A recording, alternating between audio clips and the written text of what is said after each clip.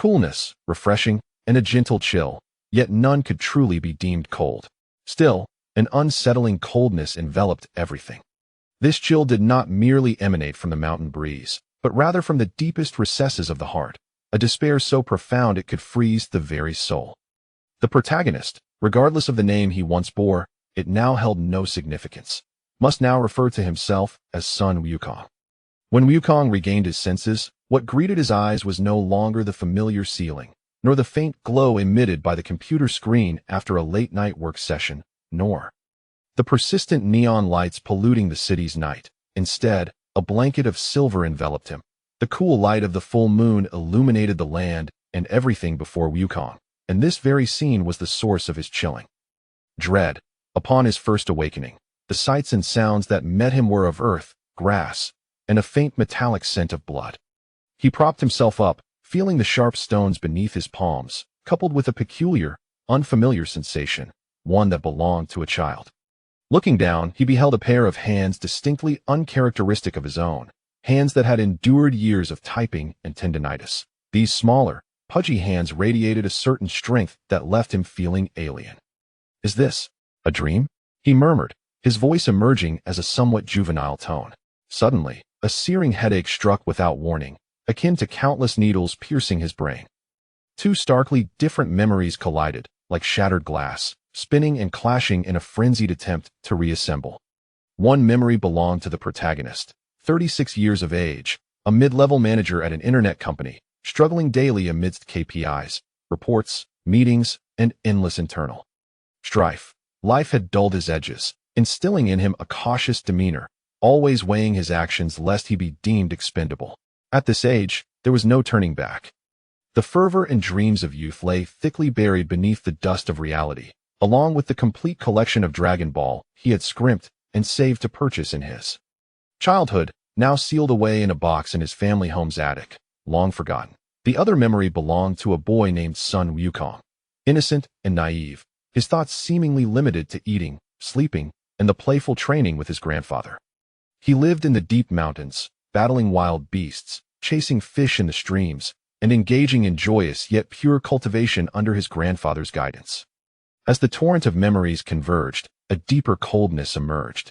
The protagonist, or rather now Sun Wukong, stiffly turned his neck. Moonlight spilled like mercury, illuminating a nearby clearing with alarming clarity. There lay a figure, almost in tatters. An elderly man, garbed in a light-colored traditional Chinese jacket, with hair and beard as white as snow. His body contorted unnaturally. Beside him lay a broken wooden staff. More horrifically, a gaping wound marred his chest, as if torn apart by some monstrous beast, blood long congealed, staining the ground a dark crimson. Not far from the elder, a massive, freshly dug pit marred the earth, its edges bearing frantic claw marks. Sun Wukong, great ape, full moon night, trampled to death. These four phrases struck Wukong's heart like heavy hammers, leaving him cold and nearly breathless. No, it cannot be. He heard his voice tremble, that youthful tone now gratingly discordant. This must be a joke. How could he have become Sun Wukong, the very hero of his childhood dreams, the one who battled against the heavens? Yet the surrounding scene, the sensations in his body, the intertwining yet distinctly separate memories in his mind, and the presence of that cold, familiar corpse, all cruelly informed him that this was no dream, nor a poor jest. Transmigration. This overused trope, now a stark reality in his life. And without offering him a choice, it had thrust him into this perilous world, rife with threats capable of obliterating planets, and bestowed upon him the most dazzling yet fatal of identities, the protagonist. Yet the anticipated exhilaration, the euphoria, the eager anticipation failed to materialize. A profound and frigid terror consumed him, akin to the gaping maw of an abyss. Sun Wukong? The very one who nearly met his end at the hands of Piccolo Daimao? The one who suffered broken bones at the hands of Vegeta, almost perishing alongside him? The one toyed with by Frieza on Namek, left in despair until he miraculously turned the tide? The one who faced the artificial being Cell, cornered, and ultimately sacrificing himself to save Earth? The one who continued to fight even after death, confronting the despairing Majin Buu, a foe so formidable even the Supreme Kai quaked in fear? Frieza, Cell, Buu. Each name embodied absolute power, cruelty, and destruction. Each required the protagonist to unleash every ounce of strength, to rely on countless lives and luck merely to survive. The Wukong of the original world was merely an ordinary office worker, long past the age of believing in the miraculous power of hard work. He was acutely aware of the harshness of reality, fully cognizant of the futility that came with the vast chasm of power. How could he possibly face those who would annihilate stars without a second thought? Despair that a deep, overwhelming despair engulfed him like a tide. He even began to wonder if this world would conclude at the saga of Majin Buu, or whether it would follow the path of those subsequent fanfics or official continuations, where the power system utterly collapsed, introducing beings such as gods of destruction, angels, and the Omni King, entities capable of resetting the universe with a mere breath. If that were the case, what meaning did his current struggles hold, against foes so formidable that even the original Wukong found them daunting and despairing? What could a middle-aged man, whose edges had been dulled by modern society, possibly do to resist? He could not help but emit a low, hoarse laugh, tears uncontrollably streaming down his face, mingling with the dirt and blood, rendering them a muddy mess.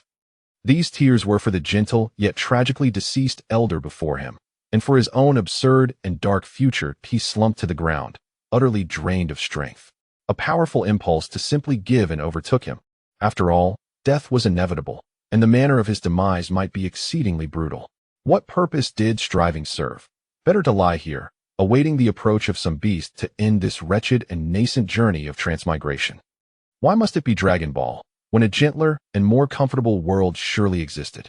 Hadn't Dragon Ball long since lost its relevance? Wasn't this an era dominated by light novels and mindless invincible comics? The male demographic transmigrating into the female demographic, sweeping through as if they were emperors. Was that not enticing? As the mountain wind blew, it carried with it the scent of blood emanating from Sun Wukong. A tumultuous wave surged within his stomach, and he began to retch violently.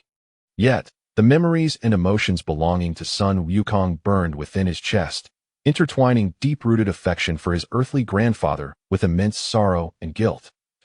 Inflicting a pain that tore at his very soul, the rationality from the original world screamed in terror, calculating the disheartening probabilities of survival. Two conflicting emotions clashed violently, nearly tearing him apart. He sat there vacantly, the passage of time lost to him, until the moon began its descent, casting deeper shadows among the trees. He could not allow himself to become a mere corpse left to rot in the wilderness. This thought arose abruptly, bearing an undeniable weight. This was the baseline. No matter how terrified he felt, no matter how much he wished to abandon hope, this was the most fundamental line of humanity. Sun Wukong was not merely a character from a comic. He was a beloved relative, the elder who had lovingly nurtured him to adulthood. Wukong struggled to rise, dragging his youthful, yet remarkably sturdy body, and staggered to the side of Sun Wufang's lifeless form. He dared not gaze upon the horrific wound, instead laboriously and cautiously attempting to lift the elder's body. So heavy, yet the burden on his heart was far more unbearable. He found a relatively open spot at the edge of the woods, where the starry sky was visible. With his small hands, he picked up a sharp-edged stone and began to dig. The soil was hard and riddled with stones. Soon, his palms were reddened and swollen. The part of Wukong that belonged to the office worker protested, but the resilient essence of Sun Wukong, along with the profound guilt and sense of responsibility deep within, compelled him to persevere, mechanically digging. It seemed that only through this toil could he temporarily suppress the panic and confusion that threatened to burst from his chest. Sweat soaked his clothes, mingling with dirt and blood, rendering him a pitiful sight. Yet, amidst this repetitive and exhausting labor, his mind raced with unprecedented speed. Despair was real, fear was real, but was there truly no chance at all? Suddenly, he recognized a pivotal moment in time. It was the night of the full moon, the very night Sun Wufang had perished. The original Sun Wukong had lived alone in the mountains for several years following this event, until he met Bulma, which marked the beginning of his adventures. At that time, he was approximately 12 years old, with a combat power estimated by later fans to be around 10 to 20. And now, he raised his small hand to examine it. This body, according to his memories, had only recently celebrated its 7th birthday. In other words, he had nearly 5 years of blank space before the main storyline commenced. 5 years. During these 5 years, the original little Wukong merely survived and trained instinctively in the forest with a slow increase in combat power. But he was different. He possessed the cognition and reasoning of an adult. And, most crucially, he was aware of the future trajectory of most of the plot and key information. Foreknowledge was the greatest advantage for a transmigrator. Frisia, Cell, and Bu were formidable foes, yet they did not emerge overnight. Danger escalated gradually. What if he utilized these 5 years, even starting to train scientifically, systematically, and relentlessly? The original Sun Wukong was a pure combat genius who grew stronger through instinct and competitiveness. Whereas the current Wukong lacked that genius-like combat intuition, he possessed knowledge, planning abilities, and understood methodology. Gravity training? The hyperbolic time chamber? The Scion ability to become stronger after near-death experiences? He was well-versed in all these concepts. He could even seek out these resources and methods earlier than the original. More importantly, an ingenious idea suddenly struck him. Sun Wufan. Not the grandfather lying on the ground, but his future son, the one endowed with extraordinary potential, once dubbed Mysterious Wufan, whose combat power soared to such heights that even the main character could only look on in awe. What if he could train him earlier, developing that monstrous potential in a more scientific manner? A dark yet undeniably realistic thought took root in Wukong's mind. Perhaps he could cultivate him to become a primary combatant. To wish for one's son to become a dragon, the son must first be a dragon. Astonishingly, Sun Wukong was a dragon, while Sun Wufan was the dragon among dragons. Had it not been for Chi-Chi and the reader's insistence, Sun Wukong would have already relinquished the title of strongest to his son. Yet, in the end, he had to yield to market demands, and that invincible god Wufan would later become Yamcha Wufan, that if he allowed his son to take the lead. Let his son face the lightning, confront Cell, confront Bu, and face all those terrifying enemies that made his legs weak at the mere thought. Perhaps he could hide behind, preserving his own life. This notion brought him a pang of shame, but the instinct for survival quickly overwhelmed that fleeting guilt. In the face of absolute life-threatening danger, morality felt so feeble. Yes, just like that. Utilize foresight and fervently enhance himself. Leverage the time differential to plan ahead. Cultivate and utilize his Sun Wufan's potential, allowing him to tackle the most formidable adversaries. This seemed to be the only path that offered a glimmer of hope for survival. With this thought, Wukong's digging hastened unconsciously. It felt as though he were not merely excavating a grave, but rather carving a pathway toward an uncertain future. The pit was complete. He carefully laid Sun Wufan's body into the sizable hole, striving to ensure he rested in peace. The process of filling the earth was even more arduous. Each handful of soil felt like a heavy farewell. The emotions belonging to Sun Wukong left him in tears, while the part of Wukong silently executed the task that at last. He stacked a small mound of stones, inserting a broken stick at the head of the grave as a makeshift tombstone. Upon completing this, the sky began to lighten, the moon fading, revealing the pale dawn on the eastern horizon. Exhausted, Wukong knelt before the grave, bowing deeply 3 times. For Sun Wufan, and for himself that he rose, surveying the unfamiliar mountain forest around him. The morning light dispelled some darkness, yet could not alleviate the heaviness within his heart. The road ahead remained shrouded in mist, fraught with known and unknown perils. That sense of despair had not entirely vanished. It was merely suppressed by an extremely pragmatic and somewhat ignoble survival plan. He did not know if this impostor could truly survive in such a ruthless world, let alone protect anything. First, I must survive, he murmured softly to the cold air, his youthful voice tinged with an unusual weariness and maturity. Then, I must grow stronger. At all costs, I must become stronger. He glanced at his small tail, instinctively wrapping it around his waist. 5 years, he whispered, his gaze sharpening, a flicker of the original Wukong's long-lost calculation and resilience flashing across his eyes. 5 years is sufficient. At the very least, he had found a temporary reason to continue living, a goal to strive for, even if that goal sounded selfish and desperate. The rising sun cast its first rays upon his face, warm yet unable to fully dispel the chill enveloping him and the shadows in his eyes. Thus, Wukong's story in the Dragon Ball universe commenced on this morning filled with despair, calculation, and a flicker of survival instinct. Before him lay the vast, yet perilous future of the Dragon Ball world. And he, the son Wukong who bore the soul of a weary middle-aged worker, could only clench his small yet powerful fists and take one tentative yet resolute step after another, for the sake of survival. Chapter 2. The old man's cold body has nothing to do with my little friend.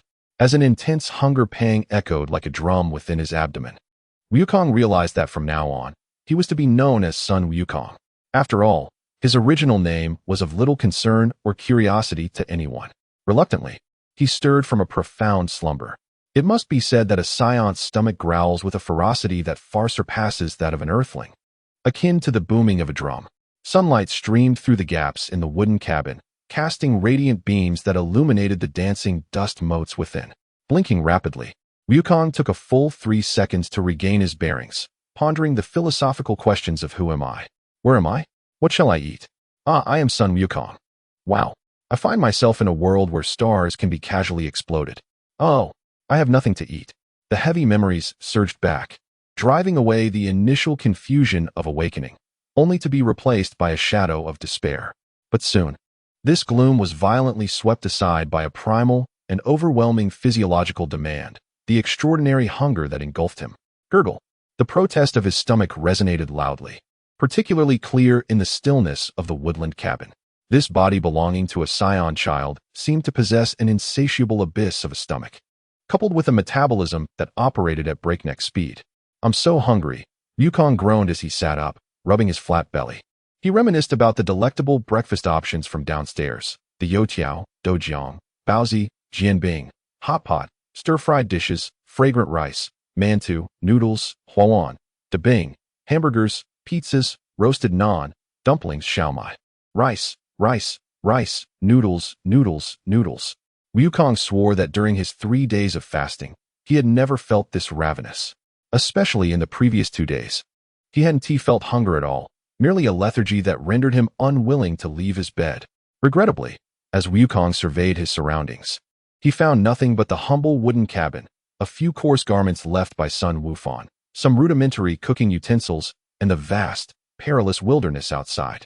I must find something to eat, he said, echoing the sentiments of a survivalist. With a great effort, he fought against his hunger and managed to climb out of bed. However, the disparity between his aspirations and the harsh reality was stark. Once a protagonist, he was now an ordinary worker, with survival skills limited to leisurely strolls in the park and a basic knowledge that brightly colored mushrooms might be toxic. As for hunting, fishing, distinguishing edible wild fruits, please, he couldn't even bear to look at a fish, as all his meat purchases were neatly packaged from the supermarket. The life in his hands, besides his own, was virtually non-existent. Now, he was compelled to rely on his 7-year-old hands to procure sustenance in this forest. The absurdity of it all struck him. If this were aired on television, he wouldn't be able to bear watching it. Yet, Wukong had no choice. He could either starve to death and become a mere skeleton in this second chapter or venture outside to seek food, pursuing the inevitable chance of survival. Wukong's decision was singular: rise. No brushing of teeth. Exit. The first step was to search for fruits that appeared edible. This seemed the simplest task. He recalled the shapes of wild fruits that were commonly consumed from Son Wukong's memories. Drawing upon that vague recollection, he navigated through the forest, quickly discovering a tree laden with small, round, red fruits resembling apples. Surely, these were safe?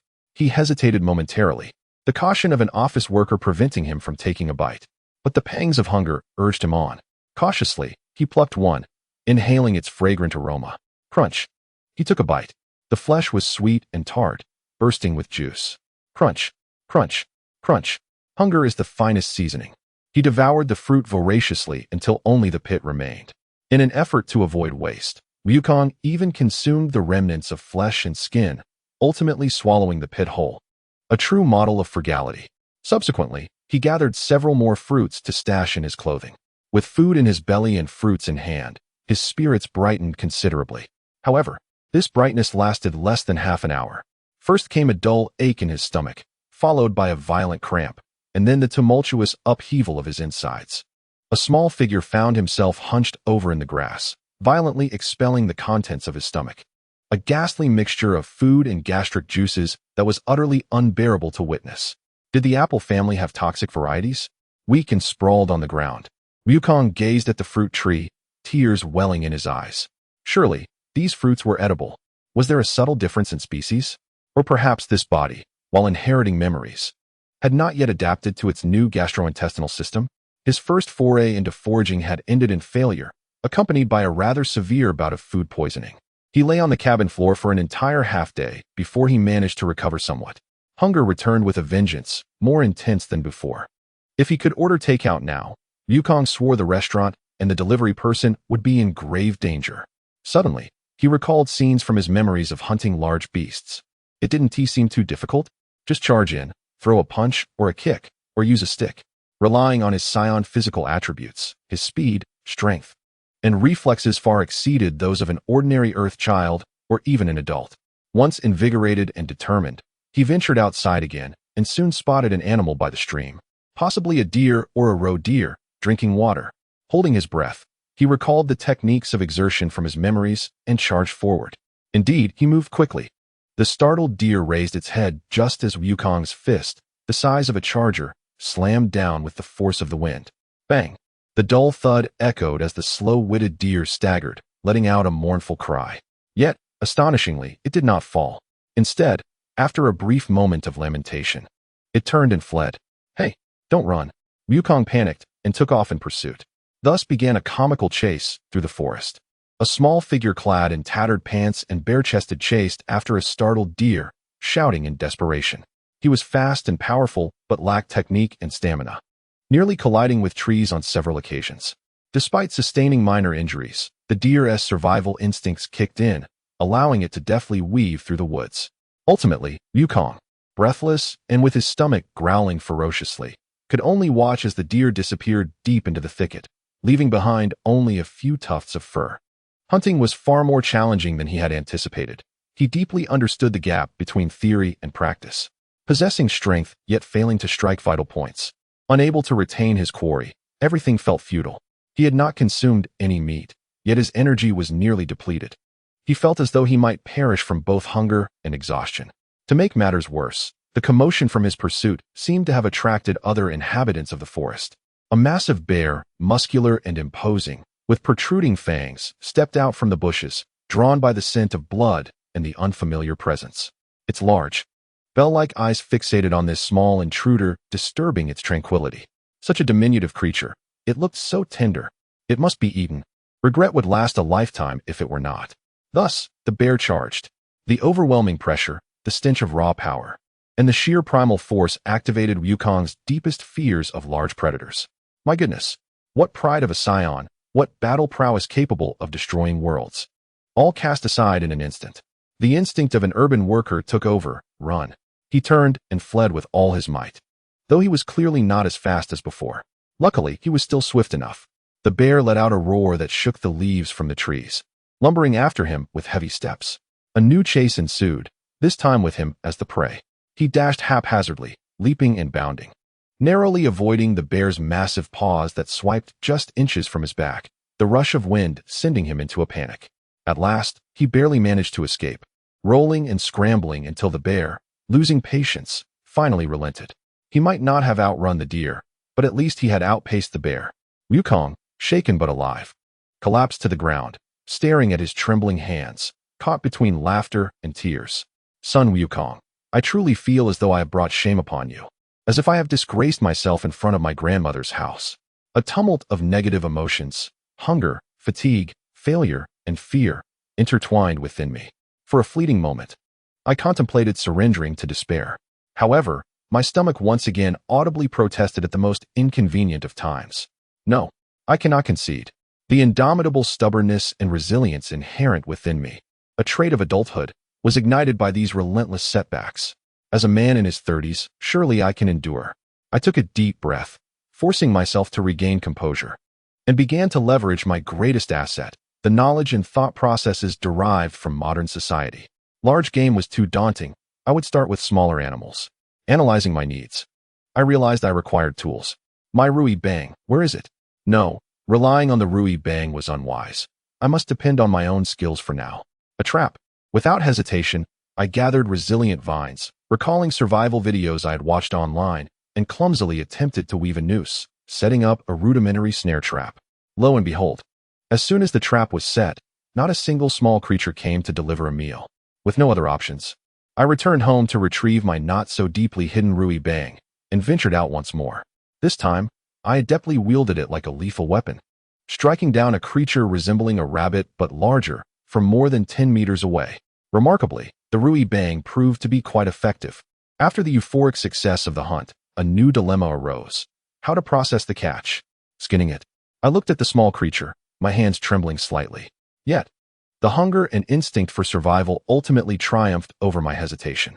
Whatever, I would just proceed recklessly. Though I took some meat along with the fur, I justified it as a meal for the smaller animals. But what about the innards? This was an area of ignorance for me. After a chaotic series of attempts, the scene was a gruesome mess, with precious meat wasted, akin to a corgi ravaging 5 dragon fruits in a kitchen. After much effort, I managed to gather a meager collection of what could barely be deemed meat, only to face yet another choice. Consume it raw? No way. Parasites, bacteria, viral infections. The possibility of death could be more humiliating than being vanquished by Frisia. No, it would be far worse than succumbing to a heart condition. I must eat cooked food. Friction fire. The theory was clear, but practice proved to be an entirely different challenge. Rubbing sticks together produced smoke, yet the spark eluded me. Frustrated, I nearly threw the wood aside. However, envisioning the warmth and aroma of roasted meat drove me to persist. I experimented with different types of wood, adjusting speed and pressure, and collected more easily ignitable tinder. When the first flicker of flame finally emerged from the charcoal I had painstakingly created and successfully ignited the tinder, I was nearly overwhelmed with joy, akin to a child dancing around that small fire. I had succeeded. Fire. Haha. I skewered the meat on a branch and placed it over the flames. Lacking salt or any seasoning, it was charred on the outside and raw on the inside, with some parts even bitterly burnt. Yet this was undeniably the first true meal I had savored since arriving in this world. A comforting repast. I feasted with greasy lips, gasping at the heat, yet feeling immeasurable happiness. As my survival skills began to illuminate, it was as though a new world had opened before me. Gradually, I began to consciously store food. Since I could not consume all the roasted meat at once, it would spoil quickly, attracting insects. I attempted to slice the meat into thin strips and sun-dry them on rocks, aiming to create jerky. Countless failures ensued. Either it molded or was snatched away by crows. Eventually, I learned to construct a rudimentary drying rack, placing it in a well-ventilated sunny spot, remembering to bring it back indoors at night. I even ventured into smoking the meat, creating a makeshift smokehouse, but I struggled to control the heat and smoke, nearly turning the meat to charcoal while choking on the fumes myself.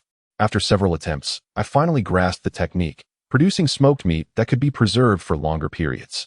To maintain the fire and ensure dry firewood for easy ignition, I learned to chop wood with a stone axe.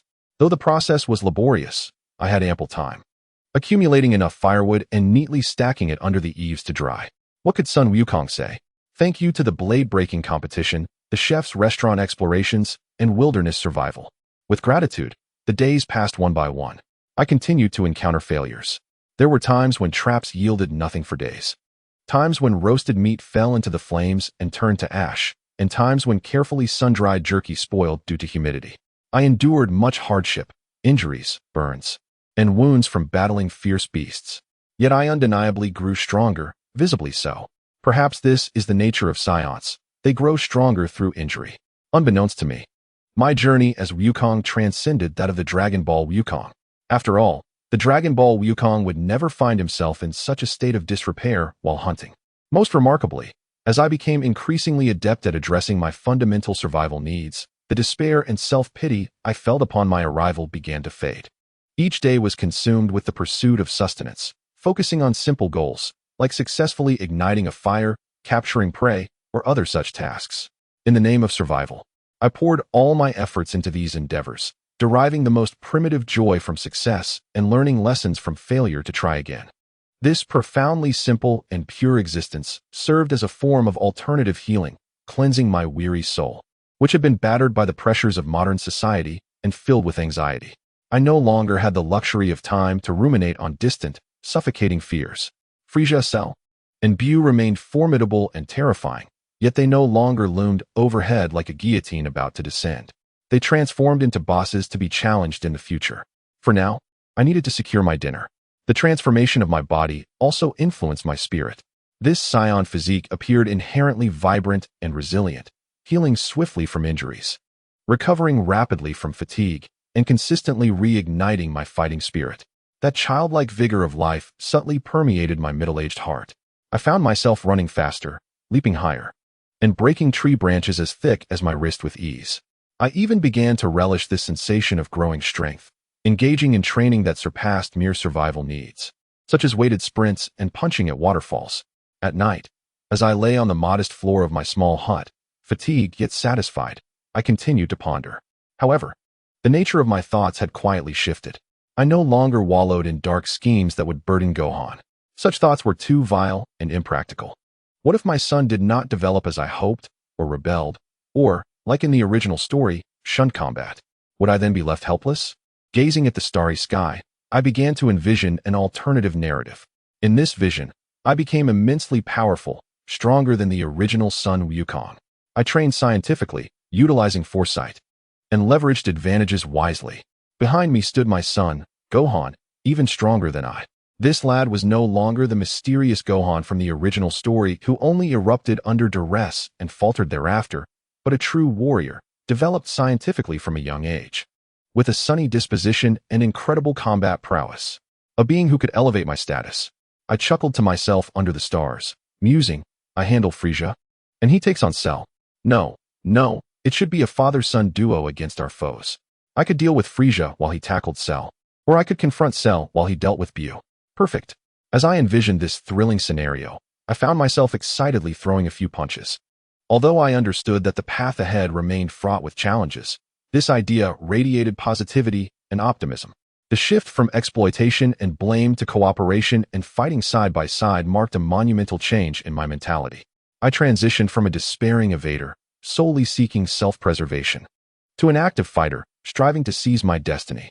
Naturally, anxiety still occasionally crept in. How on earth do I construct a gravity chamber? Does Bulma know how? Where can I find the hyperbolic time chamber?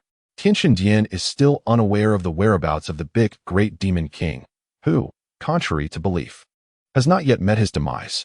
The scion, on the brink of death, finds himself yearning for the magical beings that could restore him. The complexities of this endeavor are undeniably high. However, such anxieties are soon to be overshadowed by the survival challenges that tomorrow will bring. For now, he must concentrate on the life that lies before him. On this particular day, he successfully ensnared a sizable wild boar in a trap that had undergone numerous enhancements. His skills in butchering, segmenting, igniting a fire, and barbecuing have significantly improved. Sitting beside the crackling campfire, savoring the delectable roasted pork ribs, he gazes at the sunset as it bathes the forest in golden hues. Wukong experiences an unprecedented sense of fulfillment and tranquility. Though he still reminisces about the conveniences of modern society and holds a deep respect for the formidable foes that await him in the future, he no longer feels fear or despair. Life, much like this wilderness survival, presents a series of challenges, yet solutions often outnumber the difficulties. To survive, to grow stronger, and one day to face the relentless fate alongside his son, should he have one, is his resolute aim. Raising a clean bone high, he emits a spirited and powerful howl towards the resplendent twilight, embodying the essence of a true wildling. The mountains echo his call, startling a flock of birds into flight. Each new day is replete with fresh challenges and renewed hopes. Chapter 3. A man begins to train, and there must be a twist. Time flows silently like a stream in the mountains, meandering through the cycle of day and night, known only for its beginnings, yet oblivious to its endings. In the blink of an eye, Wukong has spent a month in these deep mountains. This span of time is neither excessively long nor particularly short. At least during this period, hunger is no longer his foremost concern, thanks to the Scion's extraordinary adaptability and learning capacity. Coupled with Wukong's adult-level planning and the perseverance characteristic of a corporate worker, he has transformed into a proficient wilderness survival expert. He is now a 7-year-old boy capable of easily subduing figures like Pei Yi and Di Yi with his bare hands, without the aid of a knife. Wukong's traps have become increasingly ingenious and concealed, with a steadily rising success rate. Were it not for the need to stockpile food to accommodate his substantial appetite, He would not even require these elaborate strategies given his current combat prowess. Moreover, his fire-starting skills have evolved from clumsy beginnings to a proficient, swift execution. He has amassed a modest supply of cured meats and dried fruits in a corner of his shelter. His voracious appetite demands this, as he absorbs sustenance too rapidly. Yet even this is sufficient to withstand the impending cold season. Although he remains uncertain whether he is in a tropical, subtropical, or temperate zone, he finds solace in his prudence. It is undoubtedly better to be prepared now than to wander aimlessly in search of prey when hunger strikes. Wukong has even begun weaving rudimentary vests and shorts from flexible vines and animal hides. While the craftsmanship is rather rudimentary, he has finally shed the nearly constant state of disarray that characterized his wild man persona. As for the few garments left by his grandfather, he refrains from wearing them, fearing damage, and instead hopes to don them when Bulma visits, so as not to give the impression of being a wild child. Yet, Wukong is not without his worries. His sense of taste continues to pose a challenge. The lack of salt and other seasonings leaves all his food with a primal flavor. The roasted meat possesses a pure meaty aroma, occasionally tinged with a hint of char, while the wild fruits present simply sweet or bitter notes. After prolonged consumption, the monotony becomes palpable, and a voice within him cries out, "I long for braised pork. I crave spicy hot pot." Even a packet of pickled vegetables would suffice. However, this culinary yearning is swiftly supplanted by a more potent desire to grow stronger. Once his basic survival needs are met and safety is temporarily assured, the modern soul within him, accustomed to relentless pursuit, even of KPIs, begins to stir. Furthermore, he exists in a world where strength determines all. Becoming stronger is no longer an option but a necessity. Time in this realm waits for no one. Thus, he resolves to commence his training today. On a sunlit morning, after finishing the last bite of a tasteless grilled fish, he firmly pats his cheeks. His eyes ablaze with determination and a hint of enthusiasm from his previous world regarding planning and execution. Learning requires a plan, weight loss necessitates a plan, work demands a plan, and even holiday trips must be planned. Over the years, Wukong has become adept at formulating plans.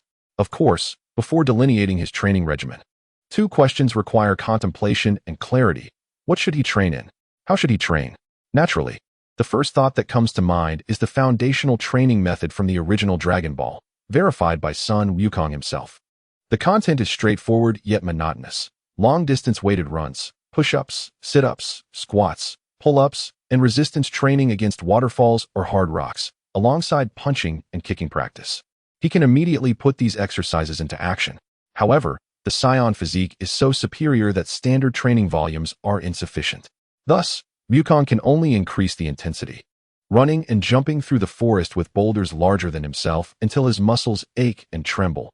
He relentlessly strikes a massive green rock by the stream, his fists and feet becoming swollen and bruised, only to rapidly heal and grow more resilient due to the Scion's formidable recovery ability. The results are remarkable. He can distinctly feel his strength, speed, and endurance steadily increasing, with the energy within him, known as Qi, becoming more active and abundant through this extreme exertion. Indeed, the fundamentals are paramount. Wukong wipes the sweat from his brow, surveying the fissures he has created in the rock with a sense of accomplishment. Yet soon, the soul shaped by the information explosion era, steeped in various anime influences, begins to feel restless.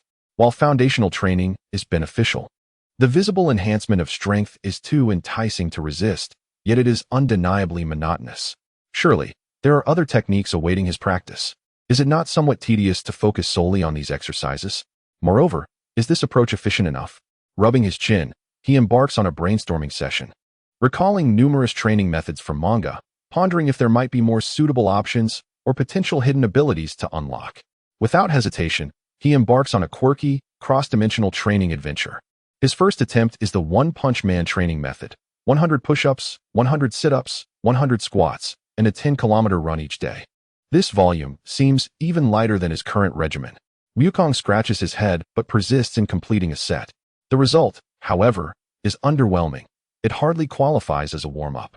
Indeed, Saitama's method may be misleading, or perhaps one must persist for 3 years without losing hair to see results. Involuntarily, he touches his thick mane, ultimately deciding to abandon this method. Next, he tries Naruto. Forget about chakra, but he attempts the water walking exercise.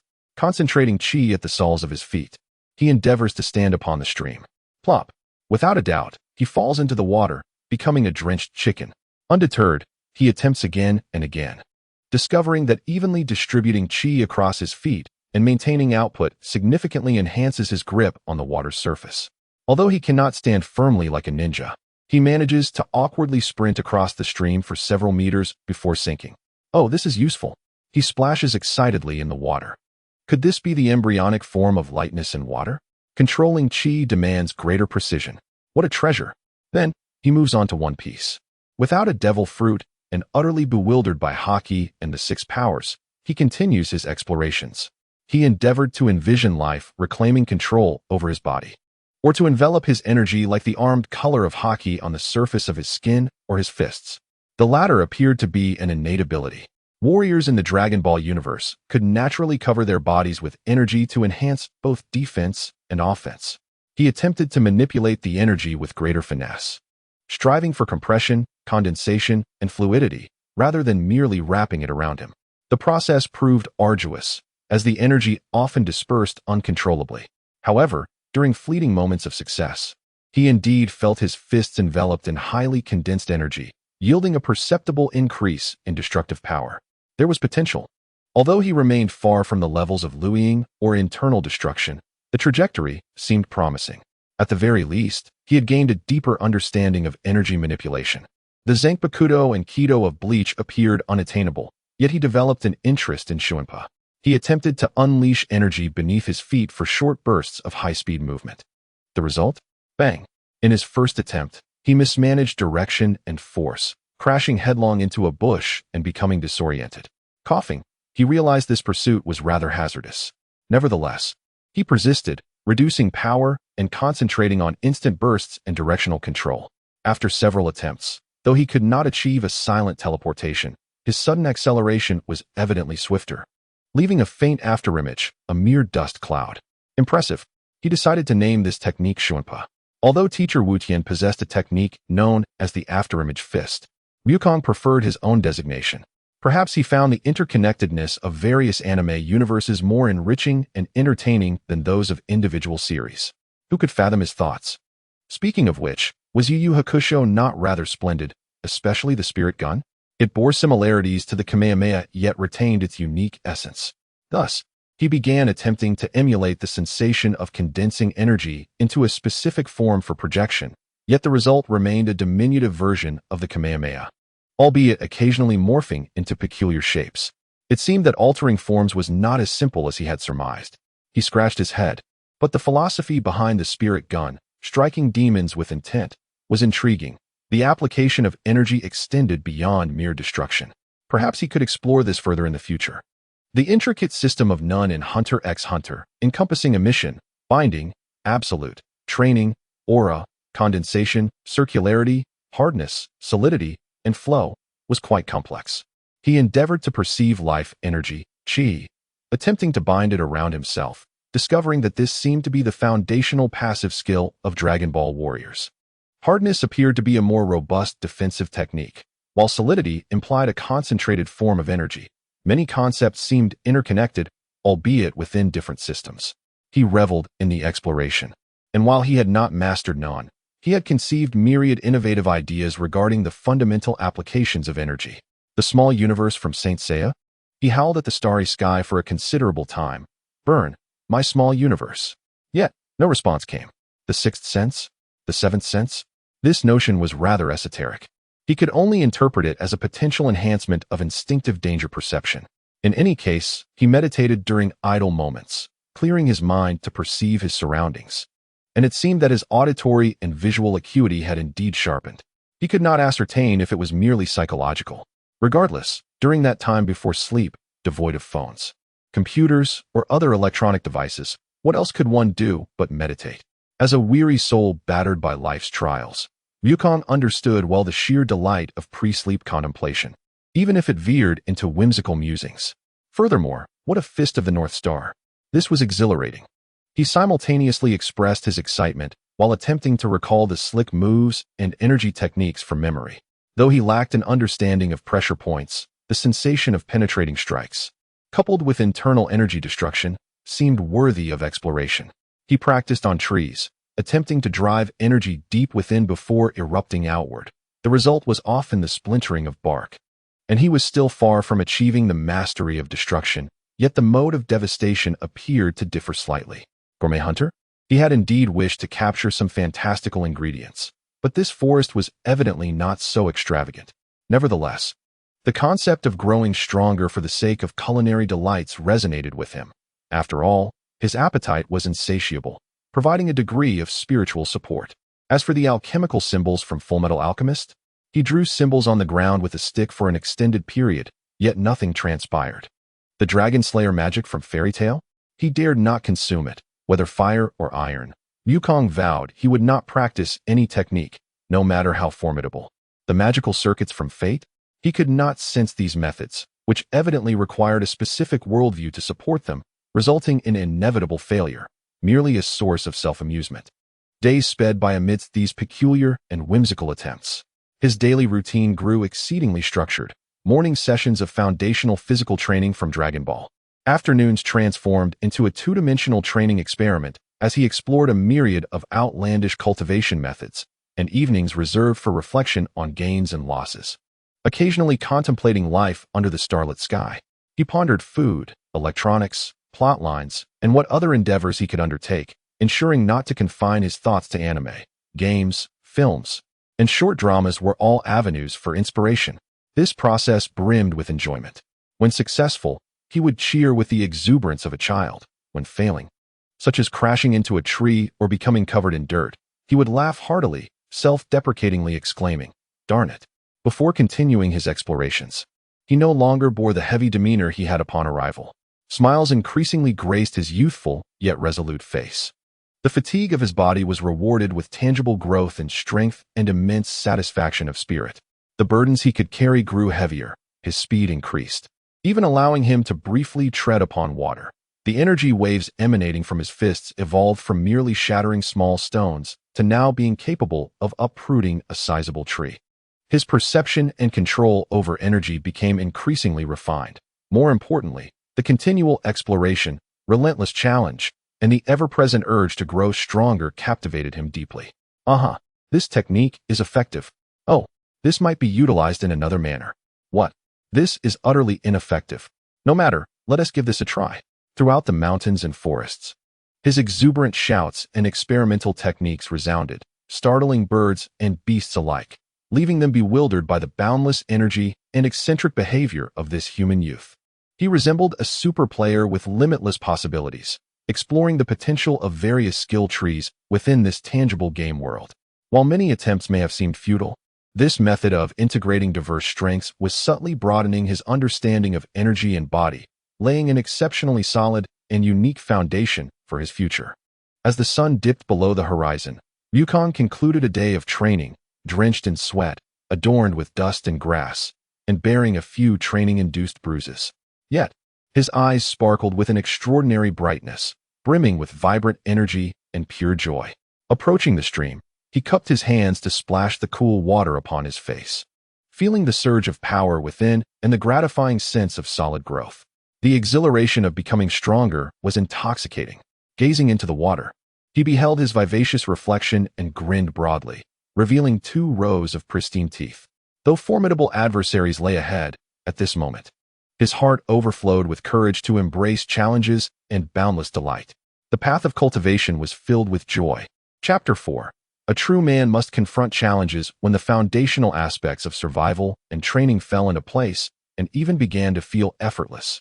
Wukong's instinctual preparedness, a trait of the transmigrated Wukong, kicked in, characterized by a tendency to overthink and worry excessively. Thus, 2 core questions regarding his own race lingered in his mind like background music, occasionally surfacing to assert their presence. The first question, the tail. This appendage was a design flaw. It was weak to the touch, easily grasped, and if an enemy were to discover it, would it not lead to instant vulnerability? If this world were to conclude at the Buu saga, it would be a straightforward affair. At that juncture, one could simply seek out the Dragon Balls to wish for a resolution. However, what if that is not the case? What if there are still those absurd movie adaptations or the so-called super series? That resplendent Super Saiyan 4 seems to rely on the tail, does it not? Moreover, some of the transformations appear to have a connection to the tail as well. This vulnerability cannot be entirely eradicated and must remain as a precautionary measure. How frustrating. Goku gingerly cradled his furry tail, a mixture of indecision crossing his face. It was neither palatable nor easy to discard, for he feared that he might regret it later. The second dilemma, the Oozuru transformation. A tenfold increase in combat power upon transformation sounds magnificent. Yet, losing one's sanity and becoming a mindless, destructive beast presents a rather lethal debuff. Possessing strength without lucidity renders one weaker, does it not? Goku and Gohan have, on numerous occasions, witnessed opponents or allies who, upon transforming, were swiftly dispatched. What exactly is the nature of this transformation into a colossal ape? Is it due to insufficient combat power to control it, inferior lineage, or simply that the Saiyans have yet to develop the requisite techniques? Yet, how is it that Vegeta can maintain his sanity? What distinguishes Goku from him? Surely, it cannot be merely a matter of lineage? Are elite warriors inherently superior to us, the naturally lower-tiered fighters? Must even the act of transforming into an ape be subject to distinctions of intellect? If only Goku could overcome this weakness like Vegeta, transforming into an Oozuru while retaining his reason. The mere thought of it made Goku salivate, envisioning a terrifying trump card during the early stages. Perhaps it would even aid in achieving the elusive Super 4 form? Who knows? He might even transform on the spot. Goku pondered deeply, recalling every anime, novel, and game he had ever encountered, seeking clever solutions. For instance, controlling the tailed beasts, as seen in Naruto. Alas, he bore no seal for the QB. Only his own simian self. Conversing with it would likely lead to self-dialogue and a touch of madness. Then there was the notion of Haki from One Piece. That too seemed misplaced. Imagining himself exerting his conqueror's Haki in front of a mirror, only to frighten himself, was rather amusing. Or perhaps some form of mental training. Mind control techniques? Yet, such avenues appeared non-existent. After much contemplation, Goku came to a lamentable realization. He was not the cunning, research-oriented reincarnate he had hoped to be. Without system assistance or access to advanced knowledge, the most straightforward and possibly the only effective method he could conceive for addressing this inherent racial flaw was to train relentlessly. To practice with utmost diligence, employing the most rudimentary, enduring, and painful approach to adapt, conquer, and overcome. Perhaps through sheer effort, he might succeed. It seemed that shortcuts were no longer an option. Goku sighed, then clenched his fists, his resolve solidifying. He would tackle this challenge head-on. After all, time was on his side. Thus, his already packed schedule was further augmented by two exceedingly arduous and peculiar training tasks. His life became unprecedentedly busy, far surpassing the intensity of his previous existence as a corporate drone striving to meet project deadlines. The most astonishing aspect was that his exceptional physical prowess and mental vitality allowed Goku to navigate the brink of exhaustion with remarkable ease. Fatigue was inevitable, yet he managed to endure, which was quite extraordinary. The notion of a 7-year-old boy akin to 007 was, in itself, absurd. Yet, this was the reality. The exceptional quality of his sleep further enabled him to endure longer.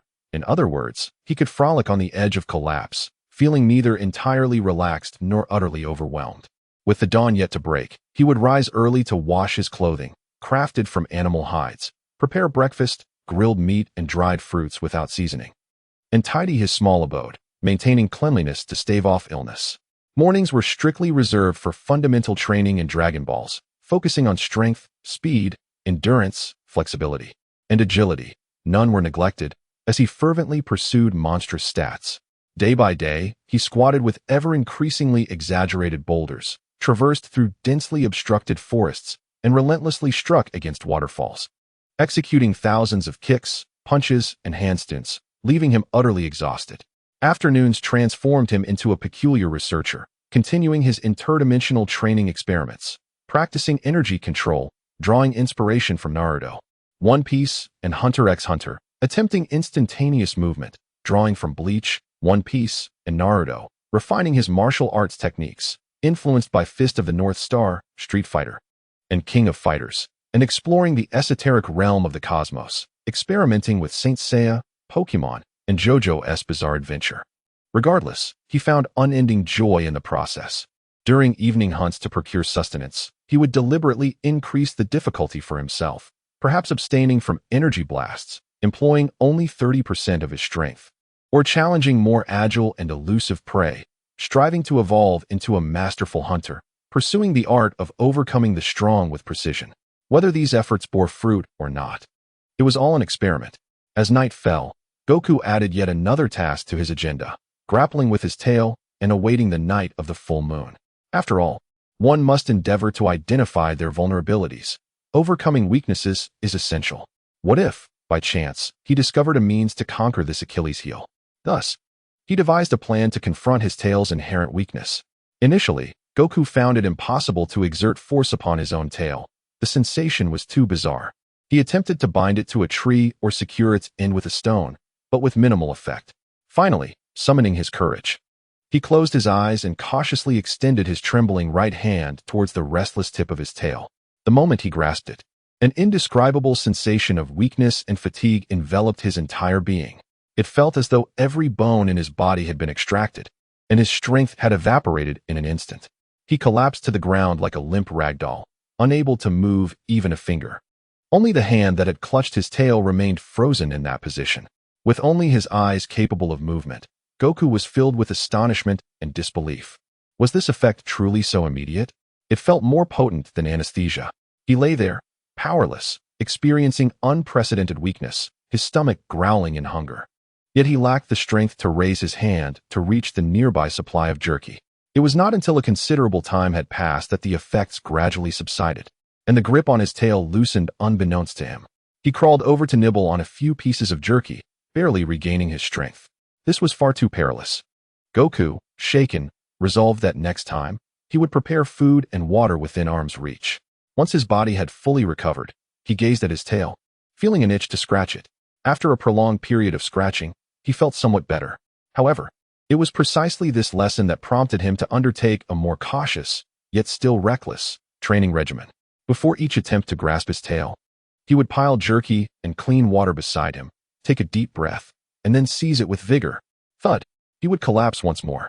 Lying there, he felt the familiar sensation of weakness wash over him, while he awkwardly wriggled his neck like a caterpillar, struggling to gnaw at the jerky beside him to replenish his energy while awaiting recovery. The experience was utterly humiliating and torturous, akin to a fool with a pastry around his neck who risked starving himself. Yet gradually, Goku noticed that the time required for recovery began to diminish. From the initial several hours, it reduced to 1 hour, then half an hour. His resistance to that sensation of weakness seemed to strengthen. After a month, he could grit his teeth and, upon seizing his tail, managed to lift his trembling hand to grab food. 3 months later, although grasping his tail still caused him to collapse instantly, he could at least maintain a seated position and recover his mobility more swiftly. After 6 months, when he clutched his tail, he merely felt a slight weakening of his body, but he could stand firmly and adapt quickly to the discomfort. It was working. There were indeed results. Goku was elated. He began to experiment with his tail in various ways. Not only did he grasp it, but he also kneaded, pinched, and even attempted to stimulate it lightly. The sensitivity of his tail seemed to be gradually diminishing, or rather, his nervous system and body were adapting to this stimulation, perceiving it as normal. A year later, he could allow others to grasp his tail without any adverse effects, merely feeling a slight discomfort, and his combat prowess remained unscathed. Moreover, he began to actively train the strength and flexibility of his tail. He would coil it around a stick and swing it, use it to support his body during additional pull-ups, and wield it like a third hand to strike targets. Through daily training, what was once his greatest weakness had transformed into an incredibly powerful weapon. When rigid, it could strike rock like an iron rod, and when flexible, it could entwine like a whip. Its strength was such that it could easily snap the neck of a ferocious beast. Everyone underwent desensitization training, and the results were astonishing. Out of misfortune came fortune. Wukong proudly swung his now agile tail, which had nearly become his fifth limb. The plan for escape on the night of the full moon was even more perilous and sensational. As the first full moon night approached, Wukong cleared a space far from his dwelling, anxiously waiting. When the silvery moonlight flooded the earth and that deep-seated thrill returned, he calmly watched as his hands grew fur. His body expanded, and he lost consciousness with a roar. The next morning, he awoke in a disheveled forest clearing, completely bare, his animal skin clothing having torn apart, surrounded by toppled trees and enormous claw marks. His head didn't hurt. In fact, he had slept better than usual. But he couldn't recall what had transpired the previous night. What a calamity, he exclaimed, covering his face and hastily returning to his dwelling to don a new animal skin skirt. On the second full moon night, the moon was still round, and the same events unfolded once more. For 2 consecutive months, terrifying giant creatures appeared in the forest, roaring thunderously and wreaking havoc. The local animals were terrified to the core. However, their capacity for adaptation was remarkable. By the 3rd and 4th months, they seemed to grasp the terrifying monthly pattern. The beasts only emerged on those 2 nights of the full moon, and their range of activity appeared confined to that clearing. Consequently, the clever animals learned to evade in advance. Each time the eve of the full moon approached, the surrounding animals would collectively migrate, temporarily vacating the area and leaving ample space for the colossal creature to frolic. Wukong noticed this as well. Well, it seems they have grown accustomed to it. He felt a mix of amusement and relief, knowing that this way, fewer innocent animals would be harmed, and he could freely transform without reservation. Hunting was for survival, but transforming and wreaking havoc was somewhat immoral. The instinct of the smaller creatures to seek benefit and avoid harm not only protected them, but also alleviated Wukong's burden. Although he still had to transform, it would no longer cause significant destruction, which was ultimately a positive development. Each time he transformed and awakened, he meticulously examined his body and surroundings, attempting to find any signs of regaining his rationality, but each effort proved futile. The feral nature seemed to completely dominate that form. Yet he did not give up. He firmly believed in the principle of adaptation through adversity. Each transformation might be his body acclimatizing to this power. He even engaged in self-affirmation before the full moon nights, reminding himself to remain conscious and control his strength. I am Sun Wukong. This process continued for over 3 years. The changes were slow and subtle. Initially, in his great ape form, he would unconsciously wreak havoc. Gradually, his destruction took on a playful quality. He would pound his chest like a true gorilla, uproot trees and throw them, and even chase the shadow cast by the moonlight. The scope of his destruction also seemed to diminish. Until one autumn night of the 4th year, on the night of the full moon, the black giant ape reappeared. It pounded its chest as usual, emitting a deafening roar that reverberated through the distant mountains. However, tonight, it seemed unusually excited, beginning to sprint through the forest with tremendous force. It charged through, cleverly avoiding familiar areas, such as the direction of his dwelling. It crossed valleys and leaped over rivers, ultimately arriving at the base of the highest peak nearby. Gazing up at the steep cliff, it let out a roar filled with challenge before commencing its ascent. Its massive claws embedded deeply into the rock, and its colossal form displayed unexpected agility as it swiftly reached the summit. Standing atop the pinnacle, it seemed as if it could touch the immense moon with a single outstretched hand. Overjoyed, it pounded its chest, covered in dense fur, and opened its gaping maw, releasing a resounding, prolonged roar towards the moon. The roar echoed through the mountains, traveling far and wide. When this cathartic roar finally ceased, leaving only the howling mountain winds in the silence, the once feral and wild crimson eyes of the giant ape suddenly flickered with confusion. Then, that crimson hue receded like a tide, revealing clear, astonished, and human-like eyes. I am Wukong, he exclaimed, stunned. He could see. He could think. He saw his furry, enormous arms, the miniature forest below him, and felt the overwhelming power within him, bordering on terrifying. This power remained wild, but it was no longer uncontrollable, akin to a high-powered sports car. Though difficult to steer, the steering wheel had finally returned to his grasp. After a brief moment of shock and stupor, a volcanic eruption of joy followed. I succeeded. I am awake. Ha! I am awake. The colossal black giant ape pounded its chest once more, but this time, the roar was not merely a primal cry.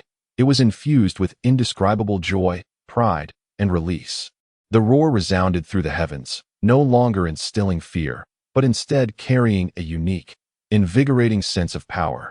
From that day forth, the moon transformed from an uncontrollable curse into a formidable, controllable trump card.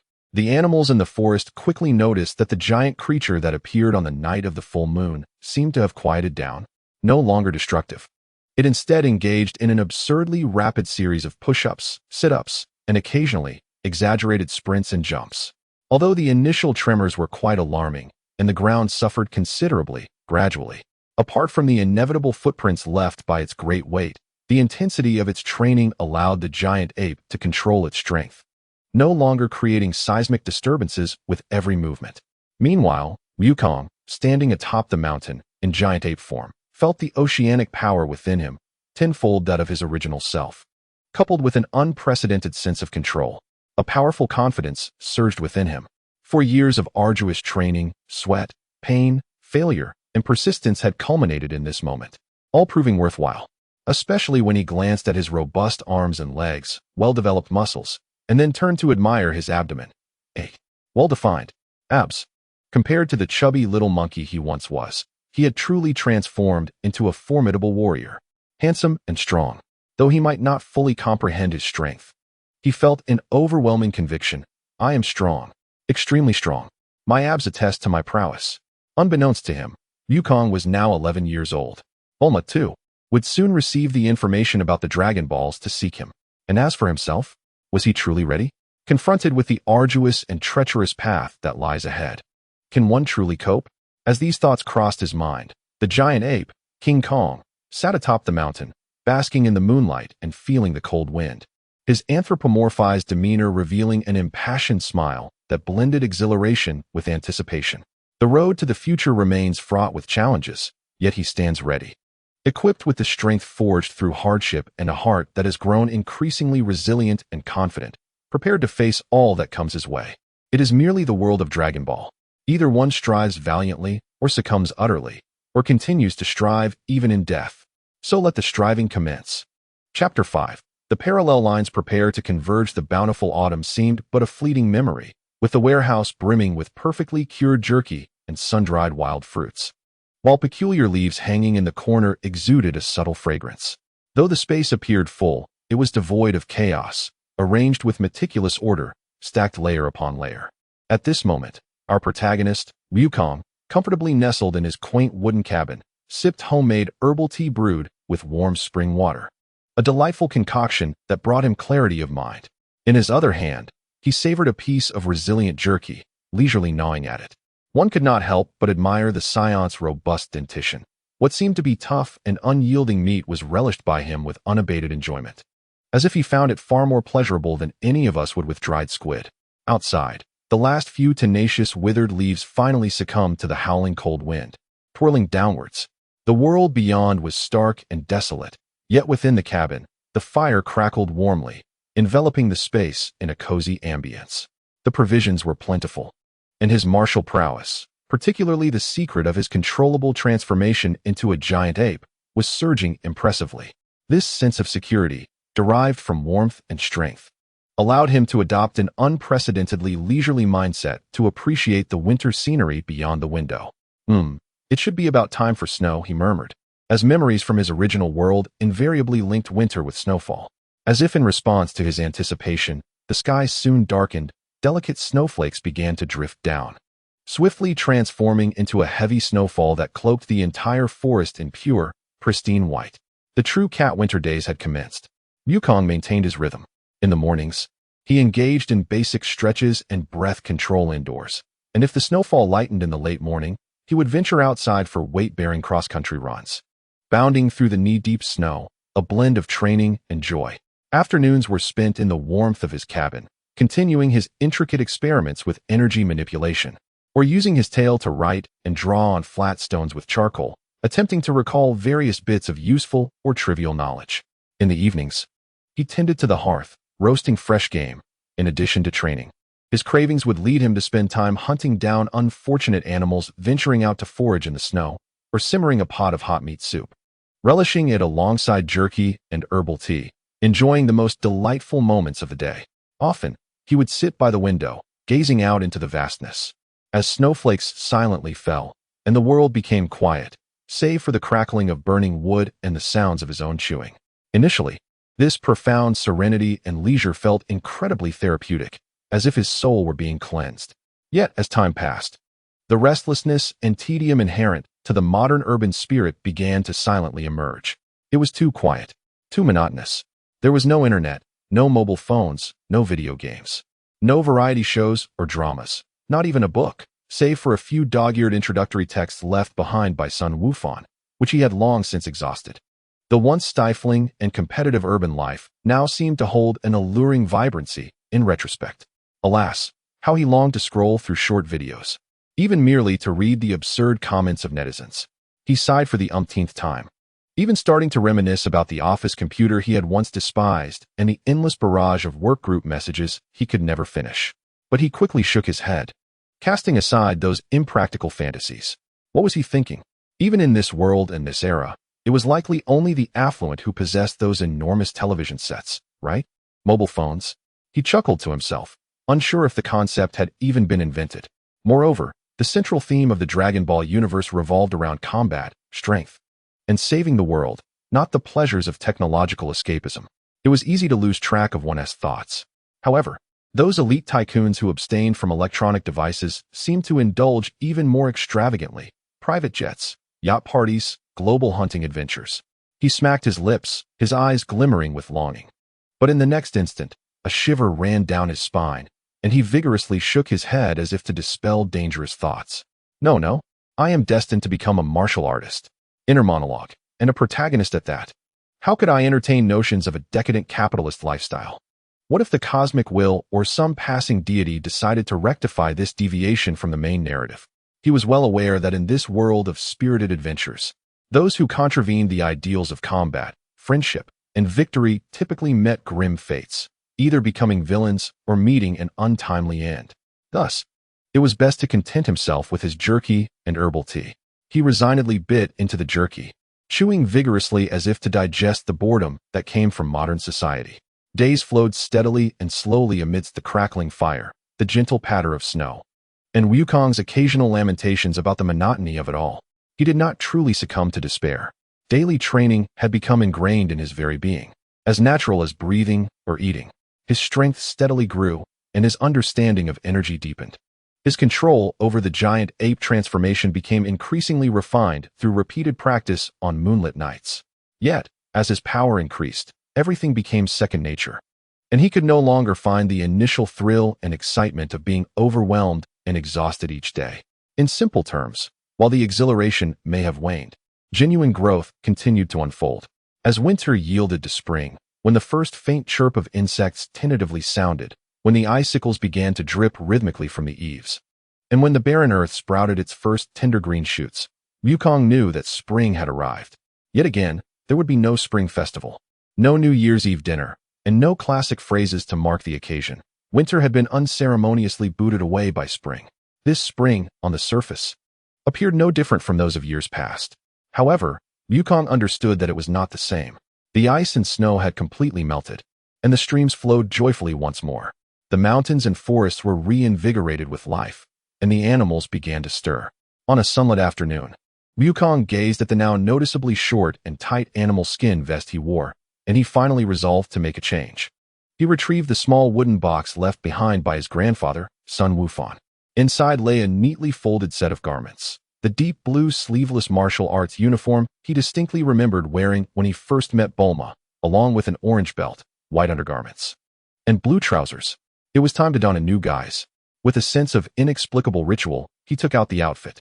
Once upon a time, he had contemplated wearing the attire befitting a human, living the life of a conventional wilderness survival expert. However, hunting, transforming, training, and a myriad of activities had proven too taxing on clothing.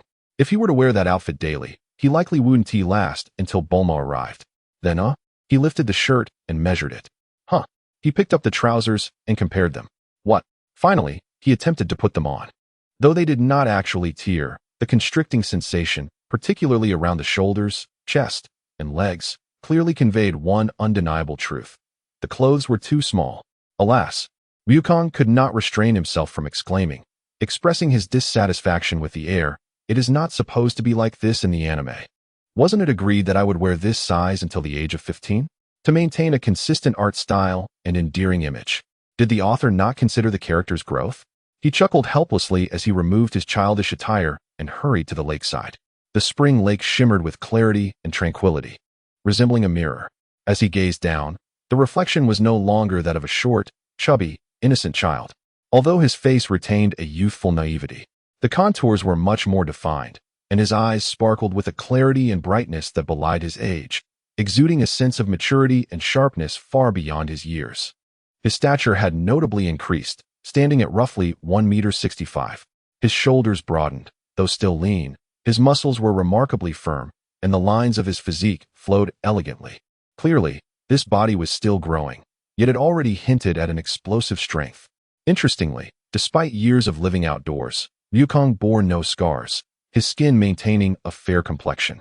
While his lean muscles diminished some of his youthful charm, they added a robust vigor, making him appear as a spirited young lad. His hairstyle was somewhat unconventional, not typical of ordinary humans, but he felt confident it suited him well. Wukong stroked his smooth chin, staring at his reflection in the water, feeling a sense of disorientation. Had he really entered adolescence without noticing? Yet, the aesthetic seemed off. When he eventually encountered Bulma, would she still perceive him as a mere child? He stood there, momentarily frozen, contemplating his new appearance. If he had a phone at that moment, he would undoubtedly post a status update, a short video, or a selfie, lamenting, exhausted, uninterested in love. At that moment, Wukong felt an unusual sensation rising within him. The passage of time had never before manifested so palpably in his physical transformation. He was no longer the anxious and helpless soul who had just arrived. He had genuinely lived and matured in this world for nearly 5 years. 12 years. He was perhaps 12 years old now. Thus, the fateful path leading to that significant encounter was surely not far off. As Wukong pondered his reflection in the lake, feeling an undercurrent of both unease and anticipation on the other side of the earth, in a renowned metropolis. This bustling city, the most vibrant in the world, was alive with the hustle and bustle of traffic and the flickering of neon lights. The most prominent and grand architectural complex belonged to the Capsule Corporation. Deep within one of its intricately designed, futuristic mansions, a girl lounged lazily on a sofa draped in expensive blankets. The cost of the furnishings was indiscernible to her, as a commoner could hardly comprehend the value of luxury. Yet, she could only imagine it would leave her in awe upon learning the price. The girl on the sofa, around 15 or 16 years of age, possessed cascading indigo hair and a captivating beauty. At that moment, she was engrossed in a thick, ancient-looking book that seemed to be a rare relic, reading with great enthusiasm. Sunlight streamed through the expansive floor-to-ceiling window, casting a soft halo upon her delicate profile. Collecting 7 Dragon Balls and reciting the incantation will summon the eternal dragon, granting any wish, she murmured the words from the book, her azure eyes sparkling with increasing interest and eagerness. The Dragon Balls, capable of granting any desire. She closed the book, sat upright, and her face radiated a blend of curiosity, excitement, and the bold confidence characteristic of a young lady unafraid to dream big. With summer vacation approaching, staying home seemed unbearably dull. Why not embark on a global adventure to seek the Dragon Balls? Once this thought took root, it entwined her heart like a vine. Of course, reason, perhaps the mindset of a scientist, reminded her that the world was vast, and searching for 7 orbs aimlessly was akin to finding a needle in a haystack. First, I must locate a physical Dragon Ball, analyze its energy fluctuations or unique signals. She snapped her fingers, her eyes sparkling with brightness. And then she could invent a Dragon Ball radar based on its distinctive wave patterns, electromagnetic fields, or other characteristics. Yes, that's it. 7 Dragon Balls. Would she really search for each one individually? Bulma Brief would not engage in such inefficient pursuits. Inventing a radar? That was practically an invitation. Who did not know that she, Bulma, was the preeminent genius inventor of West City? Her craftsmanship skills surpassed all expectations. How marvelous! She exclaimed, leaping off the sofa and spinning in excitement. It's settled. A summer treasure hunting adventure. The goal, collect all 7 Dragon Balls. She dashed towards her well-equipped workspace, comparable to a top-tier laboratory, her mind racing to design the radar and signal capture principles. For her, it seemed that there was no problem in the world that could not be solved with a single invention. If there was, then it would take 2. Funds, a trivial matter. Technology, she possessed an abundance of that. The courage for adventure? She had more than enough. Everything appeared to be in readiness.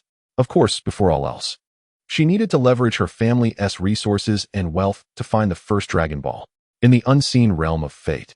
At the moment, Wukong gazed dazedly into the lake, and as Bulma excitedly sketched her first design, The gears of destiny emitted a subtle, yet distinct click, beginning to turn slowly.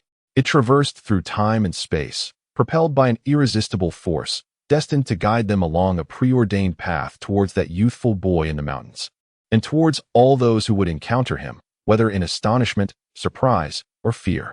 The spring breeze seemed to carry an unusual, restless energy infused with expectation. The story was truly about to begin. Chapter 6. All set, ready for the feast. When determination transforms into action, especially when such action is bolstered by unparalleled intelligence and limitless wealth, the efficiency is astounding. Such was the case with Lady Bulma Brief. Ever since the brilliant idea of searching for the Dragon Balls took shape in her ingenious mind, she had entered a state of remarkable preparation. Naturally, as a self-proclaimed, exemplary student, in reality, merely reluctant to create trouble, she still attended her etiquette classes, art appreciation courses, and a myriad of other assorted subjects punctually. Although she grasped most of the lessons at a glance, the more profound topics merely required a moment's contemplation. As for knowledge that surpassed her age, she had already mastered much, reaching the level of some leading scientists in certain fields, yet she maintained a facade of compliance. In class, her expensive custom-made fountain pen twirled deftly between her fingers, while the screen of her phone glowed beneath the desk, her slender fingers tapping swiftly, remotely directing various exploration teams, archaeological groups, and even mercenary squads under Dr. Brief's command to search globally for the orange orbs marked with stars. Money flowed like water, and even when Dr. Brief glanced at the reports, he merely adjusted his glasses and muttered, "What new game is Bulma playing now?" before signing the documents without a second thought. To the world's wealthiest man, his daughter's spirit of exploration was far more valuable than money, especially when that money amounted to far more than ordinary people could fathom. This seemingly reckless spending would soon yield returns. A team exploring an ancient site returned with astonishing news. They had discovered an orange orb, the size of a fist, embedded in an altar, adorned with a crimson pentagram within. When that weighty, pleasantly warm Dragon Ball was placed in Bulma's hands, her azure eyes sparkled with uncontainable excitement. How wonderful! It truly exists. She tumbled joyfully on her bed, clutching the Dragon Ball, thinking, now is the time for me to shine. Alone. This singular Dragon Ball was merely an unappealing ornament, lacking in practical utility. If there were two, at least she could twirl them in her hands, perhaps even steady her nerves and potentially stave off Alzheimer's. Currently, this solitary orb would only empower Bulma to efficiently acquire the remaining 6. Relying solely on wealth to hire individuals worldwide to scour for the others lacked finesse and was decidedly tedious. Adventure, after all, should be undertaken personally for the thrill. Besides, if some Dragon Balls were buried in canyons or hidden in the depths of the ocean, money would prove utterly useless. As for whether formidable beings or monsters might guard the Dragon Balls, Bulma had not contemplated such scenarios. Thus, during her spare time, her personal workshop became her favorite sanctuary. Analyzing the energy spectrum of the Dragon Balls, studying their unique material composition, and capturing the elusive fluctuations of special signals, challenges that would baffle the most seasoned scientists, were as simple as solving an intriguing mathematical problem for this prodigious girl. In less than a month, a palm-sized, illuminated, beeping Dragon Ball radar, distinctly pointing in a specific direction, was born. Perfect. Bulma proudly waved her radar, reveling in her creation. Such innate talent was indeed remarkable, yet the application of this gift would likely leave her teachers in a state of bemusement. As summer approached, Bulma shifted her preparations from technological development to resource accumulation. Humming a tune, she began to inventory her adventurous gear. The latest hovercar from the Universal Capsule Corporation, complete with air conditioning, sound system, and mini-fridge, was a must. A portable housing capsule with a bathroom and soft bed was essential. A full box of fashionable adventure attire that met her aesthetic standards was included. Various emergency medicines and high-energy compressed rations were packed. Additionally, self-defense items were indispensable. A few compact, yet powerful laser pistols were included. A dozen each of stun grenades, smoke bombs, and flashbangs were gathered. Though the personal energy shield generator was still in testing, it was also packed. As for an advanced combat suit, well, that was not yet available. But a few battle robots developed by the company could be stowed away for precaution. As the only daughter of the world's wealthiest man, her safety during global adventures was paramount. Bulma disliked the idea of being accompanied by numerous bodyguards or robotic servants, finding them cumbersome and detracting from the spirit of adventure. However, she had her methods. One evening at dinner, she sweetly asked her father, "Dad, I want to take a little joyride this summer. Could you have the satellite division assist me just a bit?" Dr. Brief, ever accommodating to his daughter's requests, responded, Sure, no problem. How many do you need? Would you like me to launch a few new ones for you?" In the ensuing days, the satellite orbit around Earth grew increasingly crowded. Several cutting-edge high-resolution observation satellites adjusted their orbits to conduct round-the-clock scans of Bulma's planned route, relaying real-time information on terrain, weather, and potential threats to her onboard computer and radar, version 20. Multiple security satellites equipped with lightweight kinetic or laser weapons entered a state of readiness. Should Bulma's life sign monitoring bracelet trigger an alarm, or if the satellite AI determined she was an insurmountable danger, an authorization request would be instantly sent to Dr. Brief and Bulma herself, usually auto-approved, followed by a swift response from space. Some satellites were even tasked with initiating a global indiscriminate cleanup protocol if Miss Bulma encountered misfortune or if her signal vanished for over 24 hours, essentially ensuring that undesirable elements would meet their end collectively. This security measure was undeniably extravagant, showcasing the formidable power of wealth through technological prowess. Meanwhile, deep in the mountains, Goku remained blissfully unaware of the events transpiring in Shidu. He diligently continued his daily training, steadily and slowly refining his strength. The only notable change in his routine was a new endeavor, sewing. The impetus for this was simple. After catching a glimpse of his significantly more robust physique by the lake, he pondered, surely he could not meet the city-dwelling young lady for the first time dressed in a crudely fashioned animal hide skirt. That would be utterly embarrassing. Although he had outgrown the martial arts uniform left by his grandfather, the principles could still be applied. Thus, he began consciously selecting softer, well-colored hides during his hunts, carefully skinning them and attempting to stitch them together with self-crafted bone needles and resilient sinew. This endeavor was nothing short of disastrous. His initial creations were crooked, with stitches so coarse they could accommodate a grain of rice. Often, he would realize mid-stitch that one sleeve was longer than the other, or the neckline had descended to his navel. He even attempted to dye the fabric, resulting in an avant-garde effect from some purple berry juice, which was, well, quite abstract. This was more challenging than battling a giant bear. Countless times, he felt the urge to toss the hide into the fire in frustration. Yet, the Scion's tenacity prevailed. He applied his training spirit, retrying after every failure. Gradually, his stitches became finer and more even, and his cutting techniques improved significantly. He even began using his tail to manipulate the needle and thread, attempting intricate maneuvers that not only refined his tail's dexterity, but also led to the creation of a rather wild, yet practical sleeveless martial arts outfit and trousers, all crafted from animal hides. Though the style remained primitive, at least it was presentable.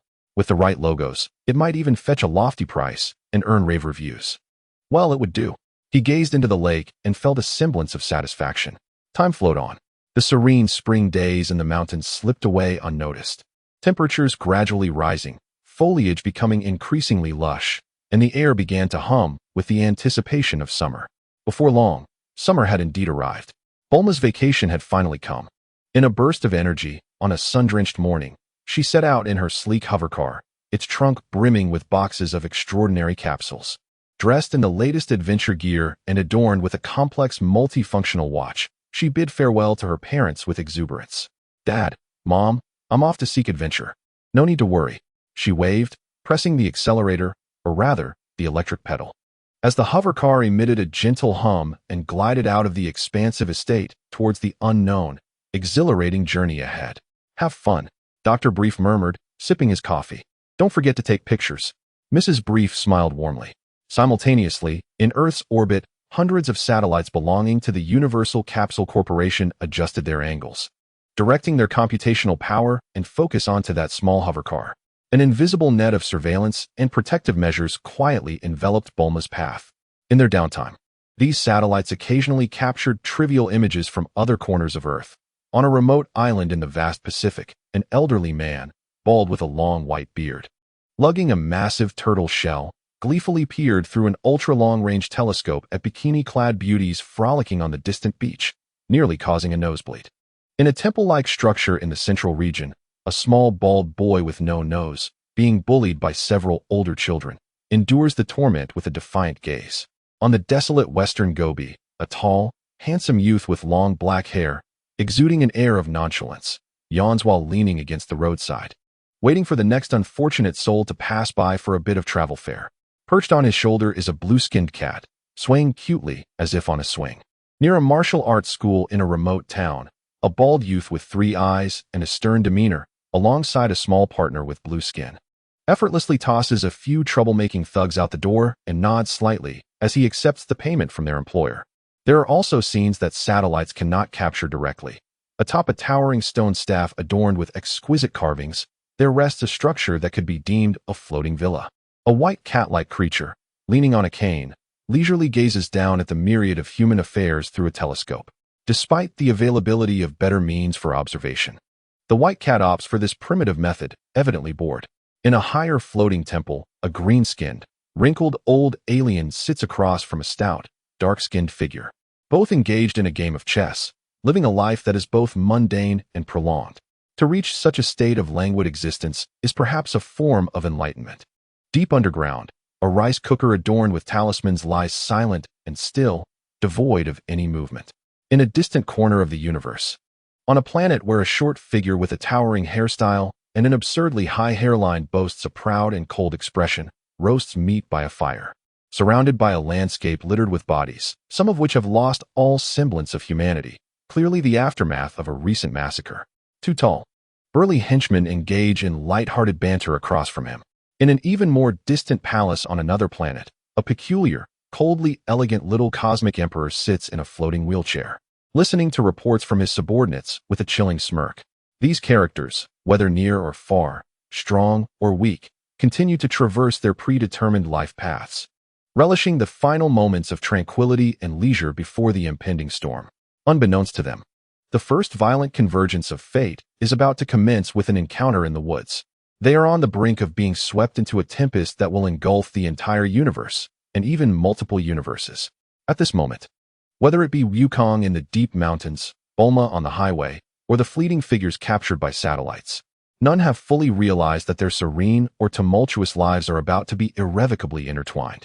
The choice is stark, either perish or submit, as the future is already sealed. The gears have meshed. The storm is gathering. Everything will soon erupt with a thunderous roar. Wait, did I forget something? What was it? Oh no, I didn't bring the Dragon Balls. If Bulma comes to my house and takes my Dragon Balls, who will I turn to for redress? Whether the storm will commence remains uncertain, but the prolonged period of calm and fulfilling life has evidently caused Wukong to become somewhat complacent. Losing even the initial sense of urgency could lead to dire consequences. Yahoo! Is this freedom? Is this adventure? Is this excitement? Meanwhile, a girl with a valid driver's license speeds across an empty expanse, her exhilaration palpable. Checking her speed, she notes a staggering 452 kilometers per hour. One hopes the vehicle is equipped with emergency brakes, evasive maneuvers, and AI-assisted driving features. Otherwise, an accidental incident could lead to disastrous consequences. It would be a travesty for the local inhabitants to perish due to a girl's reckless driving, only to be obliterated by missiles or other strategic weapons. Chapter 7. Assault. Assault. Assault. Bulma's hover car glides smoothly, albeit somewhat wildly, through the forested skies. The gentle yet persistent voice of the onboard AI serves as the soundtrack to her adventurous journey. Miss, your speed is excessive. Please exercise caution. I know. Bulma waves her hand impatiently, yet slightly eases off the accelerator. Miss, there are no inhabitants within a 10-kilometer radius, but please consider any passing animals. Adjust your vehicle's height accordingly. Fine, she grumbles, pulling the control stick to ascend a few more meters. Miss, in 30 kilometers, you will be entering dense forest. Please reduce speed and switch vehicles. Are we finally arriving? Bulma glances at the blinking light on her Dragon Ball radar, her excitement bubbling. She decelerates and begins to select a smaller off-road vehicle capsule more suited for the forest terrain. Miss, I have scanned the forest ahead and generated a 3D map. Would you like to connect to the Dragon Ball radar and initiate navigation for the most time-efficient route? Of course. My time is precious. Miss, the system suggests that if unnecessary, we could fly over the forest and descend at the destination. No, that would diminish the sense of adventure. I want to drive in. Bulma stubbornly rejects the more efficient option, just as she is about to press the button to switch vehicles. The AI's voice interrupts with an urgency that breaks the calm. Danger. Miss. Danger. Observations indicate that the boy has just single-handedly hunted a Tyrannosaurus Rex, and his battle power is incalculable. Please remain vigilant. Creak. Bulma slams on the brakes, the hover car halting abruptly in midair. What? Barehanded? A Tyrannosaurus Rex. AI, have you caught a virus? Or is the sensor clogged with bird droppings? A little boy? Taking on a Tyrannosaurus Rex? Data verification in progress. Verification complete. Visual records have been backed up. Miss, I advise you to abandon this adventure. The AI's voice regains its calm, but the content of the suggestion is exceedingly cowardly. Show me the footage. Bulma commands defiantly. The central control screen flickers, displaying a somewhat distant yet exceptionally clear satellite image. The footage reveals a youth clad in animal skin, with spiky black hair, standing before a massive, fearsome Tyrannosaurus Rex. Astonishingly, the apex predator, which should dominate the food chain, appears unusually agitated and fearful. It growls, its enormous claws anxiously scratching the ground, even taking a slight step back, as if confronted not by a mere child, but by a far more terrifying entity. Yet the boy stands poised, stretching and loosening up, exuding an air of relaxed confidence. But, in the next instant, the boy strikes. With no unnecessary flourishes, he lunges forward, body low, then leaps into the air, delivering a perfectly executed front kick. The speed is so astounding that the satellite image momentarily blurs. Boom! A resounding thud reverberates. The colossal Tyrannosaurus Rex lay sprawled on the ground, its massive head twisted at an unnatural angle, sending up a cloud of dust as it crashed down, twitching a couple of times before becoming still. Bulma stood agape, her small mouth agape in disbelief. This level of combat prowess was utterly extraordinary. It defied the principles of biology and physics. As a staunch advocate of scientific inquiry, she found herself embroiled in an unscientific and fantastical adventure, merely a diversion to pass the time. How could she possibly believe in such absurdities? Though Bulma had encountered formidable martial artists before, none matched this level of strength, one that even genetic and mechanical enhancements could not achieve. It was as if she faced a humanoid mech, torn between incredulity and the undeniable facts captured by the satellite. She realized that her first adventure in search of the Dragon Ball had already presented such a formidable challenge. Miss, I strongly advise you to retreat. Threat level, extreme. The AI dutifully warned. Bulma bit her lip, her beautiful brows furrowed in concentration. Retreat? What a jest. This was her meticulously planned adventure. She could not allow herself to falter before it had even begun. She forced herself to remain calm and scrutinized the subsequent footage. She observed the young boy skillfully attending to the T-Rex's carcass, his methods somewhat gruesome yet remarkably efficient. He felled timber, ignited a campfire, and carved large chunks of dinosaur meat for roasting. Ultimately, he held a piece of meat larger than his head, savoring it with gluttonous delight and evident satisfaction. Seeing this, Bulma released a small sigh of relief. Consuming cooked food and preparing it himself, albeit in a rather primal manner, did not mark him as entirely uncivilized. His aggressiveness appeared targeted, not driven by senseless slaughter. She analyzed the scene further and noted the absence of any other individuals. He lived alone, yet maintained these habits. Perhaps communication was possible? Communication implied the potential for trade. Bulma, a woman of considerable wealth and access to high-tech gadgets, felt a spark of hope. Yet, to err on the side of caution, she inhaled deeply and carefully retrieved a silver capsule from her nearby capsule box, emblazoned with a special danger symbol. This was a gift from her father, a product of the company's secret laboratory, an ultimate self-defense gadget. Though slightly exaggerated, safety took precedence. She encouraged herself and forcefully hurled the capsule into a relatively flat clearing in the forest. With a resounding boom accompanied by a gust of wind and blinding light, a towering mech, over 10 meters tall, adorned in blue and white with gold and red stripes, emerged into view. Its sleek armor gleamed with a cold metallic sheen under the dappled sunlight filtering through the trees, and a massive solid sword hung from its back, while multi-barreled rapid-fire cannons were mounted on its shoulders. If Goku were present, he would undoubtedly exclaim, "Isn't that a Gundam?" Though there might be minor differences in details, he would never mistake that iconic silhouette. Regrettably, The pilot was Bulma, not the mech enthusiast Goku. Currently, Bulma sat in the cockpit, flustered as she familiarized herself with the control panel. There's the switch for the thruster, and the weapon system unlocks here. Taking a deep breath, she pushed the joystick. The colossal mech lifted its foot, marching with heavy strides in the direction indicated by the radar, each step causing the ground to tremble slightly. Meanwhile, Goku had just finished his feast of tea, Rex, having consumed all but the inedible organs and head, leaving behind mere bones. Satisfied, he patted his round belly, preparing to wander back for a nap. The Scion's appetite truly transcended dimensions. Just then, his keen hearing caught the unusual heavy footfalls and the mechanical whirring from a distance. Huh, he mused, lifting his head toward the source of the sound. Soon, a massive blue and white metal giant pushed aside the towering trees, coming into view. Goku's initial reaction was, the Red Ribbon Army? With an android like number 18 in the lead, this seemed absurd. Number 8 was Frankenstein's creation. What number was this mech? A dozen. However, as the mech approached, its distinctive form became fully apparent, leaving Goku speechless. A Gundam? And a Strike Gundam, no less? This was a peculiar turn of events. While the Dragon Ball universe had its share of mechs, such as the comically clumsy ones piloted by King Furry, they paled in comparison to this sleek, reality-inspired sci-fi marvel. Is this truly the Dragon Ball world? Goku felt a shiver run down his spine, a wave of uncertainty washing over him. Was he not merely traversing the Dragon Ball universe? Or had Dr. Brief's technological prowess strayed into such uncharted territories? In the midst of his bewilderment, the Gundam had approached to a short distance, casting a substantial shadow over him, its cold electronic gaze surveying him. A female voice, amplified and tinged with a mechanical distortion, emanated from the Gundam's head, attempting to sound imposing yet slightly garbled. Little boy, may I have the Dragon Ball? I am willing to exchange something in return. While the tone remained courteous, the condescending stance and icy voice felt more like a provocation. Goku narrowed his eyes. Although the situation was unexpected, the other party sought the Dragon Ball, and this grand entrance indicated that matters would not resolve amicably. He displayed the Dragon Ball hanging from his neck before slowly tucking it away again. Despite his many questions, the sight of such a mech ignited a flicker of battle spirit within him.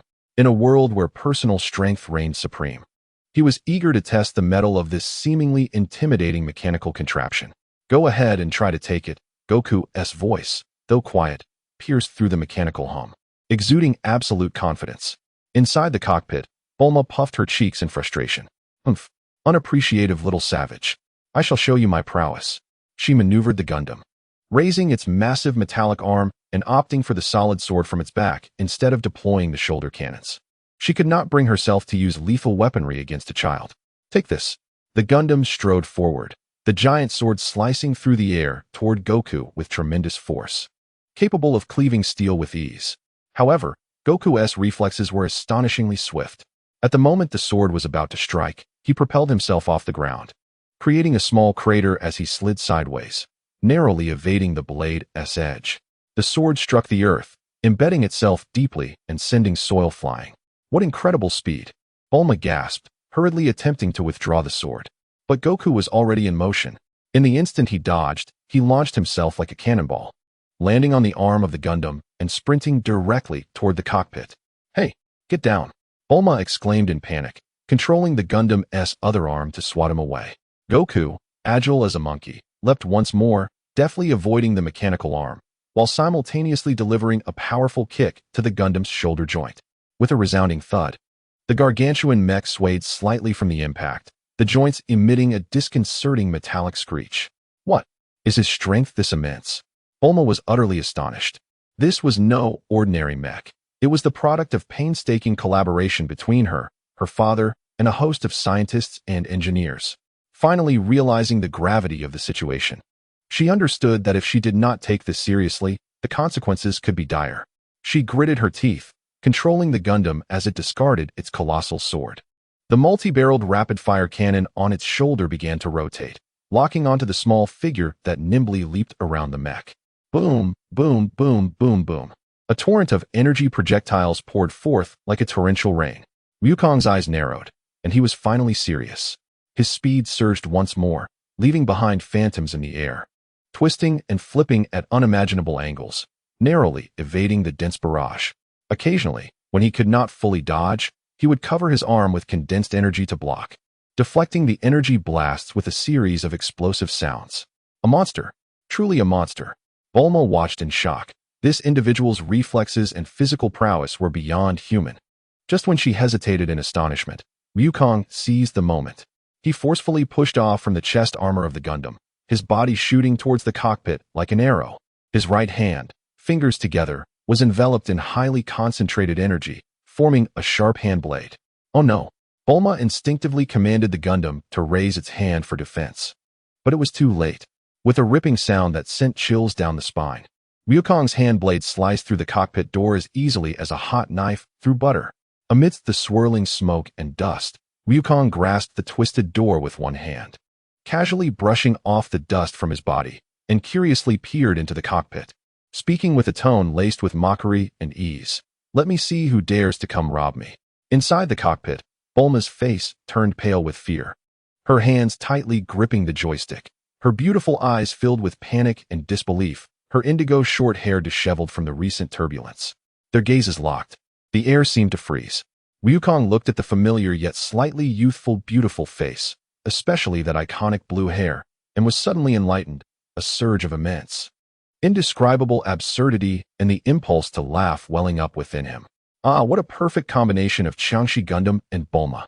As for Bulma, gazing at the relaxed young man outside, who seemed as if he had merely dismantled a toy, especially those clear eyes that seemed to see through everything.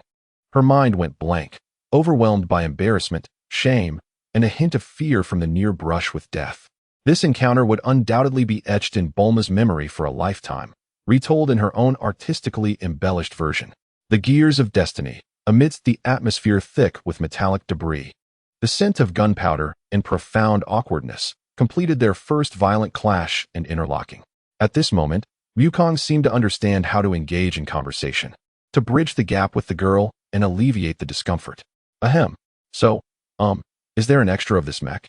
It's way more fun to pilot a mech myself, right guys? Chapter 8, Gundam Piloting Bliss. Inside the cockpit, Bulma's mind experienced a brief shutdown amidst extreme panic and the abrupt question of whether there was an extra mech. Huh, she instinctively responded, her beautiful eyes still reflecting lingering fear, but her rationality began to restart with difficulty. The very fact that he could ask such a question indicated that he at least had no immediate intent to kill and seemed genuinely interested in the mech itself. The danger was temporarily averted. Almost instinctively, she raised her wrist and spoke softly to the complex watch, her tone tinged with residual fright. This caught Wukong, who was peering in at her, slightly off guard, puzzled. Who was she talking to? Bulma took a deep breath, striving to calm her racing heart, extending her slightly trembling hands toward Wukong, forcing a smile that barely resembled one. "Could you please help me out? It's a bit cramped in here."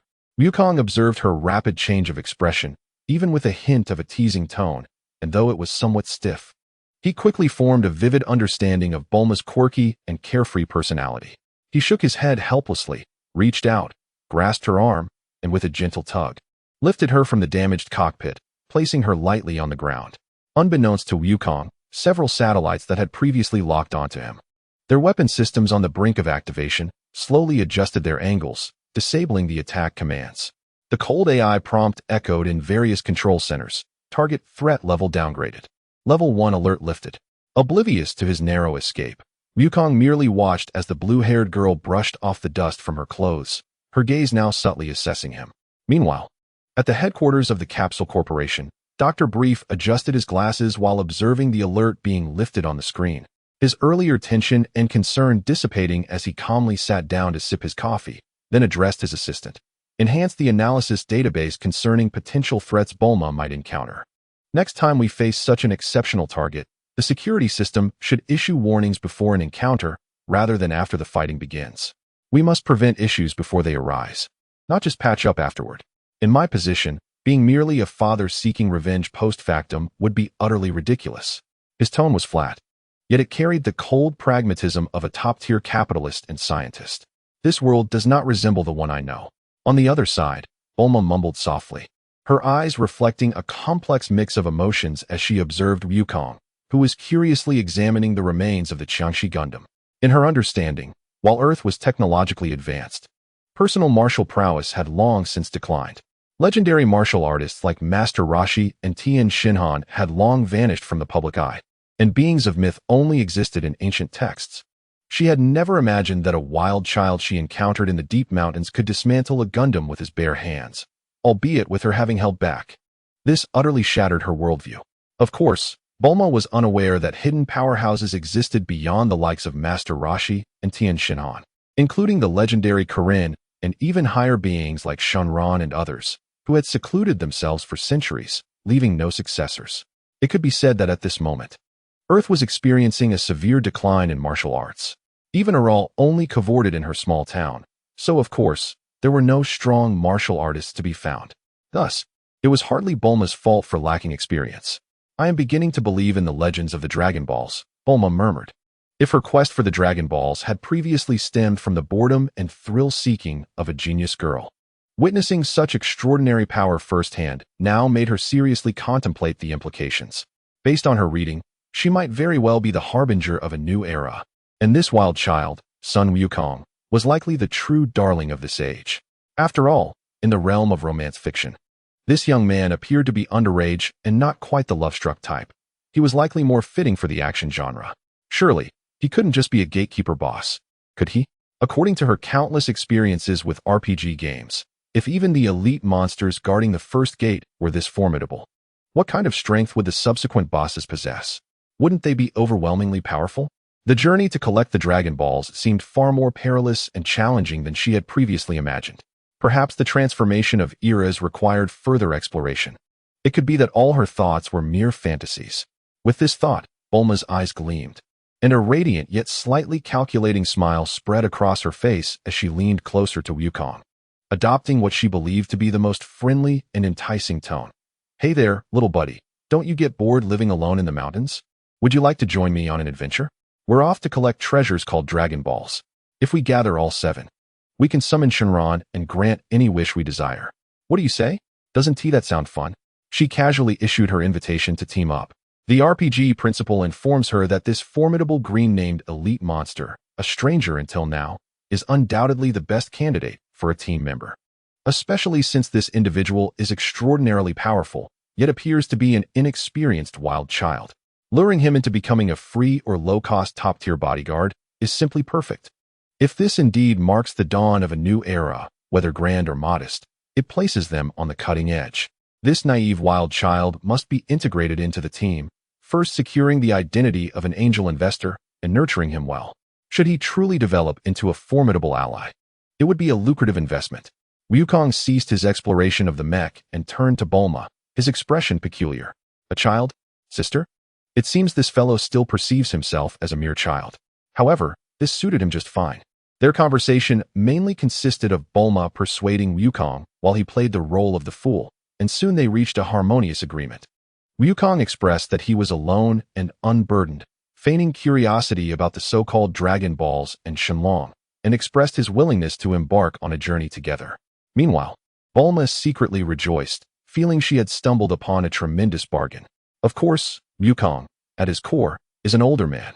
How could he genuinely work for free like the original character, Sun Wukong? Especially knowing that Bulma is truly a super-rich heiress, and given his profound admiration for mechas, he ultimately set aside his pride and shamelessly made his request. Wukong pointed at the discarded assault Gundam nearby and inquired if Bulma had any extra matches, hoping to secure one for himself. Bulma looked at Wukong's eager expression, then glanced at her own invaluable creation, now reduced to a heap of scrap metal, and felt a twitch at the corner of her mouth. Yet, upon reflection, exchanging a 6th-generation experimental mech for a bodyguard capable of dismantling a Gundam with his bare hands was still a worthwhile trade. After all, the forthcoming Dragon Balls might present unforeseen dangers. At least you know value. Bulma maintained her lofty demeanor as she retrieved a silvery capsule from her ubiquitous capsule box, reluctantly handing it to Wukong. "Here, this is the latest 6th-generation universal tactical mech, the Assault. Consider yourself fortunate. I must inform you, this item is quite costly and difficult to operate." Before she could finish her sentence, Wukong eagerly took the capsule and dashed to an open area, mimicking Bulma's earlier actions as he hurled it with great force. Boom! Another dazzling burst of light and air followed. A nearly identical blue and white painted Gundam stood majestically in the clearing. It shimmered in the sunlight, exuding both power and mechanical beauty. Wow! Wukong exclaimed in genuine admiration, his eyes sparkling. What man could resist a Gundam? Even in the world of Dragon Balls. It's a 6th-generation mech. What a dreadful name, Gundam. Bulma corrected him with dissatisfaction, but seeing Wukong's unabashed delight eased her earlier discomfort, filling her with a sense of pride. Ultimately, Wukong paid no mind to her naming preferences. Securing a Gundam as compensation was undeniably a significant profit. Eagerly, Wukong, under Bulma's guidance, climbed into the cockpit. The ensuing scene soon became Bulma's worst nightmare. Or rather, it transformed into a chaotic teaching experience. Hey, you fool. That's the thruster switch, not the jump jet. The left joystick controls direction. The right joystick manages perspective. Oh no, you crashed into a tree again. The weapon system isn't unlocked yet.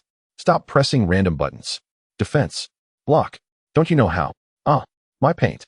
In the initial training, Bulma, possessing relatively proficient skills and at least knowing the functions of various buttons, piloted another Gundam of the same model she had retrieved from her capsule box.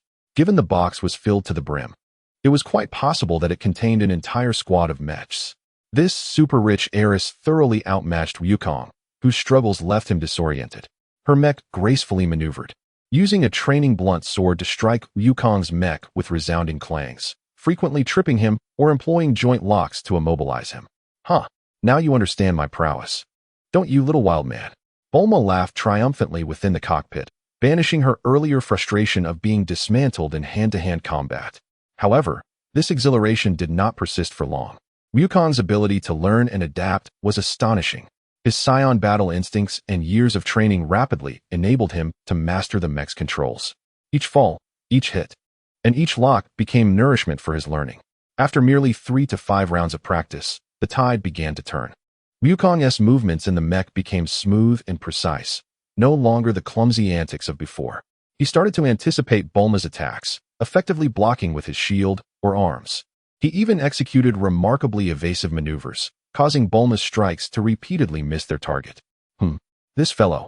Bulma gradually lost her smile, beads of sweat forming on her forehead.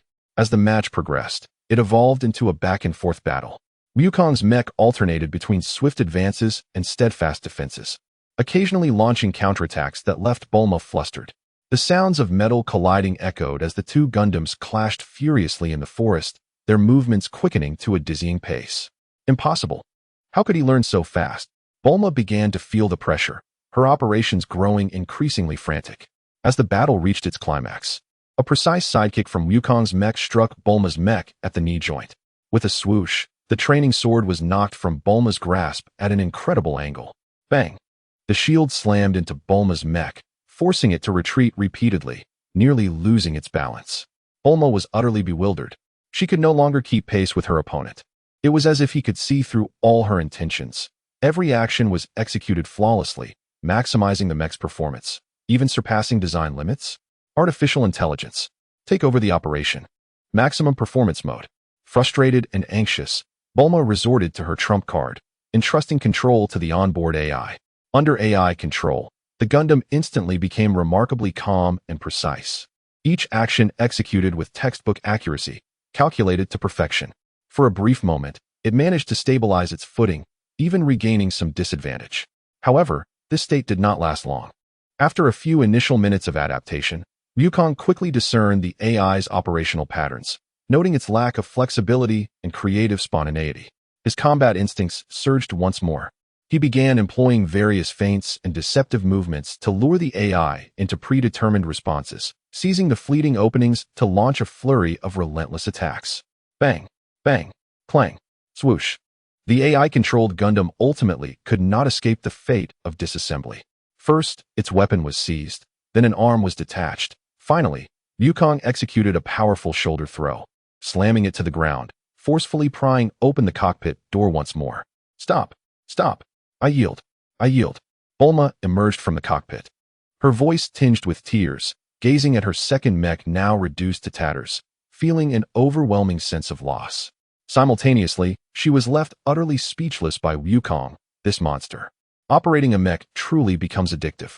For Wukong, The thrill of controlling such a colossal machine in combat was infinitely more exhilarating and gratifying than driving a tank, should he have ever experienced it. But Bulma finally came to a sobering realization.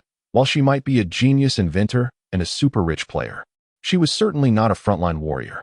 Her strengths lay in providing robust financial, technical, and equipment support from a safe distance, while recruiting exceptional fighters like Wukong, equipping them with the finest gear, and allowing them to pulverize their enemies. All right, you're now familiar with the mech. We must set off. Bulma, in exasperation, began to clean up the aftermath, retrieving the two damaged mechs back into their capsules, knowing repairs would cost a fortune. Such heartache. Henceforth, you shall be my chief bodyguard. Tasked with neutralizing all the nefarious obstacles in their path, rest assured that this young lady will not shortchange you. The remuneration is exceedingly generous, the benefits are exceptional, and the equipment is more than ample.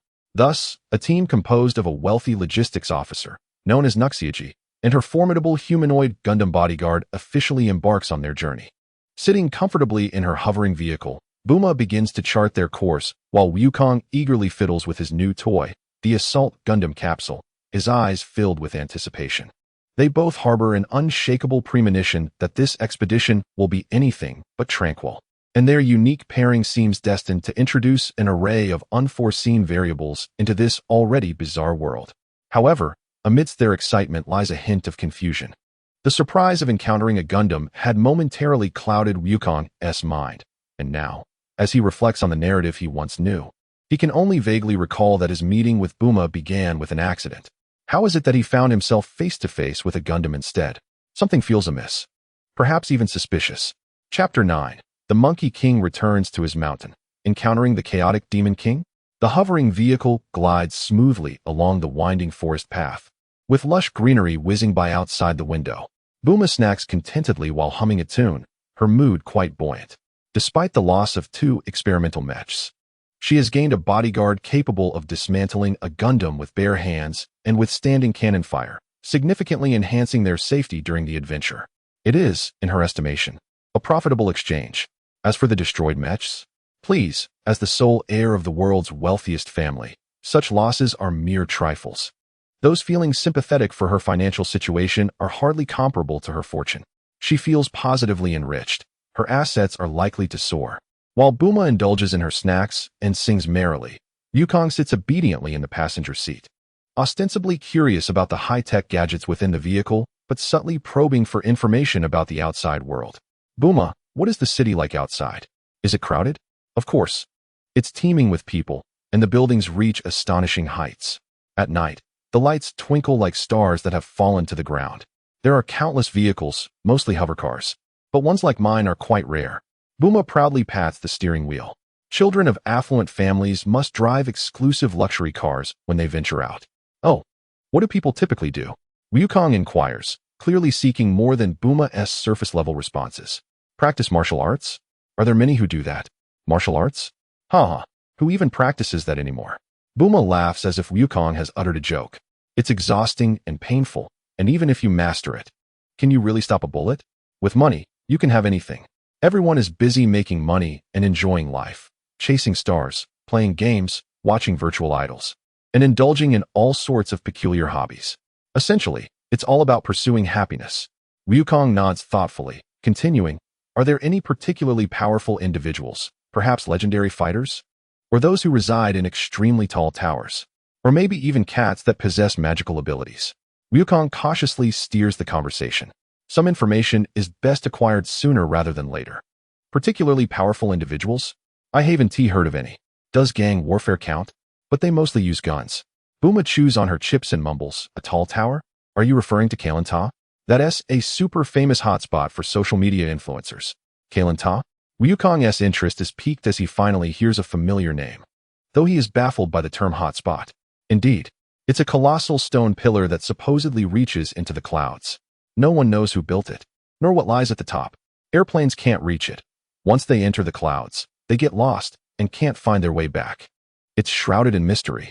It was immensely popular. Many bloggers attempted to live-stream their adventures there, but no one could reach the summit, and the hype eventually faded. Nonetheless, many tourists now visit to take photos at the base, which supports quite a few locals. As Buma speaks, she taps a few buttons on the vehicle's control screen, revealing a coordinate. Look, the coordinates are right here. What? You want to check it out too? The screen displays an image along with precise latitude and longitude coordinates. The picture depicts a towering stone pillar piercing the sky, shrouded in mist, exuding an aura of ancient mystery. This structure appears anything but man-made. If it isn't a divine artifact, then it must have sprouted from the earth itself. If given the chance, I must certainly see it. Wukong suppresses his excitement, diligently committing the coordinates to memory. Fantastic. I've secured the location of Kalen Ta. The ensuing conversation becomes somewhat mundane. Buma enthusiastically describes how the outside world is consumed by entertainment, how people chase individuality, and how large conglomerates control the economic lifeblood. Yet, society remains relatively stable. Resources are plentiful enough to prevent starvation, but becoming extraordinarily wealthy is a distant dream. Frankly, for someone like Wukong, who is solely focused on becoming stronger and is destined to obliterate planets in the future, such discussions hold no allure.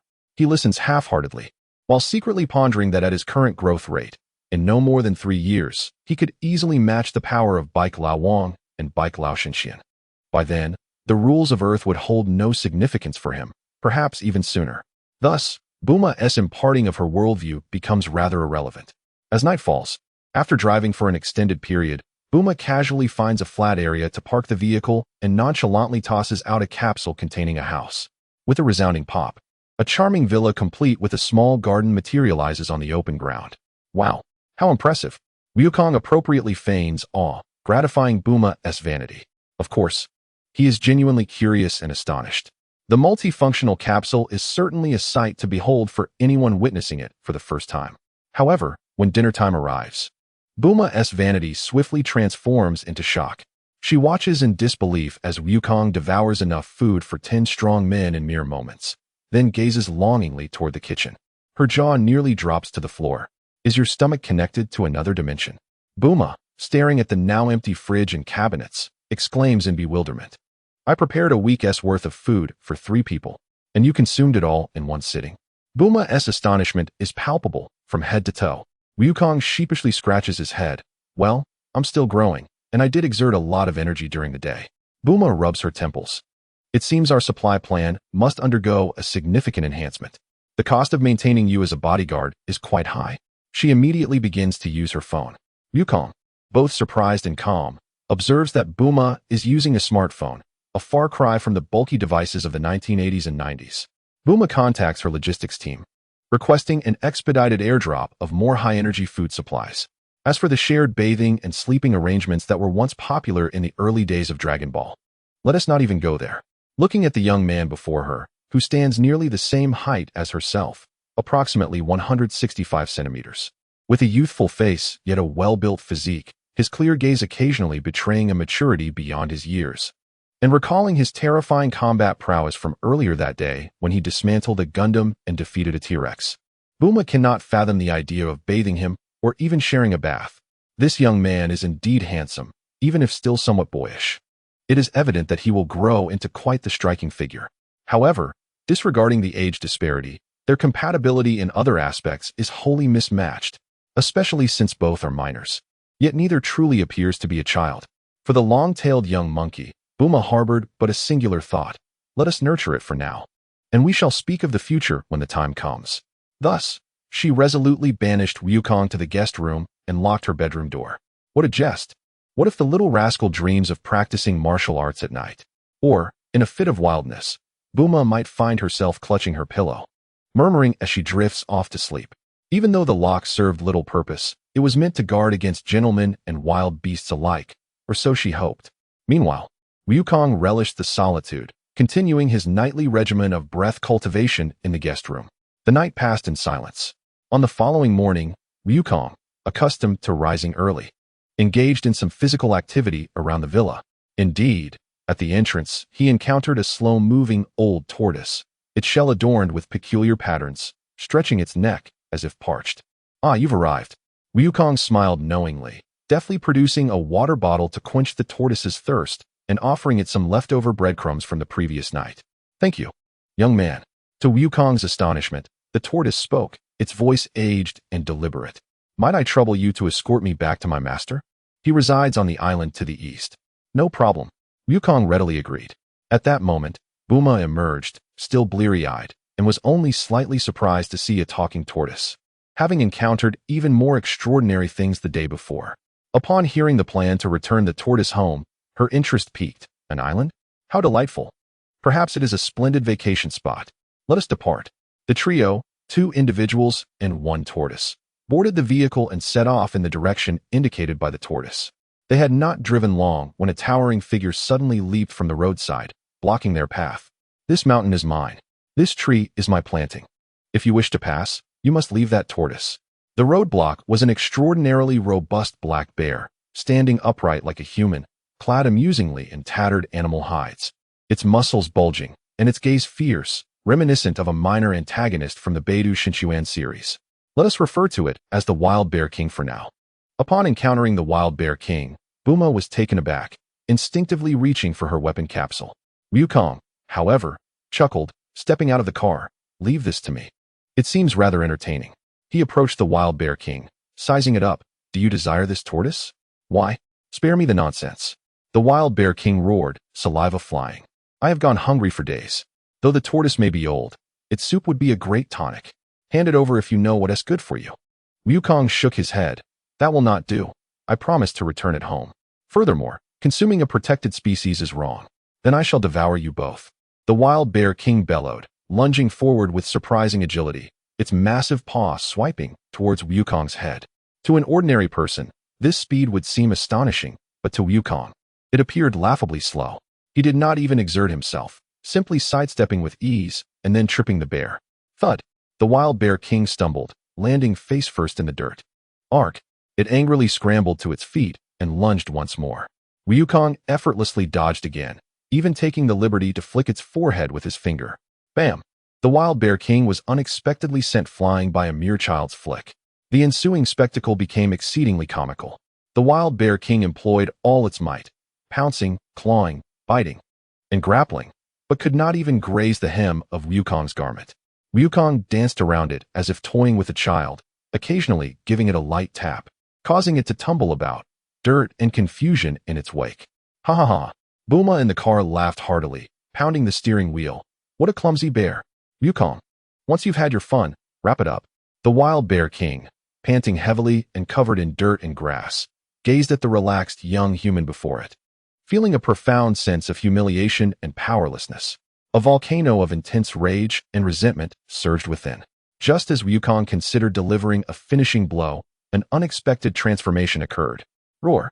The Wild Bear King emitted a howl that was entirely uncharacteristic of bears, a cry of pain and fury.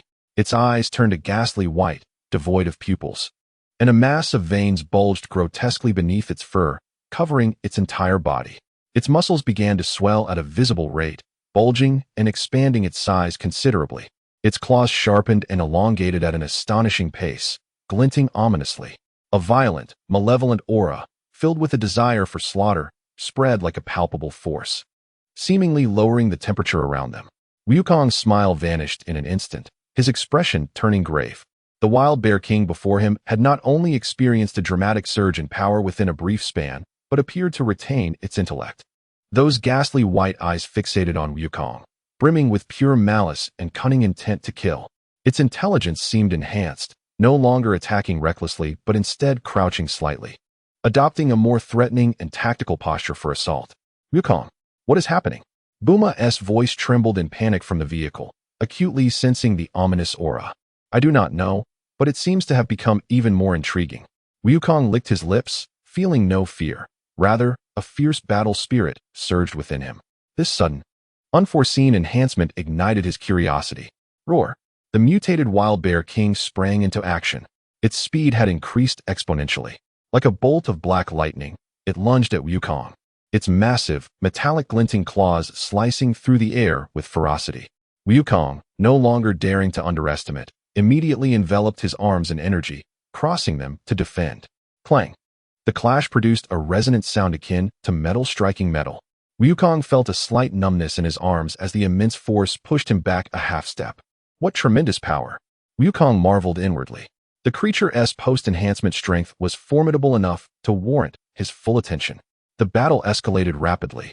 The mutated wild bear king exhibited a comprehensive increase in power, speed, and defense, launching attacks that were both cunning and ruthless, driven by an unyielding ferocity. Each strike, clawing, biting, and charging, carried immense weight, compelling Wukong to concentrate intently on evasion and defense. The forest bore the brunt of their clash. Robust trees easily splintered, and deep claw marks marred the ground. Wukong ceased holding back, his energy-infused punches and kicks delivered like battering rams against the wild bear king, producing deep thuds, yet failing to inflict decisive harm.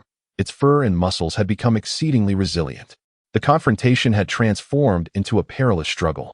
Although Wukong still held the upper hand, it was no longer mere play. He was engaged in a true fight.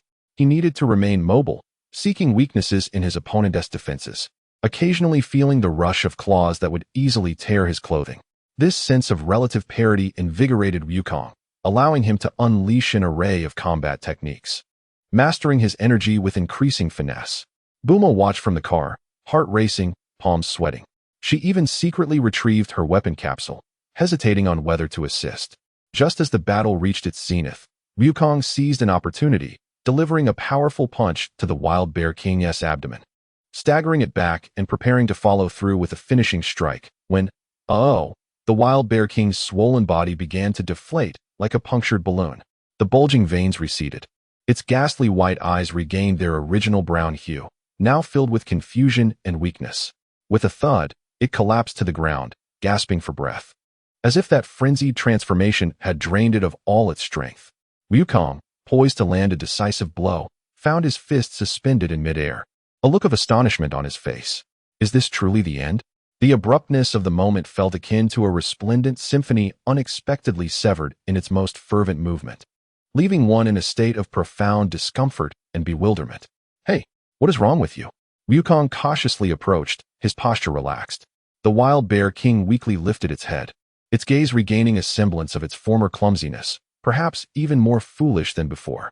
It glanced at Wukong, then around the chaotic battlefield, letting out a couple of confused howls, seemingly oblivious to the events that had just transpired. Wukong exchanged glances with Bulma, who had hurried over.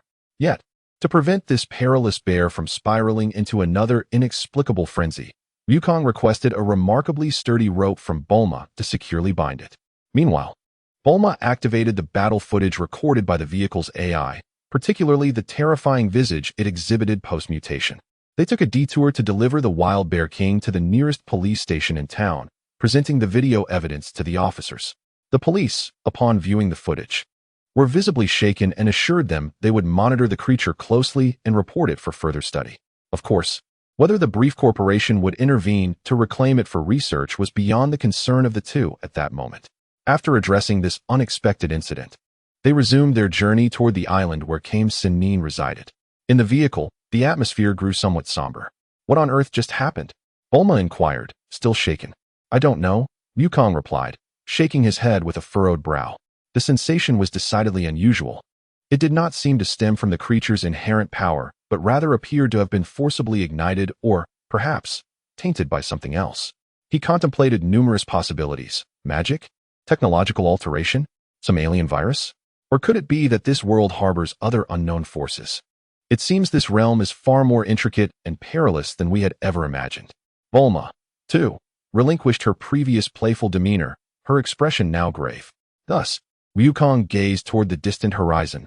We must inquire with that legendary martial arts master. He has lived for so long. Perhaps he possesses knowledge of these matters. The hovercar accelerated, carrying the two, laden with questions, toward the mythical abode of the martial arts deity. Meanwhile, Bulma, at the wheel, was also lost in thought. This wild child seemed not to be the ignorant, naive soul she had initially envisioned. Surprisingly, he appeared rather composed and reliable. Chapter 10. The Rampage of Zhu Zhu. The hovercar sped along the coastline, eventually coming to a halt near a picturesque beach. Following the guidance of the old turtle, its master resided on a nearby island. As the old turtle entered the sea, bidding farewell to the two, he instructed them to wait on the shore, claiming he wished to repay their kindness. The two obediently awaited on the beach. After all, this was a gift from the deity of martial arts, How could they refuse? Before long, a figure emerged from the distance, slicing through the waves with an astonishingly unscientific speed. As he drew nearer, Wukong and Bulma realized it was an elderly man riding atop a turtle. Was this old turtle faster than a speedboat? The newcomer dismounted from the turtle, albeit unsteadily. As he made his way onto the sand, he donned an extremely flamboyant Hawaiian shirt, knee-length shorts, and flip-flops, his lean frame burdened by a massive turtle shell. A pair of oversized sunglasses perched on his nose, and he leaned on a wooden cane. The most striking feature was his gleaming bald head. A gust of wind swept by, causing his frail form to sway slightly, giving the impression he might be toppled by the sea breeze at any moment. Bulma's jaw nearly dropped as she pointed at the old man, incredulously gazing at Wukong and the old turtle. No way. This is the legendary deity of martial arts. He looks like a lecherous old man who just stumbled out of a senior disco. Wukong, though somewhat prepared for this encounter, could not help but twitch his lips at the sight of him. This image was exceedingly subversive. Yet, the old turtle exclaimed excitedly, "Thank you for your patience." The notion of being told they had waited long by a turtle rendered Wukong's expression even more nuanced. In contrast, Kame Sennin merely chuckled, his voice robust. "Are these two young ones the ones who brought you back? I am immensely grateful." He adjusted his sunglasses, his gaze lingering notably longer on Bulma. After a brief introduction, Kame Sennin was about to present a magazine featuring beautiful women or some other delightful gift as thanks when Wukong and Bulma preempted him. Their expressions grave as they recounted the bizarre transformation of the wild bear king in detail. As he heard descriptions of the bear's pale eyes, bulging veins, heightened strength, and yet remaining rationality laced with murderous intent, the playful smile on Kame Sennin's face gradually faded. He fell silent, unconsciously tapping his cane as he sank into a prolonged contemplation. The sea breeze rustled, leaving only the sound of waves lapping against the shore. Bulma and Wukong watched him anxiously, hoping to glean answers from this martial artist who had lived for over 300 years. After a lengthy pause, Kame Sennin finally lifted his head, his gaze beneath the sunglasses unusually solemn, and slowly uttered 3 words: "Never seen, never heard, never encountered." Huh. Bulma and Wukong nearly gasped, almost losing their breath. After all that time pondering, you arrived at this conclusion? Observing their disappointed expressions, Kame Sennin cleared his throat and shifted his tone. "However, I did hear my master, Wu Taidu, mention some stories that bear resemblance." Kame Sennin's voice took on a distant quality, as if he were lost in memory. Long, long ago, during the era of martial arts, a time ruled by fists and cold weapons, it is said that someone employed sinister methods to forcibly open a gateway to the demon realm. Kame Sennin's tone grew weighty. "The demon realm?" Bulma and Wukong exclaimed in unison. "Indeed, it is a terrifying dimension, starkly different from our world, filled with chaos, malevolence, and rampant energy. Once the portal was opened, countless demons surged into our world like a tidal wave." Kame Sennin's voice trembled imperceptibly, as if he could feel the despair transcending time and space. That was a genuine dark age. The earth was torn asunder, the sky stained crimson, and humanity, along with all living beings, struggled for survival beneath the claws of the demons, corpses strewn everywhere, civilization nearly extinguished. It was not a battle, it was a massacre, an apocalypse. Wukong and Bulma held their breath, as if they could envision that hellish scene. Eventually, my master's master's master and the remaining strong warriors united, paying an unimaginable price. Countless heroes fell, including my master's master and other formidable beings, before they were barely able to seal the portal again and drive the main demon army back. Kame Sennin paused, his tone growing even graver. "However, although the demon army nearly obliterated martial arts on Earth, the martial masters inflicted significant damage upon them. Yet, according to my master, there remained a faction of demons, or rather, those with demon bloodlines, who lingered in our world, not retreating with the main forces. They gradually concealed themselves after surrendering, eventually integrating into human society and even multiplying. My master once vaguely mentioned that these demon hybrids harbor an exceedingly terrifying power deep within their bloodline, which, when awakened, could plunge them into that berserk state you described, with an explosive surge in strength and a propensity for destruction. It is said that this faction, remaining in our world, is not considered powerful in the demon realm. In the depths of the true demon realm, there exist even more formidable beings, including supreme rulers known as demon kings. Upon reaching this point, Kame Sennin removed his sunglasses, gazing at the two with his aged yet piercing eyes. You two youngsters may have drawn the short straw, inadvertently encountering a demon hybrid whose bloodline has awakened after countless generations. He then attempted to lighten the atmosphere, putting his sunglasses back on and waving his hand dismissively.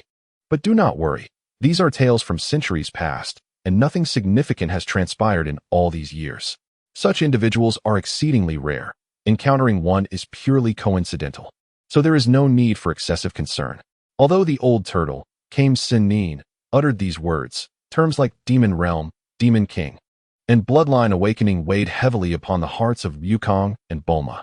This world is far more intricate and perilous than they had ever imagined. Next came the much-anticipated segment of gift-giving. Kame Sennin, employing his usual antics, awkwardly produced a magazine featuring scantily clad beauties, which was promptly met with disdain from Bulma, derision from Wukong, and ridicule from the old turtle himself.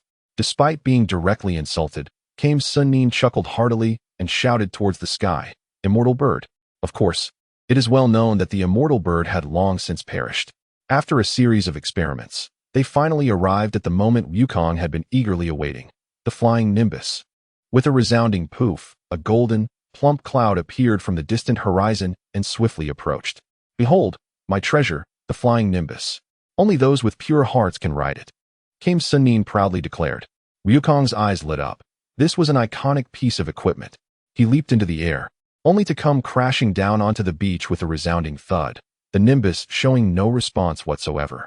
Wukong exclaimed, while Bulma burst into laughter. "Huh, you little wild man. It seems your heart is not pure at all." Unfazed, Wukong attempted several more times, yet each attempt yielded the same result. The nimbus remained unresponsive. Kame Sennin, feeling somewhat embarrassed, scratched his bald head and remarked, "It seems your intentions are not pure, young man. Never mind, I shall offer you another gift. You seem quite capable." "I also have," but Wukong was adamant, pointing at the nimbus with utmost seriousness. "No, I want that," though he couldn't ride it. Having inherited the name of Sun Wukong meant that the nimbus and the future Rui Bang were indispensable symbols, even if it were merely a decorative piece. He felt compelled to possess it. Unable to resist Wukong's insistence, Kame Sennin reluctantly handed over the nimbus capsule, which Wukong treasured carefully. Meanwhile, Bulma produced the Dragon Ball radar and explained their intentions. Kame Sennin readily relinquished his Dragon Ball. However, just before handing it over, Kame Sennin's old habits resurfaced. Rubbing his hands together, he leaned towards Bulma with a lecherous grin. "Miss Bulma, this Dragon Ball is also a precious treasure to me. Would you mind showing me your—" Before he could finish, a swift hand strike landed upon his bald head, courtesy of Wukong, who had reacted with lightning speed. "Ouch!" Kame Sennin cried out, crouching down and clutching his head as a visible bump began to form. The pain was intense, prompting him to frantically scratch his head in an attempt to alleviate the discomfort. The blow, although not overly harsh, was excruciatingly effective. Bulma was startled, having not witnessed Wukong's move. It had been so sudden. Crouched on the ground, Kame Sennin was overwhelmed by a surge of realization. In that fleeting moment, he hadn't been able to react. The speed, precision, and controlled force of Wukong's strike were astonishing. This young man, named Wukong, possessed a depth of power that was far beyond surface appearances. Had he grown too complacent over the past 3 centuries? For the first time, Kame Sennin felt a profound sense of crisis and a hint of shame. With their gifts in hand, the duo wasted no time. Bidding a cheerful farewell to Kame Sennin before boarding their hovercraft and departing the seaside, Kame Sennin rubbed his reddened forehead, watching the receding silhouette of the vehicle with a troubled expression. Suddenly, he recalled the words of his mentor, Wu Tai-do. "Wu Tian, you must be cautious, for there exists a possibility that the gates of the demon realm may reopen. Those half-demons who remain in the human world are indistinguishable from ordinary people. As long as the gates remain closed and the demonic energy does not permeate this world, their bloodlines will not awaken, and they will not go berserk. However, should the gates reopen and the demonic energy flood the world, you must be exceedingly vigilant. At that time, you must spare no effort to find a way to close the gates once more. Wu Tian, remember, this is not merely a story." Kame Sennin's thoughts drifted even further, pondering the terrifying adversary, Piccolo Daimao, sealed by his mentor. Had he become so malevolent and violent, intent on world destruction, due to the influence of the dissipated demonic energy? Realizing this, Kame Sennin smacked his bald head in alarm. Oh no, such an important matter. How could I forget to inform them? I should have warned them to be cautious and vigilant of similar occurrences. But when he looked up, the hovercraft had already vanished into the horizon. He had neither left contact information nor knew their destination. With a resigned sigh, Kame Sennin muttered to himself, well, it can't be that unfortunate, can it? Nothing has happened for hundreds of years. He could only hope that those two children would be safeguarded by destiny. Meanwhile, Bulma and Wukong, guided by the radar, arrived at their next destination, a tranquil little town on the edge of a desert. However, the town was shrouded in fear. Upon inquiry, they learned that a powerful demon had recently appeared, demanding tribute of young women at regular intervals, and no one could withstand its might. Several girls had already fallen victim to its vile hands. That evening, the so-called demon indeed made its appearance, a massive fiend with a green face, sharp fangs, and 2 horns. It roared as it came to claim a bride. Yet, hidden nearby, Wukong sprang into action. His speed was so remarkable that the townspeople only saw a fleeting shadow. With a thud, the towering demon was sent flying as if struck by a truck, screaming in agony as it transformed mid-air into a small pig dressed in a tiny suit. What? This little pig scared you all? Wukong pointed incredulously at the dazed Oolong on the ground, surveying the astonished townsfolk. With so many of you, even if you don't dare confront it head-on, couldn't you wait until it falls asleep to strike, set traps, or ambush it? Are you just going to let it bully you? Wukong's words caused the townsfolk to exchange glances, drenched in sweat, but their expressions slowly shifted from fear to contemplation, eventually turning toward the fallen Oolong with a menacing glint in their eyes. Oolong, lying on the ground feigning death, felt the atmosphere shift to one of growing friendliness and panicked. And no, I was wrong. I'll never do it again. Spare me, oh hero. But just then, an unexpected transformation occurred.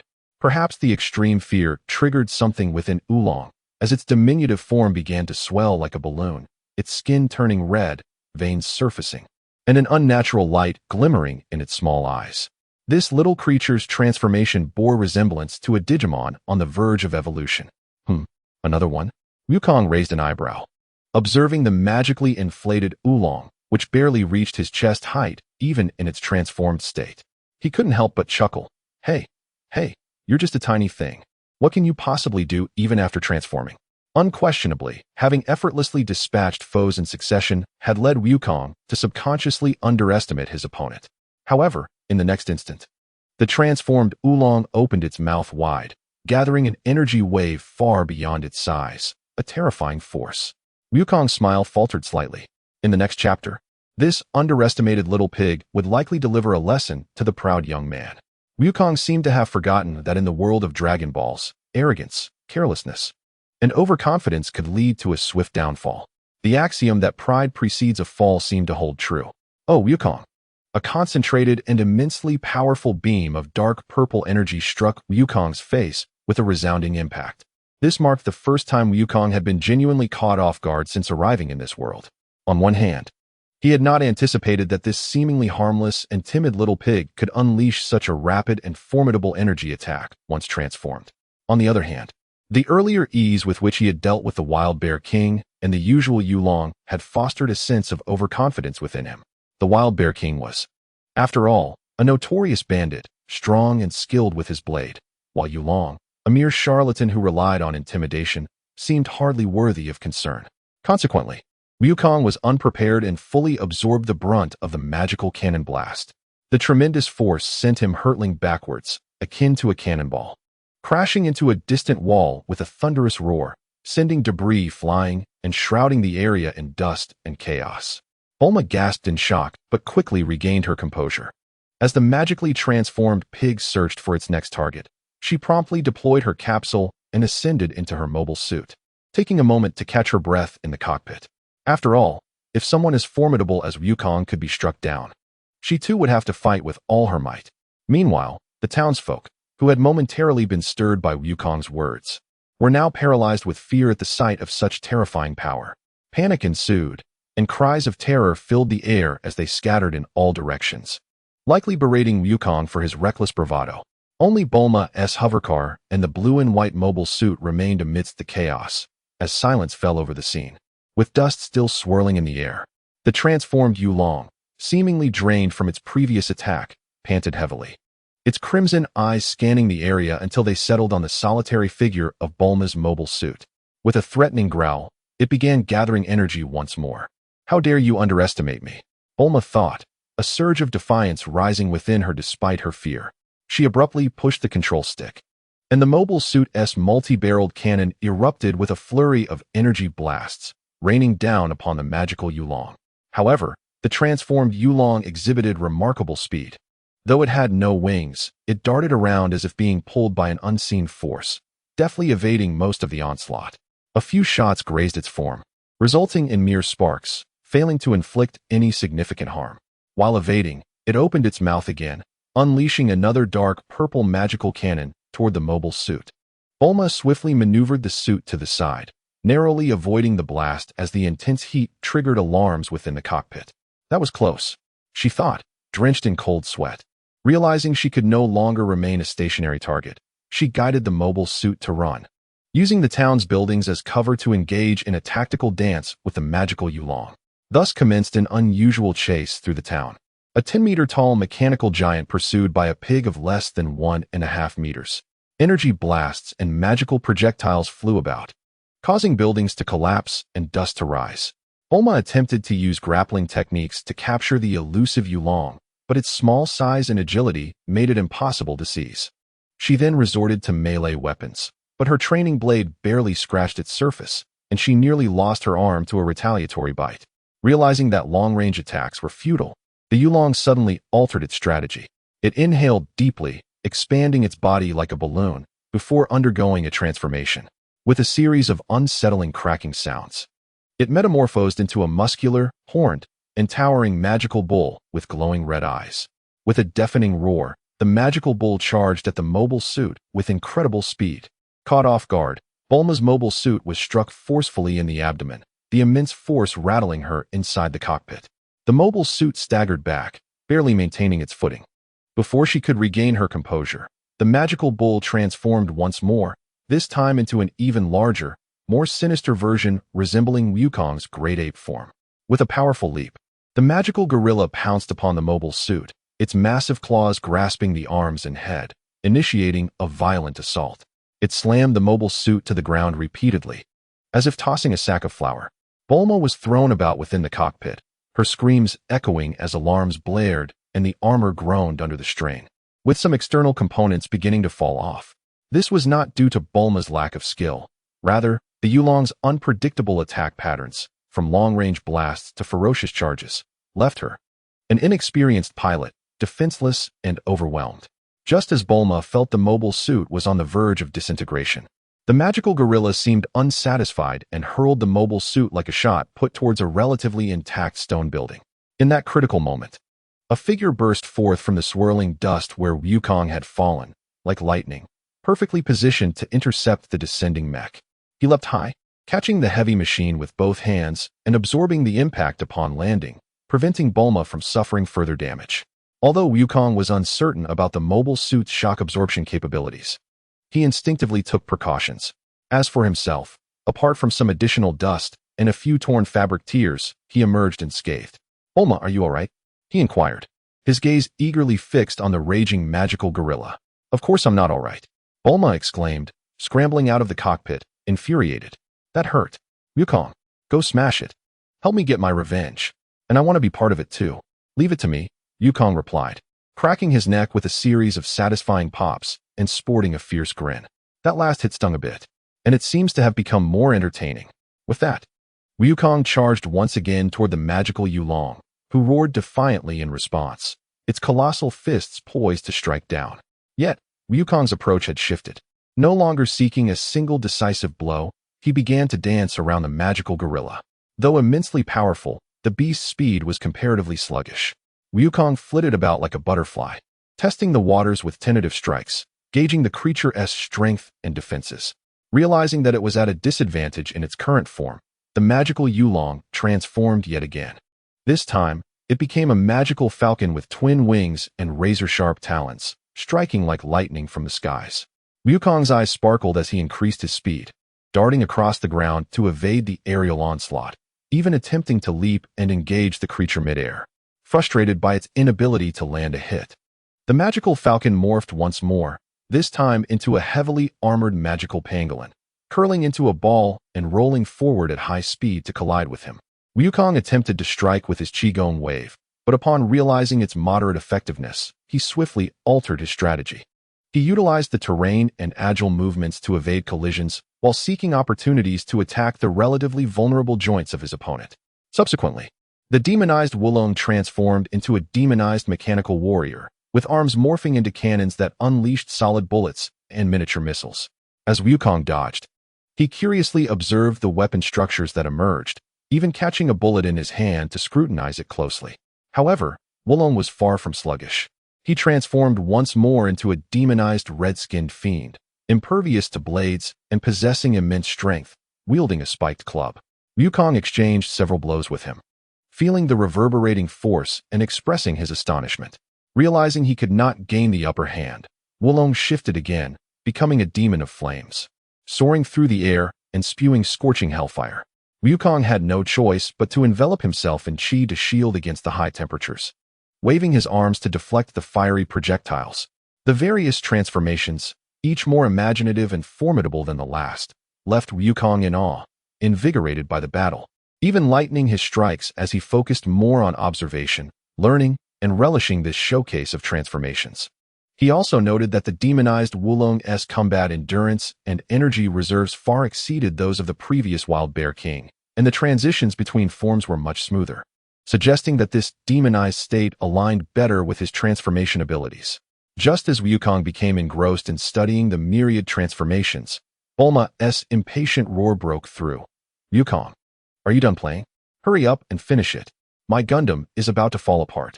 I still need to settle the score." With the words of the benefactor ringing in his ears, Wukong sighed regretfully. "All right, it seems this is where it ends." In the next moment, Wukong's expression shifted. His chi surged dramatically. Whoosh! His speed escalated to a whole new level, almost as if he had teleported, appearing before the recently transformed Wulong, who was just reverting to his pig form and preparing for another transformation. What? A flicker of shock flashed in the crimson eyes of demonized Wulong, leaving him no time to react. Wukong's powerful fists began to rain down like a torrential downpour. Each punch, no longer tentative, was imbued with explosive force. The speed was so great that it created afterimages. Wulong desperately attempted to transform to defend himself, but Wukong's onslaught was too rapid and relentless, offering him no chance to gather energy or change forms. Just as he tried to morph into an armadillo, Wukong's fist struck his not yet fully formed armor, forcibly interrupting his transformation.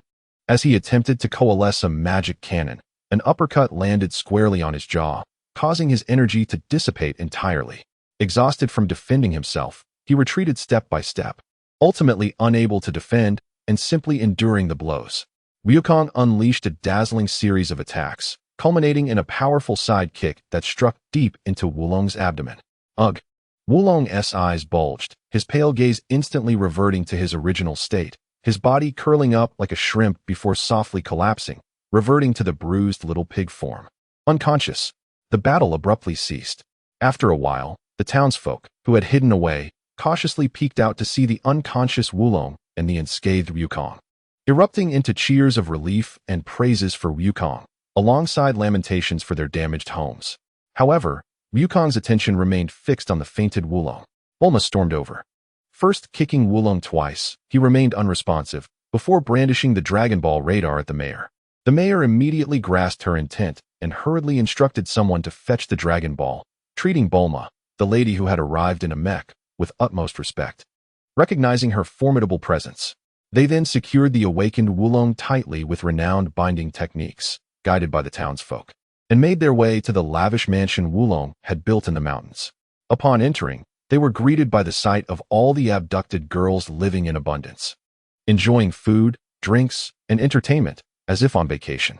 Upon inquiry, they learned that Wulong merely found them idle and sought to kidnap gentle and charming girls to satisfy his whims.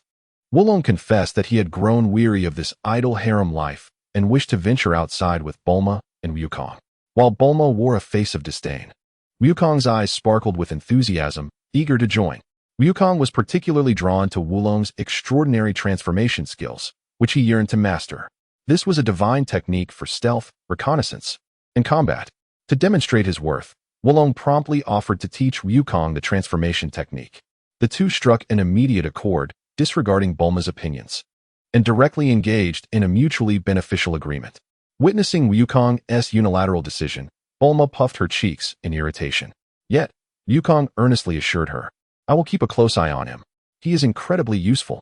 Once I master the transformation technique, I will be able to protect you better." After much persuasion from Wukong, Bulma reluctantly agreed, albeit with a fierce warning to Wulong. "If you dare to act up or do anything wrong again, I will have Wukong roast you like a pig." Thus, the new member, the little pig Wulong, joined their ranks. Naturally, before departing, Bulma wielded her financial prowess, swiping her black card to cover the damages incurred by the town. However, as they prepared to leave, Bulma warned Wulong once more that if he did not behave, she had the means to reclaim the expenses from him. Faced with Bulma's formidable stature and Wukong's evident allegiance to her, Wulong dared not defy her, obediently promising to be a good dog for Bulma and an excellent teacher for Wukong. After receiving yet another punch from Wukong, Wulong finally learned to behave and ceased his antics. The ensuing journey transformed into a mobile classroom for Wukong to learn the transformation technique. It must be said, the transformation skill was exceedingly difficult to master, relying solely on innate talent. Wulong remarked that among 10,000 individuals, perhaps only one could learn it, and it required prolonged practice. Yet, Wukong once again demonstrated his exceptional learning ability. On the first day, Wulong explained the principles. Concentrate. Clearly envision the details of the object you wish to transform into within your mind, and then mobilize your internal chi to simulate that form. Wukong attempted to transform into a stone, resulting in a sharply defined rock that bore his facial features. Wulong burst into laughter, exclaiming, "Is this a stone monster?" He then tried to transform into a large tree, yet the trunk displayed distinct abdominal muscles. Bulma chimed in, "What kind of tree is this? Has it become sentient?"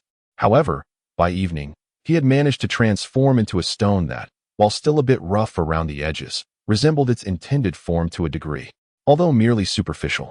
Wulong himself had not fared much better in his untransformed state. Without the magic, he was no more than a facade, with his transformation details only marginally superior to Wukong's. By the second day, Wukong began experimenting with animal transformations. He attempted to become a small bird, resulting in uneven wings, causing it to fly as if intoxicated. When he tried to morph into a rabbit, one ear was long while the other was short, causing him to stumble when hopping. Yet, his progress was remarkable as he continuously adjusted the details and variations of his chi. By nightfall, he had achieved the ability to transform into a small sparrow that was nearly indistinguishable from reality, except for its overly sharp gaze, and could even manage short flights. On the third day, Wukong began attempting more complex transformations.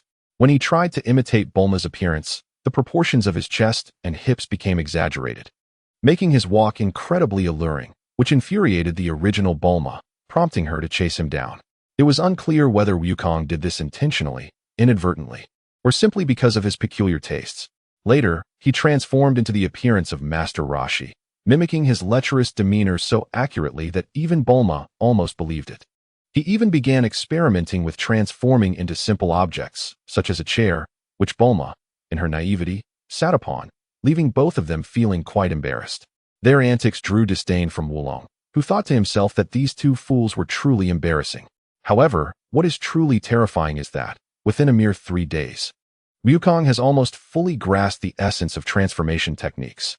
Although the duration, precision, and speed of the transformation still require improvement, this astonishing rate of learning has left Wulong, who prides himself on being a transformation genius, utterly astonished and exclaiming that Wukong is a monster. Amidst laughter and a series of transformation mishaps, the team continues towards their next objective.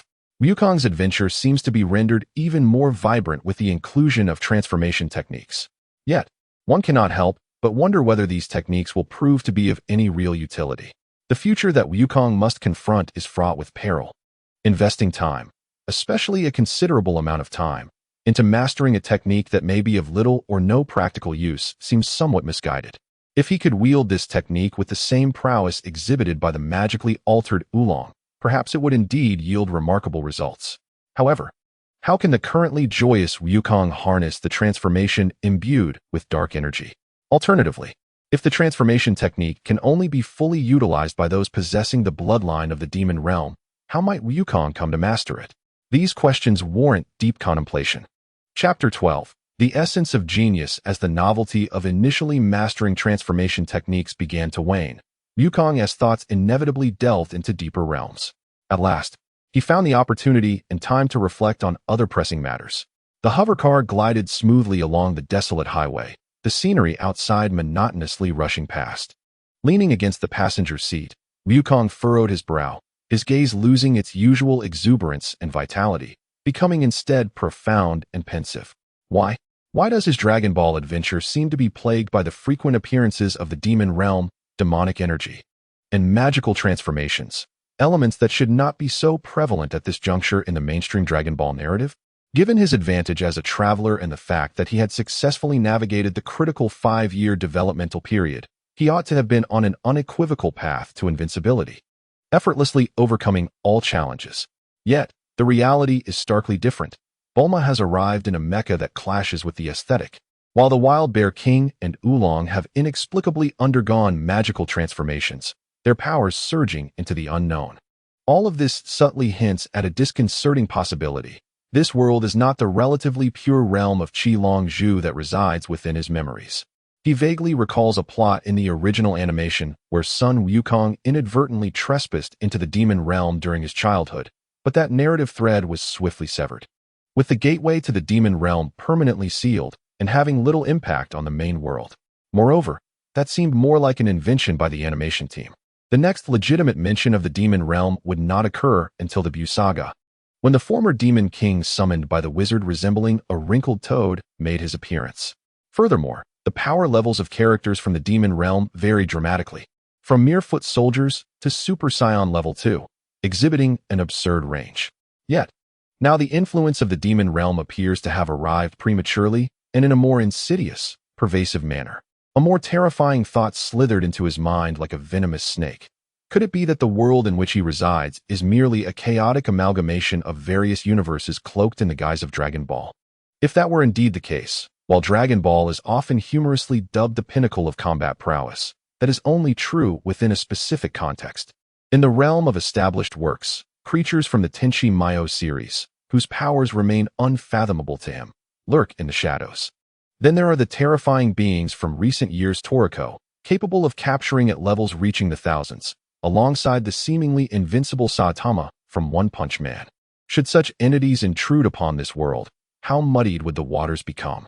Furthermore, contemplating characters from anime whose combat capabilities may not be as exaggerated, yet whose concepts and settings are exceedingly absurd, rule-based, concept-based, could also lead to confusion. If one were to venture even further, transcending the realm of Japanese anime into the sprawling complexity of Chinese and American comics, where deities abound, the chaos would only amplify. As these thoughts spiraled, Wukong's expression darkened, an invisible pressure enveloping him, and a sense of unease and dread began to permeate the atmosphere. He felt as though he had been abruptly cast from a familiar, albeit arduous, path into a vast, pitch-black ocean teeming with countless unknown behemoths. In the back seat, Oolong, who had been secretly perusing a magazine, suddenly shivered. Cautiously raising his head, he caught a glimpse of Wukong's stormy visage through the rearview mirror, along with the fleeting bewilderment and intensity in his eyes. Startled, the little pig sat up straight, hastily stowing away the magazine, his hands obediently resting on his knees, afraid to utter a single breath. As if any disturbance would lead to being devoured along with the car by an unseen monster lurking outside. Bulma, who was driving, perceptibly sensed the oppressive atmosphere within the car. Slightly turning her head, she noticed Wukong's grim countenance and could not help but furrow her brow. Wasn't this fellow usually quite cheerful?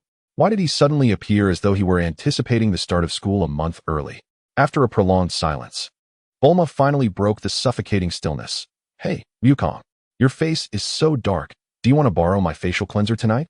Her voice pierced through Wukong's spiraling thoughts, abruptly yanking him back to reality.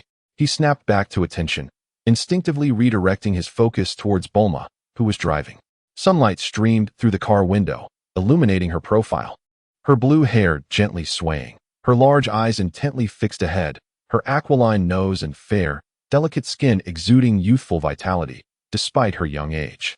His gaze lingered on her for a moment, as his once distracted expression began to sharpen, unwittingly imbued with a hint of scrutiny and perhaps an appreciation that he himself had not fully recognized, one befitting a mature man.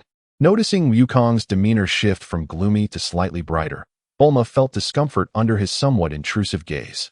Consequently, she retorted, "Stinky monkey, if you don't want your eyes, you can donate them. If you keep staring at me like that, I'll gouge them out and stomp on them." "Huh. Oh, I'm sorry." Wukong jolted awake, sheepishly rubbing his nose and awkwardly averting his gaze. Taking a deep breath, he resolved to cease his solitary musings. After all, he was not a strategist. Perhaps he could indirectly gauge Bulma's perspective. "Hey, Bulma," he ventured, striving to maintain a casual tone. "What would you do if one day you discovered our world is not entirely as we perceive it? Like, more complex and perilous than we can imagine?" Bulma, nonchalantly steering the vehicle, replied, "What I'm experiencing now is already vastly different from what I know, okay?" She gestured towards the desolate landscape outside, then pointed to the obedient oolong in the back seat, a talking turtle, a transforming pig, and you, a wild man capable of dismantling a mecha with your bare hands. Isn't that enough to upend your understanding? Not this kind of. Wukong scratched his head, uncertain how to explain without revealing that he was a traveler aware of the original plot. I mean, it's a deeper level. Like playing a version of an online game where you're a beta tester, but once it officially launches, the operators continuously update the original version, forcing you into a new, more challenging, and absurd version with many new monsters and mechanics you don't comprehend. As he struggled to articulate his thoughts, frustration washed over him, and he turned his gaze to the window with a sigh. "Forget it. It's pointless to explain. You wouldn't understand." Neurotic. Bulma rolled her eyes, but through the rearview mirror, she caught sight of Wukong's expression returning to its previously vacant and somber state. She pondered for a moment, her gaze fixed on the straight road ahead, and spoke with a rare tone imbued with a hint of philosophy. "What else can be done? When faced with challenges, one must fight. Winning is ideal. If not, then one must accept fate, even if the cost could be life." Wukong's voice was somewhat subdued. "To gamble is to accept the outcome." Bulma's response was crisp and decisive, reflecting an unusual calmness and clarity for someone of her age. Having chosen to step onto the gaming table, or having been forcibly brought to it, if one lacks the skill and loses their stakes, they cannot blame others. The same applies to life and death. "But I clearly..." Wukong abruptly turned his head, visibly agitated. "I've already surpassed the version. I should have been ahead of them by one version. Now the version has quietly updated while I wasn't looking, and added so many nauseating patches." "Surpassed the version?" Bulma keenly seized upon this term, casting a skeptical glance at him. "How do you know you are ahead of the version? You, a wild child raised in the depths of the mountains, have never even been to the city. What do you know of versions?" Wukong was momentarily at a loss for words, opening his mouth, only to find he couldn't explain. Should he say he was someone who had seen the script from another world? Observing Wukong's speechlessness, Bulma's lips curled into a slight smile. Ambiguous in its nature, was it sarcasm or something else? "What? Without cheats, you lack confidence in winning on your own?" "Who said that?" Wukong retorted, resembling a cat whose tail had been stepped on, immediately countering. "Even without cheats, I am still incredibly powerful. I am invincible, all right." The pride of the Science, the pride of a traveler, would not permit him to back down in this regard. "Then what are you worried about?" Bulma's words cut straight to the heart of the matter. "Worried about encountering something beyond your understanding?" "Exactly. What if there are differences between the current situation and the initial version you are familiar with?" Bulma interrupted him, her tone calm, yet imbued with a strange persuasive power. "For you, are there any differences between the bosses you recognize and the potential bosses that may appear beyond your understanding? Aren't they all enemies you must defeat?" Wukong was taken aback, instinctively repeating, "Umph. That's true." The cabin fell silent again, with only the hum of the engine breaking the stillness. Bulma focused on driving while Wukong once again gazed out the window, but this time, his expression held less panic and more contemplation. In the back seat, Yulong maintained his obedient posture, his small eyes darting around, attempting to comprehend the previous tense conversation shrouded in ambiguity. After a while, Wukong's voice rang out again. significantly calmer than before, yet tinged with a deeper unease. Bulma, what if I can't win this time? I mean, if I lose, not only will I die, but perhaps everyone will too. This was the closest he could come to a warning. I see. Bulma tightened her grip on the steering wheel slightly. She remained silent for a long time, long enough for Wukong to think she would not respond. Suddenly, Bulma slammed on the brakes. Screech. The hover car came to a steady halt in the middle of the desolate road. The interior was enveloped in silence. Yulong was startled, nearly jumping out of his seat. Bulma did not turn around immediately. She simply stared at the empty highway ahead, remaining silent for a few more seconds. Then, she slowly turned her head. Her gaze not directly on Wukong, but instead landing on the faint reflection of his worried yet resolute profile in the car window. Her voice was clear and calm, yet contained an undeniable strength. Then let us strive to win. After saying that, she turned back, restarted the car, and resumed their journey. As if that heavy statement had merely been a casual remark. Bulma's injection of motivation did not immediately ignite Wukong's fervor or provoke any grand declarations. The weight of reality and the enormity of the unknown still pressed heavily upon his heart. He remained silent. Bulma also ceased speaking, concentrating solely on driving. After a considerable time, Wukong gazed at the rapidly retreating scenery outside, as if speaking to himself, softly yet firmly declaring, I will fight with all my might. The corner of Bulma's mouth curved upward ever so slightly as she replied in the same indifferent tone, Good.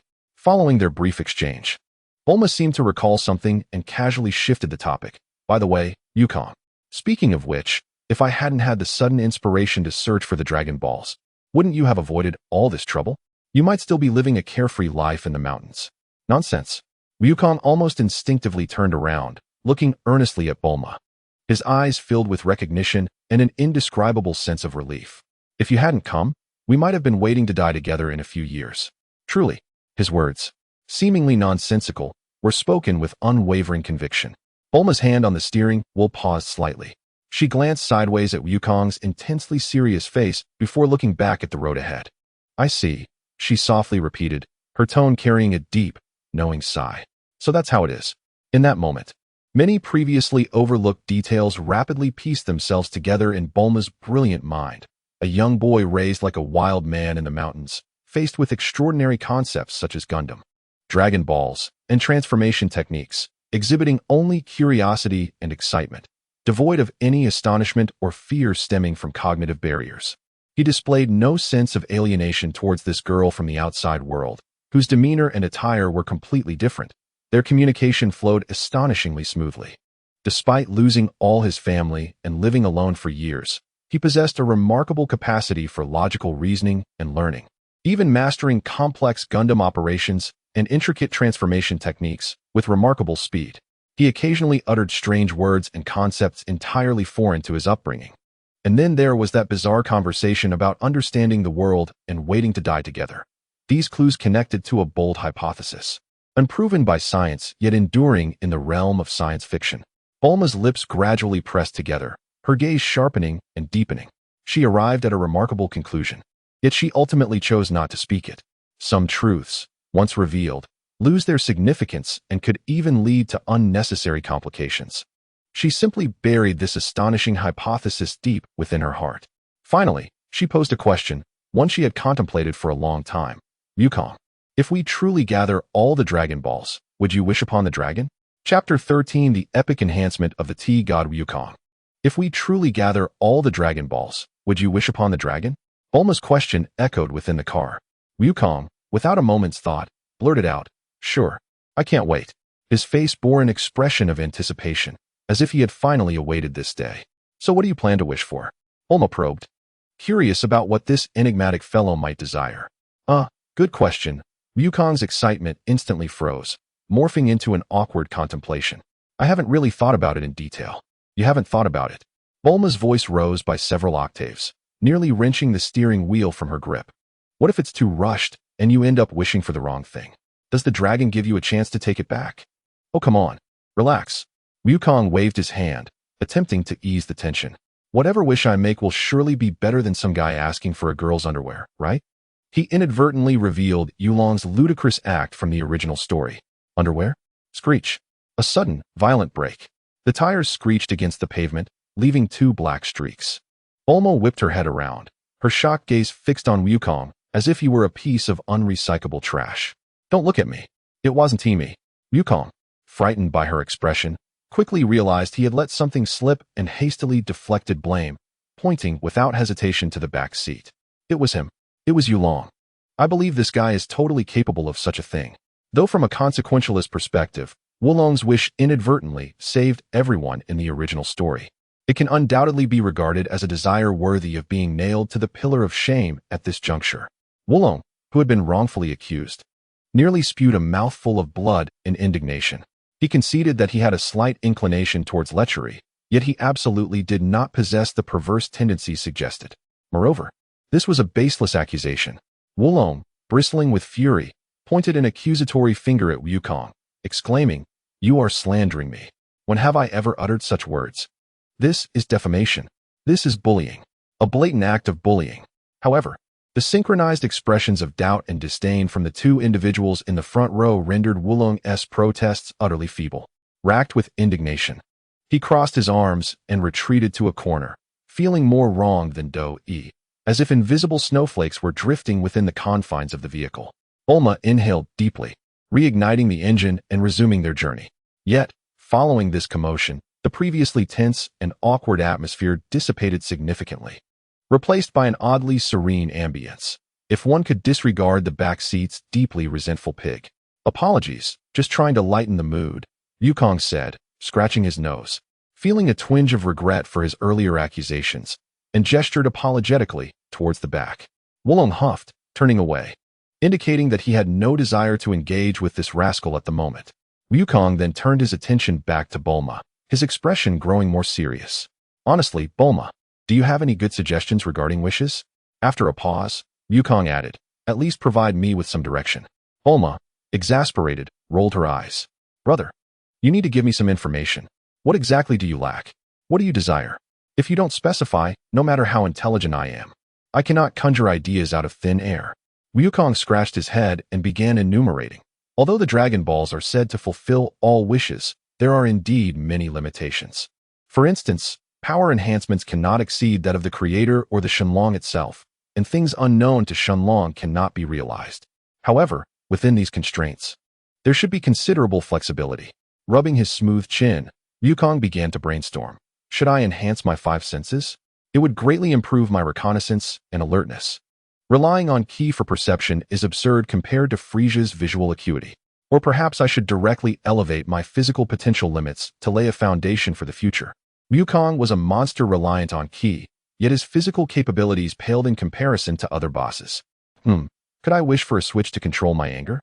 Wukong contemplated the emotional requirements of transforming into a Super Saiyan, realizing that his usual solutions might not suffice, and that he needed new strategies to tackle transformation issues.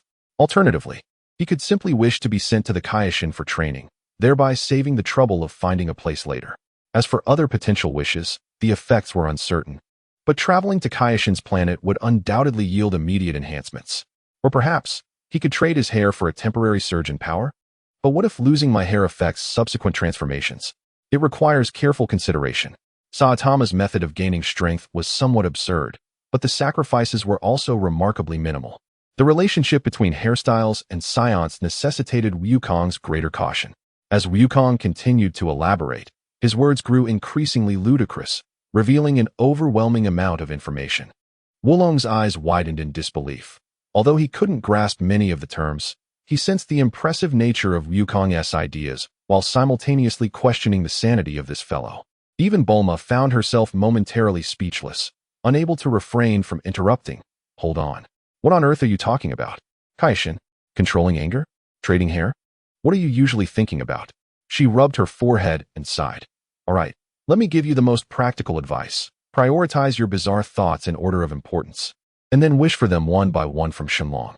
Start with the one that can be realized." "Oh, right," Wukong exclaimed, enlightenment dawning upon him. "Bulma, you're so clever. Let us do it your way." He immediately began counting on his fingers to silently arrange his wishes. With the wish dilemma resolved, Wukong's spirits noticeably lifted, and he even grew bolder. "By the way, Bulma, have you considered starting to research time machines now? This will surely come in handy in the future." He pondered whether he could devise a life-saving trump card in advance. However, this remark startled Bulma, and an audacious hypothesis surged into her mind, prompting her to exclaim in astonishment, "So you traveled back to the past using the time machine I created?" Even at that moment, Bulma chose to use the term past rather than the more alarming present.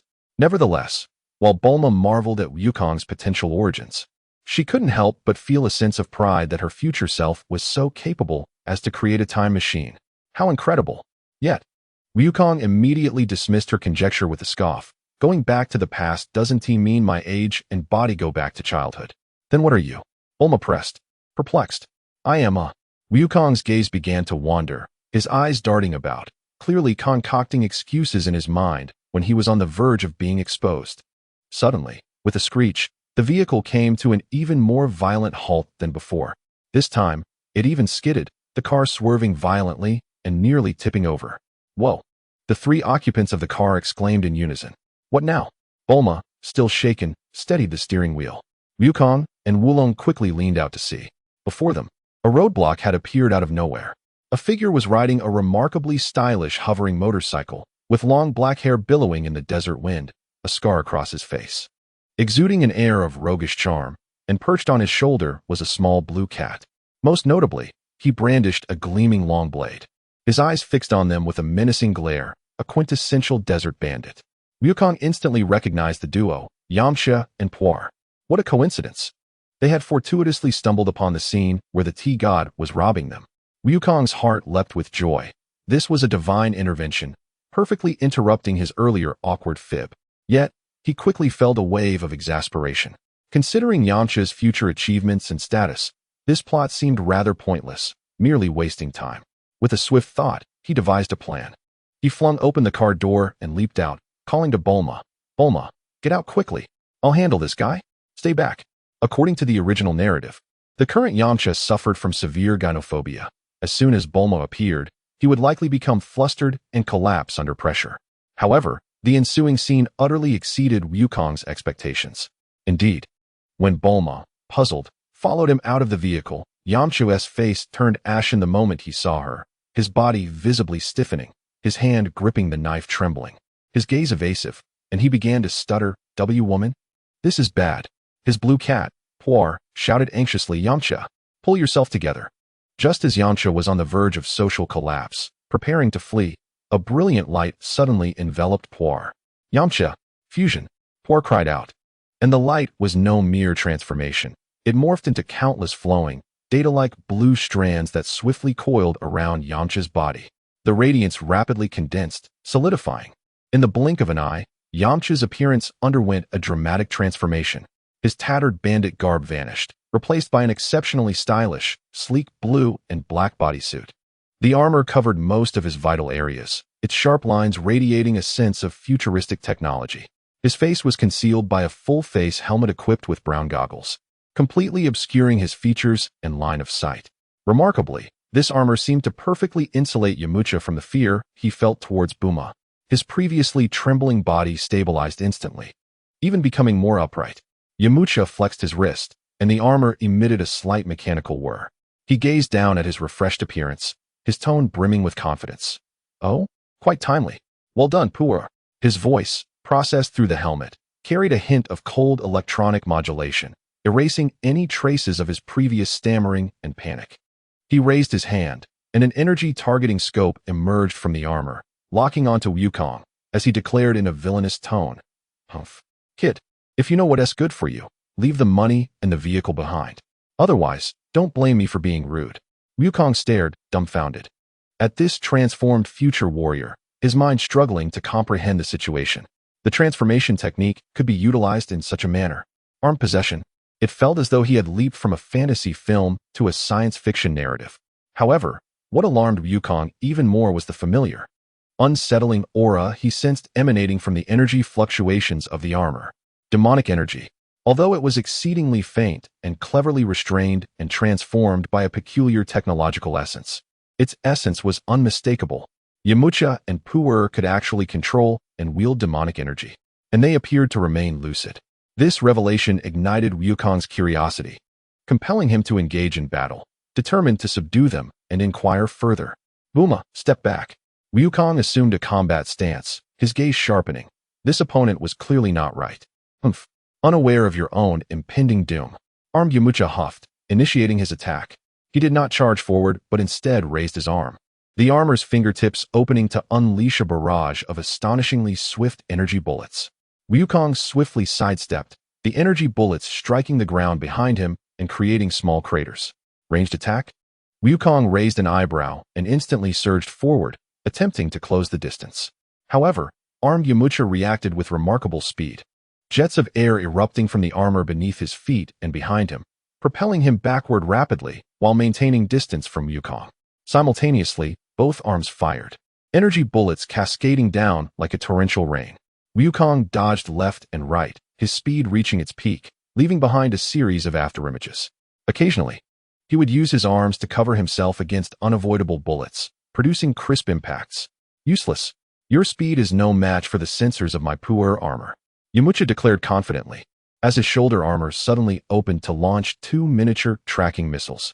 Wukong leaped into the air, the missiles arcing and relentlessly pursuing him. He twisted in midair, unleashing a series of small energy blasts that accurately detonated the missiles in flight. Amidst the exploding flames, Wukong dove down like a hawk, targeting Yamcha. Too naive.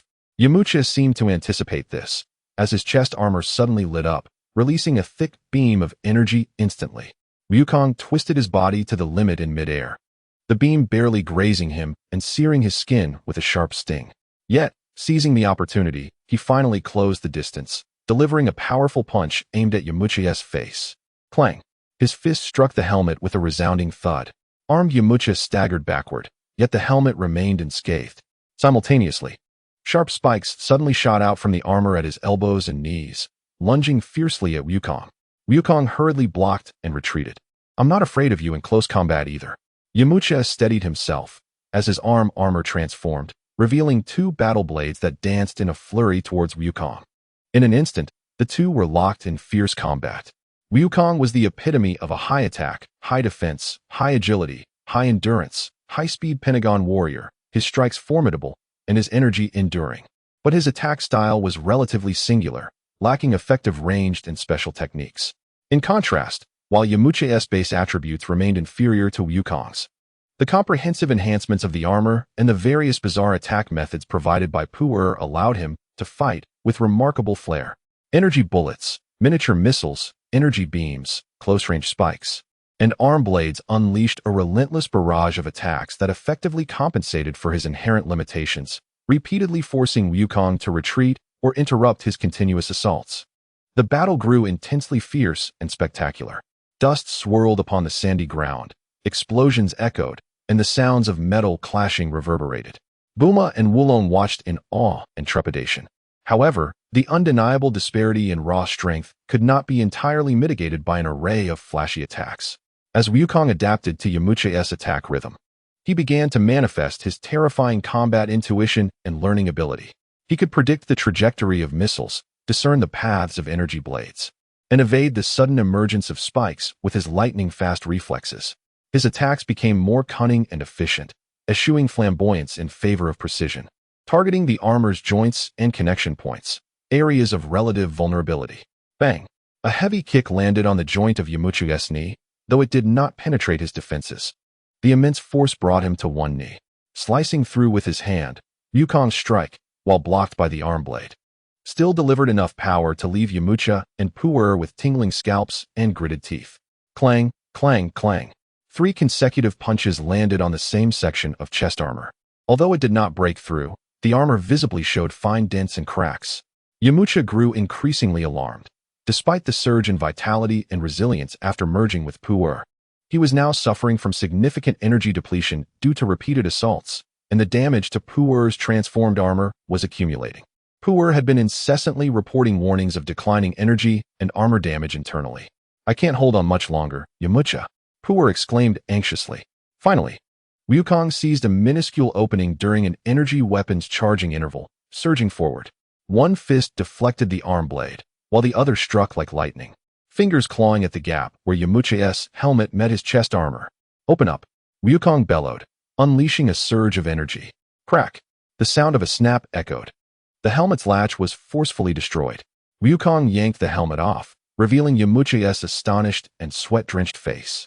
Simultaneously, the armor enveloping him became unstable, flickering blue lights before rapidly disintegrating. Reverting to the exhausted, slumped blue cat, Pu'er, resting on Yamucha's shoulder.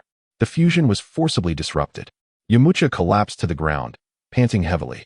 His face a portrait of disbelief and defeat. Pu'er was too fatigued to utter a word. Bulma and Wulong finally breathed a sigh of relief. Wukong regarded the incapacitated pair without further malice. He approached them and, to Yamucha's wary gaze, unexpectedly extended his hand. "Hey, you've got some skills. And this little cat has quite the transformation technique." He pointed at Pu'er. "What do you say? Want to join us on our journey? We're looking for something called Dragon Balls that can grant any wish." He extended the invitation, his gaze primarily fixated on Pu'er. After all, while Yamucha might be weak, Pu'er's transformation technique was extraordinarily powerful. It opened a new world of possibilities. Would the transformation technique he had just learned be further enhanced or inspired by Pu'er? Excitement and disdain flickered in Wukong's eyes. Anticipation for Pu'er and disdain for Wulong. Chapter 14. Nyoma Wang and Hong Hai Nu. "You smelly monkey. Who do you think you are looking down upon?" In Wukong, the unreserved fascination with Pu'er's transformation technique and the disdain for Wulong instantly provoked Wulong's wrath. Infuriated, he leaped in the back seat, flailing his little hands. "I am the second most skilled master of transformation in kindergarten. I can master what Pu'er knows in no time." Although his words were fierce, they indirectly indicated that after spending some time together, Wulong had grown less fearful of Wukong, even daring to shout at him. Wukong, unperturbed, deliberately clicked his tongue at him and made a face before redirecting his attention to the hesitant Yamucha and the exhausted Pu'er. The subsequent persuasion process was fraught with twists and turns. Yamucha's primary objections were twofold. First, his debilitating fear of women. The mere thought of traveling with Bulma made him uneasy. Second, he found his current life quite pleasant. Adventuring with women and children seemed rather dull. In response to the first concern, Wukong waved his hand confidently, suggesting, "We can drive 2 vehicles. Form a convoy. You and Pu'er, Wulong in one car. And we in another, keeping our distance. Perfect." To address the second point, Wukong assumed an encouraging demeanor, firmly patting Yamucha on the shoulder. "If it weren't for Pu'er, you would truly be a weakling. Are you prepared to be a weakling for life? Just follow me." Yamucha attempted to find other excuses to evade, but he could not withstand Wukong's relentless persuasion and enticing visions of adventure, treasure, and strength. Meanwhile, Wulong and Pu'er, both adept in transformation and having undergone demonic transformations, quickly bonded, quietly exchanging insights and expressing keen interest in continuing their journey. Under the influence of various factors, Yamucha ultimately sighed in resignation, yielding to the majority opinion. Primarily because he could not overpower Wukong, and thus reluctantly joined the quest for the Dragon Balls. Thus, the convoy consisted of 2 vehicles. The first was driven by Bulma, with Wukong seated beside her as a bodyguard and radar navigator. The second vehicle was operated by Yamucha, with Wulong and Pu'er animatedly chatting in the back seat. The convoy stirred up dust as it headed towards the next destination, Huiyin Mountain. Throughout the journey, Yamucha's emotions were quite complex. On one hand, with Pu'er's assistance, his confidence soared, believing he could confront even the formidable Lord Nyoma Wang of Huiyin Mountain, especially with Wukong, that extraordinary companion, backing him up. On the other hand, the thought of the Dragon Ball wish left him somewhat disheartened. Wukong had made it clear that the priority for wishes lay with him and Bulma, leaving Wulong ahead of him, which gave him a fleeting sense of satisfaction, yet he was uncertain how long he would have to wait. Even more unsettling was the private conversation between Wukong and Bulma, discussing how they would utilize exposure and shock therapy to cure his fear of women, even contemplating whether to throw him into a women's academy or a gigolo house for training after their journey ended. The mere thought of such terrifying scenarios left Yamucha feeling despondent. Regardless of Yamucha's worries, Huiyin Mountain soon appeared on the horizon. True to its name, the entire mountain was engulfed in an unnatural, raging fire, with waves of heat palpable even from a distance. The mountainside glowed red, devoid of any vegetation, resembling the entrance to hell. As their vehicles approached the mountain's foot, they were quickly detected. A thunderous roar erupted from the mountain. "Who dares trespass on my Huiyin Mountain? Do you wish to steal my treasures?" Before the words had fully escaped, A colossal figure leaped from the flames and landed with a thunderous crash, shaking the ground. The newcomer towered over 3 meters tall, his robust frame reminiscent of a small mountain, clad in heavy Chinese armor. With a face adorned by a thick beard, a horned helmet atop his head, fierce eyes, and wielding a massive axe. It was none other than the Lord of Huayin Mountain, Neo-Mo Wang. Following closely behind him was a young girl, approximately 11 or 12 years old, dressed in blue training attire, with long black hair and clear yet watchful eyes, his daughter, Chi-Chi. Thank heavens. Chi-Chi was not donned in the eye-searing combat outfit of a Mohican helmet and bikini, since Wukong and his companions had not announced their arrival. Nor did they know how to do so. They were promptly regarded as treasure-hunting thieves by Neo-Mo Wang and his daughter. Uncle Neo-Mo Wang, you misunderstand. We are not. Wukong quickly exited the vehicle, attempting to clarify. He looked at Neo-Mo Wang and the youthful Chi-Chi, feeling a mix of emotions. After all, she was to be his future family. He truly wished to avoid conflict. However, Neo-Mo Wang, accustomed to dominance and with a fiery temperament, would not tolerate any discussion. Enough chatter. Your sneaky demeanor reveals your true nature. Be wise and leave at once, or face my wrath. Chi-Chi chimed in, hands on her hips, trying to appear fierce. Yes, Daddy is right. Hurry and leave, or I won't hold back. She was clearly a dutiful daughter following her father's commands. Wukong attempted to reason further, but Neo-Mo Wang was already losing patience. He scrutinized the group before him, aside from the long-haired young man with a sword. The others, a girl, a child, a pig, and a cat, seemed utterly unimposing. With a grand gesture, he instructed Chi-Chi, Chi-Chi, go. Teach these overconfident little thieves a lesson. Start with that long-haired boy. Receiving her father's command, Chi-Chi stepped forward, pointing at Yamcha with determination, issuing a challenge. You, come out and fight me. Wukong, witnessing this, quickly stepped forward. Wait. Uncle Neo-Mo Wang, Chi-Chi, we truly mean no harm. There is no need for violence. On one hand, he genuinely did not want to engage with his future bride. On the other hand, he sought to swiftly resolve this unnecessary conflict and progress to locating Master Roshi to extinguish the fire. However, before he could finish, the eager to impress Yamcha, newly joined to the group, had inflated with bravado. He boldly seized Wukong by the collar and, audaciously like a character from a comic, pulled Wukong aside. Then confidently stepped forward, proclaiming, Wukong, no need for you to intervene. I can handle a little girl on my own.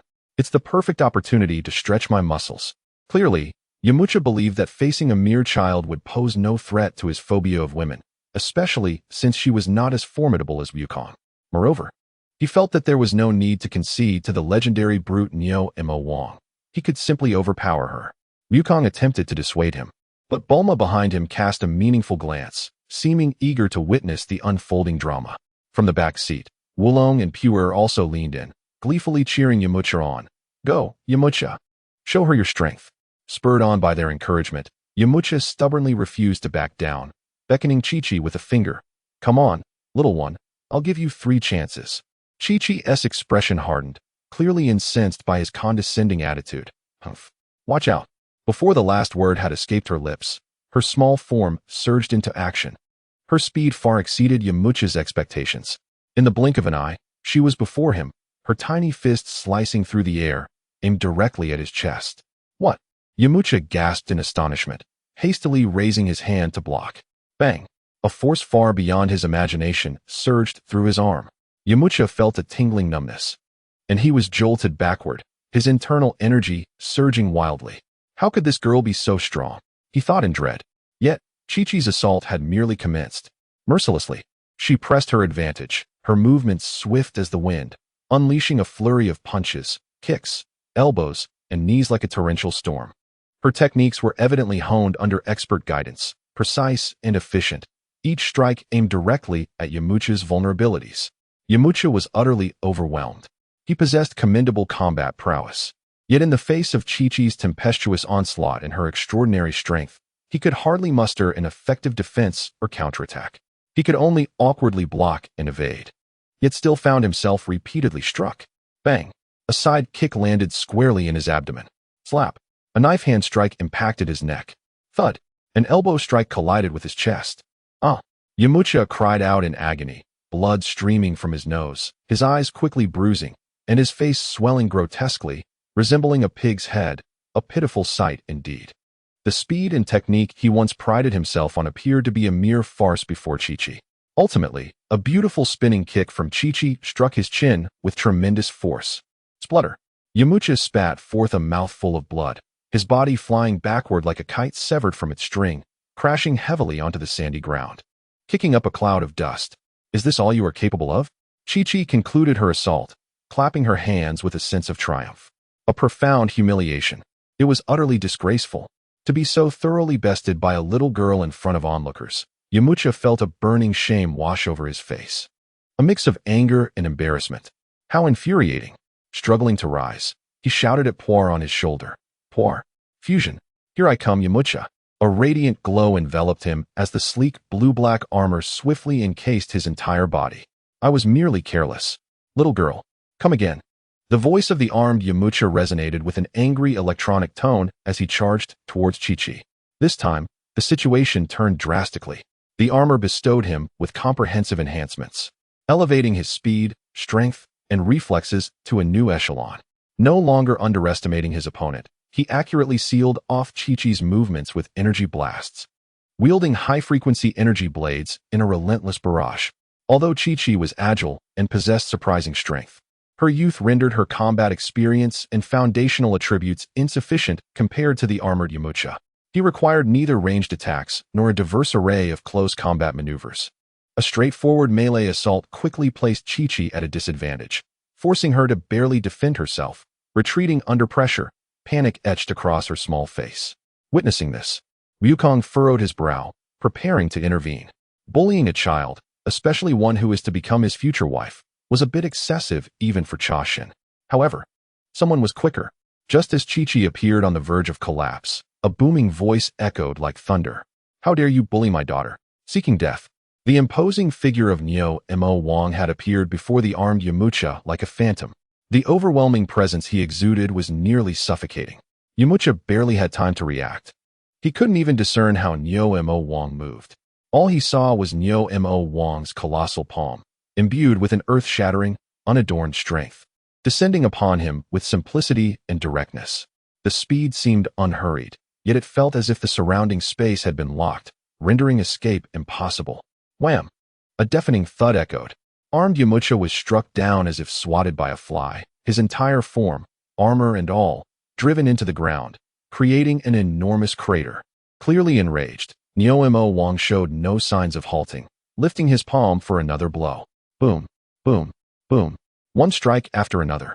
No flashy techniques, just pure, unadulterated power. Each strike shook the earth, as if the entire flame mountain trembled in response. The thunderous noise reverberated painfully in the ears. Yamucha, driven into the ground, had no strength to resist, his armor groaning under the strain, cracks swiftly spreading across its surface. Inside, Poir was rattled, energy rapidly depleting. Mere seconds later, accompanied by a shattering sound, the armed form was forcibly dismantled. The blue light dissipated, revealing the unconscious Yamucha, battered and bruised, alongside the likewise unconscious Poir. Yet Neo Mo Wang's fury had not abated. A glint of menace flickered in his eyes as he raised his enormous palm once more, this time aiming it at the pit's bottom with terrifying force. If that palm struck true, Yamucha and Poir would undoubtedly be reduced to mere puddles of flesh. Enough. In a moment of crisis, Wukong appeared as if teleporting beneath the massive palm. He extended his comparatively slender arm, fingers splayed, firmly supporting Neo Mo Wang's colossal hand, capable of splitting mountains. For the first time, surprise dawned on Neo Mo Wang's face. It felt as though he had struck a mountain of iron. That seemingly insignificant arm remained steadfast. Wukong's gaze sharpened as he shouted, his arm exerting force upward. Neo Mo Wang's massive form staggered backward a step. His enormous palm was compelled to rise, revealing the unconscious Yamucha and Poir below. Seizing the opportunity, Wukong swiftly extracted the two from the pit, handing them over to the stunned Bulma and Oolong behind him. Neo Mo Wang regained his stance, gazing at Wukong. The astonishment on his face gradually replaced by a weighty seriousness tinged with excitement. He shook off his somewhat numb hand and rumbled, "Good lad. You possess some strength. It seems I misjudged you." Wukong sighed in relief, preparing to exchange pleasantries, perhaps to bridge a connection with some light banter about his grandfather, son Wukong, and so forth. However, Neo Wang abruptly inhaled deeply, his muscles swelling like a balloon, a more terrifying, frenzied aura radiating from him, causing the surrounding air to become scorching and viscous. Again, Neo Wang roared, his copper bell-like eyes ablaze with battle intent. This time, the might he brought forth was incomparably greater than before. Wukong's expression turned gravely serious. From the towering giant before him, he sensed an unprecedented pressure. It was a blend of pure strength, overwhelming momentum, and astonishing speed that presented a lethal threat. If he did not take this seriously, he could very well be injured. The battle had only just commenced, and the outcome remained uncertain. Chapter 15. A close quarrel with the father-in-law. The overwhelming force radiating from Neo Wang felt like a tangible mountain, weighing heavily on everyone's hearts. The scorching waves of energy surged outward from his center. Yet, this oppressive sensation, which could terrify the average person, did not daunt Wukong. Seasoned by countless battles, primarily against beasts and through rigorous self-training, his resolve had been tempered to stone. Moreover, he had witnessed cataclysmic scenes from the information explosion era. Nothing could faze him. The display before him was insufficient to stir any fear. At the very least, in the current Dragon Ball Earth arc, even if some demonic aberrations emerged, they merely piqued Wukong's curiosity and surprise, falling far short of instilling terror. He even silently encouraged himself, ready to set a precedent for the many sons-in-law by delivering a sound thrashing to his father-in-law, thereby elevating his standing among his peers. However, just as this thought crossed his mind, the changes before him nearly caused his eyes to bulge in disbelief. Neo Wang, engulfed in his rage, exhibited a transformation. His bronze skin began to darken at the extremities of his limbs, swiftly spreading a profound, shadowy hue that seemed to absorb all light. This darkness flowed like a living entity, swiftly enveloping his entire being, including his heavy armor and the colossal axe in his grasp. At that moment, Neo Wang appeared clad in an abyssal armor of ominous power, radiating an aura both foreboding and formidable. With only his copper bell-like eyes still gleaming with fierce battle intent, Wukong's mind was in disarray. Was the application range of this demonic energy a bit too extensive? The Wild Bear King and Wulong are embodiments of irrational, frenzied enhancement. In contrast, Per and Yamcha engage in a technologically advanced form of fusion armament. As for the Neo Wang, he has directly adopted the armed color hockey reminiscent of One Piece. Is it a full-cover premium version? To be honest, this demonic energy appears remarkably effective. In fact, Wukong was struck by a bold thought. Perhaps he could also acquire and experiment with it someday. However, his whimsical musings were abruptly interrupted. With a fearsome roar, the transformed Neo Wang unleashed a guttural bellow, his colossal foot crashing down with tremendous force. The ground erupted, creating a vast crater, while his enormous form shot forward with astonishing speed, defying all expectations of his size. The obsidian giant axe, now steeped in darkness, sliced through the air with a shrill whistle, descending with the might of creation itself. The speed was outrageous. Wukong's pupils constricted as he instinctively elevated his energy to its zenith, narrowly dodging the axe's edge. Yet, the fierce wind from the axe left his cheeks stinging. The massive axe cleaved through the air and struck the earth, sending shockwaves that shook the very ground, leaving a deep fissure in its wake. Failing to connect, Neo Wang pivoted his wrist, swinging the axe horizontally with fluid grace, devoid of clumsiness. Wukong leaped into the air, his toes barely grazing the axe's surface, using the momentum to execute a backflip. In the heat of the moment, he gathered his energy into a Kamehameha wave, realizing he had no time for elaborate maneuvers. He simply launched a push wave towards Neo Wang's face. To his dismay, the energy wave that could shatter rock merely erupted into a cloud of smoke upon impacting Neo Wang's face, failing to even cause him to stagger. The defensive capabilities were outrageously formidable. Neo Wang's voice boomed like thunder as his enormous left hand opened, grasping at Wukong in the air as if swatting a fly. The palm, enveloped in dense demonic energy, exuded the power to crush steel. Wukong twisted his body midair, evading the grasp while delivering a fierce kick to Neo Wang's wrist. The sound of metal clashing echoed. Wukong felt as if he had kicked a mountain of steel. The recoil numbing his calf, while Neo Mo Wang's wrist only faltered slightly. The defense was utterly monstrous. As Wukong landed, he once again unleashed his energy, transforming into a blur as he closed in on Neo Mo Wang's lower body, unleashing a flurry of punches upon his knees and ankles. The rapid-fire impacts resonated like a blacksmith's hammer. Yet, Neo Mo Wang's stance remained unyielding, the magical energy shield absorbing all assaults. Before he raised his colossal foot to stomp down fiercely, Wukong retreated swiftly, leaving a massive footprint in the earth where he once stood. "Come again," Neo Mo Wang roared, his muscles bulging as he swung the enormous black axe in a wide arc, striking forward. This was not merely a physical attack. A condensed, crescent-shaped wave of pitch-black energy launched from the axe blade, howling toward Wukong. The ground was furrowed deeply in its wake, the very air cleaved apart. Wukong's gaze sharpened as he brought his hands together, instantly gathering his azure Kamehameha wave. The blue-white energy collided violently with the black energy wave. A cataclysmic shockwave erupted outward in a circular fashion, sending debris flying. Bulma and the others struggled to keep their eyes open, staggering back. Flames surrounding them were extinguished in an instant, revealing charred mountainsides. After a brief standoff, both forces ultimately annihilated each other, resulting in an even greater explosion. Smoke billowed skyward. Amidst the haze, the two figures clashed once more. Neo Mo Wang's fighting style bore a striking resemblance to Kaido from One Piece, characterized by grand, sweeping attacks and overwhelming force. Each swing of the axe and every punch contained the terrifying power to shatter mountains. The magical energy cloaking his body rendered him nearly invulnerable, while his occasional long-range energy waves were both cunning and lethal. Wukong, on the other hand, exhibited the quintessential fighting style of a Dragon Ball warrior, combining extraordinary physical attributes, strength, speed, endurance, and reflexes, with masterful combat techniques and versatile energy applications. He darted around Neo Mo Wang's massive form like a wraith, seeking even the slightest opening. His fists, feet, elbows, knees, and even his tail became deadly weapons, with energy waves serving as distractions or heavy strikes. The cacophony of battle reverberated incessantly. It felt as if the flame mountain were facing its apocalypse, the earth fracturing, collapsing, and burning as trees and rocks were effortlessly obliterated. The clash raged from the base of the mountain to its slopes, leaving devastation in their wake. Although it had not yet reached a level of destruction capable of obliterating stars, the intensity and ferocity of this battle far exceeded what any onlooker could fathom, leaving them breathless and awestruck. Yamcha had long since regained consciousness, but witnessing the clash before him left his jaw agape. The pride he once held in his armed form shattered into oblivion.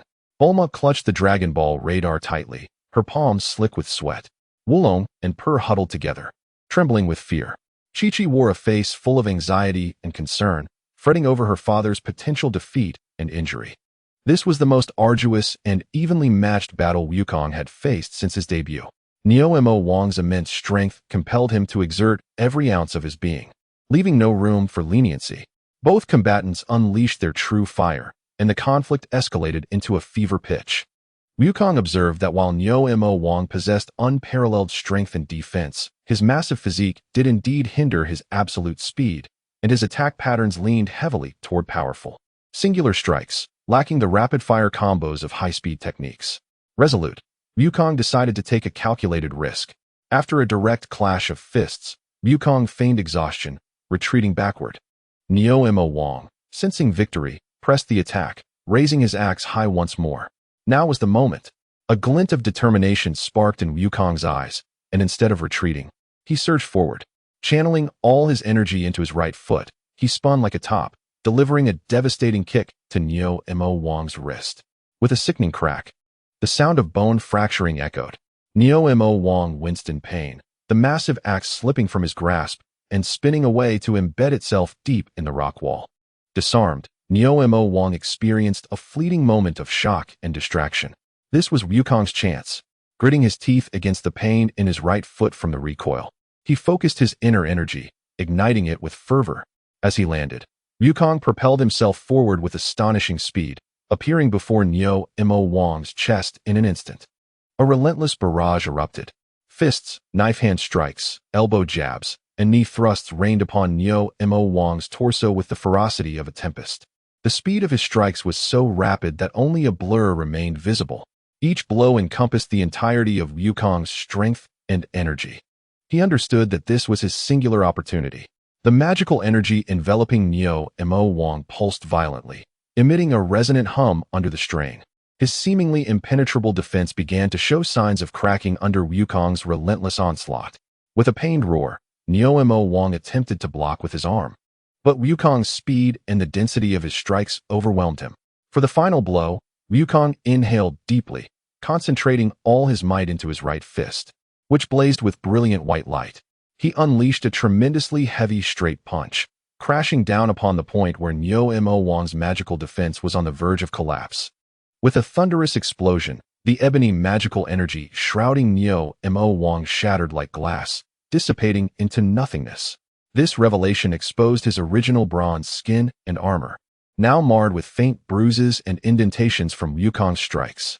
Gasping for breath, Neo-Mo Wang exhaled a cloud of foul air, his massive form staggering backward. Disbelief etched across his face. However, the ruler of Flame Mountain had not entirely lost his fighting spirit. In the moment the magical energy shattered, the eye slots of his helmet ignited with a terrifying red glow. A surge of perilous energy began to rapidly converge. The quest for victory amidst defeat was evident. The pair of spectacles adorning the helmet of Neo-Mo Wang were certainly not mere decorations. However, Wukong's combat instincts exceeded all expectations. Almost at the very instant the crimson light flared, his figure glided forth like a wraith, his left hand darting out with the swiftness of lightning to seize Neo-Mo Wang's helmet, yanking it upwards with vigor. The sound of cracking echoed as the clasp was forcibly undone, and the helmet was wrenched away, revealing Neo-Mo Wang's astonished and enraged visage. Meanwhile, Wukong's right hand, with his index and middle fingers aligned, concentrated a highly potent and lethal ki wave, poised directly upon the center of Neo-Mo Wang's forehead. Aware of the existence of ki and having self-taught the Kamehameha technique, Wukong had naturally explored other techniques, such as the Dodon wave. Time seemed to freeze in that moment, as the breaths of all onlookers halted in anticipation. Wukong's gaze was icy and focused, imbued with a warrior's resolve. A mere nudge of his finger or the eruption of the ki wave would cause Neo-Mo Wang's head to explode like a watermelon. Neo-Mo Wang felt the palpable threat of death emanating from Wukong's fingertip, and he harbored no doubt regarding the potency of the impending strike. His massive frame froze, the energy for a mutual destruction dissipating in an instant. In the heavy silence, only the crackling of flames and the labored breaths of the spectators could be heard. At that moment, a sharp, tearful voice of a young girl pierced the tension. "Stop. Do not harm my father." It was Chi-Chi. Witnessing her father's defeat and his life hanging by a thread, she could no longer restrain herself, crying out, "Take all the treasures, please, just spare my father."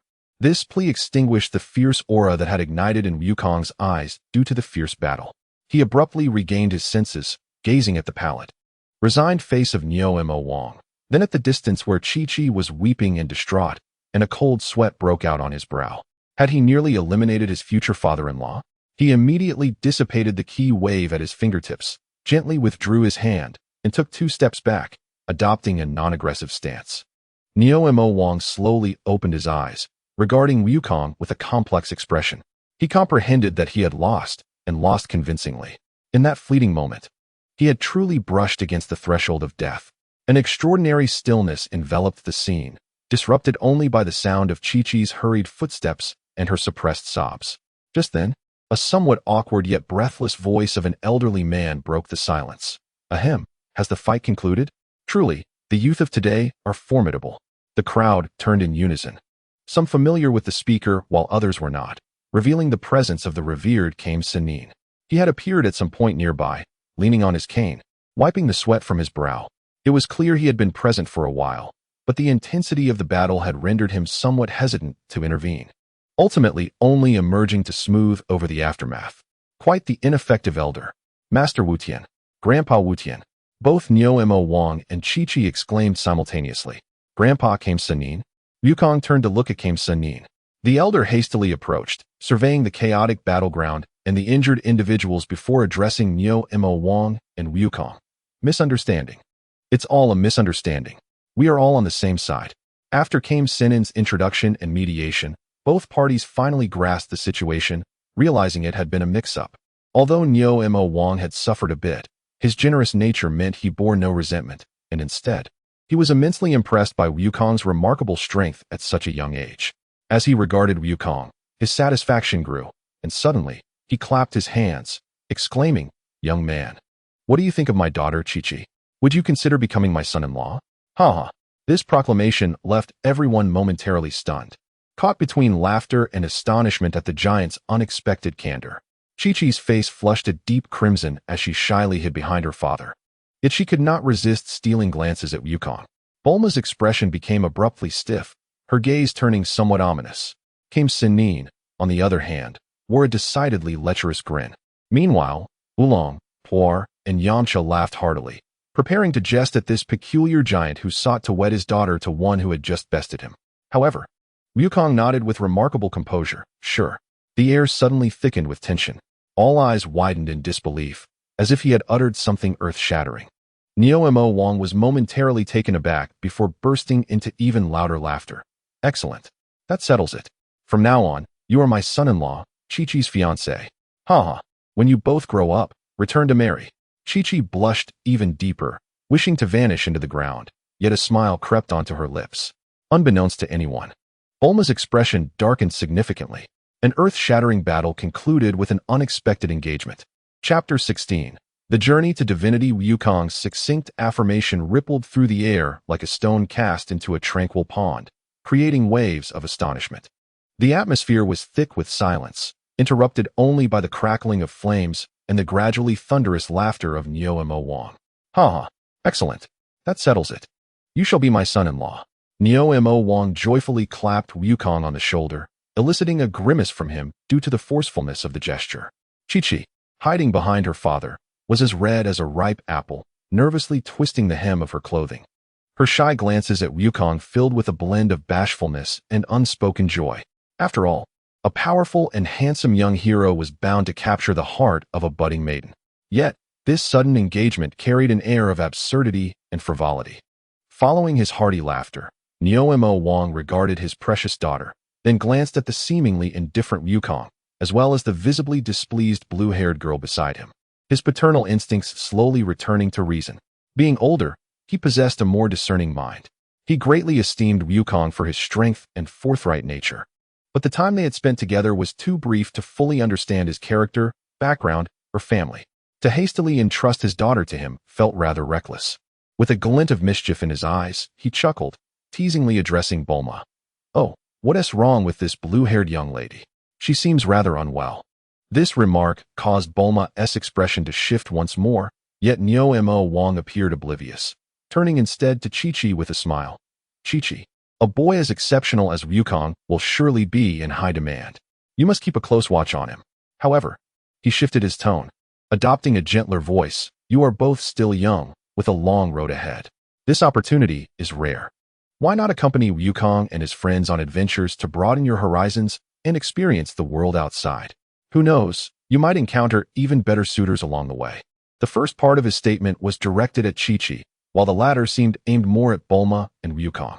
Indeed, upon hearing this, Bulma's expression brightened, a smile tugging at her lips.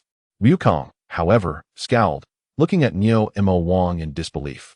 "Hey, uncle, are you seriously encouraging Chi-Chi to seek another suitor right after proposing? Watch out, I might do the same." Chi-Chi, feeling both embarrassed and irked, playfully punched her father's massive arm. "Daddy." Yet her gaze involuntarily drifted towards Wukong and Bulma, stirring a hint of confusion and unease within her.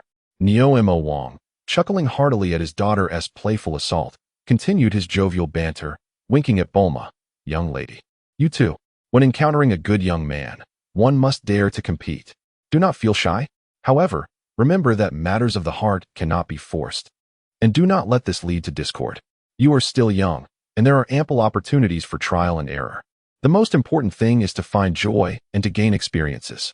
Finally, he retracted his smile, and his expression suddenly became exceedingly grave and menacing. His imposing figure leaned slightly forward, emanating a heavy sense of pressure as he fixed his gaze upon Wukong. "As for you, young lad, let me be clear. I have yet to personally hand over Chi-Chi to you. As fathers, We agree to let our daughters venture with you because we trust you. Should you dare to act like a scoundrel, to mess around carelessly, especially if you cause her sorrow." He clenched his massive fist, the joints cracking ominously, and the demonic aura surrounding him seemed to be subtly reawakening. "I will do everything in my power to crush you into a pancake. Do you understand?" Wukong was momentarily taken aback by this sudden change in demeanor, but he soon nodded earnestly. "Rest assured, Uncle Nyo Mo Wang. I will take full responsibility for what I have promised." After Nyo Mo Wang's humorous banter, layered with threats and playful jests, the awkward and delicate atmosphere created by the abrupt engagement dissipated significantly, and the relationships among everyone grew closer amidst laughter and merriment. With the atmosphere now harmonious, it was time to attend to the serious matters at hand. First, regarding the Dragon Balls. Nyo Mo Wang readily produced his cherished Dragon Balls and handed them over to Bulma.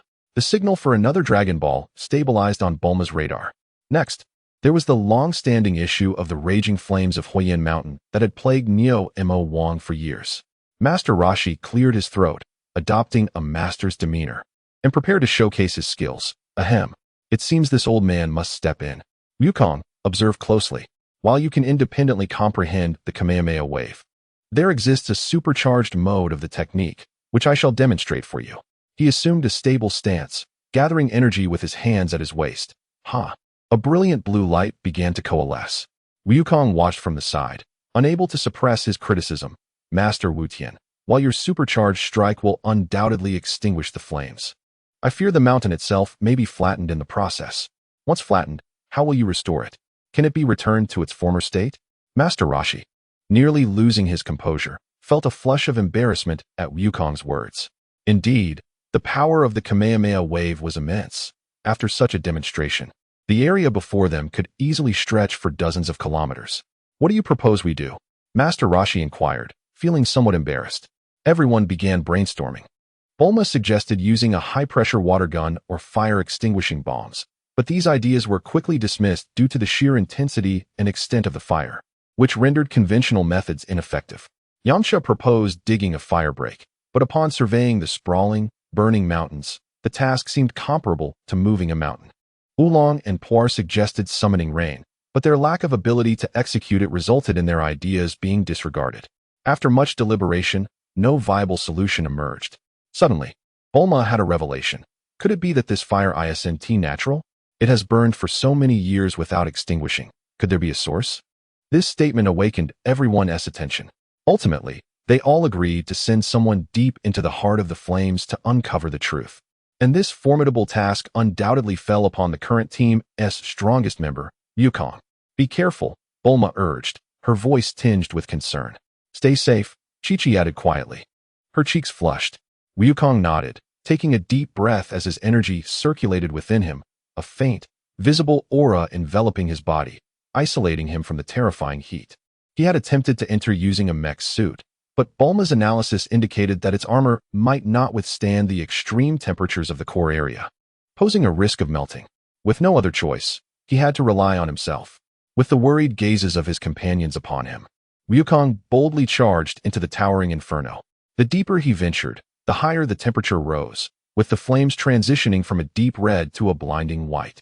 Even taking on hints of blue, the air warped drastically, severely obstructing his vision.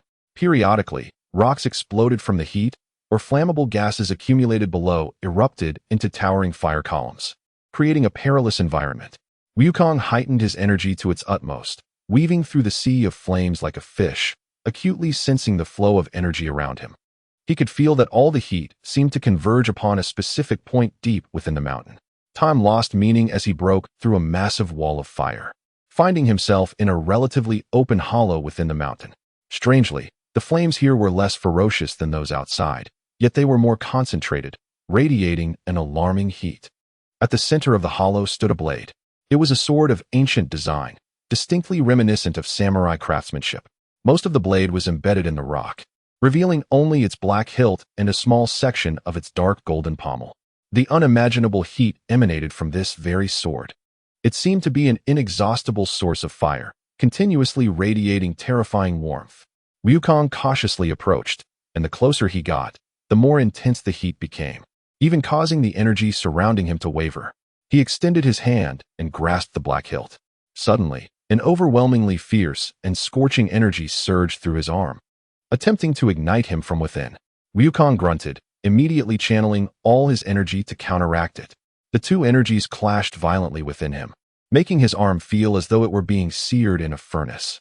"Come forth." Wukong gritted his teeth, his arm muscles tensing as he exerted tremendous force. Clang! A clear sound of the blade echoed as it was drawn, accompanied by a massive pillar of fire shooting skyward. It was as if centuries of accumulated fiery energy had found an outlet. Yet strangely, once the blade was fully removed from the rock, the furious inferno quickly diminished and dissipated. The blade continued to radiate heat and a crimson glow, but it no longer emitted energy endlessly as before. Simultaneously, the sky darkened and roiled, thick clouds rapidly gathering where the flames had once painted the sky red. Torrential rain began to pour down, drenching the long-burning Huiyin Mountain.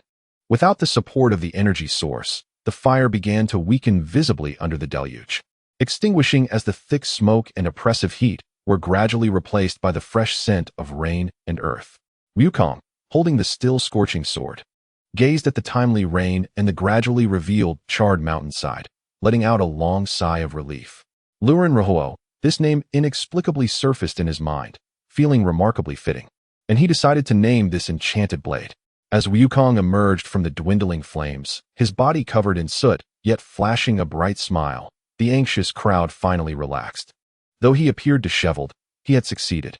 Everyone gathered around, curiously examining the extraordinary sword that had caused years of mountain fires. The blade was elongated, its dark red patterns barely visible on the charred surface. Even without its previous chaotic energy, one could still sense the terrifying heat contained within. Each person took turns trying to wield it, including Bulma, with heat-resistant gloves, Yamcha, and even the old turtle, but none could provoke any reaction from the sword, let alone summon flames. It felt like a rather hot, ordinary sword. Finally, it reached Master Roshi's hands. The moment he grasped the hilt, an unexpected transformation occurred. The stark contrast of the blade's patterns suddenly illuminated. Dazzling gold and red flowed like molten lava. A gentle yet immensely powerful flame, almost as if alive, surged from the blade, not raging or spreading wildly, but swirling gracefully around the arms of Kame Sennin, flowing like water, and eventually retracting back into the sword. The entire process exuded a sense of spirituality and an indescribable charm. Grasping the blade, Kame Sennin's lean figure seemed to stand a little taller and stronger, a glimmer of sharpness flickering in his murky eyes, and his demeanor underwent a subtle transformation, acquiring an air of dignified authority. The onlookers were left in stunned silence. Only Wukong pondered. Indeed, this artifact might truly be a Dragon Ball version of the Kame Sennin. Perhaps the old man really shares a connection with a group of elderly warriors. If he were to pass away one day, could he possibly ascend to the role of a captain? With the issue of the mountain fire resolved, Neo-Mo Wang's home was spared, bringing joy to all. Just as everyone began to tidy up, preparing for their next adventure, Kame Sennin unexpectedly proposed a suggestion. His expression turned serious as he addressed Neo-Mo Wang, Yamcha, Wulong, and Pure. "You all should come back to the island with me for a while." "Huh? Why?" they asked in unison. Even Neo-Mo Wang looked puzzled. Kame Sennin sighed. "You have all been in contact with magical energy and can wield it to some extent. This force is perilous, akin to a ticking time bomb. Although I have refrained from action for many years, I can attempt to teach you how to better control this power, at least to enhance your mental fortitude and strength, preventing future repercussions that could be irrevocable." He primarily harbored concerns for Yamcha, Wulong, and Pure, while he believed Neo-Mo Wang's formidable strength and determination would suffice. This reasoning was compelling enough. They exchanged glances before ultimately nodding in agreement.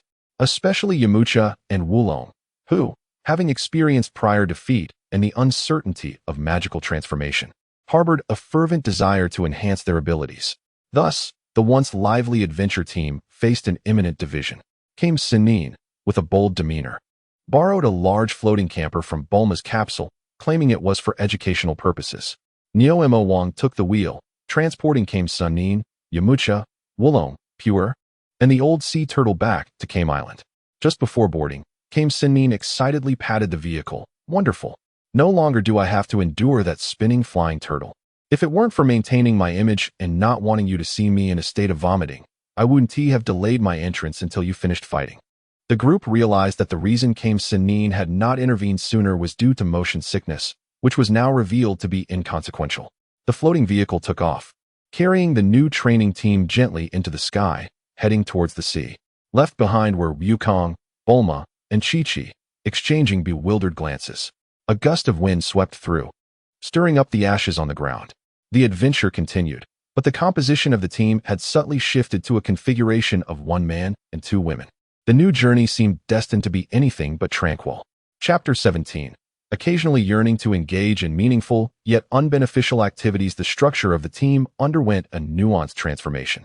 Kame Sinin returned to the island with his newly recruited students for intensive training, while the fiery mountains regained their former charred tranquility. And the quest for the Dragon Balls evolved into an unusual trio of one man and two women. The signal for the last Dragon Ball flickered steadily on the radar. The search itself posed no challenge, as Bulma's invention, the Dragon Ball radar, proved to be an indispensable tool for home and travel, as well as treasure hunting. With a new journey came a fresh atmosphere. Chi-Chi, leaving the fiery mountains for the first time, was filled with wonder at everything outside. She leaned against the car window, watching the retreating desert, the oases, and the occasionally appearing peculiar creatures, excitement sparkling in her large eyes. She was utterly impressed by Bulma's powerful floating vehicle, the myriad of unfamiliar high-tech gadgets, and her encyclopedic knowledge. Bulma, your artificial intelligence is remarkably intelligent. Bulma, your vehicle is faster than an aircraft. Bulma, you know so much. How impressive. Bulma rarely encountered someone as innocent, candid, and inquisitive as Chi-Chi, and the two quickly struck up a lively conversation, their bond rapidly deepening. Amidst their animated chatter, Bulma suddenly remembered something and hastily retrieved her prepared snacks and drinks from the storage compartment to share with Chi-Chi, filling the vehicle with the joyful laughter of young girls. Meanwhile, Wukong found himself isolated, laboriously running alongside the vehicle outside. His sole intention was to train. As a monkey, Wukong felt that sitting in the vehicle was too comfortable, not conducive to maintaining his readiness, so he volunteered to run alongside it, claiming it was for endurance training. The result was, "Hey, Wukong, hurry up. We can barely see the taillights." Bulma teased, leaning out of the window, calling out to the figure straining to keep pace, yet drifting further behind. "Wukong, you can do it." Chi-Chi quietly cheered him on, her gaze filled with a hint of sympathy. Wukong exerted every ounce of energy, his scion physiology granting him speed far surpassing that of an ordinary person, kicking up clouds of dust on the ground, yet still falling short compared to the floating vehicle's full speed. Rather than chasing the vehicle, it seemed Bulma intentionally controlled the speed, akin to walking a dog. Just as a dog cannot keep pace with an electric bike, so too did Wukong struggle to catch up with the floating vehicle, their states being quite similar. Fortunately, Wukong's stamina was extraordinary. He was not like a golden retriever that tires after a few steps, but rather akin to a slender, speedy hound with remarkable endurance. "Darn it, wait for me." Wukong panted as he sprinted, nearly gasping for breath. Ultimately, it was only when Bulma had her fill of fun that she slightly reduced the vehicle's speed, allowing him to barely catch up, exhausted and sprawled against the window, eliciting a chorus of melodic laughter from the two girls inside. Thus, they traveled along, sharing jokes and playful banter, with Wukong occasionally leaping about, while at times Bulma, in a fit of excitement, would mimic Lan Chi, firing her machine gun to help Wukong practice his jumping and evasion skills. Following the guidance of the Dragon Ball radar, they arrived at a new region. The landscape here was starkly different from before. As far as the eye could see, there was endless yellow sand, the scorching sun baking the earth, and the air distorted by the heat. In the distance, some round-roofed buildings and tents, reminiscent of Arabic architecture, formed a small town. However, strangely, the town appeared unusually desolate and dilapidated, with many houses showing signs of damage and the streets devoid of pedestrians. Occasionally, a resident would peek out, their expressions filled with fear as they quickly retreated indoors. "What is going on here? It feels lifeless," Bulma mused, slowing the vehicle to observe her surroundings with curiosity. Wukong furrowed his brow. His senses were far sharper than ordinary individuals, allowing him to detect the pervasive atmosphere of dread and unease in the air. Just then, a raucous clamor and cries of distress erupted from the town center. The three exchanged glances and promptly drove towards the source of the commotion. In the town square, a group of ruffians clad in comical rabbit costumes, wielding various weapons, encircled a group of trembling residents. At the forefront, one with a more elaborate costume, lacking a weapon but sporting a cruel and mocking grin, stood as the leader of the rabbit brigade. Hurry up, hand over all your valuables. Otherwise, don't blame me for being uncivilized. The rabbit leader proclaimed triumphantly, kicking over a basket of fruits in front of an elderly man, sending the produce scattering across the ground. One resident attempted to resist, raising a shovel, but was effortlessly struck down by a nearby rabbit soldier wielding a laser gun, collapsing to the ground. Humph, unappreciative fools. The leader of the rabbit gang let out a cold snort, his gaze sweeping over the terrified crowd, suddenly locking onto a robust middle-aged man. He sauntered over, a mocking expression on his face, reminiscent of a cat toying with a mouse. You seem quite defiant, don't you? He taunted, extending his hand towards the man. The man, frightened, retreated repeatedly, but found himself surrounded by rabbit soldiers with nowhere to escape. No, don't touch me, he screamed in terror. The rabbit leader, however, only laughed more heartily, his hand darting like lightning to lightly touch the man's arm. At the moment of contact, a strange glow flickered. With a soft sound, accompanied by a cloud of smoke, the once strong, living man instantaneously transformed into a succulent, orange carrot. Wukong, Bulma, and Chi-Chi stared wide-eyed, unable to fathom the scene before them. Ha! The rabbit leader laughed triumphantly, bending down to pick up the carrot and taking a hearty bite, savoring its juices as they splattered. Did you see that? This is the fate of those who disobey. From now on, you will be my mobile food supply. He bellowed at the stunned residents. The surrounding rabbit soldiers erupted into uproarious laughter. A chill shot threw Wukong from his feet to the top of his head, quickly followed by an uncontrollable fury. He had initially believed this group to be mere ordinary bandits, but he never expected their cruelty to reach such depths, to actually transform a person into food to consume. This was far beyond mere mischief or robbery. It was pure evil. He turned to Bulma, his voice strained with anger. Bulma, how can such behavior go unpunished? What about the government? The military? Bulma's expression was grim as she bit her lip and sighed helplessly. How can they intervene?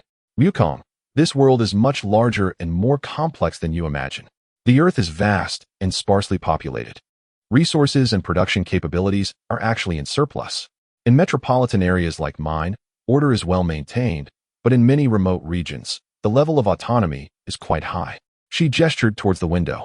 Powerful entities, like my father's company or the Red Ribbon Army, have their own territories and interests and won't easily engage in conflict over such trivial matters. And individuals like you or Uncle Nyo and Mo Wang often remain oblivious to worldly affairs, content in their own corners. Unless a global crisis erupts that threatens everyone's survival, we often just get by, adhering to the law of the jungle. Her words carried a profound sense of helplessness, a deeper understanding of the complex world from her perspective as a top-tier heiress and genius scientist. Wukong fell silent. In his previous life, he had been just an ordinary worker, confined to a narrow circle, revolving around KPIs, and was indeed unskilled in the grander schemes of societal governance and the battle between good and evil. Yet the countless anime, novels, and films he had consumed told him that while he may not be able to change the rules of the world, he could choose to stand up against injustice when he encountered it, to be a wandering hero, to draw his sword in aid of those in need. That was enough. His gaze sharpened and firmed, a blazing fury igniting in his eyes. I understand now. Wukong's voice calmed, yet it resonated with undeniable determination. I may not grasp the broader principles, but I know that this scoundrel who turns people into carrots must pay the price. He pushed open the car door and stepped out. Hey, who are you? The rabbit leader immediately noticed the unexpected guests, especially the young man stepping out of the luxurious vehicle, whose gaze unsettled him. Wukong disregarded the leader's outcry, his icy eyes locking onto the rabbit leader. Did you just eat someone? The rabbit leader was momentarily taken aback, then erupted into arrogant laughter. So what if I did? That guy becoming my food is his honor. What? You want a medal? Do you wish to become a carrot as well? He waved the remaining half of the carrot threateningly. That would be just fine. Wukong nodded, and in the next instant, his figure vanished from sight. The rabbit leader barely registered the shift when a violent gust of wind hit him. Alarmed, he instinctively reached out to grasp Wukong. But Wukong's speed was beyond imagination. At the moment the rabbit leader raised his hand, Wukong delivered a fierce side kick, striking hard against his ribs. Boom. The rabbit leader was sent flying as if struck by a speeding truck, screaming in pain as he crashed into a pile of debris, the half-eaten carrot slipping from his grasp. Leader. The rabbit soldiers gasped, raising their weapons in alarm. Your opponents are us, Bulma shouted, pressing the button on her universal capsule. With a bang, the blue and white mecha reappeared. Bulma quickly climbed into the cockpit. I'll help too. Chi-Chi jumped out of the vehicle, assuming a martial artist's stance, her eyes resolute. Though young, she was formidable enough to handle these foot soldiers with ease. The mecha's shoulder cannon roared to life, accurately targeting the rabbit soldiers' weapons and feet, sending them scurrying in panic. Chi-Chi dashed into the enemy ranks like a butterfly through flowers, delivering swift punches and kicks, each strike knocking a rabbit soldier to the ground with a cry. Meanwhile, the battle between Wukong and the rabbit leader grew ever more intense. The rabbit leader crawled out from the wreckage, blood trickling from his mouth, his eyes turning fierce and wary. Damn it, you little brat. You're pretty quick, but it's useless. If I touch you, it's over. He lunged at Wukong again, his hands moving in a strange dance, seeking the opportunity to make contact. Wukong, fully aware of the peculiar nature of his opponent's abilities, did not dare to let his guard down. He elevated his energy, pushing his speed to the limit. Moving around the rabbit leader like a wraith, each attack swift as thunder, striking and retreating, never greedy for more. Boom. A heavy punch landed on the rabbit leader's back. Slap. A knife hand strike hit his neck. Thud. A kick slammed into his knee. The rabbit leader possessed an uncanny ability, but could not lay a finger on Wukong, who left him dizzy and howling in pain. He attempted to command his subordinates to interfere, but they were completely overwhelmed by Bulma and Chi-Chi. You bastard. You're forcing my hand. The rabbit leader's eyes turned red with fury, and suddenly, a faint black-red aura began to emanate from him. His muscles swelled slightly, and his speed and strength surged. Another transformation. Yet it was evident that his transformation was far inferior to Neo-Mo Wang's, yielding limited enhancement. Transforming won't save you, Wukong shouted coldly, intensifying his onslaught. His fists, imbued with solid energy, scattered the rabbit leader's dark aura with every blow. The rabbit leader clawed desperately, even attempting a move akin to a rabbit kicking an eagle, but Wukong easily evaded or blocked every attack. The battle was almost entirely one-sided.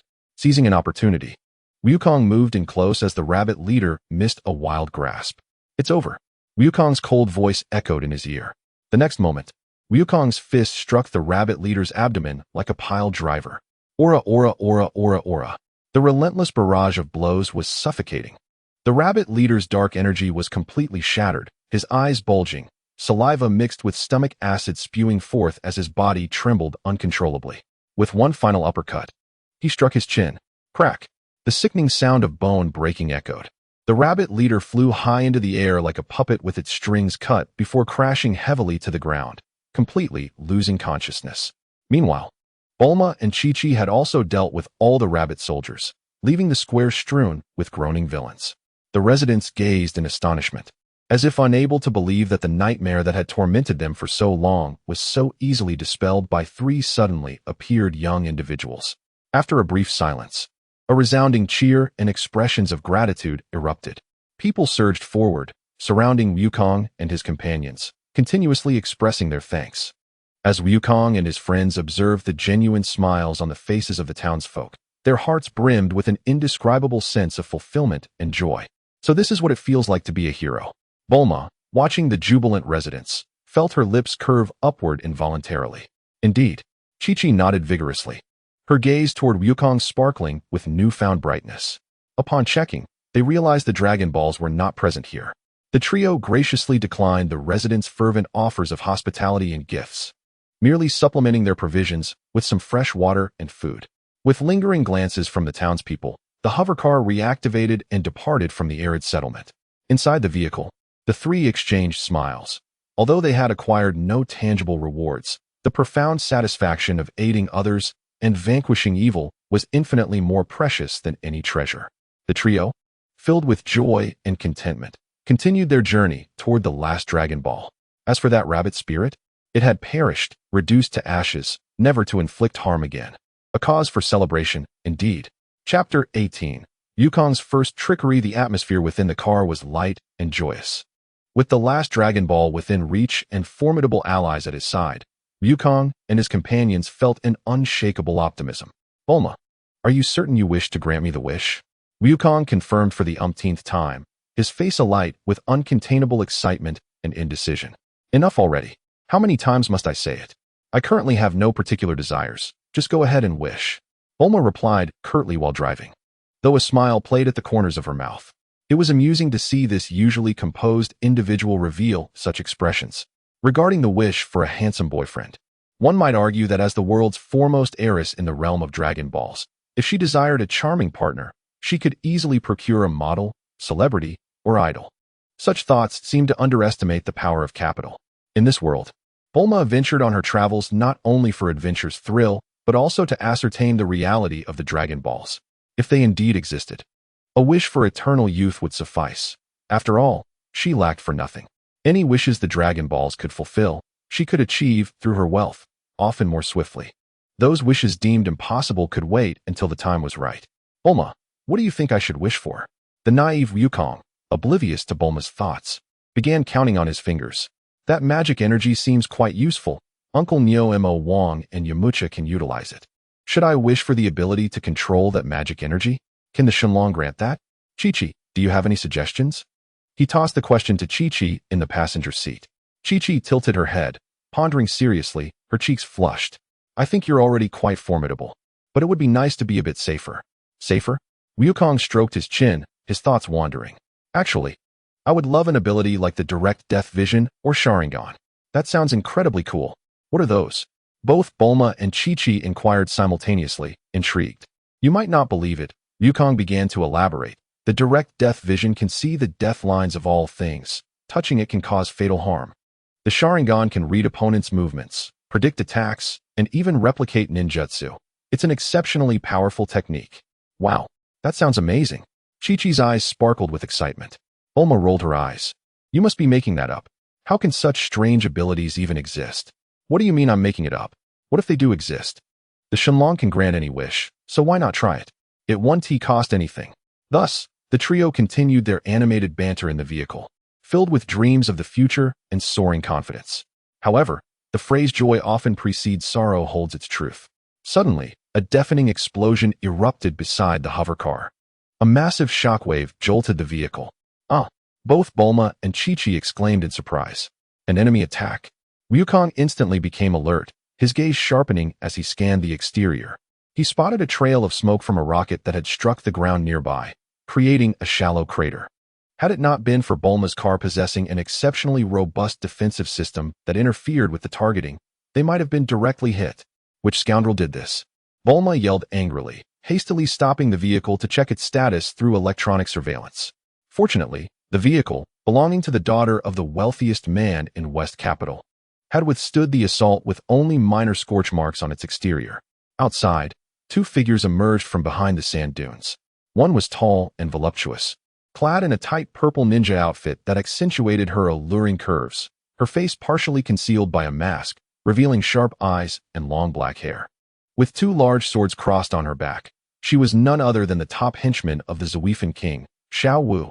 The other was much shorter and stockier, dressed in a blue ninja outfit, with a Shiba Inu head and a yellow Shiba waist. Wrapped in a small scroll, it was Ashio. TSK, it didn't hit? This turtle shell is quite tough. Xiao Wu spat, her tone a mix of surprise and annoyance. According to analysis, the vehicle utilizes high-strength composite armor and is equipped with an energy deflection field. Conventional rockets are insufficient to destroy it, Ashio assessed. Their objective was clear: seize the Dragon Balls. Although their plan had encountered a hiccup, the car didn't explode. The outcome was already predetermined in their minds. What now? Should we launch a full assault? Ashio inquired. It seems we have no choice. We must break this shell. Xiao Wu unsheathed her dual swords, her gaze sharpening. However, just as they prepared to strike again, the hovercar's door swung open unexpectedly. A boy with spiky black hair leaped out of the vehicle. Instead of cowering in fear, he charged toward them. Xiao Wu and Ashio were momentarily taken aback. The turtle shell opened, and they delivered themselves right to the enemy? What kind of operation was this? Seeking death? Just as the thought crossed Ashio's mind, Wukong closed the distance like a phantom, without uttering a word. He unleashed a lightning-fast flying kick aimed directly at Ashio's rotund abdomen. So fast, Xiao Wu could only emit a startled cry. Ashio was utterly unprepared.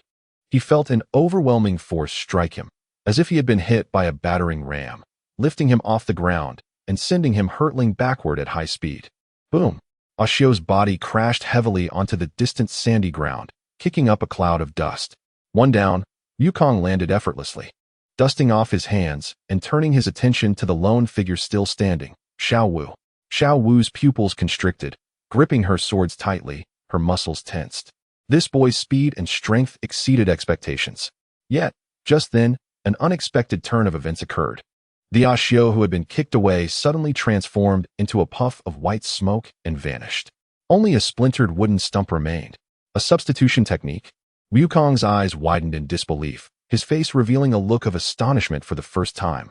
This was not mere illusion or high-speed movement based on energy. It was a bona fide ninjutsu, possessing the properties of spatial displacement or material transformation. Almost simultaneously, a soft sound echoed from another nearby area.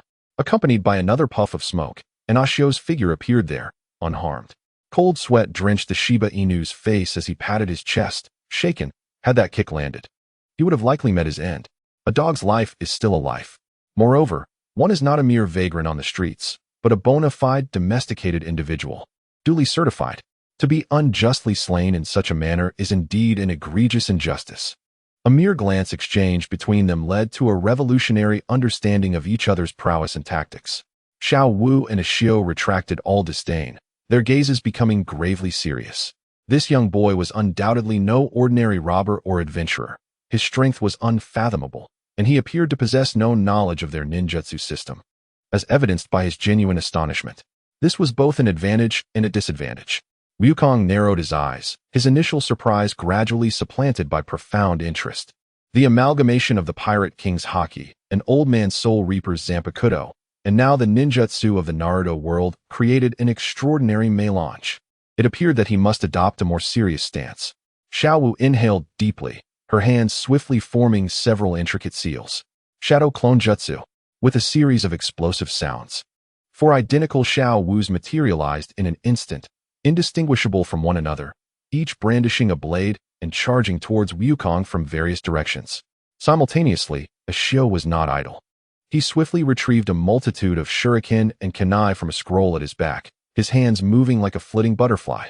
Ninjutsu, Shuriken Shadow Clone Technique. The projectiles, once released, echoed through the air, multiplying rapidly, transforming into a torrential rain of weapons that enveloped Wukong, sealing off all avenues of evasion, even ensnaring several of Xiao Wu's clones. Wukong clicked his tongue. The highly deceptive and expansive assault presented a formidable challenge. He could not instantaneously discern which was the true form, nor could he dare to confront those menacing projectiles. Who knew if they were poisoned or imbued with some peculiar effect? He could only elevate his ki to its zenith, his body twisting and contorting like a boneless loach, evading the deluge of weapons with utmost precision. Each movement was perilously calculated.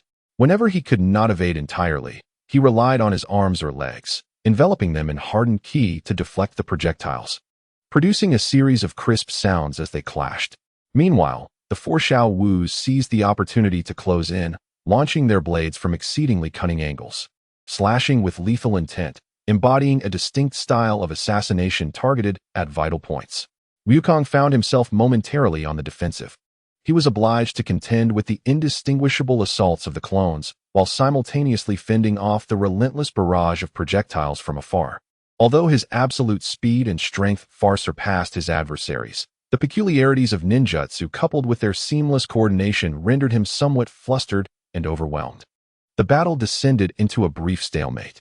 Xiao Wu and Ashio, positioned at varying distances, exhibited impeccable teamwork, fully realizing the tactical nuances of a ninja's approach.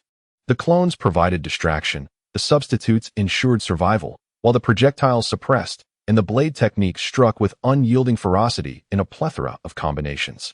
Wukong danced upon the edge of a blade, pushing his agility and combat intuition to their limits. He was adapting, learning, and observing the rhythm and patterns of their attacks. Time elapsed slowly. Bulma and Chi-Chi, watching from the vehicle, were filled with trepidation, their palms slick with perspiration.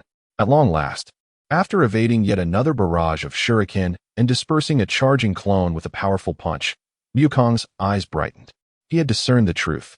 Although the clones appeared nearly identical, the true Xiao Wu emitted an almost imperceptible trace of qi, or chakra, upon attacking, while the clones did not. Furthermore, her genuine movements and transformations were accompanied by subtle energy fluctuations. Now was the moment. As the true Xiao Wu thrust her blade once more, Wukong ceased his evasion. With lightning speed, he extended his right hand, his index and middle fingers precisely pinching the tip of the incoming blade. What? Xiao Wu gasped, attempting to withdraw her weapon, only to find it ensnared as if caught in an iron grip, immovable. A smile curled upon Wukong's lips as he aligned his left hand, fingers together, delivering a swift chop imbued with fierce qi towards Xiao Wu's wrist. In an instant, Xiao Wu made a split-second decision to relinquish her weapon, retreating rapidly while forming seals once again. Substitution jutsu. However, before her words fully escaped her lips, Wukong had already anticipated her intentions. Almost simultaneously with her seal formation, Wukong slammed his foot down. Boom!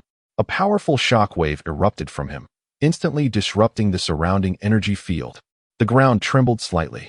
Xiao Wu's substitution technique was abruptly thwarted. For the first time, astonishment marred her features.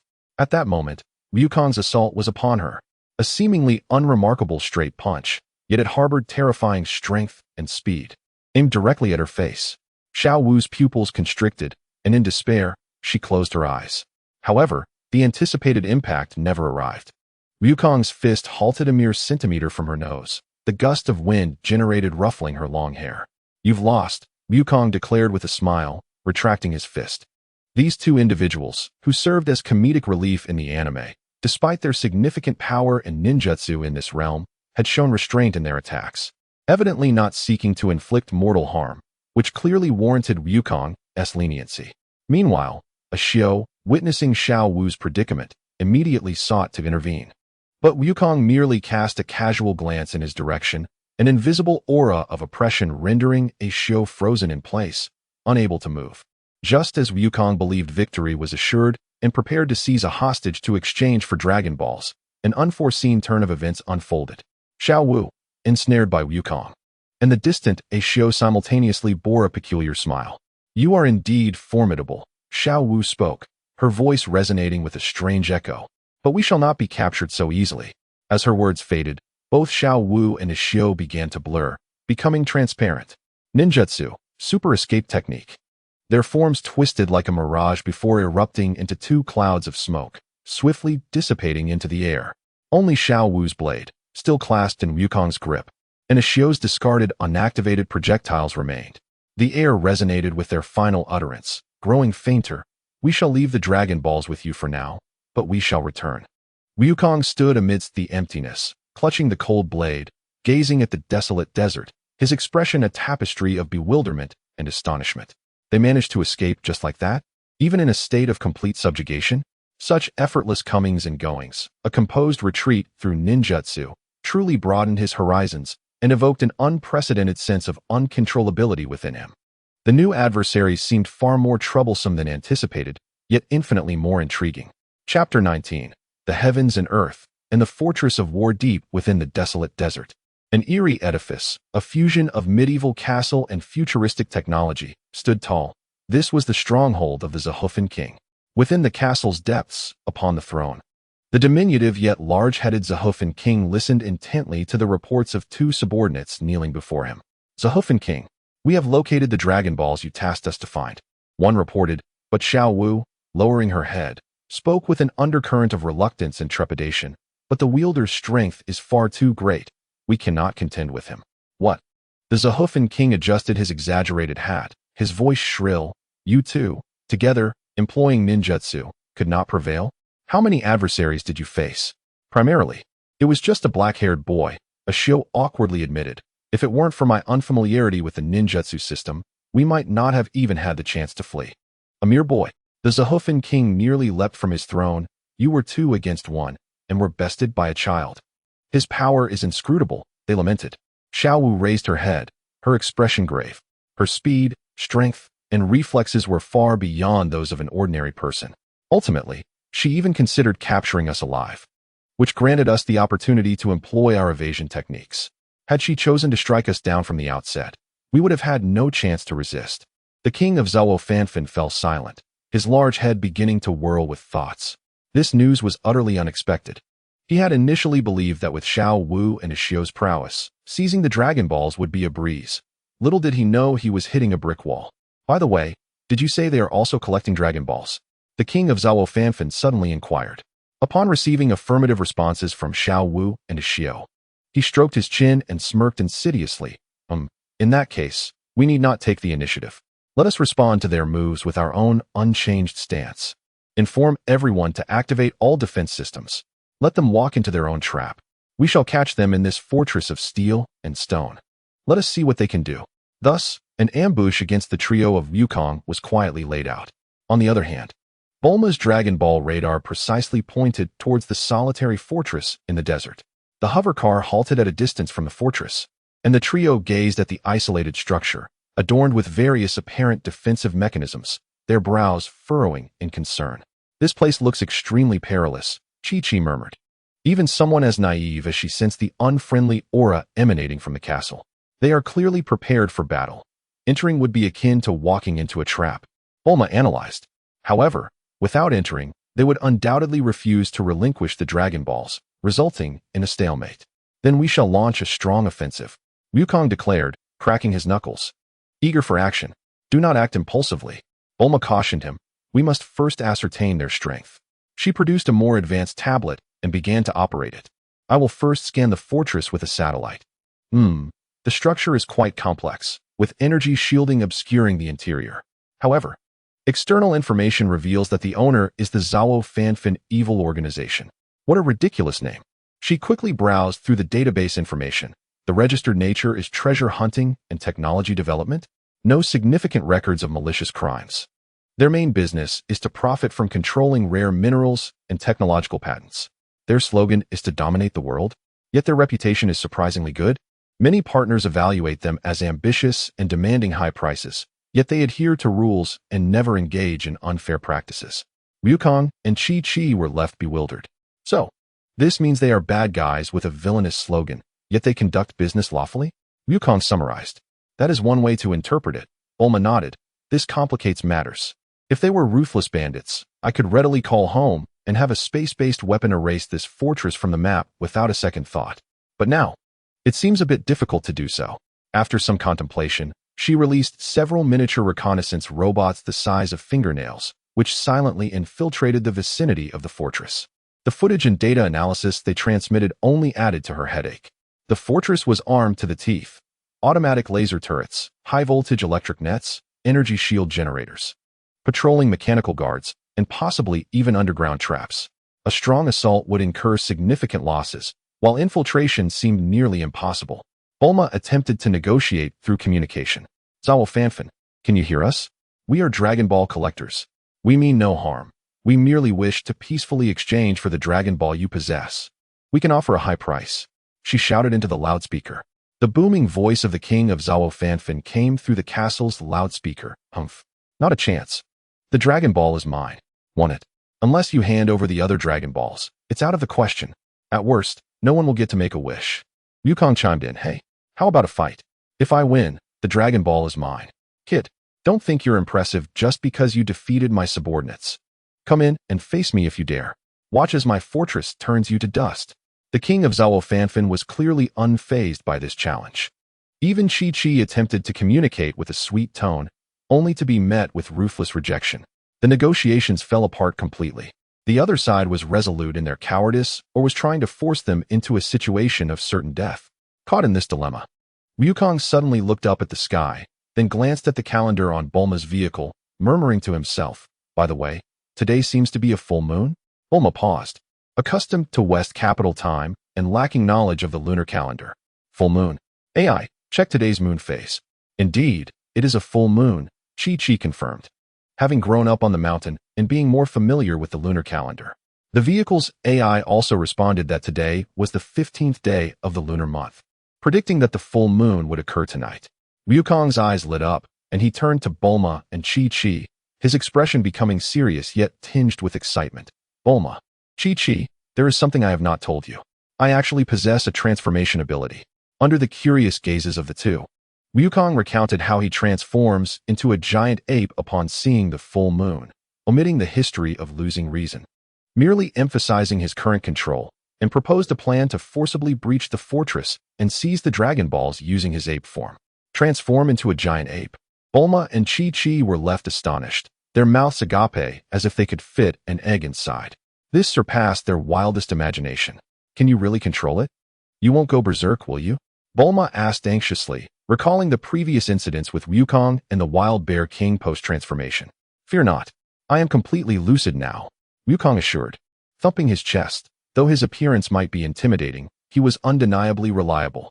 This is the fastest and safest method. Bulma and Chi-Chi exchanged glances, each reflecting shock, curiosity, and a hint of unease in the other's eyes. However, the current stalemate seemed to offer no better solution. Ultimately, they nodded in agreement, choosing to trust Wukong. All right then, let us give it a try. Bulma's voice quivered, filled with both fear and anticipation. How come Master Roshi didn't capture you? Chi-Chi began to look forward from another angle. As night fell, a massive, silver disc-like full moon slowly ascended into the desert sky, casting a cold light across the land. Wukong stood in the open space outside the fortress, gazing up at the full moon, his scion blood beginning to simmer.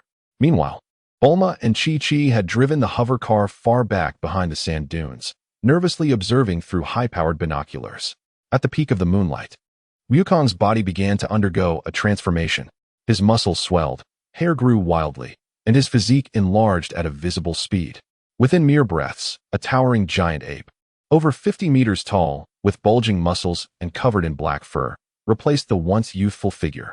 However, unlike before, the giant ape's eyes, although still crimson, shimmered with clarity and wisdom. It lowered its gaze to inspect its massive hands, clenched them tightly, and then let out a thunderous roar that echoed through the heavens. As teammates, Bulma and Chi-Chi critiqued Wukong's appearance. Excessive hair, overly long fangs, an ugly visage, and a massive size, for consecutive negative remarks. Yet, muscular definition, broad shoulders, a narrow waist, and an impressive eight-pack, 3 consecutive positive remarks.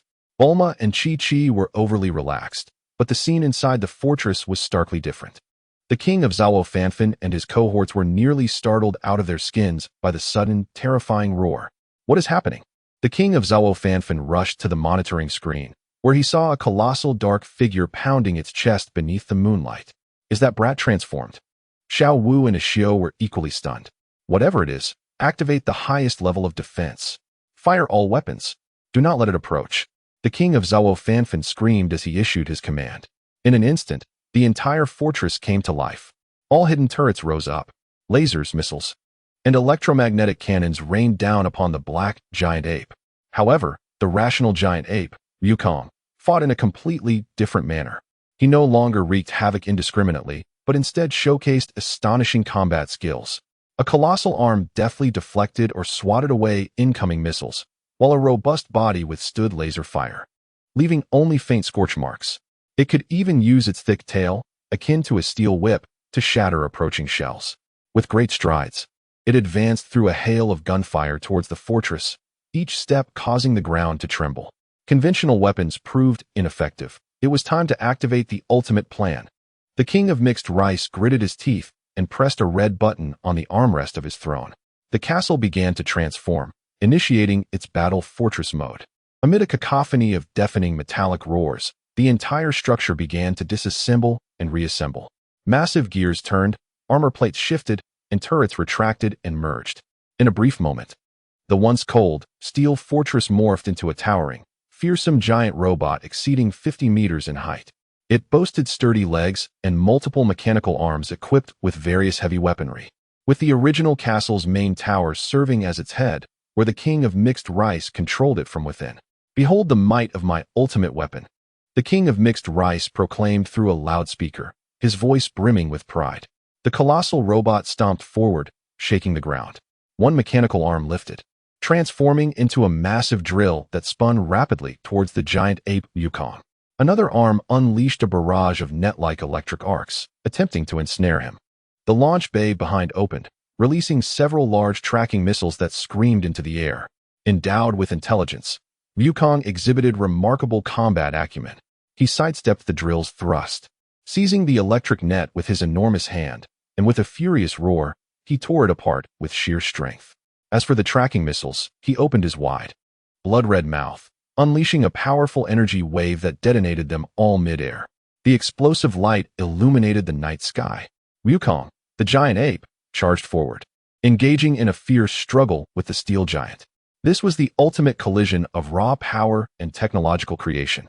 The robot swung its heavy metallic fists, but Wukong met them head-on with his own robust arms, producing thunderous metallic clangs. The robot attempted to attack with a laser cutter, but Wukong coiled his tail around the mechanical arm like a massive python, twisting it with force, producing a grating sound of metal distortion. The robot's chest opened to reveal a massive energy cannon that began to charge. Wukong leaped up, his enormous form surprisingly agile, and delivered a powerful kick to the robot's head tower, forcing it to stagger back and interrupting the energy charging. The battlefield was intensely explosive and awe-inspiring.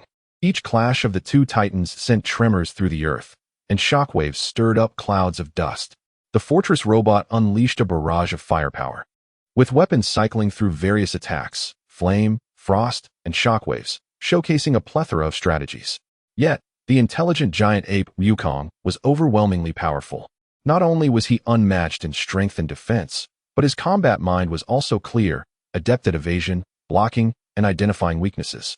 He even utilized the environment, hurling colossal boulders or using sand to obscure the opponent's vision. From a distance, Bulma and Chi-Chi watched in stunned silence, their hands clenched tightly together, palms sweaty. They had never witnessed such an earth-shattering battle, far beyond their comprehension. Ultimately, Wukong seized an opening during the robot's attack, lunging forward to lock his arms around the robot's core, then unleashing all his strength. Shatter! With a thunderous roar and the agonizing sound of metal tearing, the massive castle robot was forcefully dismantled. Parts and armor plates flew in all directions, exposing the intricately woven circuits and structures within, along with the control room at the head, where the King of Mixed Rice trembled in fear. The King of Mixed Rice, gazing out at the enormous, crimson-eyed ape, nearly fainted. The robot was utterly destroyed. Wukong, however, refrained from further destruction, maintaining his composure as he fixed his oppressive gaze on the King of Mixed Rice in the control room. At that moment, Bulma and Chi-Chi piloted their hover car closer. Bulma, feigning calmness, activated the loudspeaker and called out, "King of Mixed Rice, it's time to hand over the Dragon Ball, don't you think? Otherwise, I cannot guarantee what my friend here might do next." Her voice trembled slightly, but was laced with a sense of false bravado. Viewing the monstrous black ape outside, and heeding Bulma's warning, the King of Mixed Rice and his two subordinates lost all courage to resist. "All right, we will," the King of Mixed Rice lamented, trembling as he handed over the last Dragon Ball from the emergency exit of the control room. Chi-Chi carefully accepted the Dragon Ball. Mission accomplished. Bulma gestured to Wukong, who let out a satisfied low growl before releasing a long howl towards the moon. All 7 Dragon Balls had finally been gathered. Yet, why haven't you transformed back? Bulma and Chi-Chi wondered. Was Wukong becoming addicted to his transformation? Chapter 20. The achievement of life goals. The clamor of battle had dissipated, leaving the desert night tranquil once more, with only remnants of mechanical debris and the battered base of the castle narrating the tale of the recent cataclysmic clash. The black giant ape, or rather the lucid Wukong, sat heavily on the sandy ground, stirring up a cloud of dust. His massive frame loomed like a mountain under the moonlight, exhaling waves of hot air. Bulma and Chi-Chi cautiously emerged from the hover car once they confirmed the area was safe. "Hey, Wukong, why haven't you transformed back?" Bulma called up to him, her voice sounding diminutive in the vast desert. The giant ape lowered his head, a hint of embarrassment flickering in his crimson yet clear eyes, a rather unusual expression for an ape, and he replied in a deep, somewhat resigned tone, This transformation takes time until the moon starts to set, or is completely obscured by clouds. I can't revert back just yet." He wisely omitted the option of severing his tail to restore his form immediately. That tail, so thick and agile, was a vital combat appendage and a fifth limb. How could he casually discard it? "What? We have to wait that long?" Bulma glanced at the moon, just reaching its zenith. Sighed. "Fine, we will just have to wait." She turned back to the car, retrieving several universal capsules. With a few loud pops, she produced a portable energy barrier prison, confining the disoriented and utterly defeated king of mixed rice, Xiao Wu, and his Xiao inside. Observing the trio trembling within the prison, Bulma, in a rare display of kindness, reassured them, enough with the morose expressions. We are not murderers. As long as you behave, we won't harm you. We will complete our wishes at dawn and discuss how to handle you and your pile of ruined contraptions afterward. She gestured towards the surrounding debris, resembling a junkyard. Upon hearing that his life was spared, the king of mixed rice sighed in relief, but the mention of compensation made his heart sink. He had expended most of his savings to construct that battle fortress. Yet, now he was at their mercy, unable to voice his concerns. He could only nod with a sorrowful expression. Thus, the desert night presented a peculiar scene, an energy barrier prison housing 3 dejected villains. A finely crafted portable villa where Bulma and Chi-Chi had drifted into slumber, and outside the villa, a massive black ape sat like a guardian, or perhaps a watchdog, occasionally brushing the sand beneath him and gazing at the stars, awaiting the dawn. As time gradually slips away, the eastern horizon finally blushes with the light of dawn, while the colossal full moon slowly sinks in the west, fading into obscurity. When the first ray of sunlight graces the body of the mighty ape, it begins to shrink rapidly. Its dark fur recedes, muscles contract, and within a few breaths, it transforms back into the black-haired youth with a spiky hairstyle. However, a crucial issue that everyone has overlooked becomes glaringly apparent. The transformation left him in a state of undress. Upon reverting, he finds himself without clothing. In the cool morning air of the desert, Wukong stands there completely bare, bewildered, and feeling the refreshing breeze. Suddenly, the first to scream is Chi-Chi, who had risen early to breathe in the fresh air. The moment she sees Wukong's state, her small face turns beet red, and she covers her eyes with her hands, though her fingers seem to part slightly, turning to flee back to the villa like a startled rabbit. Following closely, Bulma, awakened by the scream, rubs her eyes and exits the villa, asking in confusion, "What is happening, Chi-Chi? Why are you screaming?" Her gaze lands on Wukong, and her voice abruptly halts. Bulma's face flushes as well, but being slightly more worldly than Chi-Chi, she attempts to maintain her composure, stammering indignantly, You little monkey. Why aren't you wearing any clothes? Are you trying to be a pervert?" Only then does Wukong realize the situation, his cheeks reddening. Although he currently bears the visage of a youth, he is still around 12 years old, with a mind that resembles that of a child. Hastily, he covers his crucial parts with his hands and awkwardly scampers behind the hovering vehicle for cover, exclaiming, I didn't want this. My clothes ripped during the transformation. Who remembers that part? After a chaotic commotion, Wukong finally rummages through the spare clothes Bulma had set aside and finds a fitting outfit, a black sweatshirt adorned with a cartoon rocket design and a pair of light gray casual pants. Dressed in these clothes, Wukong's demeanor shifts instantly from that of a wild jungle warrior to that of a sunny youth. Though this attire is overly casual and clashes with the surrounding desert environment, it at least makes him presentable. With a flushed face, Chi-Chi shyly emerges from the villa, avoiding eye contact with Wukong. Bulma, meanwhile, feigns a cough to mask her embarrassment, yet her mind involuntarily replays the earlier scene, secretly mumbling to herself, I didn't realize this kid has some prowess. Ugh, what am I thinking? This little interlude finally passes, and daylight breaks fully. It is time to attend to serious matters. Bulma retrieves the 7 Dragon Balls from the vehicle and arranges them neatly on the sandy ground. The Dragon Balls shimmer with a gentle luster under the sunlight, their interiors seeming to come alive with stars. Now let us begin. Bulma takes a deep breath and, with a clear and resounding voice, recites the incantation, Come forth, Shenlong. In an instant, the atmosphere shifts dramatically. The clear sky darkens at a visible pace, as if plunging into night. Clouds swirl ominously, and lightning dances. An overwhelming pressure descends upon the earth. The 7 Dragon Balls erupt with dazzling golden light, converging into a beam that soars into the heavens, merging with the gathering storm clouds. Next, a colossal, awe-inspiring Shenlong, clad in emerald scales and exuding boundless majesty, slowly emerges from the clouds and lightning, extending its massive head. Its eyes, akin to searchlights, emit a crimson glow, surveying the trio below. The one who has gathered the 7 Dragon Balls, speak your wish. Shenlong's deep and grand voice reverberates through the heavens and earth, imbued with an indescribable allure. I can grant you one wish, no matter how great. Even though it is Wukong's second encounter with Shenlong, it is Bulma's first. He still feels a rush of exhilaration. Suppressing his excitement, he steps forward and articulates the wish he has pondered for quite some time. He strives to express it clearly and understandably. Shenlong, I wish to expand my potential in manipulating qi. I want its applicability to become broader and stronger. It should be compatible with other similar energy techniques, such as the magic energy from the demon realm, the chakra of ninjas, the spiritual power of soul reapers, and other related energy systems. Is this wish feasible? This wish is rather abstract, and perhaps even whimsical. Bulma and Chi-Chi watch Shenlong anxiously, fearing it may not comprehend or fulfill it. Shenlong's enormous red eyes fixate on Wukong, remaining silent for a few moments as if analyzing and grasping the essence of this wish. Then, it begins to speak, its voice still resounding. Your wish has been granted. A peculiar, indescribable light emanates from Shenlong's eyes, enveloping Wukong. He feels a slight tremor within the energy known as qi, as if it has become more vibrant and accommodating. A subtle, indescribable sensation flows throughout his body, though he cannot pinpoint any specific changes. As the light dissipates, Shenlong continues, farewell.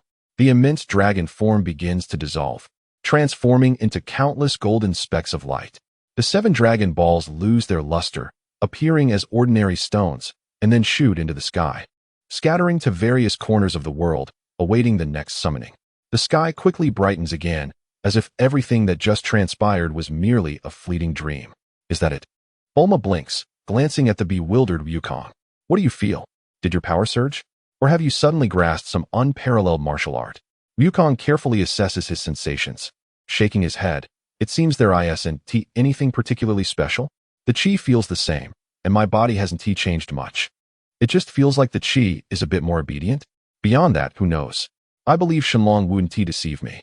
This feeling is too subtle and abstract for him to accurately describe to Bulma and Chi-Chi. It sounds rather implausible, Bulma scoffs, feeling disappointed that such an abstract wish yielded no immediate, tangible results, leaving her feeling somewhat empty. Wukong shares her sentiment. This ambiguous sensation is indeed unsettling. But the wish has been made, and they can only wait for the opportunity to validate it through practice in the future. Next, they must address the aftermath concerning the Zeta group. Bulma opens the energy prison and begins negotiations for compensation. Observing the devastation, Zatu's heart bleeds. Although Bulma has wealth, she does not wish to be taken advantage of and ultimately agrees to a humanitarian compensation significantly lower than the reconstruction costs. Zata's face darkens like the bottom of a pot, but he dares not object. Wukong, feeling a twinge of guilt at Zata's plight, adds, Zatu, let us consider this a chance encounter. If you choose to behave and refrain from wrongdoing in the future, should you find yourselves in a predicament you cannot resolve, feel free to seek me out. I am willing to help you once, free of charge. This promise may seem ethereal, yet Bulma and Chi-Chi immediately cast Zata knowing glances. As if to say he has struck gold, Zata pauses, glancing at Wukong, then reflecting on the black ape that tore through machinery as if it were paper the previous night, weighing the significance of this promise. It indeed seems valuable, does it not? At the very least, it offers the assurance of a formidable ally. His expression softens, and he reluctantly accepts the outcome, leaving with Xiao Wu and Ashio, along with the consolation prize, to clean up the mess. As for how they will leverage Wukong's promise in the future and what mischief they might concoct, that is a tale for another day. Once all matters are settled, Wukong feels a sense of relief. He turns to Bulma and Chi-Chi and declares, all right, the Dragon Ball affair has reached a conclusion. Next, I intend to take Chi-Chi to find Master Wutian and officially commence systematic martial arts training. This has been his plan all along. Although Master Roshi may appear lecherous and unreliable, he is, after all, a legitimate deity of martial arts, and his foundational training methods undoubtedly possess unique merit. However, as soon as he finished speaking, Bulma immediately jumped out with her hands on her hips, exclaiming, wait, what did you say? You want to take Chi-Chi away? To enjoy a world for two? And leave me all alone? Her tone was laden with dissatisfaction and a hint of barely perceptible reluctance. Goku, taken aback by her sudden and intense reaction, stammered, I'm going to train. Weren't you supposed to go home? What is the point of going home? Bulma's eyes twinkled as she activated her persuasion mode, launching a barrage of reasons at Goku. Tell me, is Master Roshi's strength comparable to yours? who can now transform into a giant gorilla and demolish castles. Goku pondered for a moment and shook his head. He probably couldn't even defeat my normal form. Then what more profound knowledge could he impart to you? It would merely be some fundamental training, wouldn't it? But the fundamentals are crucial. Where can't you practice? Bulma interrupted him, her tone brimming with allure. Come back to Shidu with me. I have the most advanced training facility in the world, reaction speed testers, energy simulation combat systems, anything you need. It's 100 times better than running with a turtle shell on the island. Goku's eyes gleamed slightly. Seizing the moment, Bulma added, I could even have my father's research team tailor-make training equipment based on your physical data and combat characteristics. One of a kind in the world. Who knows? They might even devise that gravity chamber you mentioned. Goku's breath quickened slightly.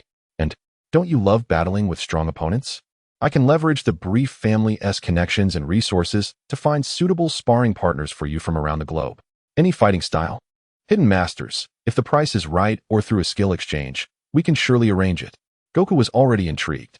Bulma then dropped the bombshell. Oh, I received news on my way here that the world's #1 martial arts tournament is about to be held.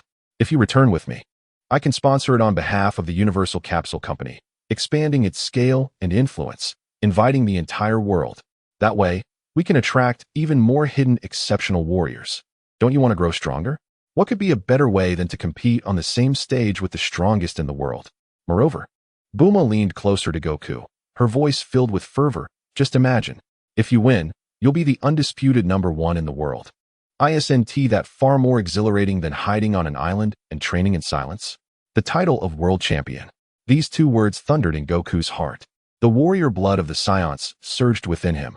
Although training on Kame House was essential, the vision Bulma painted, top-notch equipment, global warriors, a formal arena, and the honor of being the best, was undeniably irresistibly compelling.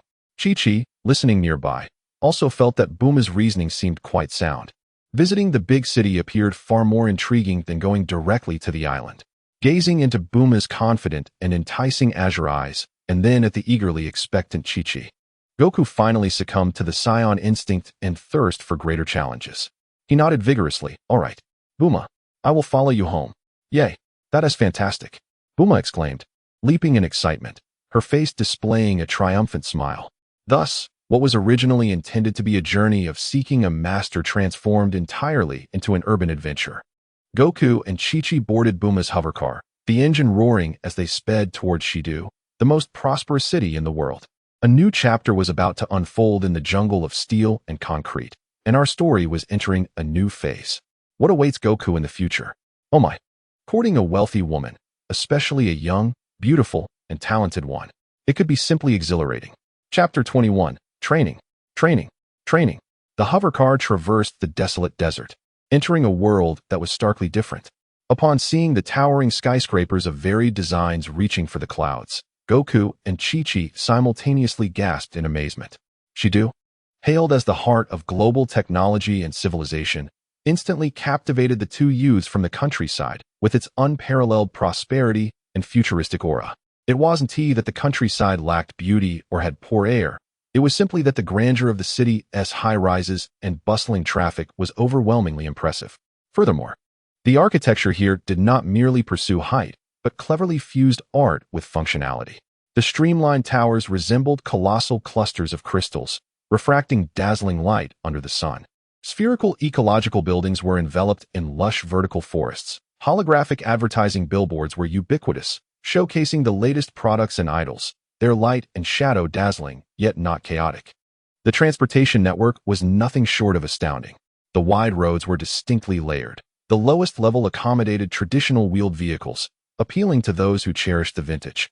The middle tier housed various models of hovercars, fast or slow, large or small, luxurious or ordinary, all gliding silently and swiftly along predetermined intelligent paths like a metallic torrent.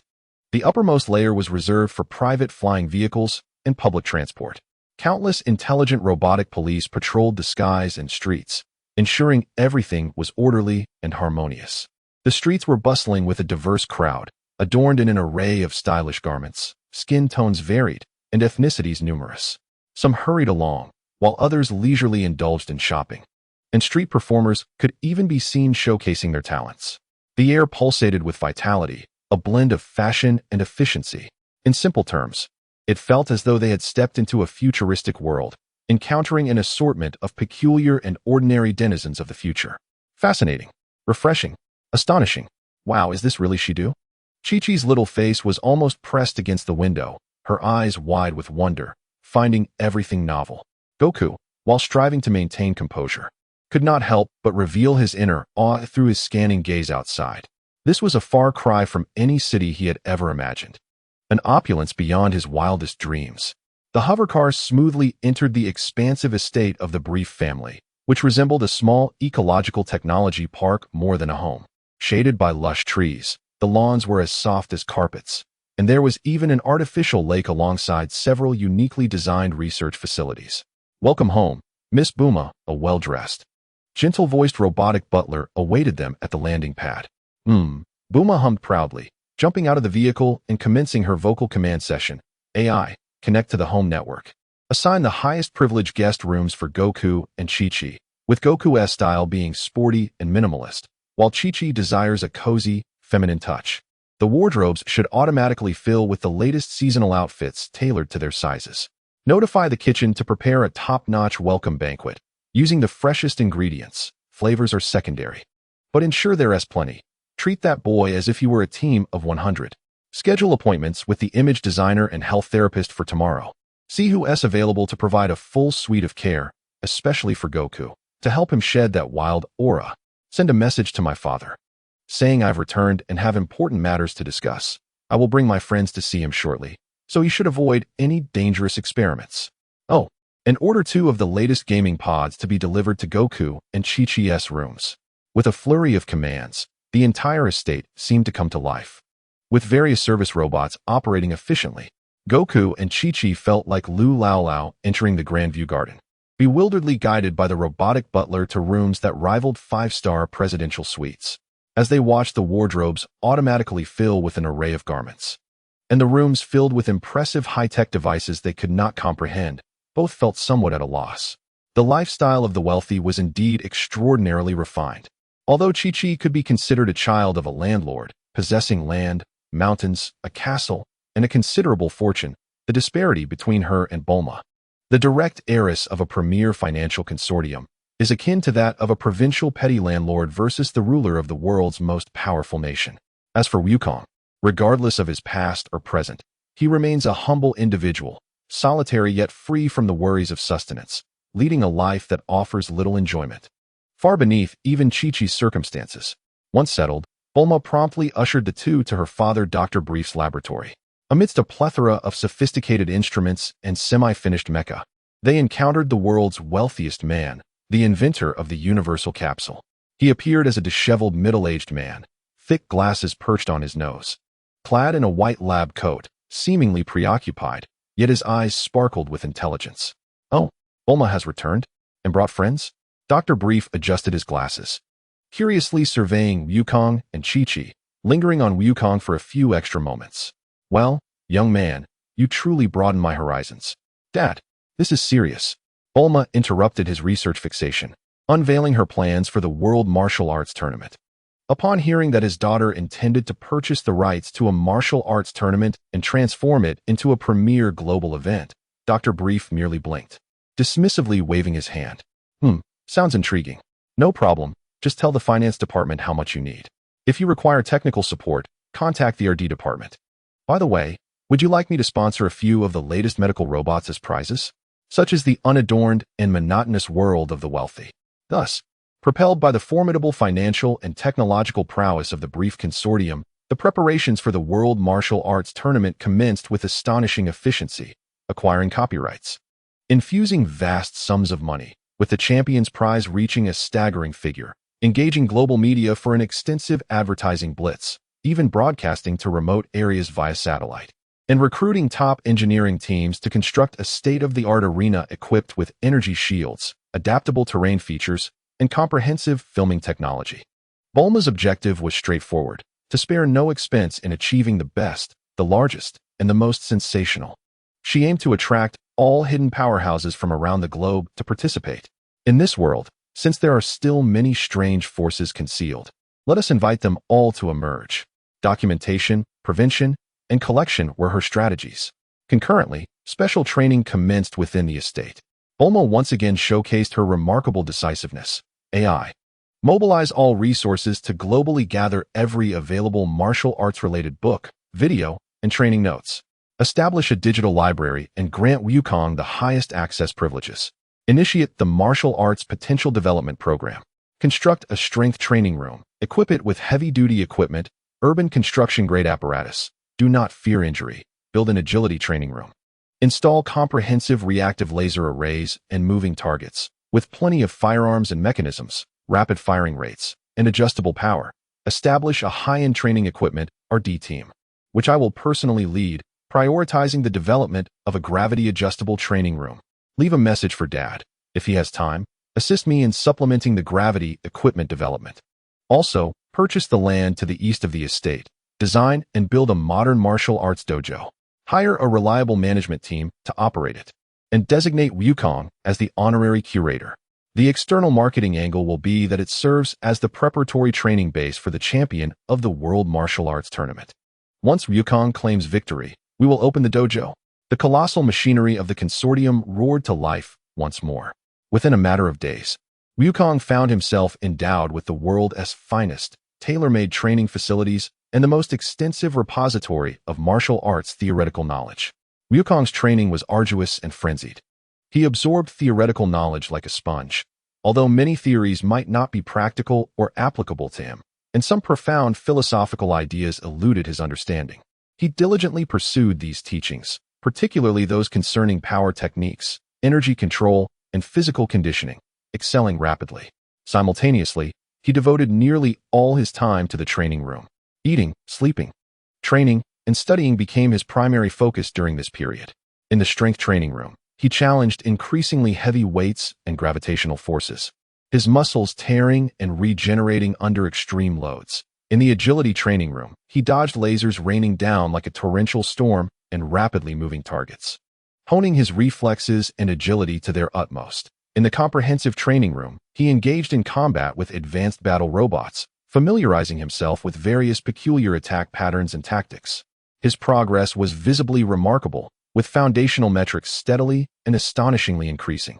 The sheer, unadulterated desire and focus for improvement left both Bulma and Chi-Chi, who occasionally observed, in awe.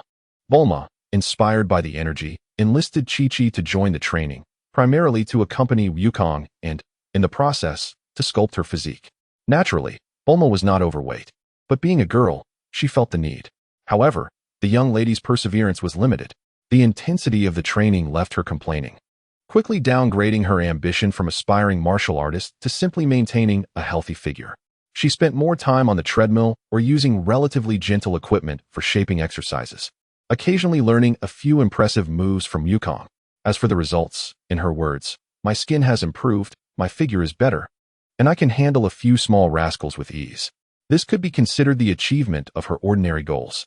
Chi-Chi, on the other hand, approached her training with greater seriousness. With a solid foundation and a willingness to toil, she made significant strides under Wukong's guidance, enhancing her technique, strength, and control. However, being young, both Wukong and Bulma were mindful not to let her overtrain, ensuring a balance of effort and rest. Naturally, amusing incidents were not lacking during their training. For instance, Bulma insisted on trying Wukong's strength training equipment, only to set the weight too low and still fail to lift it, nearly getting clobbered by the rebounding lever, which startled her into a loud scream.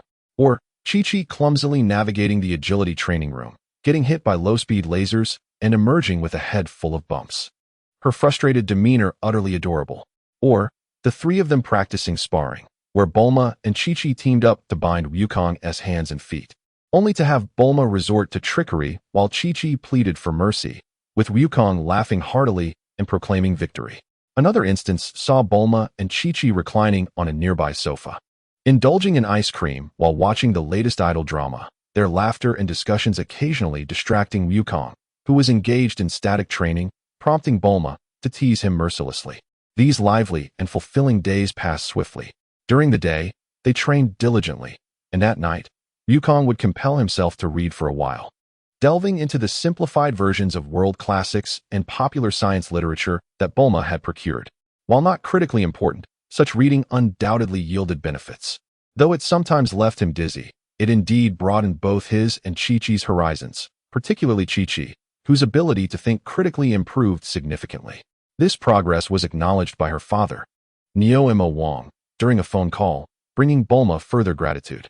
After all, Chi-Chi was a genuine child, with higher learning demands and notably more pronounced growth effects. In truth, a substantial reason for Chi-Chi's shorter training hours lay in her insufficient knowledge base, necessitating further study. 3 months slipped by quietly amidst sweat and laughter. Meanwhile, Kame Sennin was conducting special training, but the atmosphere there was starkly different. Faster, even faster. Haven't you eaten? Clad in a turtle shell and wielding a cane, Kame Sennin shouted at the running individuals. Yet, despite his outwardly lecherous appearance, a newfound restraint and depth glimmered in his eyes. Neo Wong, shouldering the heaviest stone, caused the ground to tremble as he ran, sweat pouring down, yet his breath remained steady, his strength still reigning supreme, far surpassing the others. Yamu Cha followed closely behind, his progress the most rapid. Not only has he adapted to the foundational training of Kame Sennin, but more importantly, under Kame Sennin's guidance, he has begun to attempt to channel and control the thin wisp of magical energy within him, slowly merging it with his own ki. Although the process is arduous and fraught with danger, the improvements are undeniably significant. Occasionally, when his energy erupts, it manifests as a glimmer of black-red light, momentarily enhancing both speed and strength. Pu'er flits about nearby, cheering him on. In contrast, the newly joined little bald-headed Krillin finds himself in the most challenging position. He entered the training late, possesses a relatively weak foundation, and lacks the advantage of magical energy, necessitating an effort several times greater than his peers. Gritting his teeth, he desperately strives to catch up to his senior brothers, his sweat soaking through his martial arts uniform, yet the disparity remains stark. Kame Sennin, observing this, can only discreetly provide him with additional training to strengthen his foundation, hoping to lay the most solid groundwork for his future transformation. As for Wulong and Pu'er, their training consists of keeping watch, while Kame Sennin secretly peruses magazines and managing the meals. As for their strength, it is hardly worth mentioning.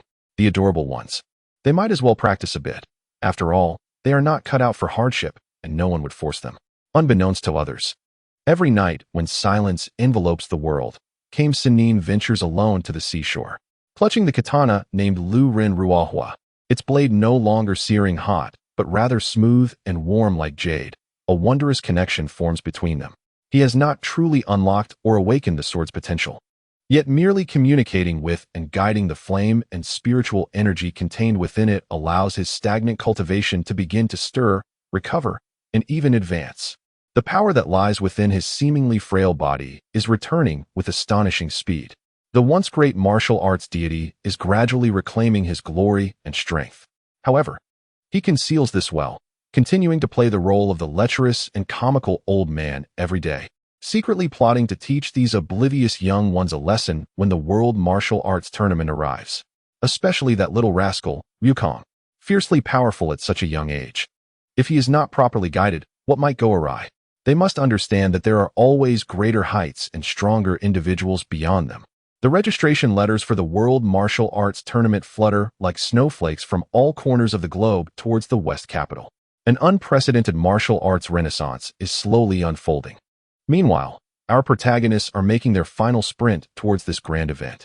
Chapter 22, An unexpected encounter at the arena. The registration site for the World Martial Arts Tournament is bustling with noise, a scene of extraordinary excitement. To put it in common parlance, it is indeed a vibrant spectacle, teeming with people. After all, the tournament's advertisements are resounding, the financial backing substantial, and the stage lavishly set, resulting in a crowd that not only includes contestants and their families, but also countless enthusiastic citizens drawn to the excitement. What could be more exhilarating than witnessing the matches up close in the arena? Who among them isn't a martial arts practitioner with 2.5 years of experience? At the registration site, a massive holographic projection hovers above the square, continuously showcasing a promotional video meticulously crafted by the Universal Capsule Company. The footage features thrilling moments from past tournaments interspersed with visuals of this year's cutting-edge, technologically advanced arena. accompanied by stirring music and dazzling subtitles proclaiming "Challenge the limits, claim the title." This greatly stirs the atmosphere on site. In the realm of literature, there is no foremost. And in martial arts, there is no second. Now, there is indeed an opportunity to clarify who the strongest warrior on earth truly is. Wukong dons a battle robe specially chosen for him by Bulma, a pristine white high-collared casual jacket paired with loose black athletic pants and limited edition sneakers. His face adorned with a pair of non-prescription transparent windbreak glasses that Bulma claims make him look cooler, though Wukong himself is unsure of how.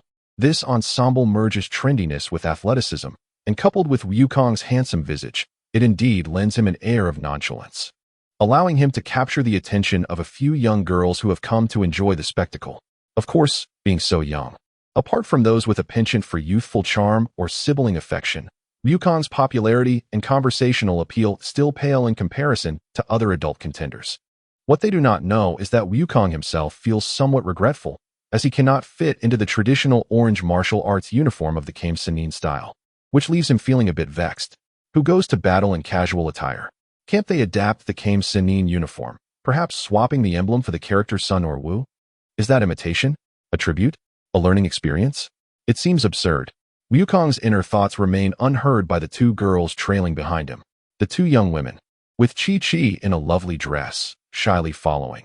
Though she possesses great martial prowess, is currently rather bashful and reserved due to her youth, and thus does not participate in the tournament, merely supporting Wukong. On the other hand, Bulma is clad in a sharp women's business suit, donning sunglasses and adorned with dual identification badges as both the chief supervisor of the event and the primary sponsor representative, exuding an aura of authority and confidence. Wherever she goes, the staff greet her respectfully, and the crowd parts to make way. Among the contestants, spectators, or anyone else present, she commands a presence that is hard to overlook. The registration site is not merely a scene of the three individuals. Rather, Wukong's side is just a small fragment of the larger picture. Looking across the venue truly illustrates the vastness of the world and its myriad wonders. The participants represent a rich tapestry of humanity, black, white, yellow, and brown, with physiques varying dramatically, towering giants over 2 meters tall with muscular builds. Juxtaposed with diminutive figures under 1.5 meters, sumo wrestlers exceeding 300 pounds stand alongside slender young women with elegant frames. The attire is equally diverse. Traditional training uniforms and martial arts outfits dominate, yet there are also those in sharply tailored suits with ties, and even competitors clad in animal skins with paint on their faces, evoking a primal aesthetic. The range of races is even more exaggerated. In addition to the mainstream humans, one can spot anthropomorphic beings resembling dogs, leopards, pigs, and lizards, as well as some bizarre creatures that seem to belong to alien species. The age spectrum is vast as well. Robust young adults in their 20s and 30s with chiseled physiques, middle-aged individuals in their 40s and 50s, some bald and others not, alongside the elderly with white hair, spanning from 60 to several hundred years, and even children appearing to be merely 12 or 13. The entire square resembles a boiling cauldron, a melting pot of martial artists from all corners of the world, adorned in eccentric attire, each harboring dreams or aspirations for rewards. The air is thick with the scent of sweat, mingled with various perfumes, and a fervent atmosphere of competitive spirit. As Wukong and his companions stroll, they curiously take in this bizarre spectacle. Wow, there are so many people. Chi-Chi exclaims softly. Humph, this is just the beginning. It's only the first day of registration. Once everyone gathers, there will be even more. Bulma proudly adjusts her sunglasses, declaring that she has invested heavily in the promotion, ensuring that even those hiding in corners would hear the tournament's advertisements. Wukong scans the crowd with sharp eyes, sensing that many formidable presences are concealed among the throng. Just as they are observing, Wukong's attention is suddenly drawn to a peculiar group not far away. There stands Kame Sennin, clad in a somewhat ill-fitting yet overly elaborate black suit, wearing a top hat, attempting to exude an air of mastery, though his frail and short stature, combined with his lecherous demeanor, hardly supports such an outfit. Beside him is the Ox King, whose enormous 3-meter frame is crammed into a specially tailored oversized suit, straining at the seams, prompting curious onlookers to wonder if he is wearing his wedding suit, appearing both comical and alarming. Then there was Yamcha, a natural clothes hanger.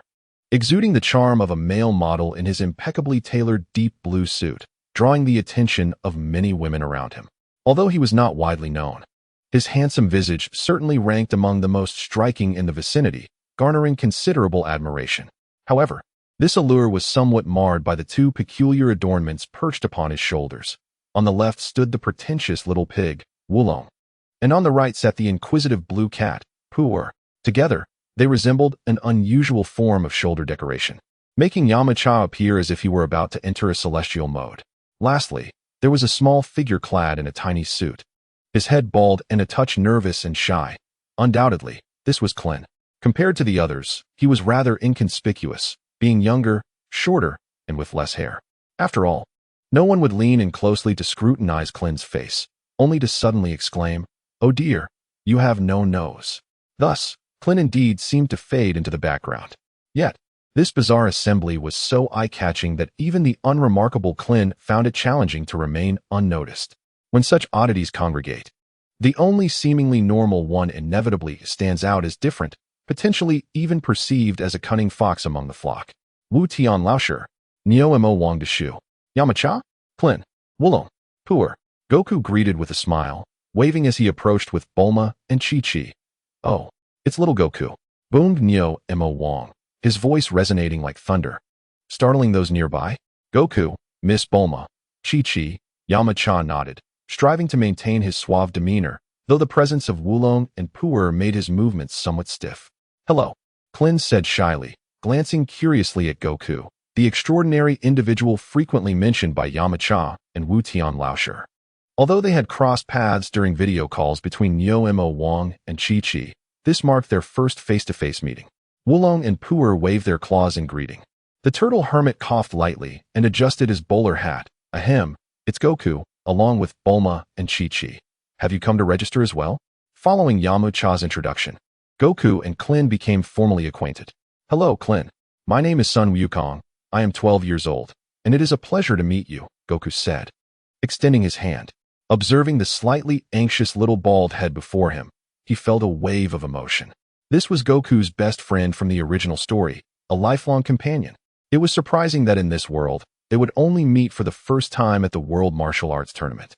Without having trained together under the Turtle School to forge a profound friendship, which was a source of regret for him, Klin hurriedly extended his hand to shake Goku's. "Hello. I'm Klin, 13 years old. I appreciate your guidance." He sensed the sincerity in Goku's smile, allowing himself to relax a bit. Was this boy, a year younger than himself, truly as extraordinary as everyone described? This was the question lingering in Klin's mind. Klin seemed quite bashful, which confirmed to Goku that there would be little opportunity to bridge the gap for now. However, he understood that friendship could not be forced. It was best to let it develop naturally.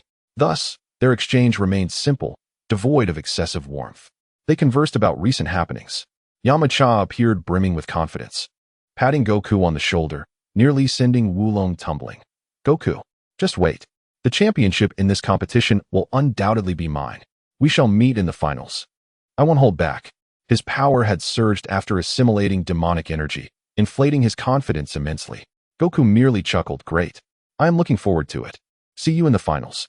He displayed no resistance, appearing genuinely eager, which left Yamcha feeling somewhat thwarted and irked after having built up a repertoire of bravado.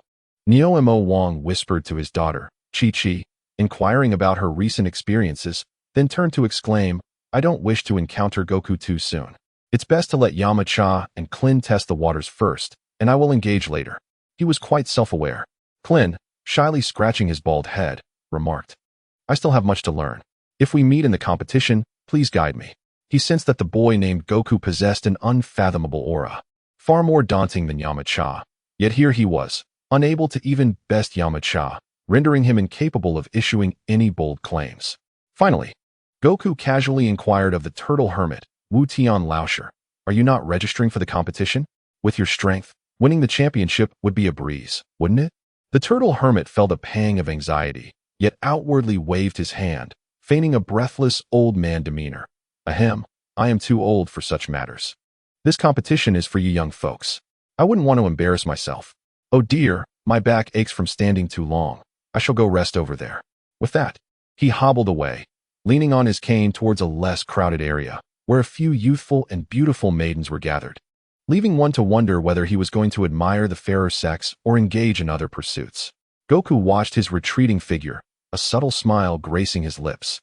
His formidable perception had been tracking the turtle hermit. Sure enough, not long after, he spotted a little old man clad in a simple blue training outfit. His hair, dyed blue, hunching over, having completely transformed his appearance, slyly mingling in the crowd under the alias of Chung Long Old Man. You've been unmasked. Goku chuckled inwardly, planning to play along with him in the upcoming drama. After the pleasantries, both parties parted ways.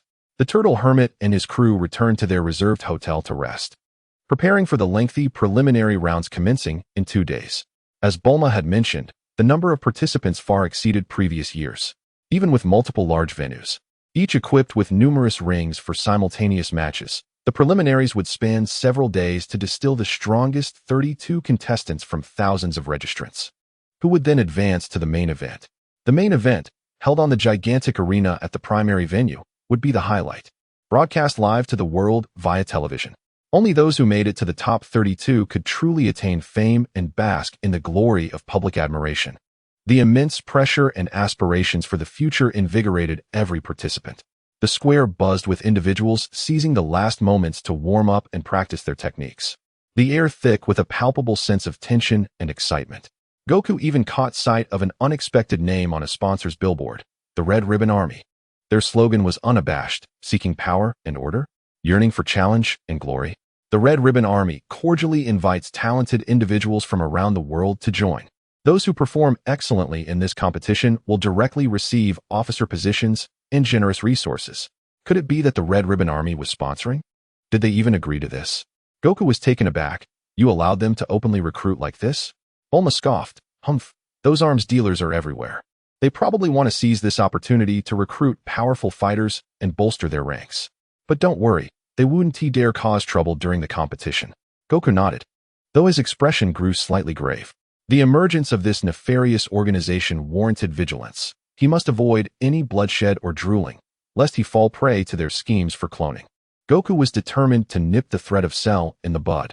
The Red Ribbon Army's presence further underscored the competition's unparalleled allure. Winning meant supreme glory, substantial prizes, and the coveted title of the world's strongest. Even if one could not secure the championship, achieving a high rank would still yield generous rewards. At the very least, displaying remarkable prowess could attract the attention of major companies, management teams, or powers like the Red Ribbon Army, catapulting one to success. Countless motivations drove formidable individuals from across the globe to converge here, eager to showcase their skills and ready to fight fiercely.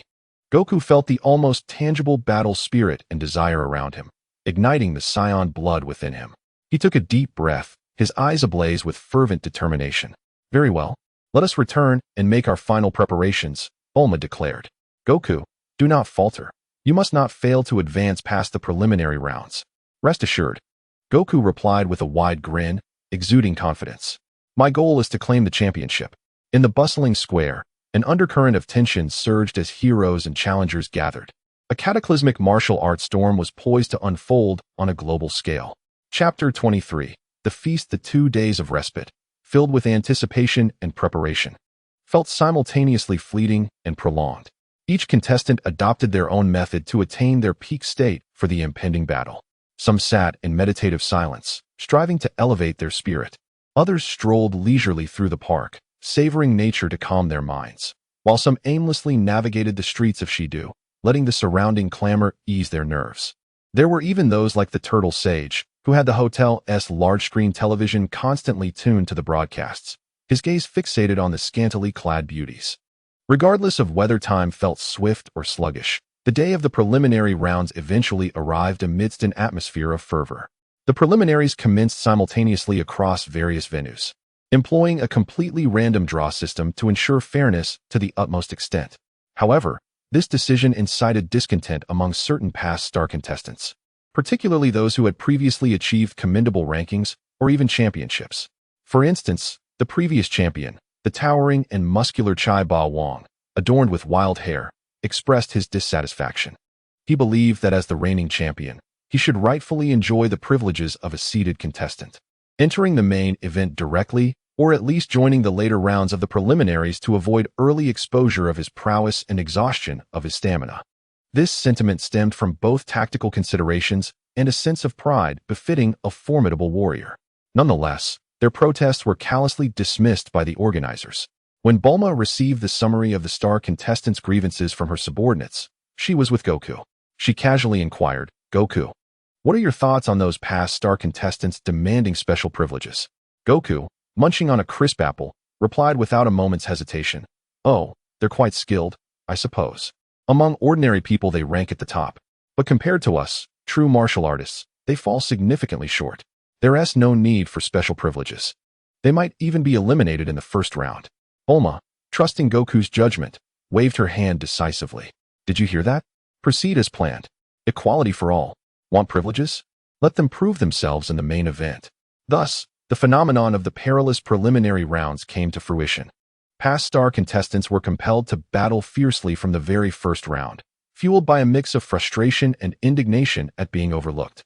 The organizers, undoubtedly adept at generating buzz and creating topics of interest, ensured that while the preliminaries would not be broadcast in full, numerous camera crews would be deployed to capture the most captivating and dramatic matches. For instance, the opening match held at the central venue featured a particularly intriguing clash. The previous champion, Chai Ba Wang, wielding the eight-handed fist, faced off against a seemingly obscure youth with a spiky black hairstyle, Sun Wukong, who appeared no older than 12 or 13. As the enormous electronic screen displayed the matchup, gasps and whispers erupted from both the audience and the contestants' preparation area. Is this a joke? A child is competing? What is Capsule Corporation thinking? Are they disregarding safety for the sake of spectacle? Chai Ba Wang considered himself fortunate to draw an easy opponent in the first round. The boy appeared somewhat dashing. But what a pity. Almost everyone deemed this a match devoid of suspense. Chai Ba Wang thought so too, crossing his arms. He walked onto the stage with an air of arrogance, gazing pityingly at his diminutive opponent. "Kid, it's not too late to concede and spare yourself injury," Chai Ba Wang advised with mock concern. Wukong blinked innocently and replied, "Uncle, the match hasn't even started yet."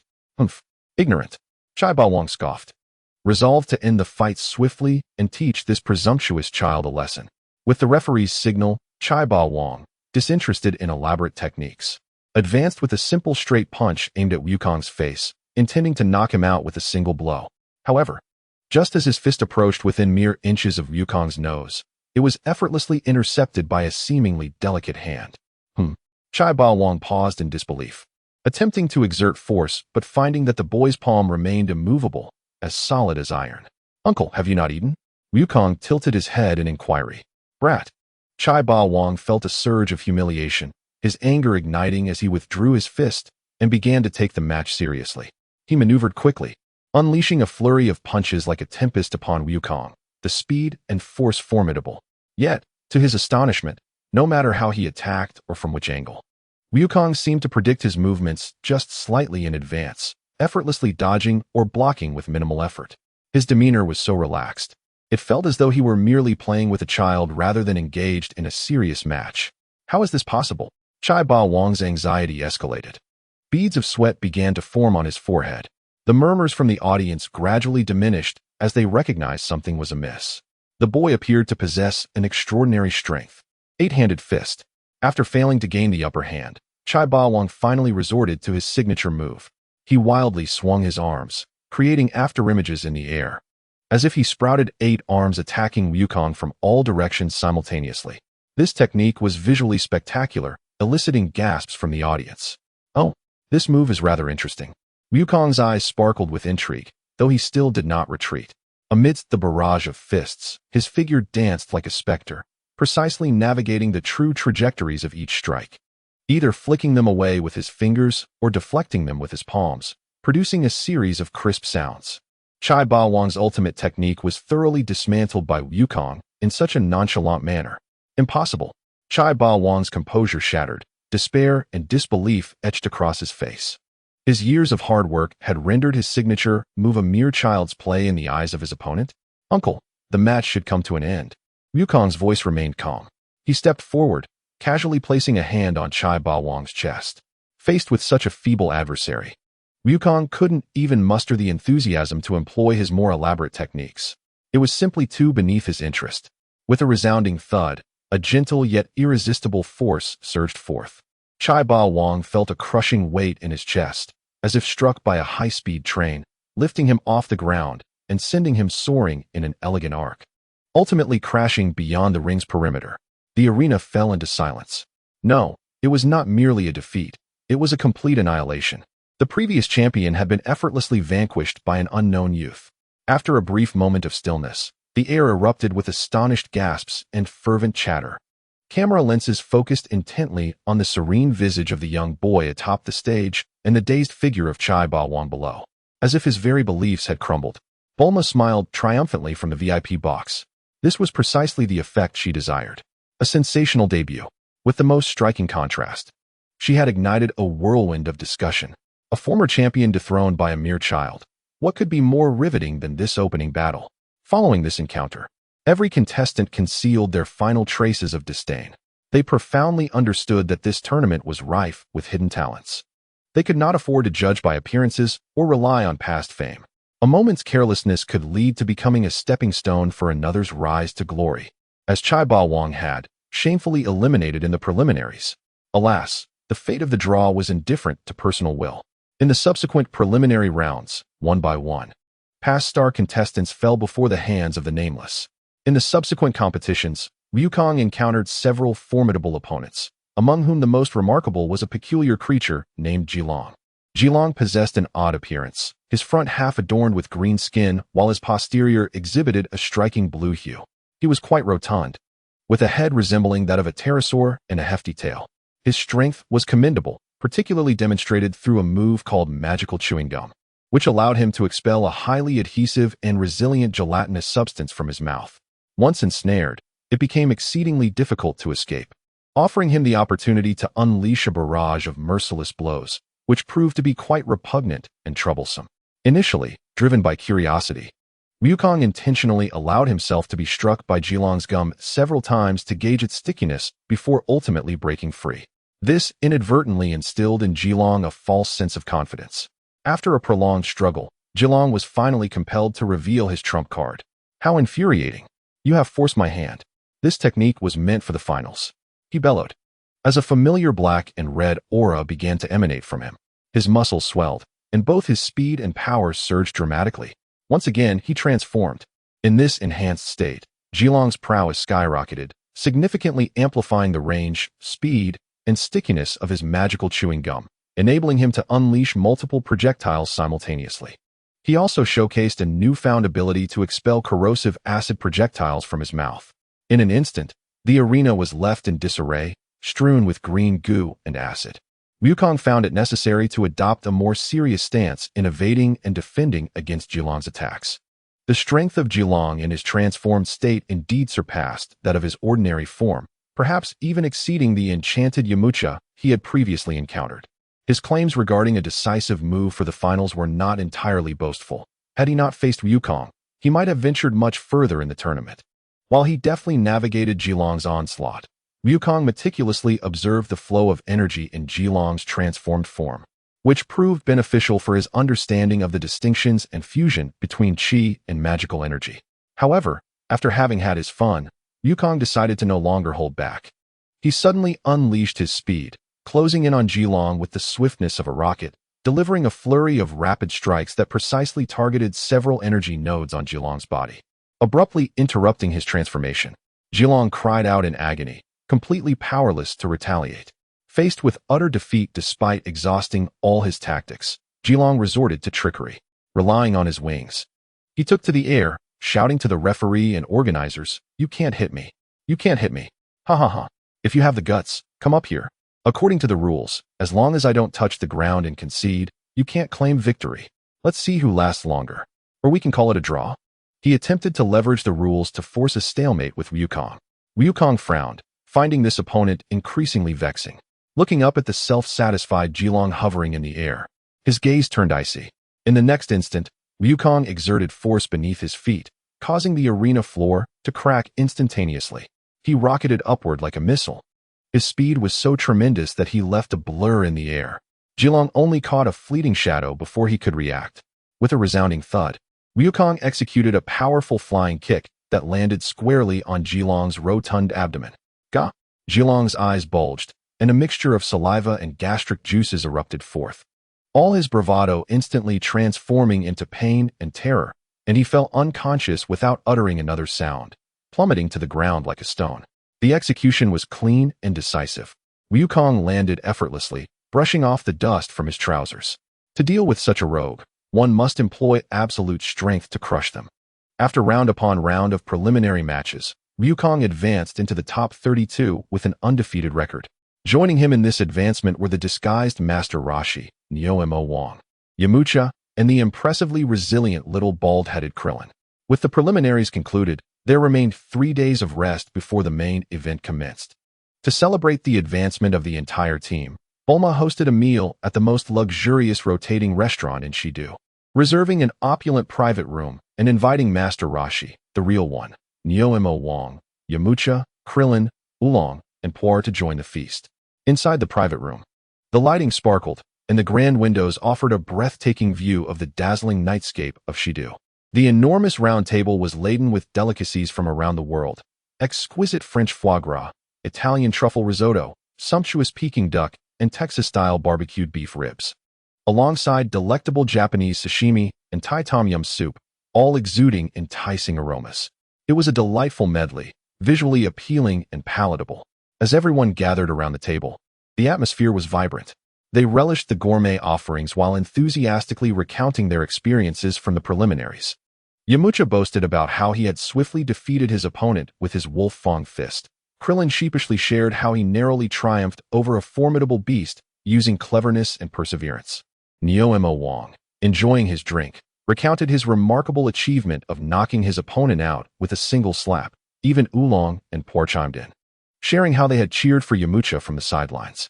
Master Roshi listened with a smile, occasionally interjecting with comments on the competitors' performances, embodying the demeanor of an enlightened sage. Meanwhile, Wukong was engrossed in another contest. His chopsticks flew with such speed that they appeared to leave trails. The dishes on the table diminished at a visibly rapid pace. Whether it was the meticulous task of deboning fish or expertly wrapping Peking duck in skin and sauce, everything in his hands was flawlessly disassembled and consumed almost instantaneously. The entire process flowing seamlessly with remarkable efficiency.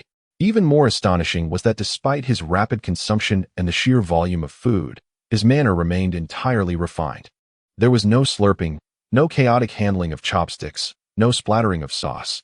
Each time he picked up food, he did so with precision, avoiding any unnecessary stirring.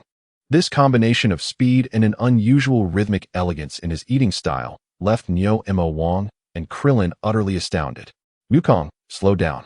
Nobody's competing with you, Krillin stammered, feeling as though he had only eaten to half his capacity while half the table's offerings had already vanished. Nyoemo Wang swallowed hard, having considered himself quite the glutton. But in comparison to Wukong, he felt like a novice. Wow, Wukong, your eating prowess is even more intimidating than your fighting skills. Bulma and Chi-Chi had long since grown accustomed to this spectacle, with Bulma proudly exclaiming, "How about that? Impressive, right? This is our family's super glutton, capable of consuming 100 portions." Wukong swallowed his mouthful, offering an embarrassed smile. Hee, I'm just used to it. If I eat too slowly, all my time would be spent on meals. Of course, he would not divulge that this seemingly refined manner of eating was a product of strict discipline instilled in him by the past world. Slurping? Punishment. Holding chopsticks in one's mouth? Punishment. Recklessly rummaging through dishes? Punishment. Daring to double dip after having consumed vegetables? Punishment. Eating before the elders have taken their share? Punishment. These were lessons learned through blood and tears. Amid laughter and merriment, the atmosphere of the banquet reached its zenith. The tension and fatigue from the preliminaries dissipated, and everyone brimmed with anticipation and confidence for the impending main event. The true battle of dragons and tigers would commence in 3 days, under the watchful eyes of an audience from around the globe. Chapter 24, The Mightiest Scion Versus. The mightiest earthling. As the smoke of the preliminaries cleared, the list of the 32 strong competitors and their thrilling highlights spread across the globe within a mere 3 days, thanks to the powerful media network of the Universal Capsule Corporation. In this moment, the power of money was vividly displayed. A plethora of match footage was meticulously edited, accompanied by exhilarating music and professional commentary, showcasing each qualifier's strength and unique traits to an audience worldwide. A shocking revelation gradually surfaced. All the past illustrious star competitors had, without exception, fallen in the preliminaries. Whether due to unfortunate matchups against strong adversaries, inadequate strength leading to defeats by underdogs, or the realization that their past fame was somewhat inflated, the result was clear. The former champions had all been vanquished. In place of the familiar faces, there emerged 32 relatively unknown visages to the public. They seemed to have sprung forth from the crevices of stone overnight, wielding formidable prowess that established them as the idols of martial arts in this new era, igniting fervor among the masses. Among them, several competitors were universally acknowledged as exceptionally powerful. Foremost among them was the youngest participant of the event, the ebony-haired youth, Sun Wukong, who effortlessly eliminated the previous champion, Chai Ba Wang, with an overwhelming display of dominance. Following closely was the oldest contender, Chung Long, clad in a deep blue training outfit, whose white hair belied his astonishing agility and strength. His combat style, seemingly unadorned and fraught with clumsiness, was characterized by a knack for deftly countering his opponent's assaults and securing victories through the most ingenious means. Furthermore, 3 others hailed from the Kames Sinin school, the formidable Neo Mo Wang, whose massive frame exuded terrifying strength, the dashing Yamucha, whose striking techniques were imbued with an air of wickedness, and the diminutive yet tenacious Klin, who, despite his small stature and bald head, navigated through the competition with dexterity and indomitable spirit. Upon closer examination, it became evident that the Kames Sinin school, including the unconventional Wukong and the hidden Kames Sinin, accounted for a substantial portion of these formidable fighters, underscoring their immense strength and profound heritage. To ensure the suspense and excitement of the main event, and to prevent early confrontations among the strong that might diminish the allure of the competition, the organizers initiated a global voting process, combined with expert assessments, to select the 10 most recognized competitors as seeds. These seeds were strategically placed on either side of the tournament tree, ensuring that formidable fighters would not deplete each other's strength before the finals. With 5 competitors in each half, the division appeared balanced.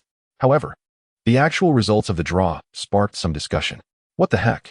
Yamu Cha exclaimed upon seeing the matchups. "It seems like anyone weaker than Neo Mo Wang has ended up in our right half." He turned to Wukong. "You better watch your step in the left half. I'll be waiting for you in the finals." His confidence in his newfound strength, fused with demonic energy, was palpable. Indeed, the right half, Group B, did seem somewhat weaker. Although it boasted the top-seeded Neo Mo Wang and third-seed Yamu Cha, the remaining 3-seed contenders, 8th, 9th, and 10th, were deemed the weakest among the top 10 by commentators, undoubtedly diminishing the overall competitive intensity of the right half. Wukong's gaze lingered momentarily on the name of the lone double-digit seed, the 10th seed Chung Long, a subtle smile gracing his features. He kindly cautioned Yamu Cha and Neo Mo Wang, "Don't get too cocky. Setting aside whether you can surpass Uncle Neo Mo Wang, there might be someone in the right half who plays the fool to catch the wise. Be careful not to capsize. Doesn't anyone feel sorry for me?" Klin lamented, pointing at the match card with a forlorn expression. "I'm the 6th seed. Why do I have to face Wukong, the 2nd seed, in the first round?" The left half is just a death zone with consecutive numbers 2, 4, 5, 6, and 7. Observing the formidable lineup in his left half, Wukong understood that the intensity of the left half's challenges might exceed Klin's expectations. In contrast, the right half indeed resembled a safe passage. "Condolences," Yamu Cha said, devoid of sympathy, as he patted Klin's shiny head. "Destiny," Oolong remarked, delivering a sardonic comment. "Don't cry," Pu'er consoled, gently stroking Klin's leg. "Show your potential." Neo Mo Wang offered paternal encouragement. The Kames Sinin, the real one, stroked his beard, providing comfort. "Overcome yourself and showcase your abilities. There are always wins and losses in competitions. Rather than comparing yourself to others, compare yourself to yourself." The collective encouragement from his peers only complicated Klin's emotions further. At that moment, Wukong approached, sincerely extending his hand. "Klin, don't overthink it. Let's give our all in a match that leaves no regrets." Gazing into Wukong's clear and earnest eyes, Klin felt a significant portion of his grievances and discouragement dissipate. He sensed the respect and anticipation behind Wukong's words. Gripping Wukong's hand firmly, his eyes glistened with unshed tears as he resolutely declared, "Just you wait. Wukong, I'm not without a chance. Don't be surprised if I eliminate you." At the tender age of 12 or 13, youth is often characterized by such emotional volatility, easily discouraged, easily uplifted, easily moved, and equally capable of creating miracles. As the day of the highly anticipated Tianxia Dai Wudao, we finally arrived. The main venue showcased a grand circular arena, teeming with an audience that filled every seat. The fervent atmosphere nearly lifting the roof off. Countless cameras were positioned to broadcast live to the world. The first match was none other than the focal battle. The second-seeded, enigmatic and powerful dark horse, Sun Wukong, faced off against the sixth-seeded, Kame Sinan's little bald fighter, Klin. The host, with a voice strained from excitement, introduced both contenders, stirring the emotions of the crowd. On the arena, Wukong and Klin stood opposite each other. As the match commenced, the judges signaled to start. Klin, fully aware of Wukong's strength, wasted no time and launched the first attack. His small frame unleashed an astonishing speed, closing in on Wukong in an instant. Delivering a fierce kick aimed at Wukong's lower body, Wukong nimbly leapt back, praising, "Nice speed, Klin." Not done yet. Klin rebounded from the ground, unleashing a flurry of punches like raindrops upon Wukong. The foundational techniques of Kame Sinan flowed seamlessly from his hands, his offensive relentless. Wukong, however, appeared to move with an effortless grace, blocking and dodging, neutralizing Klin's attacks with ease. His movements, seemingly unhurried, always seemed perfectly timed to intercept Klin's strikes, as if he had anticipated them. Your power application could be more fluid.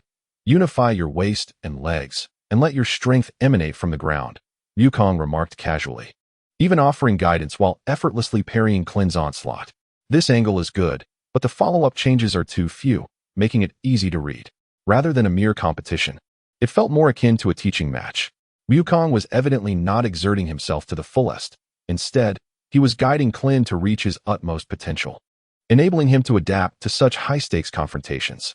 Klin gritted his teeth, pushing himself to the limits of his learned techniques. Fists, feet, elbows, and knees. An array of maneuvers flowed from him, some even pilfered from the preliminary rounds or other styles, demonstrating an exuberant and proactive spirit. On the stage, the two figures moved at extraordinary speeds, colliding, their strikes producing sharp sounds as they exchanged blows, the rapid pace leaving ordinary spectators in a daze, witnessing only a blur of breathtaking shadows accompanied by the cacophony of impacts. Too fast. The host, microphone in hand, was sweating profusely. His speech could hardly keep pace with the two competitors' movements. The match between contestant Sun Wukong and contestant Klin has erupted into an ultra-high-speed exchange. We see Klin's offensive surge, yet Sun Wukong's defense is impenetrable. This is a visual feast.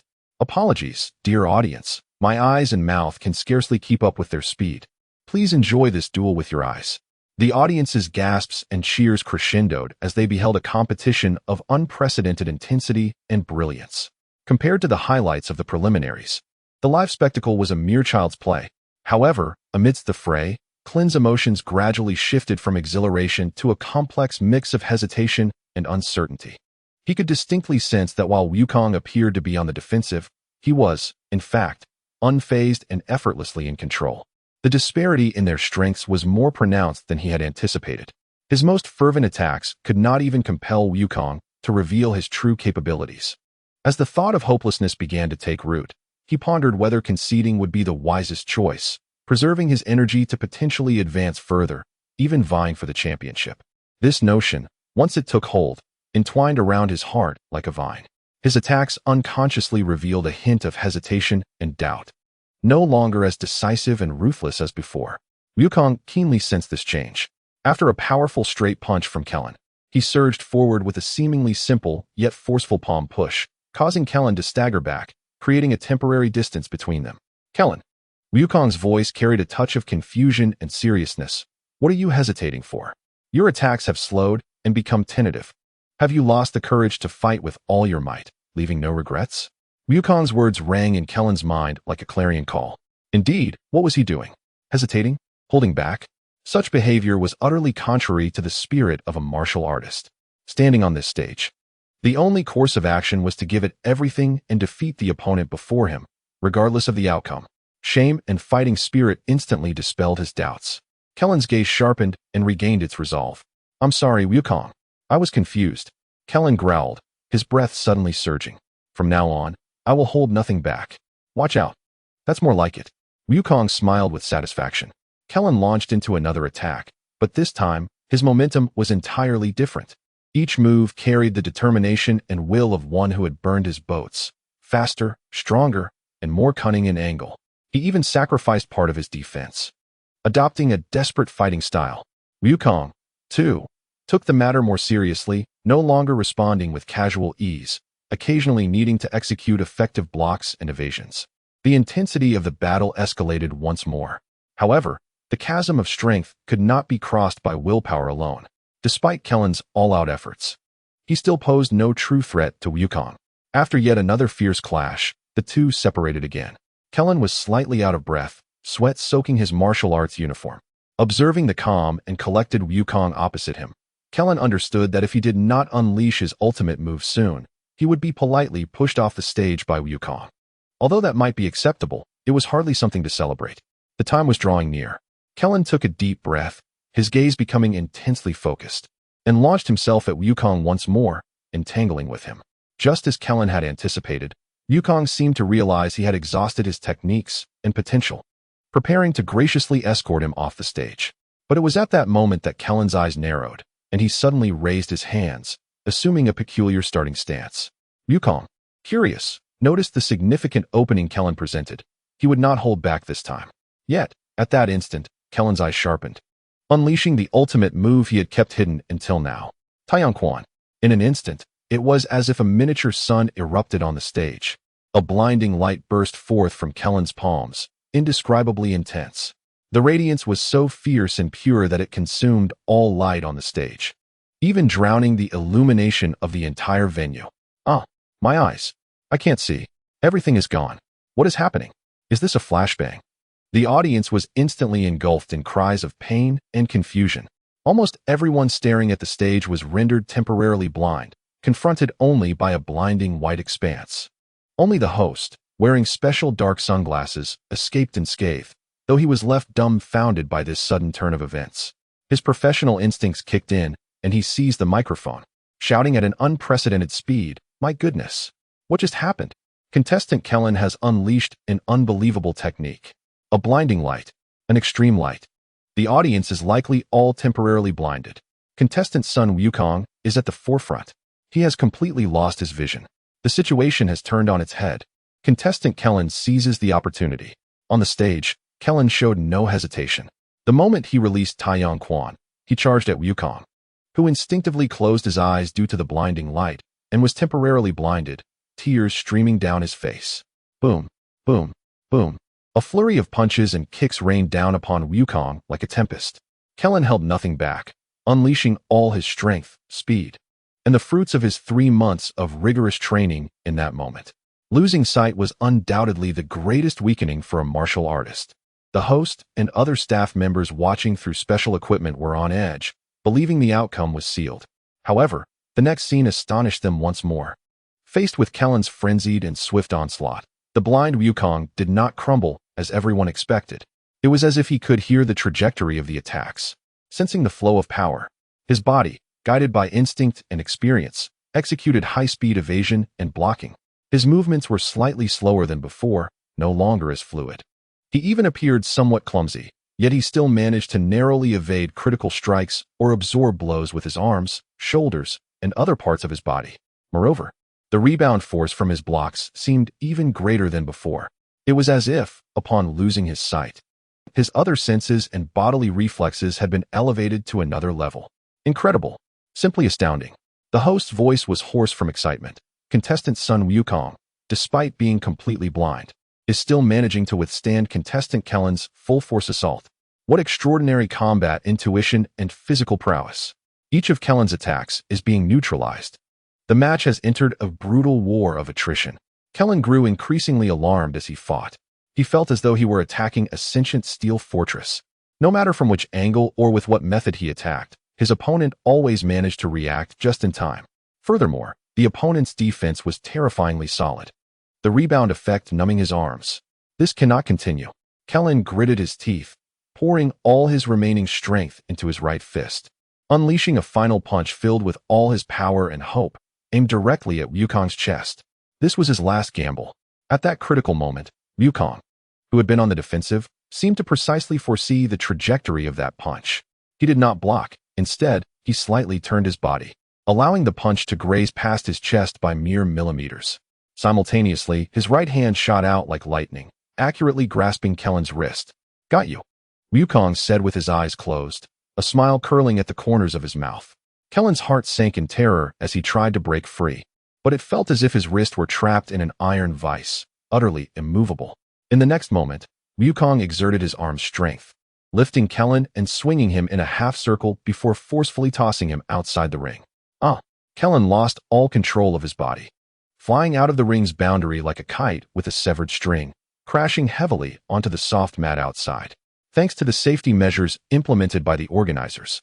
Although the impact was significant, the cushioning provided by the mat was sufficient for someone of his caliber to withstand it. Meanwhile, Wukong's previously white-blurred vision began to gradually clear, revealing fuzzy images once more. The referee hesitated for a few seconds before suddenly reacting, blowing the whistle and raising his arm. Contestant Kellen is out of bounds. The victor is Sun Wukong. The audience remained in a state of chaotic murmurs and exclamations, but upon hearing the announcement through the loudspeakers, an enormous cheer erupted like a delayed tsunami. Wukong approached the edge of the stage, reaching out his hand to Kellen, who had just struggled to sit up, his face a mask of disappointment and unwillingness. That was an incredible match, Kellen. To be fair, it had been too long since he arrived, and the effect of Taiyang Quan was remarkable, yet it had only appeared a few times. Compared to Kellen's more frequent use of Qiyuanzhan, Wukong had indeed been somewhat careless. Had he not possessed far superior strength to Kellen, he might have truly faced a setback this time. As he secretly breathed a sigh of relief, Wukong sincerely remarked, "Your solar fist is truly impressive. You almost won." As Krillin gazed upon Wukong's genuine smile, his sense of disappointment gradually transformed into admiration. Grasping Wukong's hand, he stood up and said with a wry smile, "A loss is a loss. You are stronger, Wukong. Go for the championship." "Sure." Wukong nodded vigorously. The first, thrilling match concluded, and Wukong's name resonated throughout the martial arts world and the hearts of audiences globally. Accompanied by this astonishing comeback victory, Krillin's tenacity and unique techniques also garnered the respect of all. The tournament commenced in such a remarkable manner, heightening everyone's anticipation for the subsequent matches. The true path of a warrior had just begun. Simultaneously, it allowed the world to gradually realize that the martial arts depicted on television were far from satisfactory. Chapter 25. The first intimate encounter with Fujiang. The thrilling match with Krillin served as a cold splash of water, awakening Wukong from his momentary arrogance. He engaged in deep self-reflection. After arriving in Shidu, the comfortable environment, top-notch training facilities, Bulma's meticulous care, Chi-Chi's occasional playfulness, and the overly easy victories in the preliminary rounds had unknowingly fostered a sense of pride and complacency within him. In the very first match of the main event, he had almost been toppled by Krillin's extraordinary solar fist due to a moment of carelessness. Arrogance is the original sin. Wukong sat in the quiet room, recalling the taboos of the Dragon Ball world. One moment of pride can lead to a tragic downfall in the next. The consequences are swift in the Dragon Ball universe. It is well known that those who dare to become arrogant in the Dragon Ball world invariably face dire repercussions. If it occurs during a pivotal moment in the narrative, they are destined to suffer humiliation. Fortunately, Krillin was a comrade, and indeed, his strength was a tier below Wukong's. His combat style leaned toward straightforwardness, and had he faced a ruthless opponent of equal strength or one with even more bizarre abilities, he might have truly found himself in dire straits, earning the disgraceful title of 32nd. The mere thought of such a possibility caused Wukong's cheeks to flush with embarrassment. The loss of face was secondary. What mattered more was the disservice to his own efforts and commitments, and even more so, to the original essence of Wukong. Thank the heavens that Wukong was able to withstand Krillin's fierce onslaught and ultimately turn the tide. Thanks to the bizarre and almost self-abusive training he had endured in the depths of the mountains over the past few years, he had not only been content with battling using his eyes, he had long practiced fighting blindfolded, relying solely on his hearing, the sensation of air movement against his skin, and even a vague sixth sense for hunting and training. Later, after mastering his ki, he began to experiment with sensing the world around him through it. Though still rough around the edges, this unconventional perception proved to be a lifesaver in critical moments. No more of this. Wukong clenched his fists, his gaze sharpening and refocusing.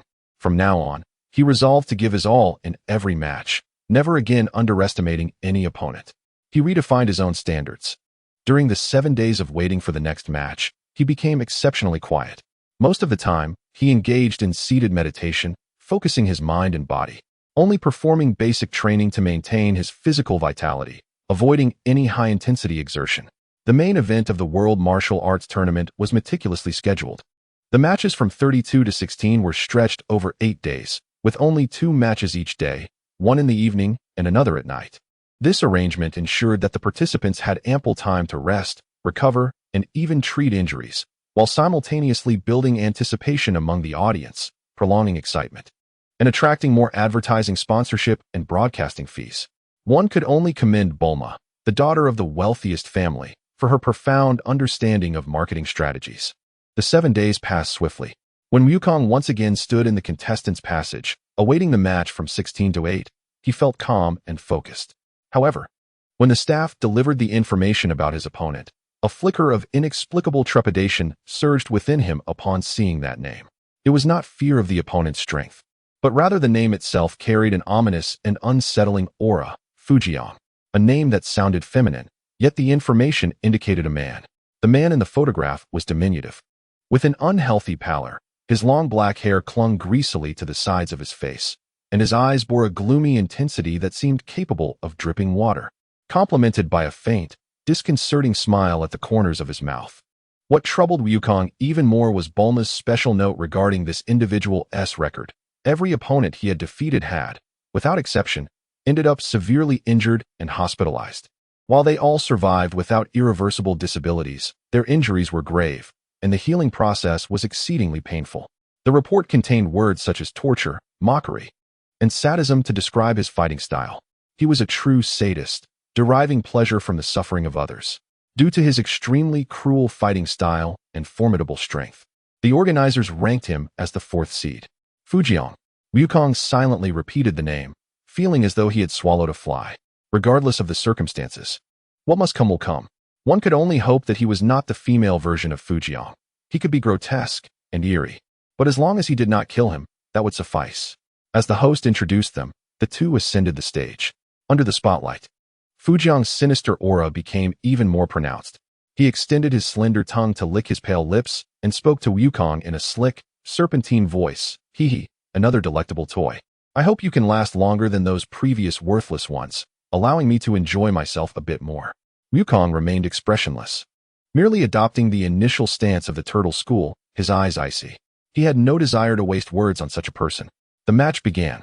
The instant the match commenced, Wukong sprang into action.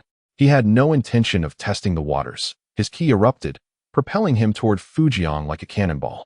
His right leg sliced through the air like a steel whip, delivering a fierce strike aimed directly at Fujian's neck. Swift, accurate, and ruthless, Wukong was determined to end the battle with overwhelming force and speed. Either he would knock the opponent unconscious or send him flying out of the ring. He would not afford such a dangerous individual any opportunity to employ underhanded tactics. However, what transpired next left all spectators, including Bulma in the VIP box, gasping in shock. Crack! Wukong's whip-like kick landed solidly on Fujian's neck. Yet, the anticipated scene of bone cracking or the opponent being sent flying did not occur. Fujian's neck, along with his entire body, twisted and elongated in an extraordinarily bizarre manner, as if devoid of bones. It resembled a soft, elastic mass of rubber or liquid. Fujian's head even contorted to an angle that would have instantly killed an ordinary person, yet his face maintained that eerie smile. Hee, the speed is commendable, and the strength is decent. Fujian's head remained twisted, but his voice resonated clearly. But it doesn't hurt enough. No sooner had he finished speaking than his contorted body suddenly sprang back to its original form. Simultaneously, his right arm elongated like a boneless creature, transforming. His fingers merged together, the tips sharpening into a pale, bony sword that shot toward Wukong's chest like lightning. Wukong's pupils constricted, his heart racing. He had never encountered such a bizarre attack and physique. The Dragon Ball world was devoid of such phenomena. This little imp was indeed not employing the same tactics as Uncle Snake. In a moment of desperation, he could only lean back abruptly, the bone sword narrowly grazing the tip of his nose, its sharp aura slicing against his skin with a stinging sensation. A missed strike only fueled Fujikawa's relentless assault. Akin to a tempestuous storm, his body appeared as if it could be molded at will, arms instantaneously elongating into whips to lash out or transforming into barbed tendrils to ensnare. Fingers could be shot forth like bullets, swiftly regenerating thereafter. His legs morphed into springs, providing bizarre movements and leaps, only to revert into axes for cleaving strikes. Even his hair could lengthen abruptly, shooting forth like steel needles. In an instant, the arena seemed to host a monstrous entity brimming with countless appendages and blades, its methods of attack unpredictable and vicious, targeting vulnerable areas such as the groin, eyes, and joints. Moreover, his body appeared devoid of critical weak points. Whenever Wukong landed a blow, Fujikawa merely twisted momentarily before swiftly returning to form, as if he had suffered no tangible harm. What manner of creature is this? The host's voice trembled, yet professionalism compelled him to continue the commentary. Seed number 4, Fujikawa, displayed an astonishing ability for bodily transformation. His attack patterns were utterly bizarre, and Wukong found himself embroiled in a fierce struggle. Meanwhile, in the VIP box, Kame Sennin had long abandoned his serene demeanor, his expression grave. This adversary was far from a mere manifestation of darkness. His control and modification of his own flesh had reached a terrifying level.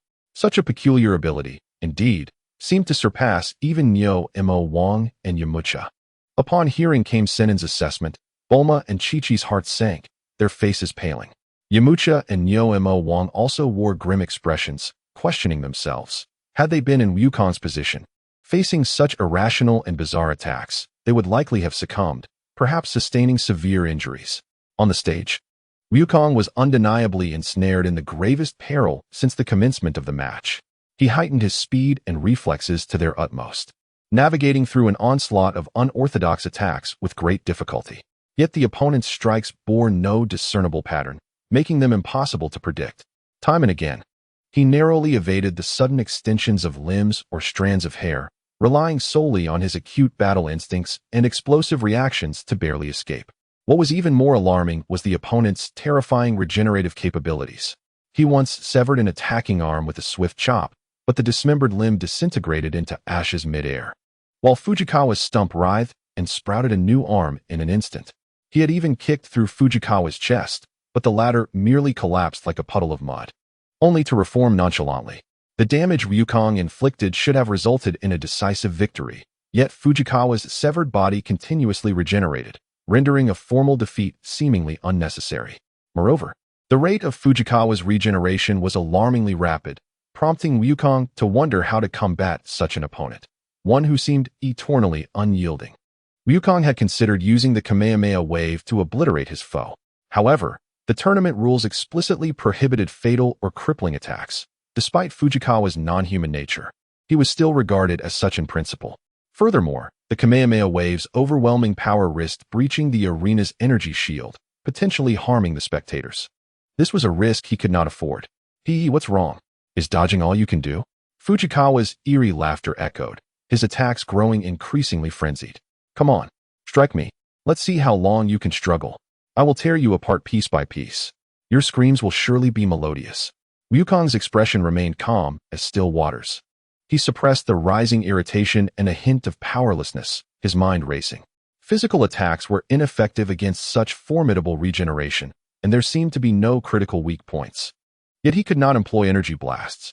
His gaze sharpened as he resolved upon a singular strategy, an exchange of injuries, an assault of speed against speed.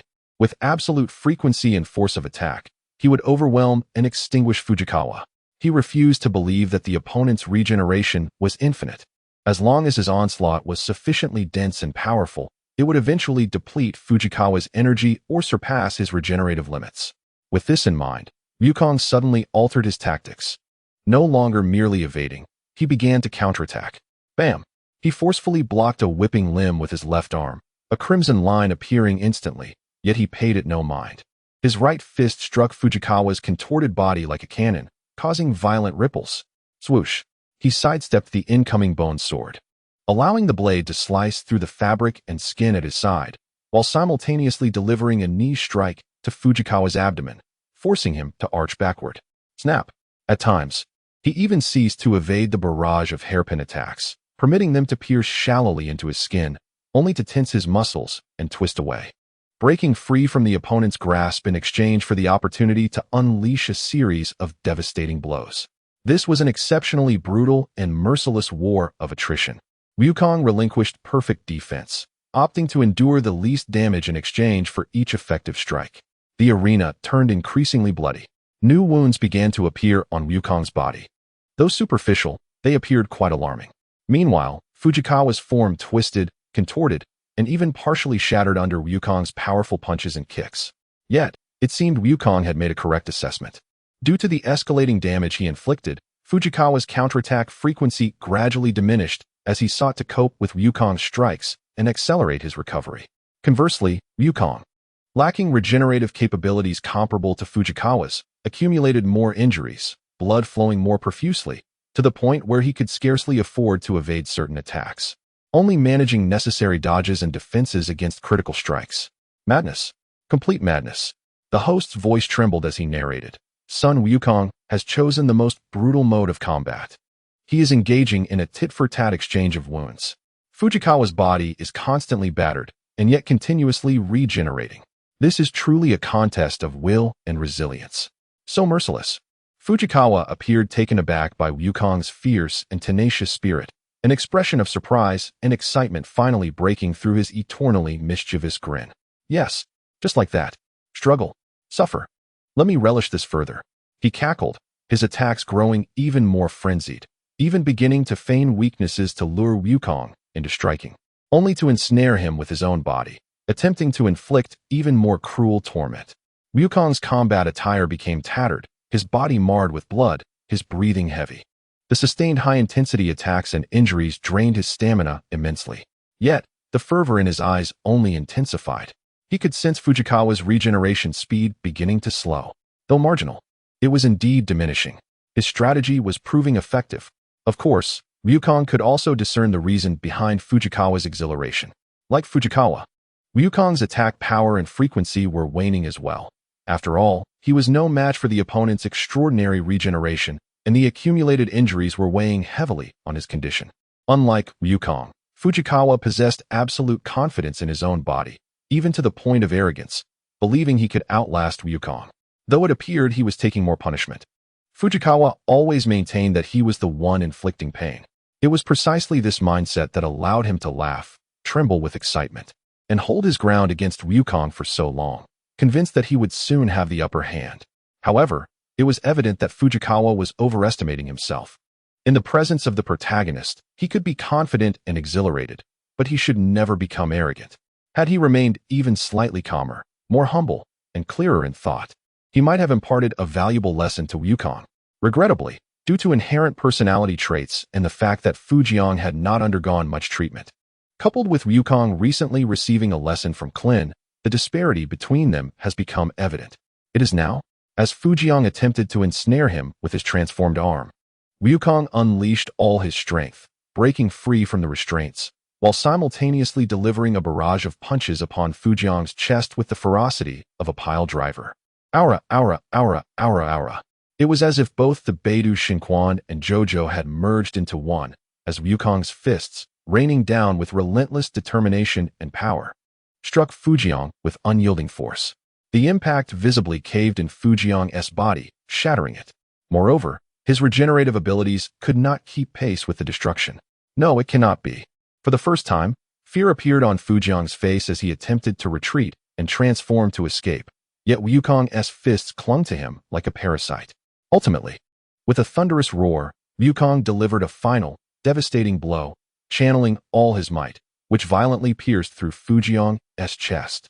A gaping hole appeared, allowing light to pass through. The writhing and regeneration of Fujiang came to an abrupt halt, his dark visage etched with disbelief and agony, as the eerie smile vanished completely. Wukong, panting heavily. Showed no hesitation as he grasped Fujiang's limp body, and with all his remaining strength, hurled it out of the ring as if discarding a bag of refuse. Fujiang's body arced through the air, crashing heavily outside the arena. He struggled briefly, seemingly attempting to rise, but ultimately succumbed and lay still, swiftly attended to by the medical team with specialized restraining devices. The referee was momentarily stunned before shakily raising his hand. Fujiang is out of the ring. The victor is Sun Wukong. The arena fell into a deathly silence before erupting into a thunderous applause, filled with awe and trepidation. Wukong stood upon the ring, his body drenched in blood and covered in wounds, swaying slightly, yet his eyes shone with an extraordinary brilliance. He had triumphed. This was an exceedingly arduous and brutal, yet utterly honorable victory. He cast a glance towards the direction where Fujiang was taken, devoid of the joy typical of a victor, only filled with deep disdain and gravity. This was the first time since his debut that he had engaged in combat to such an extent. It should not be impossible. This victory granted Wukong a place in the top 8, but it also instilled in him a clearer understanding of the complexities and dangers of this world. Initially, he thought his path would be smooth, yet now it seemed that the road ahead might be fraught with challenges.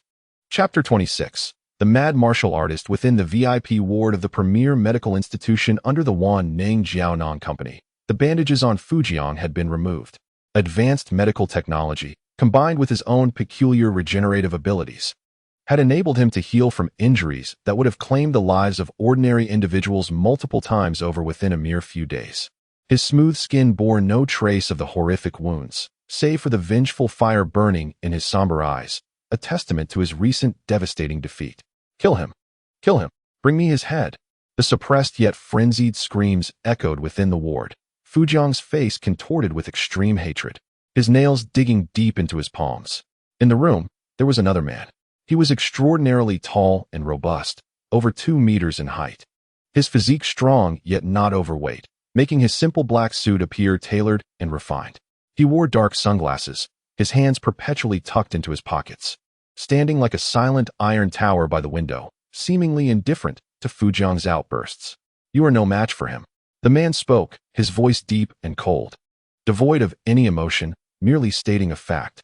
I can see it clearly. That child held back. The arena and the audience restricted his performance. He opted to exchange injuries with you as a last resort. So what? Fujiang snapped his head around, fixing a fierce gaze on the towering man. If it were not in the arena, if it were outside, if assassination were permissible, I could kill him 100 times. 100 times. The implication was clear. Wukong's strength was constrained by the environment, and was Fujiang not similarly limited? His more insidious and unpredictable tactics could not be utilized under the scrutiny of the crowd either. You will avenge me, won't you? Fujiang's shadowy gaze, akin to a serpent, locked onto the tall man. Since the formidable techniques of the opponent were sealed, would that not render you invincible? A twisted, alluring smile crept across his face. After all, no one in the world excels at close-quarters combat more than you, correct?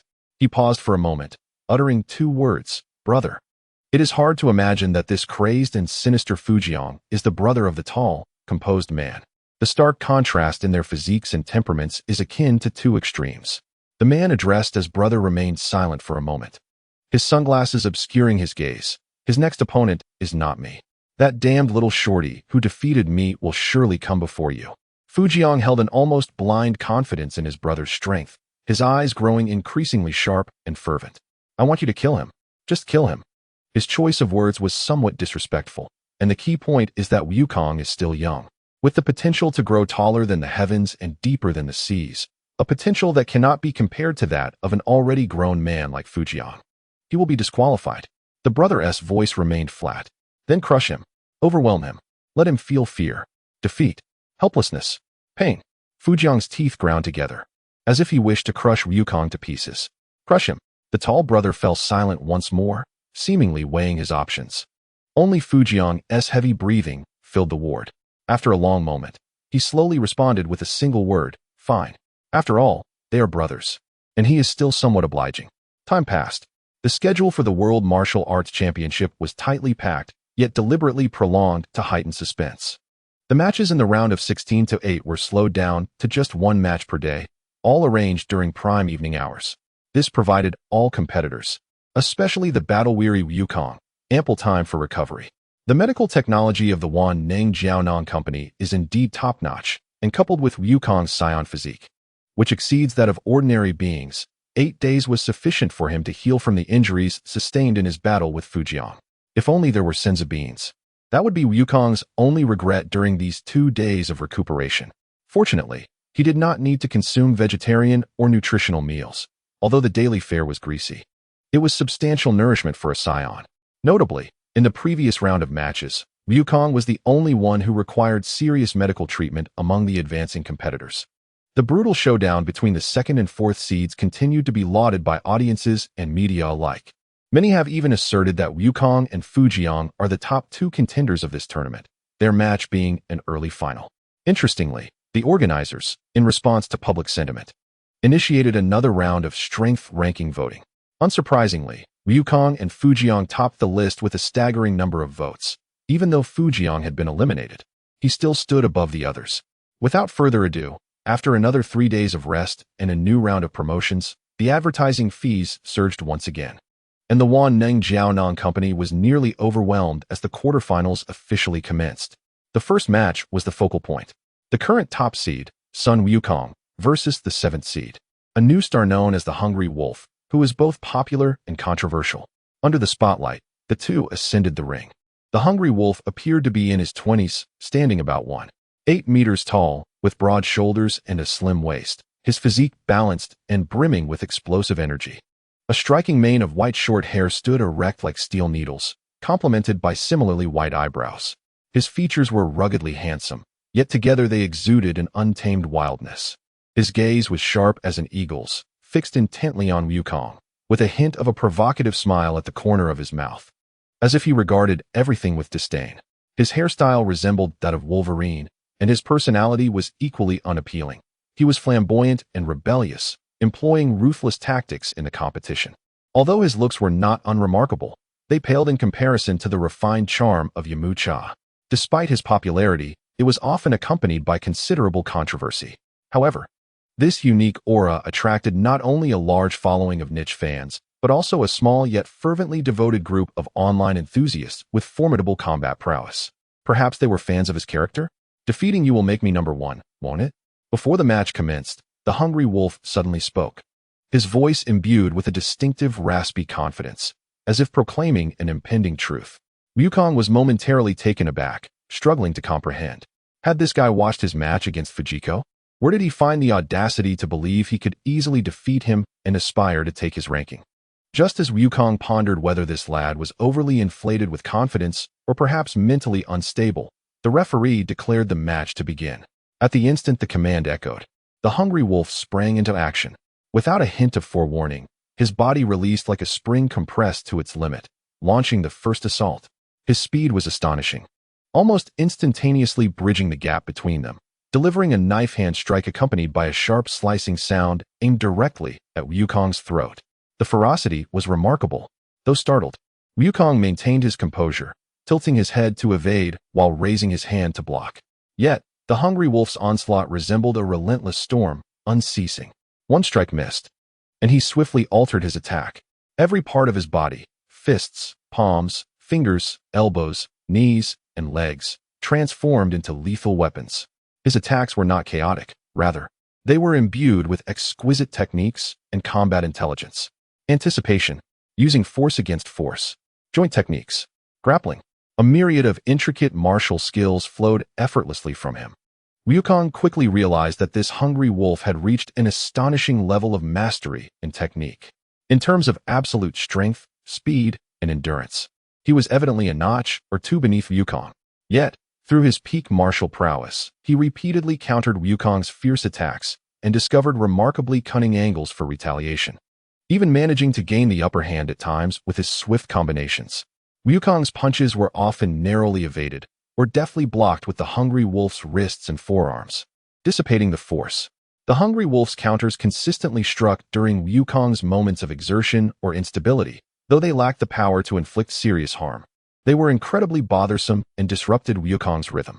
Oh, this is quite interesting. Wukong felt a surge of delight rather than alarm. Such a pure contest of technique was a first for him. Compared to the Khamsanin style, this fellow's martial arts were certainly more flamboyant. Wukong began to focus, diligently observing and learning the hungry wolf's combat techniques. On the arena, the two figures darted and collided at high speed, producing not the dull thud of brute force but rather the crisp sounds of skillful exchanges and the swish of their garments cutting through the air. The movements were swift, precise, and clever, dazzling the spectators with an unusual beauty. The host excitedly narrated, "Incredible technique. The hungry wolf has demonstrated astonishing martial artistry. He has managed to suppress the Sun Wukong on a technical level. This is a feast of skill." However, as time passed, the disparity in absolute power began to unfold. Wukong's exceptional foundational attributes started to take effect. His adaptability was remarkable. He gradually deciphered the hungry wolf's attacking patterns and habits. His speed accelerated, and his strength intensified, making the hungry wolf's exquisite techniques increasingly arduous to counter, his arms numb from the impacts, and evasions growing ever more precarious. The hungry wolf sensed this shift. His white eyebrows knitted tightly, the excitement and fervor in his eyes gradually replaced by a flicker of anxiety and resentment. Why? I have sacrificed so much, endured so much pain and training to master these techniques. Why can I not defeat this brute relying solely on talent and strength? Despite being older and having trained longer, why can I not surpass this child before me? A barely perceptible aura of dark crimson began to seep from his body, swirling around him. His attacks grew sharper, more frenzied, imbued with a reckless ferocity. Though he maintained clarity and combat intelligence, a stubborn desire for destruction quietly burgeoned within him. Wukong acutely sensed this change, particularly that familiar malevolent aura. While fending off the assault, he attempted to speak. "Hey, your techniques are impressive, but do not let that power deceive you. It will cloud your judgment." "Shut up," the hungry wolf growled, intensifying his assault. "Power is power. As long as it makes me stronger, allows me to defeat you so-called geniuses, I will accept any form of power, even if it means selling my soul to a demon." His words brimmed with obsession and disdain for talent. "You are so strong at such a young age. Aren't you the greatest talent of all?" Wukong was left speechless. Who berates oneself? Talent? Who would want to be such a disgusting thing? His strength was the result of relentless training day and night. Wukong's praise seemed to further infuriate the hungry wolf. "Do not casually dismiss my hard work, you bastard. Are you out of your mind?" Wukong sidestepped his heavy kick, slightly annoyed. "Who has belittled your efforts? Whose strength isn't the result of diligent training? You should rely on your hard-earned strength and enjoy the joy of battle, you fool. Spare me the sermon." The hungry wolf remained unfazed, his infused malevolent aura granting him a certain enhancement, his attacks becoming wilder. "Once I defeat you and stand on your head, you will understand that only the strong deserve to be the right ones." Their words fell on deaf ears. Wukong realized that verbal appeals could not awaken this martial enthusiast who had spiraled into extremism. The only option left was to defeat him with absolute strength, forcing him to recognize the gap. Wukong's aura underwent a sudden transformation. No longer holding back his power, his formidable presence erupted. Boom! A punch shattered the hungry wolf's grappling attempt. Crack! A kick dismantled the hungry wolf's series of strikes. His movements became increasingly streamlined, efficient, and violent. Pure force overcame skill. "No matter how many techniques you possess, my strength will crush all." The hungry wolf felt an immediate surge of pressure. The enhancements from his malevolent aura appeared pale and powerless in the face of Wukong's overwhelming strength and speed. His intricate maneuvers were repeatedly dismantled with brute force, each clash causing his blood to surge and his arms to ache. Finally, Wukong seized a minor opening caused by the hungry wolf's impatience from prolonged assault. A straightforward punch, devoid of any embellishment, struck first, penetrating the hungry wolf's defenses and landing solidly on his abdomen. Bang! The dull sound reverberated throughout the arena. The hungry wolf's body flew back like a kite severed from its string, crashing heavily against the edge of the stage. He struggled to catch his breath, managing to rise with great effort, a trickle of blood escaping from the corner of his mouth. The malevolent aura surrounding him flickered, thinning considerably. The outcome was evident. "Do you wish to continue?" Wukong stood firm, his breath steady as he inquired. The hungry wolf clutched his abdomen, gasping heavily, his gaze fixated on Wukong, brimming with a complex mix of resentment, fury, and an inexplicable thrill. He licked the blood from the corner of his mouth and suddenly erupted into a maniacal laugh. Hee hee. It is only by facing you directly that I can truly appreciate your strength. You are indeed formidable, exceedingly powerful. He swayed slightly as he stood upright. This time, I have lost, but I will remember you, Sun Wukong. Once I have grown stronger, I shall return to seek you out. Next time, I will surely defeat you. In my own way. With that, he turned without hesitation and leapt down from the arena, conceding defeat. Yet, his silhouette was filled with obsession and determination, clearly having learned nothing from his defeat, instead solidifying his commitment to a perilous path. Watching the departing figure of the hungry wolf, Wukong could only shake his head in resignation. Communicating with such a deluded individual, lost in his own world, was exceedingly difficult. He had done all he could. The referee declared Wukong the victor, and the arena erupted in enthusiastic applause and cheers. Although this match was not as brutal as the one against Fu Jiang, it was far more technically sophisticated and aligned with the audience's perception of human combat. The dramatic fluctuations and the clash of martial philosophies made the contest all the more captivating. This was a battle starkly distinct from the one against Fu Jiang, where he had fought valiantly against the grotesque. Wukong let out a sigh of relief and turned to approach Bulma and Chi-Chi, who had been waiting at the edge of the arena. The two girls were expressions of joy. What a splendid victory, Wukong.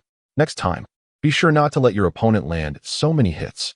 Listening to their concerned words, Wukong smiled, momentarily casting aside his worries about the hungry wolf.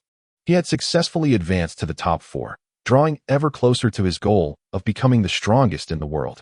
It seemed that before encountering Cheng Long, the most arduous battle he had faced was indeed the one against Fu Jiang, which could be likened to an early final. Chapter 27, My Brother Fu Jiang. I am Hu Yulu. Is there a problem? Faced with the obstinate and unyielding nature of the hungry wolf, Wukong had come to a profound realization that he was not suited for the art of verbal persuasion. Attempting to sway his opponent with love and reason, like Naruto, or to attract companions with charisma, like Luffy, seemed far too daunting for him. He felt more inclined towards the straightforward, brute force approach of Kurosaki Ichigo, charging into situations without hesitation. However, upon reflection, Ichigo's model appeared equally absurd, with his frequent bursts of power akin to erratic heart rhythms. It was likely that he shared a similar system with Broly and Frieza, and Wukong's slight frame would likely not withstand such tumult. Forget it, forget it. Wukong shook his head, abandoning unrealistic fantasies and resolved to forge his own path. Rigorous training and diligent effort, speaking less and doing more, that was the way forward. While Wukong maintained a positive mindset, the results of the matches in the right half of the bracket, Group B, were sending shockwaves around the globe. The blue-haired old man named Cheng Long had defeated the tournament's top 3 seeds, including the 4th seed, a highly popular contender known as Yamcha, who was often regarded as the paragon of martial arts aesthetics and the dream lover of countless young girls. Moreover, he achieved this victory not through cunning schemes or peculiar abilities, but through a display of martial prowess that was leagues beyond the others, winning in a straightforward manner. The match was a textbook example of technical superiority. Yamcha's power and speed, augmented by magical energy, were formidable, but every one of his attacks was deftly neutralized by Cheng Long with minimal movement and utmost precision, while Cheng Long's counters struck at Yamcha's most vulnerable points. Ultimately, Yamcha, despite his formidable strength, found himself unable to unleash his potential and was forced to concede defeat in frustration. This rendered his pre-match bravado about facing Wukong in the finals utterly laughable. After the match, Master Roshi, the real one, and others consoled Yamcha, cautioning the Bull Demon King, who was set to face Cheng Long in the semifinals, to be wary, as this old man was deceptively powerful. However, only Wukong understood that caution would amount to little. It was evident that, after a period of rehabilitation, Master Roshi, in his Cheng Long guise, had surpassed the levels of both the Bull Demon King and Yamcha, especially with that katana resembling the legendary Ryujin. Although it could not be wielded in the competition, it must have greatly facilitated the old man's recovery and enhancement. Wukong felt somewhat disheartened. If everyone else had undergone epic enhancements, then his 5-year head start would be effectively nullified. Complaining aside, the competition must continue. With ample rest and a continuous influx of sponsorships, Bulma was reaping substantial rewards, while Wukong's attention was entirely focused on his semifinal opponent. More precisely, on the name, Hu Yulu. The moment he saw that name, Wukong couldn't help but twitch his lips. Was Hu Lu truly an only child? Wait a moment. Wukong mused, a realization dawning upon him. At the competition venue, as a tall, burly man donned in sunglasses exuding an intimidating coldness stepped onto the arena. Wukong observed him flexing his wrists, and a thought that had troubled him for a long time finally burst forth. That Fu Jiang, could he be your brother? Hu Lu paused in his warm-up, seemingly taken aback. He twisted his neck, producing a cracking sound, and replied in a deep tone, "Ah, how did you discern that we are siblings? Can you even tell that he is the elder brother, and I am the younger?" The referee had announced the commencement of the match, but neither seemed in a hurry. It is the first time someone has recognized us as brothers. Truly remarkable insight. Hu Lu continued his simple stretches while saying, "I hope you give it your all. I promised him that I would crush your bones, one by one." His tone was flat, as if discussing something trivial. Yet, Wukong paid little heed to the threat, becoming entangled in another query. If so, why do you not refer to each other as Hu Lu brother? Are you not siblings? Hu Lu appeared genuinely puzzled by this question, retorting, "Why should we share a name? And why must we distinguish ourselves as brothers?" Wukong was momentarily rendered speechless, staring blankly for a few seconds before awkwardly responding, "I apologize. Your reasoning is quite sound." Indeed, he had been somewhat presumptuous. More importantly, the notion of the brother duo, Hu Lu brother and Hu Lu younger brother, was inherently absurd. Everyone had waited long enough. It was time for the match to begin. Hu Lu seemed to have finished warming up, casually removing his sunglasses and tossing them to the ground, revealing a pair of sharp, calm eyes. He even had the leisure to consider the audience's viewing experience. Wukong couldn't help but marvel at Hu Lu's composure, reflecting on his perverse brother Fu Jiang.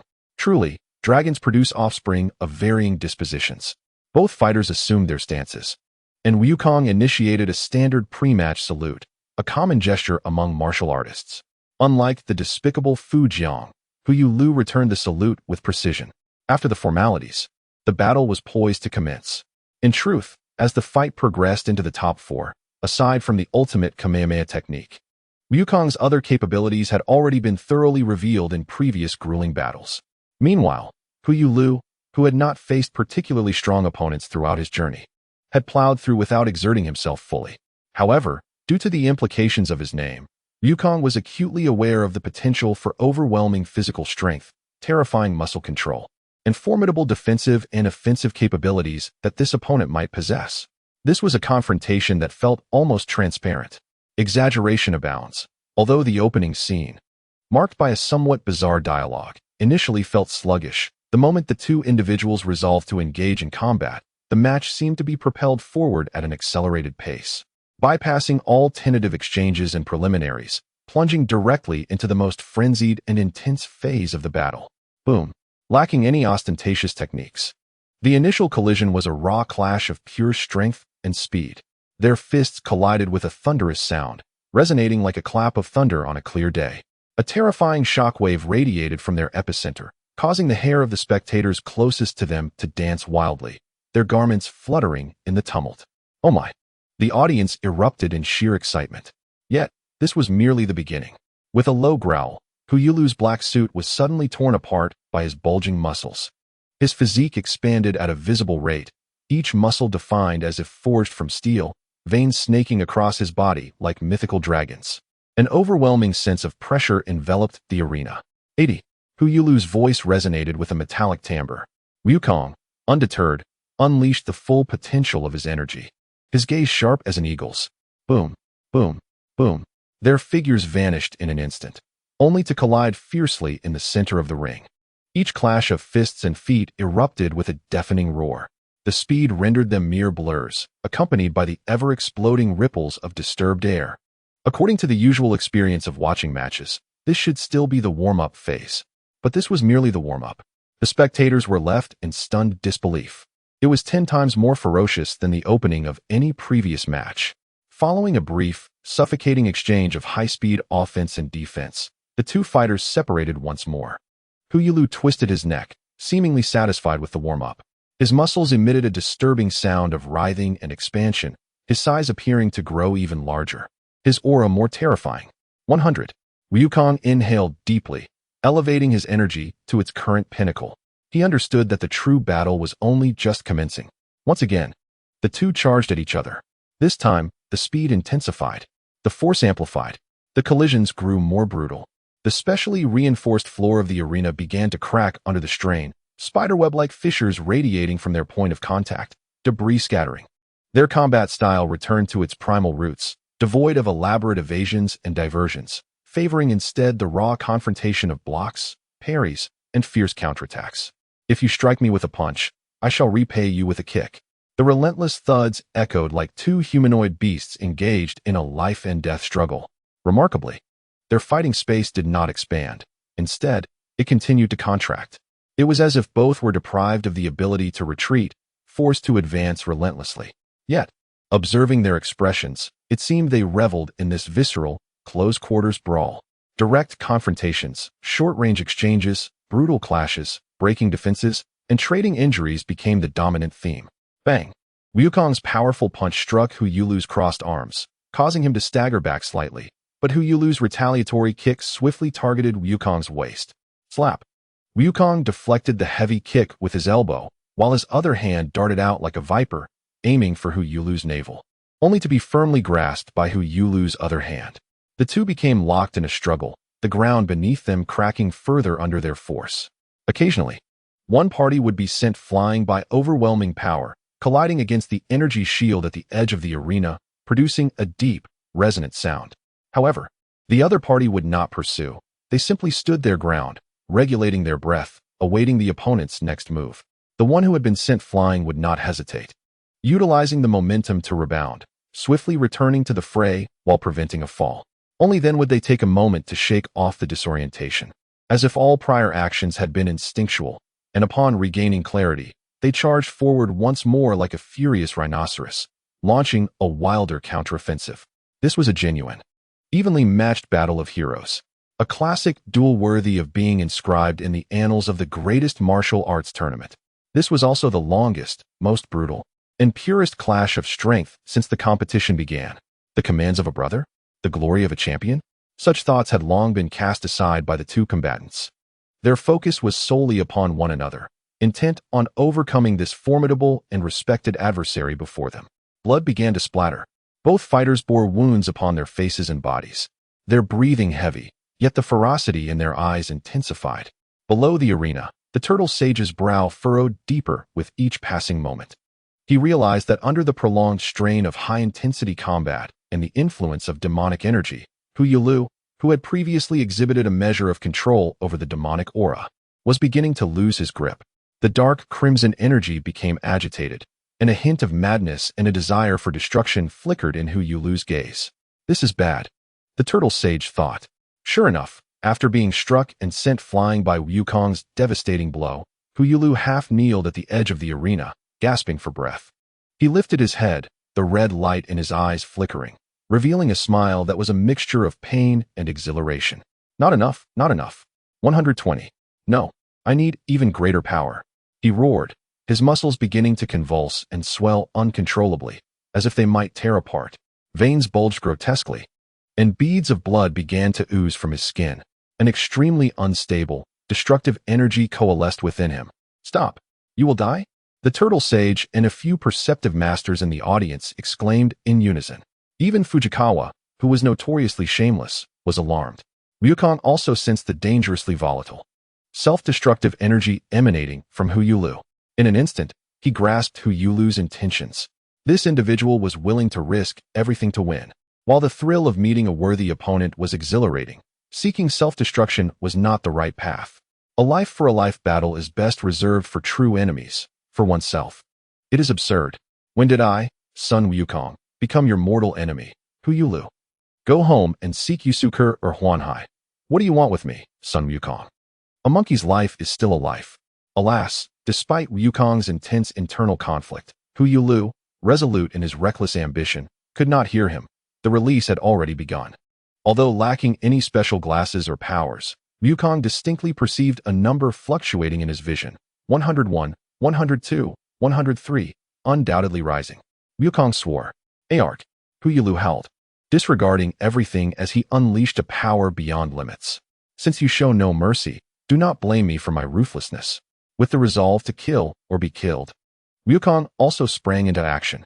He stepped back, slowly bringing his hands together at his waist, palms facing each other, an unfathomable, heart-stopping azure energy began to surge wildly.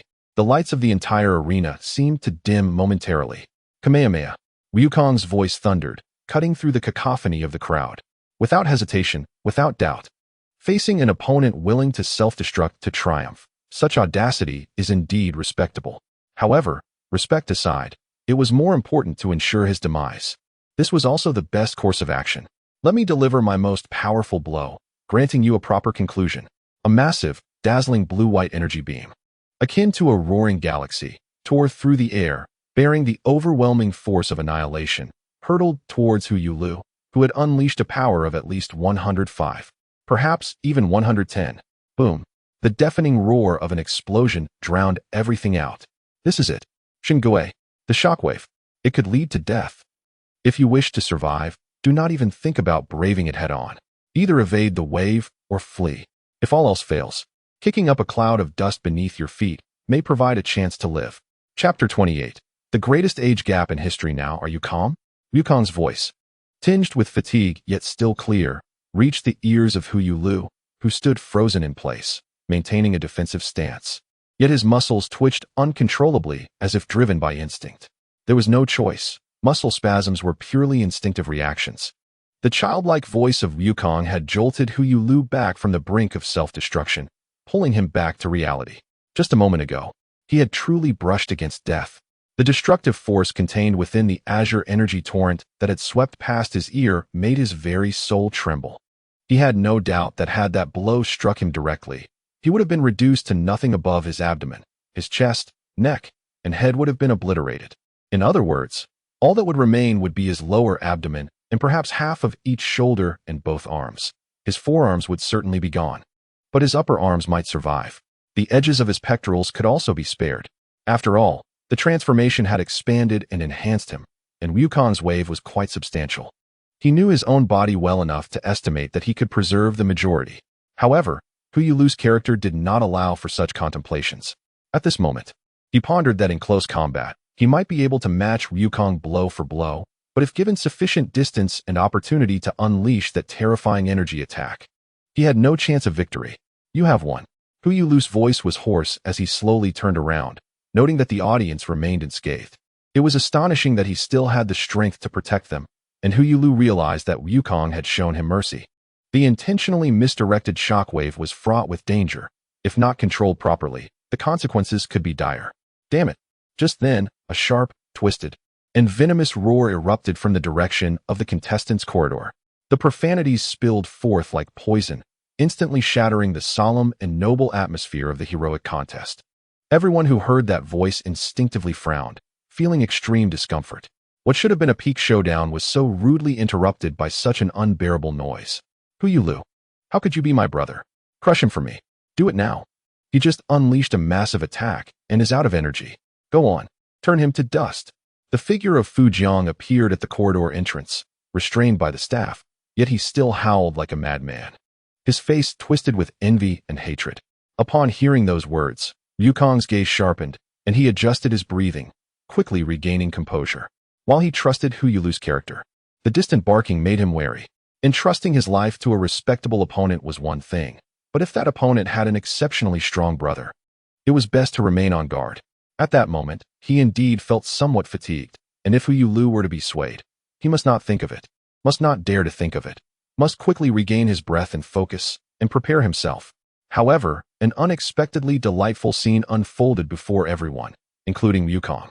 Hu Yulu seemed utterly unfazed by Fu Jiang's roar, not even casting a glance in his direction. He steadily descended from the arena, his footsteps firm. Only after stepping outside the ring's boundaries, where he would inevitably be declared the loser, did Hu Yulu come to a halt, turning to face Wukong and solemnly stating, "That was an exhilarating battle. I thoroughly enjoyed it." With that, he unhesitatingly turned away, heading toward Fu Jiang. "Hey," Wukong called out quickly. Hu Yulu did not pause, seemingly indifferent to what Wukong had to say. Wukong scratched his head and managed to utter, "Now that the tournament has concluded, would you dare teach me how to control that demonic energy? I can teach you how to unleash waves too. The kind that glows blue, just like mine. A fair trade." The words came out lacking sophistication, even bordering on childishness. Yet, Hu Yulu's figure hesitated slightly. After a few moments of silence, he replied without turning back, "Fine, I will come find you." While the prospect of a blue wave was likely unattainable, a black and red wave might not be too far-fetched. The Yinsha Heilung wave, after all, if he used it first, the technique would be his to claim. "Hu Yulu, how dare you?" Fu Jiang, upon hearing his brother strike a deal with an enemy, was nearly driven to the brink of explosion, his voice more shrill and venomous. Yet, Hu Yulu paid him no mind. He approached Fu Jiang directly, and before Fu Jiang's incredulous gaze, he extended his hand and, as if grasping a noisy chick, effortlessly seized the back of Fu Jiang's neck, silencing all his curses. "I'm leaving, brother." Then, before the eyes of the multitude, he dragged his struggling yet futile brother away, his expression impassive, step by step disappearing into the depths of the contestants' corridor. Decisive, clean, and commanding, the arena fell silent for a moment, then erupted into even more fervent applause and cheers. This is what it means to be a true man. This is the spirit of a hero. Wukong stood upon the arena, watching Hu Yulu depart, unable to suppress a smile. He had long forgotten the character and style of the former Hu Yulu, but the one before him was someone he greatly admired. A true man, unyielding. Especially in this battle, though fraught with twists and turns, it was fought with vigor. This is the kind of battle that should exist between men. When it comes to combat, one must embrace the old-school style. Lost in his thoughts, Wukong opened his arms, reveling in the thunderous cheers and respect from the audience. Although the championship was not yet secured, this epic confrontation with Hu Yulu was worthy of a grand celebration. The impact of this match was unprecedented. Through the live broadcast, the clash of pure strength and willpower between Wukong and Hu Yulu stirred waves across the world. People had never imagined that the power of the human body could reach such terrifying heights. They were even more astonished that what was more captivating than the battle itself was the conduct of the two men. Additionally, the pre-match banter between the two had become legendary in the eyes of the public. Online, discussions about who was stronger erupted instantaneously. Although Wukong emerged victorious, the overwhelming presence and raw power displayed by Hu Yulu had left many in awe. Netizens even spontaneously re-ranked the power hierarchy, with Wukong and Hu Yulu firmly occupying the top two spots as the newly crowned number 1 and number 2 seeds.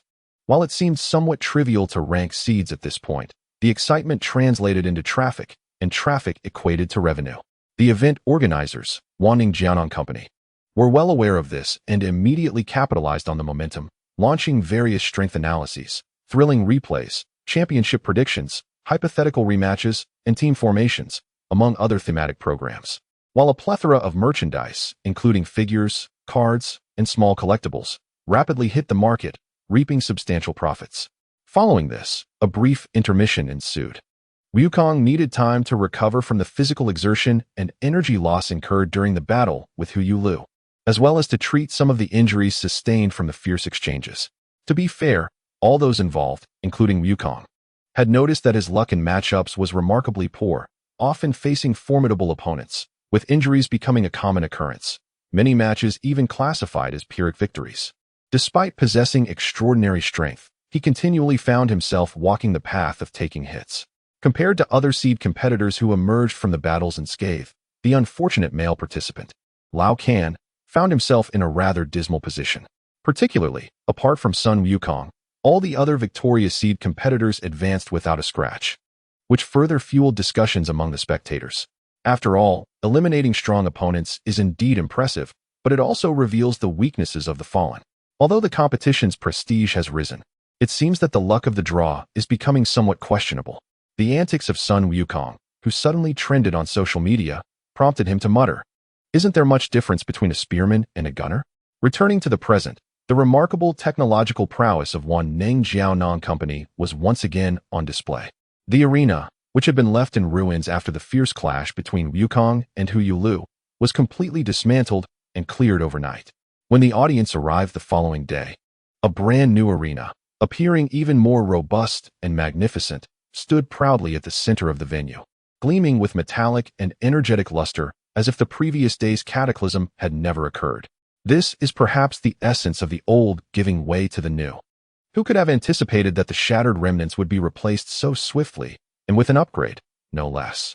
It can only be said that wealth truly brings its own advantages. After a brief respite, the next semi-final finally commenced, featuring the enigmatic elder Long against the formidable giant Neo Wang. This match garnered significant attention. Yet due to the overwhelming spectacle of Wukong's previous confrontation with Hu Yulu and the emergence of numerous strong contenders in this tournament, the clash of strength and technique seemed to pale in comparison to the raw force and absolute skill demonstrated before. Nevertheless, the unfolding events of the match remained captivating.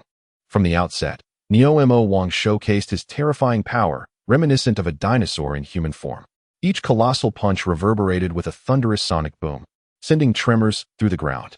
His attacks were grandiose and forceful, aiming to crush his opponent with sheer might. In contrast, Long epitomized the essence of technique. He did not engage Neo Wang in a battle of strength. His slender frame danced nimbly through Neo Wang's ferocious onslaught. Akin to a fragile boat amidst a tempest, appearing perilous yet consistently evading attacks with minimal yet precise movements at critical moments. He skillfully redirected Neo Wang's seemingly unstoppable punches, causing them to miss their mark and even disrupting his balance. At times, he would dart in close to Neo Wang's massive form, executing quick grappling maneuvers that left the giant's immense power rendered ineffective, resulting in palpable frustration. With a powerful punch crashing down, Long deftly sidestepped, allowing Neo Wang's fist to graze his clothing and create a shallow crater upon impact with the arena floor. As Neo Wang swung his massive arm, Long ducked and darted beneath him like a nimble cat, landing a precise jab beneath the giant's ribs. Neo Wang winced in pain, momentarily halting his assault, while Long smoothly slid around to his rear. The scene appeared as if Long were toying with Neo Wang, much to the audience's delight, as they marveled at his extraordinary evasive techniques. Truly, Long was a master of his craft, employing his skills to their utmost potential. The commentator excitedly remarked that Neo Wang possessed immense strength, yet could not lay a finger on his elusive adversary. However, only a select few elite martial artists, along with the VIPs in their box, including Wukong and Yamcha, perceived a subtle difference. Yamcha furrowed his brow, sensing that Neo Wang's power seemed constrained. Wukong's eyes narrowed thoughtfully as he nodded in agreement. Recognizing that Long was not merely evading, but strategically disrupting Neo Wang's energy flow and points of force with each seemingly casual touch, requiring extraordinary precision and strength far beyond what was apparent. Indeed, as the match progressed, Neo Wang's movements became noticeably sluggish, his breaths growing heavier, and beads of sweat appearing on his brow. In stark contrast, Long remained composed and unfazed. Finally, as Neo Wang unleashed a full-force attack that once again missed its target, Long seized the moment. His previously stooped posture straightened with sudden vigor, his eyes sparkling with determination. His slender physique erupted with astounding speed and strength, entirely disproportionate to his size. He stepped forward, causing the arena to tremble slightly, and launched himself toward the giant's exposed chest with the swiftness of a released arrow. With a simple yet effective push and press of his hands, a profound thud echoed through the arena. Neo Wang's massive form was sent hurtling backward as if struck by a speeding truck, his feet leaving the ground as he uncontrollably flew out of the ring, crashing heavily to the ground. The audience erupted in astonishment. This final strike was executed with such speed and explosive power that it completely shattered the previous impression of mere technique. The referee paused in disbelief before declaring, "Neo Wang is out of bounds. The victor is Long." Struggling to rise, Neo Wang gazed at the seemingly harmless Long, now basking in the cheers of the crowd, his face a blend of shock and disbelief, ultimately morphing into a rueful smile. What an impressive old man, still going strong. In the VIP box, Yamcha and Krillin were left speechless. That last move was no mere technique, Krillin stammered. It was something far beyond. Yamcha's expression turned grave. That old man is hiding too much. Only Wukong wore a look of both realization and pressure. He observed the elderly figure on stage receiving accolades, his lips twitching slightly. Awaiting him was yet another formidable challenge, one that absolutely could not afford to be taken lightly. Master Wu Tian, are you preparing to deliver a lesson in humility to your former disciple? Regardless of Wukong's thoughts, one immutable fact remained. The grand finals of this martial arts tournament would feature the youngest participant, the 12-year-old son Wukong, facing off against the oldest contender, the 60-year-old Chung Long. This match was heralded as the duel with the greatest age disparity in history. Yet, unbeknownst to the audience, this historic age gap was not merely 48 years, but an astonishing 307 years. It was indeed a striking example of generational contrast. In any case, the ultimate battle was on the horizon. In the changing room, silence enveloped the space. Wukong sat cross-legged in a corner, his eyes gently closed, his breathing steady and deep. In these final moments before the championship, countless thoughts raced through his mind. The journey thus far had been fraught with challenges. From a naive wild child in the deep mountains to standing on the grand stage of the world's foremost martial arts tournament, he had encountered a myriad of opponents. The enigmatic Fujiang, the obsessive Yi Lang, the boisterous Hu Yulu. He had suffered setbacks, endured blows, and faced grueling struggles, even teetering on the brink of defeat. Yes, the battle against Krillin in the top 32. Yet, ultimately, he had overcome every obstacle, vanquished formidable foes, and responded to every challenge with tenfold resilience and strength. The fragmented threads of his journey seemed to converge at this moment. As he prepared to confront the climax of the Dragon Ball saga, standing before the pinnacle known as the God of Martial Arts. This legendary master had once defeated the young son Wukong, relegating him to the position of runner-up. Now, he appeared to have undergone an epic transformation, possibly integrating the essence of martial arts from different realms. Could he triumph against an opponent who had regained, and perhaps surpassed, their peak?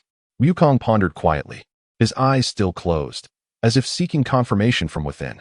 Beside him, Chi-Chi was secretly observing Wukong's earnest profile, startled by his query. She hesitated for a moment before responding without a trace of doubt in her sweet, unwavering voice. "You can win." She nodded vigorously, as if infusing her belief into him, declaring that Wukong was the strongest. Wukong opened his eyes and gazed at Chi-Chi, feeling buoyed by her unwavering trust, and he chuckled. "Is that how you see it, Chi-Chi? What about Bulma?" He turned to the other side, where Bulma was engrossed in her tablet. Without lifting her head, her fingers danced across the screen, her tone laced with her characteristic teasing and confidence. "Isn't the answer obvious?" Finally, she raised her gaze, her beautiful blue eyes casting a sidelong glance at Wukong, a smile curving her lips. "No matter who stands before you, just topple them." Otherwise, she deliberately elongated her words, a glint of cunning in her eyes. "Aren't you wasting your time?"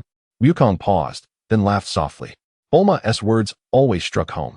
Perhaps she had already gleaned something from his various actions and words, even if she might have misinterpreted his identity as a tragic hero from the future. Nevertheless, she chose to express her support and trust in this manner. Wukong had no intention of betraying Bulma's faith in him. "This girl has been so good to me. She can't really think I'm just back from the dead," he mused, shaking his head to dismiss such thoughts. At this moment, it was only about the battle. He took a deep breath and rose abruptly. His spirit was as refined and vigorous as tempered steel, his demeanor calm, yet his eyes shone brilliantly, seemingly harboring the cosmos within them. The meditative posture of a cultivator invigorated him, blood coursing through his veins. Seeing him rise, Bulma set down her tablet and approached him. While Wukong was momentarily distracted, she reached out, carefully adjusting his collar, which was not even disheveled, before stepping aside. "Thank you," Wukong acknowledged with a nod. He affectionately squeezed Chi-Chi's small hand, feeling the warmth and encouragement emanating from her. Then, without hesitation, he strode towards the changing room exit.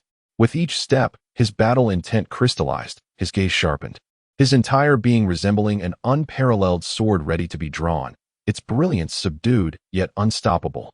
Indeed, in accordance with the name Sun Wukong, he could also be likened to the Rui Bang, capable of parting the heavens. Bulma and Chi-Chi exchanged glances. Chi-Chi blinked and smiled. Bulma rolled her eyes lightly, taking Chi-Chi's hand to follow him out. Chi-Chi tilted her head, noting that Bulma's lips had already curled into a smile. She secretly pouted but also smiled in agreement. At the end of the passage, a deafening cheer erupted. Under the spotlight, the arena, having endured numerous trials yet still pristine, awaited silently. On the other side, dressed in a blue training uniform, the silver-haired Chung Long ambled onto the stage, a warm smile adorning his face. "Chung Long Laosher," Wukong spoke first, his tone imbued with sincere anticipation. "If possible, I hope to see you give it your all today." Chung Long chuckled heartily, waving his hand. "Ah, what are you talking about, young man? I have always given it my all. But you, With such great strength, if you fight like you did against Hu Yu, this old body of mine might not withstand it. He continued to jest, attempting to mask his nerves. However, Wukong did not engage, his gaze drifting to the audience, casually scanning the crowd before feigning disappointment. Ah, what a pity, teacher Wu Tian isn't here to witness the battle today. It would have been wonderful to face him in the finals. I feel that after obtaining that peculiar sword, his strength might have returned to its peak, or perhaps even greater. His gaze returned to Cheng Long, gradually turning aggressive, yet his lips bore a smile. If only you were as strong as teacher Wu Tian. Oh, such remarkable eyes. Cheng Long maintained his amiable demeanor, overflowing with humility. How could I possibly compare to the legendary god of martial arts? I fall far short, far short. Yet, as his words trailed off, his hunched body straightened a bit, and the slits of his always narrowed eyes seemed to gleam with a brilliance that belied his appearance. However, he continued, his voice losing its lightness, becoming more solemn, since you, young one, are so eager for a truly intense battle. Although I am but an old fellow on the verge of falling apart, since I stand on this ultimate stage, very well, I shall give my all to test myself against you. The moment the last word fell, it seemed as though two almost imperceptible breezes swept across the arena. The next second, bang, a deep, resonating sound erupted in the center of the stage. Wukong and Cheng Long had inexplicably exchanged positions, their forearms colliding with a fierce impact. The special alloy floor trembled slightly beneath them. Without any superfluous words, the battle erupted instantaneously. Oh, it seems I must find a way to develop a sturdier martial arts outfit. In the VIP box, Bulma watched the two combatants clash below, unable to restrain herself. She turned to Chi-Chi and quipped, every time they fight, it ends up in tatters. It's just too unsightly, don't you think, Chi-Chi? Chi-Chi nodded vigorously, her large eyes glued to the arena, her small face brimming with tension and excitement, clearly in total agreement with Bulma's sentiment. On the stage, the battle unfolded in a manner unlike any Wukong had experienced before.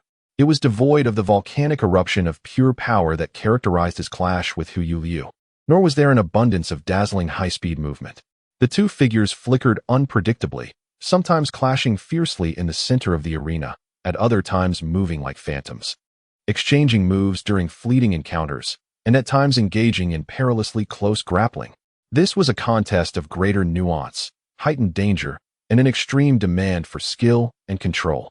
Initially, the battle seemed overwhelmingly one-sided. Cheng Long's martial arts had reached a transcendent state. Every strike he executed was executed to perfection, as if he had already predicted Wukong's every move. He effortlessly employed techniques of deflection, redirection, and joint manipulation, exploiting weaknesses with ease. Wukong's powerful punches, honed to the point of splitting mountains, were often deflected off course with a mere flick, turning into openings for counterattacks. His sweeping kicks would be narrowly avoided by Cheng Long, who would retaliate with pinpoint precision to his ankles or knees. A seemingly gentle palm pressed against Wukong's chest, yet it contained a strange force that sent him reeling backward, blood surging. The swift hand strike grazed Wukong's shoulder, ripping his clothing and leaving a faint mark. Bang! Wukong's rapid punch was sidestepped by Cheng Long, who, like a striking serpent, slammed his elbow into Wukong's ribs. Wukong was repeatedly forced back, each seemingly casual, yet profoundly uncomfortable strike hitting vital points. His pride in his speed and strength appeared to sink into a quagmire before Cheng Long's unparalleled technique, as if even a mountain of weight could not make contact. After all, while it might not cause harm, the boy at least could land a hit. However, amidst the one-sided battle, Wukong's scion physique and extraordinary combat instinct began to shine. Although he was struck time and again, he managed to endure with his formidable body, learning and adapting at an astonishing pace. His eyes remained fixed on every subtle movement of Cheng Long, his mind racing to analyze, memorize, imitate, and decipher. His movements began to simplify and become more efficient, no longer relying solely on brute force. And he started to incorporate the techniques of deflection and power application he had just learned. Gradually, the tide of battle began to shift. Although Wukong still found himself at a disadvantage, suffering far more blows than he landed effective attacks, he was no longer merely a target for mockery. His counterattacks began to pose a genuine threat, occasionally forcing Cheng Long to execute effective blocks and evasions. Learning quite rapidly, are we? A glimmer of surprise and admiration flickered in Long's eyes, yet his movements grew increasingly fierce. Just as Wukong started to acclimate to the rhythm and even attempted to retaliate, poised to level the playing field, Long suddenly let out a low, thunderous shout. The originally subdued and tranquil aura surged explosively. A powerful energy, honed to perfection, erupted like a slumbering volcano. However, this energy did not expand outward. Instead, it enveloped his lean frame like molten lava, flowing slowly like liquid flames. There was not a trace of waste or leakage in this energy, demonstrating his mastery over it had reached an unparalleled zenith. Clearly, as his techniques approached their limits, Long's energy had also reached its peak, or rather, both his physical and energy techniques had ascended to their pinnacle. Empowered by this energy, Long's muscles swelled slightly, his skin glowing with a reddish hue, and his speed and strength surged to an extraordinary level. Whoosh! In an instant, his figure vanished, reappearing before Wukong in the next moment, launching a punch. The speed surpassed anything prior. Wukong's pupils constricted as he crossed his arms to block. Boom! An enormous sound reverberated. Wukong felt an unimaginable force strike him. As if he had been hit head-on by a high-speed train, his feet leaving the ground, and he was sent flying, crashing heavily against the energy shield at the edge of the arena, creating ripples across its surface. What immense strength! Wukong shook his numbed arms. Yet his eyes sparkled with excitement. If you had started with this intensity, I fear I would have already been defeated, master. Haha, you are too modest. Be careful now, little one. Long laughed heartily and charged again. With his aura unleashed, Long's speed, power, and reaction time completely overshadowed his previous performance. Wukong, no longer holding back, let out a low growl and unleashed his own energy. He too elevated his energy to its absolute peak. The style of battle shifted dramatically. From a contest of exquisite techniques, it reverted to a pure, direct clash of raw power and speed. Boom, boom, boom, boom. Their fists and legs collided like a torrential storm. Each impact released astonishing sounds and shockwaves. The arena trembled violently, cracks spreading anew. Yet this time, it was no longer a one-sided affair as it had been against Hu Yulu. Wukong, in his explosive state, matched Long's full energy and fundamental attributes. In the fierce exchange, their fists blurred and their legs whistled. They both struck fast and hard, their figures flashing rapidly across the arena, colliding, separating, and colliding again. However, as time passed, Long was astonished to discover that Wukong was continuously growing stronger amidst such intense exchanges. His adaptability was simply terrifying. With each setback, his next counterattack grew heavier. With each suppression, he could reclaim the offensive with even greater speed. Wukong's resilience, ability to absorb blows, and his terrifying combat talent that thrived under pressure created an unprecedented burden for Long. This cannot continue. Long's gaze sharpened, and he abruptly changed tactics. Drunken fist. His movements suddenly became erratic, akin to a drunken man, yet concealing intricate strategies that effortlessly evaded Wukong's fierce assaults. Delivering a sharp kick that struck Wukong's chin.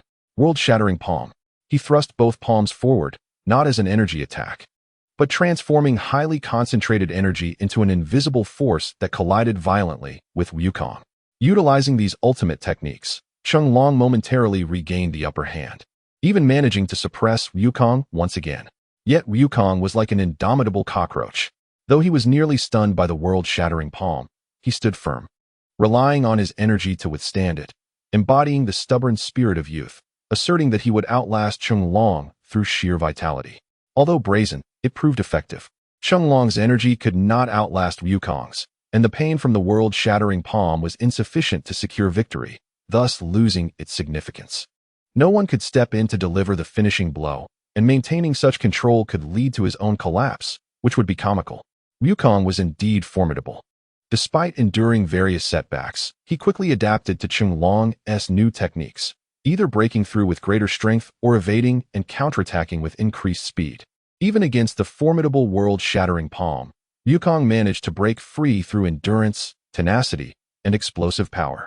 His learning ability and speed of combat evolution left Long feeling a sense of helplessness. Finally, after yet another hard-hitting exchange, Long's energy displayed subtle signs of disturbance and exhaustion. Youthful vigor could clearly be felt in that moment. Wukong keenly detected this fleeting opportunity. Now is the time. He ignited all the energy within him. Speed surged to its utmost limit.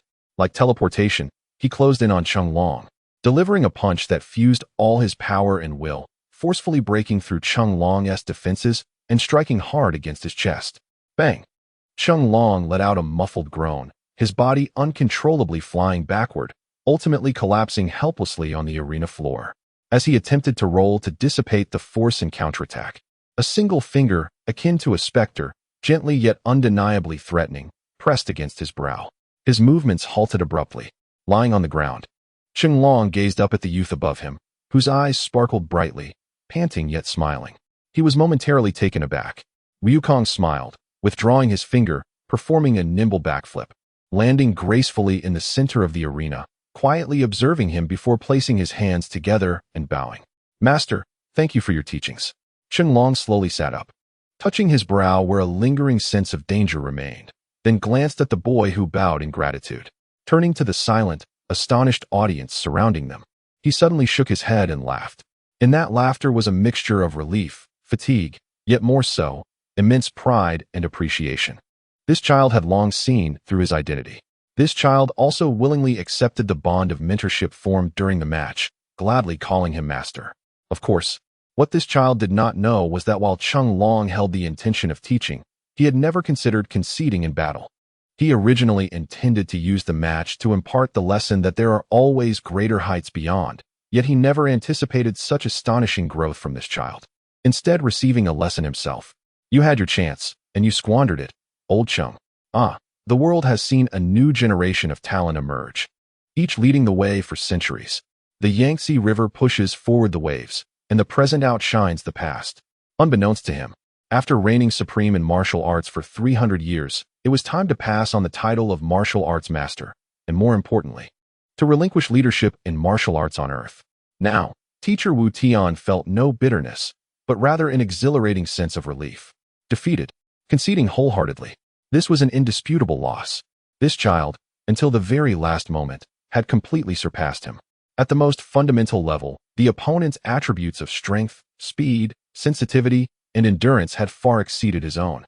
In terms of technique, mindset, and even martial ethics, although he did not surpass him, he was certainly not far behind. The gap created by his 300 years of neglect was ultimately difficult to fully bridge. The peace of the world dulled his ambition and halted his path to becoming stronger. However, what could bring greater joy to a martial arts master than to witness the rise of a transcendent genius of martial arts, and to elevate him to even greater heights? Victory or defeat has long ceased to matter. The future belongs to the young. As a relic of the old era, there is but one task left for me to undertake. Chunlong rose leisurely, brushed off the dust from his attire, and addressed the referee and the audience with calm composure. I have lost. With that, he turned away without a trace of regret and descended the stage, step by step. The camera lens abruptly zoomed in on his face, capturing the moment, yet the old man did not exhibit the irritation typical of defeat. Instead, he walked gracefully, unexpectedly pulling a face at the camera, startling both the spectators and those watching on the big screen, yet somehow eliciting laughter from all. The audience may not fully comprehend the old man's state of mind at that moment, but they could sense the magnanimity and perspective of a martial arts master. Has this fellow grown stronger? On the upper walkway of the audience, Hu Lu stood with his hands in his pockets, his eyes hidden behind sunglasses, unable to conceal his astonishment. He distinctly felt that at this moment, Wukong's aura was far more refined and powerful than during their previous battle. Defeating him would likely require considerably more effort. Perhaps even unleashing 150, 180, or even 200% of his strength might not yield a draw. The pace of this child's growth is astonishing. I hope he does not become arrogant. Chunlong, leaving the passage, shared similar sentiments and a hint of concern. He had initially assessed Wukong's strength to devise a corresponding strategy, intending to impart martial skills, ethics, and the mindset of a martial artist, ultimately aiming to defeat him with superior strength, enabling him to realize the philosophy that there will always be a higher peak, thus encouraging him to continue ascending the heights of martial arts rather than, like himself, reaching the summit too early and losing the will to strive further. He also wished to prevent this exceptionally gifted child from taking a misguided path. Yet, he did not anticipate that Wukong's growth would exceed all expectations. Although his early teachings had been effective, the results were beyond imagination, and the fact that he was ultimately outmatched by Wukong was simply absurd. Such an astonishing rate of growth shattered all of Kame Sinan's calculations. Perhaps this is what it truly means to be a prodigy of combat. After a brief silence, the audience erupted into an unprecedented fervor of cheers that could tear through the heavens. The referee excitedly rushed onto the stage and raised Wukong's arm high. Champion. The champion of this year's World Martial Arts Tournament is Sun Wukong. Colorful ribbons cascaded from above as a multitude of fireworks erupted, drawing everyone's attention back to the stage where the battered, disheveled, yet radiant black-haired youth stood. How can one describe Wukong's current state? Quite splendid. As the fervor of the World Martial Arts Tournament gradually faded, the city of Shidu resumed its usual rhythm, yet a lingering excitement hung in the air. Wukong and his companions did not disperse immediately. Instead, at Bulma's enthusiastic invitation, they spent 2 more days enjoying the vibrant city. Subsequently, Kame Sinan, accompanied by Yamcha, Krillin, Puar, and Oolong, embarked on their journey back to Kame House. Stimulated by the experience, Yamcha and Krillin resolved to train harder upon their return, determined not to fall too far behind Wukong. Naturally, Puar followed Yamcha's lead. Oolong, on the other hand, had his own schemes in mind. Leveraging the exposure from the tournament and his connection with Yamcha, he planned to start a live stream to capitalize on the traffic and indulge in his aspirations of becoming a popular internet sensation. Ox King decided to extend his stay to spend more time with his daughter, Chi-Chi, observing the bustling environment of Shidu and the joyful smile on his daughter's face. He felt that allowing her to remain there was preferable to returning to Fire Mountain. With Wukong, a reliable and superpowered fiancé, and Bulma, a wealthy friend looking after her, he felt at ease. Moreover, his 12 or 13-year-old daughter was growing up and deserved her own life, while he too wished to enjoy a leisurely existence, knowing he could visit her whenever he missed her. In such an atmosphere, Bulma made a decision that left Wukong utterly astonished. She generously gifted him the newly constructed, state-of-the-art martial arts dojo. "You're giving this to me?" Wukong stammered, his tongue somewhat tied as he gazed at the property transfer document. The young lady's generosity had once again exceeded his comprehension. "Why not? I have no intention of running a dojo. It would simply sit idle. Don't you need a place to train and, to teach your future disciples? Consider it an investment in the future of the world's premier martial arts sanctuary." On the very first day Wukong took over the dojo and attempted to acclimate to his new identity as the master, an unexpected yet reasonable visitor arrived. Hu Yulu, still bearing his imposing stature and stoic demeanor. "What? You mean that scoundrel, Fu Jiang, joined the Red Ribbon Army right before your eyes?" The news Hu Yulu brought left Wukong momentarily stunned, causing him to speak rather wildly. Wukong had not expected the Red Ribbon Army's recruitment campaign to bear fruit. Yet, Hu Yulu's brow furrowed imperceptibly as his cold gaze swept over Wukong. Feeling uneasy under that scrutiny, Wukong awkwardly corrected himself. Don't look at me like that. Your brother is indeed rather unpleasant, but okay. I apologize for my words. He is not a dog." He paused, mumbling softly, "Just not very human." He glanced at Hu Yulu, seeking validation. "See? You can't really argue with that, can you?" Hu Yulu remained stoic. Wukong chuckled. "Indeed, I may have somewhat insulted dogs." A vein seemed to twitch on Hu Yulu's forehead, and he suppressed the impulse to twist the young man's head off. To maintain his persona, Hu Yulu continued in his flat tone. "Not only Fu Jiang, but also someone named Yi Lang has joined the Red Ribbon Army." "Huh." Wukong was even more surprised. "So, the small pervert is being recruited by the big pervert to become the ultimate pervert?" Curiously, he inquired of Hu Yulu. "Then why don't you go? I promised to come find you." Hu Yulu replied succinctly. "Oh right," Wukong recalled, then posed a new question. "Then why did you let Fu Jiang go?" Hu Yulu fell silent for a moment, seemingly weighing his words, before slowly stating, "We have differing views on the future." Upon hearing this, Wukong shot him a disdainful look. "I told you your brother is not a decent person." All right, I'll shut up." This was not a display of Wukong's humanity. Rather, Hu Yulu's large hand had already settled on his head, applying just enough pressure to convey a warning. Fearing further provocation would lead to a swift demise, Wukong forced a smile and pleaded for mercy. Frankly, after rubbing his head, Wukong adopted a more serious tone. Parting ways may not be a bad thing. Aside from blood ties, You two are truly not of the same ilk in every sense. Hu Yulu regarded Wukong and revealed one of the true purposes of his visit. I came here to ask you to spare his life if you encounter him in the future. Wukong was taken aback and retorted, then why don't you retrieve him yourself and keep him close? He knows I want to kill him. Hu Yulu's voice dropped, and I also know he want to turn back. Wukong shrugged, countering logically. If I don't kill him, why would he return? He knows he cannot die. Doesn't that make him even more reckless? With that, the conversation came to an abrupt halt. The changing room fell into an awkward silence. Hu Yulu stared at Wukong, who blinked back at him. After a lengthy pause, Hu Yulu turned without a word, preparing to leave. Wait. Wukong swiftly dashed forward to intercept him. Though his tongue was sharp, he understood the importance of the matter at hand.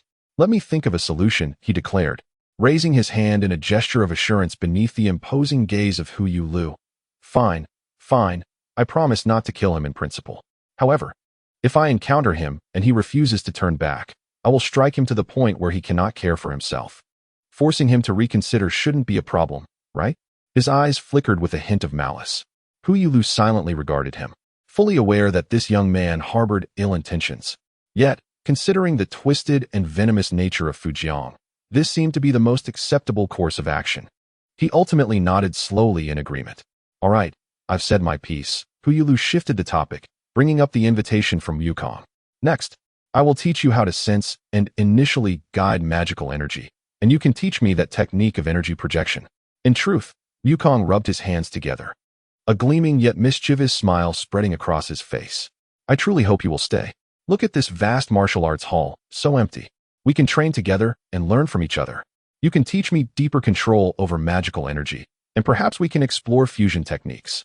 Meanwhile, I shall instruct you in the Kamehameha technique from the monkey sage style and various applications of energy. His eyes sparkled with excitement, the warrior blood of the Science boiling within him. We can spar. Engaging in friendly competition will expedite our progress. Rest assured, I will exercise restraint. The Kamehameha of the monkey sage style? That sounds utterly nonsensical. Hu Yulu scoffed. What differentiates it from the authentic Yunnan Dali crossing the bridge rice noodles from the northeast? Just a forced title. Yet, Hu Yulu did indeed remain, becoming the inaugural member of Wukong's new martial arts academy. Soon after, Wukong proposed a suggestion that left everyone in stitches. Hu Yulu, since you have nowhere else to go, why not formally join my martial arts hall? I shall appoint you as my first disciple. From now on, you will be the elder brother of our monkey sage style. Feel free to tell others. I, Hu Yulu, find all present to be mere novices. Wukong wore a look of confidence, patting Hu Yulu's iron-like arm. At that moment, Bulma and Chi-Chi, who were sipping juice nearby, erupted in laughter, spraying juice everywhere. Hu Yulu's eternally stoic face displayed the first signs of a clear and intense breakdown. His lips twitched, and his gaze was that of someone staring at a fool. What did you say? He ground out slowly through clenched teeth. Not interested? Wukong scratched his head. I am being quite sincere. In response, a dark crimson aura began to emanate from Hu Yulu, accompanied by the sound of his fists cracking. Let us propose an alternative. You shall take me as your master. How dare a defeated foe speak of valor? Wukong retorted defiantly, jumping around as if you were fit to teach. Thus, the debate over who would be the master and who the disciple reached a stalemate, ultimately unresolved. However, their sparring, rather, their practice, became a daily occurrence. In the following period, the martial arts hall was filled with the echoes of vigorous training and ground-shaking impacts. Hu Yulu, steadfast in his commitment, began to guide Wukong in sensing and creating magical energy.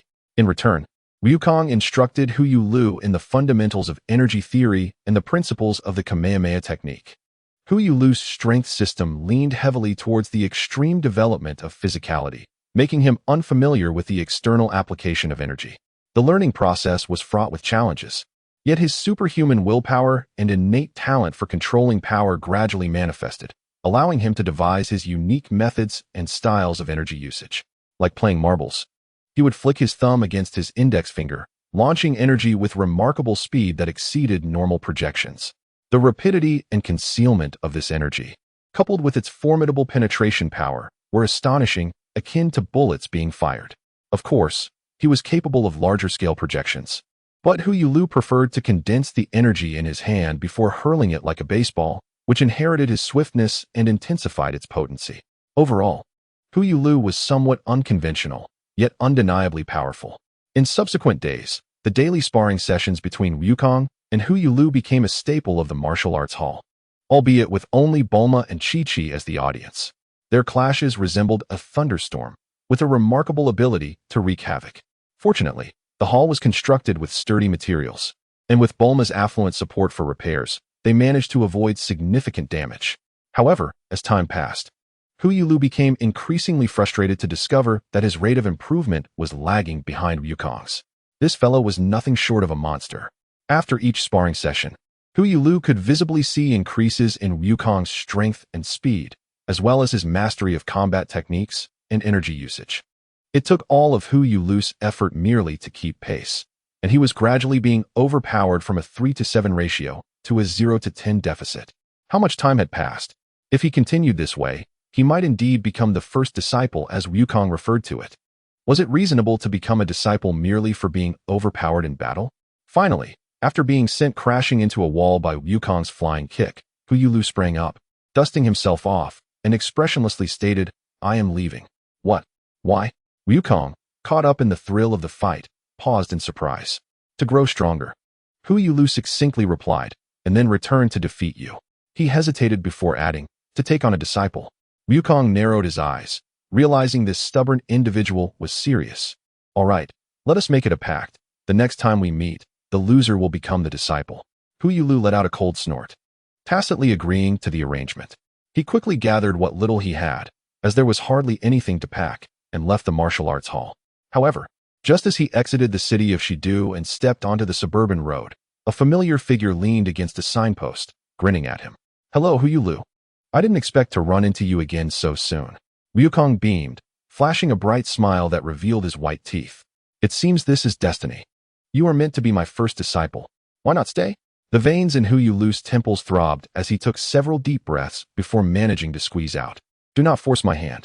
Ultimately, he chose to ignore the annoying figure and continued walking forward.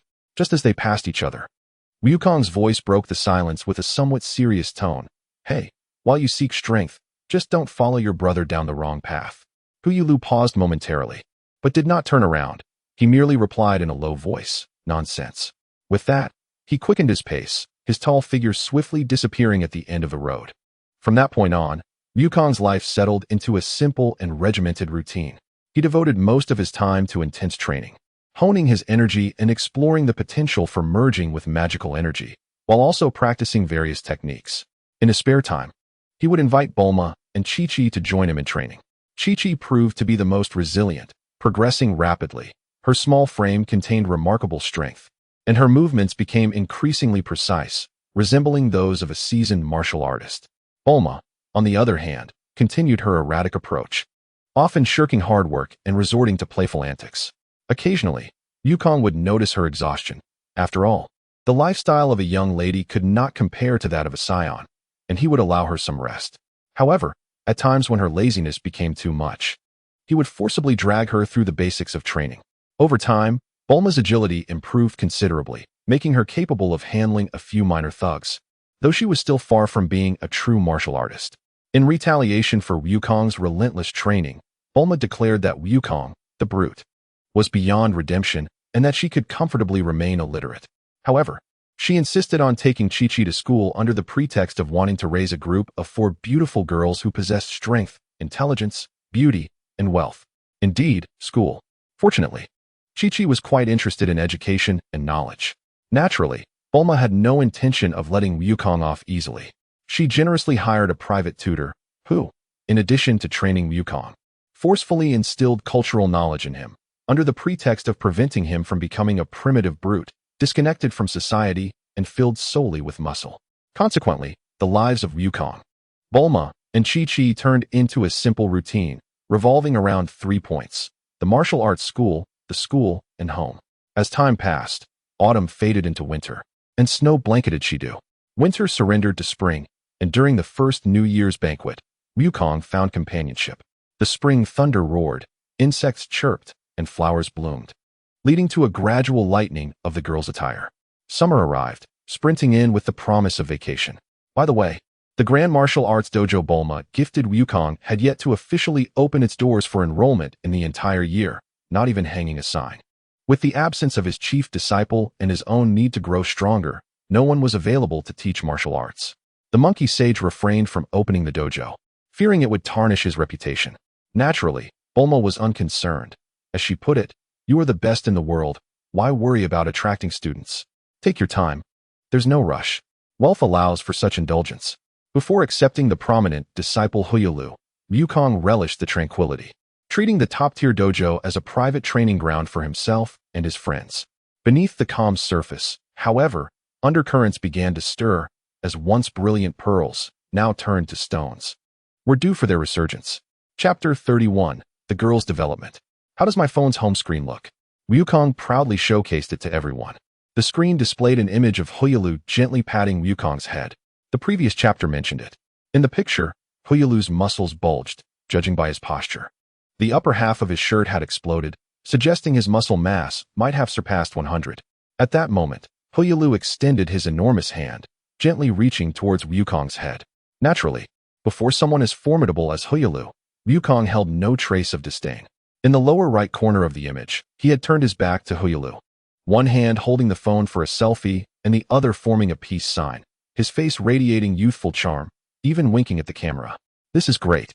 Just don't let Huyalu see it," Bulma said, resting her forehead, seemingly suffering from a mild headache. "He might get angry if he sees it." Chi-Chi worriedly gazed at Wukong, sensing something amiss in the image of him. Cough, cough, cough. Wukong paid no heed to Bulma's remarks, but Chi-Chi's candid words nearly choked him as he gasped for breath. Unbeknownst to him, Chi-Chi seemed to have strayed from her innocence during her time at school. How absurd. Speaking of which, I plan to search for the Dragon Balls by myself in the coming days. After presenting his phone's screen, Wukong set it down and began attending to other matters. As for Chi-Chi's educational concerns, he would address them later. "What?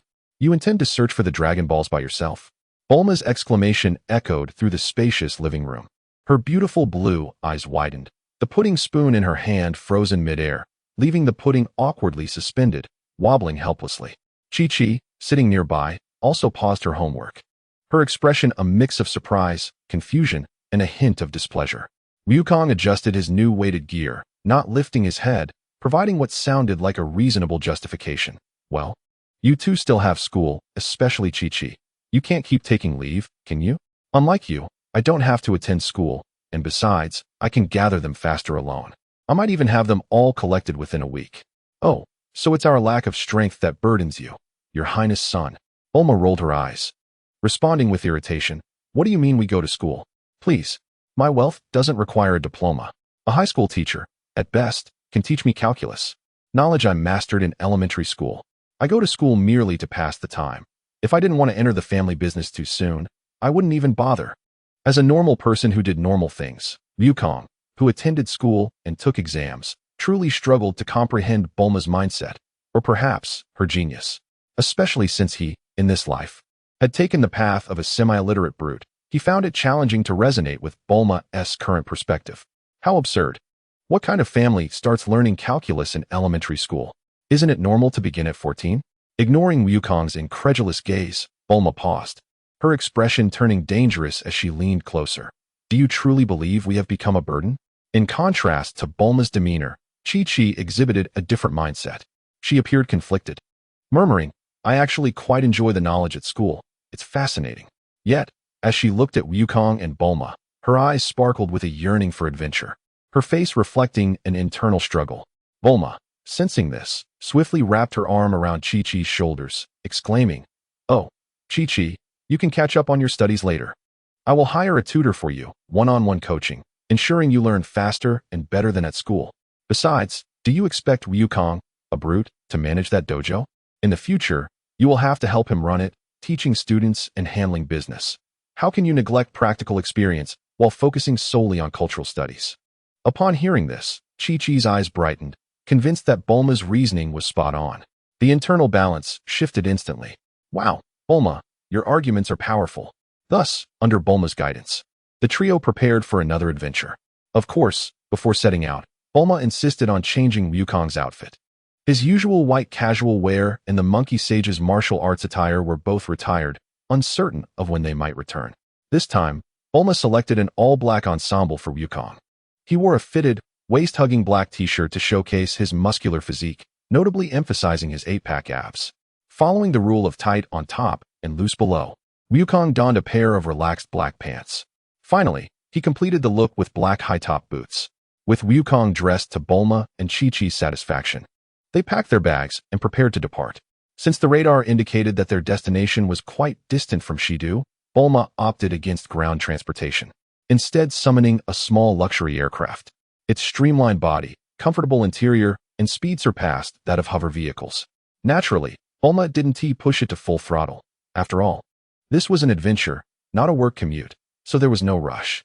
The journey was long, and Wukong, feeling bored, recalled the Nimbus cloud he had long kept as a collectible. Curious, he summoned it. The golden cloud appeared, plump and radiating a warm, gentle light. "Hey, let us see if I can ride it now," Wukong exclaimed excitedly, only to inevitably plummet through the cloud once again, landing with a thud. As expected, still not possible. He grumbled as he climbed back up, brushing off his backside. As a person shaped by the modern world, how could he compare himself to those of the Sun family? Their purity was unquestionable, but he wondered if this taint would affect the future of Wufan and Wutian. Observing Wukong's fall, Bulma and Chi-Chi wouldn't wait for him to lament. "Haha, silly Wukong." Bulma laughed uncontrollably in the cockpit. With her playful spirit ignited, she began to power up the aircraft. "Come on, let us see if your Nimbus cloud can match the speed of my aircraft." Originally, no one could ride the Jinduyan, which seemed somewhat despondent, its altitude lowering slightly. However, upon facing Bulma's challenge, it appeared to be somewhat tempted, soaring a little higher, clearly eager to take flight. Wukong, naturally attuned to the sentiments of Jinduyan, laughed heartily as he patted it and swiftly returned to the vehicle, hastily closing the window. He then tapped Bulma on the shoulder, signaling her to flee. Bulma, perceptive as she was, instantly grasped Wukong's intention and promptly sped away in the vehicle, leaving only Chi-Chi's astonished exclamation in her wake. This moment hinted at the nature of Bulma and Wukong. Their hearts were unclean, and they were undeserving of riding the Jinduyan. In contrast, Chi-Chi, with her cloud-riding abilities, would likely be the one relied upon by the Sun family in the future. Moreover, as the vehicle took off, Jinduyan, betrayed by its master, seemed somewhat irate. It circled the spot where Wukong had just stood before darting off like a streak of golden light, its speed astonishing. Before long, it caught up with the vehicle, weaving in and out, flaunting its agility. "Wow, so fast," Chi-Chi exclaimed, peering out the window. "Humph, it is fast," Bulma pouted, yet she dutifully reduced the speed, prioritizing safety above all. "Haha, Jinduyan, you are truly the best." Wukong, the traitor, shamelessly praised Jinduyan. Clearly, Jinduyan reveled in this adulation. The vehicle traversed mountains and seas, ultimately arriving near a vast expanse of azure waters.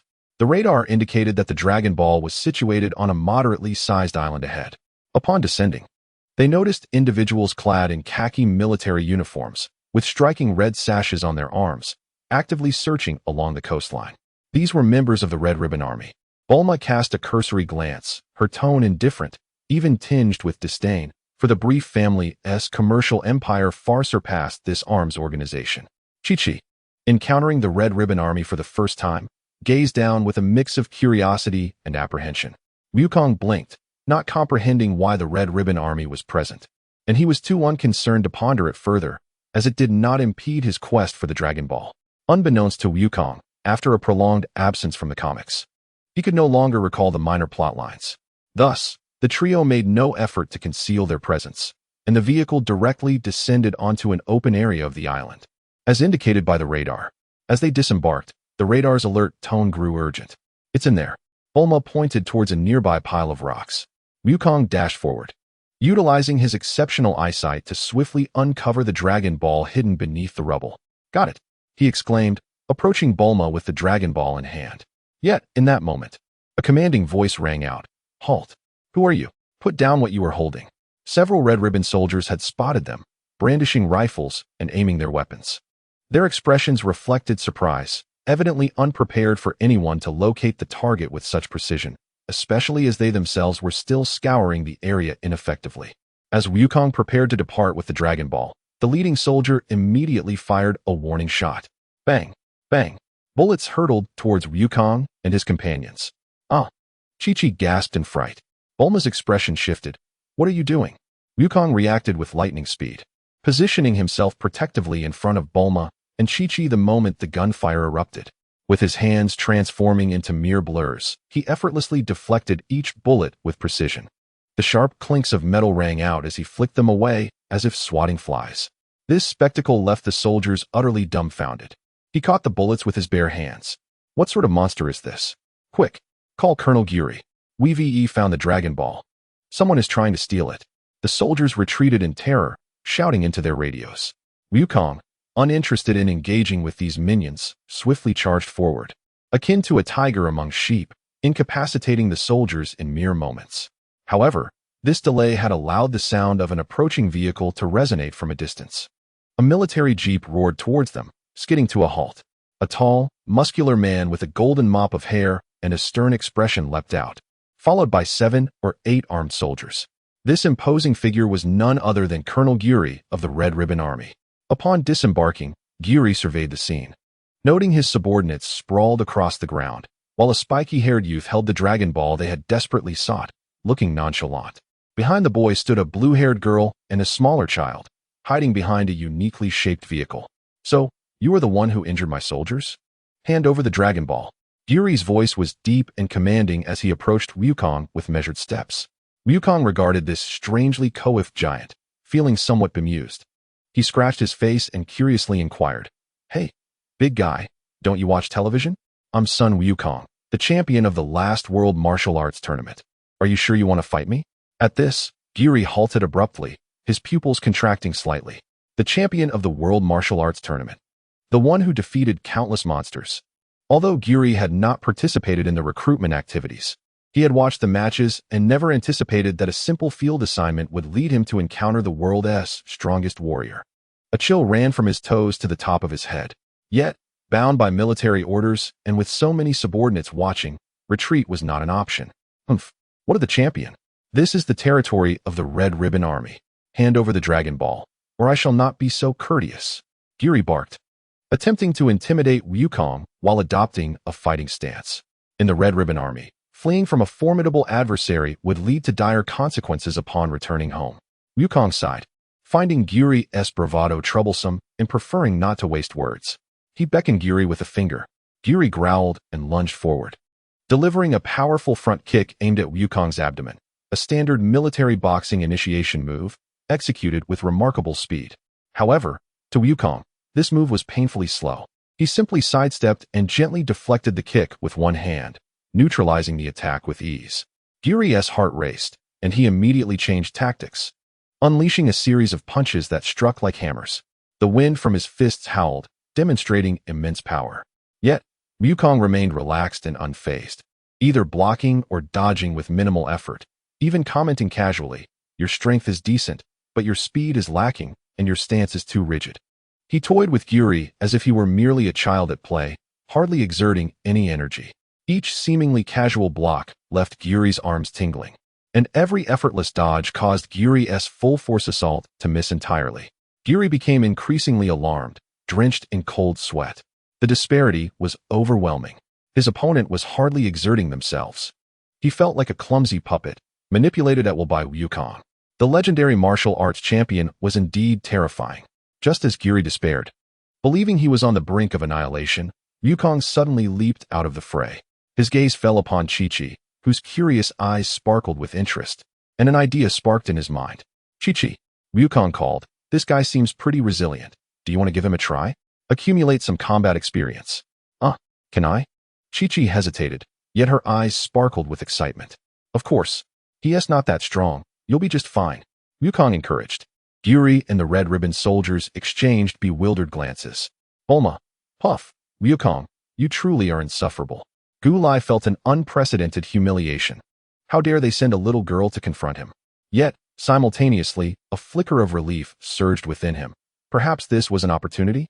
Capturing the girl as a hostage to exchange for the Dragon Balls.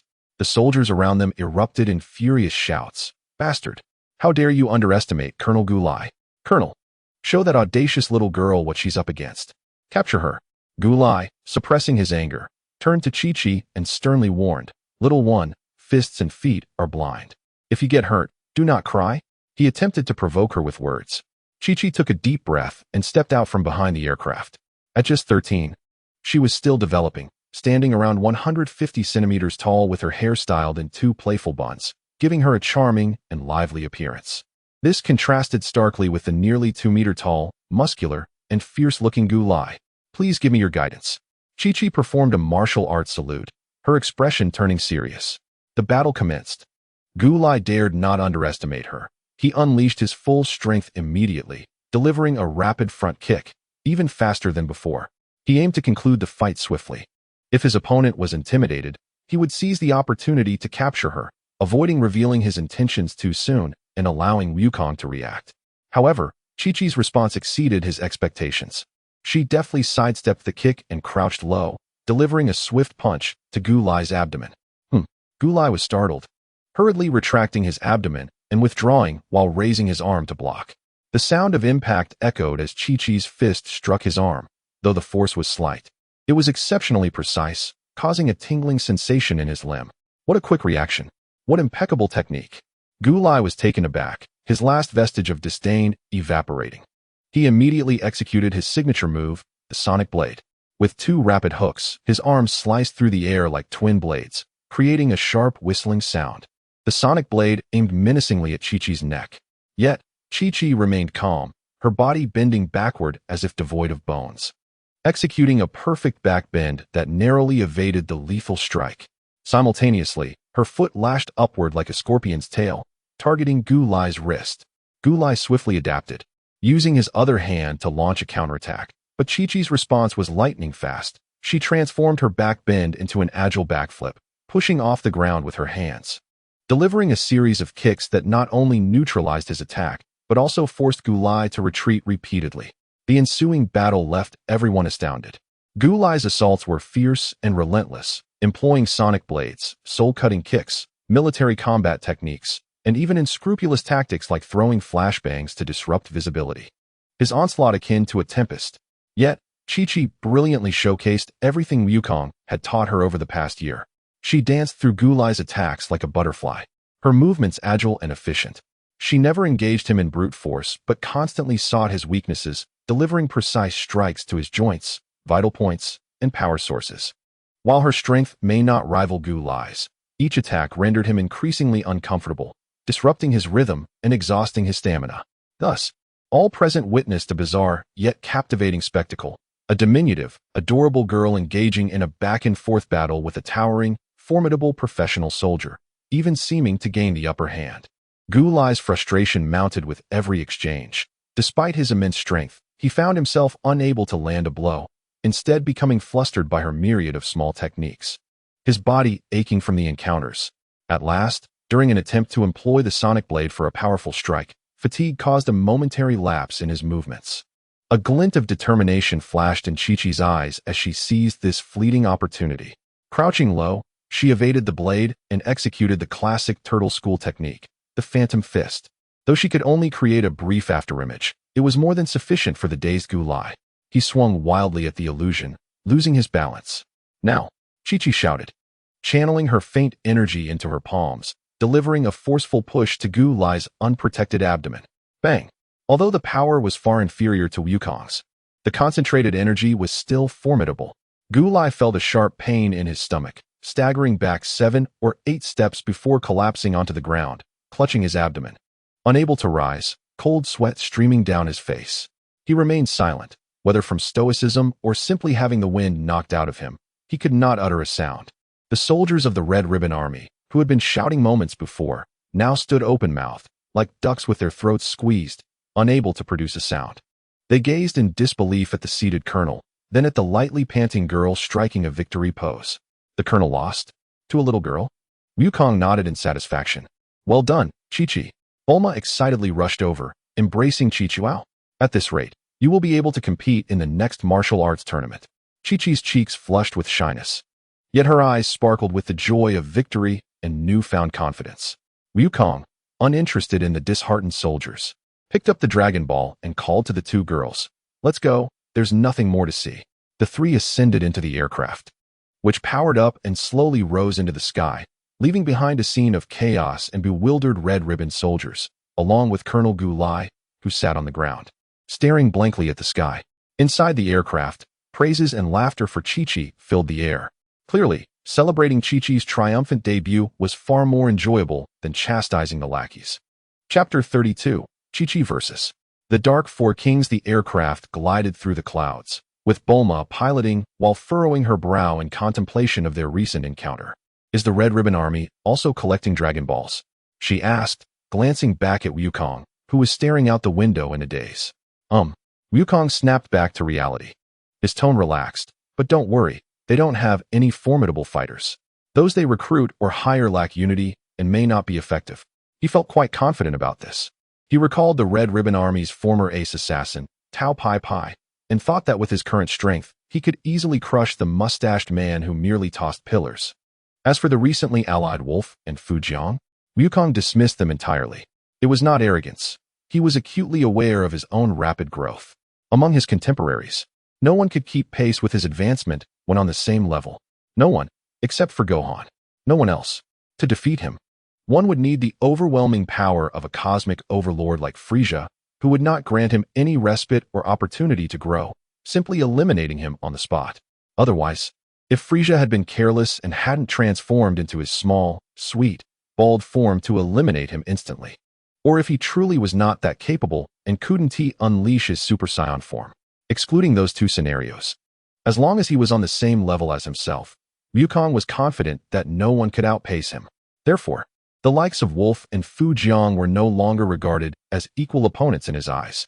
However, his thoughts soon drifted to even more distant matters. The emergence of demonic energies and the demon realm inevitably led him to ponder further. The demon realm? Surely, there wouldn't be Lei-chan involved?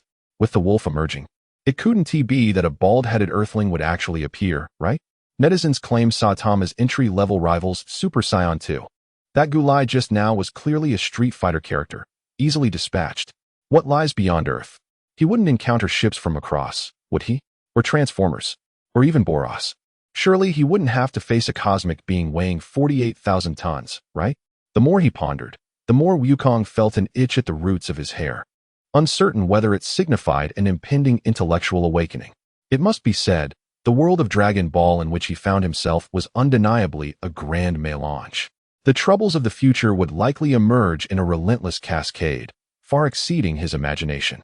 Discretion, humility, caution, one must navigate life with the prudence of a seasoned mariner. Wukong silently recalibrated his course of action, seamlessly transitioning from a mode of arrogance to one of survival. He focused his mind and joined Bulma and Chi-Chi in their discussion of the recent battle. The journey was long, and conversation served as the finest diversion.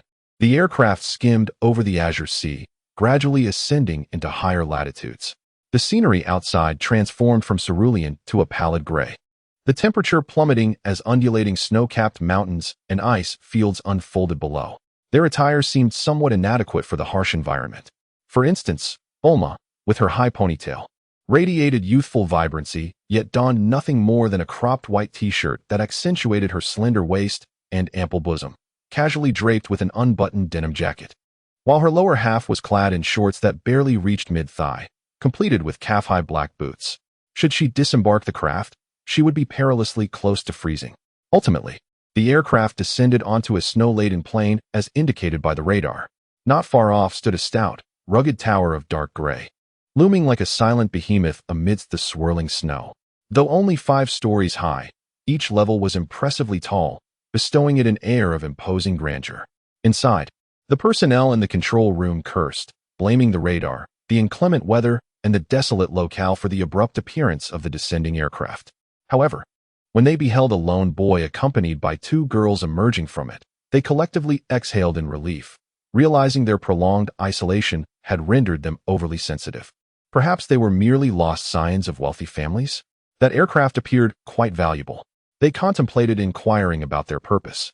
If they were merely seeking directions, they would be dismissed. Yet, their sense of optimism was swiftly shattered. The boy with the spiky black hair approached the tower's formidable metal door and seemingly nonchalantly delivered a powerful kick. A thunderous crash ensued. The metal door, crafted to withstand blizzards, buckled and collapsed inward as though it were made of paper. A frigid gust of wind rushed into the tower's first floor. The guards stationed there were momentarily paralyzed by the sudden upheaval, and before they could react, the shadow had already darted inside like a specter. His speed exceeded the limits of human perception, sweeping through the hall like a whirlwind. The sound of destruction echoed, gun turrets, artillery, and the rifles of soldiers were obliterated, sent flying, or twisted into grotesque shapes by an overwhelming force. Debris scattered in all directions. The entire ordeal transpired in less than 3 seconds. When Wukong reappeared at the doorway, the guards were left stupefied, clutching nothing but makeshift weapons or standing empty-handed, gazing vacantly at the remnants of their armaments and the boy who seemed to have done nothing but dust off his hands. Fear descended upon the first floor like a shroud. At that moment, the shrill sound of an alarm finally pierced the silence, only to be abruptly silenced as Wukong effortlessly detonated the alarm system with a key blast. The hall fell into an eerie stillness. Wukong glanced at the trembling guards, dismissing them with a disdainful curl of his lip, clearly uninterested. He turned to Chi-Chi, beckoning her to enter. Chi-Chi, come in. You can deal with these fellows. It's a perfect opportunity for practice. Chi-Chi inhaled the frigid air deeply, her youthful face a mask of determination as she stepped into the hall. Bulma, clad in a puffy down jacket, leaned against the doorframe, retrieving her phone and preparing to record Chi-Chi's growth with pre-adjusted beauty settings. Having regrettably forgotten to do so during their previous encounter with Gulai, she was resolute not to miss this chance. It must be said, the young lady's phone was of exceptional quality, boasting high pixel resolution and numerous features. Capturing moving images with beauty filters rendered them nearly indistinguishable from footage taken with high-end cameras. The guards, witnessing the petite and adorable girl entering the tower, were momentarily taken aback, followed swiftly by a surge of indignation at the perceived humiliation. Yet before they could react, 3 figures, distinctly more formidable than the average guards, descended the staircase. At the forefront was a tall, slender man clad in an ornate blue bodysuit, his face partially obscured by a silver mask. Most striking were the razor-sharp iron claws adorning his hands. He moved with an elegant yet sinister grace, akin to a venomous snake in the night. 2 towering brutes trailed behind him, one dark-skinned and bald, clad in a tank top and shorts, his muscular frame exuding an aura of ferocity. The other, a white man equally well-built, bare-chested and shorts, his piercing gaze marred by a vicious scar above his left eye, emanating a calm, yet dangerous presence. Upon their arrival, the sight of the disarray and the youthful duo at the entrance darkened their expressions. What audacious little mice dare to wreak havoc here? The masked man sneered, his voice sharp with mockery. Wukong paid him no mind, instead advising Chi-Chi, be careful, these 3 appear formidable. Treat them as you would that previous soldier. Chi-Chi nodded earnestly. Assuming a stance indicative of the Kame Sennin style, her gaze locked onto the trio. The masked man's eyes narrowed with ire at being so blatantly disregarded. He signaled to the 2 hulking men beside him, capture that girl. I will handle the boy. He assumed Wukong was the mastermind behind this incursion and sought to confront him personally. Without regard for fairness, the 2 brutes lunged at Chi-Chi with malevolent grins. Combat erupted instantaneously. The dark-skinned man charged forward like a rampaging rhinoceros, his colossal fist poised to deliver a devastating blow straight to Chi-Chi's face. Simple, brutal, and filled with destructive force. The white man followed suit, moving with the calculated precision of an experienced hunter, blocking Chi-Chi's escape route, executing a spinning kick that descended like a battle axe toward her head. Meanwhile, the masked man flanked her, his iron claws aimed directly at her eyes and throat, employing his treacherous eagle claw strike. Just moments ago, he had mocked Wukong, yet now he conspired with his companions to assault a defenseless girl. This masked man was exceedingly insidious. Furthermore, their coordinated assault sealed off all avenues of escape for Chi-Chi, launching a lethal barrage from the outset. Chi-Chi's pupils constricted as she sensed the overwhelming pressure. Each of these adversaries was no weaker than Gulai, and their combined might was exponentially greater. Yet she remained unflustered. The solid foundation of her training with Kame Sennin and her sparring with Wukong manifested at this critical moment. Facing the dark-skinned man's heavy punch, she did not attempt to withstand it. Instead, she deftly sidestepped, her body twisting like a willow in the breeze, lightly grasping his wrist to redirect his force. Whoosh! The punch narrowly missed her nose, the resulting gust ruffling her hair. The dark man stumbled from the miscalculation. Simultaneously, Chi-Chi utilized the momentum from her evasion to lean back, narrowly avoiding the white man's axe-like kick. The wind from his leg stung her cheek. The masked man's devious claws, however, were already upon her.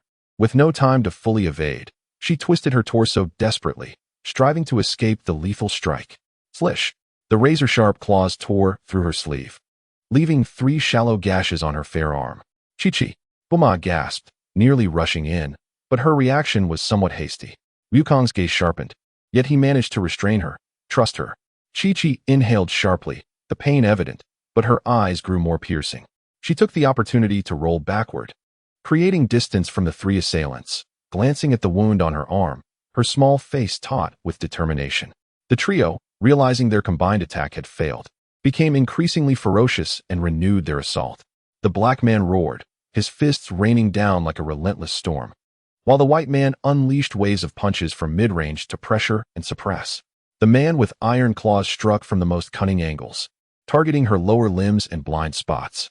Chi-Chi found herself in a desperate battle once more. She maneuvered her body to its utmost limits, akin to a bird in a tempest, navigating the trio's furious onslaught with great difficulty. Rather than confronting them head-on, she focused on evasion and blocking, seizing occasional gaps to counterattack, primarily targeting joints and pressure points to disrupt their rhythm. The hall reverberated with the sounds of fists colliding, claws slicing through the air, and heavy breaths. Chi-Chi bore several new claw marks and lacerations, yet she grit her teeth and persevered, her eyes shining ever brighter. The trio, frustrated by their inability to subdue her, grew increasingly agitated. They all sensed that the most formidable adversary among Chi-Chi's group was undoubtedly the young boy, and the fact that they could not even subdue the weakest girl was utterly absurd. Especially the man with iron claws, who prided himself on his prowess, found it humiliating that they could not best a mere girl after such prolonged teamwork. "You 2 useless fools. Get out of the way," he shrieked, seemingly preparing to unleash a killing blow. He suddenly leaped backward, spinning like a top at high speed, his claws positioned forward, transforming into a lethal metal storm, his signature move. He shot towards Chi-Chi like a drill. The speed was astonishing, and the area of effect immense. The other 2 seemed to receive the signal. The black man bellowed, his muscles bulging as he pummeled forward relentlessly. The white man took a deep breath, gathering energy in his chest, seemingly ready to unleash a more potent energy blast. They intended to take a risky gamble, using their strongest combined attack to overwhelm Chi-Chi. However, they underestimated Chi-Chi's keen observation and patience. Having been on the defensive, Chi-Chi awaited this moment. She sharply perceived the errors in their coordination caused by their impatience and the vast openings they presented. Just as the man with iron claws transformed into a swirling tempest, Chi-Chi did not retreat as before. Instead, she executed an unexpected maneuver. She took a bold step forward, instantly concentrating all her energy into her right foot. Her petite form surged forward like a cannonball, charging into the metal storm. At the brink of being engulfed, she descended at an incredible angle, her body nearly gliding along the ground. The claws narrowly swept over her head. Gathering all her strength, her right foot, like a bullet, struck powerfully at the abdomen of the man with iron claws, who was unable to defend himself effectively due to his spinning motion. A resounding thud echoed. "Ah!" The man howled in agony. His rotation abruptly halted as he was flung away, temporarily incapacitated. This all transpired in the blink of an eye. The other 2 had just begun to unleash their attacks. They never anticipated that the man with iron claws would be countered so swiftly. In that instant of shock and hesitation, Chi-Chi did not pause. Having dealt with the most cunning and agile adversary, her burden lightened. Her body sprang forth like a coiled spring, lunging at the white man who was gathering energy, his chest pulsating with power. The white man, taken aback, hastily directed his incompletely formed energy wave toward Chi-Chi. Yet, Chi-Chi executed a deft sidestep, allowing the energy to graze her as it hurtled toward the approaching black man. "What?" Both the white and black men exclaimed in unison.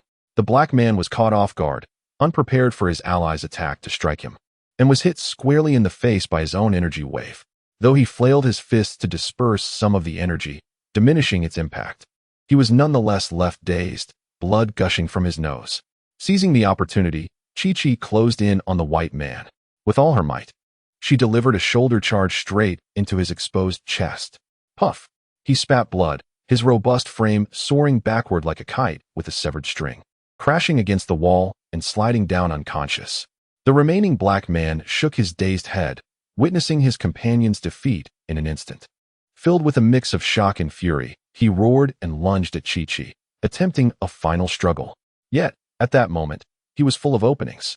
Chi-Chi effortlessly dodged his wild punches, leaping to deliver a precise knife-hand strike to his neck. The black man's massive body swayed, his eyes filled with disbelief and resentment, before he collapsed to the ground, losing consciousness. In the hall, only Chi-Chi remained standing. However, her small face was pale, sweat dampening her hair, blood seeping from the wounds on her arms, her breath rapid, her body trembling slightly. Yet her eyes shone bright like stars, filled with the joy of victory and the radiant glow of hard-earned growth. Chi-Chi, you were magnificent, Buruma exclaimed, rushing over, eager to embrace her but cautious of her injuries, opting instead to tend to her wounds while showering her with praise. Wukong approached with a smile of satisfaction, clapping vigorously. Well done, Chi-Chi. You are now a formidable martial artist. Chi-Chi's pale face flushed with embarrassment as she smiled shyly.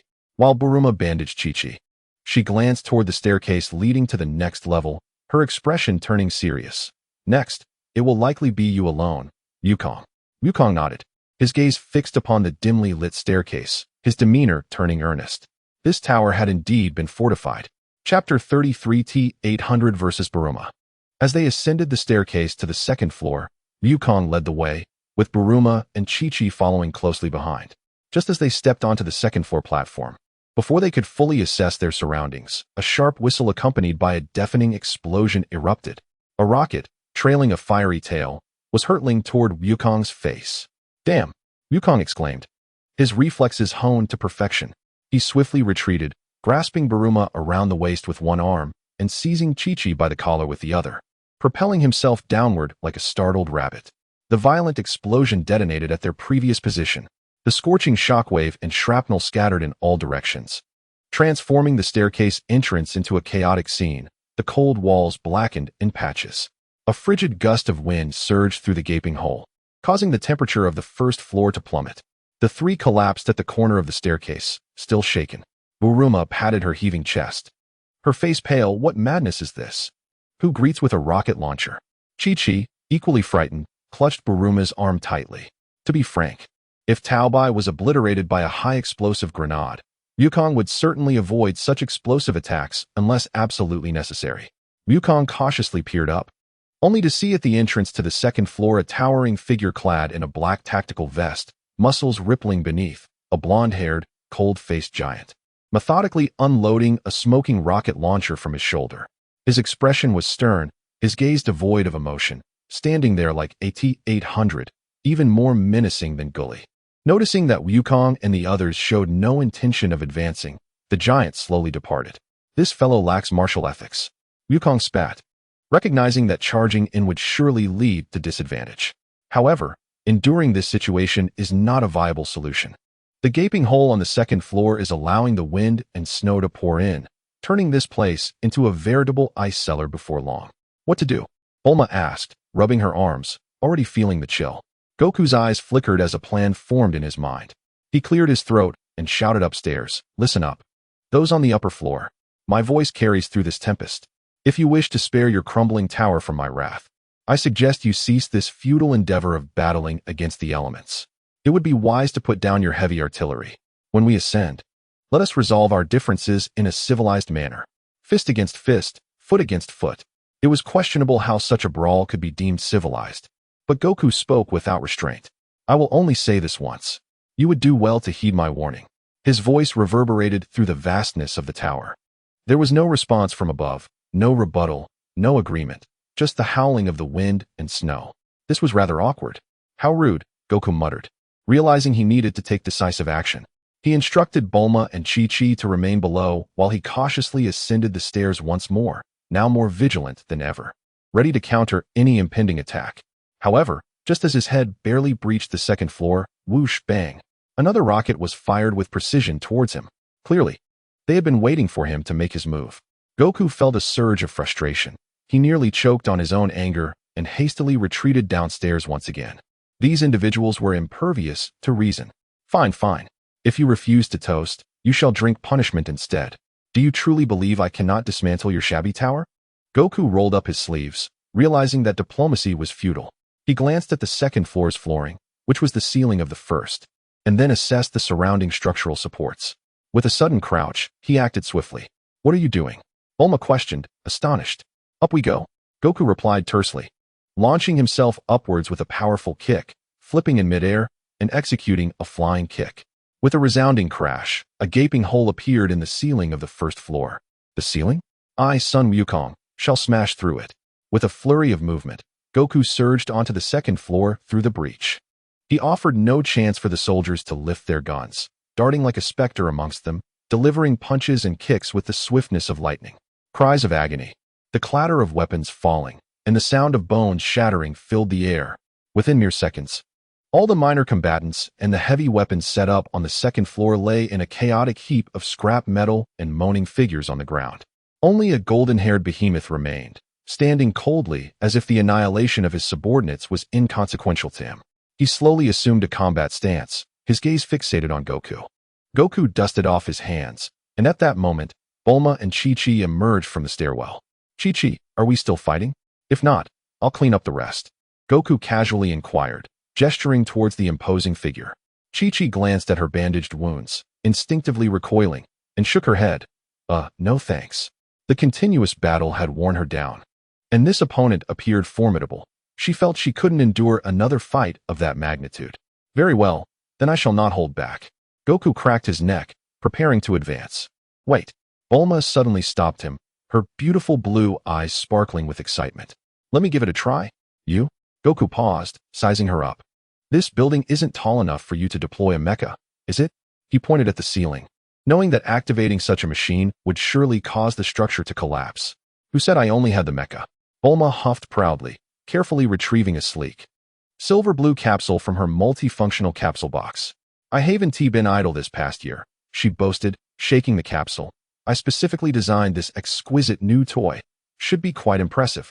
With that, she hurled the capsule towards the open space ahead.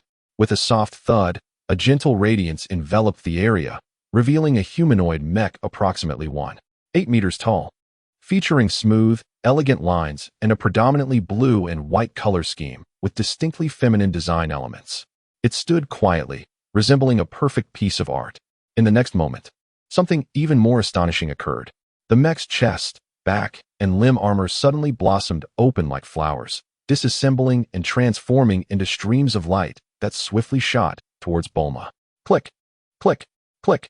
Accompanied by a series of crisp metallic clicks, the armor components precisely aligned and embedded themselves onto Bulma's corresponding body parts.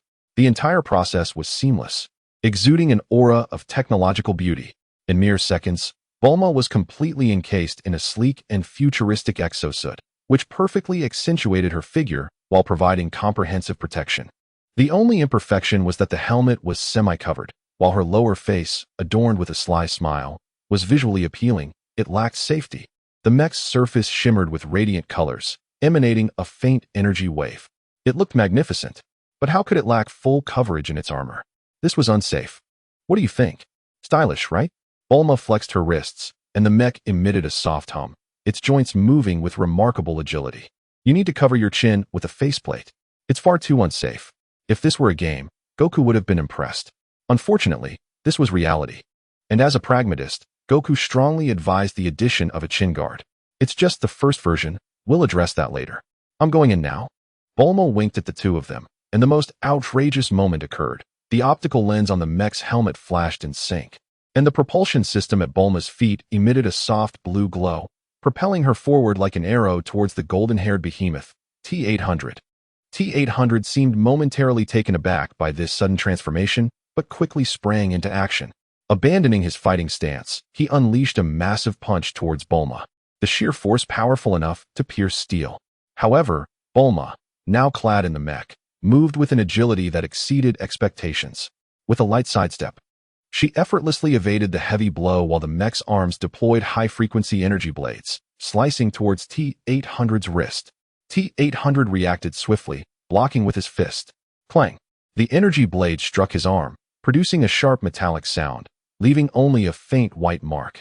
Oh, quite the impressive defense, Bulma remarked, surprised yet composed. The mech glided beneath her, dancing gracefully around T-800, launching a relentless barrage of attacks.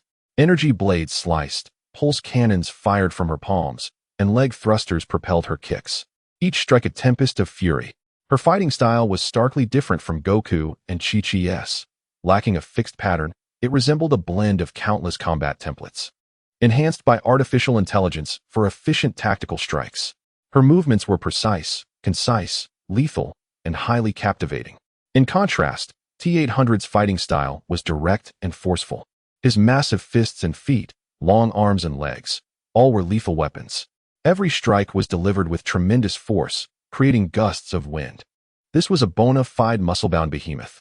Heavy elbow strikes, steel knee thrusts, and deadly grapples were his methods, attempting to overpower and dismantle Bulma's mech with sheer brute strength. Boom, boom, clang, bang. The second-floor hall resounded with the cacophony of metal clashing, the hum of energy weapons, and the dull thuds of flesh meeting flesh. The two figures darted at high speed, colliding and separating. Bulma, utilizing the mech's agility and energy weaponry, left a trail of wounds on T-800. The T-800, relying on its formidable defensive capabilities and strength, nearly captured Bulma several times, its immense power even causing the mecha to emit overload warnings. The battle had reached a standstill. Goku and Chi-Chi watched with rapt attention. Goku stroked his chin and commented, Bulma's moves are flashy, but they are quite effective. However, her power is a bit lacking. She can't breach the defenses. Chi-Chi's eyes sparkled with admiration. Bulma is amazing. So cool. At the height of the battle, the T-800 suddenly executed a peculiar maneuver. It opened its mouth wide, and to Bulma's shock, a small tracking missile was launched directly at her face. Reacting quickly, Bulma performed a backflip, narrowly avoiding the missile as it zipped past her helmet and exploded against a distant wall. However, while suspended in midair with no leverage, the T-800 raised its arms, revealing hidden gun barrels as it prepared to fire. The ensuing barrage of bullets rained down upon Bulma like a metallic storm. In that critical moment, Bulma's thrusters ignited at full power, enabling her to awkwardly shift laterally in the air. The bullets grazed her mecha, sending debris flying from the wall. Upon landing, Bulma broke into a cold sweat. She gazed at the combatant before her, armed with both missiles and machine guns, and came to a realization. It was indeed a robot. From the inside out, Bulma's voice resonated through the mecha's speakers, tinged with a mix of disbelief and scorn. Since you are merely a robot and not a cyborg. Bulma steadied herself, retracting the energy blades from her mecha's arms and replacing them with a peculiar small launcher. This battle will be rather straightforward. Unfazed by the T-800's raised machine gun arm, she calmly retrieved a metallic device, the size of a soda can, from a compartment on her mecha's thigh, which emitted a blue light. Just as the T-800 was about to unleash another volley, Bulma forcefully hurled the device to the ground between them. A peculiar sound erupted, not traveling through the air but directly affecting electronic devices. A powerful hum that resonated throughout the entire second-floor hall. An invisible, yet visibly distorting, high-intensity electromagnetic pulse swept through the air. Sparks erupted from the T-800, illuminating the area as all its operational systems, machine guns, missile launchers, sensors, and even its basic motion control, overloaded, burned out, and failed under the violent EMP shockwave. Its raised arm froze mid-motion, and although obscured by sunglasses, the red light in its eyes flickered violently before extinguishing completely. The T-800's massive frame, akin to a toy deprived of its power source, lurched slightly before collapsing to the ground in a cloud of dust, utterly immobile. A faint burnt smell lingered in the air, reminiscent of scorched circuits. The battle concluded unexpectedly. Bulma clapped her hands, retracted her mecha's visor, revealing a triumphant smile. Done.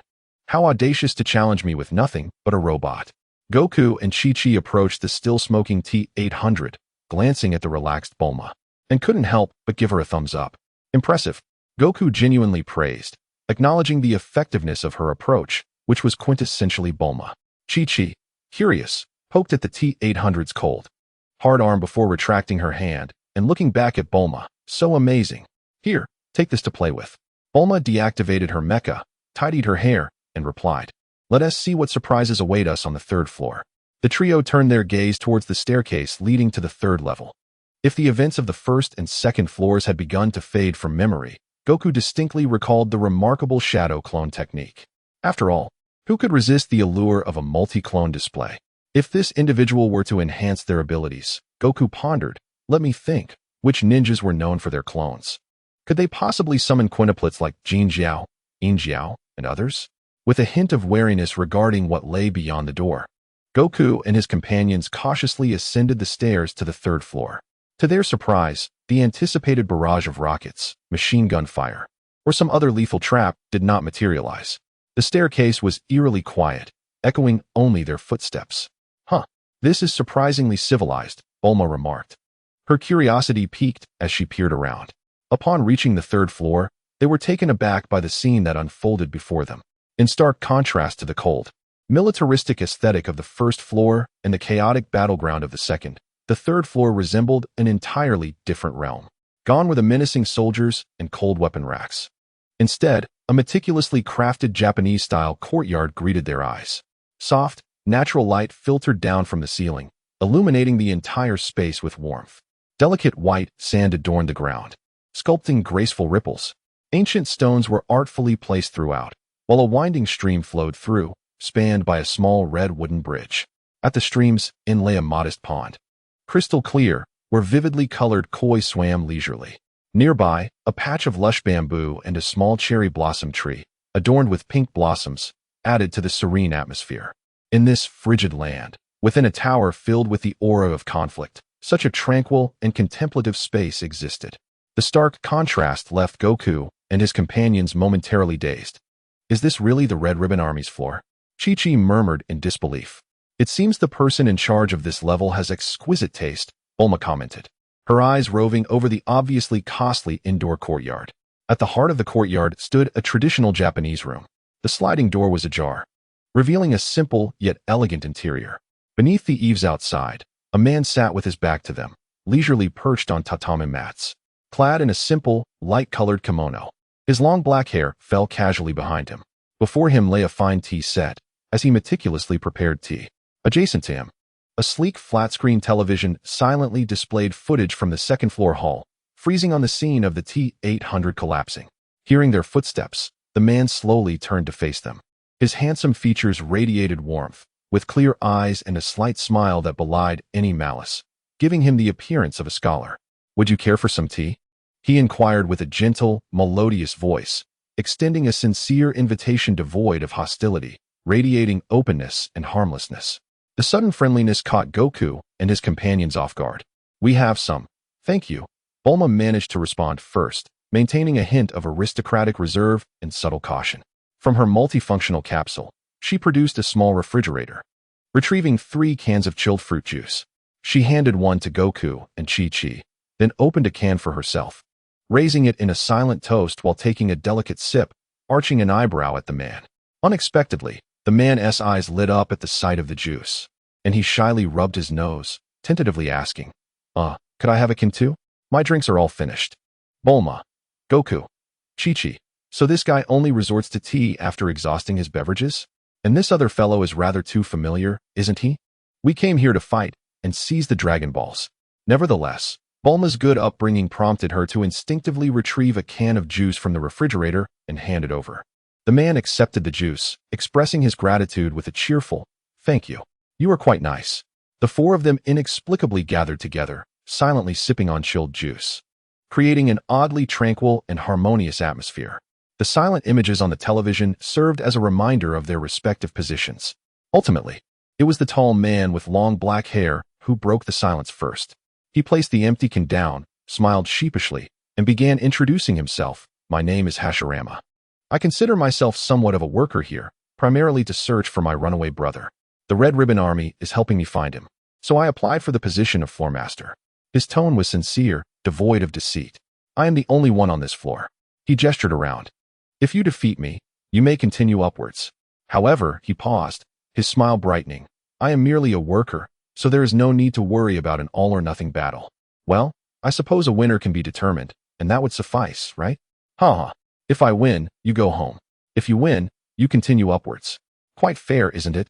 Observing his candid demeanor, which even bordered on audacity, Goku felt an inexplicable sense of familiarity. Indeed, why should a worker cause trouble for another worker? It's merely a job. Why push oneself to the limits? A little slack, and one can just relax. This mindset was something Goku understood all too well. By the way, Hashirama added, somewhat bashfully pointing to the exquisite courtyard surrounding them, I rather like the arrangement on this third floor. I put a fair amount of thought into it.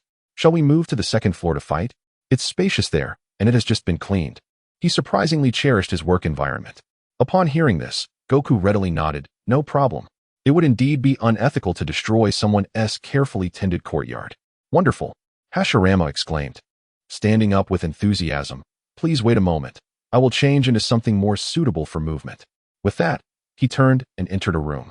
Shortly after, when he re-emerged, his appearance had transformed dramatically.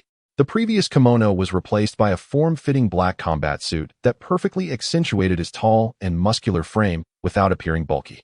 Over it, he wore a light brown leather armor that protected vital areas. His long black hair was tied back simply, leaving 2 strands at the front. Yet his demeanor shifted from that of an elegant scholar to a composed and capable warrior, particularly in that attire. Goku couldn't help but feel a sense of recognition and curiously inquired, may I ask, do you go solely by Hashirama? No other names, like Hashirama or Ashura? Hashirama paused, then chuckled, I am called Hashirama. I do not know anyone named Hashirama or Ashura. He stepped closer to Goku, his demeanor becoming considerably more serious, and slightly bowed. I look forward to your guidance, Mr. Sun Wukong. I have watched every match in the martial arts tournament. They were truly spectacular. It appeared he was indeed a fan. Goku's initial wariness lessened significantly. How absurd. This fellow was certainly not the previous twin ninja. He bore an uncanny resemblance to Tobirama, his brother. What a surprise. It turned out that Goku was not to face the Jin, In, Copper, Iron, and Tin brothers, but rather Tobirama's elder brother, the Great Pillar. Such absurdity. With myriad thoughts swirling, Goku and Hashirama descended to the second floor. Bulma and Chi-Chi remained on the third floor, in front of the television, content to sip tea while watching. After all, Goku certainly did not require the assistance of 2 frail women. The second floor hall was indeed spacious yet chaotic. Goku and Hashirama stood opposite each other, the atmosphere gradually growing tense. Although there was no murderous intent, the seriousness of the impending battle was palpable. Let us begin. Hashirama assumed a peculiar hand position that resembled a prayer, appearing as steady as a mountain. Goku, too, reined in his smile and adopted the classic turtle school stance, please. With that, Hashirama made his move. He did not employ any flashy footwork or ninjutsu. Instead, he took a straightforward, large step forward. His right fist barreling towards Goku's face with the force of a cannonball. The speed was astonishing. The power was immense. The fist sliced through the air. Goku's gaze sharpened. He could not afford to be negligent and met the attack with his own punch. He was eager to test the strength of this self-proclaimed fan. Boom! The collision of their fists generated a profoundly resonant sound. A visible shockwave emanated from the point of impact, dispersing the dust on the ground. Goku felt an overwhelming force surge through him, his arm tingling slightly as his body slid back uncontrollably by half a step. Goku had lost the direct confrontation. What incredible power! Goku was taken aback. The force behind that punch surpassed that of the previous Gulai and even exceeded that of Hogyoku in his 100th state.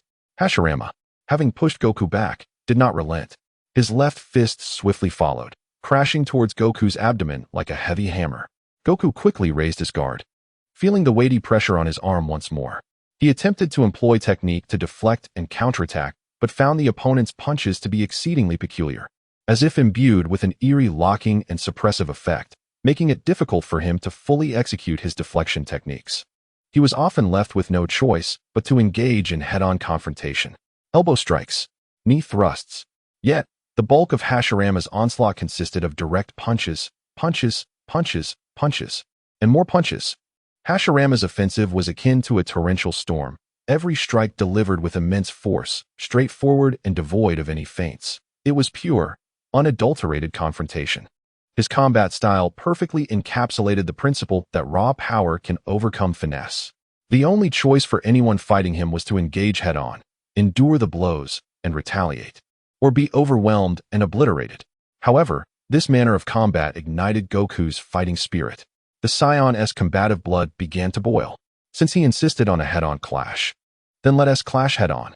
Bring it on. Goku bellowed, his energy surging explosively. His punches and kicks became simple, yet powerful and fierce. Boom, boom, bang, bang. The second-floor hall transformed into a battleground for two colossal titans. Each collision resonated with astonishing sounds and shockwaves. The ground trembled, and cracks spread across the remaining walls. Two giants, both under 2 meters tall, engaged in a straightforward clash. A 185-meter giant delivered a punch to a 165-meter giant, who retaliated with gritted teeth, striking back at the 185-meter giant. The pace quickened, the force intensified. The assaults grew increasingly simplistic and monotonous. Bulma and Chi-Chi on the third floor watched in astonishment. Is this really a martial arts match? Chi-Chi's mouth hung open, feeling as if two battering rams were colliding. Bulma, equally speechless, remarked, "That Hashirama seems quite refined, yet fights with such ferocity." And Goku follows his rhythm. Below, Hashirama grew increasingly exhilarated, his eyes shimmering with fervor. Thrilling. Just as impressive as in the recordings. No, you are even stronger now. He suddenly gathered energy, the force behind his punch surging dramatically, as if intending to shatter everything, and he struck out fiercely. Goku, equally resolute, focused his energy into his fist. Bring it on. Boom. An even more terrifying roar erupted. The ground beneath them caved in, creating a massive crater.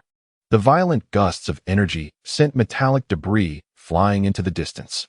This time, both individuals simultaneously retreated several steps, each step leaving deep impressions on the ground. If they continued to engage in such fierce combat, they would either break through the floor to the first level or reduce the second level to ruins, or perhaps render the tower itself unnecessary.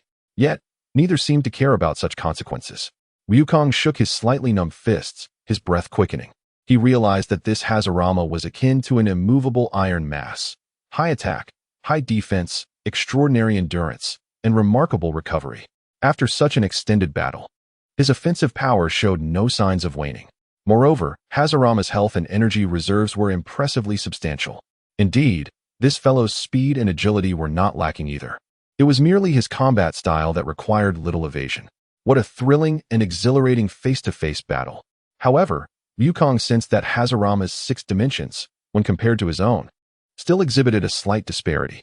Yet, the opponent's outrageous strength, endurance, recovery ability, unique offensive techniques, and formidable defensive capabilities compensated for this difference. How perplexing. The only areas where he seemed inferior were speed and energy reserves. In all other aspects, he either matched or surpassed Wukong. How could he not be regarded as a formidable pillar? Aside from the absence of wood release, what truly distinguished him from that pillar? This stalemate could not be prolonged. Wukong's recovery was evidently inferior by a significant margin. With a resolute gaze, he decided to hold nothing back. Since they were at an impasse, it was time to utilize a characteristic they had yet to demonstrate. Ha ha ha ha ha. He unleashed a surge of energy, elevating his speed and strength to a new echelon. Phantom Fist. His form became momentarily indistinct, generating several afterimages. A flicker of surprise crossed Hashirama's eyes, but he reacted swiftly, thrusting his fists forward to unleash an invisible barrier of energy, attempting to counter Wukong's attack with sheer force, intending to push him back. However, Wukong's true form maneuvered around to Hashirama's flank at an incredible speed. A powerful kick, infused with all his might and energy, struck fiercely at Hashirama's lower back. Hashirama sensed the impending danger, yet Wukong's explosive speed was too rapid. Nevertheless, such an assault was not necessarily beyond his capability to withstand. As Wukong circumvented the energy barrier, Hashirama adjusted his stance, pivoting to face his opponent directly, and while blocking with his sturdy arms. He aimed to deflect Wukong's heavy kick and retaliate with a direct punch. But, bang! A dull thud resounded. Hashirama felt an irresistible force surging through his arm, and for the first time, he lost his footing, stumbling uncontrollably to the side. What a blunder. Hashirama had underestimated the situation. This lapse in judgment led to Wukong's heavy kick connecting, resulting in Hashirama losing his balance in an instant. He had not anticipated that his own frontal might would be so easily disrupted by Wukong's sudden outburst. This young man possesses such explosive power? Had he known, he would have defended with all his strength. Wait, that doesn't seem right. If he had fully defended. As long as Wukong maintained his assault for more than a minute, Hashirama would have been overwhelmed and ultimately succumbed. This martial arts champion is truly formidable. He still lacked the strength. Had he managed to deflect that heavy kick, he could have continued the fight, significantly increasing his chances of victory. In the fleeting moment of Hashirama's introspection, Wukong seized the opportunity, refusing to grant Hashirama a moment to recover. With a swift transition from offense to defense, he relentlessly pursued with a barrage of powerful strikes. Hashirama, in a state of urgency, could only cross his arms in front of himself, bracing against the tempestuous onslaught. It was precisely this instinctive reaction that allowed him to recall the earlier moment of retreat. His body instinctively reacted faster than his mind could think. Thus, he resolved to reflect on how he had crumbled and sought to recover. Bang, bang, bang, bang. The cacophony of impacts echoed like firecrackers. Hashirama was forced back repeatedly, cracks appearing in his sturdy armor, and his arms throbbed with pain. Finally, when Wukong delivered a forceful uppercut that struck Hashirama's chin, his defenses completely crumbled. Ugh! He emitted a muffled groan, darkness enveloping his vision as his robust form swayed unsteadily before collapsing backward, crashing to the ground and raising a cloud of dust. In that fleeting moment of lying down, a torrent of chaotic thoughts flooded Hashirama's mind. This young disciple dared to launch a sneak attack? While he emulated a strong frontal assault, he had even integrated his own understanding. But was his understanding merely to employ deceit? A champion, the strongest man in the world, regarded by many netizens as the mightiest martial artist in history. A strong frontal assault interspersed with sneak attacks? Well done, Sun Wukong. Truly, a master of military strategy has emerged, perfectly blending the unexpected. Hashirama felt utterly dazed. The battle concluded. Wukong, panting heavily, gazed at the fallen Hashirama and sincerely remarked, "You are formidable." Hashirama, lying on the ground, shook his slightly dizzy head and looked up at the ceiling, suddenly bursting into laughter, a hearty, yet resigned and admiring chuckle. Ha ha ha. I'm actually trying to rationalize my defeat. It's true, I really cannot compete with you. You truly are the strongest man on earth. Struggling to sit up, he rubbed his aching chin and arm. All right, you may proceed. I wish you well. Just don't force yourselves if you can't win. Wukong nodded, waving to Bulma and Chi-Chi above. The trio exchanged no further words and continued their ascent to the 4th level. The next battle was inconsequential, but the one after deserved their attention. Chapter 35. Is there anything wrong with job hopping? Wukong brushed off non-existent dust from his attire, his gaze already directed toward the staircase leading to the upper level. For him, the battle with Hashirama was thrilling yet lacked intensity. There was no life or death struggle, and the Scion's explosive combat potential would not manifest in such a scenario. Although it was exhilarating, it could only be categorized as a warm-up, a friendly exchange. The true challenge likely awaited above. After all, if the 3rd level was this formidable, what could be expected of the 4th? However, based on his vague recollections, his next opponent was a fellow named Frankenstein, known for his kind nature, allowing for a swift passage to the next level, where he would confront a creature he had forgotten in appearance and name. He recalled being embroiled in a fierce struggle. Thus, he needed to prepare mentally for the intensity of the 4th level to be compounded in the 5th. All right, let us proceed. Wukong had yet to finish his thought when he suddenly recalled something, stopping abruptly and turning to the recently defeated member of the Red Ribbon Army. By the way, what is your brother's name? Wukong's inquiry came unexpectedly, as casual as asking about the weather.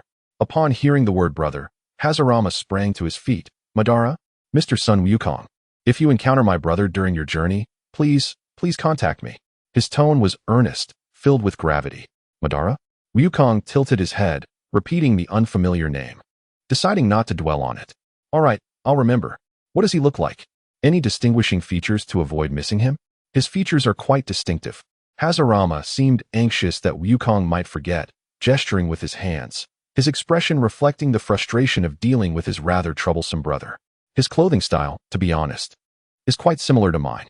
He pointed to his own warlike red layered armor, his hair also long but wilder, standing out like a hedgehog, truly nonconformist in appearance. Indeed, he sports a side-swept fringe, often concealing his right eye with his hair. Apart from having a decent sense of fashion, His appearance and thoughts reflect the essence of a quintessential, youthful dreamer, a rather foolish one at that. Haxalama holds a rather poor opinion of his elder brother. His evaluation system shockingly low. However, a striking image suddenly materializes in Wukong's mind, reminiscent of someone clad in armor, possessing wild hair and an intense aura. He nods, momentarily disregarding Haxalama's subtle jibe at his brother's unique aesthetic. He comprehends that once the affairs with the Red Ribbon Army are fully resolved, they will indeed keep an eye out for this Madala. Wukong readily agrees. Finding someone with such distinct characteristics does not seem a daunting task for him. Really? I am immensely grateful. Haxalama's face blossoms with an almost innocent smile, warm and infectious, making it hard to believe he was just moments ago a formidable guardian. However, his expression quickly shifts to a serious demeanor, tinged with gravity. But, Mr. Suan Wukong, you must exercise utmost caution. That fellow Madala is not the same as he once was. He has embarked on a perilous path, exceedingly dangerous. Dangerous? Is he formidable? Wukong's curiosity is instantly piqued. The fact that Haxalama, whom he has just bested, holds such a view of Madala suggests that the latter is indeed formidable. After all, if he were to use the former as a benchmark, it seems that even in life, he could easily overpower that individual. It is not merely a matter of strength. Haxalama lowers his voice, as though revealing a terrifying secret, his gentle features shrouded in shadow. Our paths of cultivation diverge. We are beings of the spirit world. I primarily hone my body and energy, but he is different. His talents are concentrated in a more peculiar and potent form of spiritual energy. If you encounter him and are unguarded, particularly if you lock eyes with him, you may find yourself ensnared by his spiritual energy, manipulated to become an obedient puppet. Mind control, puppets, and eye contact? Wukong muses inwardly, gradually aligning an image with Madala and ultimately realizing the startling truth. Could their names possibly be Romanized? Is it true that the translations of Dazuzi and Mai Wuwang are so westernized? What began as a casual inquiry from Wukong suddenly turns grave. There are no Japanese accents, no Chinese subtitles, no anime style, and especially no reliable bullet comments. It is indeed challenging to match names with individuals. In the astonished gazes of Chi-Chi and Buma, he vanishes from his position, reappearing before Haxalama in an instant, his speed ghostly. He gazes up at the tall and handsome Haxalama, his eyes sharp as blades, his tone devoid of the earlier levity.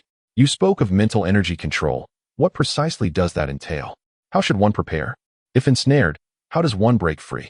The worlds of Dragon Ball and Naruto diverge significantly. In the realm of Naruto, few can withstand the might of Bon's ocular prowess, while Dragon Ball lacks such a concept altogether, compelling him to seek clarity. After all, the Red Ribbon Army and the Jinyu Force each possess formidable mental control abilities. Bon's peculiar powers are far more troublesome than mere brute strength. Haxalama's tone grows somber. It is difficult to guard against. If his spiritual energy targets you directly, you can only rely on your own formidable willpower to resist. If you can sense his intentions in advance. The most crucial point is, absolutely do not look into his eyes. His eyes are the primary medium through which he unleashes his power. Wukong internally exclaims, "You needn't tell me. I understand. Provide me with useful information, you fool." Furthermore, if you possess the ability to sense or harness the energy of the spirit world, your resistance to such mental control may be significantly heightened. Haxalama pauses, glancing at Wukong, and shakes his head slightly. However, the warriors of your world primarily utilize energy. Pure energy, while powerful, lacks the characteristics and resistance necessary to combat such insidious mental encroachment, which may require willpower far beyond the ordinary, as well as explosive energy to dispel the interference. He concludes with an even graver tone. Moreover, all of this presupposes that you have keenly perceived his intention to employ such abilities. If you remain oblivious to his actions, you could easily fall victim without a sound, ultimately becoming a puppet with dire consequences. Haxalama's description leaves Wukong feeling quite pained. Illusions, especially those cast by the Sharingan, indeed pose a significant challenge. Initially intending to bid farewell to Haxalama, Wukong suddenly alters his decision. Stay right here and do not move. We shall discuss the energy of the spirit world and your brother's affairs after I deal with the tower, especially regarding your brother. We will do our utmost to assist you in finding him. Wukong makes this promise, yet he knows that seeking such a dangerous individual necessitates thorough preparation. Though he has acquired intelligence about Madala in advance, Wukong feels an intensified weight of pressure. Such a peculiar adversary is infinitely more challenging to contend with than one who merely possesses brute strength. He finds himself at a loss, instinctively turning to the Team S strategist, the resourceful and brilliant Buma. Wukong silently conveys a plea for assistance in locating this individual. Buma, being exceptionally astute, instantly comprehends Wukong's intent and the gravity of the situation. With arms crossed confidently, she responds, "No problem. As long as he remains on this planet, the vast intelligence network and resources of the Capsule Corporation can reach him." Haxalama, please describe Madala's physical characteristics as thoroughly as possible. I will arrange for an artist to create a likeness and initiate a search program. The young lady conducts her affairs with her usual efficiency. Thank you so much. Haxalama nods gratefully, then awkwardly scratches his smooth, long black hair. However, there is one issue. Madala, fearing that I might find him and persuade him to return, is likely to alter his appearance or employ some transformed state for his actions. Thus, relying solely on a likeness may not suffice. Oh. Wukong seizes upon the key point in his words, curiously interjecting, "What do you mean by persuade? Elaborate, please." Upon hearing this, Haxalama's expression shifts to one of greater embarrassment, even displaying a somewhat naive smile. I am unsure if it is because we share blood or if my constitution is somewhat unique. But Madala's mental energy has a rather diminished effect on me, nearly ineffective. Therefore, from childhood to adulthood, I have been the one educating him. His tone carries a hint of innocence and nostalgia, as if reminiscing about their days of sparring as brothers. Although he later began learning to utilize spiritual energy in order to resist me, he did not progress as rapidly in that regard, thus enduring more beatings, merely gaining a bit more resistance. As he speaks, he notices the others looking at him as if he were something unsightly and offers an awkward smile. Please do not look at me like that. If you witness those he has tormented or played with, you too would feel compelled to strike him. This lad's temperament is far too prone to mischief. Consequently, to prevent me from capturing him and bringing him back, he is likely to hide or disguise himself as another individual to create chaos. Exchanging glances, Wukong and the others roughly discern the roles of these two brothers. One is an instigator likely to embark on a treacherous path, while the other is adept at resolving the troubles his elder brother creates. This duo undoubtedly possesses something remarkable. Wukong turns to Buma, asking, "What should we do? Is it feasible?" Buma snaps her fingers. "Absolutely. If he has the capability, let him hide, as long as he cannot resist stirring up trouble. We will have the opportunity to draw him out. The power of technology reveals itself in this moment. I would advise you to hasten your pace. He has been on the run for 2 to 3 years now. It was he who opened the gate to the demon realm, thereby attracting the pursuit of others. Thus, I must capture him before he escapes again. During our last encounter, he fled after setting a mountain ablaze." The introduction of Hashirama only heightened Wukong's anxiety, revealing that the culprit behind his near obsolescence was none other than Uchiha Madara, that scoundrel. The demon realm, the spirit realm, and the realm of humans in which they currently reside are formidable indeed.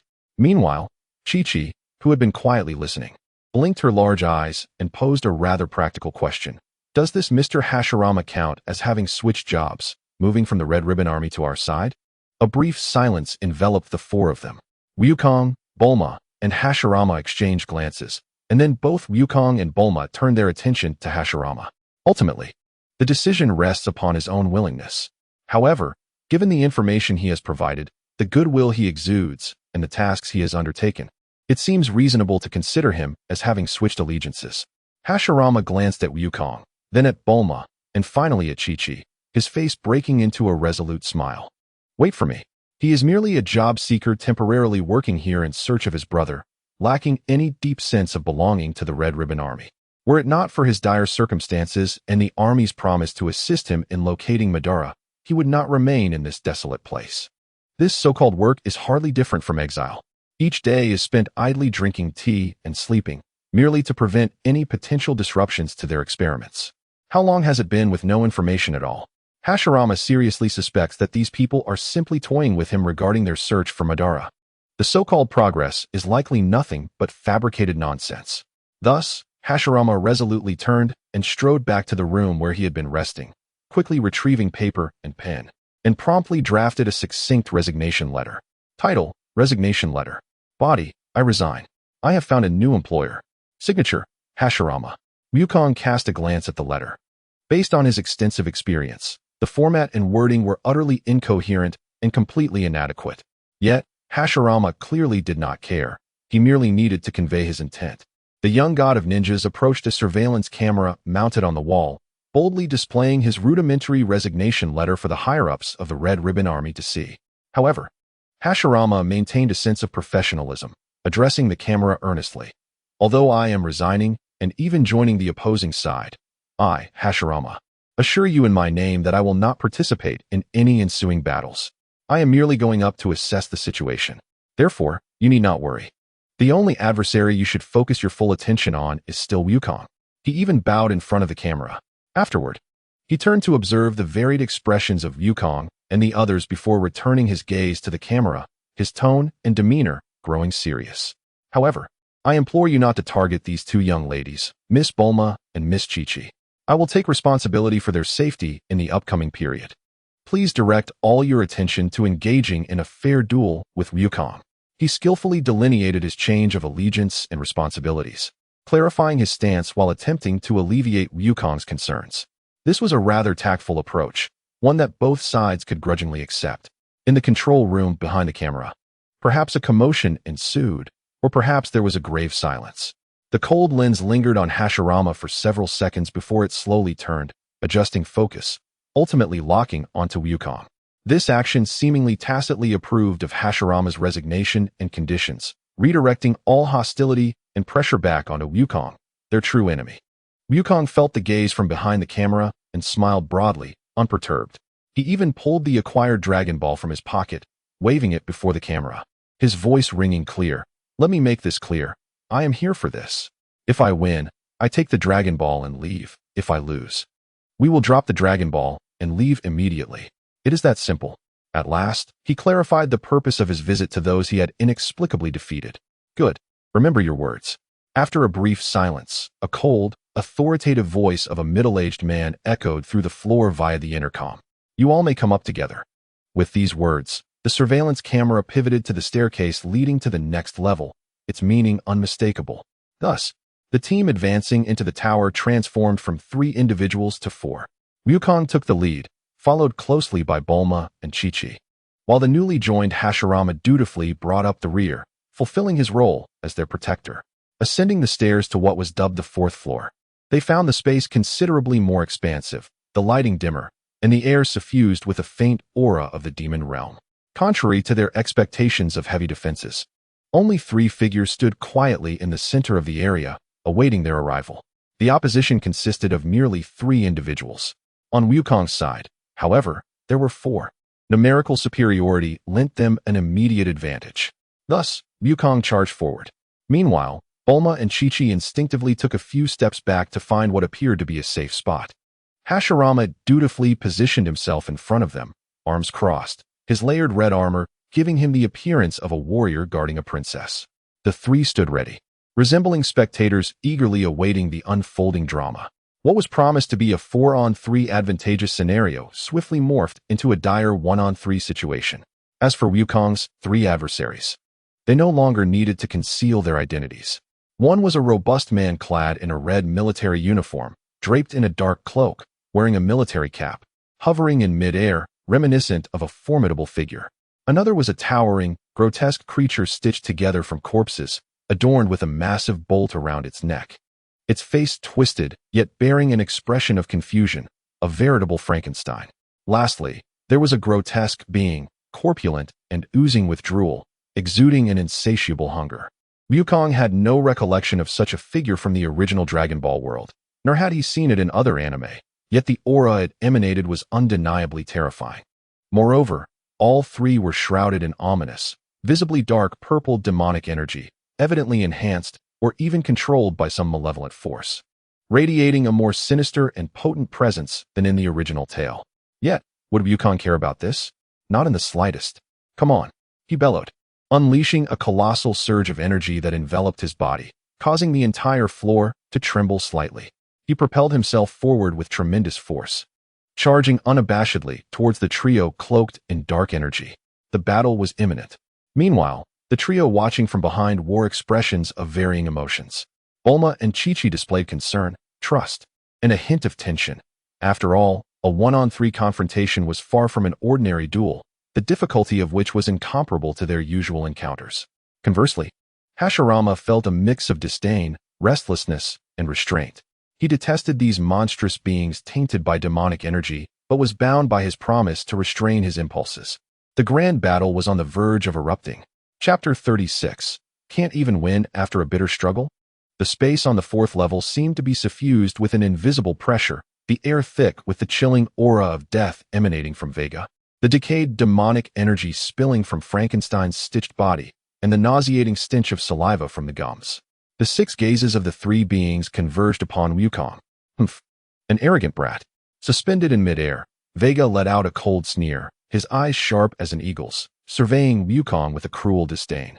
Thinking that with a bit of power, he could run rampant against the Red Satin Brigade? Frankenstein, Gums, crush him. At the instant the command was issued, battle erupted with a thunderous roar. Surprisingly, it was not the agile Vega who initiated the attack, but rather the 2 creatures tainted by demonic energy. Frankenstein let out a vague roar, his massive form displaying an unexpected swiftness, akin to an out-of-control heavy truck, accompanied by a foul wind and pure physical force. As his colossal fist thundered toward Wukong's face. Simultaneously, Gums also sprang into action, not charging directly at Wukong, but instead opening its immense mouth, which seemed capable of devouring everything, generating a terrifying suction that sought to lock onto Wukong's form, restricting his movements and creating an opportunity for Frankenstein's fierce assault. Excellent. Wukong's fighting spirit soared. Faced with Frankenstein's earth-shattering punch, he chose not to block it head-on. Instead, he utilized the momentary disturbance created by Gum's suction to slide sideways with incredible agility, simultaneously delivering a sharp knife-hand strike toward Frankenstein's wrist joint. Bang! A dull thud echoed as Wukong's knife hand struck what felt like the hardest alloy in the world, numbing his arm. Indeed, Frankenstein's defense was astonishing. Just as Wukong's old strength waned and new strength had yet to arise, a wave of energy silently struck from the side. Vega's sneak attack. Wukong's pupils constricted. In a split second, he swiftly performed a backward somersault, the energy wave grazing his nose, crashing into the distant wall and creating a massive crater. That was close. Wukong landed, his breath slightly disordered. Individually, these 3 opponents were no match for him. Even in a wheel battle, he could guarantee a smooth victory. However, facing this trio together, he found himself somewhat overwhelmed. Their coordination far exceeded his expectations. Frankenstein launched a direct assault with formidable strength and defense. Gums controlled the battlefield, restricting movement. Meanwhile, the most dangerous Vega slithered like a venomous serpent in the shadows, poised to deliver a fatal strike at any moment. Individually, their powers could be shattered by Wukong, but when they combined forces, complementing each other's strengths and weaknesses, they instantly formed an almost perfect triangle of slaughter. But that was not the end. Vega coldly laughed, his hands waving repeatedly as waves of considerable energy shot toward Wukong like a torrential storm, blocking all avenues of escape. At the same time, Frankenstein charged again with a roar, his fists hammering down like a pile driver. Gums also moved with heavy steps, its massive mouth continuously opening and closing, interweaving suction with a maddening low growl. Wukong was instantly plunged into an extremely passive situation. He felt like a small boat amidst a storm, continuously evading Vega's treacherous attacks, blocking or deflecting Frankenstein's heavy punches, while constantly resisting Gum's disruptive suction and fist strikes. His fists and feet struck Frankenstein and Gums multiple times, but to little effect. Frankenstein's stitched body was extraordinarily tough, while Gum's corpulence surprisingly possessed a terrifying buffering capability. Wukong's heavy blows landed like a cow in the sea, merely causing ripples in that fat, but failing to inflict substantial damage. Facing a meat tank and a meat controller was quite the predicament. Whenever Wukong found himself restrained by the 2 hefty figures, Vega seized the opportunity of his momentary stiffness after each attack to launch his own strikes, alternating between energy blasts and rapid, stealthy punches and kicks, leaving Wukong exhausted and his injuries multiplying. Damn it, I can't land a hit. Wukong gritted his teeth. His energy was depleting rapidly, yet he struggled to achieve effective results. Vega's tactics were despicably cunning. He always hid behind the two meaty shields, allowing Frankenstein and Gums to absorb the brunt of the damage while he coolly sought for Wukong's weaknesses. Wukong, Bulma, and Chi-Chi, watching, felt their hearts leap to their throats.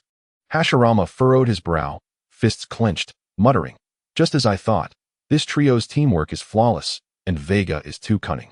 There's a reason someone as formidable as Hashirama only made it to the third floor. The battle descended into a brutal war of attrition. Wukong's attacks were continuously neutralized, while Vega's strikes came from all directions, relentlessly inflicting injuries upon Wukong. His martial arts uniform became tattered, his body marred with bruises and wounds, and his breathing grew heavy. He felt like a beast trapped in a cage, possessing strength, yet being thoroughly restrained by his opponent's tactics and defenses. A turning point occurred amidst an unexpected chaos, as Wukong narrowly evaded Vega's energy attack and delivered a punch that forced Frankenstein back half a step. He keenly observed a fleeting moment of confusion and pain flicker in Frankenstein's murky, frenzied eyes, though it was but an instant before the crimson madness returned. Wukong had captured it. Seizing the opportunity, he dodged Frankenstein and directly attacked the lurking Vega. Just then, perhaps due to a fleeting fluctuation in demonic energy control, Frankenstein did not pursue Wukong, but instead emitted a furious roar, abruptly turning and charging toward the trio of spectators. That colossal fist, brimming with a destructive aura, aimed at Bulma and Chi-Chi. Not good. Hashirama's expression changed as he instantly leaped to shield the two women. While he could not engage in the attack against Vega and the others, protecting his current employers was well within his capabilities. Boom. Hashirama's left arm absorbed the force of Frankenstein's attack, while his right fist struck out, forcing Frankenstein back. "Frankenstein, come back. Your opponent is Sun Wukong." Vega's cold voice rang out, laden with an undeniable command. Frankenstein's massive form trembled as the confusion in his eyes was once again shrouded by demonic energy. He let out a low growl, ignoring the trio right before him, and turned back to pounce on Wukong. Yet this brief interlude sparked a notion in Wukong's mind. A 1 against 3 clearly was not feasible, but it seemed Frankenstein was not entirely under Vega's control. His benevolent nature still held some potential to exploit. It appeared he had not been completely subdued. Hope ignited within Wukong. He began to consciously observe Frankenstein, refraining from relentless assaults and instead focusing more on evasion and defense, awaiting that potential moment to strike. Finally, the opportunity arrived. In a fierce clash, Vega charged forward, creating an opening for Gums to feast, forcing Wukong into a hard exchange until Gums' massive mouth lunged at him, allowing Wukong to evade. Simultaneously, Frankenstein hurled a fist toward Wukong's temporarily immobilized form. In this critical moment, Frankenstein locked eyes with Wukong, whose gaze burned with pure fighting spirit rather than malice, and within him, his benevolent nature struggled violently once more, causing his punch to exhibit a noticeable delay. "Now's the time." Wukong erupted with energy and surged forward.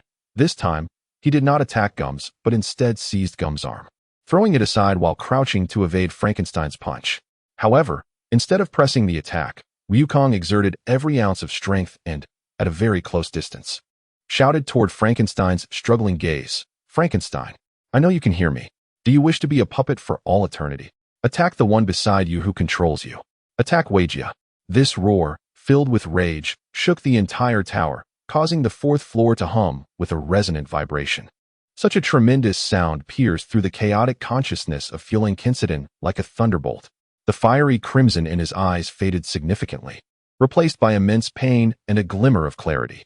He let out an incomprehensible roar, and his sluggish fist suddenly altered its course, channeling all his might into a devastating strike aimed at the advancing Weijia. "What? You worthless fool!"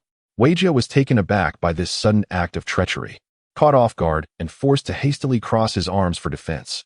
Boom. The furious blow from Fueling Kinsidin was terrifying. Weijia's hasty defense shattered instantly, sending him hurtling backward. Though he managed to regain his footing, the impact had clearly taken its toll, leaving him breathless and disoriented. In this fleeting moment, Wukong's long-awaited opportunity finally arrived. Now, Qi Yuanzhan. With both hands raised high, Wukong channeled all his energy, which violently coalesced into a rapidly spinning golden disc, its edges glimmering with a deadly chill. Wukong acknowledged that he had borrowed this technique, but at this moment, concerns about copyright were the least of his worries. Without a moment's hesitation, He unleashed the ultimate attack verified by the Universe Emperor Frisia, capable of cutting through anything, targeting the disoriented Yain. Yain seemed to sense the imminent threat and emitted a fearful howl, its enormous jaws attempting to sever the Qi Yuanzhan, its bulky form quivering in an effort to absorb the impact. But it was too late. The essence of Qi Yuanzhan lay in its unparalleled cutting ability. With a sickening rip, the golden disc sliced through Yin's so-called absolute defense as effortlessly as a hot knife through butter, cleaving it cleanly in two. Roar! Yin let out a harrowing scream, its severed halves crashing to the ground, releasing a frenzy of demonic energy. But that was not the end. Kamehameha. Wukong showed no mercy, denying the foe any chance of recovery, stacking his hands together as a colossal torrent of azure energy surged forth, instantly engulfing the bisected Yin. The explosive blast illuminated the entire floor, purging the escaped demonic energy with the purest essence of the Turtle School's technique, obliterating it entirely. As the brilliance faded, Yin was utterly annihilated. The walls bore a massive breach.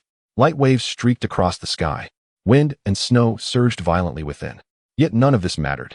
What was truly exhilarating was the sudden reversal of the situation. 1/3 gone. Bastard. Weijia, now furious, steadied himself, his icy gaze transforming into a frenzied bloodlust. After that single strike, Fulankinsitan clutched his head, wailing in agony, alternating between clarity and madness, rendered immobile in place. Wukong gasped for breath. His body battered and his energy significantly drained, yet his eyes sparkled with determination. 2 against 1. No, now it was 1 against 1 plus an unstable factor. It was your turn. Wukong shouted, charging recklessly toward Weijia. He could not afford to give Weijia any respite or a chance to organize a counterattack. The ensuing battle became even more fierce. Without Yin as an absolute shield, Weijia had to confront Wukong's relentless assault more directly.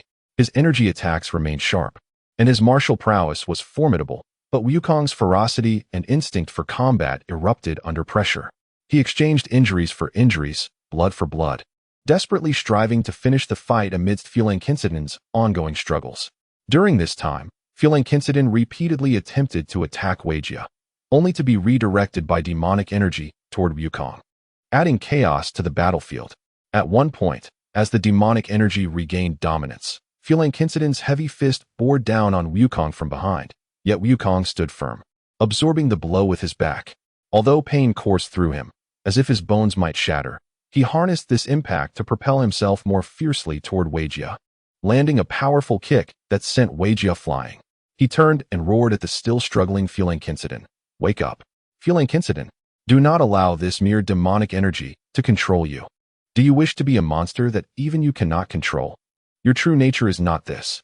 Wukong's furious shout and his resolute stance in withstanding the blow pierced through Fulankinsitan's soul like a beacon of light. He abruptly halted, his massive form trembling violently, the crimson and clarity in his eyes flashing erratically, until he unleashed a deafening roar filled with endless anguish and liberation, standing frozen in place, hands clasped over his head. Ceasing any further attacks, he was battling with all his will against the demonic energy within. Ultimately, Fulankinsitan was a good guy, an opportunity. Wukong's eyes gleamed with intensity. He poured forth all his remaining energy, will, and strength without reservation.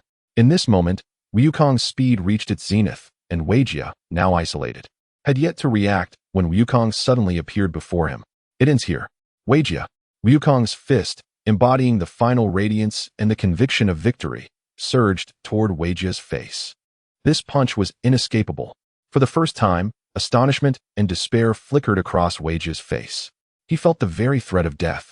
In a one-on-one situation, he had little room for resistance. Bang! The collision of fist and skull was fierce. While Wukong's fist remained intact, Weijia's skull was slightly deformed.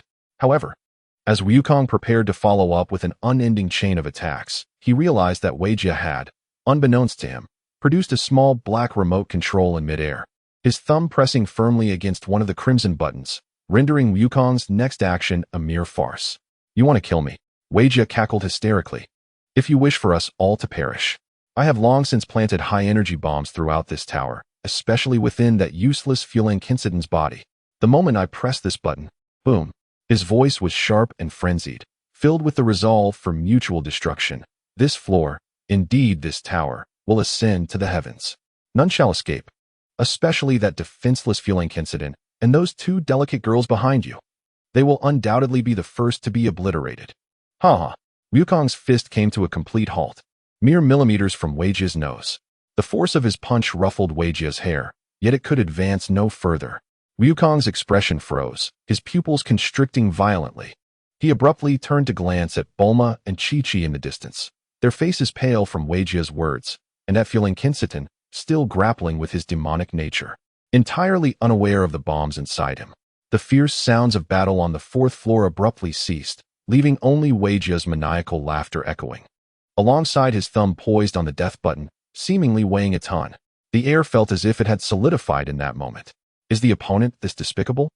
Chapter 37. A crisis and a clever hand time seemed to freeze beneath the weight of Wei Jia's thumb on that crimson button. Within the fourth floor, the swirling smoke and dispersing demonic energy appeared to halt, leaving only Wei Jia's frenzied and piercing laughter resonating, coupled with the heavy heartbeat of every individual present. Wukong's fist hung in midair, mere millimeters from Wei Jia's nose. Wukong vowed that he could undoubtedly obliterate this despicable creature's head with a single blow, yet he dared not gamble. In the eyes of Wei Jia, the sheer, hysterical madness unmistakably conveyed a singular message. He was absolutely capable of committing an act of mutual destruction, especially for Bulma and Chi-Chi. Their survival in such a close-range explosion was nearly impossible. Wei Jia, seeing Goku's movements come to a halt, laughed with greater arrogance. His previously imposing and austere countenance twisted into a grotesque grimace. Yes, what a clever choice, Mr. Sun Wukong. He carefully maintained his thumb firmly pressed against the button, leaning slightly back to escape the immediate threat of Goku's fists, yet his gaze remained fixed on Goku, wary of the slightest lapse in concentration.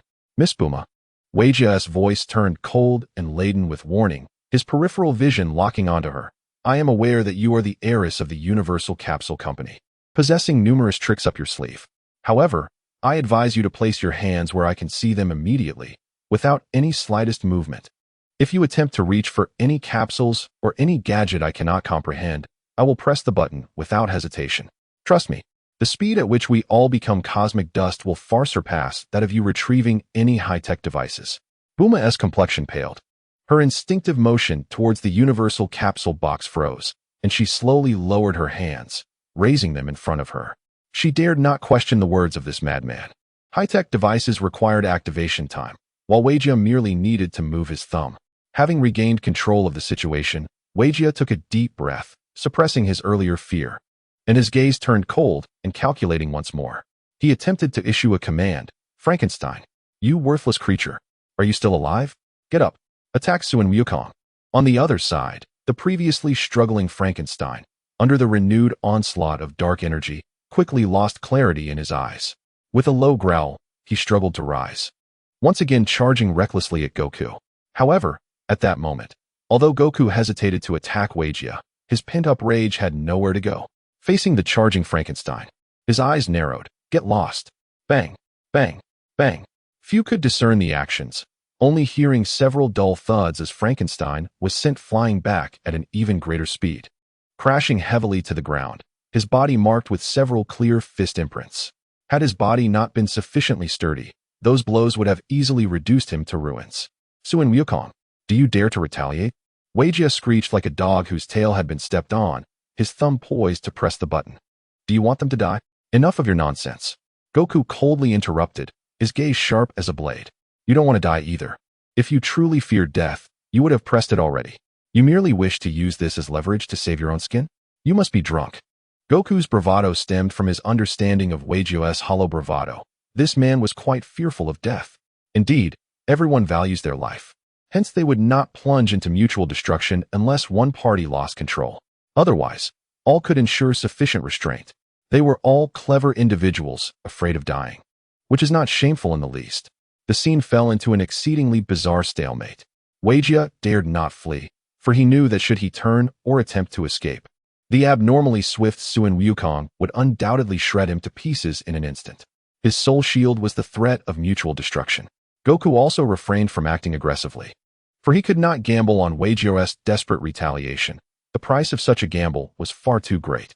In the midst of this tension stood the pitiable Frankenstein, like a puppet out of control, intermittently regaining a semblance of awareness only to be overtaken by dark energy once more, roaring as he charged at Goku, only to be easily hammered away time and again by the irritated Goku, crashing into the walls with a resounding thud. This stalemate was not sustainable. Weijio's mind raced. He needed to find a way out. Suin Wukong. Weijia attempted to speak, his voice striving for calm. This impasse benefits no one. How about we make a deal? You let me go and hand over the Dragon Ball, and I assure you I will not press the remote. After I leave safely, the remote will remain in the tower. How does that sound? Quite fair, isn't it? One Dragon Ball for the lives of all of you. Go screw yourself. Goku shot back instantly, his temper flaring as if his hair might stand on end. Are you still dreaming? The situation should be that you hand over the Dragon Ball and the remote immediately, then scram. I, Suin Wukong, might consider sparing your miserable life. Goku's demands were even more audacious. Impossible. Hand over the remote, and I might as well be signing my death warrant. Weijia flatly refused. You expect me to trust you with the remote and let you leave? You would press it the moment you stepped outside. Do you think I am insane enough to trust your character? Goku similarly stood his ground. Both had absolute reasons for not backing down. Goku aimed to protect his companions, acquire the Dragon Balls, and save Frankenstein if possible.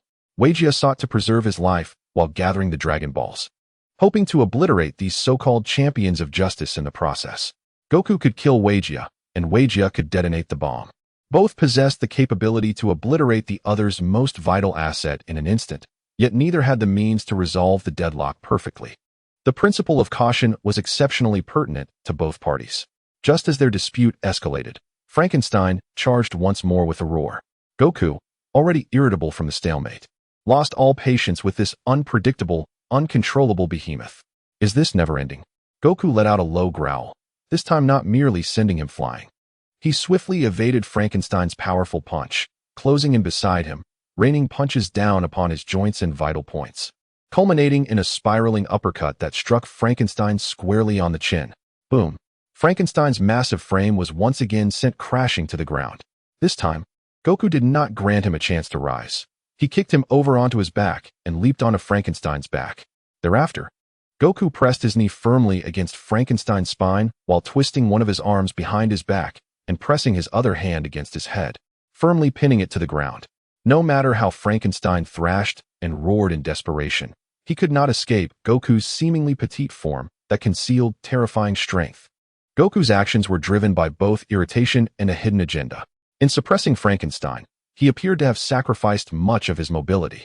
He secretly hoped Weijia would seize this opportunity, perhaps attempting a sneak attack or some other action. As long as he was slightly distracted or moved, Goku was confident he could instantly subdue him. However, Weijia's nature was exceedingly composed, cautious, and suspicious.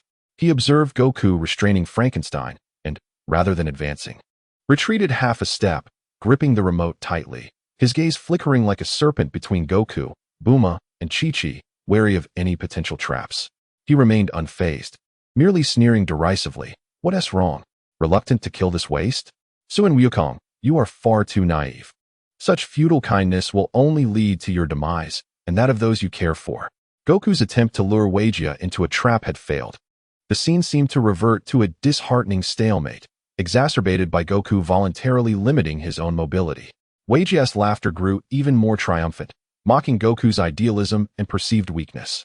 Meanwhile, Goku felt utterly helpless. Frankenstein, by nature benevolent, had even tried to assist him during their previous skirmish, and he could not bear to witness this giant be obliterated before his eyes. Amidst this suffocating deadlock, an unforeseen variable emerged, one that no one had anticipated. Standing silently before Bulma, the equally unthreatening Hashirama suddenly sprang into action. Instead of reaching for anything, he clasped his hands together fiercely at his chest.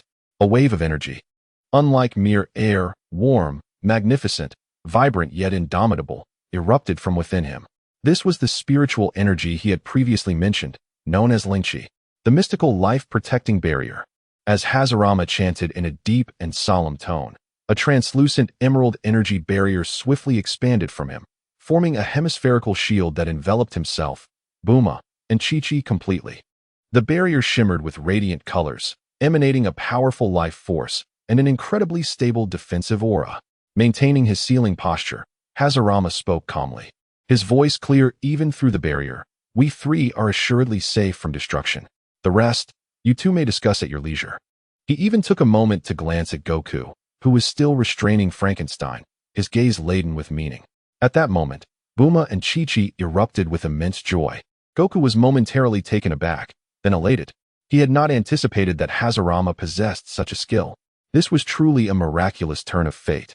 After all, he was indeed the god of ninjas, Hashirama. Such a beautiful spiritual technique had opened up the possibility of a comeback. Once he learned the art of immortality, wouldn't he be able to triumph over Sun Wukong and trample Frieza? In his heart, Goku silently cheered for Hashirama, while a certain individual lost his mind. Release the barrier. I command you to release that turtle shell immediately. Otherwise, I will detonate the bomb right now.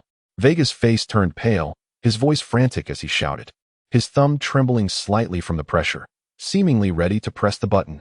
Yet Hashirama remained unfazed, merely casting a casual glance at him, continuing to stabilize the spiritual energy that maintained the seemingly gentle yet profoundly reassuring barrier. His attitude was unmistakably clear. You can detonate your bomb, while I shall maintain my shield. I shall see if you possess the capability to breach my protective barrier, you wretched creature.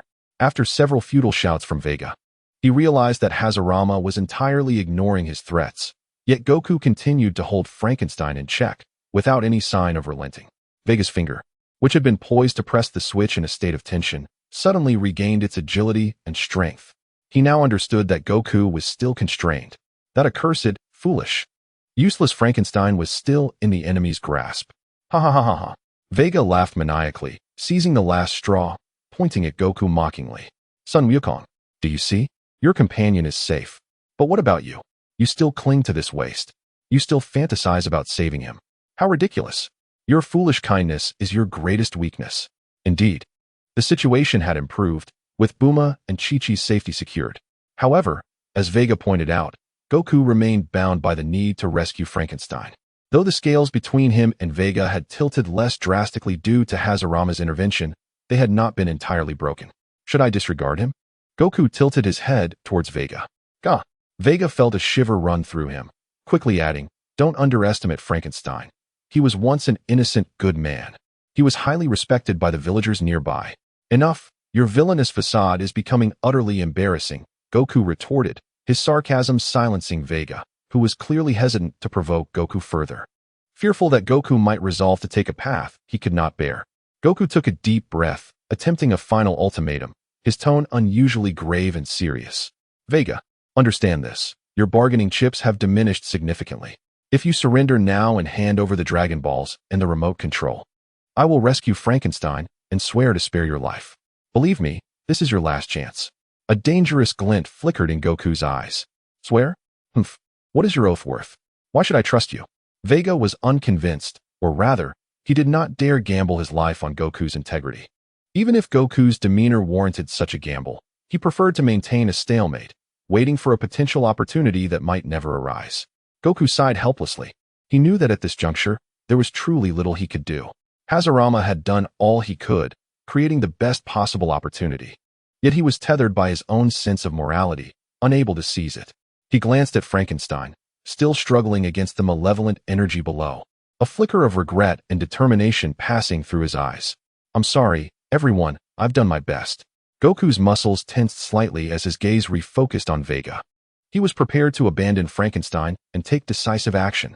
Though the risk was immense, it was the only way to break the deadlock. Vega instantly sensed Goku's subtle shift, the imminent eruption of killing intent captured in an instant. His heart raced, cold sweat soaking his back. He understood that the opponent was ready to fight to the death. Yet he could not afford to act. To move would mean certain doom. The enemy may not necessarily perish, but he would undoubtedly meet his end. He was unwilling to sacrifice his life for the sake of that worthless Frankenstein. Should he have taken the opportunity to retreat when offered? At this critical juncture, as Vega hesitated and contemplated whether to beg for mercy, while all eyes were drawn to the impending climactic confrontation between Goku and Vega, no one noticed that Chi-Chi, who had been sheltered behind Hashirama, was sparkling with nervous yet bright excitement in her large eyes. She remembered that previously, out of curiosity. She had taken a small toy from Buma while on the second floor, a toy capable of instantly destroying all electronic devices within a small radius. Interestingly, after playing with it, she thought she might toss it around herself, so she had not returned it to its capsule but instead tucked it into a small pocket of her martial arts uniform.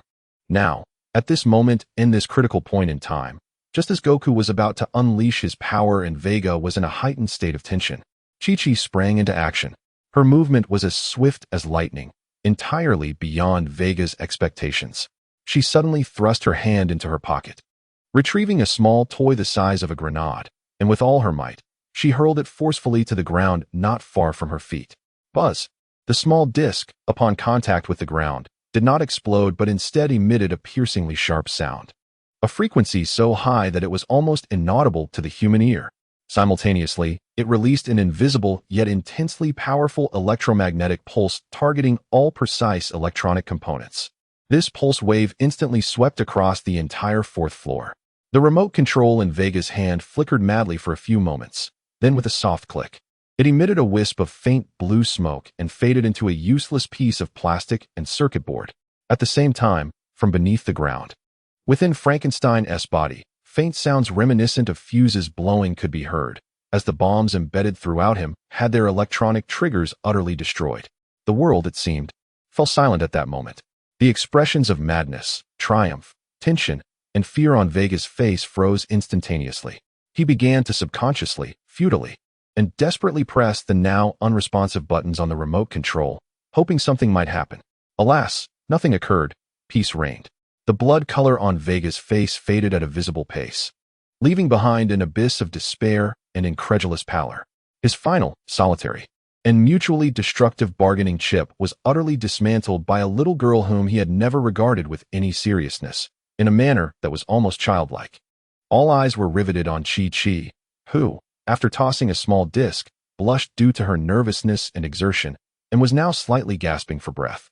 In the next moment, Wukong's long-suppressed murderous intent, akin to a volcanic eruption, was unleashed without restraint, decisively locking onto the paralyzed Vega. "Oh ho ho, Vega darling. This is the fate you have brought upon yourself. Don't move, be good now.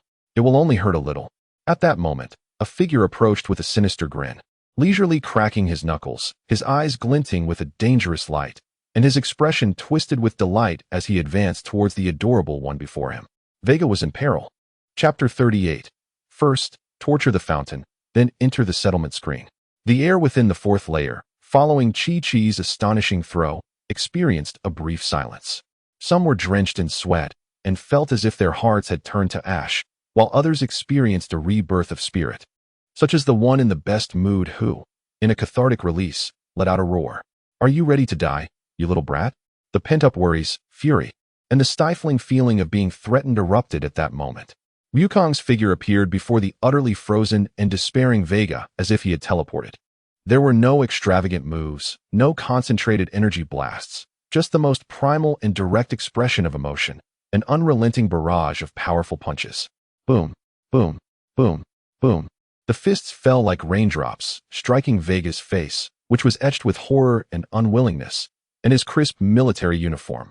With a resounding impact, Vega attempted to resist, but the energy he had just begun to gather was dispersed by Wukong's ferocious aura, and his martial arts defenses seemed feeble against Wukong's absolute strength and speed. The predicament faced by Vega was akin to a fighter lying flat on the ground in the UFC, being mercilessly pummeled. "Ah, stop, stop."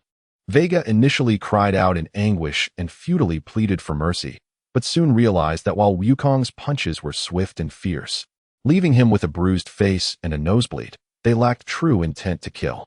Each blow was delivered with measured force, resulting in superficial injuries and flesh wounds. "He merely wanted to vent his frustrations on me." Vega quickly understood Wukong's intent. Upon confirming that his life was not in danger, Vega's situational awareness reasserted itself. He feigned resistance a few times before half-heartedly beginning to cooperate with the onslaught, as long as he could preserve his life. Allowing this irate monkey to release his pent-up emotions was acceptable. After all, if he were to resist excessively and provoke Wukong into a killing frenzy, that would be truly unjust. Thus, the scene grew rather peculiar. Wukong furiously pummeled a nearly defenseless opponent. whose every sound of impact made Bulma and Chi-Chi instinctively shrink their necks. Vega's cries were deafening and sounded wretched, appearing to draw more gasps than breaths. But his injuries were likely limited to severe soft tissue bruising and ruptured facial vessels. Vega even seized a moment when Wukong retracted a punch to discreetly inhale and subtly smirk, revealing a hint of cunning satisfaction at having endured the humiliation. As long as I survive, what does this little disgrace matter? However, Wukong, he is sneering at you. He dares to mock you. Bulma, who had moved closer to the commotion, noticed Vega's subtle expression immediately and shouted, "He did it. I didn't. How could I?" Vega vehemently denied, his voice loud and emotions intense. But before he could finish, Wukong's fist came crashing down with even greater force. "Old buddy, the path is narrowing." Wukong grinned. His previously subdued rage reignited. "It seems you don't learn your lesson." "Hey, he dared to glare at me," Wukong exclaimed. "He is threatening me. Keep pounding him." Once again, Bulma, with her keen eyes, made another discovery and began to egg on the attack. Vega protested, I'm just taking a normal beating." He attempted to justify himself, but time was not on his side. Thus, under Bulma's live commentary and escalating emotions, this one-sided beating continued for a considerable time. By the moment Wukong finally paused, feeling that his pent-up anger had been sufficiently vented, Vega lay on the ground like a puddle of mud. He was not merely bruised.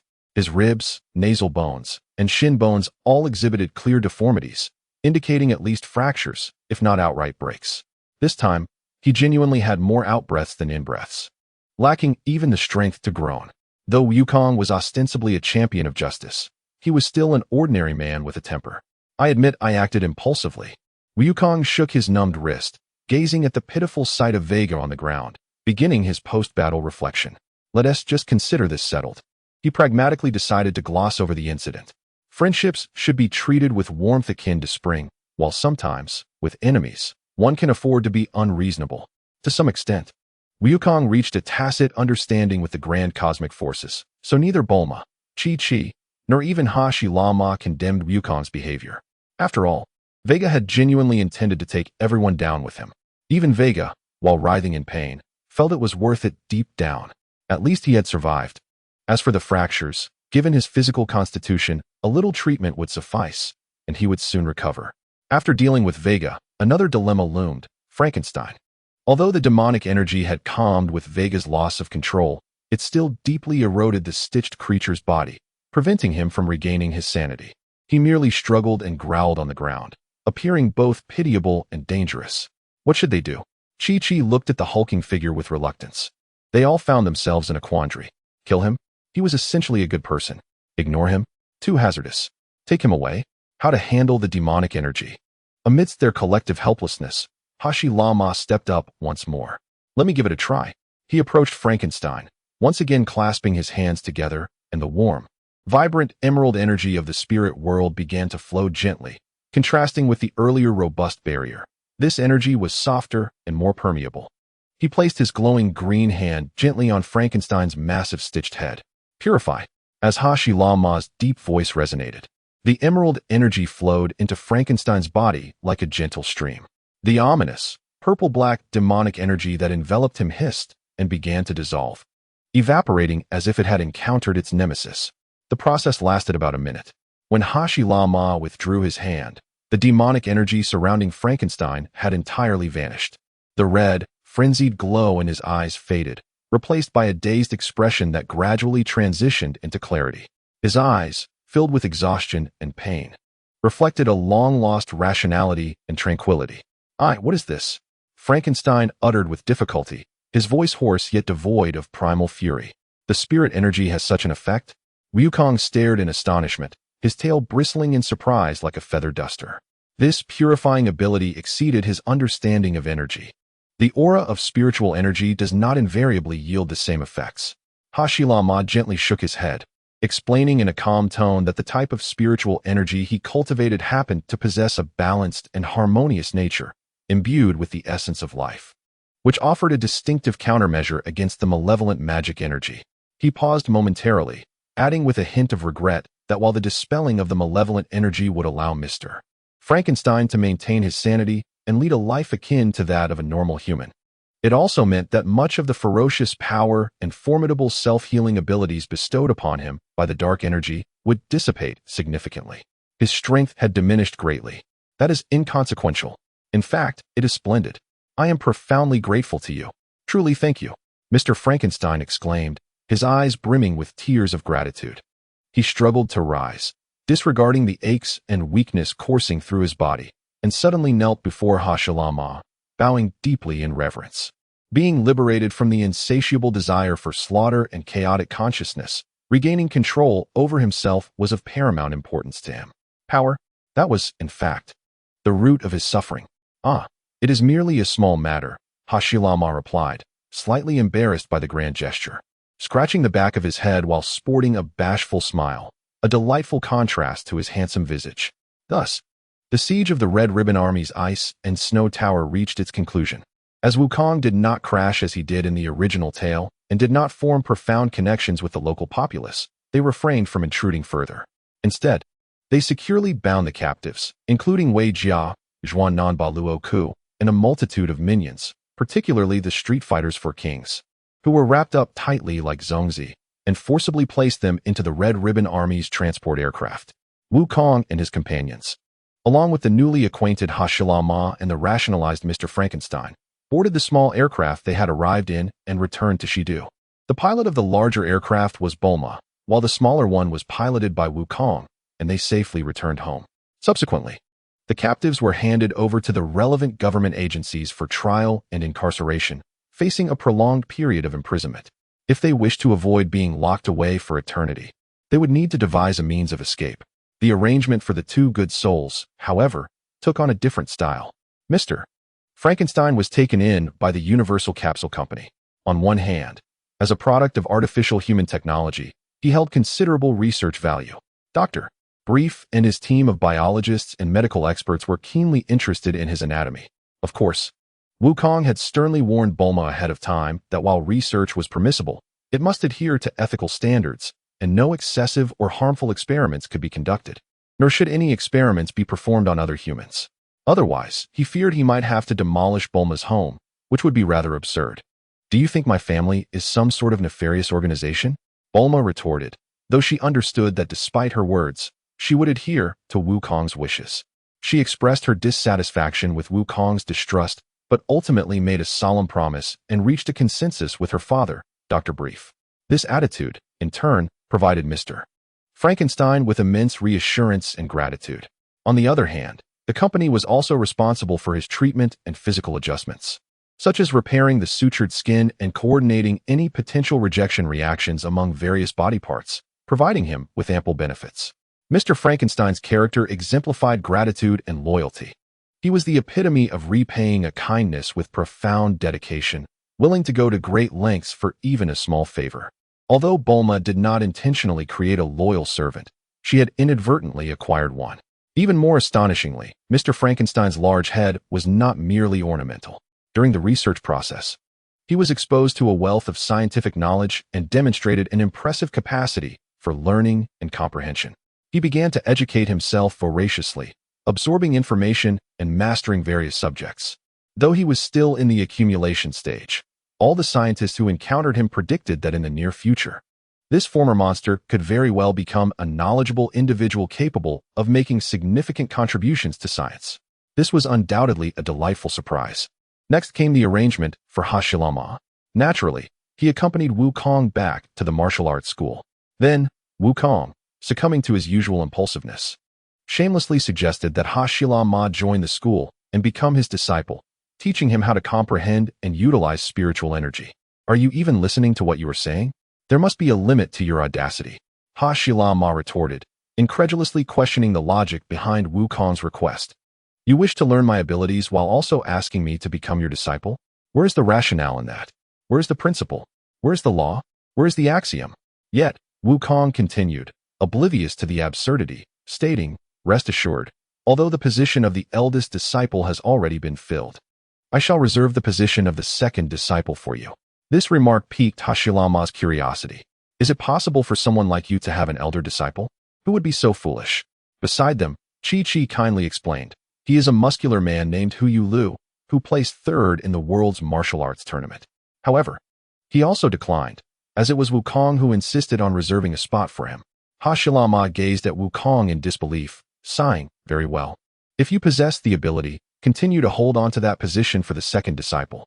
Whenever you manage to deal with Hu Yulu, then perhaps consider how to address me." His words were laced with playful sarcasm. Bulma, crossing her arms, added her own remark, "At this rate, I fear my lavishly constructed martial arts school may never attract a serious disciple until the day it closes down." Wukong, hearing this, simply chuckled foolishly, scratching his head. Collecting was his passion. How could he abandon it?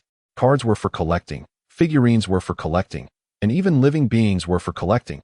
It made no difference.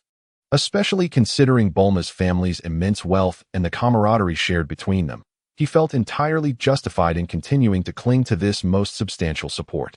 Such matters were trivial, mere trifles. My sister Bulma is so affluent, she would certainly have no objections. This journey has now reached a temporary conclusion. The Universal Capsule Company deployed extensive manpower and resources to secretly investigate and seek news of Madala. Meanwhile, Wukong finally had the opportunity to learn about the wondrous spiritual energy from Hashilama. Bulma and Chi-Chi were also curious listeners, for their knowledge regarding the realms of magic, spirit, and the human world was exceedingly scant. Hashilama, this young man from a distant land endowed with extraordinary powers, undoubtedly opened a gateway to a new world for them. In the tranquil chamber of the martial arts school, Hashilama sat cross-legged, beginning to narrate. Spiritual energy and malevolent energy, and the fighting spirit of the human realm. Wukong listened attentively, while Bulma and Chi-Chi joined in to partake in the lesson. Chapter 39, Teaming Up with the Fat Sheep to Become the Fat Pig. The opulence of the Universal Capsule Company's mansion continued to reflect the wealth and taste of the Brief family. The enormous floor-to-ceiling windows overlooked a meticulously manicured European-style garden adorned with fountains and sculptures. The interior decor epitomized modern luxury, with smart home technology seamlessly integrated throughout, and polished metals combined with expensive composite materials formed the primary aesthetic. However, none of this appealed to Hashilama. The ideal conversational environment he envisioned was one beneath an ancient wooden corridor, with a small pond in the courtyard where koi fish gracefully swam. The sound of bamboo striking stone resonating crisply, and the air filled with a subtle fragrance of grass and wood. In simple terms, Hashilama desired a wooden house with a courtyard, a tranquil ambience of flowing streams. He believed that such an atmosphere was essential for discussing the profound topics of the spirit realm and the realm of magic. Ideally, a few good friends would be there, engaging in card games and lively banter, perhaps with some small stakes involved, enhancing the experience even further. However, the home of Bulma does not possess such an ambience. With courtyards reflecting European park styles, modern luxurious houses, and grand bridges spanning over vast rivers, all exuding a sense of ostentatious wealth. Alas, one must adapt to local customs. Hashilama let out a soft sigh, resigning himself to sit upon the exquisitely crafted, albeit pricey, small sofa. Before him lay a similarly delicate square table, perfectly accommodating 4 individuals, each seated on one side. Beside each person was a petite side table, brimming with delightful pastries, assorted snacks, and chilled beverages, meticulously prepared by Bulma's chef. How can one describe it? Truly delightful. A paradise. A realm of enchantment. How can life be so utterly fulfilling? The initial academic discussion commenced in the form of a 3-player game of Dodiju. Wukong, Bulma, and Hashilama formed a circle, while Chi-Chi sat quietly beside them, observing. However, issues soon arose. Bulma, the exceptionally intelligent prodigy, found the card game to be a trivial endeavor. Memorizing cards, calculating moves, engaging in psychological warfare, she reveled in the challenge. But were these tactics truly meant to be wielded against one's own family? Is this reasonable? Is this appropriate? Is this even legal? Wukong and Hashilama, one relying on combat intuition and the other, well, neither possessed the acumen to strategize, found themselves utterly outmatched in the face of Bulma's undeniable card skills. After several rounds, the 2 gentlemen suffered humiliating defeats, their faces obscured beneath a plethora of paper slips denoting their failures. They had consumed so much cold water as punishment that their bellies were distended, unable to take in any more. Indeed, even with Sun Wukong's scion appetite, he could not manage another drop. unable to win. They even struggled to make it to the restroom, fearing that if this continued, they would be left with the aftermath of an unrelenting urge. Enough is enough. Bulma, you must be cheating. Wukong protested, attempting to play the blame game.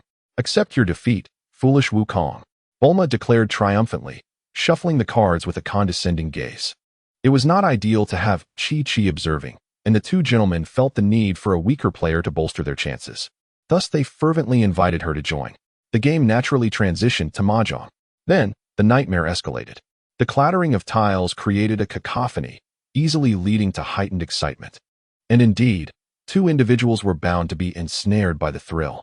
It was evident that Bulma's card counting and memory abilities reached their zenith at the Mahjong table, allowing her to seize control with effortless precision. Wukong and Hashilama were left aghast, beads of sweat forming on their brows. Not from the sweltering summer heat outside, but from the chill of despair. Why did the 37-degree weather fail to warm their bodies or hearts, leaving them feeling icy? Was the air conditioning set too low? ISNT 26 degrees the optimal temperature? Yet, their despair deepened with Chi-Chi's participation.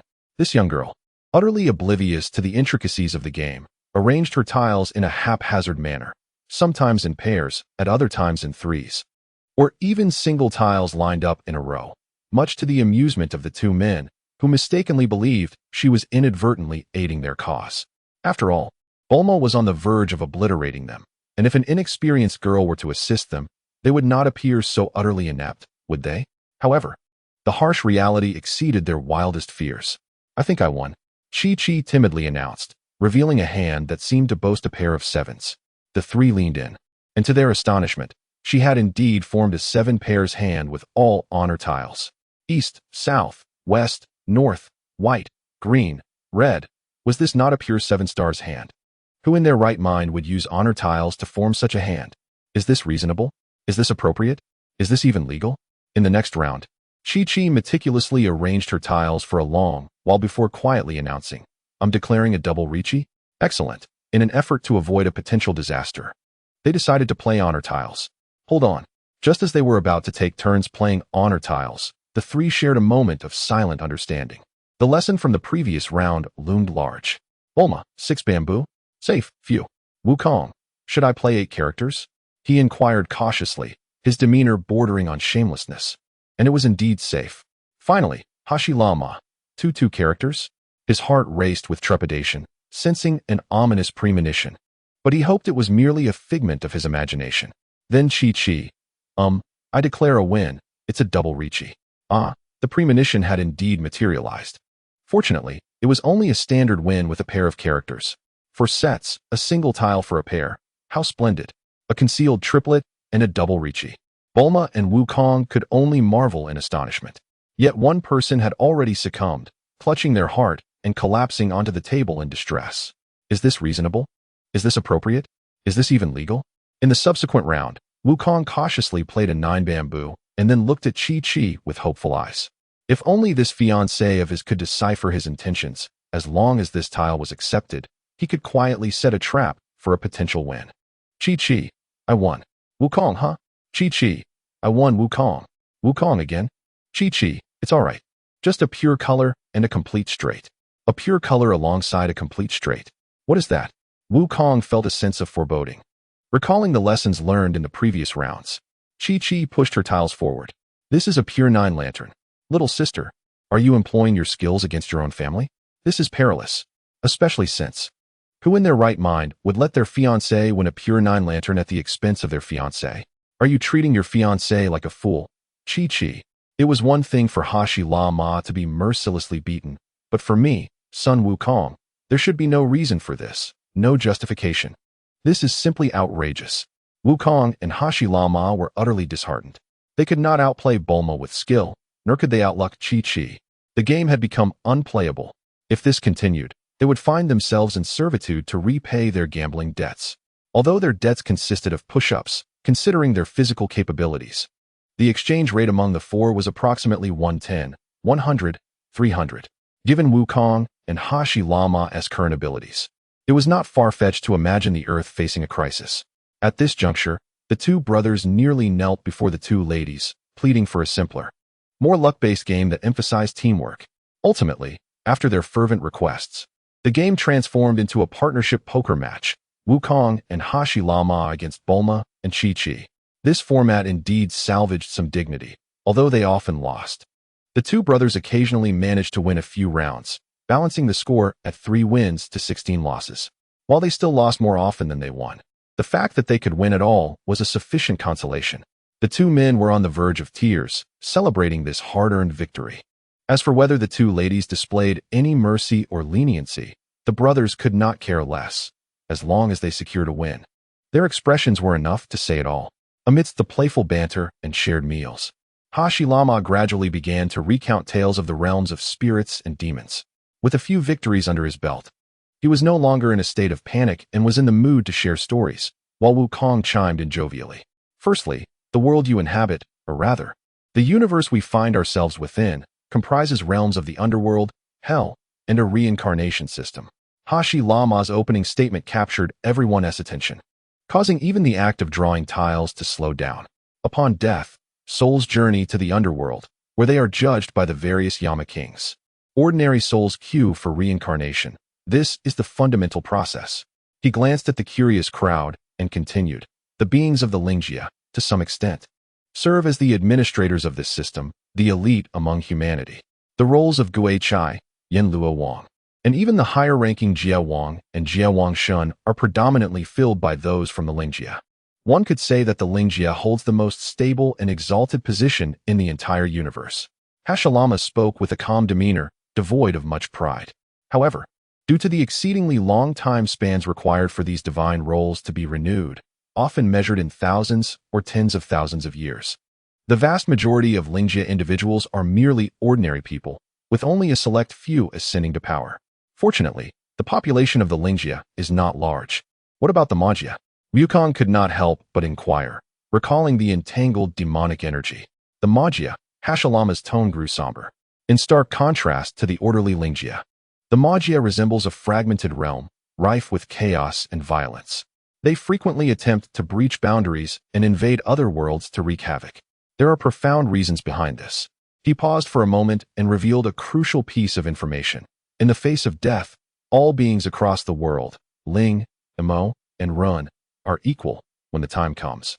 They all perish. However, the process of reincarnation is marked by extreme inequality. Ordinary individuals in the human realm face judgment based on their deeds. Virtuous souls may have the chance for rewards, yet most ultimately queue to be reincarnated as humans. In contrast, those deemed paragons of virtue, great benefactors, or heroes in universal values have the opportunity to be directly reincarnated as beings of the Lingjia.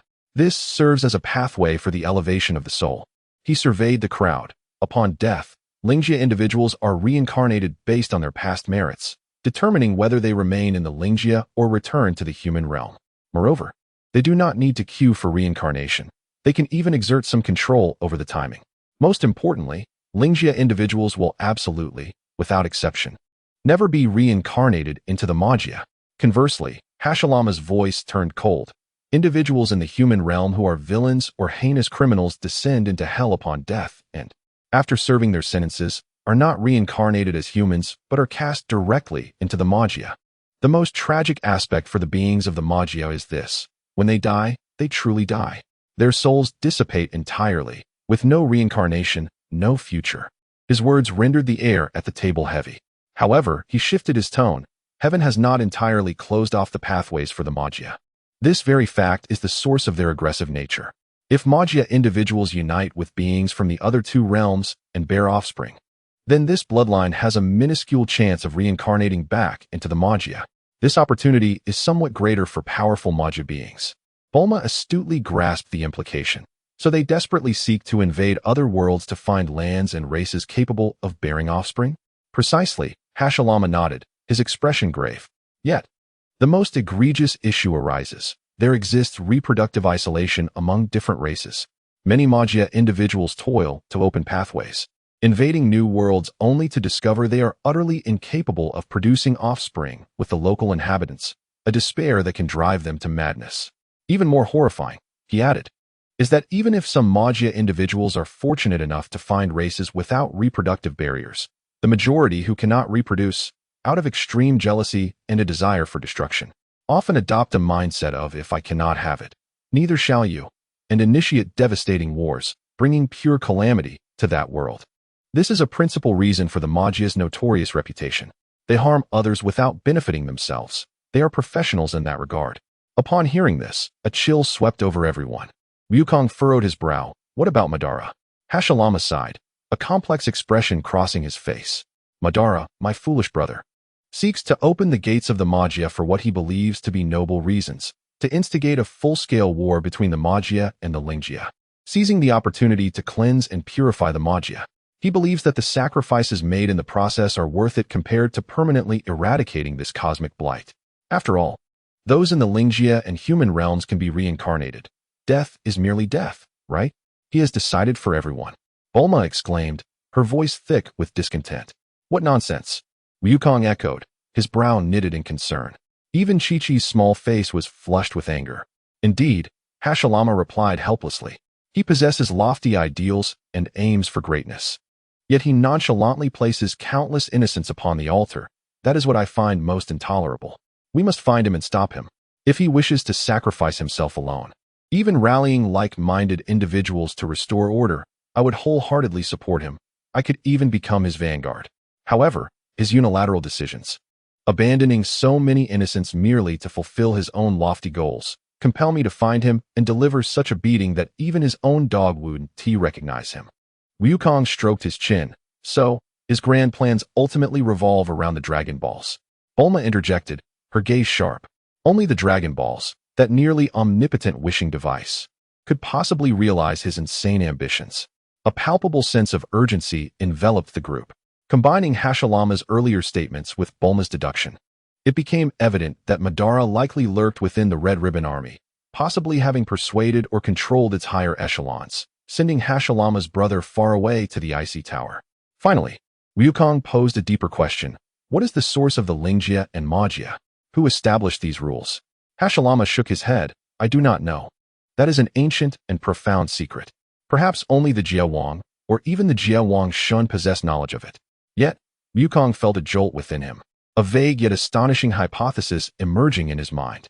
If the order represented by the Lingia and the destruction symbolized by the Magia stem from the origins of angels and destroyers, Whis and Beerus, such beings of that caliber. This speculation left Wukong with a dry mouth. If that were the case, what hope did he have for his current training? Super Saiyan. Super Saiyan God. Might there be even higher forms beyond that, such as the Zizai Ji Gong? Was that even the endpoint? The notion had been that after defeating Piccolo Daimao, the Saiyans and Frieza could finally relax and enjoy life. How absurd. In this vast multiverse, with the fan community garnering so many clicks, would these supreme existences even require sustenance? Wukong gazed at the cards in his hand, then out at the bustling, advanced Shidu. Suddenly, he felt that beneath this tranquil world lay an unfathomably profound and terrifying truth. His path of cultivation seemed to have only just begun to scratch the surface. The game continued, yet each person's thoughts had already soared into the far reaches of a grand cosmic tapestry. Only Chi-Chi began to wreak havoc, playing cards without focus. She deserved to be treated like livestock. Chapter 40. Commander rates in action in the luxurious, technology-infused living room of Bulma's home in Shidu. The discussion surrounding the secrets of the three realms cast a heavy atmosphere. Hashirama's final words, particularly concerning his brother Madara's extreme and ruthless plans, sent shivers down everyone's spines. Even Wukong, who was not surprised by Madara's actions, felt the weight of it all, knowing full well that with Uchiha Obito's ID, Madara would inevitably engage in significant affairs.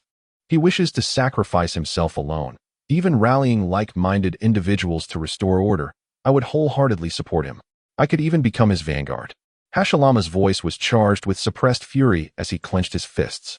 Yet, how can he unilaterally decide to abandon so many innocents merely to fulfill his so-called noble goals?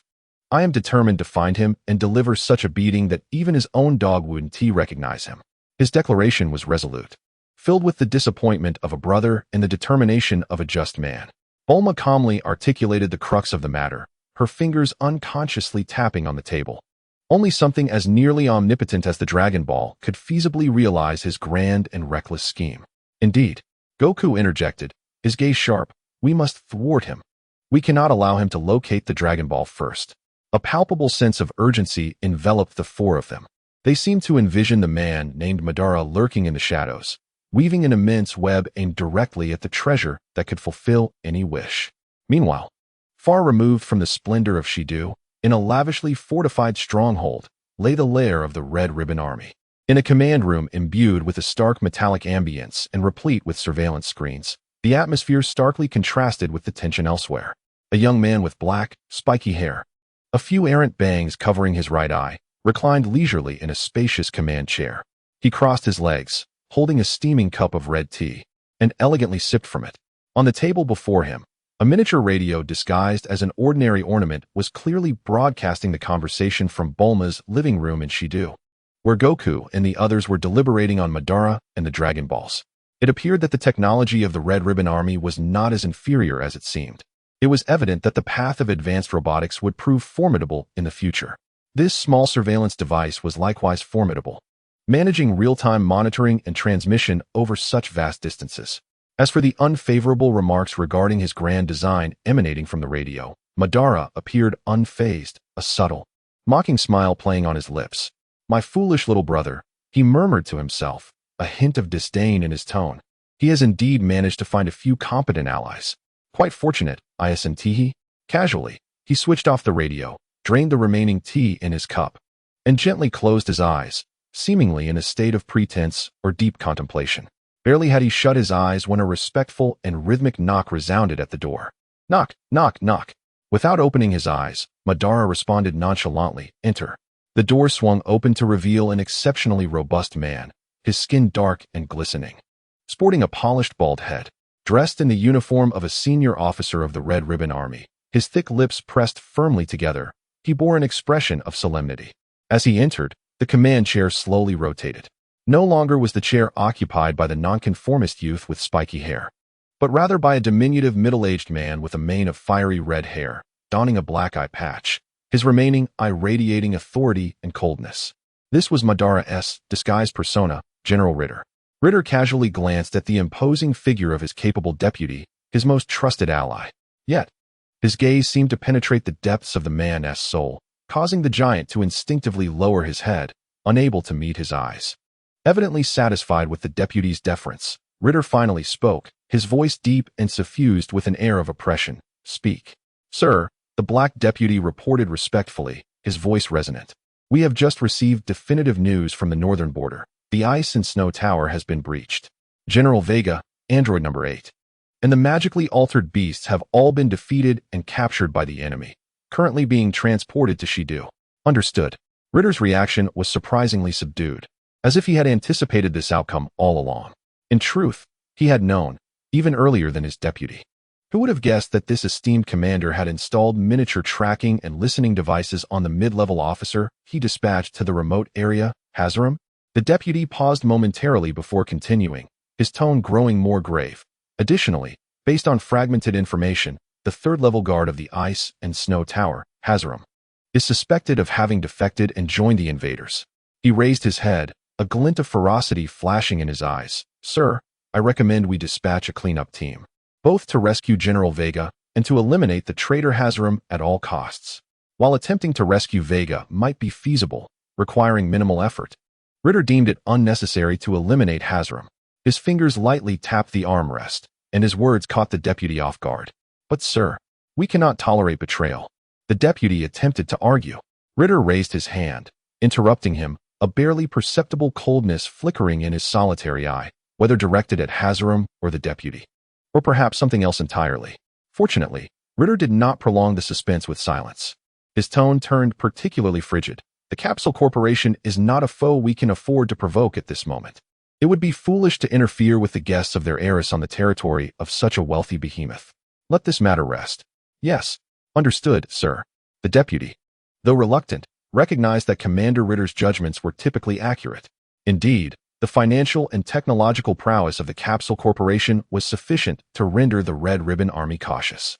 After reporting the defection, the deputy did not depart, clearly harboring more pressing matters. "What else is there?" Ritter inquired. "Sir, it concerns the progress of the search for the Dragon Balls." The deputy's expression grew solemn.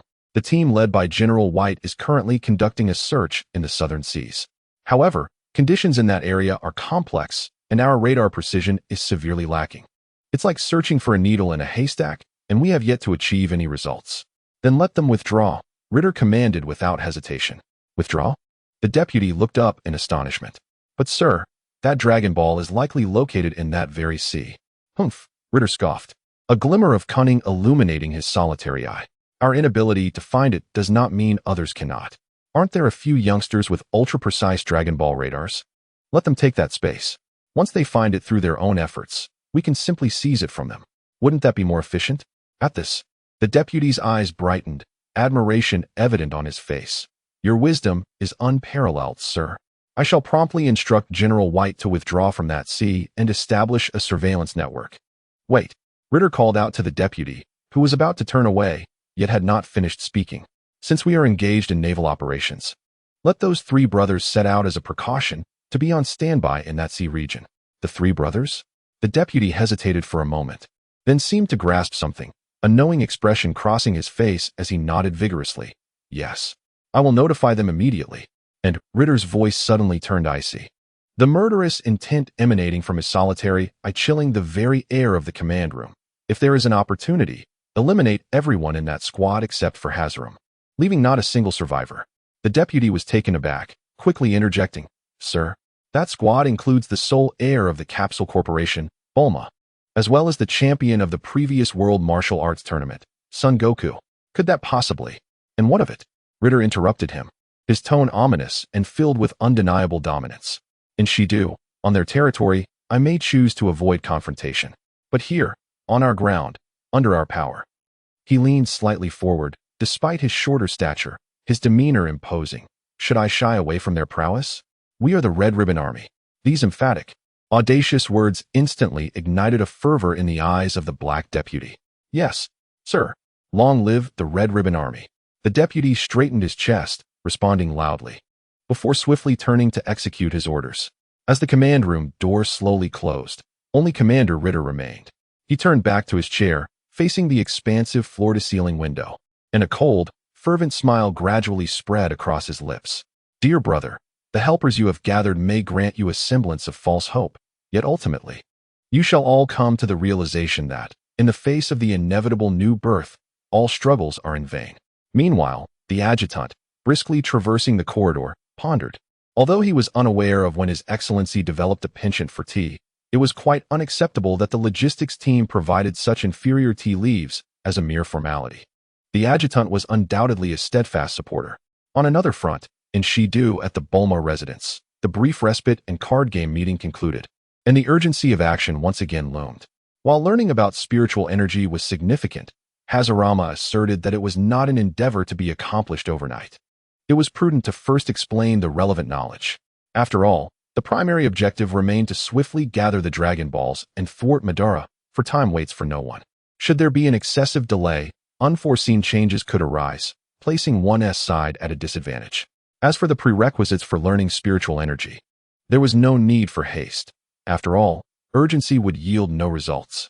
Although he possessed Dragon Balls, if the opposition failed to surpass his challenge, success would remain forever elusive for them.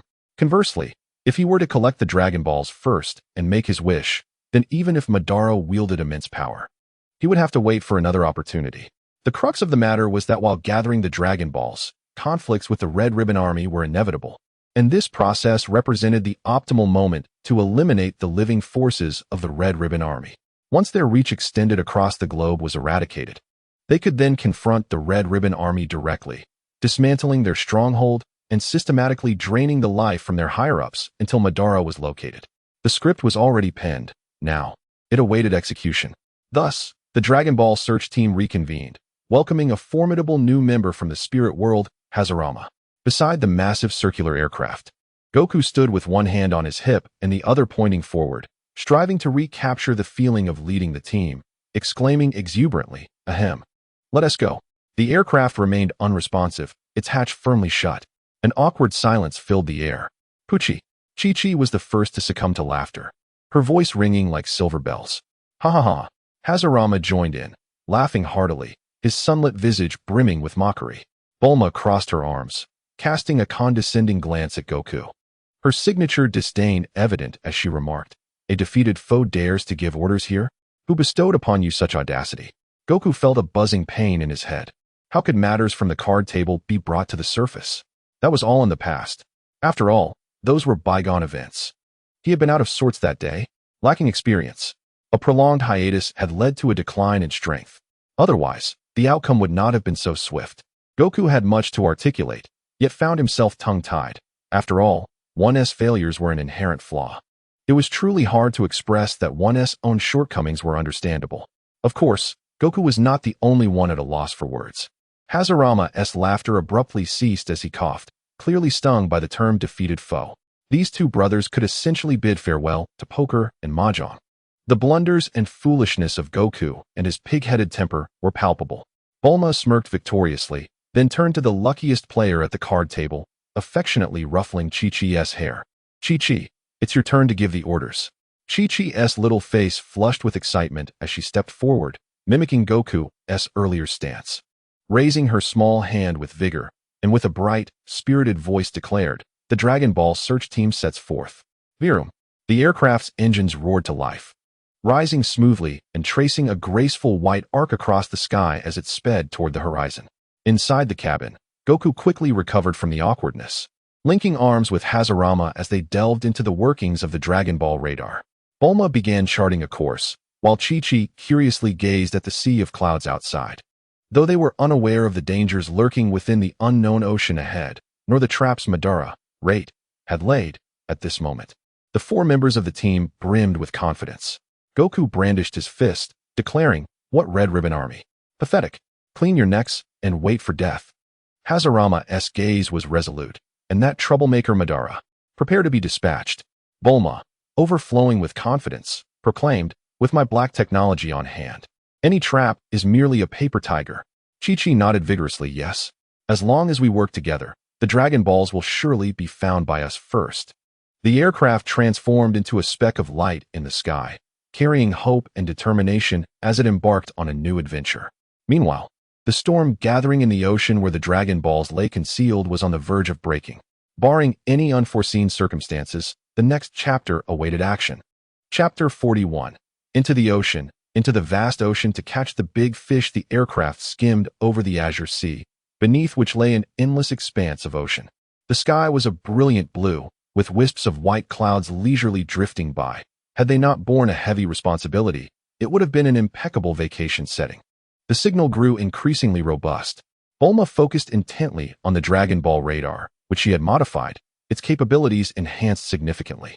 The screen not only displayed the precise location of the Dragon Balls, but also, through intricate wave-guiding calculations and 3D modeling, outlined the environment in which the Dragon Balls resided, suggesting they were situated within a deep underwater cave.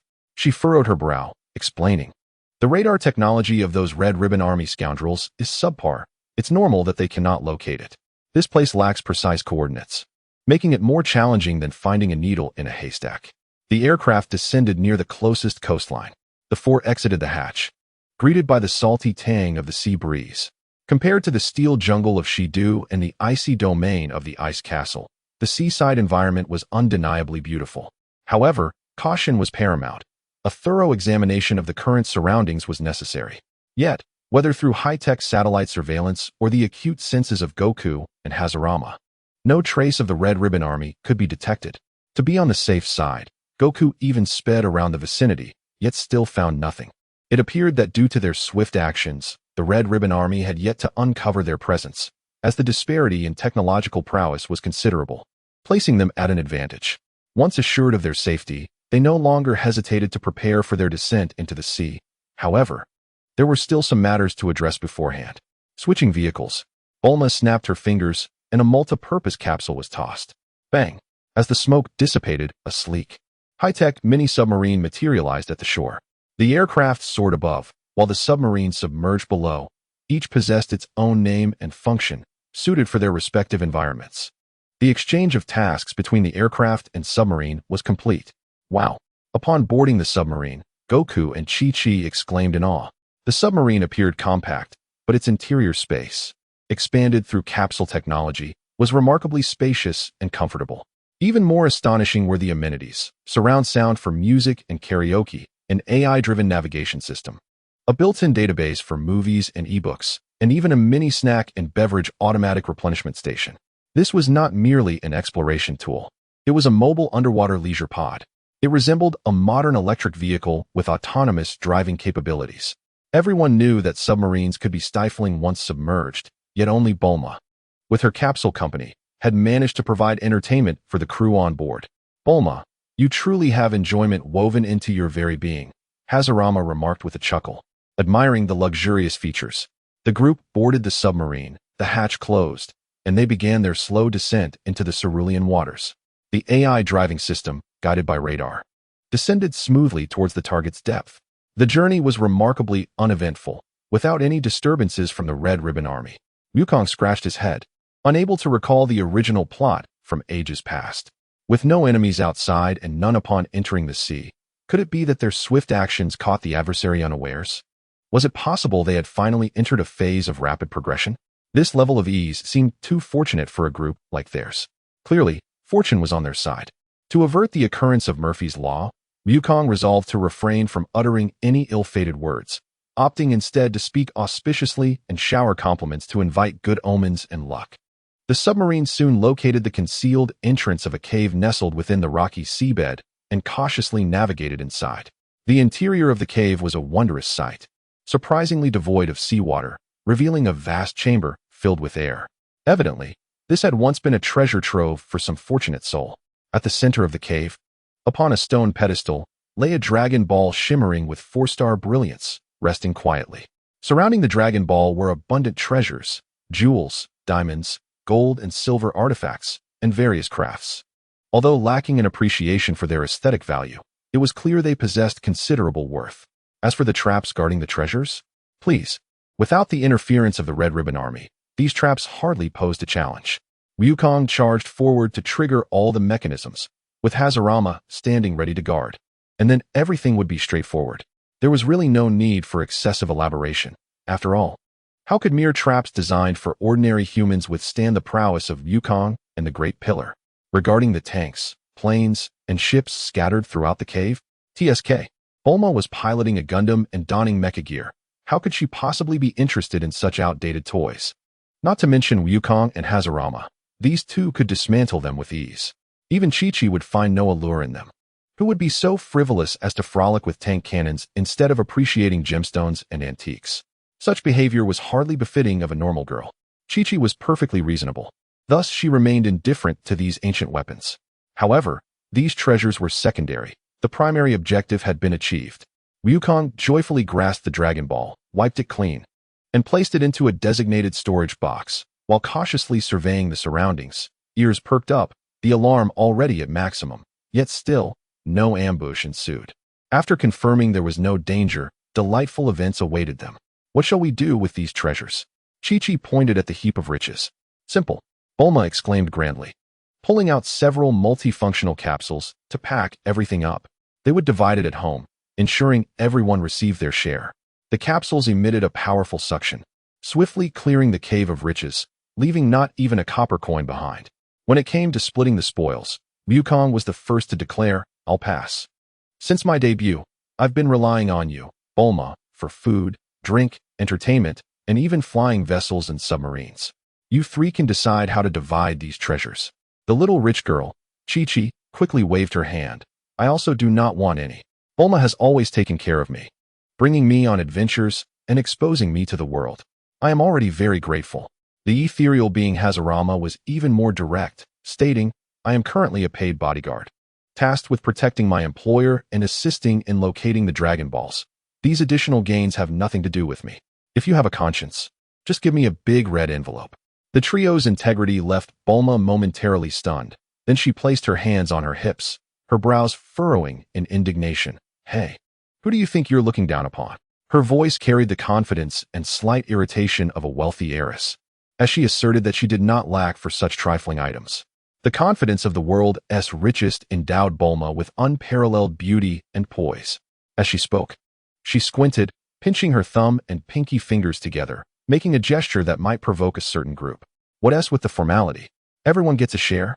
Once I return and have everything appraised, the money will be transferred directly to your accounts. No one is allowed to refuse.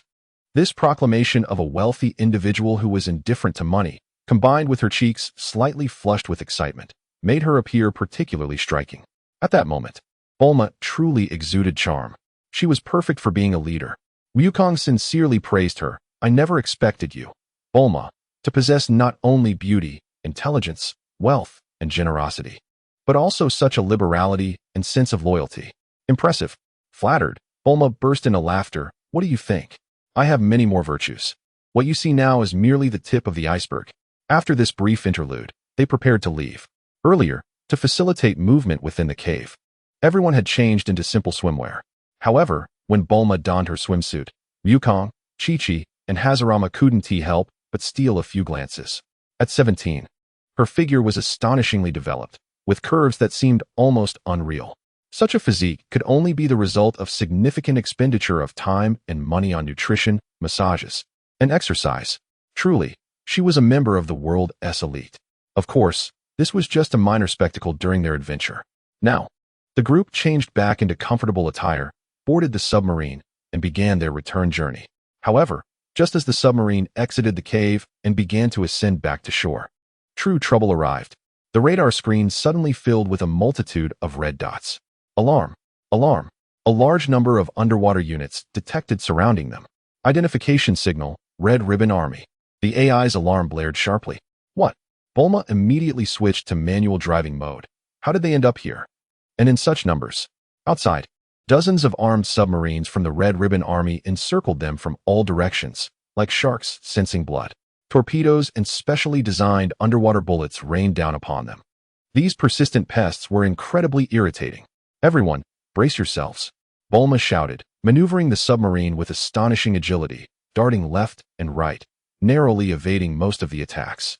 The submarine's hull was sporadically struck, emitting dull thuds, but the sturdy armor held firm for the time being. Damn it!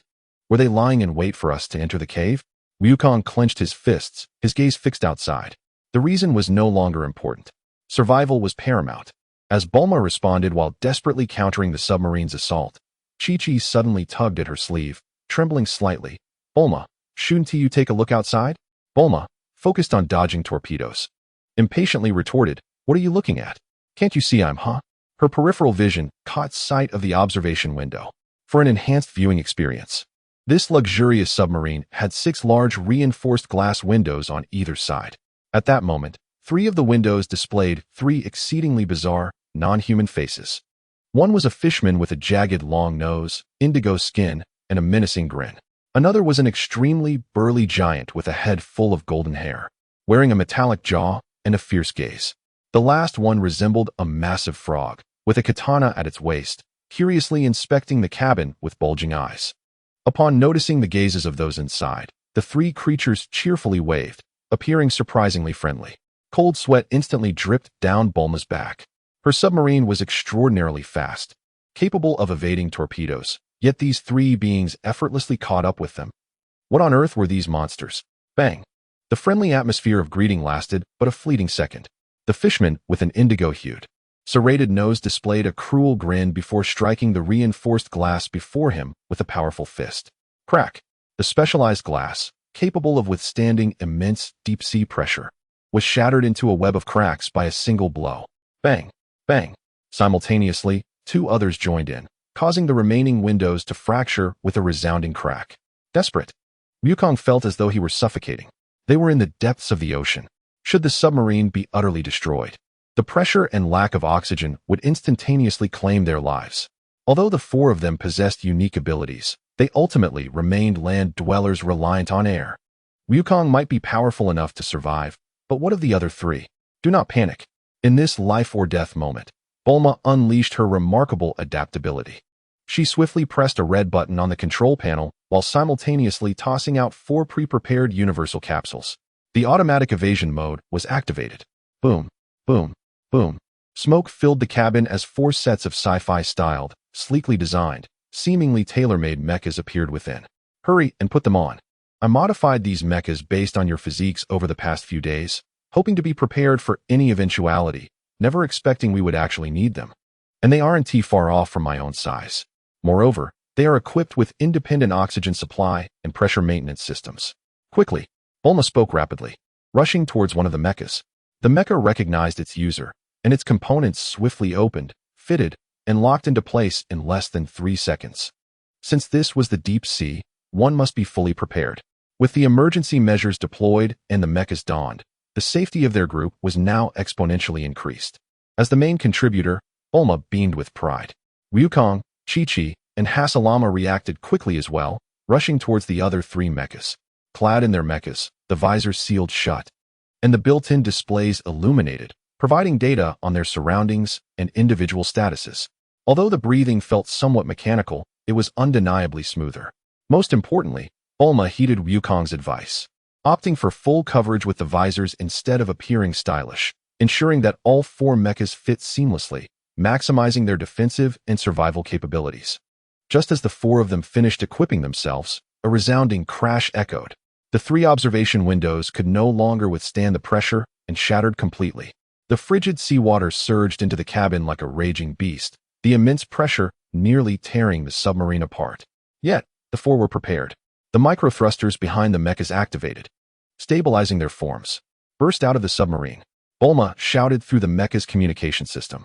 The 4 shot forth like arrows from the water, escaping the rapidly sinking, twisted remnants of the submarine.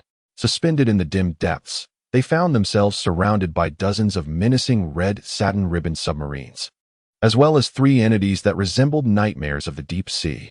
Wukong gazed through his visor, fixated on the 3 approaching monsters, seemingly unaffected by the pressure and lack of oxygen.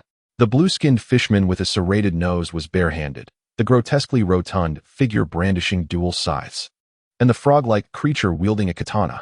Wukong could hardly fathom that in this world, aside from dogmen, pigmen, bearmen, western dragonmen, tower-dwelling catmen, and skyborn green men, there also existed underwater fishmen.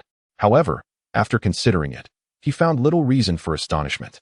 It was merely the striking resemblance of these figures that stirred a powerful sense of déjà vu. The vicious dragon and the drought bringer. Jack. These 2 images were etched deeply in his memory. Although he had long ceased watching, he recognized those 2 faces as undeniably malevolent beings. The frog swordsman, though unfamiliar, was surely not benign if he allied with such notorious figures. After all, the water disaster was indeed perilous, and Wukong had not lived to witness the appearance of minor characters like the Kappa swordsman. Yet now, he found himself in a position to battle these 3 masters of aquatic combat. Even clad in Bulma's advanced mecha, Wukong felt a gnawing uncertainty. He inhaled deeply from the oxygen provided by the mecha and, with an unprecedented gravity in his tone, warned his companions through the team communication channel. Everyone, be cautious. Do not underestimate them. These 3 are extraordinarily formidable. The vicious dragon bared its toothy grin. Jack cracked his neck with a bone-rattling sound, and the frog swordsman slowly drew his katana. The hunt and counter-hunt in the deep sea commenced. Chapter 42. Journey to the West as proof. The water monkey is not impressive. In the shadowy depths of the ocean, where the pressure was immense and light scarcely penetrated, the shattered remnants of the submarine sank slowly, resembling the carcass of a colossal beast. In this silent arena of slaughter, 4 mechas gleaming with metallic sheen faced off against 3 uniquely shaped, yet equally ferocious deep-sea denizens. Wukong, peering through his visor, locked his gaze onto the 3 adversaries before him. The indigo-skinned dragon, with its serrated long nose, wore a cat-and-mouse smirk. The mountain-like Jack, adorned with a metallic jaw, harbored nothing but pure destructive intent in his eyes. The frog-faced swordsman had already gripped the hilt of his katana with a keen gaze. An uncontrollable thought invaded Wukong's mind. At what point in the Dragon Ball world did physical bodies become impervious to ordinary blades? He vaguely recalled that at age 15, during his battle with Piccolo, Yajirobe could still slice through the demon tribe with a knife to roast meat. At 24, when facing Vegeta, that brat had been able to ambush and sever the Saiyan Prince's tail. It was likely around the age of 26, when Frisia's family came to Earth seeking to deliver a head for a bounty, that swords and knives seemed to have vanished from the annals of history. Yet now, he was merely 13, and before him stood these 3, 2 of whom wielded genuine weapons. The dragon was unarmed, but its claws appeared quite menacing. Jack brandished 2 massive, sinister scythe-like weapons. The frog-faced adversary held a gleaming katana. Thank goodness I have this armor. Wukong felt a surge of dread. Without Bulma's advanced mecha providing protection, facing these two armed fishmen in the depths would surely leave him in tatters. He cursed himself for not bringing his Rui Jingu Bang. Otherwise, he wouldn't be so defenseless. Wukong vowed that after this lesson, he would carry the Rui Jingu Bang with him at all times. Although he possessed the support of Ki and the extra protection of the mecha, instigating a life-or-death struggle against armed fishmen in the deep sea was inherently a foolish decision. The resistance of the water severely hampered Wukong's speed and agility. Every punch or kick felt heavy and sluggish.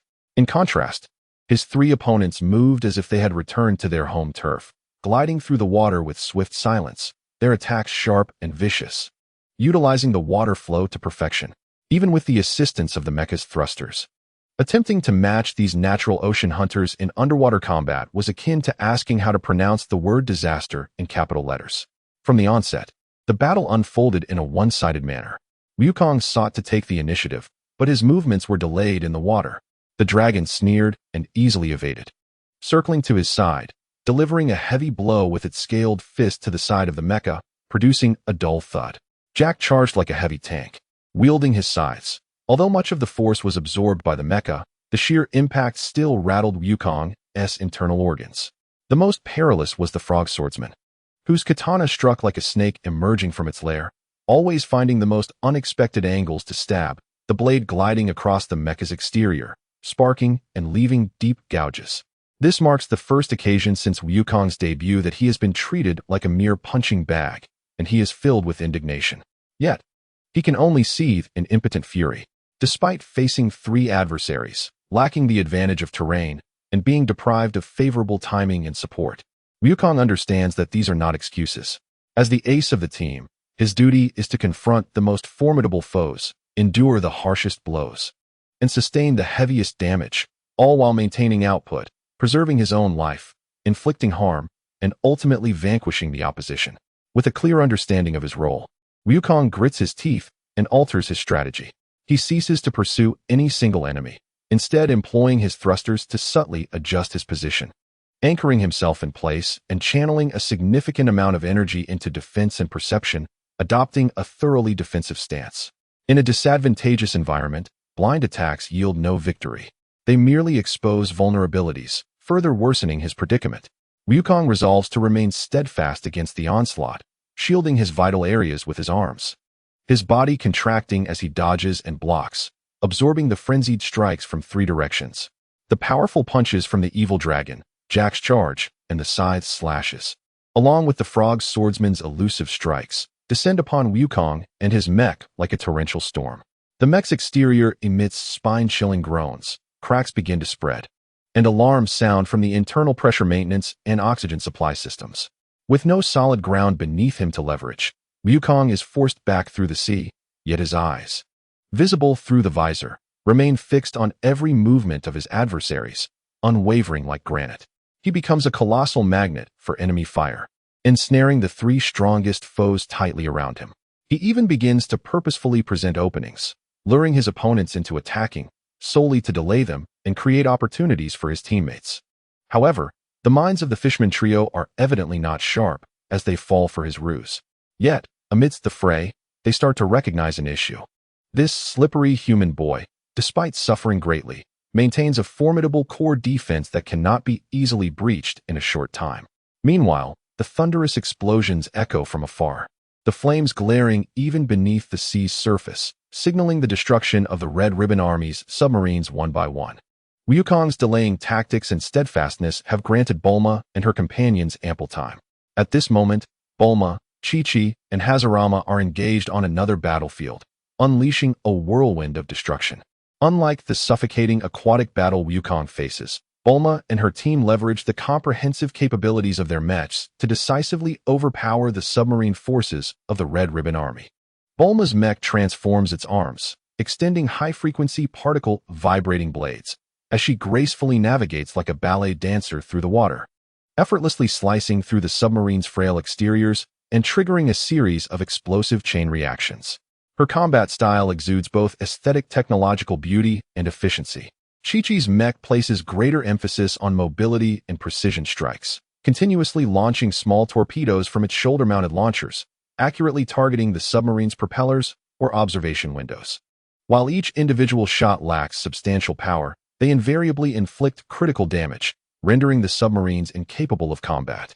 Her petite figure weaves nimbly among the massive submarines, akin to a lethal hummingbird.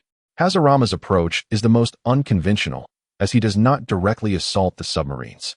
Instead, upon breaching their vicinity, he clasps his hands together, emerald energy radiating like a net, enveloping the submarines and causing their internal electronic systems to short-circuit, turning them into mere floating iron coffins. His presence resembles a vast silence that envelopes the battlefield. General White, aboard his command submarine, is infuriated. Yet his lack of proficiency in aquatic warfare leaves him powerless to intervene as his fleet is mercilessly decimated by 3 Iron Men. As the submarine fleet suffers rapid attrition, the evil dragon begins to lose his composure. He roars at the frog swordsman, signaling him to exit the combat zone and assist the crumbling submarine forces. The frog swordsman nods and prepares to rush over. However, in that very moment, a jarring wave of energy erupts from the beleaguered human. Wukong, maintaining his defensive posture, brings his hands together in front of him, fingers curled like claws, as a fiercely condensed blue-white energy sphere begins to coalesce between his palms, radiating a destructive aura. His low voice resonates through the visor and water, though muffled, carries a resolute threat. It is clear that if any of the 3 dares to retreat, he will unleash this Kamehameha upon the one attempting to escape, regardless of the consequences. In the depths of the ocean, employing such a powerful energy wave carries immense risk. But the danger of being directly hit is even greater. The Fishman trio freezes, sensing the lethal threat emanating from the energy sphere. None dare to gamble on whether the agitated human will indeed release the blast if they abandon their positions. The evil dragon's expression darkens as he growls, halting the frog's movement. The 3 are compelled to redirect their full attention to Wukong, their attacks becoming more frantic in an attempt to swiftly eliminate this troublesome foe. Once this adversary is defeated or incapacitated, they believe the destruction of the submarines will pose no challenge to them in overcoming Bulma and her companions. At this juncture, both Wukong and the Fishman trio comprehend the critical importance of time. The explosions continue to erupt from the submarines, while Wukong endures relentless assaults. This is a contest of endurance, determining whether Wukong's defense and willpower will falter first, or if the Red Ribbon Army's submarine fleet will be completely eradicated. At last, the distant explosions begin to dwindle, fading into silence. In the murky depths, only the remnants of the submarines and debris remain afloat. 3 figures, trailing streams of water, hasten back, having dispatched all minor threats to provide support to Wukong. However, as they approach, their hearts leap to their throats. Wukong's mech lies in tatters. The chest plate caved in, arm guards shattered, and the visor broken, revealing much of his face. It is evident that he can no longer draw oxygen from the mech. He is solely relying on the formidable resilience of a scion to hold his breath, his complexion turning crimson. The evil dragon's claws tear at his damaged neck protection. Jack's scythe aims for his unprotected waist, and the frog's blade lunges directly for the core of his mech's energy. Yet, Wukong, clinging to the last remnants of breath, lowers his head to strike the evil dragon's claws with his forehead, using the relatively intact arm guard to block Jack's scythe, while he resorts to grasping the frog's blade with his palm to shield his energy core. At this moment, Wukong can no longer afford to worry about potential injury. His life is at stake. In a critical instant, Bulma screams, "Get away from him," as her mech's shoulder launches several mini-interference grenades, striking the 3 fishmen precisely. Although they inflict little damage, the force of the explosions pushes the trio away, buying Wukong precious moments. Hazarama and Chi-Chi rush forward, intercepting Jack and the frog respectively. Hazarama's barrier formed from spiritual energy withstands Jack's ferocious slashes, while Chi-Chi skillfully maneuvers to deflect the frog's cunning thrusts. Bulma, meanwhile, darts to Wukong's side with utmost urgency. Wukong, hold on." She sees his face, purple from lack of oxygen and bulging eyes, her heart nearly stopping. Time is of the essence. She extends her hands, cupping the damaged visor, and with a determined pull, she wrenches it apart. The already fragile visor was forcibly pried off by her. Taking a deep breath of the pure oxygen converted within the mech, Buma abruptly raised her hand and pressed a button on the side of her visor. With a click, the visor sprang open, revealing her anxious and exquisite face. The pressure and cold of the deep sea rushed in, but she paid it no heed.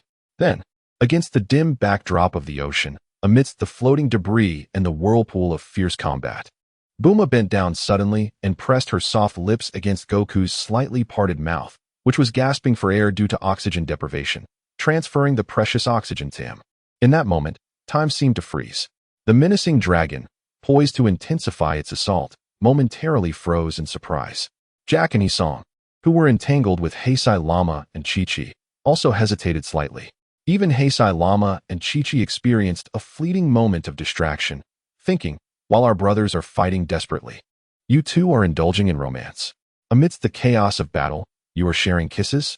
Such high-tech mechs, and yet no oxygen masks for rescue. Are you two performing for a show? However, in this critical situation, everyone understood that this was the only method of salvation.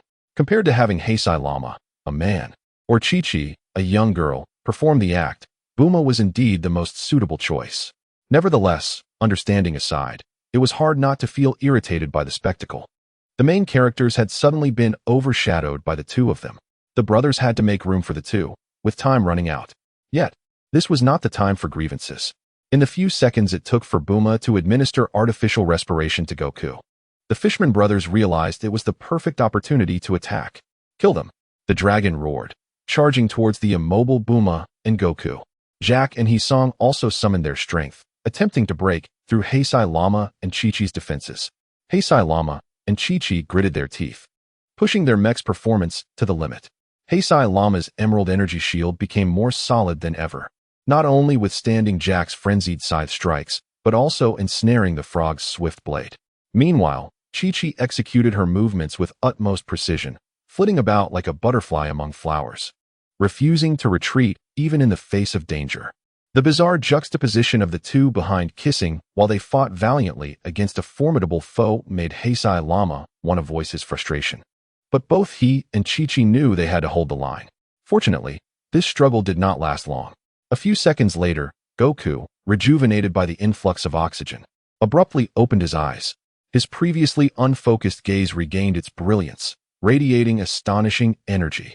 Buma sensed his transformation, immediately raising her head. Her face slightly flushed as she quickly closed her visor, expelling the seawater within. Goku blinked, aware that time was of the essence. Moreover, in a moment where he was on the verge of suffocation, there was no time to savor the tenderness. This was a life-or-death moment, and he had no time to relish softness. Having exchanged air and revived, Goku surveyed the three agitated fishmen before him, who were frustrated by their thwarted assault, then glanced at the fully armed Buma beside him and the somewhat disheveled, yet steadfast Heisei Lama and Chi-Chi flanking him. A fierce determination curled at the corners of his mouth. 4-against-3. The tides of battle had shifted. As for why his smile did not seem menacing enough, well, it was only natural after being kissed by a beautiful girl that he would need a moment to adjust his emotions before entering the fray. In the depths of the sea, the situation turned dramatically. Goku, having inhaled the sweet oxygen from the lungs of the beautiful girl, could not claim to be fully revitalized. But this breath was enough to empower him to wreak havoc in this advantageous battle. As long as he acted with caution, executed his maneuvers with precision, and seized the right moments in the ensuing skirmish, Goku vowed to make the adversaries realize that failing to eliminate him, their leader, at the onset would lead to chaotic slaughter once he caught his breath. With a slight twist of his neck, Goku, invigorated with a sense of warlike fervor, locked his gaze onto the three fishmen opposite him. Buma stood ready at his side, while Chi-Chi and Heisei Lama encircled from either side, forming a perfect semi-encirclement of 4-against-3. The menacing dragon, Jack, and Hisong felt the sudden surge of spirit and unmasked killing intent from the opposing four, especially from the boy they had just been overpowering, whose eyes now glimmered with the sharpness of the ocean's fiercest predator. They exchanged glances, each seeing the seriousness and retreat in the other's eyes. They had failed to secure the advantage. It had now shifted to their opponents. If they recklessly charged in, the consequences would be dire. However, if they maintained their composure and analyzed the situation, perhaps they could find a more advantageous approach. Just as Goku prepared to lead the charge and initiate an attack to redeem themselves, the dragon let out a sharp, peculiar shriek. But this sound was not a call to attack. It was a signal to retreat. The three fishmen wasted no time. Their powerful tails and webbed feet propelled them forward like arrows, shooting away in an instant. Their speed created long white trails in the water, and they showed no inclination to linger. They are running away. They can actually escape? Goku was stunned, his poised attack stifled. Bulma, Chi-Chi, and Heisei Lama were equally taken aback by their opponent's decisive retreat. Just moments ago, they had been locked in a fierce battle, and now they were slipping away without a word. This unexpected turn not only caught Goku and his companions off guard, but even General White, who was struggling to don a makeshift underwater breathing device among the wreckage of submarines, was dumbfounded. He had hoped that these three powerful fishmen could hold on a little longer, perhaps even create a miracle for a counterattack. But to White's astonishment, as the three fishmen sped past him in their hasty retreat, their pace did not falter. The robust Jack even casually grabbed the bewildered General White under his arm, as if he were a mere chick, and then, without looking back, followed the dragon and his song, vanishing into the dim depths of the sea with astonishing speed. Goku and his companions floated in place, wide-eyed, momentarily speechless. They just ran away? Chi-Chi asked incredulously in a whisper. It seems so, Heisei Lama replied, releasing his combat stance and scanning the surroundings to ensure no enemies remained. Damn, I can't breathe. Goku was the first to break the silence.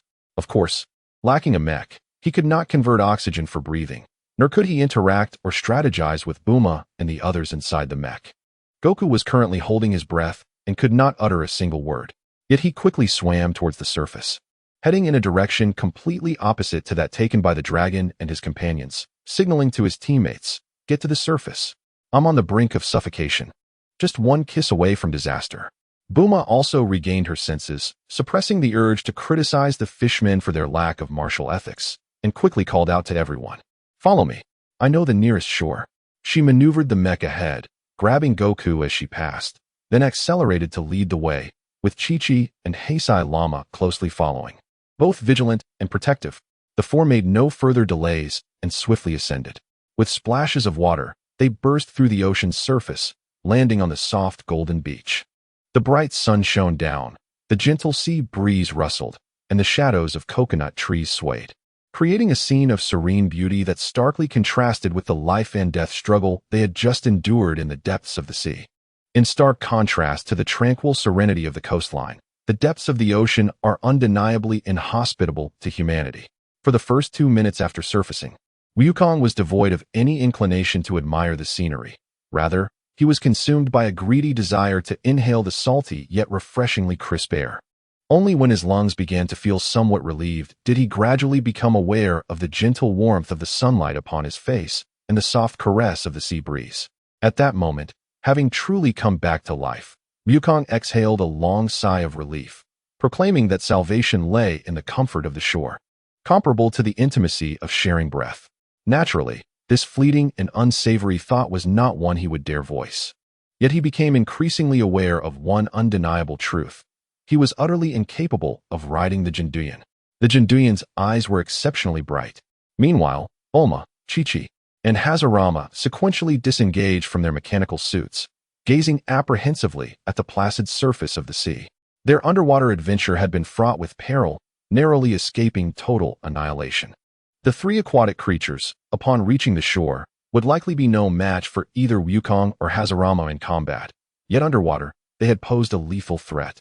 Especially without oxygen tanks, the two of them would have surely perished together. Speaking of Bulma, that was my first kiss, and you owe me for that. In times of peace, Wukong would undoubtedly become a source of chaos. At this moment, his fervent accusations rendered everyone momentarily speechless. They had forgotten the urgency of the previous situation and Bulma's act of providing Wukong with artificial respiration. But now, upon Wukong's mention, Chi-Chi and Hashirama were first taken aback, then stunned, followed by Chi-Chi's humorous reflection on the thickness of his skin, pondering when she might achieve such audacity to find a partner. Stinky Wukong, you better apologize and thank Bulma properly. Chi-Chi fumed, pinching Wukong's cheeks and pushing him a meter away. With a resounding crash, Bulma, without uttering a word, donned her mech suit and charged forward, delivering a series of explosive punches upon Wukong. Her strikes were relentless, akin to two machine guns firing in tandem, pounding away mercilessly. Amidst the onslaught, she muttered, "That was your first kiss. You owe me. Here's 3 punches for you. And another one. And one more." This flurry of blows resembled the powerful move of the renowned martial artist Ralph from the King of Fighters series. Yet such techniques were only effective when directed towards the opposite sex. Simultaneously, a dozen nautical miles away from Wukong and his companions, a desolate reef served as the backdrop for a most disheveled General White, who, having choked on several mouthfuls of seawater, emerged from the depths alongside his companions. The evil dragon, Jack, and his song.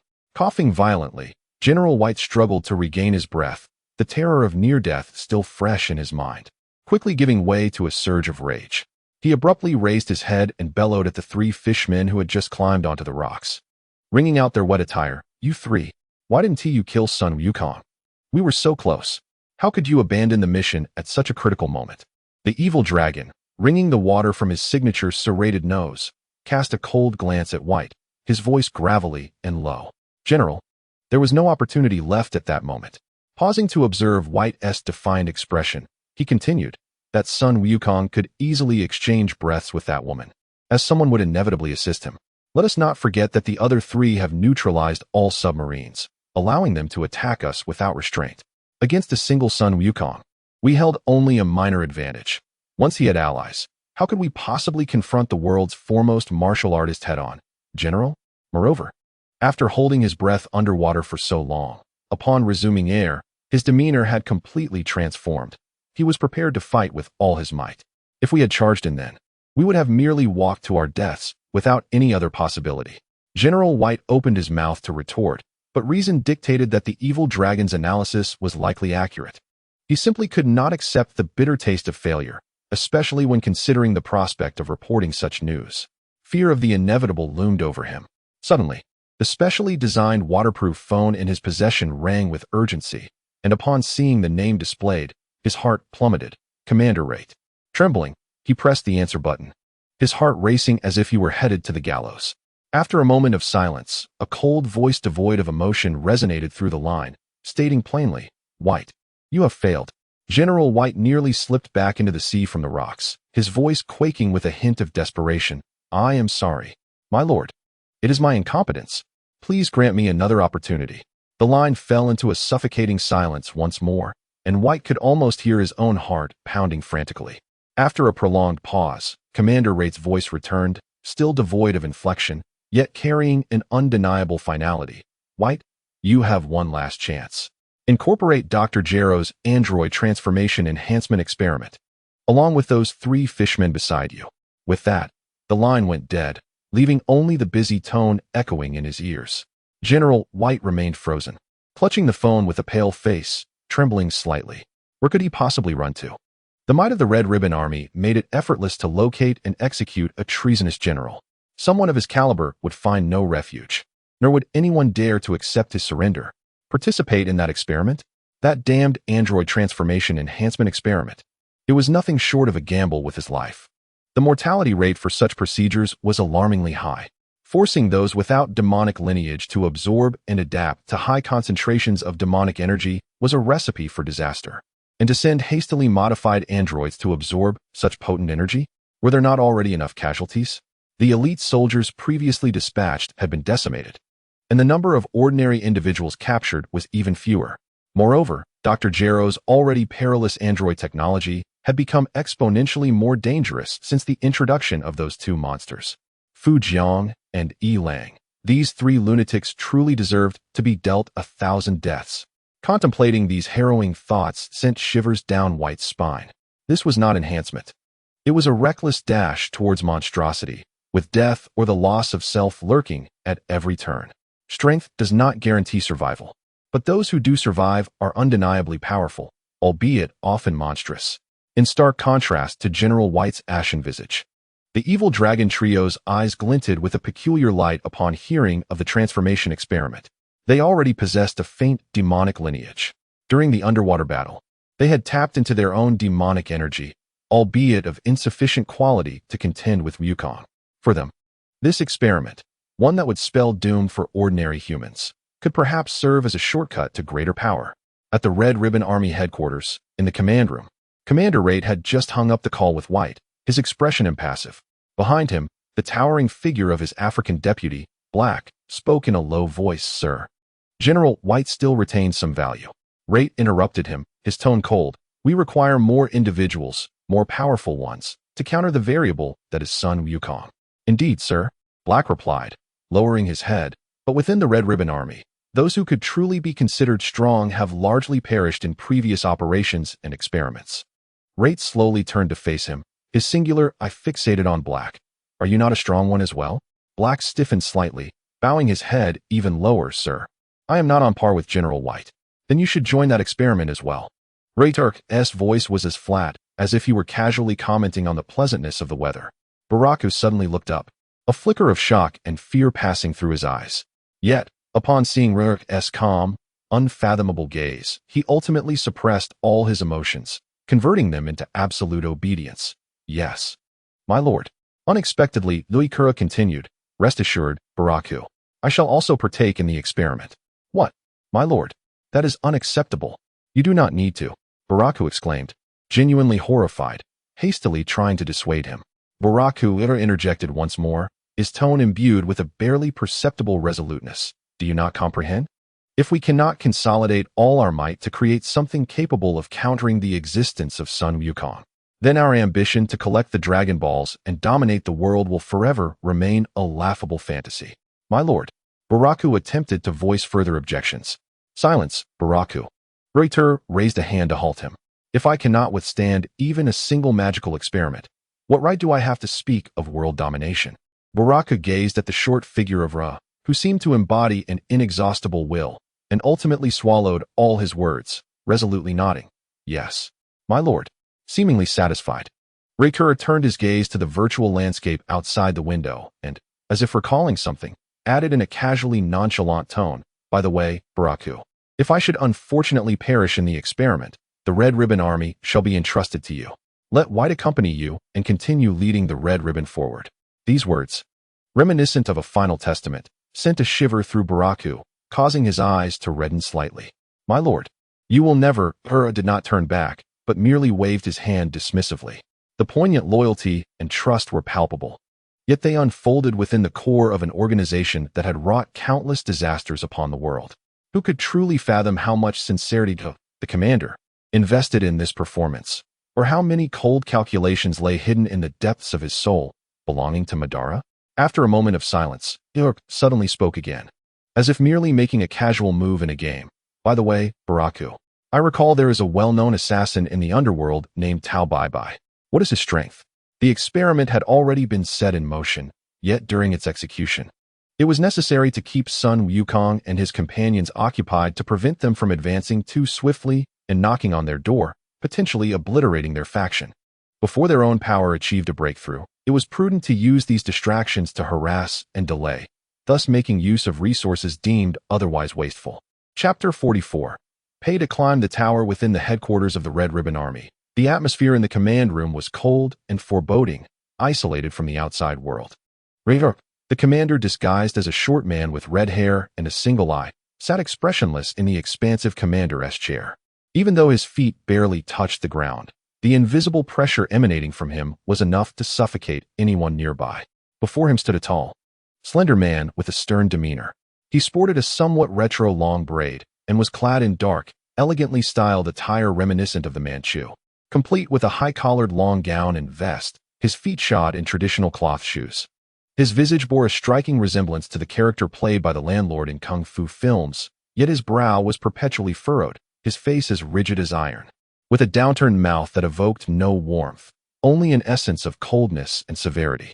He was none other than the world's foremost assassin, known in the underworld as Shangwani Yun or Tao Bai Bai. So, Tao Bai Bai's voice was devoid of any emotional fluctuation, akin to the chilling sound of blades scraping against one another. "You wish for me to eliminate the world's greatest martial artist, Sun Wukong?" He deliberately emphasized the phrase world's greatest, his sharp gaze scrutinizing Ringa, the world's foremost assassin tasked with the elimination of the world's foremost martial artist. Reuter's voice, while equally devoid of inflection, carried an enticing undertone. Is there a more compelling advertisement than this? The title of the world's greatest assassin shall henceforth remain unmatched. Moreover, you have witnessed the competition, have you not? Sun Wukong's prowess is not necessarily superior to that of Cheng Long. He merely capitalized on the advantages of the arena. With your capabilities, I trust there is a high probability that you could indeed eliminate Sun Wukong. Tao Baibai fell silent. He was indeed intrigued. For an assassin, fame sometimes eclipsed wealth. However, he was no fool. The World Martial Arts Championship had been broadcast on a large scale through the Universal Capsule Company, and he had meticulously analyzed Sun Wukong's performance. The terrifying speed, strength, and that earth-shattering Kamehameha, Tao Baibai, though self-assured, understood that the power of that little imp likely matched his own, if not surpassed it. The level of Cheng Long, conveyed through television broadcast, had also imposed considerable pressure on him. The top 3 contenders in the martial arts tournament had overwhelmingly surpassed the other competitors. As the champion, Sun Wukong was even more inscrutable. In comparison, Tao Baibai realized he was merely an equal, with a victory rate that did not justify the risk.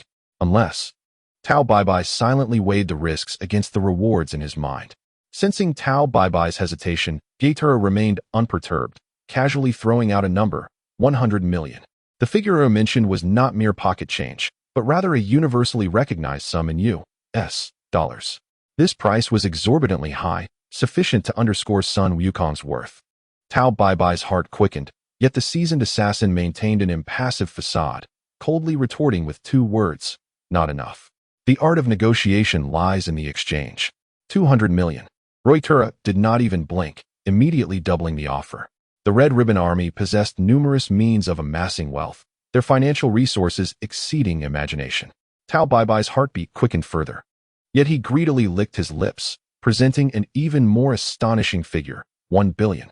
The air in the room instantly thickened. Roy Cook's singular eye narrowed dangerously, a glimmer of menace shining through the slit. Buraku, the black deputy standing behind him, felt a cold sweat break out on his forehead, his palms slick with moisture. 1 billion. This sum, even for the Red Ribbon Army, represented a significant fortune. Moreover, he could distinctly sense the nearly imperceptible aura of killing intent emanating from In this room, should negotiations falter, he and the commander together would likely not be enough to withstand Tao Baibai's attack. An oppressive silence lingered for nearly a minute. Finally, Gaetura spoke again, not to haggle, but to present a proposal. I shall provide you with a 200 million deposit. His voice was deep and laden with pressure. To kill Sun Wukong, the remaining 800 million will be yours in full. Should you fail to eliminate him. Roy Cook's tone turned frigid, akin to a Siberian chill. Then consider this 200 million deposit as your life's worth. A threat, a blatant threat. Yet the Red Ribbon Army possessed the confidence and strength to issue such a warning. Their enterprises spanned the gray areas, with expenditures on tanks, aircraft, and submarines flowing like water. Dr. Jarrow's insatiable experiments had never ceased, sustained by unimaginable financial resources and ruthless methods. Gaetura, Madara, indeed harbored intentions of spending lavishly to achieve grand ambitions. As long as Tao Baibai succeeded in eliminating Sun Wukong, or at the very least severely injuring him to delay his collection of the Dragon Balls and by sufficient time for their magical enhancement experiment, then the expenditure of this billion would be worthwhile. Furthermore, once he utilized the Dragon Balls to achieve his ultimate goal, the entire enterprise of the Red Ribbon Army would become mere refuse, easily discarded. As for whether Tao Baibai might take offense at his withholding of the deposit and then turn against him, please. He, Cook, was merely a mask. Madara was the true essence. Would he fear Tao Baibai's sudden outburst? Hardly. Everything was firmly under control. Tao Baibai remained silent. The astronomical figure of 1 billion corresponded to an equally high risk. He did not possess absolute certainty. Otherwise, such a price would not have been proposed. Ultimately, the yearning for wealth and fame overshadowed the assessment of risk. I will return for the remaining funds, said Tao Baibai coldly, effectively accepting the deal. Very well, it's settled, Ruidi nodded. Thus, a transaction was forged wherein time was purchased with money and life exchanged for wealth. It is difficult to ascertain who truly profits or suffers when both parties express contentment. It is deemed a win-win situation. The bounty on Wukong's head soared, presenting an opportunity to eliminate a number of those who constantly covet his bounty. 2 victories in 1. Upon departing from the headquarters of the Hong Duandai army, Tao Baibai did not, as described in the original text. Casually break off a segment of a stone pillar to perform the column flight technique. Such an act would be overly ostentatious, and its efficiency might not surpass his full-powered aerial dance technique. Most importantly, the vast distance of several thousand kilometers could not be traversed by mere force of a throw. However, the notion of throwing a segment, landing, and then throwing again was nonsensical. If one were to claim that Tao Bai Bai could hurl something across thousands of kilometers, then Wukong would have no need to resist. He could simply kneel and beg for mercy when the pillar descended. With such capability, a grenade would be insufficient to bring him down.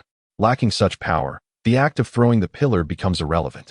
Thus, Tao Bai Bai employed a classic technique of the He Xian Liu. In an instant, his figure shimmered as he ascended with the aerial dance technique, transforming into a streak of light barely perceptible to the naked eye, swiftly vanishing into the horizon. This display was sufficient to astonish Ruidi and leave Burek Agape. After all, who would dare to believe that a person could fly? What they were unaware of was that Tao Bai Bai did not head directly to the target area indicated by the Dragon Ball radar. He descended upon a desolate mountaintop, retrieved an encrypted communicator, and dialed a number. The call was quickly answered. "Brother," Tao Bai Bai's voice took on an unusual gravity. "I require your assistance." A sharp, somewhat sinister voice replied from the other end. "Oh? The world's #1 assassin requires help. What predicament could possibly challenge you, Tao Bai Bai? I just accepted a rather troublesome order. I fear I cannot ensure success alone," Tao Bai Bai replied solemnly. "Who is the target? Could it be that old immortal Wu Tian?" The voice on the other end sounded curious. "Sun Wukong. Surely you have heard that name," Tao Bai Bai asserted, confident that the name would resonate. "Sun Wukong." The voice rose sharply, filled with astonishment. "That monstrous little brat. The champion of the world's martial arts tournament?" "Indeed," came Tao Bai Bai's response. The voice on the other end fell silent for a few moments, evidently assessing the situation. "That little brat's strength is indeed formidable. From what I saw on television, he is likely no less powerful than either of us. Accepting this contract entails significant risk, though the footage was a genuine recording. Viewing it on television cannot fully convey an individual's prowess." The choice of words from the other end could hardly be deemed either overly optimistic or cautiously serious. "That is precisely why I require your assistance, brother," Tao Bai Bai continued. "Along with Tianjin Fan and Jiao Zi, the four of us united shall ensure that, even if Sun Wukong is stronger than portrayed on television, his demise is inevitable." Tao Bai Bai proposed summoning the main forces of He Xian Liu, adding Tianjin Fan and Jiao Zi. The He Xianren on the other end pondered. Tianjin Fan was his most exceptional disciple, a prodigy of the Three-Eyed Clan, whose strength even subtly surpassed that of his master. Though Jiao Zi was young, his unpredictable abilities could yield remarkable results in group battles. Even if that little rascal Sun Wukong had grown stronger, this quartet was more than sufficient to handle him, unless word were to leak. Allowing Sun Wukong to summon the Ko Xian Liu, the He Xianren believed their success was virtually assured. Very well, the He Xianren ultimately consented, recognizing this as a more secure arrangement. "Where shall we convene?" Tao Bai Bai provided a set of coordinates. "As soon as possible. The target's movements are unpredictable. We must locate and neutralize him swiftly." Upon ending the call, a glint of ruthlessness flickered in Tao Bai Bai's eyes. Under the auspices of the Universal Capsule Corporation and Bulma's efforts, the influence of the previous World Martial Arts Tournament reached unprecedented heights, with countless spectators having witnessed the prowess of Sun Wukong and his companions. This compelled these elite assassins and martial artists to exercise greater caution, even to the extent of banding together to launch a coordinated assault. After all, with 3 peak-level Ko Xianren joining forces, Tao Bai Bai held little doubt that Sun Wukong could turn the tides. Should he attempt to do so, he would find himself forcibly brought to his knees. When that time comes, it would be the moment for He Xian Liu to establish its renown across the world.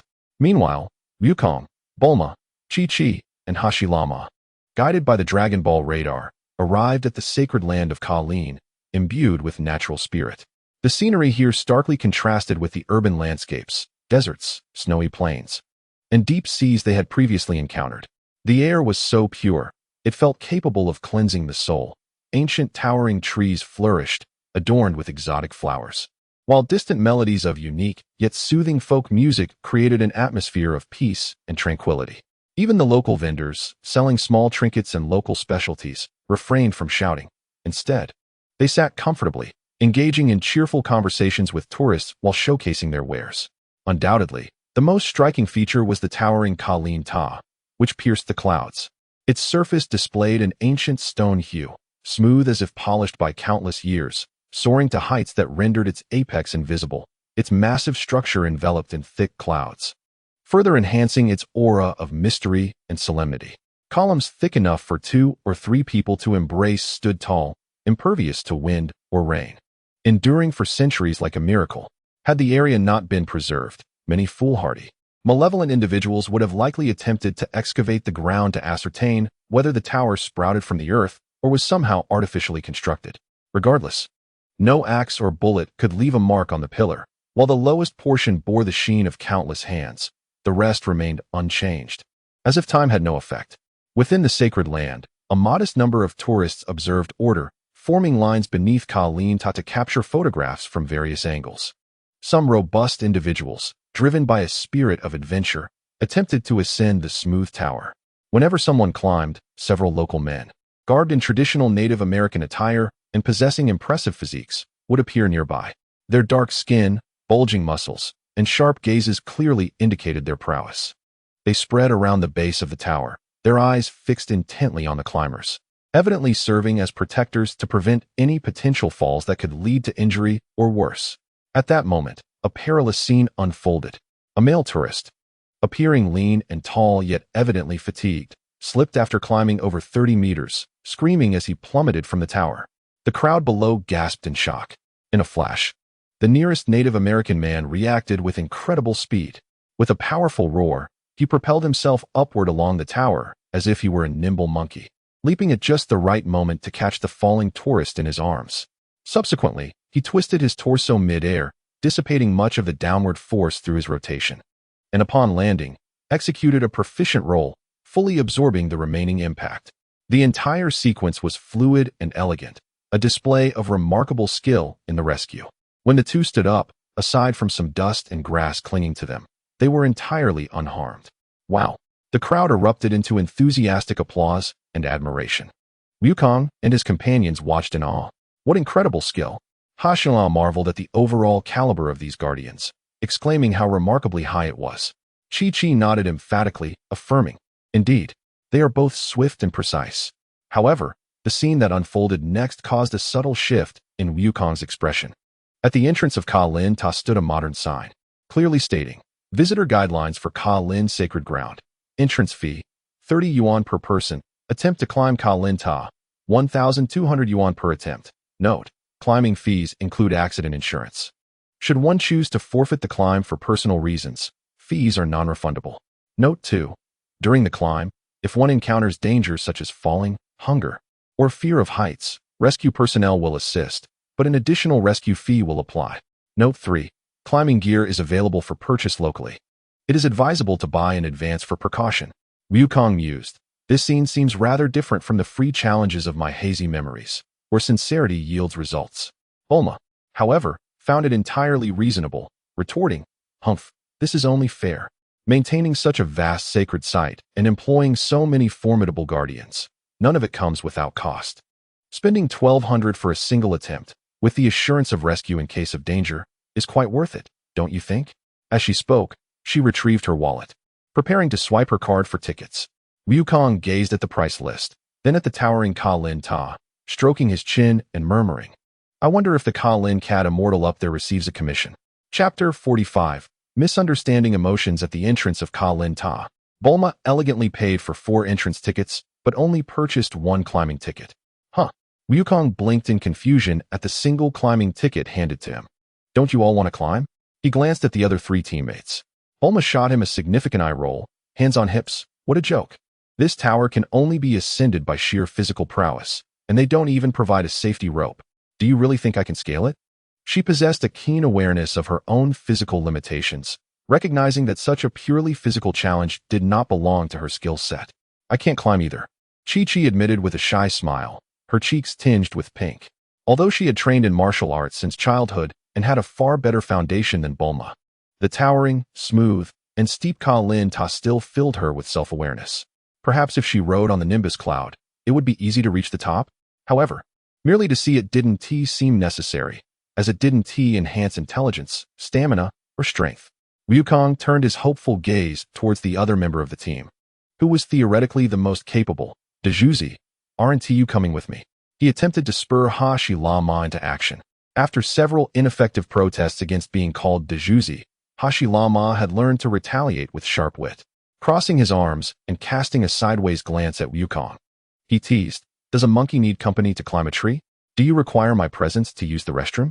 Staying up all night at an internet cafe is companionship too, you know." Wukong, incensed, attempted to counter with a manly retort. "I'm not going." Hashi Lama raised his chin, bearing a subtle pride derived from his bloodline and strength. His statement was not entirely boastful. As a being of the spirit realm endowed with unique spiritual energy, the trials of Ka-Lin Ta held little allure for him. In reality, though unspoken, Hashi Lama's power, even within the spirit realm, was exceptionally unique and formidable compared to others. In simpler terms, while his identity and status were unprovable, the quality of his spiritual energy placed him among the elite of the spirit realm. Humph, being called Dejuzi is impressive, while I remain the legendary Dog Kong. Wukong scoffed. You, with your title of Dejuzi, have little to show for it. You cannot even best the wife who has suppressed you your entire life. Ultimately, you fall short even compared to the two new generation figures, Bi Tianzue and Air Juzi. How can you compare with me, the illustrious Dog Kong, who conquers all realms? Hashi Lama pretended to clean his ears, feigning ignorance to Wukong's words. Beside them, Bulma and Chi-Chi watched the exchange between the two men, unable to suppress their laughter, finding the banter delightfully entertaining. A considerable number of tourists queued to take photos with Ka-Lin Ta, and finally, it was Wukong and his companion's turn. They first posed for a group photo. Wukong and Hashi Lama, two quintessentially masculine figures, stood rigidly before the tower, their expressions serious and their stances stiff, lacking even the qualification to serve as proper background figures for the ladies. After numerous attempts and much training from Bulma and Chi-Chi, the two finally managed to force smiles, but that was the extent of it. What a waste, Bulma thought, lamenting the lost opportunities for expressive poses. Then came the various combinations of photos featuring Bulma and Chi-Chi, each showcasing their individual shots and striking a myriad of poses, adorable, cool, and affectionate, which drew the attention of many onlookers. Attractive individuals, particularly beautiful women, invariably attracted more attention. At last, it was time for the main event, the climb.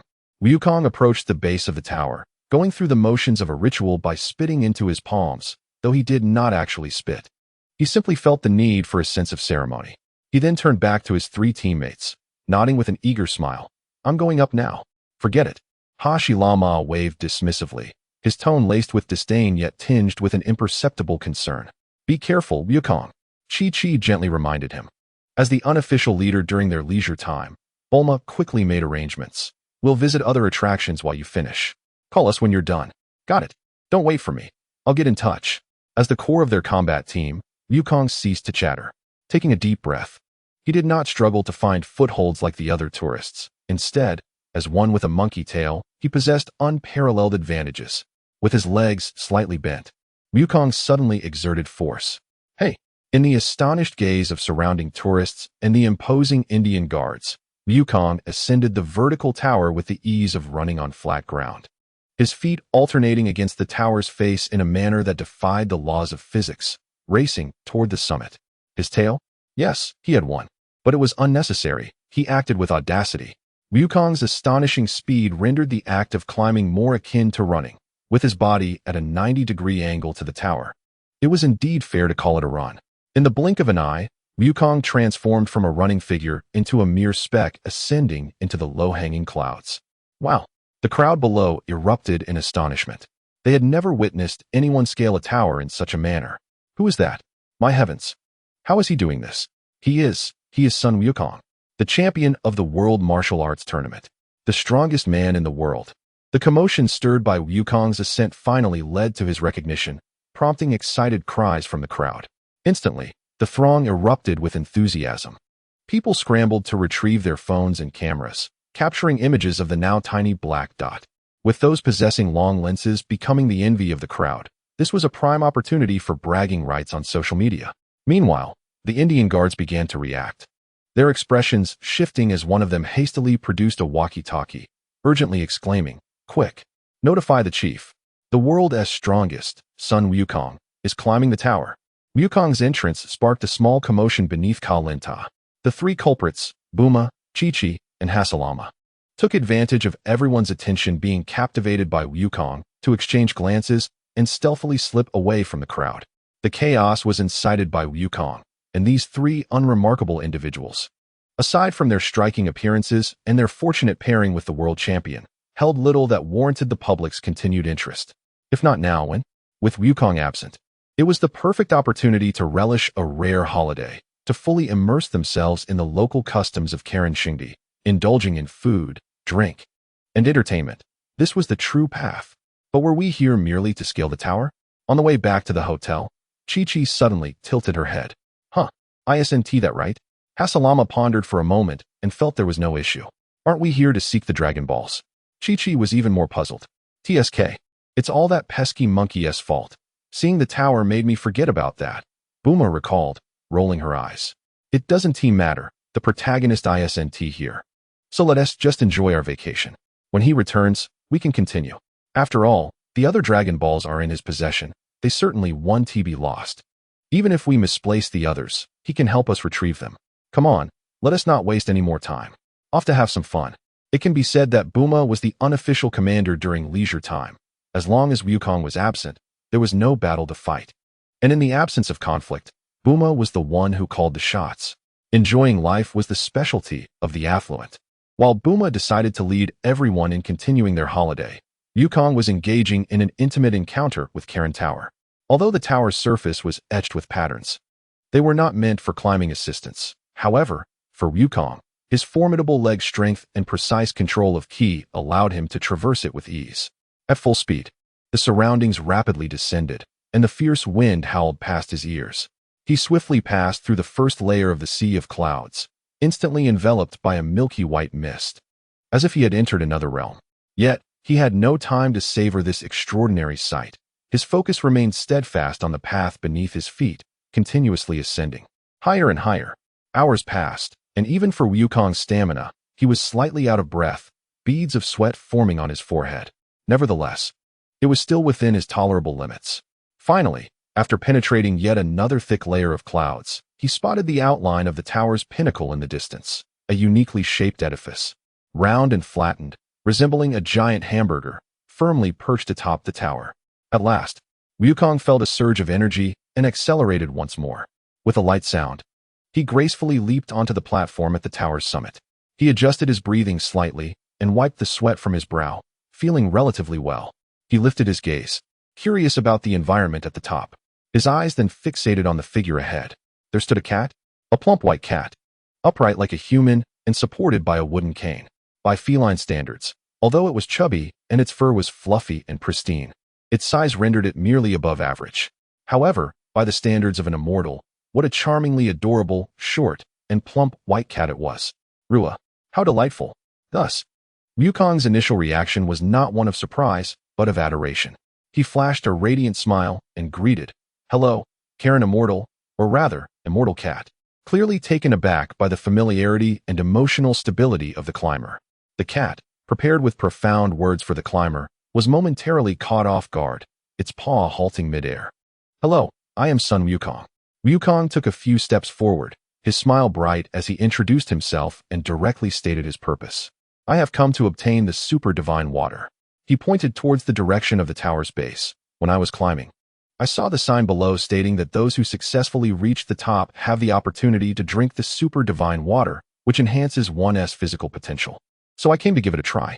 The Karen cat observed Wukong, clearly sensing the immense life energy and the pure, potent ki within the young boy. It shook its head slightly, a warm yet regretful expression gracing its feline features.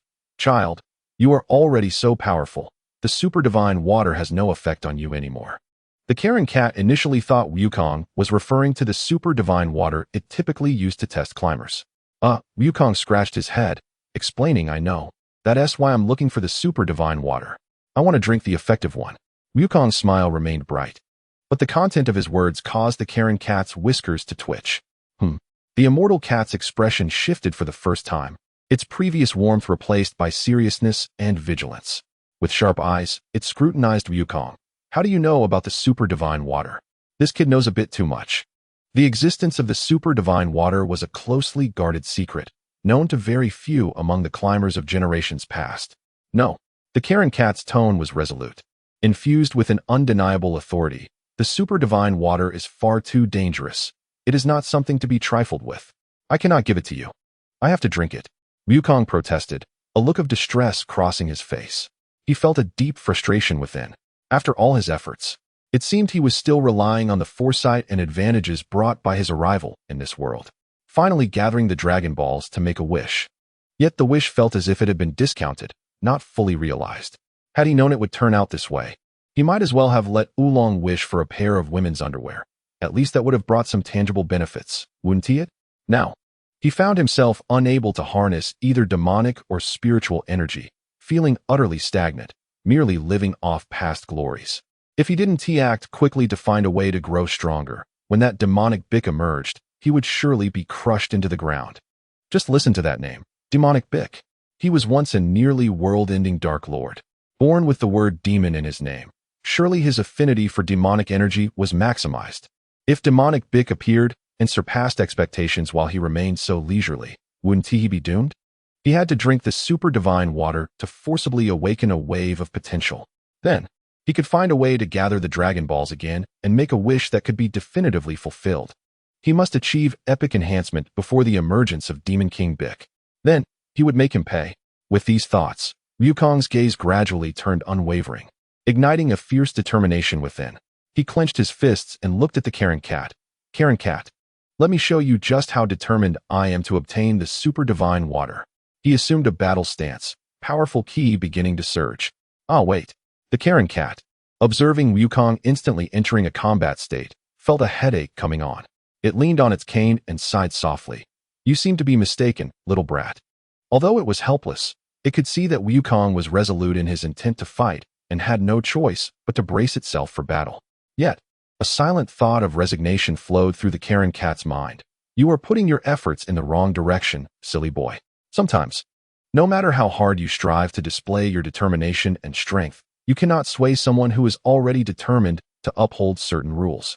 Unless it comes down to a life or death situation, no one can drink the super divine water to attempt that slim chance. Wukong clearly had not considered this. While the Karen Cat decided to test the boy's capabilities first. Chapter 46, The Climber's Leap of Faith. At the pinnacle of Karen Tower, the atmosphere was tense. Wukong took his stance, brimming with fighting spirit. The Karen Cat stood ready, its cane held firmly before it. A confrontation for the super divine water seemed inevitable. However, Wukong's next move abruptly altered the tense atmosphere.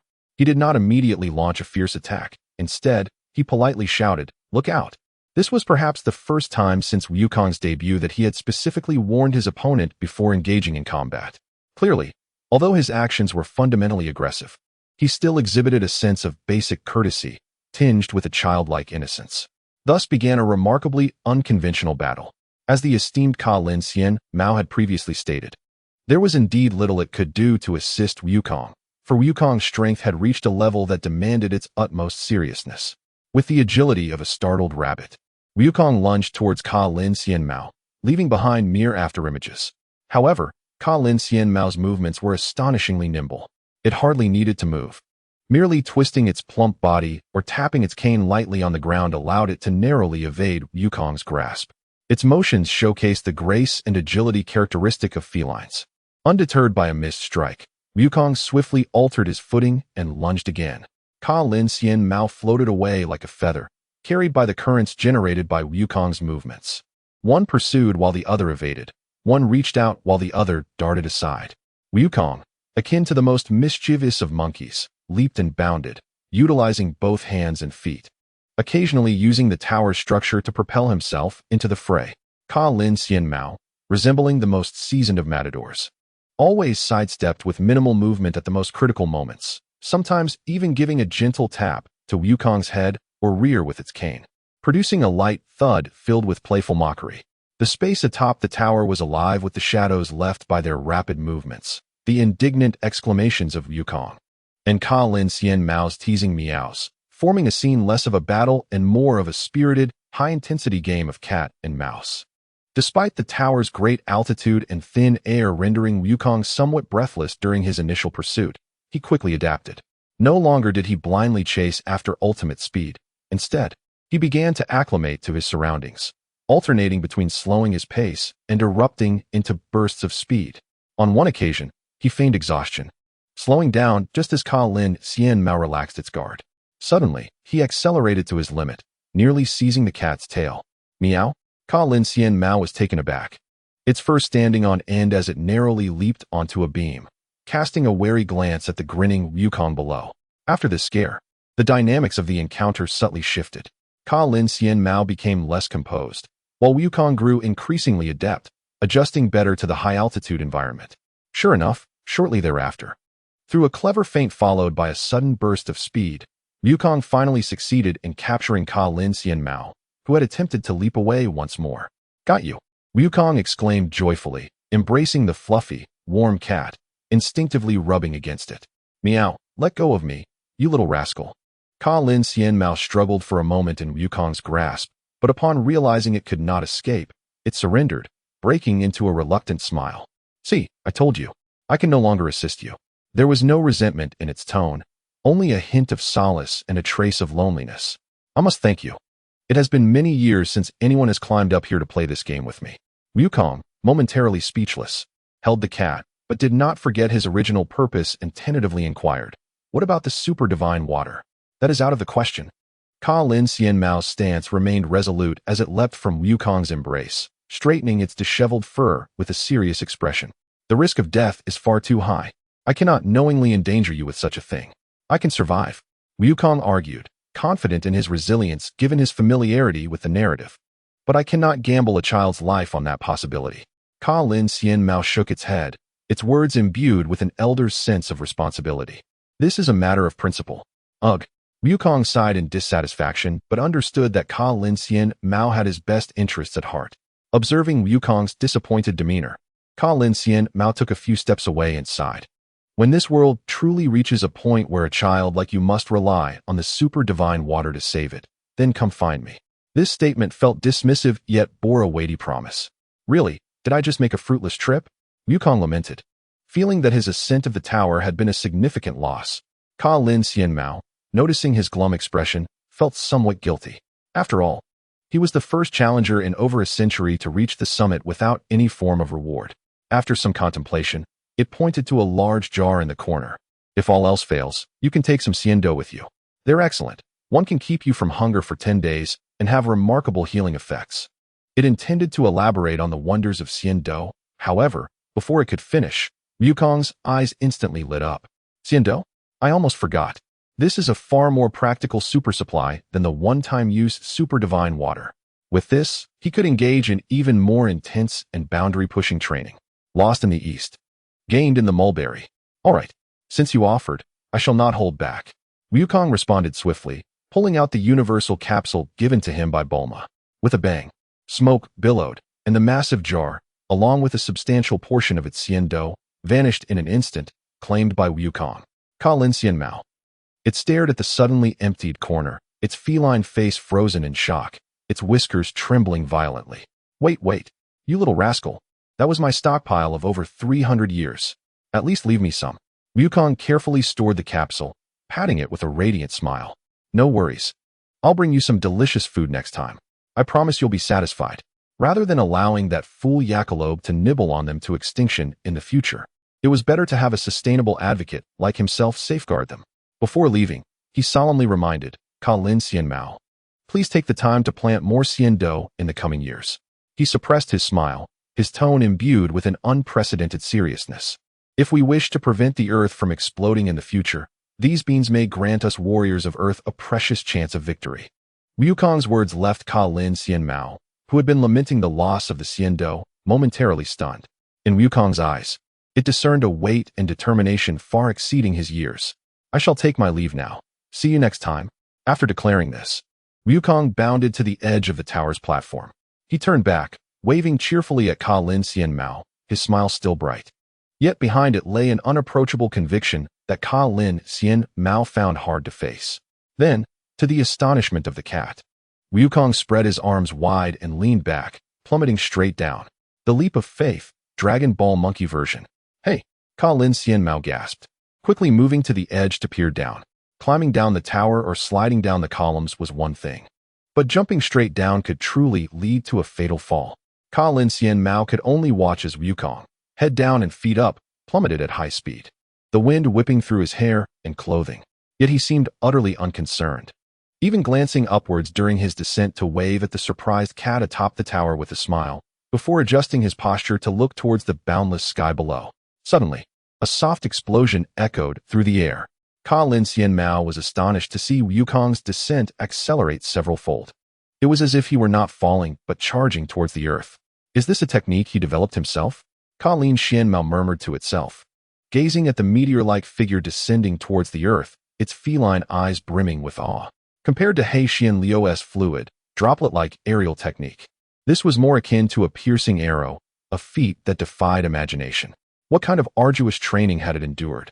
It shook its head, turned towards the corner that was largely empty, and sighed, planting beans. Let us sow some and see. Whether the world would face destruction was uncertain, but its own food supply was indeed in a critical state.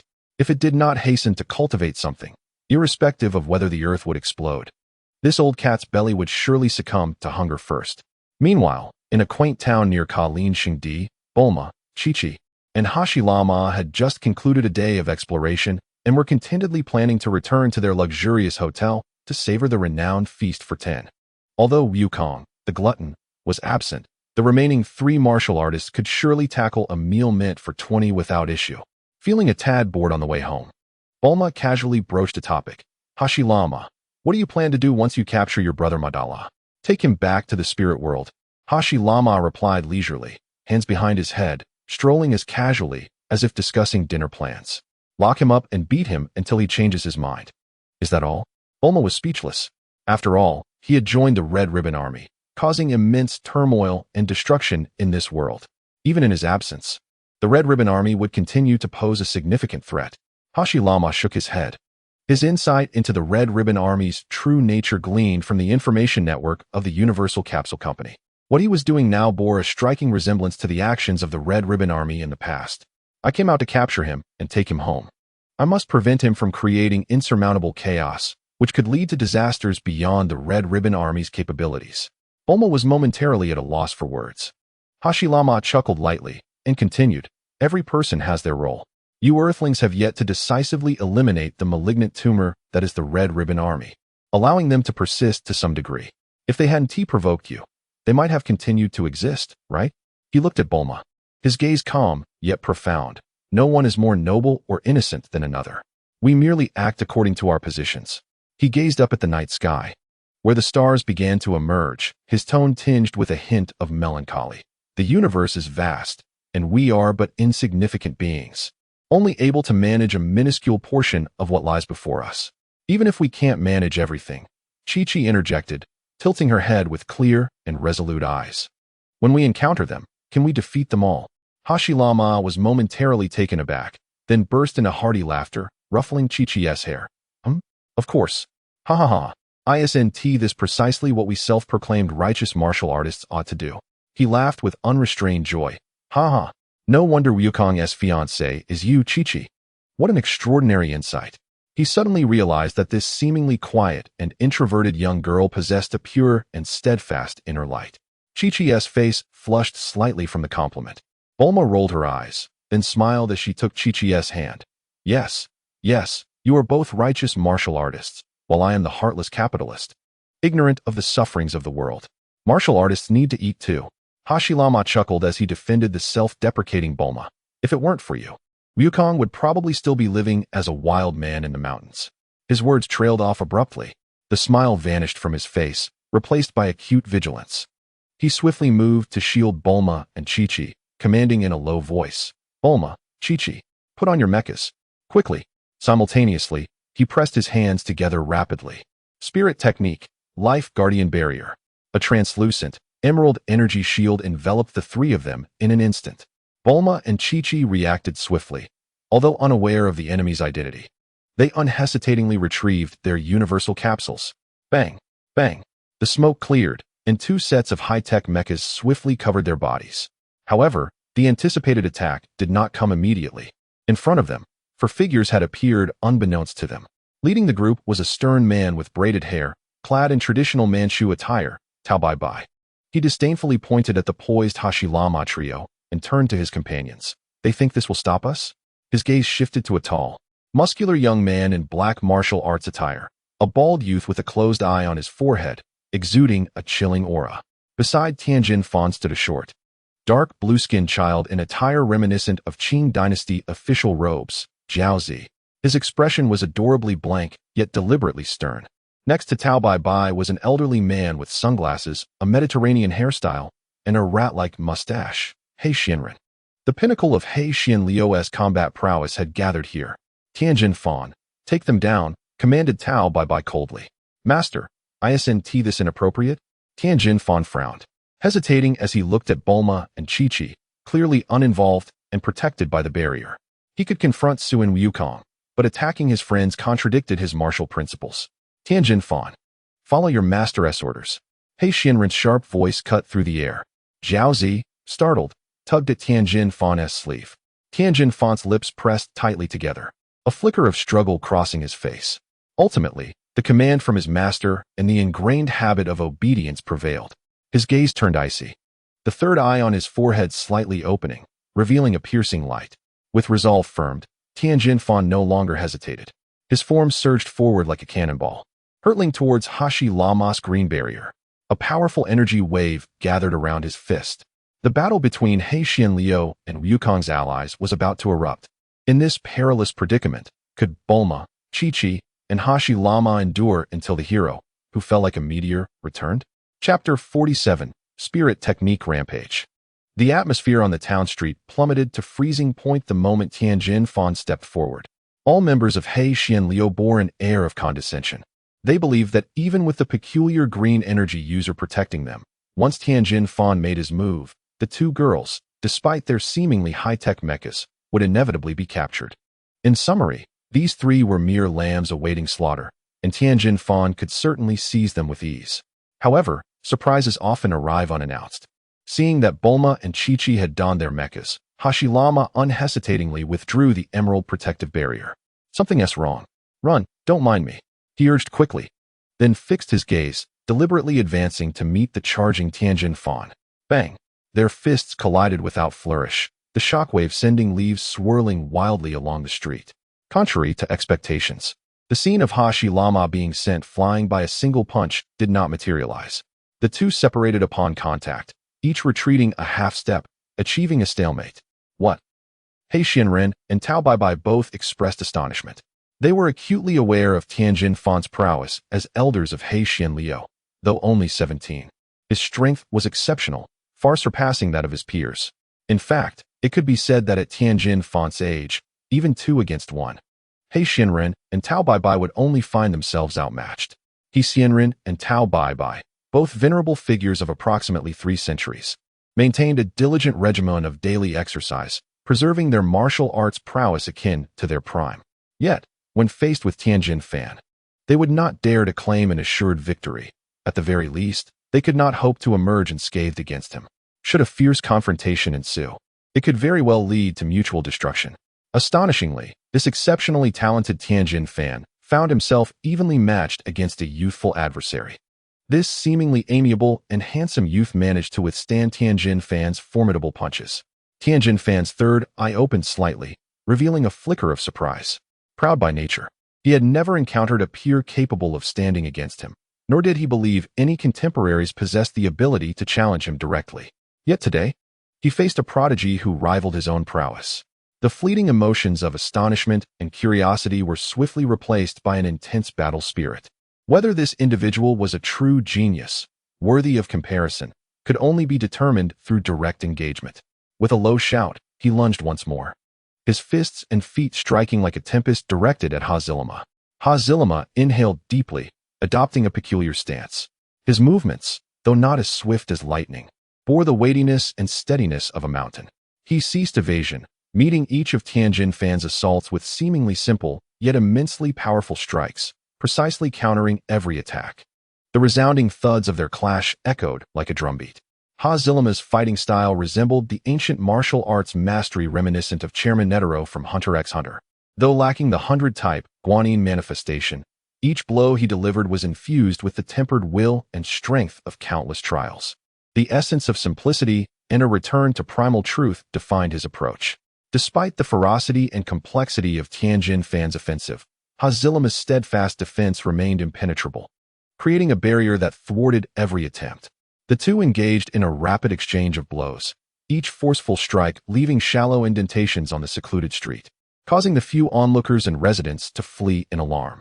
It was unmistakable to all that this locale was no place to linger. The smartly cautious crowd created ample space for Hazilimma and Tianjin Fan to unleash their full potential, as neither wished to involve innocent bystanders in their contest. This battle represented a pure clash of strength, endurance, and defense. Hazilimma was singularly focused, dedicating all his concentration to Tianjin Fan. He was in no hurry. If the opponent desired to engage in such a manner, allowing Tianjin Fan to fight alone, he was more than willing to maintain this stalemate until Wukon's return. Similarly, Tianjin Fan was unhurried, finding satisfaction in the scenario.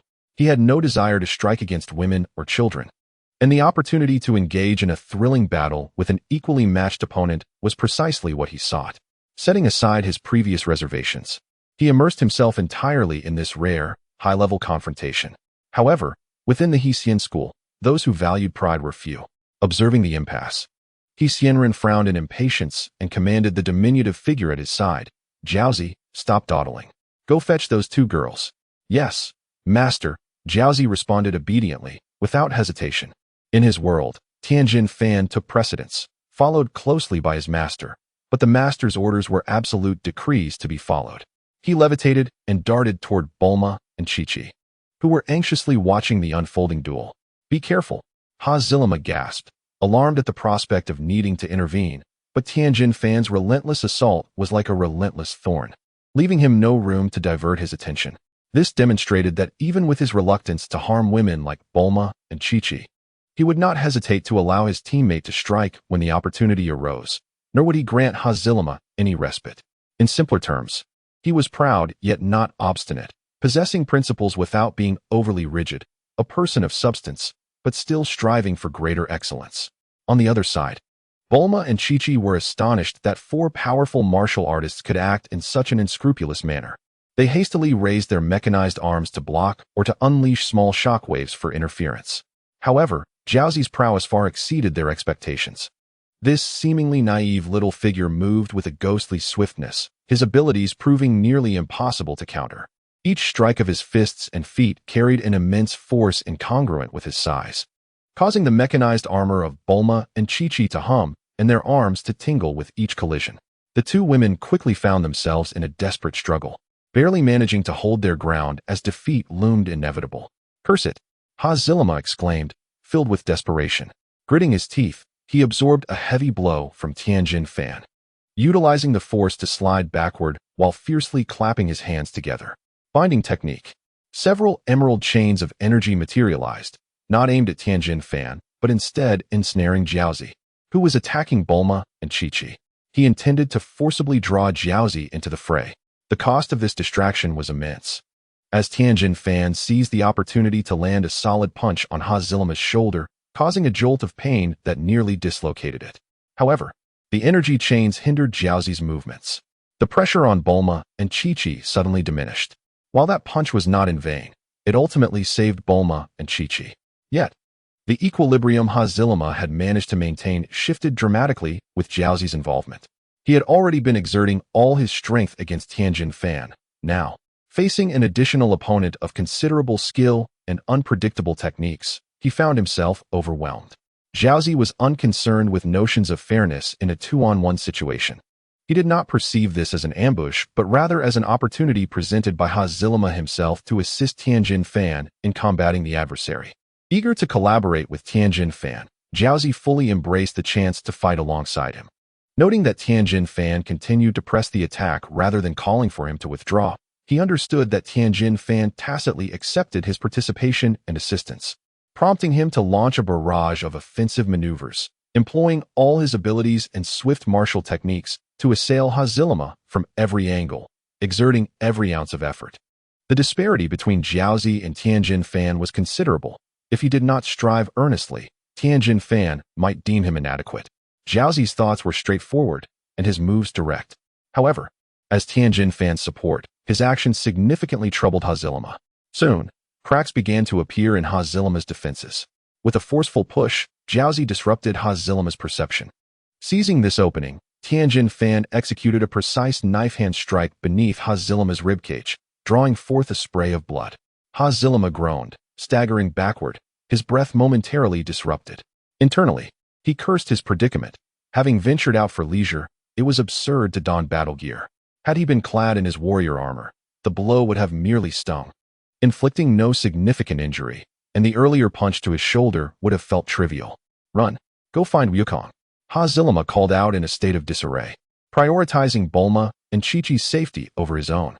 He could only hope for a final display of martial integrity from Tianjin Fan, expecting that upon capturing him, they would spare the two innocent girls. However, he once again underestimated the limits of Xianren and Tao Baibai as masters. To his astonishment, aside from Sun Wukong, there existed yet another formidable adversary. A glimmer of shrewdness and relief flashed in Xianren's eyes, grateful for the full mobilization of his family. Fearing prolonged entanglement, he nodded to his younger brother. Tao Baibai understood the unspoken command. As an assassin, he cared little for notions of honor. While Xianren maintained the facade of a master, he had no such qualms. The figure of Tao Baibai vanished in an instant, only to reappear at the slightly disheveled side of Hashilama. A finger, imbued with the intent to pierce through all, aimed directly at Hashilama's vital point. The attack was despicable, a treacherous ambush, with three formidable masters assaulting a single individual. In that moment, Hashilama felt an unprecedented threat of death. Simultaneously, an uncontrollable fury erupted from the depths of his heart. To protect his comrades and to resist this nauseating shamelessness, a power, long suppressed and belonging to a higher existence in the spirit realm, seemed to shatter its shackles. Hashilama abruptly raised his head, unleashing a low yet soul-shaking roar. How shameless indeed. To think you are among the so-called strongest martial artists on earth. The members of He Xian Liu have truly descended to an abominable low. With a thunderous roar, a vast and overwhelming emerald energy erupted from his body like a geyser. The shockwave generated by this energy instantly repelled Tao by several steps back, forcing both Tianjin Fan and Zhao Zi to retreat from the onslaught. A beam of energy shot skyward, tinting the evening sky with a bizarre shade of emerald. Hashilama's eyes underwent a strange transformation, the whites turning as black as ink, while enigmatic black patterns emerged around his eye sockets. His entire demeanor shifted abruptly from gentle and composed to one filled with divine majesty and demonic rage. At that moment, his combat prowess experienced an unimaginable, epic enhancement. Run! Once more, and for the last time, he bellowed at Bulma and Chi-Chi with a voice that brooked no dissent. This time, his tone carried an undeniable command and resoluteness. In the next instant, he took the initiative. No longer on the defensive, he launched a furious assault. He single-handedly drew He Xianren, Tao Baibai, Tianjin Fan, and Zhao Zi all into the range of his attacks. The emerald energy of the spirit realm transformed from gentle to a furious torrent, becoming resilient chains and colossal shadowy hands. He seemed to embody a thousand-armed Azura, simultaneously attacking in four directions. Each strike contained a terrifying power capable of shattering mountains and splitting boulders. He Xianren was horrified to find his energy wave effortlessly dispersed. Tao Baibai's lethal assault was forcibly interrupted by the binding energy chains. Tianjin Fan had to push his martial arts to the limit merely to fend off the omnipresent shadows of fists. Zhao Zi was so overwhelmed by the immense spiritual pressure that he struggled to harness his abilities. Had it not been for Tianjin Fan shielding him, Zhao Zi might have been captured by Hashilama. In that moment, Hashilama truly suppressed the four masters of He Xian Liu with his singular strength. Chi-Chi, witnessing this scene, felt a surge of bloodlust, unwilling to flee alone, and yearned to rush back to assist. However, Bulma, she exclaimed in shock, realizing that rather than advancing, Bulma had firmly grasped her mech arm. The immense power of the mech immobilized Chi-Chi, rendering her incapable of escape. I know you do not wish to be a coward. Bulma's voice came through the visor, cold and chilling, yet imbued with a chilling rationality. But if you do not want to make things difficult for Wukong upon his return, you must come with me. She offered no opportunity for Chi-Chi to retort. Activating the full power of the mech, dragging the immobilized Chi-Chi away into the distant sky. Chi-Chi struggled in anger and confusion, yet she could not shake Bulma's resolve. Bulma cast one last glance at the battlefield. She beheld the figure ablaze with emerald and black energy. A war god battling the four masters. With each punch thrown, his body trembled violently, blood gushing from his mouth, nostrils, ears, eyes, and wounds. Hashilama was sacrificing himself to buy them time to escape. Bulma's teeth ground together. If I wait any longer, her voice dropped to a low, terrifying whisper, as though emerging from the depths of the demon realm. I shall ensure they pay dearly. Should anything happen to Hashilama, I vow that the members of He Xian Liu shall accompany him in death.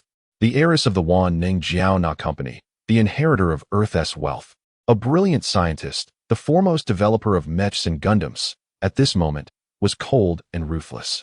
Beneath the night sky, only the tragic yet furious battle cries of Hashilama and the enraged shouts of the four from He Xian Liu remained. Satellite, lock onto those four scoundrels from He Xian Liu. Prepare for a strategic strike at any moment. Satellite, deploy strategic mechs, all controlled by artificial intelligence. Satellite, locate the stronghold of He Xian Liu, evacuate nearby civilians, and prepare compensation. Orders were issued one after another. The desire for slaughter was rising. Before I possess the power to annihilate stars, I, Bujia, shall not be obstructed. Chapter 48, The Value of the First Bite. Crack. The barrier constructed from Emerald Spirit Realm energy to trap the four from He Xian Liu finally could not withstand the internal and external pressures, emitting a mournful cry of unbearable strain, shattering like broken glass into countless points of glowing light, dissipating into the darkening night air. Hashilama had never felt 3 minutes stretch so long. Each second felt as though it was burning his life and soul. If that Madara fellow is this difficult to confront, I swear I will not hinder his schemes. What nonsense about opening the demon realm gate? What spirit demon war? What suffering of living beings? It's all utter drivel. Let them carry on as they please. It's no concern of mine. I certainly cannot stop it. Let others endure the torment. Cough, cough. His head buzzed, and Hashilama uncontrollably coughed violently once more, spewing a mouthful of dark red blood onto the ground before him.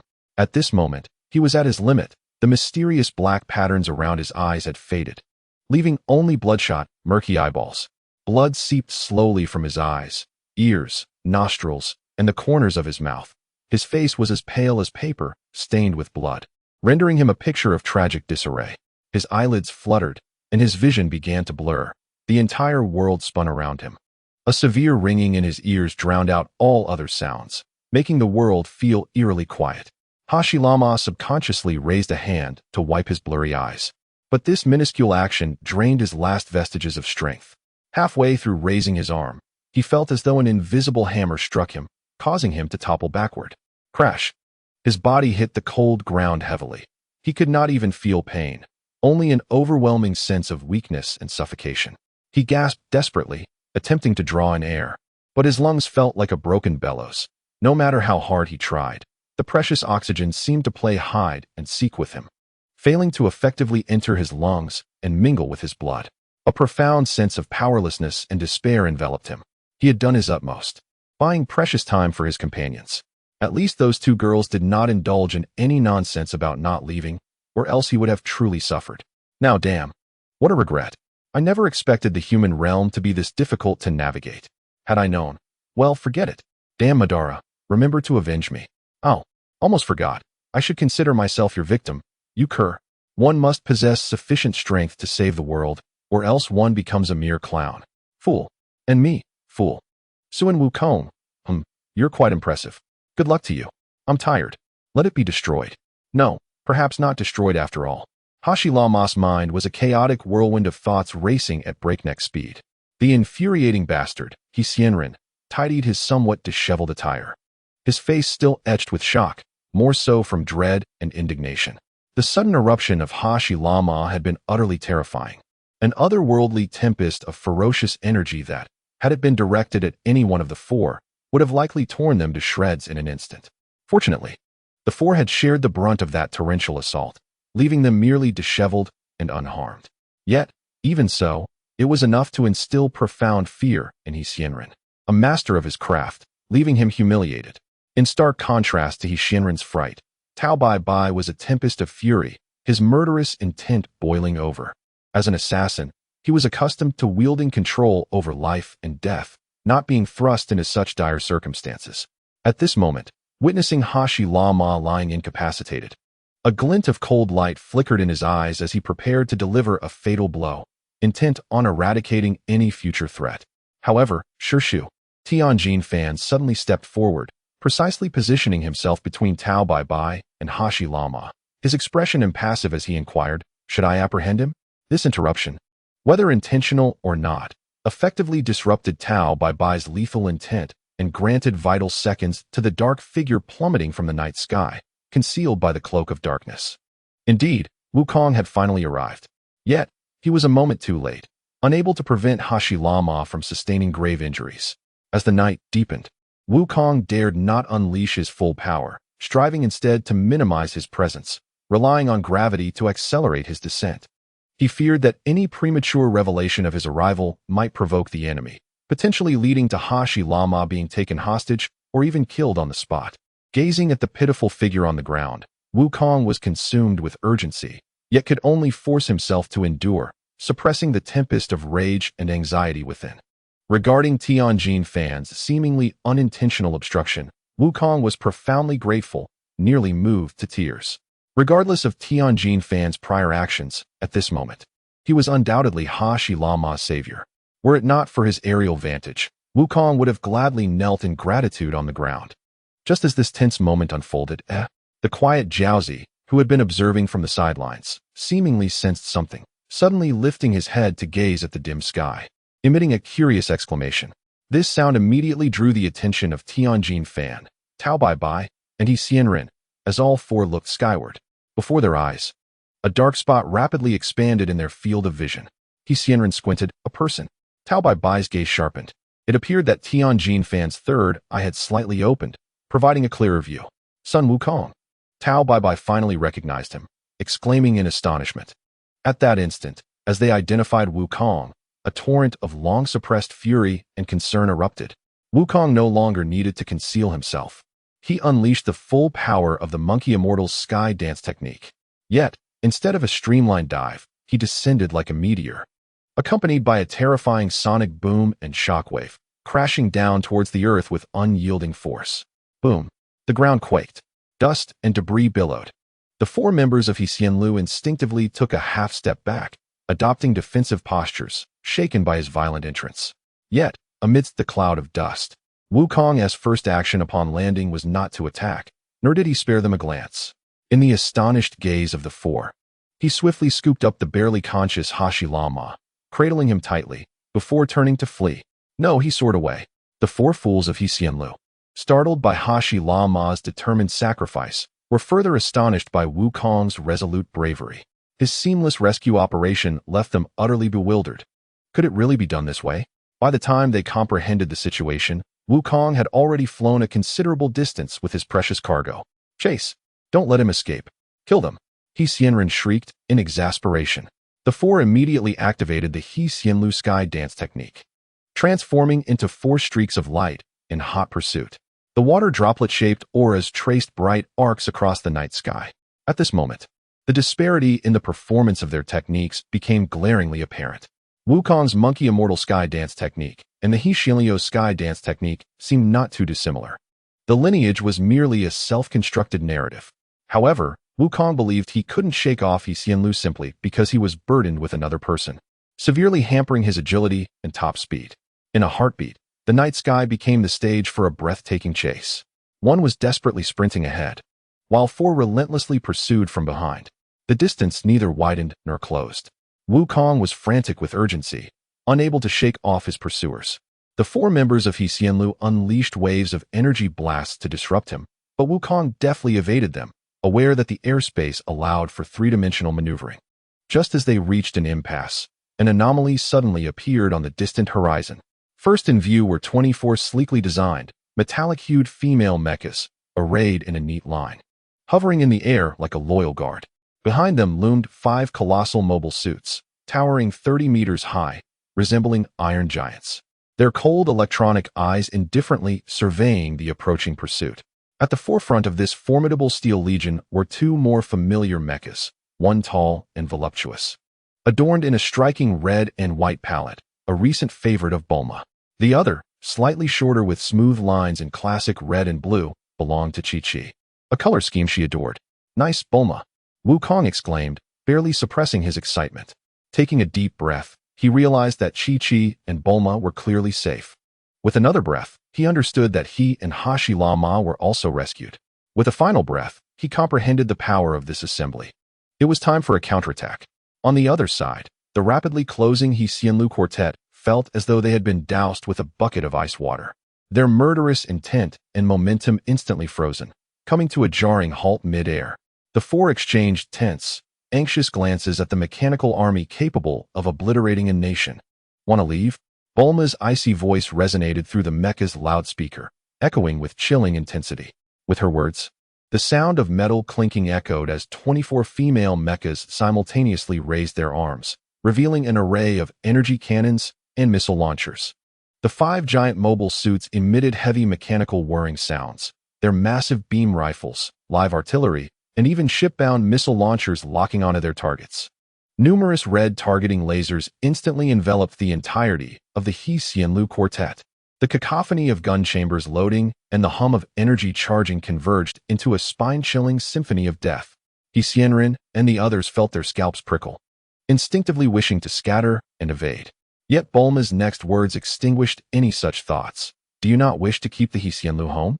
That seemingly light-hearted remark wielded more intimidation than any weapon. As their minds returned to reality, He Xianren and Tao Bai suddenly realized that they had been so focused on Sun Wukong that they had overlooked Bulma, who was evidently very close to him. The energy of the Universal Capsule Company could indeed render the He Xianlu unable to establish a foothold on Earth. The 4 stood frozen, no longer daring to make a move. Wukong dared not linger for a moment, swiftly taking flight towards Bulma and Chi-Chi.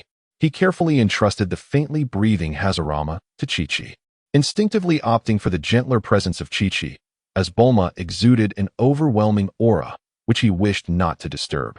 Then, amidst the bewildered gazes of the 4 from the Crane School and his own comrades, he produced a universal capsule. With a loud bang, a quaint large jar materialized in the air. This unexpected maneuver from Wukong momentarily halted the previously tense atmosphere. However, he paid little heed to this. Reaching into the jar to retrieve a vibrant green bean, the Senza bean. "Hashirama, open your mouth. Chew and swallow." Wukong cautiously placed the bean into Hashirama's mouth. The semi-conscious Hashirama instinctively followed the command, managing to chew a few times before swallowing. Then, a miracle occurred. It was as if a gentle spring breeze caressed withered wood. There were no special effects, no dazzling lights or sounds, yet all of Hashirama's horrific wounds healed at a visible pace. His pallid complexion rapidly regained its rosy hue. His feeble breath transformed into a vigorous force, and even the depleted energy from the spirit world within him surged back to its peak. Suddenly, Hashirama opened his eyes wide, clarity and strength radiating from them. He executed a spin and leap, springing from Chi-Chi's support, descending steadily towards the ground. Fortunately, Chi-Chi was quick to grab his collar, but he seemed unfazed, astonished as he began to move his limbs, disbelief written all over his face. "Am I all better? Completely healed? Earth has such incredible things?" Silence. A deathly stillness enveloped the scene. Everyone was utterly astonished by this miraculous resurrection, especially the Crane School's Master Rashi and Tao Bai, whose eyes widened like saucers, fixated greedily upon the large jar, their expressions brimming with incredulity. Wukong exhaled in relief, yet a stray thought flickered through his mind. The first Senzu bean actually allowed Hashirama to recover. What incredible fortune! Could it be that the affinity for wood elements is present here? Realizing the absurdity of the thought, Wukong quickly composed himself and hastily retrieved several more Senzu beans to hand to Bulma, before carefully returning the large jar to the capsule. At this moment, all eyes, especially those of the Crane School S4, were glued to Bulma's hand, grasping the senza beans. Feeling their greedy gazes, Bulma let out a cold snort. Buzz. Behind her, all the mecha weapon systems emitted an ear-piercing warning of completed charging and ammunition loading. The chilling aura of murderous intent spread like a tangible presence. The message was clear: what are you staring at? Keep looking, and we'll blast you to pieces. Master Roshi was drenched in cold sweat, forcing a smile that was more grotesque than tears, attempting to ease the tension. Hee, we were presumptuous this time. It was all a misunderstanding. We apologize for the intrusion. We'll take our leave now. As he spoke, he attempted to slowly retreat with his companions. Bulma merely emitted a slight nasal sound, and all the gun barrels immediately adjusted, locking onto them firmly. Misunderstanding? Bulma's voice dripped with incredulity and extreme mockery. Oh really? She elongated her tone, the corners of her mouth likely curling into a cold, cruel arc beneath the mecha mask. If it's a misunderstanding, shouldn't it be our turn to misunderstand you properly? The swift retribution was upon them. Just as they had bullied and attacked Hashirama, the tables had now dramatically turned. An inexpressible, exhilarating sensation surged within Wukong, Hashirama, and Chi-Chi. Miss Bulma's fury had only just begun to blaze. Yet, how could such exhilaration be so overwhelming? Chapter 49. Everything goes as my heart desires. Very well, let us misunderstand you properly then. Bulma's icy words resonated through the mecha's loudspeaker, exuding unabashed threat. Ahead, the multitude of gun barrels flickered with dangerous light. The humming energy sounded like the whispers of death, nearly causing the hearts of the Crane School's four to stop. Master Roshi and Tao Bai turned pale, completely losing the demeanor of seasoned martial artists and the world's top assassin, shrinking their necks like frightened quails. Afraid to utter a word, Jiaozi appeared frantic and helpless, his small face etched with fear and despair, yet utterly powerless. Only Tianjin Fan, though equally terrified, seemed ready to step forth, ready to utter foolish words of sacrifice, for among the four, Jiaozi was foolish, Master Roshi and Tao Bai were devious. While Tianjin Fan possessed a sense of responsibility, neither cunning nor foolish, just right. In this tense moment, a cheerful voice shattered the stillness. Wukong floated forward with a smile, waving his hands while using his gaze to deter Tianjin Fan's brave intentions, signaling that all was well, creating an illusion of resolution for the Crane School's group. With an innocent smile on his face, he appeared as if he had not just uttered the words "go die." He fixed his cheerful gaze on Tianjin Fan until the latter hesitated and withdrew his step, then spoke. How about this? Since you're here, let us make the most of it. He hovered in the air, beginning to stretch his joints, emitting light cracking sounds. First, let me stretch my neck. You all like 4 against 1, right? Next, I'll rotate my wrists and give you a chance. Finally, let us have a match, just the two of us. He flashed a radiant smile, as if inviting friends to engage in a friendly spar.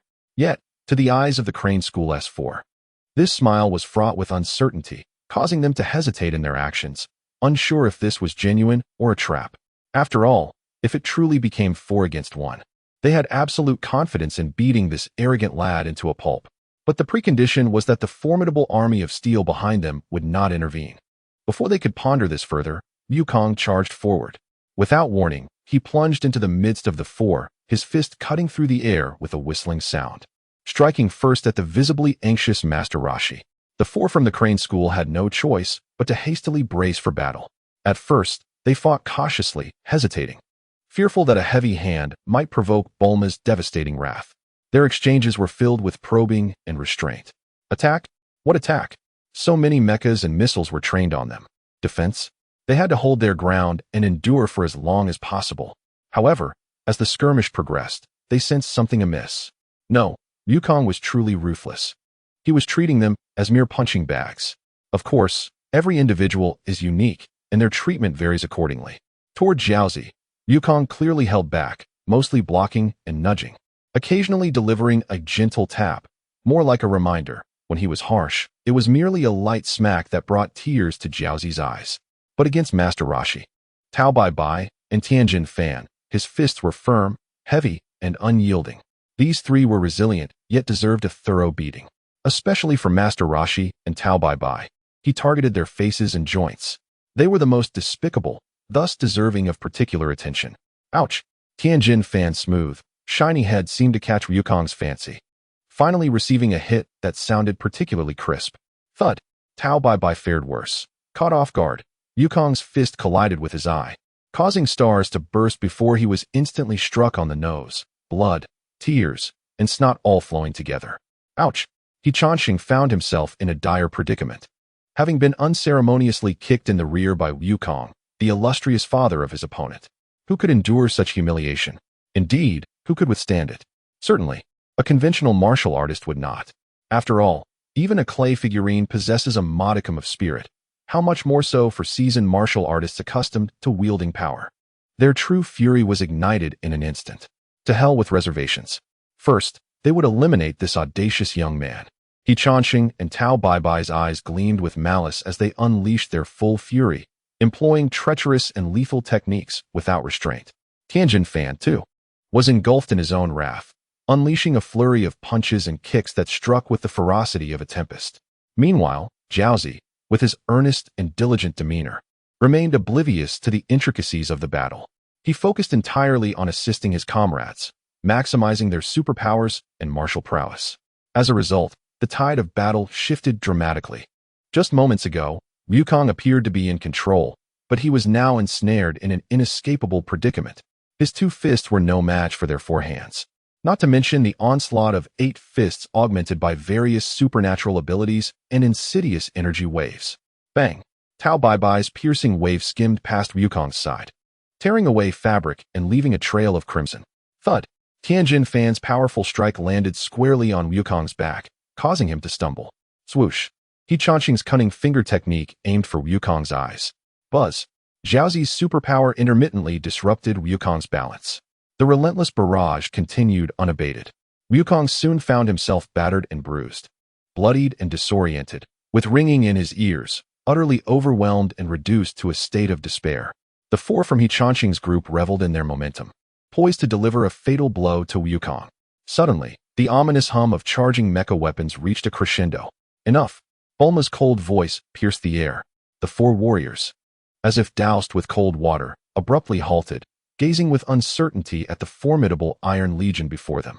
He Chanxing, panting heavily, despite his disheveled state, felt a flicker of satisfaction upon seeing Wukong in a more pitiful condition than himself. With a forced smile, he quipped, "Son Wukong, you asked for this. Can we leave now?" Bulma, piloting the mecha, ignored He Chanxing's remarks, choosing instead to insert a magical bean into Wukong's mouth. Almost instantaneously, he regained his vitality and sprang back to life. Bulma could not help but roll her eyes and mutter, "You weren't just testing the bean's efficacy, were you? That's nonsense. I am avenging you." Wukong retorted stubbornly, rubbing his face that had just throbbed with pain, but now felt nothing. "You think I need your help?" Bulma exclaimed, gesturing toward the surrounding mecha army. "I could obliterate them all right now. And what if they escape?" Wukong countered. "They are among the strongest martial artists on Earth. If cornered, they might resort to assassination and sabotage. Are you willing to hide away in your armored shell for eternity?" Wukong understood the formidable nature and destructive capability of martial artists at this level, wishing to avoid an irreparable conflict, particularly with Tianjin Fan and Jiaozi. "Isn't there you? If you're not strong enough now, won't you strive to become stronger?" Bulma was even more incensed, her logic unassailable. Wukong found himself momentarily speechless, realizing the truth in her words. At his current rate of growth, he could easily overpower He Chanxing and Tao Bai Bai, and when Tianjin Fan and Jiaozi sought vengeance, he could subdue them as well, potentially guiding them towards enlightenment. Quietly, Chi-Chi floated nearby, tugging at Wukong's sleeve, whispering, "I think that bald guy and that little blue child aren't so bad. They don't seem particularly wicked." Her observation provided a glimmer of hope. Human nature cannot be concealed. After a brief observation, Chi-Chi discerned the nuances of their character. "Did you hear that?" Wukong suddenly found his theoretical backing and swelled with confidence. "Haxalama, speak." Bulma quickly sought external assistance, pulling in Haxalama, who had just recovered and was enjoying the spectacle while experiencing the peculiar state of his body. This." Haxalama glanced between Chi-Chi and Tianjin Fan, quickly realizing he was perhaps the wrong person for Bulma's needs. He awkwardly scratched the back of his head, sensing that Chi-Chi's insights held some merit. However, before he could finish his thought, Bulma, clad in her mecha, seized him, rendering him speechless and extremely uncomfortable. The crux was that this woman was an authentic savior, a master of the situation. Haxalama, unsure of how to proceed, shifted the topic, calling out to Wukong. Aren't you going to intervene? Bulma is out of control. Wukong readily reprimanded. Enough. Bulma, stop this. He was always generous in responding to his comrades' pleas.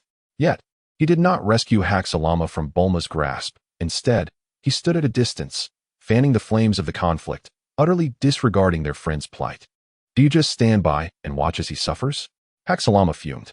However, another light sound rang out as Wukong retrieved a universal capsule once more. This time, instead of a jar of magical beans, a remarkably ancient red rod emerged. Wukong held the long-lost companion with reverence, his fingers gently tracing its cool surface. Since his debut, he had recognized this era as one dominated by fists and energy waves, knowing the rod would soon be eclipsed by stronger powers and techniques. Thus, he had kept it hidden, primarily as a collectible. Yet now, he required strength, a swift elevation to achieve his goals. The rod was the transformative artifact he needed at this juncture. Long time no see, Rui Bang. Wukong whispered to himself, his gaze sharpening. He turned to face the incredulous quartet from He Chanxing, deftly twirling the rod. Let us do this. This time, he charged forth, wielding the vibrant red rod. The battle instantly transformed. The rod's resilience surpassed all expectations. Tao Bai attempted to assault with his piercing wave, only to be met with Wukong's swift counter. Dispersing the attack with a single swing, He Chanxing's insidious finger technique dared not confront the rod directly. Its retractable nature bestowed Wukong with unparalleled advantage. As Tianjin Fan launched a simultaneous assault from all sides, the rod elongated, spinning like a whirlwind, deflecting every attack before sweeping horizontally, forcing Tianjin Fan to retreat. When Jiaozi tried to disrupt with his superpower, Wukong planted the rod firmly on the ground, stabilizing his stance while the rod quickly extended, lightly tapping Jiaozi's forehead, gently pushing him away without causing harm. This was merely a lesson for the naive boy. Behave if you wish to avoid conflict. When Tao Bai attempted a sneak attack from behind, the rod seemed to possess eyes, suddenly extending backward and startling him into a clumsy retreat. Wukong showed no mercy. If the strike landed, it could have dire consequences. As He Chanxing sought to unleash a distant energy wave, the rod instantly extended dozens of meters, striking his wrist with precision, eliciting a pained scream and causing his attack to veer off course. It functioned like a divine spear, long, sturdy, precise, and ferocious. In Wukong's hands, the Rui Bang flourished. It danced to the left and right, capable of sweeping, thrusting, blocking, and piercing. It perfectly compensated for Wukong's limitations in vision and defense when facing multiple opponents, amplifying his speed, strength, and combat instincts to their zenith. The more he fought, the more adept he became, the Rui Bang seemingly becoming an extension of his very being. He was no longer a passive victim, but had completely seized control of the battle's rhythm. Utilizing the distance advantage of his staff, he repeatedly shattered the encirclement of the 4 members of Hexianliu, engaging them from the heavens to the earth. Seizing an opportunity, he struck Tabeabai's knee, forcing him to the ground. With a swift thrust, he hit Hexianren in the abdomen with the butt of his staff, causing him to curl up like a shrimp. He twirled his staff, creating a flurry of strikes that forcefully breached Tianjin Fan's defenses, culminating in a powerful downward blow that sent him crashing to the ground. As for Jiaozi, he cleverly nudged him aside with the shaft of his staff, leaving Jiaozi momentarily off balance and unable to join the fray. After a lengthy struggle, the 4 members of Hexianliu lay sprawled on the ground, bruised and battered, devoid of the strength to rise. The Rui staff not only inflicted physical harm, but also unleashed a tremor of energy that left their internal qi in disarray. Wukong leaned on his Rui staff, breathing slightly heavier, beads of sweat glistening on his forehead, yet his gaze remained bright and his aura formidable. It appeared that victory was his. He approached the 4, his eyes sweeping over them. Other matters I shall overlook. His voice calmed, yet carried an undeniable authority, but I have but one request. His gaze fell pointedly upon Tianjin Fan and Jiaozi, then shifted to Hexianren and Tabeabai. Tianjin Fan and Jiaozi must sever ties with Hexianliu. You must completely terminate your master-student relationship and henceforth have no further dealings. Tianjin Fan and Jiaozi, I have other arrangements for you. You must comply and cooperate. As for Hexianren and Tabeabai, Wukong's expression grew cold, You are henceforth forbidden from taking any disciples, adopting any children, or taking on servants in any form. If you desire an heir, the only permissible way is to bear your own children. All other avenues are strictly prohibited. What began as a single request has inexplicably morphed into a multitude of demands, each more outrageous than the last. Yet, the 4 members of Hexianliu, for the time being, dared not resist, or rather, were too battered to do so, and could only passively heed Wukong's commands. It seemed Wukong had not yet finished speaking. Provided you agree to my terms, today's events shall be overlooked, and I shall allow you to depart. Otherwise, I would not hesitate to eradicate all of you here. He paused, his tone laced with murderous intent. The choice lies with you. The Rui staff thudded against the ground, reverberating like a heavy punctuation to his words. Beneath the night sky, only the heavy breaths and despairing silence of the 4 members of Hexianliu remained. Jiaozi was filled with anxiety. Tabeabai showed a flicker of emotion, while Hexianren simmered with unwilling anger. Tianjin Fan finally stood resolutely, filled with determination. Chapter 50, the third. The air seemed to solidify. Bulma's mechanical army maintained its intimidating presence. Their cold barrels silently aimed at the 4 members of Hexianliu. The conditions proposed by Wukong felt like an ultimatum, their coercive power magnified by the threat of weaponry. In the profound silence, Tianjin Fan lifted his head. Despite the pain coursing through his body and the swelling on his face, his eyes were resolute. And he clearly articulated 3 words: I refuse. Indeed, when Tabeabai attempted to ambush Hasalama, he had acquiesced. When his sect sought to attack Bulma and Chi-Chi, he participated. When they ganged up on Wukong, he had also engaged. Yet, at the moment Tabeabai aimed to strike the defenseless Hasalama, something within him had begun to waver.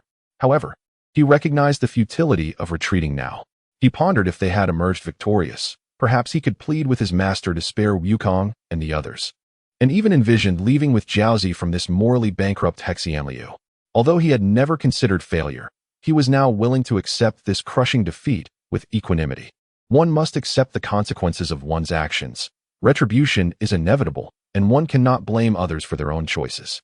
When one loses a battle, one must also accept the loss of face. Yet, what he could not accept was to be branded a traitor at the moment when Hexianliu faced its gravest peril. This was his last remaining shred of pride and dignity as a martial artist. I would lay down my life to save theirs. Tianjin Fan's voice was eerily calm as he stared at Wukong. Kill me. Spare them. This battle against Wukong had been a mistake from the outset. The outcome was a grand farce. Dying as a joke may be absurd, but Tianjin Fan did not concern himself with that. He wished to sacrifice what he deemed a worthless life to grant the other 3 members of his sect a chance at survival, preserving his own final semblance of honor. No, Tianjin Fan, Jiaozi, like a frightened little rabbit, suddenly surged with remarkable courage, darting forward and blocking Tianjin Fan with outstretched arms. His small frame trembled violently with fear, tears welling in his eyes, his voice quivering. Kill me. I still possess powers. My life can be exchanged too. Please spare Tianjin Fan. Move aside. Jiaozi. Tianjin Fan roared in fury, grasping Jiaozi's collar, intending to throw him aside in a flash, even contemplating using this opportunity to hurl Jiaozi far away to ensure his escape. However, he underestimated Jiaozi's determination and quick reflexes. Jiaozi launched himself at him, using all 4 limbs to cling tightly to Tianjin Fan's arm, refusing to let go no matter how he struggled. In a moment of desperation, Jiaozi even bit down on Tianjin Fan's arm. The bite was not painful, at least not compared to the piercing sense of helplessness within. Yet it caused Tianjin Fan to gradually halt his actions, finding calm and silence. The internal struggle and despair outweighed any physical pain. Jiaozi still dared not release his grip, his tear-filled eyes fixed on Tianjin Fan, fearful he might act foolishly again. Alas, have you noticed? An ill-timed, slightly mocking voice shattered the tragic atmosphere. Wukong nonchalantly dug at his ear, flicking away non-existent earwax, then proudly raised his chin and pointed at the silent Hexianren and Tabeabai, saying, Hey, Tianjin Fan. Your esteemed master and uncle are eagerly waiting for you and your dear little brother Jiaozi to sacrifice yourselves to save them. Look how moved they are, so touched they can't even speak. Wukong's words pierced through the facade like a needle, deflating the balloon of hypocrisy. Since the dispute between Tianjin Fan and Jiaozi began, Hexianren and Tabeabai had ample time to express their opinions or intervene countless times.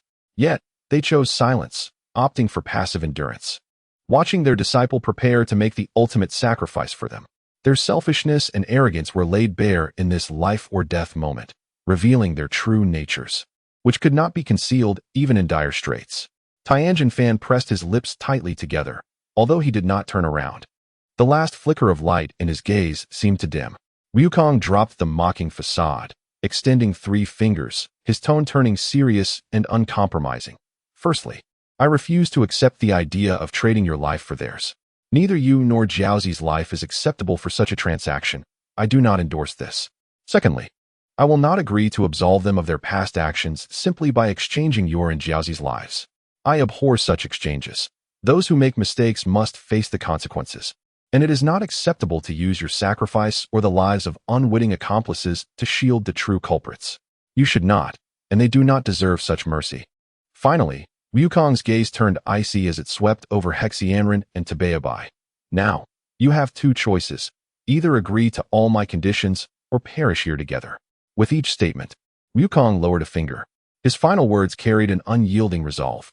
Even when Chi-Chi, soft-hearted, discreetly clutched his sleeve, Wukong merely turned to her with a reassuring smile, showing no intention of altering his decision. To show mercy to one's enemies is to be cruel to oneself and one's allies. This truth is well understood by him. His fondness for Tianjin Fan and Jiaozi hinges on the notion that these two have the desire to turn back from their wayward paths. After all, if even the prince, a being capable of annihilating entire clans, can accept them, then surely Tianjin Fan and Jiaozi, who have merely strayed slightly, can be embraced. However, should these two choose to persist down a dark road, circumstances will dictate the response at that time. At present, Wukong is filled with confidence. For the actions of Master Kemisenin and Tao Baibai have proven that Wukong's conditions are indeed acceptable to the pair. Meanwhile, Bulma, observing from the sidelines, silently nods in agreement. Being of capital origin, she is acutely aware of the necessity of thoroughly suppressing one's enemies to prevent future repercussions. Just moments ago, when Hashirama was softening and considering persuasion, upon hearing Wukong's offhand mention of whether to kill Ruder Madara, he promptly swallowed the words that were on the tip of his tongue. Compared to her brother, who has taken a dark path, it is wiser for the members of the Kemisenin school to prioritize their own safety. They can confront the situation when Wukong truly intends to strike hard. For now, it is best not to provoke him with words. The opportunity for persuasion must be preserved to safeguard her foolish brother's life. The pressure once again fell upon the Kemisenin school. Master Tianjin Fan's voice was dry and filled with the last vestiges of hope as he turned to Master Kemisenin. The old master's expression fluctuated, ultimately settling into a facade of feigned desolation and helplessness. He sighed deeply, indicating Tianjin Fan's acquiescence. In that moment, he appeared significantly aged. Henceforth, you shall no longer be a disciple of the Kemisenin school. You can no longer be accommodated within its ranks. He cleverly disguised the expulsion as a reluctant necessity. Tao Baibai maintained a stoic demeanor, remaining silent, yet the tension in his eyes betrayed his thoughts. Jiaozi, startled, lifted his head, unconsciously loosening his grip. Tianjin Fan gently slid Jiaozi from his arm, yet instead of letting the child go, he embraced him. Lowering his head to stroke his hair, his expression laden with complexity, filled with loss yet tinged with relief, yet burdened by an immense weight. Master, though I do not wish to die, I do not mind shattering like jade. This was his final retort to Master Kemisenin's hypocritical stance. He hoped his teacher would set an example, sacrificing a martial artist's life for the sake of preserving a final shred of dignity and respectability. He believed that as long as he guaranteed it, Jiaozi would certainly survive, for in Wukong's recent battle, it was only Jiaozi who had remained unscathed. He was confident that if he entrusted his life, Jiaozi would heed his words. A person may feel lonely, being the sole survivor, the inheritor and bearer of burdens. Life may feel heavy, but surviving is always a blessing. Jiaozi is still too young. He should not meet his end so easily. Yet upon hearing Tianjin Fan's words, Master Kemisenin's expression momentarily stiffened before quickly readjusting, his tone taking on a hint of earnestness and urgency. Tianjin Fan, you must realize, it is I who do not wish to die. I have not yet witnessed the demise of that old turtle before my eyes. I am unwilling to accept it. He reiterated his plight, striving to maintain the fragile dignity of the master-disciple relationship. After all, the grievances between the Kamisenin and Kamisenin schools, the animosities between his teacher Tianjin Fan and Master Kamisenin, are tales he has heard since childhood. Of course, at this moment, Master Kamisenin might harbor ulterior motives. Yet Tianjin Fan and the others remain oblivious and unable to fathom them. Fearing complications, Master Kamisenin swiftly severed ties, declaring loudly, "Tianjin Fan, Jiaozi. From this day forth, you are expelled from the Kamisenin school. The Kamisenin school is hereby dissolved. You two and I, the brothers, shall have no further associations." He sought to satisfy Wukong's conditions through this unilateral declaration. As long as the Kamisenin school was dissolved, Wukong's demands would essentially be fulfilled. His sincerity was so profound that the young Wukong would surely refrain from pursuing any responsibilities further. Whether Tianjin Fan and Jiaozi would heed Wukong's words was no longer a concern for Master Kamisenin. Should they comply, it would be fortuitous, allowing him and Tao Baibai to survive legitimately. If, however, Tianjin Fan and Jiaozi chose to return to the Kamisenin school with fierce determination, survival would be ideal. Should they perish, Master Kamisenin could calculate that according to his current understanding of Wukong, this foolish yet cunning boy might begrudgingly accept the situation. He hoped Tianjin Fan would comprehend his teacher's plight and strategy, leading him to bring Jiaozi back to the Kamisenin school in the future. Enduring humiliation for the sake of future prospects is a quality befitting a martial artist, is it not? Yet Master Kamisenin forgot that Tianjin Fan and Jiaozi are still young, relatively pure youths. Master. Tianjin Fan's expression grew increasingly complex, while Jiaozi, filled with sorrow, called out. At this moment, they simply believed that their sect had truly abandoned them. Can we leave now? Master Kamisenin, indifferent to whether they understood his heartfelt intentions, eagerly turned to Wukong, forcing a strained smile. He did not wish to linger another moment in this place, facing these formidable youths and the more terrifying tide of iron. The notion of waiting for the future should only be entertained once his safety was assured. However, Wukong paid him no mind, his attention fixed firmly on Tianjin Fan and Jiaozi. "Hey, Tianjin Fan, what about you? What do you say?" He required Tianjin Fan's verbal commitment. Tianjin Fan took a deep breath, compelling himself to lift his gaze and meet Wukong's eyes. Though forced to bow his head, his pride would not allow complete submission. He etched the thought of vengeance across his countenance, gritting his teeth as he declared, "This time, you have won. All right then. Admitting defeat is sufficient. A bet is a bet." Wukong appeared entirely oblivious to the defiance and animosity in his eyes, instead breaking into a broad smile, seemingly satisfied with the outcome. As for the term old gene, it was unavoidable. Tianjin Fan had unwittingly shared an ID with Wukong's two sons, and thus Wukong had to find a middle ground in addressing Tianjin Fan. Subsequently, amidst the puzzled gazes of those present, he retrieved the mobile phone Bulma had purchased for him earlier and skillfully dialed a video call. Soon, the call connected, revealing the lecherous visage of Master Kamisenin, accompanied by faint sounds of pulsating music and the amused laughter of an indescribable female host in the background. This shameless old man was clearly engrossed in some unsavory program on the big screen. Drawing from Wukong's past experiences, it was likely a suggestive broadcast. Wukong. Master Kamisenin, startled by the incoming call, quickly muted the television, expressing surprise at Wukong's initiative to make a video call. "With your current strength, you shouldn't need us anymore, right? Is Master Wu Tian, Yamcha, Krillin, and Launch around? Have them come say hello?" Wukong responded cheerfully, not acknowledging Master Kamisenin's remark. Before long, the members of Kamisenin's house, Yamcha, Krillin, and the gentle blue-haired Launch, gathered before the camera, greeting Wukong with curiosity and inquiring about the situation. Wukong exchanged a few light-hearted pleasantries, assuring them of his safety. Suddenly, the scene shifted. Wukong appeared beside Tianjin Fan in an instant. Standing at shoulder height to Tianjin Fan, he nonetheless stood on tiptoe, awkwardly draping an arm around Tianjin Fan's neck, attempting to strike a pose of camaraderie. Despite Tianjin Fan's rigid posture and his long, sullen face, it was evident to all that Wukong's overt display of affection was met with a cold reception. Curiosity piqued among everyone regarding the cold-faced bald man, particularly in Lanchi, whose eyes sparkled with interest. "Teacher Wu Tian." Wukong beamed at the phone camera. "I have fortuitously encountered a martial arts prodigy who seems slightly lost on his life's path. Might I impose upon you to take care of him for 2 years and impart some wisdom on the essence of being? Right from the outset, he presented a dilemma, requesting a 2-year commitment, leaving the turtle sage utterly bewildered. When did the threshold for accepting disciples become so lenient for the god of martial arts? Aside from Krillin, whom he wished to take under his wing, and Yamcha, who was recommended by Sun Wukong, now a bald, three-eyed newcomer had appeared. Tianjin Fan felt an involuntary shiver, his skin prickling with unease. Suddenly, Wukong seemed to remember, directing the camera toward the visibly distressed Crane Hermit and Tao Bai. Tianjin Fan was once your esteemed disciple. I observed that his former mentors failed to guide him well, leading him astray, so I took the liberty of bringing him to you. You ought to express your gratitude. In the frame, the Crane Hermit and Tao Bai were caught in a state of panic, wanting to flee but unable to, their expressions painfully awkward as they avoided the camera, wishing to disappear into the ground. Wukong, what on earth is happening? The turtle sage's expression turned gravely serious. He knew all too well the characters of those two brothers. They were nothing but despicable scoundrels.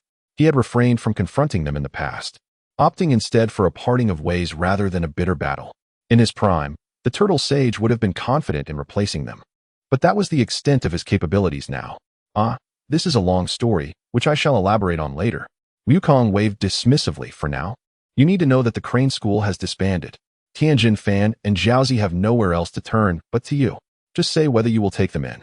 He patted Tianjin Fan's rigid chest emphatically. Tianjin Fan himself has pledged to follow me on the right path.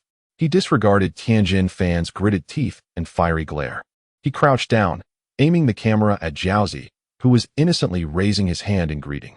And this one, Jiaozi, is a particularly well-behaved child. He must accompany Tianjin Fan to learn from you for 2 years.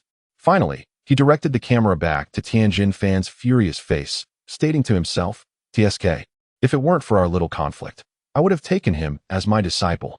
You truly lucked out, Grandpa Turtle Sage. He resumed a more familiar address, clearly intending to conclude this forced negotiation. The Turtle Sage remained silent for a moment, observing the defiant, three-eyed bald youth, who was being extolled by the powerful Wukong, and the two defeated rivals behind him. He sighed deeply. Tianjin Fan, is it? The Turtle Sage's tone softened with sincerity. I am Wu Tian of the Turtle School, and I share a brotherhood with your former teacher, the Crane Hermit. Due to some ideological differences, we have not been in contact for many years. If you do not mind, please stay here with Jiaozi for a while. The path of martial arts is long. Sometimes when one strays, it is simply a matter of turning back. The Turtle Sage chose his words with great care, wishing neither to provoke Tianjin Fan nor to further agitate the beleaguered Crane Hermit. Thus, under Wukong's decisive and somewhat forceful maneuvering, the situation, seemingly absurd yet reasonable, was resolved. Wukong believed that with Tianjin Fan's innate pride and hidden sense of justice, under the seemingly unreliable yet profoundly influential guidance of the Turtle Sage, he would surely find redemption. Moreover, with the presence of the charming Yamcha and the deceptively cunning Krillin among his contemporaries, Wukong was confident that Tianjin Fan would soon walk the path he was meant to tread, especially since Lan Chi had also arrived at Kame House. Wukong felt even more assured about Tianjin Fan's future. With future teachers, future brothers, and even a potential future partner on the island, along with his childhood companion, the little blue sprite, Wukong firmly believed that Tianjin Fan would be unable to stray from the right path. Jiaozi would likely find greater happiness here. For compared to the deceitful dynamics of the Crane School, the camaraderie and bonds of mentorship at the Turtle School, along with the whimsical friendship between Wulin and Jiaozi, would prevent him from becoming the tragic figure he was in the original tale.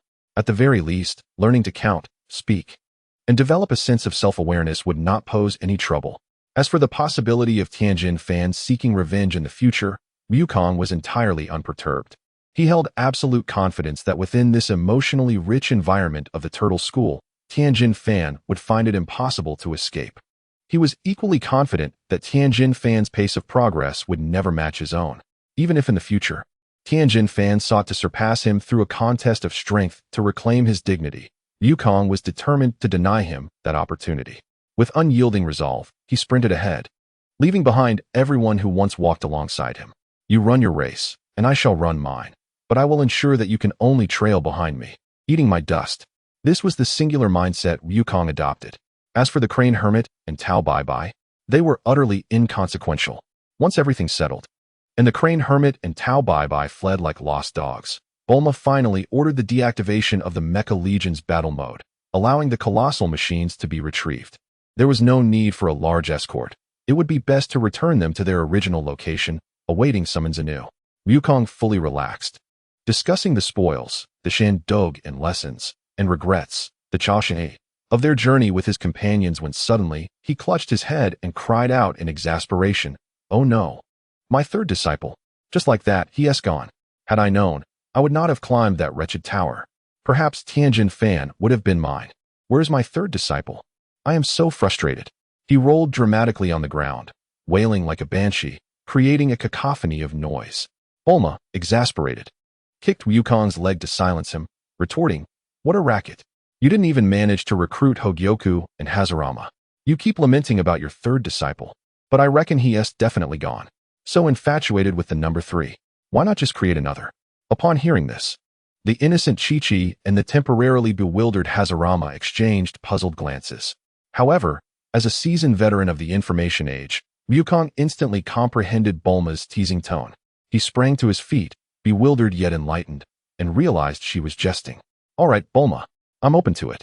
As long as it's mutual, who could resist? In this day and age, who fears a verbal spar? As long as it doesn't involve the Northern Mountain King, the Chuanyu Behemoth, or the Qilu battle god facing off against the Jingchu overlord, Wukong harbored no fears. A sweet girl with a soft touch? That is precisely what I, son Wukong, desire."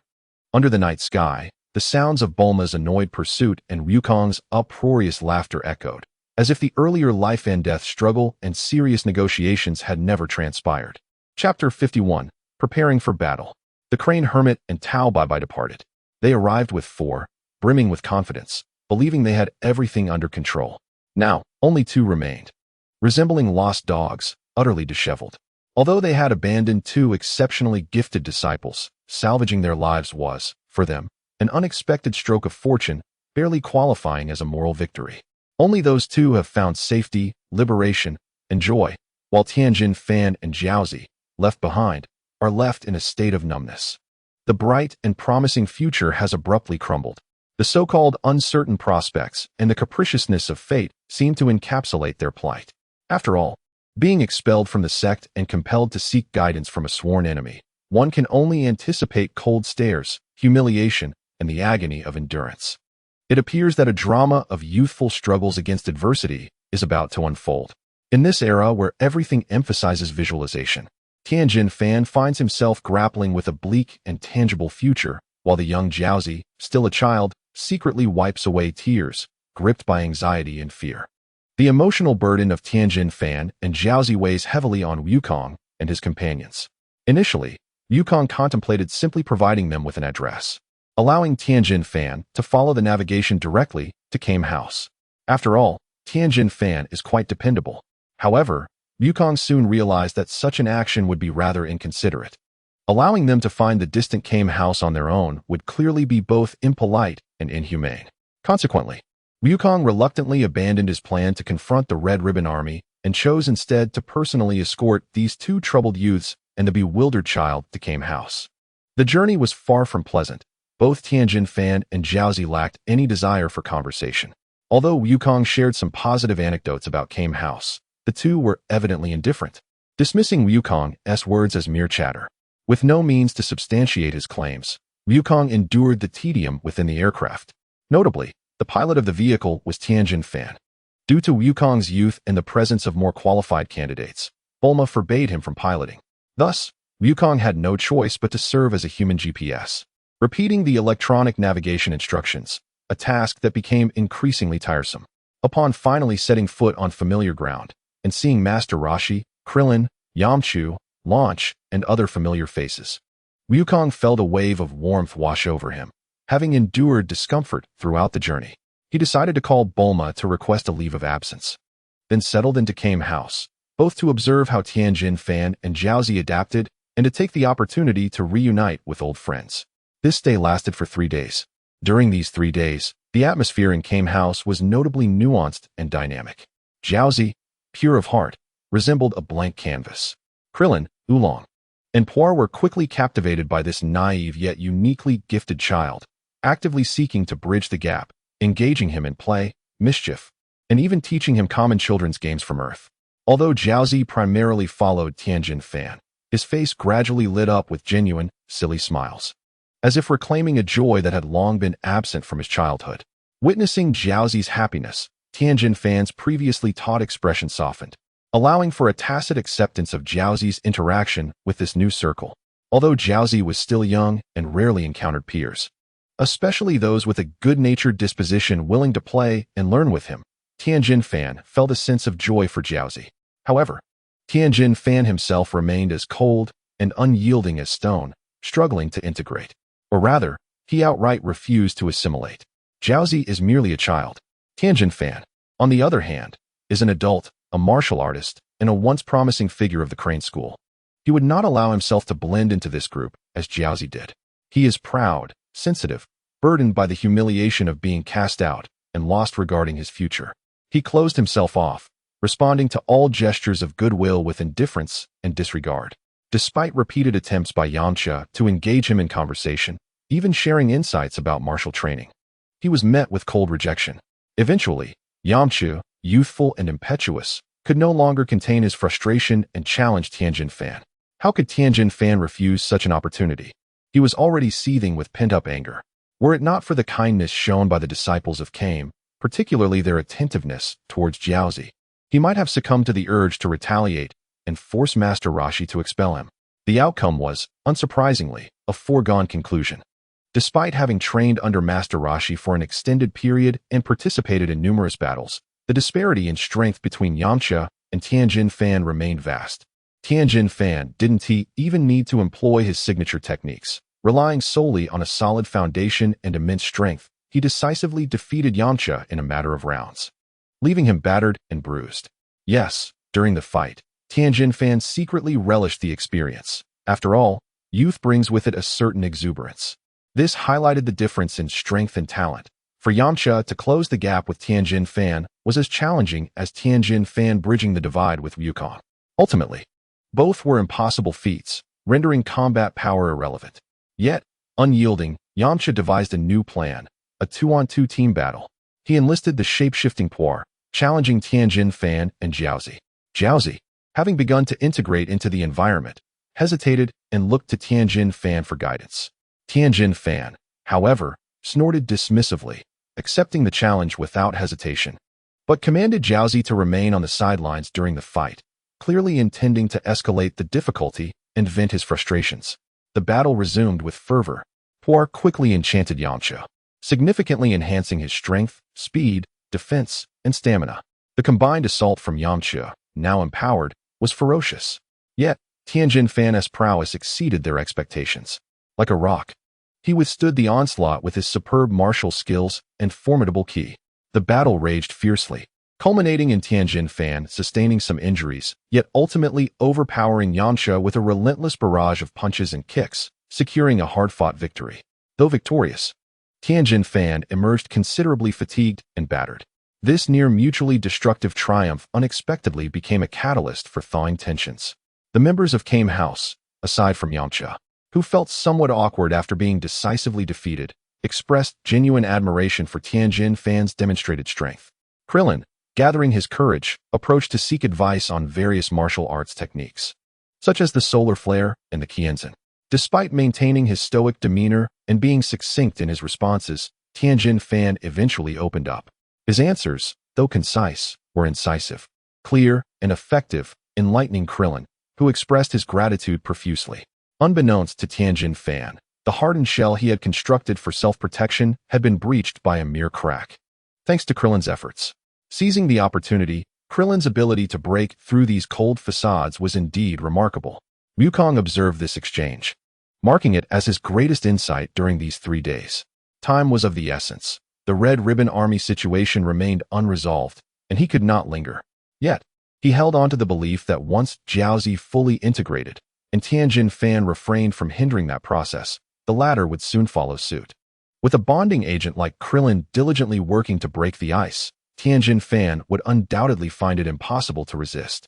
Additionally, with Master Roshi's esteemed guidance and tailored mentorship, Tianjin Fan was destined to undergo a transformation.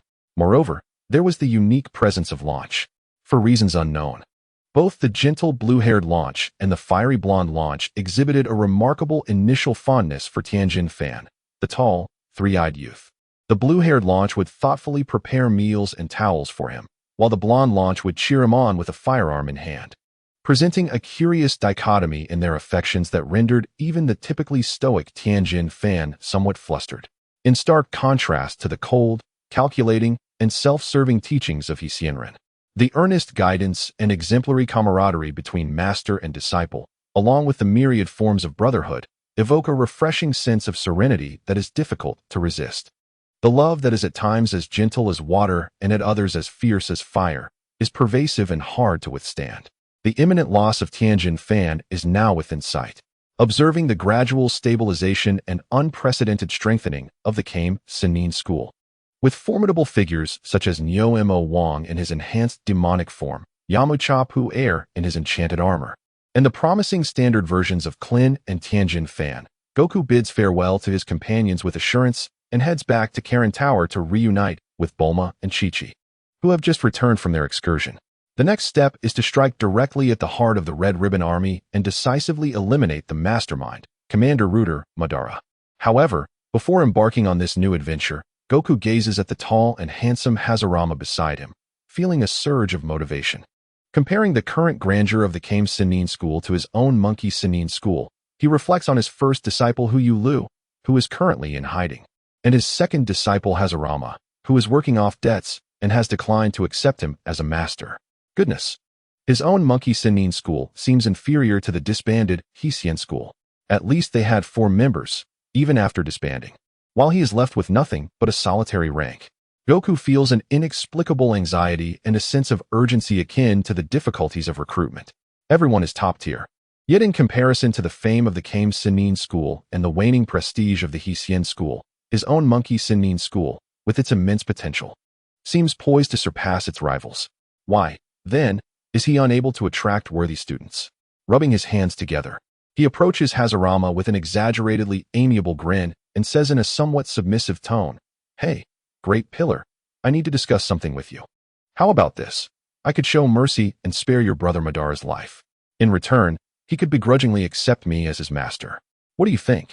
In his efforts to strengthen the Monkey Sinin school, Goku is indeed lowering himself to seek wisdom. Hashirama glances at him with an expressionless demeanor, responding flatly, "That depends on your own abilities." He neither agrees nor refuses, adopting an attitude of indifference. "Hey, you speak this way to your future master. Who happens to be your brother? If you don't help him, who will?" Goku finds Hashirama's attitude unsatisfactory, attempting to exploit their tangled relationship, though you're the great pillar. Remember that in my presence, you might as well be the second pillar. Watch out, or I might just start calling you that. He even attempts to threaten him. "Get out of the way."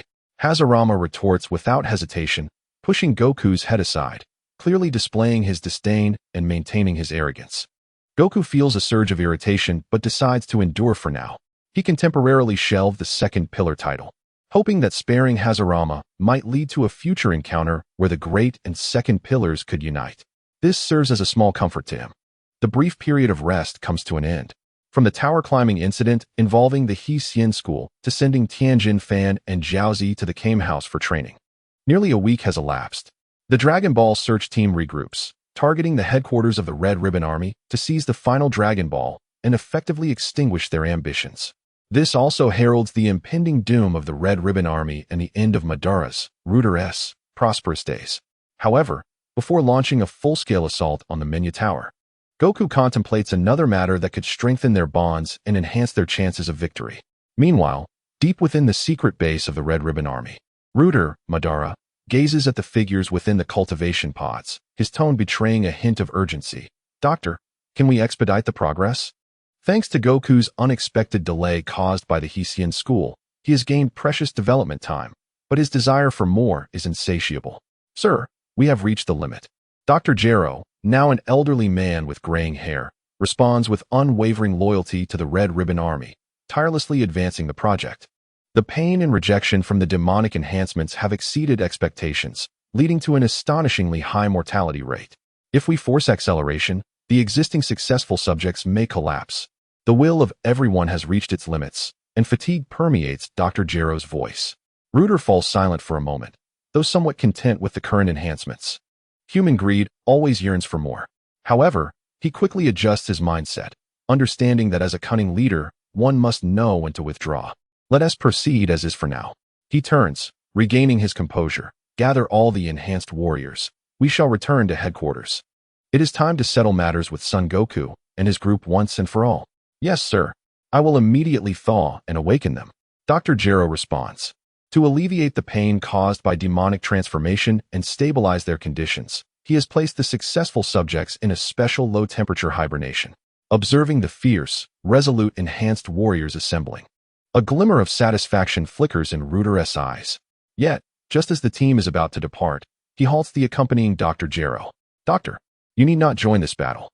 Rooter regards the scientist, who has devoted everything to the army, with unexpected respect. Your strength lies in your intellect, in this laboratory.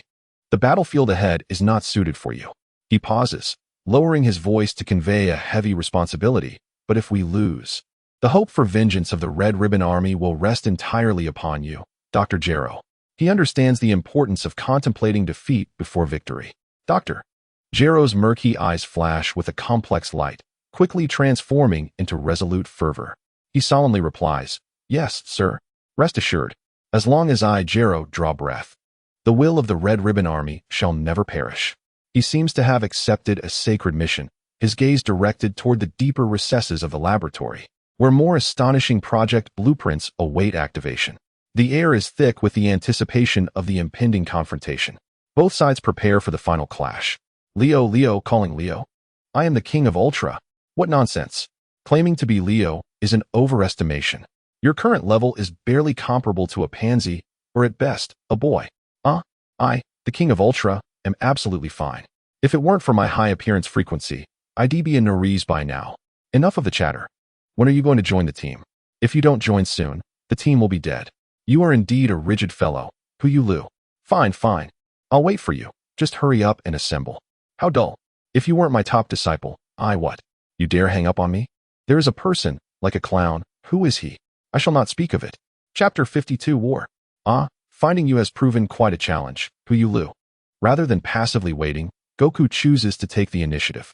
Before heading to the headquarters of the Red Ribbon Army, they locate Huyulu, who is engaged in extreme training in a remote mountain, utilizing the intelligence network of Bulma's Capsule Corporation. This giant has not even considered seeking out his reckless older brother. Entrusting everything to Goku and the others, his sole focus on becoming stronger, likely to avoid being forcibly taken as a disciple by Goku. At this moment, the Dragon Ball Search team is remarkably impressive. Son Goku, primary output. Bulma, logistical strategic support. Chi-Chi, supportive cuteness. The newly added Huyulu, top-tier combat strength. And Hashirama, top-tier versatile support. In total, there are 5 members. This amounts to a formation of 4 leading 1. A stable arrangement indeed. However, the journey of this formidable team seemed overly relaxed. They set out at 8 in the morning to find someone, and due to the long distance, they only managed to connect with the taciturn and aloof Huyulu at nearly 11 o'clock, just around lunchtime. The group decided to find a place to dine together, allowing for some casual introductions, primarily between Huyulu and Hashirama, the troubled duo of the Victim Alliance. However, their exchange was interrupted by Wukong, preventing any substantial discourse. In fact, Huyulu nearly clashed with Wukong, as Wukong bluntly remarked that compared to Hashirama's world-ending brother, Madala, Huyulu's versatile brother, Fujian, truly lacked prestige. Huyulu had no objections to this assessment. Yet, Wukong, ever the provocateur, subtly insinuated that in comparison to Hashirama, Huyulu also lacked prominence. When the cold and composed Huyulu turned to glare at Wukong, the latter leisurely suggested that perhaps Huyulu should relinquish the position of the foremost disciple to Hashirama. Had it not been for Hashirama's quick reflexes and adept maneuvers, Huyulu would have lunged at him. Fortunately, Hashirama's energy shield was formidable, preventing Huyulu from breaking through on the first attempt. All right, you are still the leader. Outside the shield, a somewhat apprehensive Wukong hastened to placate the irritable Huyulu. Look at you. Why are we even competing over the order of ranks? This fellow truly seemed oblivious to the gravity of the situation. Nevertheless, Huyulu did calm down, glancing at Hasalami's anxious and awkward expression before turning back to Wukong. Pointing a finger at him, "Don't run away after this. One of us will perish." After the meal, the gathering was lively. After a brief respite, they leisurely set off again around 2 in the afternoon. As for Huyulu's threat, could it be taken seriously? With Bulma and Chi-Chi chiming in to smooth things over, it was clear this matter would not escalate. Underestimating the power of women at the dining table would be a grave mistake.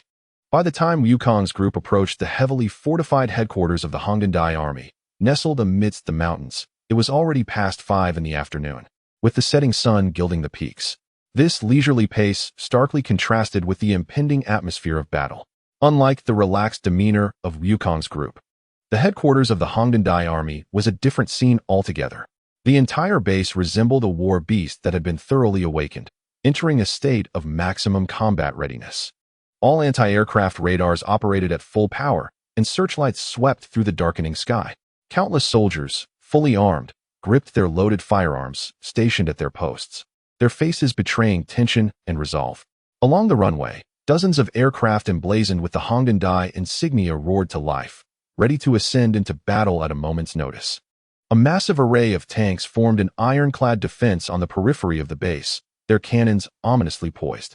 Hidden within the mountains, missile silos slowly opened, revealing their cold warheads. All artillery had adjusted their firing angles, with loaders standing by. Returning to the base, Commander Reuter, Madala, and the Corps members were in optimal condition. They stood in the control room, gazing through the massive bulletproof glass at the war fortress below. The Corps members of Madala's group included Reuter, Madala, the commander; Barak, Enhanced Deputy, Little Black; Wait, Enhanced General, Big White; Ilang, a battle maniac lost on the path of demonization; Fujiang, the embodiment of assorted monsters, now akin to Huyulu; and Kapu, the evil dragon, and Jack, both deceased. These 6, aside from Madala, emanated an aura of ferocity, resembling demons in nature. In stark contrast to Wukong's group's laxity, Madala's team was armed to the teeth, and the entire war machine of the base exuded a fierce determination to fight to the death. Madala was confident that even if Suin Wukong possessed extraordinary personal strength, he would undoubtedly pay a heavy price when confronted with the overwhelming firepower of the entire army and the assault of 6 formidable warriors. There is good news and bad news. Which would you prefer to hear first? The aircraft quietly descended a few kilometers from the Hongdai headquarters, and Bulma turned her head, wearing a peculiar expression as she regarded her companions in the cabin. The high-tech craft had evidently evaded the radar scans of the Hongdai army. Otherwise, it could not have approached this close. However, that was likely its limit. Let's start with the bad news, Wukong casually interjected, but upon witnessing Bulma's expression instantly darken, he quickly corrected himself. Oh no? The good news. Let's hear the good news first. Bulma shot him an exasperated glance, seemingly frustrated with their lack of coherence. The bad news was that according to satellite scans and energy monitoring, the firepower configuration of the Hongdai headquarters was astonishingly formidable, far exceeding that of an ordinary military base. If we were to charge in recklessly, we would likely expend considerable energy and possibly sustain injuries while breaching the outer defenses. For someone like me and Chi-Chi, who were rather fragile, this was exceedingly perilous.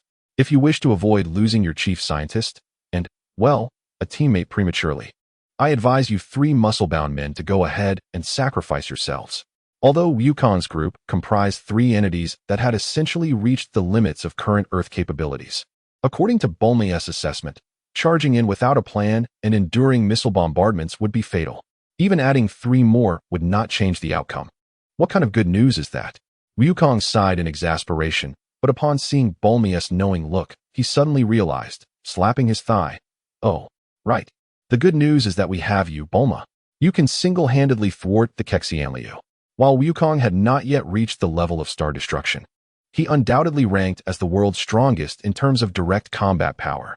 However, when it came to annihilating an army, Wukong could perhaps engage in a simple discussion with Bulma, but his efficiency would certainly pale in comparison. To take it a step further, to obliterate an armed organization that might rank among the top 5 or even the top 3 in the world, this was no joke. Even if Wukong's mindset transformed into one of pure innocence and he rode the Jinduyan, he would still not catch up with Bulma. It was not that Bulma was inherently powerful, rather The technological prowess wielded by her represented the Capsule Corporation, which was extraordinarily formidable. This strength was akin to that afforded to the daughter of a creator. In terms of individual capability, Bulma might not rank highly, but when equipped, she was unparalleled in her era. Having grasped this, Wukong donned a theatrical persona. Disregarding how far the plot had diverged and how the character portrayals had strayed from the original. Instead, he felt a simple thrill in clinging to a powerful ally and boldly declared, "Sister Bulma, help me obliterate those ungrateful wretches." Yet, Bulma merely stretched out her hand, pinching Wukong's cheek and pulling it outward before letting it snap back, then triumphantly stated, "Wrong. The standard response should be no. I cannot lose you all. Bulma, quickly, use your invincible capsules to devise a plan." After teasing Wukong, Bulma returned to seriousness and inquired, "Do we really not need to intimidate them first? To lure them out for a decisive battle? That would be more in line with your martial artist demeanor?" Having read books, followed dramas, and envisioned worlds, martial artists were often depicted as madmen who pursued the thrill of combat, while someone like herself, a tech enthusiast, should not be welcomed by the martial artists. At the very least, she should not obstruct their martial prowess. Her role should be limited to logistics, medical support, reconnaissance, and other auxiliary tasks. However, no need. Wukong waved his hand, turning to the other three, seeking consensus. Evidently, Wukong is not the kind of solitary martial artist that Bulma envisioned. Despite having lived a modern life for many years and never having harmed a chicken, he is, in fact, a devout adherent of the martial philosophy espoused by the Mad Dog style, which, by the way, stems from our own fear of insufficient firepower, leading to an obsessive accumulation of firepower. The priority is to strike down the villains first. Kiki clenched her small fists, her gaze resolute, offering unwavering support to Wukong. It remains uncertain whether Kiki is merely a naive admirer of Wukong or shares a similar sensibility. The former seems more likely. Hogyoku crossed his arms, coldly uttering a few words. "I trust Fujiko's escape abilities."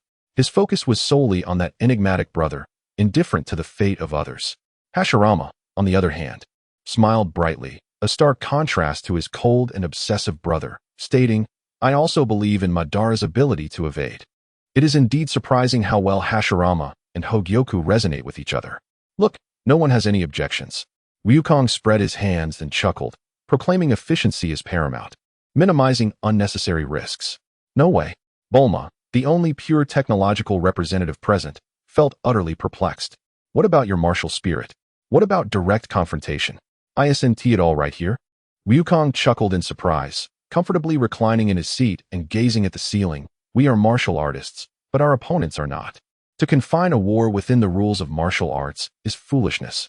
Only when one has complete control over the situation can one qualify to discuss spirit. For now, it is about achieving safety and efficiency." Foolishness. Although Wukong's light-hearted reprimand momentarily stunned Bulma, admiration soon flickered in her eyes. She had come to understand Wukong's intentions. He indeed possessed the martial spirit, but prioritized the safety of his companions and the efficiency of their mission over hollow appearances. This understanding was even more profound than that of the three martial artists seated behind her. Enlightened, Bulma's lips curved into a confident smile, choosing to remain silent. She swiftly returned to the control position, her hands deftly manipulating the complex console. The Global Strategic Support System activated. Authentication, Bulma brief. The Gundam Tactical Cluster, codenamed G. Summon order dispatched. The Mech Assault Legion, codenamed A. Summon order dispatched. All observation satellites from Tianyin number 1 to Tianyin number 12 locked onto the target area. Data link established. The Strategic Deterrence Platform, Damocles, in outer orbit, is now on standby. A series of calm commands flowed from her lips, effortlessly orchestrating a massive war machine. As for Dr. Brief, the actual controller of the Capsule Corporation, he and his wife were watching Bulma issue commands with vigor on the monitor while having dinner. As for stopping anything, don't be ridiculous. It was utterly unnecessary. Within the control room of the Red Ribbon Army, Madara remained fixated on the radar screen, eagerly anticipating Wukong and his companions to recklessly stumble into his firepower trap. However, what he awaited was not several high-speed life signals, but rather the terrified scream of the radar operator. Report. Multiple superspeed objects are approaching. Speed cannot be captured. Energy response is rising sharply. What level of energy source is this? The satellite signal is experiencing severe interference. We are blind. Immediately, soldiers stationed at the base perimeter witnessed an unforgettable and soul-shattering scene. In the distance, the horizon seemed to be torn apart by an invisible force as 12 colossal, sharply designed steel giants resembling divine warriors suddenly descended. Each stood over 30 meters tall. Their massive forms cast despairing shadows under the setting sun, their cold metallic exteriors reflecting a chilling sheen. Each Gundam bore heavy weaponry far beyond the comprehension of this era. High-frequency particle cannons, large missile nests, and gigantic beam sabers, which we might not fully understand, but they exuded an overwhelming sense of advanced technology, evoking the impression of Gundam stepping into the Dragon Ball universe. Simultaneously, beneath these steel giants, hundreds of humanoid-sized, sleek and technological battle mechs surged forth like a swarm of bees, moving swiftly and uniformly, wielding energy rifles or mini-missile launchers, with their armors ejecting blazing lightsabers. In the sky, several advanced satellites belonging to Capsule Corporation captured every detail, streaming real-time data into the command network. Even beyond the atmosphere, a more intimidating platform subtly adjusted its angle. An absolute technological domination. A dimensional strike. These damned bastards.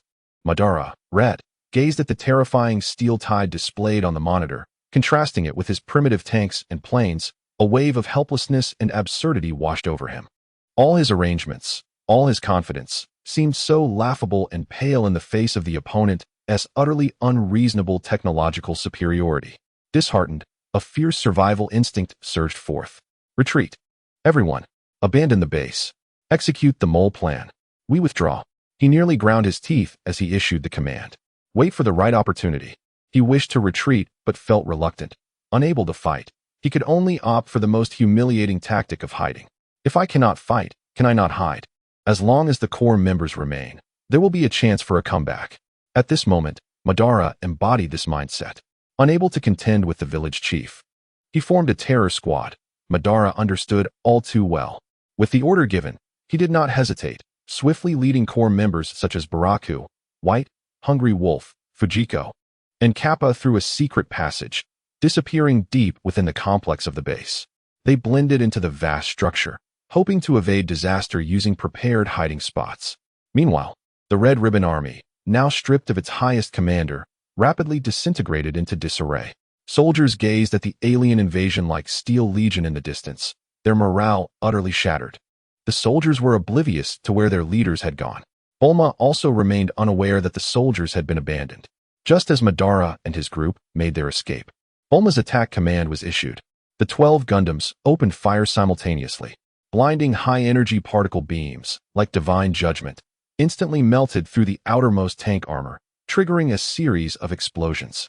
A swarm of missiles surged toward the airfield and artillery positions, reducing aircraft and anti-aircraft systems to scrap. The massive beam sabers effortlessly cleaved through sturdy fortifications and structures. Hundreds of mechs surged into the base interior like phantoms, their energy rifles firing with precision, each shot capable of obliterating a fire point or an armored vehicle. The lightsabers swept through, effortlessly harvesting any tanks that dared to resist. Their sensors and AI worked in perfect harmony, leaving almost no shooting blind spots. Their operational efficiency terrifyingly high. The sounds of explosions, metal tearing, and desperate screams rang out in unison. Flames and smoke engulfed the entire Red Ribbon Army headquarters base. Traditional weaponry stood powerless against these super-era war machines, akin to children's toys. Bullets striking the mech armor merely sparked a few embers, while shells struggled to even lock onto these high-speed moving targets. This was a one-sided, brutal massacre and annihilation. The steel tide swept through the entire base with unstoppable force. Long after, the sounds of explosions gradually ceased. The once magnificent headquarters of the Red Ribbon Army had become a smoldering ruin, shrouded in smoke and flames. Amidst the remnants of walls and debris, one could occasionally glimpse charred remains and discarded weaponry. Wukong and the others' aircraft slowly descended at the edge of the ruins. Bulma operated drones and mechs for the final scans and cleanup while searching for any potential survivors or clues. However, it appeared that the assault had been excessively fierce. Upon reviewing the transmitted data, Bulma's expression became somewhat awkward. The energy readings indicated that the most formidable life signals from the upper echelons of the Hongduan Dai Juntuan had vanished shortly after the attack commenced, likely having escaped through secret passages. She sensed the subtle gazes of her teammates upon her, causing her cheeks to flush slightly. I didn't expect them to be so fragile. They couldn't even muster a proper counterattack before they collapsed. Following a more meticulous search, it was confirmed that no traces of core members such as Madara could be found. Reluctantly, Buma issued the order, retreat, return to headquarters for resupply and maintenance, and await further instructions. The vast Steel Legion departed as swiftly as it had arrived, vanishing from sight after a short distance, leaving behind a scene of utter devastation. This incident was akin to deploying interstellar battleships to swat at mosquitoes. An awkward atmosphere enveloped the team led by Wukong. It seemed it was time for dinner. Chapter 53, The Fourth Law. The headquarters of the Hongduan Dai Juntuan had been reduced to scorched earth, with the smoke not yet fully dissipated. And the air was thick with the acrid scent of gunpowder and an unsettling, faintly charred aroma. Once a fortress armed to the teeth, it crumbled before Buma's summoned torrent of steel, rendered as fragile as paper in a matter of moments. This victory came so effortlessly and completely that the main combatants, Wukong, Hashirama, and Huyu Liu, had scarcely the opportunity to stretch their muscles. It was solely Buma who, wielding an overwhelming technological advantage, brought everything to a close. The aircraft landed at the edge of the ruins, and the group stepped onto the still warm ashes. A sense of unreality permeated the hearts of the others, aside from Buma. Is this truly the end? Chi-Chi muttered quietly, gazing at the broken remnants before her, her small hands instinctively clenching. The fierce battle she had envisioned had not transpired. Instead, it was an absurd, overwhelming victory. The disparity was so vast that there was no entanglement or stalemate. Chi-Chi had not even the time to comprehend the brutality of war. The feeling of having won without struggle seemed rather pleasant, didn't it? Hashirama scratched his head, a hint of helplessness in his sunny smile. He had anticipated a grueling battle, but had not expected such a one-sided conclusion. The brother he regarded as a formidable foe, the cunning and scheming Madara, was unexpectedly trampled by a girl of merely 16 or 17 years. Huyu Liu remained silent, his gaze concealed behind sunglasses as he scanned the ruins, seemingly searching for something, yet his tense muscles had relaxed slightly. Though he relished combat, Huyu Liu had never embraced war and certainly did not wish to be a mere executioner. Beneath his cold exterior lay a heart of softness. Each individual harbored complex thoughts, yet none would dare complain that the victory had come too easily, nor would anyone make light of being led to victory by a woman. The power exhibited by Buma was an indispensable part of the team's strength, deserving of gratitude rather than skepticism. Up to this point, Buma's contributions had far exceeded those of Wukong. In fact, one could argue that the combined efforts of the others paled in comparison to her singular achievements. The Dragon Ball radar was crafted by Buma, the provisions and accommodations along their journey were sponsored by her, and in combat, she had granted everyone ample room to exert themselves. The more challenging aspects were directly flattened by Buma's overwhelming prowess.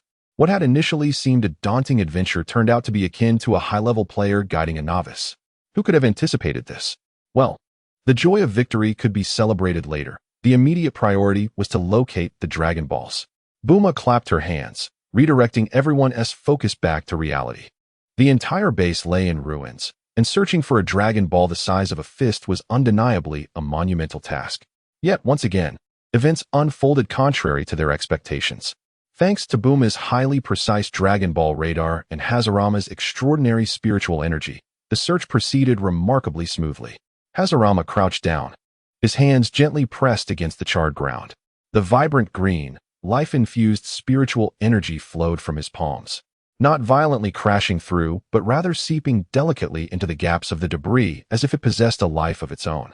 This energy transformed into countless invisible tendrils, sensing, exploring, and even gently nudging aside obstacles. In contrast to the mainstream applications of ki in the Dragon Ball world, which often emphasized brute force or simple shape-shifting, Hashirama's spiritual energy, Ling Qi, was evidently of a more advanced and refined nature. It could accomplish everything ki could while also enabling more complex transformations and delicate manipulations, as if it possessed some tangible characteristics. This was the realm of energy that Wukong greatly envied, yet could never fully grasp. a deeper understanding and control of energy's essence that all characters in the Dragon Ball universe had failed to master. Whether one described it as foundational, grand, or merely the root, it was simply lacking in exquisite versatility, akin to hunters, ninjas, or others. Although the groundbreaking masterpieces were challenging to surpass, the ingenuity of successors could still stand alongside them.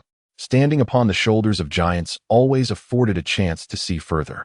Before long, amidst a tangle of twisted metal and shattered concrete, the verdant energy cradled an orange sphere, gently lifting it from the rubble. Within the center of the sphere, several stars were clearly visible. They had found it. Hashirama handed the Dragon Ball to Wukong. As Wukong accepted the warm orb, a great weight lifted from his heart. 6 of the 7 Dragon Balls had been acquired. Only one step remained. The immense relief even led him to entertain the inappropriate thought of celebrating this victory with a barbecue. His gaze swept across the surroundings, spotting dark red stains on the scorched earth that did not belong to the soil, as well as some unrecognizable twisted metal debris intermingled with other remnants. A wave of intense nausea surged up his throat. Wukong gagged slightly, his complexion paling instantly. It was only at this moment that the brutality of war struck his senses with full force. Immersed in the tension of battle and the search for the Dragon Balls, he had not yet perceived it.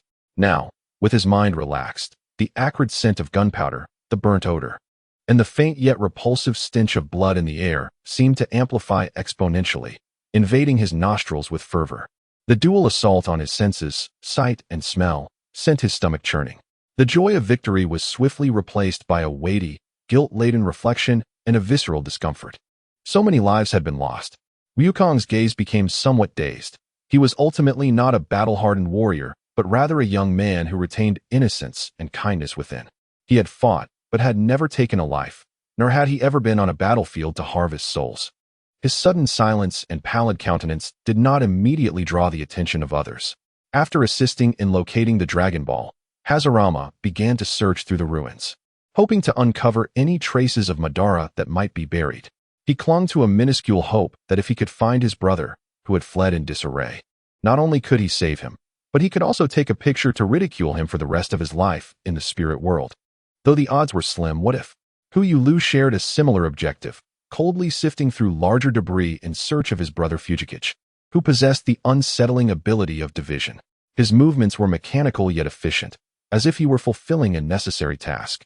Although Fujikage was of poor character, Hu Yulu had no intention of mocking him, but rather sought to thoroughly dismantle his means of causing harm.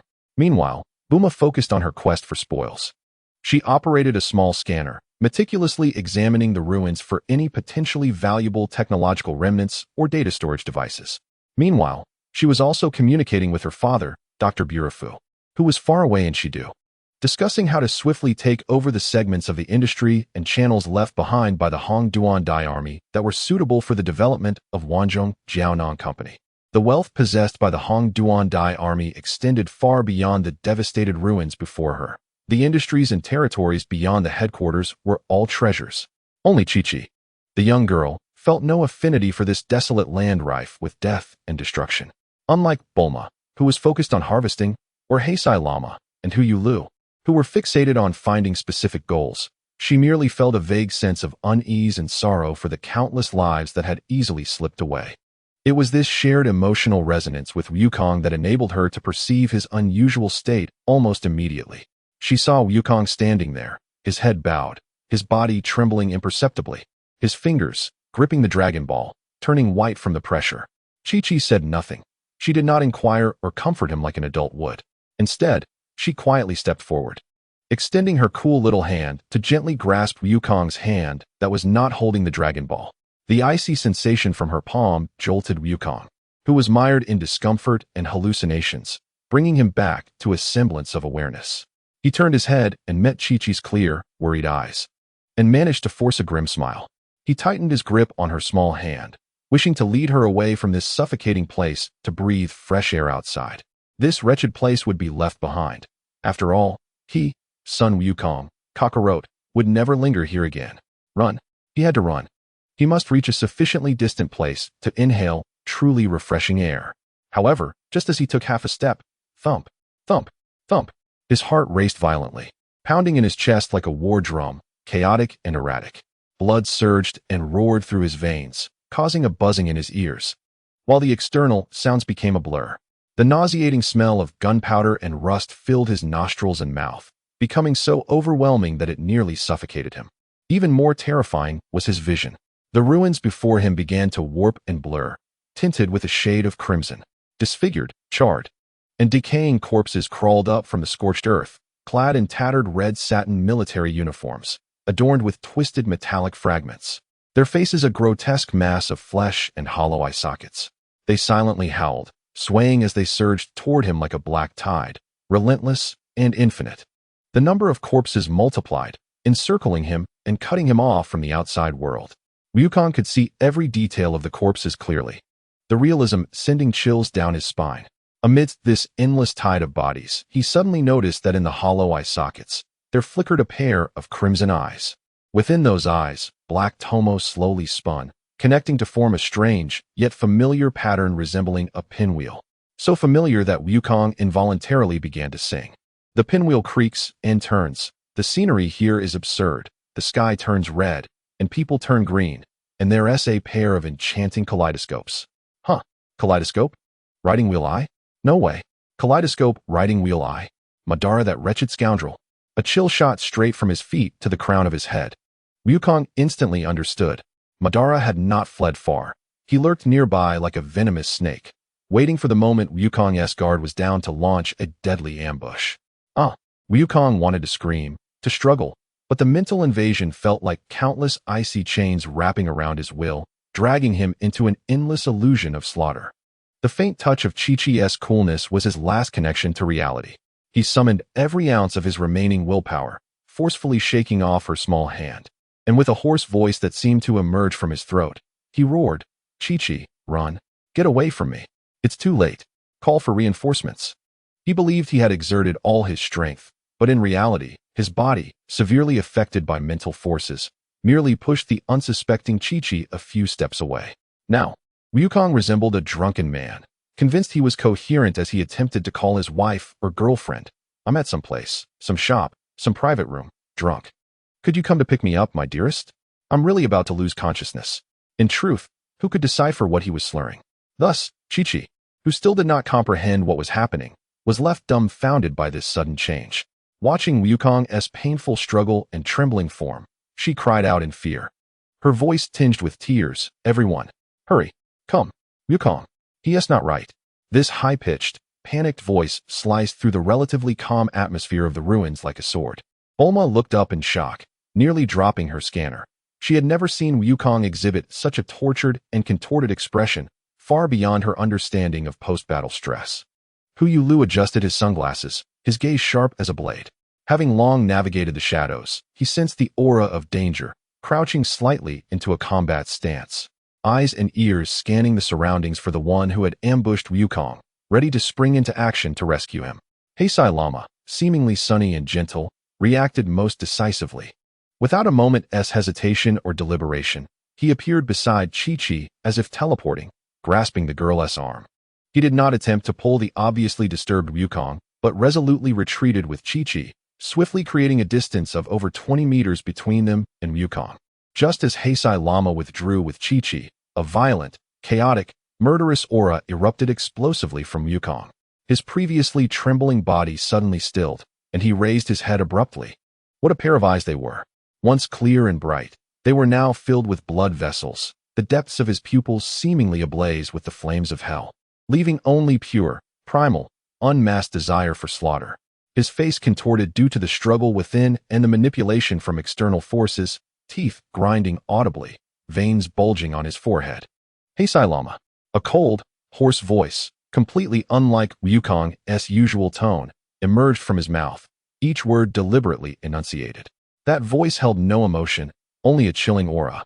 He slowly turned his neck, his scarlet gaze locking onto Heisai Lama and the Chi-Chi he was shielding. The situation had reversed.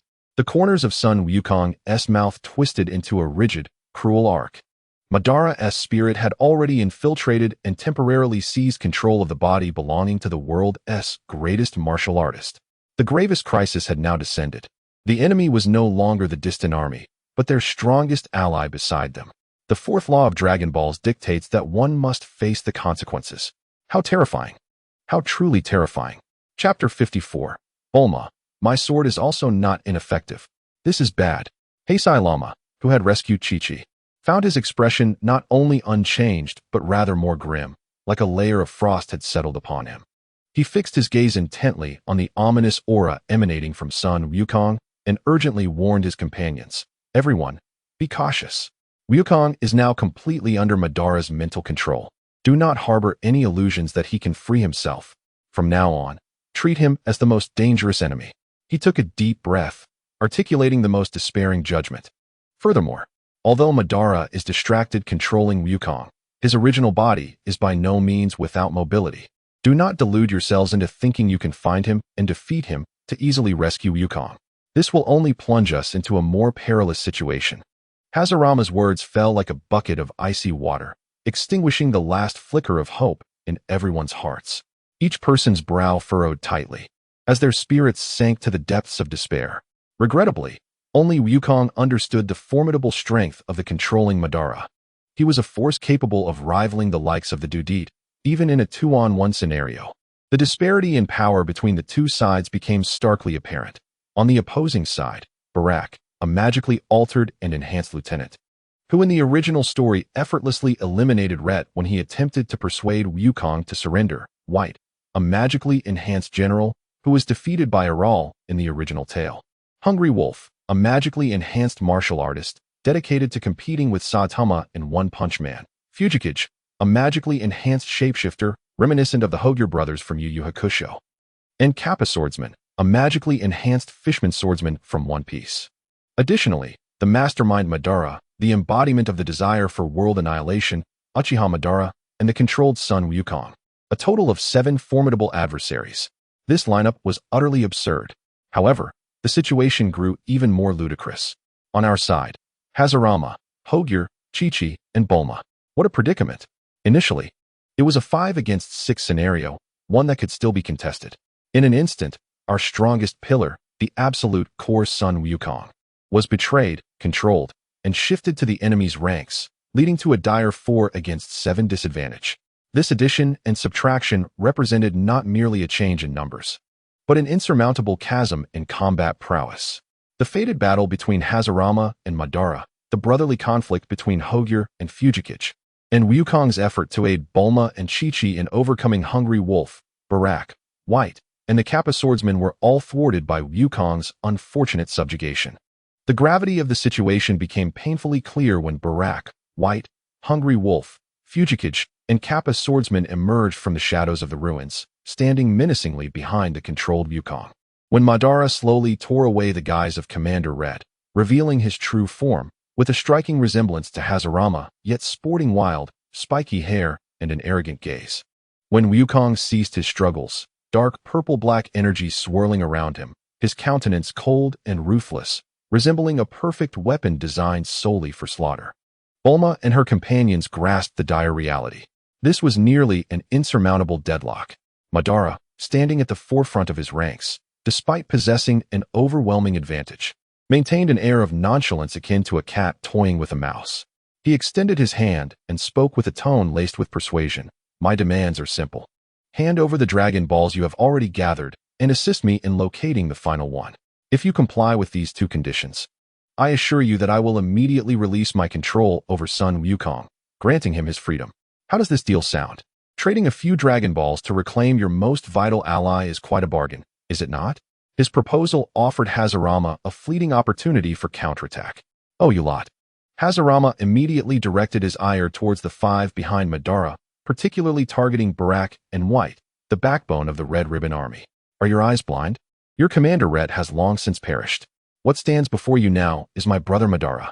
He has impersonated Ret. Do you not wish to avenge the true Commander Ret?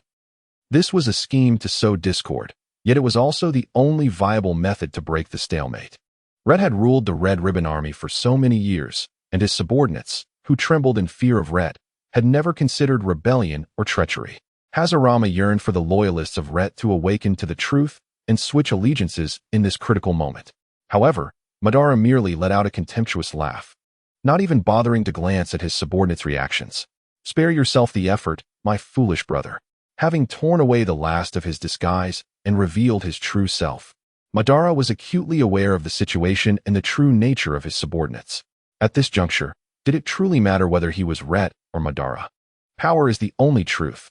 What was chilling was that even after Madara's own admission, Barak, White, Hungry Wolf, Fugikage, and Kappa Swordsman remained as statues, showing no signs of unrest, their eyes devoid of even a hint of surprise, filled only with reverence and submission to Madara's strength. Revenge? Loyalty? Such notions appeared laughable in the presence of those whose souls had long been sold to power and ambition. Hungry Wolf and Fugikage, the newcomers, understood clearly that they had not joined the Red Ribbon Army out of admiration for Red. Their motivations lay solely in the pursuit of strength and vengeance. Following the more ruthless Madara would undoubtedly expedite their ascent and satiate their desires, especially now that the once formidable Wukong had fallen under Madara's control. The thought of rebellion had completely vanished from their minds, at least for Fugikage. Hungry Wolf, too, had no thoughts of defection at this moment. As for what would come next, who could tell? The veterans, Barak, White, and Kappa Swordsman, saw through the essence of the Red Ribbon Army, where the strong preyed upon the weak. Madara was stronger and more terrifying than Red. He was the leader they sought. The Kappa Swordsman, recalling the tragic fates of the transformed dragon and Jack, was particularly cautious, unwilling to act foolishly when the situation was so clear. They were all unscrupulous individuals. Associating with a strong leader promised status, wealth, and power. In such matters, who was the leader became inconsequential. Madara's ambition was to open the gates of the demon realm across all worlds, initiating a full-scale invasion of the universe. In that eventuality, all worlds would be reduced to ashes, including your Earth. You all shall perish or become slaves of the demon realm. Hashirama glared at these obstinate wretches, his temples throbbing with fury, struggling to contain his murderous intent. You scoundrels! You truly deserve to die. His roar echoed over the ruins, yet it elicited only cold, even mocking gazes from the opposing group. For the sake of power, they were indifferent to the fate of the world. Or perhaps they naively believed they could attain higher status under the future dominion of the demon realm. They were not noble creatures. Perhaps life in the demon realm would offer even greater opportunities. Hashirama, cease your futile words. Madara's patience was wearing thin, and his voice turned cold. The choice I have presented to you is clear. Surrender the Dragon Balls and serve me, or hand over the Dragon Balls and depart immediately. I can act as though I have never seen you. This is my final act of mercy. His apparent magnanimity was, in truth, built upon absolute confidence. His brother could live, and the others, as his brother's friends, could also survive. After all, once the Dragon Balls were obtained and wishes fulfilled, Hashirama would undoubtedly ally with him, while his brother as companions would serve as valuable pawns. Do not forget, Madara's ultimate goal was to incite a comprehensive war among the realms of the spirit and demons, ultimately obliterating the demon realm to achieve world purification. Though presently engaged in villainous acts, his intentions were genuinely noble. Those who possessed such ideals naturally harbored a favorable view of Hashirama and his allies, merely clashing due to temporary disagreements. Yet, the current master of the situation, Madara, had no intention of exterminating them entirely. There was no need. In response, Bulma's voice was icy and resolute. She did not look at Madara. Instead, she addressed the communicator embedded within her mech, delivering her orders in a tone akin to a declaration. Notify all armed satellites in orbit to lock onto my current coordinates. Alert the Damocles Outer Strategic Platform to enter the final launch sequence. Inform all standby Gundams and mech legions to engage overload combat mode, targeting the ruins of the Red Ribbon Army's headquarters and a radius of 100 kilometers surrounding it. Announcement: should we emerge victorious in this battle, all shall be settled. However, if we falter, Bulma's voice momentarily faltered. Then, with a chilling calmness, she declared, I, Bulma Burif, hereby authorize the execution of the purification protocol. I demand the complete eradication of all life signs within 1,000 miles. There was no war, no excitement, only a sense of cold judgment stemming from absolute wealth and technological power. Even as she herself became one of those to be judged, Bulma issued such a command. Her words echoed through the mecha's loudspeaker, clearly reaching every ear present. Bulma, must it come to this? Dr. Burif's anxious voice emerged through the loudspeaker. Father, there is no reasoning with madness. Buma's cold gaze was fixed on Madara. If you discover that I am being controlled, do not hesitate. Flatten this place. I refuse. Burif objected, turning to Madara and others, proposing, shall we discuss this? I urge you to talk. If Buma's earlier demeanor was chillingly resolute, instilling fear in everyone, then at this moment, Dr. Burif was like a shot of adrenaline, a life-saving pill. Doctor, you've saved us. Unexpectedly, it was the youngest, Chi-Chi, who first responded. Her voice trembled, yet her gaze remained unwavering. And I believe in Wukong. He will not be so easily controlled by the villains. He will surely awaken and come to our aid. Fool. Buma scoffed, yet her gaze involuntarily shifted to Wukong, enveloped in dark energy. A hint of concern hidden deep within her eyes. If he were truly capable, he would not be standing there like a lamb to the slaughter. On the other side, Hiru slowly removed his ever-present sunglasses, revealing a pair of icy, ascetic eyes now ablaze with resolute fire. He fixed his gaze on Fujikawa, who was hiding at the back of the crowd, his voice like a chilling wind from the Arctic. Fujikawa, if you continue to cause such a ruckus without turning back, I assure you, this time, I will kill you. His words were simple, yet weighed heavily, conveying a sense of hopelessness. The stark, unabashed killing intent in Hiru's eyes made Fujikawa instinctively retract his neck, a flicker of struggle crossing his face. However, a furtive glance at Madara's steadfast silhouette quelled his urge to flee, and he retorted sharply, Fool, now that we have embarked on the path of demonic empowerment, do you still wish to pretend to be a righteous ally? We are already irredeemable scum. Madara and Hashirama made one last effort, their voices tinged with fatigue and gravity. Now is the time to abandon your wild ambition and return to the spirit realm. It is not too late. Yet he knew these words were nearly futile. His brother had long been consumed by obsession and ambition. He would not turn back until he hit the wall. This was indeed a predicament. Madara rubbed his brow, seemingly distressed. Buma's ultimate threat had disrupted his rhythm.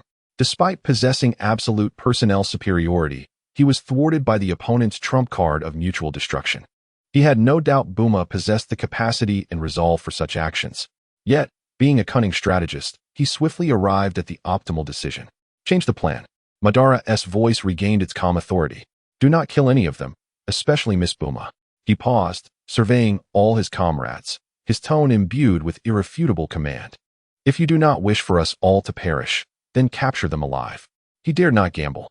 If, amidst the chaos, Buma or any of her allies were gravely injured or killed, it would provoke this madwoman into pressing the button of annihilation without hesitation. By then, even if he managed to escape, the plan would be irrevocably ruined. Buma had family, a means to resurrect with the Dragon Balls. He did not. What appeared to be an absolute advantage for his side concealed a trump card in the opponent's hand capable of overturning the game. The situation grew precarious and fraught with danger. They could not afford to take lethal measures. If the Dragon Balls were destroyed, they too would face demise. At this juncture, Madara and his faction could only aim to restrain everyone's freedom without inflicting casualties. Only in this manner could Buma's threat be neutralized, allowing for true control of the situation and thus making negotiation feasible. With that thought, Madara no longer hesitated. It was a gamble for their lives. He raised his hand, gently gesturing downward to his 5 vigilant subordinates. Act. In an instant, Barak, White, the Hungry Wolf, Fujikawa, and the Kappa swordsmen surged forth like arrows loosed from a bow, propelled by fierce momentum toward Buma and her companions. Madara's command was indeed the key to breaking the deadlock. With their side's overt combat power at an absolute advantage, victory was assured. Meanwhile, Madara himself stepped back slightly, standing alongside the controlled Wukong. Like a composed chess player, he coolly observed the battlefield, serving as both the greatest intimidation and ready to strike with a lethal blow. The true battle of desperation erupted at that moment. Neither side's leaders were easy to deal with, and none among the teams faltered, except for that foolish monkey known as Wukong. How embarrassing for the protagonist. A time traveler at that. Chapter 55. Madara controls the monkey as the Pillar Emperor is laid low. Leave Hashirama to me. Fujikawa, the Hungry Wolf, Kappa, you handle Hiru. Barak, White, please escort those 2 young ladies over here. Move. Madara's voice was cold and clear, like a decisive piece placed on the chessboard. With the command given, a wave of murderous intent surged forth. The Hungry Wolf let out an excited growl, charging forward with a singular focus on Hiru. his eyes ablaze with a pure thirst for battle. Fujikawa moved like a ghost, silently gliding to the flank, poised to execute a cunning ambush alongside the hungry wolf. Borak and White, the two enhanced veterans of the Red Ribbon Army, approached Buma and Chi-Chi, clad in their mechas, with cautious determination. The battlefield was instantly divided. In the core area, only the distant standoff between Hashirama and Madara remained, along with Wukong, standing like a puppet, cloaked in swirling dark energy. Hashirama's expression was taut. His gaze sharp as an eagle, every muscle in his body coiled with tension, the vibrant green energy of the spirit realm flowing steadily within him, ready to unleash. In contrast, Madara appeared relaxed and at ease, even wearing a hint of long-lost delight. He observed his tense brother, his tone tinged with nostalgia. Hashirama, upon reflection, this may very well be the first time I have genuinely held the upper hand in our battles. Wouldn't you agree? He reminisced about the past. Due to Hashirama's unique energy attributes, he was completely immune to his mental control. This led to his elder brother being consistently suppressed by his exceptionally gifted younger sibling in purely physical confrontations and Qigong duels, resulting in a significant loss of face for him as an elder brother. Once upon a time, he too was a paragon of excellence, unrivaled among his peers. Little did he expect that, despite sharing the same mother, he would forever live in the shadow of his brother. Being beaten during meals and sleep was a recurring theme throughout Madara's infancy, childhood, adolescence, and youth. In his youthful years, he finally had an opportunity to turn the tide. It was only at this moment, having gained control over the formidable son Wukong, a being even more powerful than Hashirama, that he truly experienced the exhilaration of commanding the situation. This joy, once exclusively Hashirama's, was both novel and intoxicating. However, he quickly suppressed this emotion, his gaze becoming profound once more. Since there had been a first, there would surely be a second, a third, and countless opportunities in the future to experience it. What mattered now was to excel in the task at hand. Hashirama, Madara's voice bore a peculiar allure as he extended one last invitation. Join me. Together, as brothers, we shall reshape this decayed and dreary world. We share the same blood. We ought to stand on the same front. Change the world? Hashirama seemed to hear the most ludicrous joke, his tone laced with sarcasm. With your strength? And mine. While we might be relatively competent on Earth, our abilities are trivial when gazing upon the cosmos or even the realms of spirits and demons. What can we possibly change? What do we possess to effect such change? He could not comprehend his brother's arrogance. The war between the spirit realm and the demon realm was a grand narrative tied to the multiverse, populated by formidable beings, each a potential annihilator of stars, king of realms, god of realms, and demon lords, all of whom could obliterate worlds with ease. What could the two brothers hope to achieve besides becoming cannon fodder, the wave makers at the forefront? That required a power capable of overturning the rules, not blind ambition. In the current universe, aside from Frisia, who possessed the ability to upend the three realms, what did anyone else amount to? Especially the two brothers, whose combat prowess might not even reach 300. How dare they aspire to do what beings with battle powers in the hundreds of thousands or millions could do? Particularly, what could a mere Dragon Ball accomplish? The ephemeral legends, whimsical aspirations, and their paltry strength were insufficient to bear such a burden. Was this not courting death? Stop being foolish, Madara. You cannot even match Bulma's lifespan. The more Hashirama thought, the angrier he became. The pent-up worries, disappointment, and fury erupted. He ceased his words, launching himself with a sudden push, the solid ground cracking beneath him as he soared like a cannonball, hurtling toward Madara with the might of a roaring tsunami. I refuse to be a mere cannon fodder destined to be crushed, you fool. Hashirama realized that only a heavy blow could awaken his brother from his daydream. What do you understand? Only in chaotic times can rigid orders be shattered, and true heroes be forged. We can seize the opportunity for explosive growth. If we do not succeed, we become martyrs. If you lack even this awareness, you still have much to learn, Hashirama. Madara retorted fiercely, meeting his brother's onslaught without fear. The two siblings engaged in a fierce battle atop the searing ruins, their clash a stunning display of contrasting styles, an ultimate collision of strength and speed, rigidity and agility. Hashirama's fighting style was imbued with a sense of power and oppression. He often chose to stand firm in a favorable position. His form as solid as a mountain, his foundation unshakable. His movements were minimal, relying more on subtle adjustments of his upper body and small shifts of his footwork. Yet, each punch and palm strike he unleashed contained unfathomable might. Even before his fist arrived, the ferocious wind generated by his blows left one gasping for breath. The emerald energy of the spirit realm coalescing at the forefront, not a dazzling display, but a highly compressed and latent destructive force. His attack trajectory was straightforward, devoid of embellishments, yet exuded a formidable dominance, as if any technique would pale in comparison to his absolute strength. He stood like a towering mountain, imposing silence before erupting into cataclysmic fury. While Madara charged forward, he dared not confront Hashirama's heavy strikes head-on. Each collision, even when merely blocking, sent shockwaves through him, stirring his blood and numbing his arms. He was immovable as a mountain, yet swift as thunder, defensively solid as a fortress, and offensively devastating. This was Senju Hashirama. In contrast to his brother's raw power, Madara maximized agility and technique. His speed was astonishing, leaving behind afterimages as he darted about, his movements erratic and elusive. He rarely engaged in direct confrontation with Hashirama, instead opting to use his superior speed to weave, dart, and find openings in his brother's defense. His attacks were cunningly crafted, with angles that defied expectation.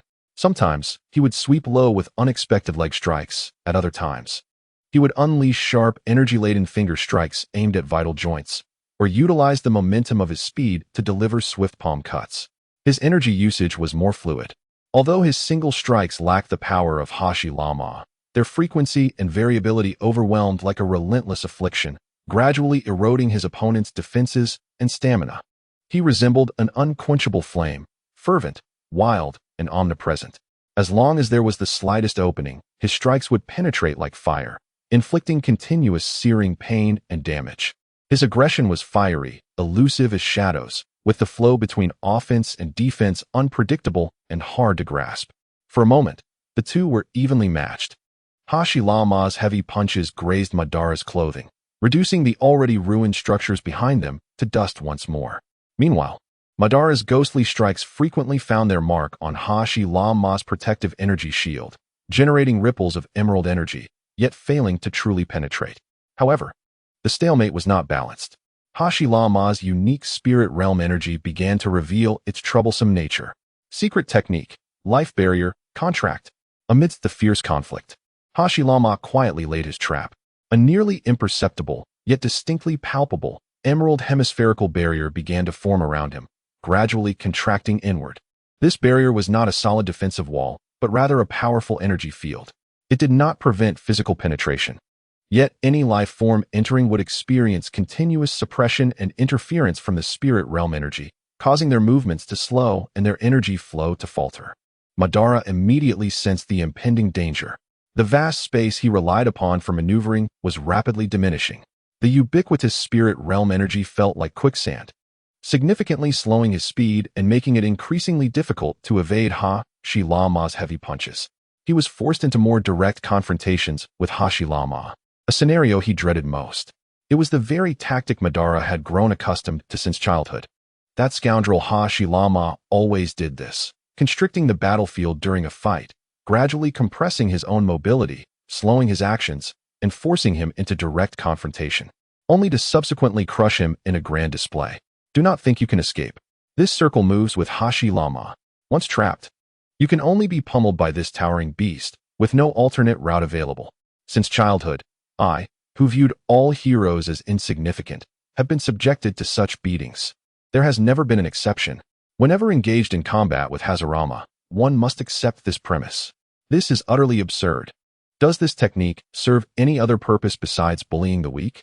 Is this the only move you possess, Hashirama?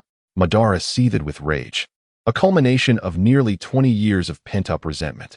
This very technique is effective against you, you fool. Hashirama laughed heartily, yet his strikes grew increasingly forceful. In a moment of vulnerability, Madara found himself unable to evade, and he had to brace himself with both arms against Hashirama's heavy downward kick. The immense force caused his legs to buckle slightly, shattering the ground beneath him. Hashirama, emboldened by his advantage, unleashed a relentless barrage of punches, each blow powerful enough to force Madara to retreat, perilously close to defeat. The scales of victory were rapidly tilting in Hashirama's favor. This was a reflection of his 20 years of efforts. But this time it was different. As Madara pondered various thoughts, Hashirama's gaze sharpened.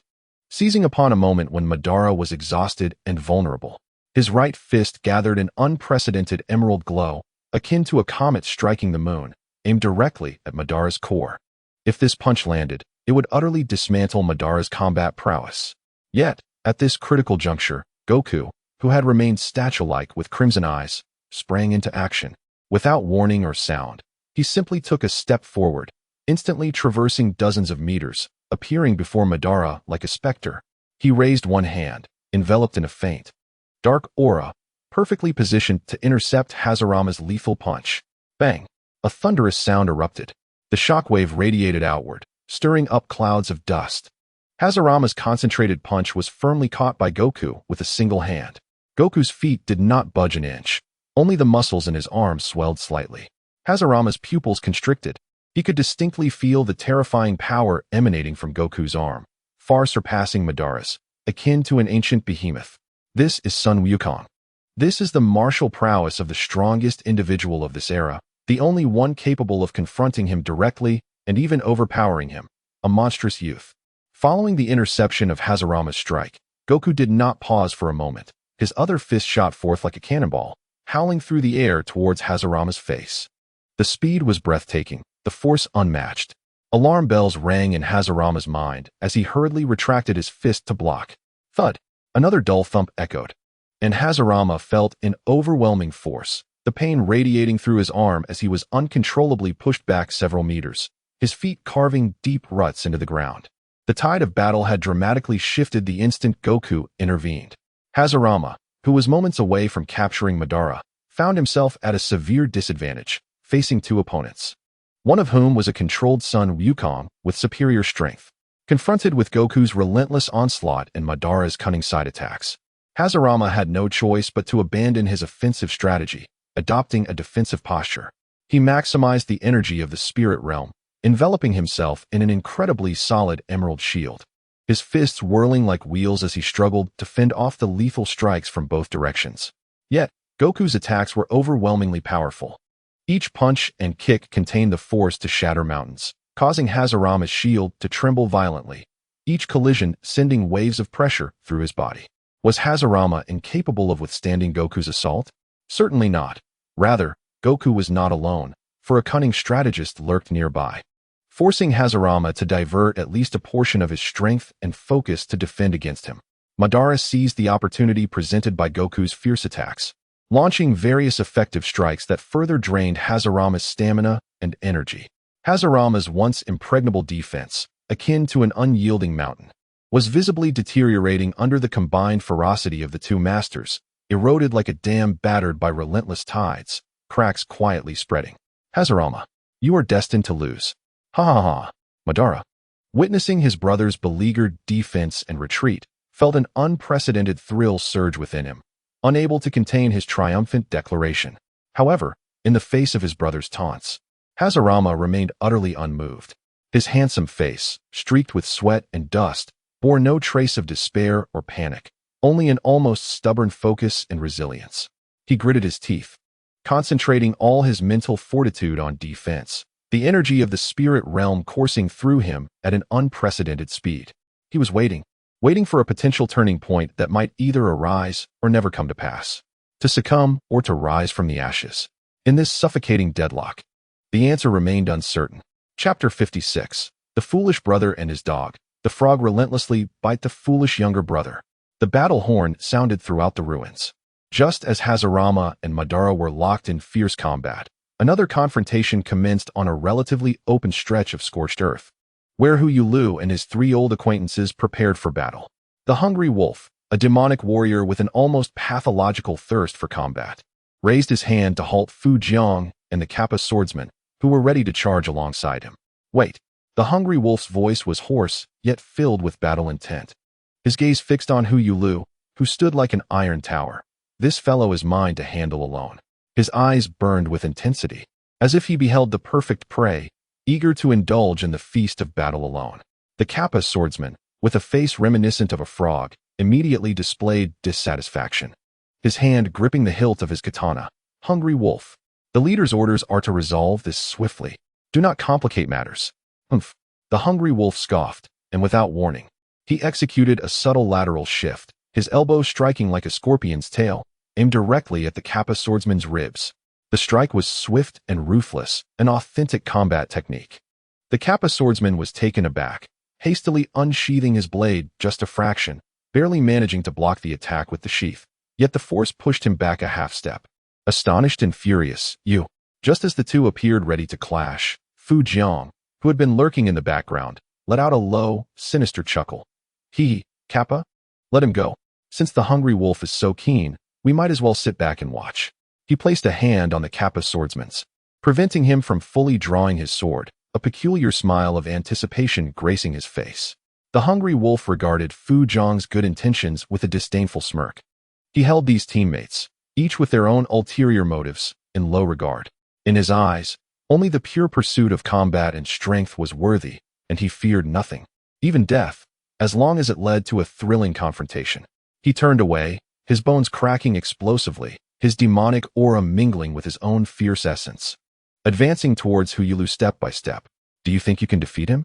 He is nearly on par with Sun Wukong, a martial artist of exceptional prowess. Although nearly struck by the hungry wolf, the Kappa swordsman still offered a warning. However, it mattered not. If I cannot win, I will retreat. The hungry wolf's bluntness was enough to elicit eye rolls. When the time comes, we shall strike together. I merely seek battle, not foolishly rushing towards death. If I find myself in danger, you won't ignore the leader Madara's orders and abandon me, will you? The utterances of A Long were undeniably vile and obstinate. Yet Kappa Jinhao was inexplicably drawn to them, expressing his agreement without a moment's hesitation. Fuji, with a sinister smile, assured that he would undoubtedly lend his assistance to A Long at a critical juncture.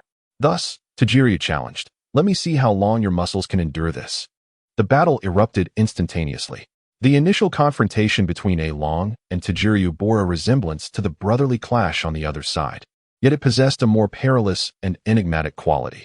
A Long was the inheritor of a rather distinctive martial arts lineage, skillfully amalgamating his innate martial prowess with the physical enhancements bestowed by his demonic transformation. His movements were ghostly, his steps unpredictable, and his angles of attack exceedingly cunning. He did not seek a single lethal blow. Rather, he embodied the patience of a seasoned hunter, persistently employing his exceptional combat skills to probe, harass, and accumulate advantages. His finger techniques were incisive, targeting Tajiryu's joints and vulnerable acupoints. His palm strikes were supple, infused with latent energy, attempting to penetrate Tajiryu's robust muscular defenses. His leg techniques were swift as a whip, executing sweeps, kicks, thrusts, and jabs that left opponents unable to respond.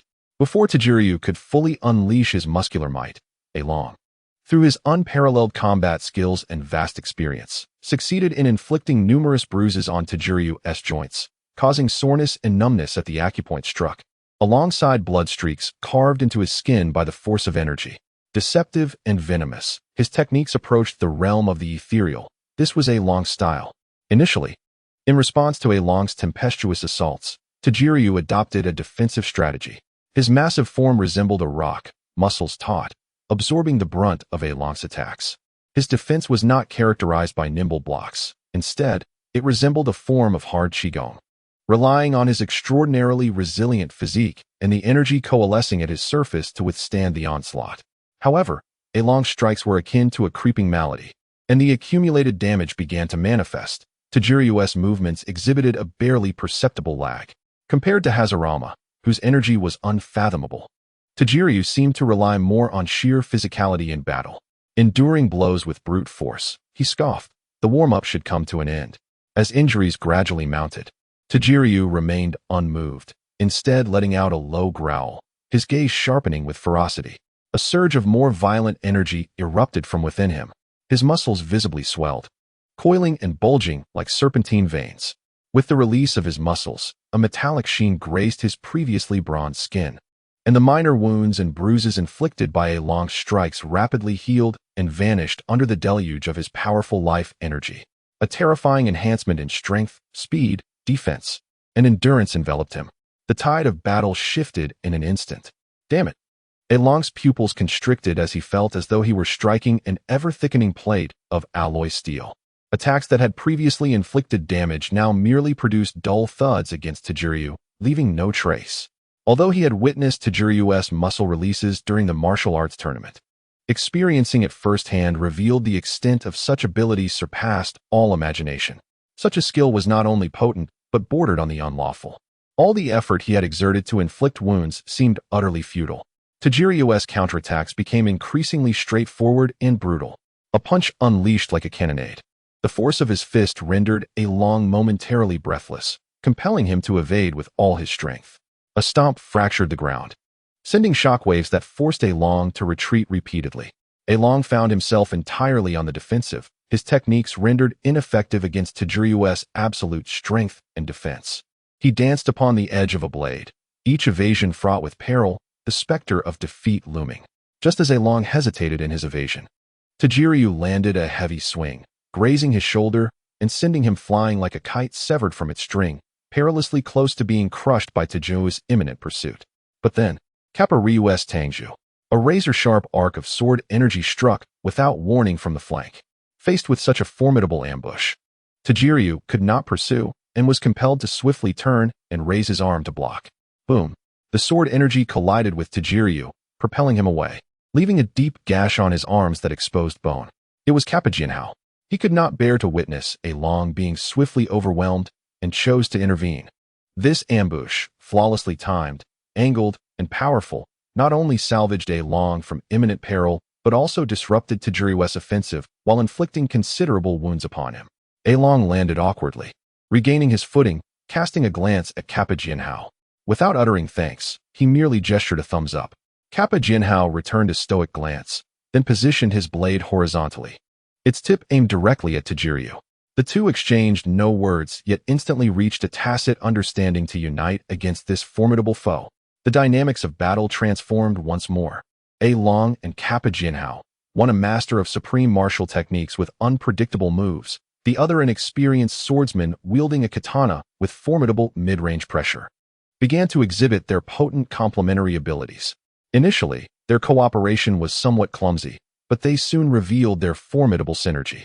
A Long entangled Tajiryu with his nimble movements, restricting his actions and creating opportunities for Kappa Jinhao to strike. Kappa Jinhao's fierce sword energy forced Tajiryu to maneuver, diverting his attention and allowing A Long to exploit openings for close-range assaults. Tajiryu found himself under immense pressure. He was compelled to divide his focus between attacks coming from two distinct styles. While his strength and defense remained superior, he could no longer counterattack with the ease he once had. His offensive was effectively stymied, and he found himself in a stalemate. At that moment, Fuji, who had remained on the sidelines, let out his chilling laughter. Hee, it seems time to stretch my limbs. Before his words faded, his figure melted away, only to reappear like a specter in Tajiryu's blind spot. Several grotesque tendrils, emerging from his body and dripping with viscous fluid, surged toward Tajiryu's legs. Fuji's entrance was like the final straw that broke the camel's back. With all three joining forces, their assault roared like a tempest, attacking Tajiryu from three different directions, each employing a distinctly different combat style. A Long's deceptive grapples, Kappa Jinhao's lethal sword energy, and Fuji's bizarre bindings and ambushes created a dazzling barrage that overwhelmed Tajiryu. His defensive perimeter was continuously compressed, new wounds emerging on his body. Though shallow, they severely drained his stamina and energy. Most critically, managing his muscles to seal and heal injuries began to wear him down. With this time, it was far better to respond to the impending onslaught, lest old wounds remain unhealed while new ones emerged. In an instant, Tajiryu found himself completely on the defensive. Not only was counterattacking impossible, but even maintaining a cohesive defense had become extraordinarily arduous, and the specter of defeat seemed imminent. In a perfectly executed three-pronged assault, Tajiryu, in an attempt to evade Kappa Jinhao's cunning diagonal sword strike, found his body leaning back excessively for a fleeting moment, exposing his center. An opportunity. A ferocious glint ignited in A Long's eyes as he aligned his fingers, concentrating a penetrating energy that surged forth like a venomous dragon emerging from its lair, aimed directly at Tajiryu's eyes. Should this strike connect, it could undoubtedly pierce through Tajiryu's eyeballs. Meanwhile, the blade of the Kappa sword master slithered forth like a venomous serpent, its tip gleaming with a chilling light as it accurately lunged toward the exposed heart of Hogyoku, who had leaned back in a vulnerable posture. The angle was cunning, and the speed was extraordinary, promising lethal damage, an almost certain kill. However, a resounding thud echoed, not from Hogyoku, but from the Kappa swordmaster himself.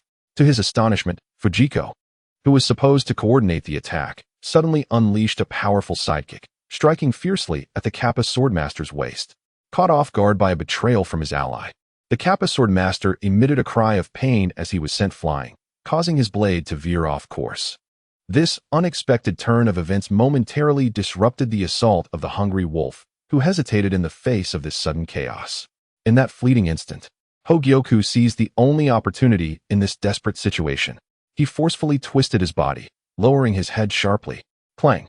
The hungry wolf's fingers, capable of piercing stone, struck against Hogyoku's remarkably hard forehead, producing a sound akin to metal clashing. Although it left 2 white marks, it failed to penetrate. Seizing this chance, Hogyoku's fist, as large as a cooking pot, surged forward with a furious roar, crashing down upon the open defense of the hungry wolf, who had been momentarily hindered by the attack. "What do you think you're doing, you bastard?" the Kappa sword master exclaimed as he rose from the ground, a mix of shock and rage in his voice directed at Fujiko. Calmly, Fujiko retracted his leg, wearing an innocent yet sinister smile. "Hee. The leader instructed us to capture them alive. Those attacks you just made could have been fatal, you know? I was merely reminding you to adhere to the rules of the game." He cleverly used Madara's command as a pretext for his actions. Trembling with anger, the Kappa sword master found himself speechless. He glanced at the hungry wolf, who was now in a perilous predicament, enduring a relentless onslaught from Hogyoku. Knowing that internal strife could not continue, gritting his teeth, he rejoined the fray. However, trust, once fractured, is difficult to mend. Though the hungry wolf and Kappa swordmaster once again allied with Fujiko, a profound suspicion lingered in their hearts. Their coordination faltered, always leaving room to guard against Fujiko's potential treachery, inevitably slowing their offensive and diminishing its potency. Meanwhile, Fujiko seemed unfazed, diligently assaulting Hogyoku, and capitalizing on the hesitation of the hungry wolf and Kappa swordmaster to become the primary attacker, unleashing a barrage of bizarre splitting strikes, corrosive slime, and sharp assassinations toward Hogyoku. Most of the new wounds on Hogyoku's body stemmed from this seemingly unreliable ally.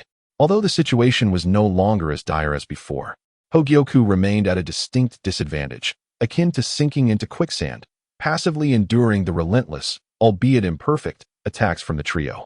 His stamina was rapidly depleting, and the burden from his muscle liberation was beginning to manifest. This cannot continue. Hogyoku's brows furrowed tighter, his eyes, concealed behind sunglasses, flickering with struggle and determination. A 100 release was insufficient to break the stalemate.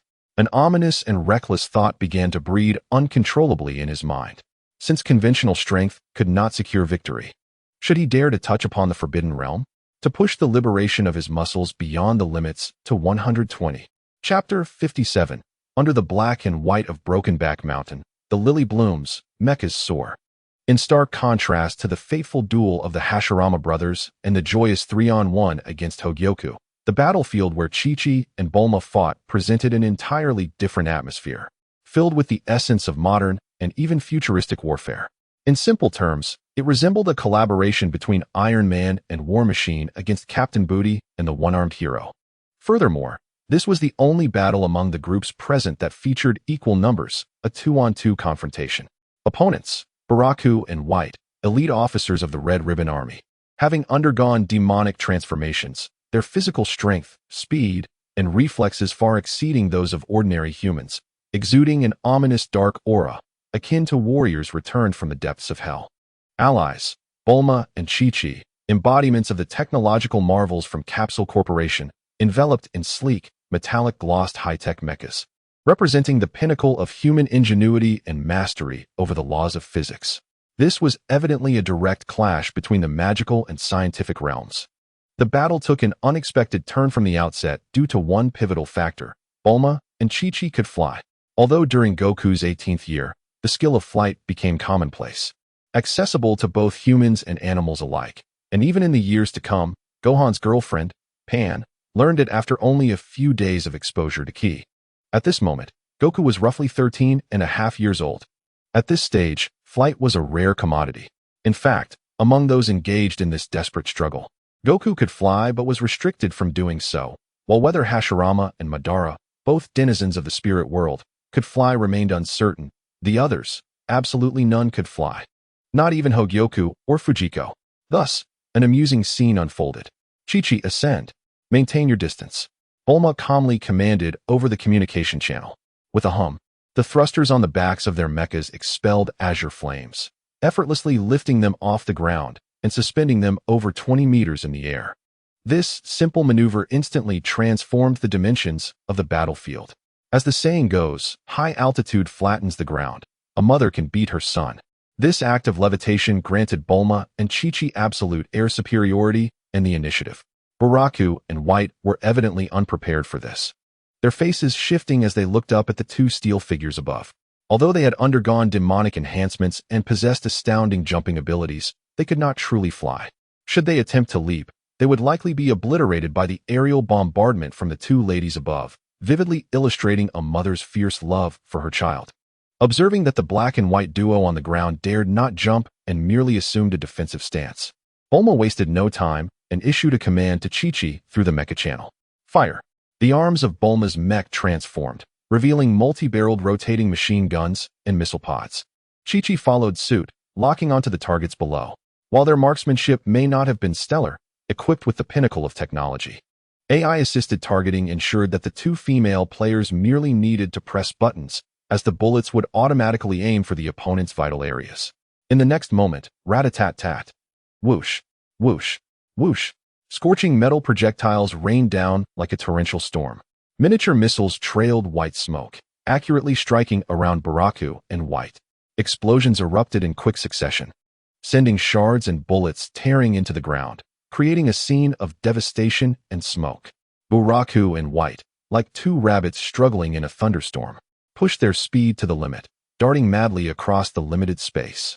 Their reflexes were indeed astonishing, narrowly evading most of the bullets and preemptively predicting the missile trajectories. They utilized the wreckage as cover to mitigate substantial damage. Yet, the coverage area and persistence of the aerial assault were overwhelmingly powerful. Oof! Buraku felt a sting as a barrage of bullets grazed his shoulder. Though they did not penetrate his enhanced muscles, the searing pain and impact momentarily halted his movements. Thud! White's calf was struck by a fragment of a missile, blood gushing forth, affecting his speed. Their clothing quickly became tattered, revealing numerous bruises and small wounds. Although these injuries were not fatal, the pain and ongoing disruption severely drained their stamina and mental fortitude. In the sky, Bulma and Chi-Chi resembled two elegant reapers, constantly adjusting their positions while maintaining a safe distance, unleashing a relentless barrage of firepower. The scene unfolded with an overwhelming display of dominance. As long as the onslaught continued, it was merely a matter of time before Buraku and White, unable to retaliate, would be defeated or even perish. However, the might of technology was accompanied by its inherent limitations. Warning: ammunition reserves below 30. Warning: only 4 missiles remaining. The AI embedded within the mech issued a cold reminder. Engrossed in the exhilarating barrage, they had overlooked the rapid depletion of their ammunition. The AI's calm notification weighed heavily on Bulma's heart. In pursuit of lightweight and agility, the individual mech's ammunition capacity was limited.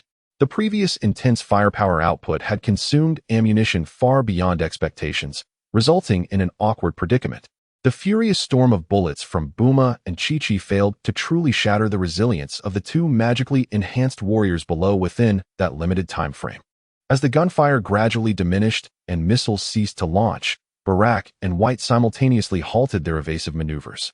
Both seasoned soldiers immediately recognized the predicament their adversaries faced. They were out of ammunition. White growled, a fierce glint flashing in her eyes. Time to counterattack. Buraku succinctly replied. Their exchange was straightforward, as if they had been anticipating this moment all along. Being veterans of the military, they instantly discerned the vulnerabilities of the mechs and had patiently bided their time for this turning point. The momentum of attack and defense shifted instantaneously. White abruptly kicked a remaining section of a half-height concrete wall beside her. Boom! The wall crumbled in response. With biceps bulging, White lifted the heavy debris and, with a fierce roar, shattered it into countless varying-sized stones. Her hands moved with the speed of a butterfly flitting through flowers, accurately hurling the chunks toward Barak. In turn, Barak exhibited even more terrifying reflexes and strength. He seamlessly caught every stone thrown by White, not needing to pause or adjust. His arms swung like a catapult, launching these stones with a velocity and force comparable to artillery shells toward Buma and Chi-Chi in the air. Whoosh, whoosh, whoosh. The sound of projectiles tearing through the air was incessant. These stones, endowed with magical enhancement, wielded astonishing power, rivaling that of ordinary bullets. From the moment they began to throw, Barak and White's assault seemed inexhaustible, relentless in its execution. With merely 2 individuals and 4 hands, they effectively matched the barrage Buma and Chi-Chi had previously unleashed, all without the concern of ammunition scarcity. After all, the headquarters of the Hongdan Dai Corps was littered with rubble, stones, bricks, and walls in abundance. The fluidity of Barak and White's offensive caught Buma and Chi-Chi off guard, forcing them to abandon their plans for reloading ammunition. They pushed their mech's mobility to the limit, performing intricate evasive maneuvers in the air, soaring and darting, with peril at every turn. Damn it! Buma cursed under her breath as a stone the size of a basin grazed her mech's helmet, sending chills down her spine. Chi-Chi screamed as a fragment struck her mech's leg thruster. Though it did not cause severe damage, it disrupted her flight trajectory. In that moment, they found themselves on the receiving end of a barrage from the ground. Being suppressed by an enemy's barrage was an unsettling experience.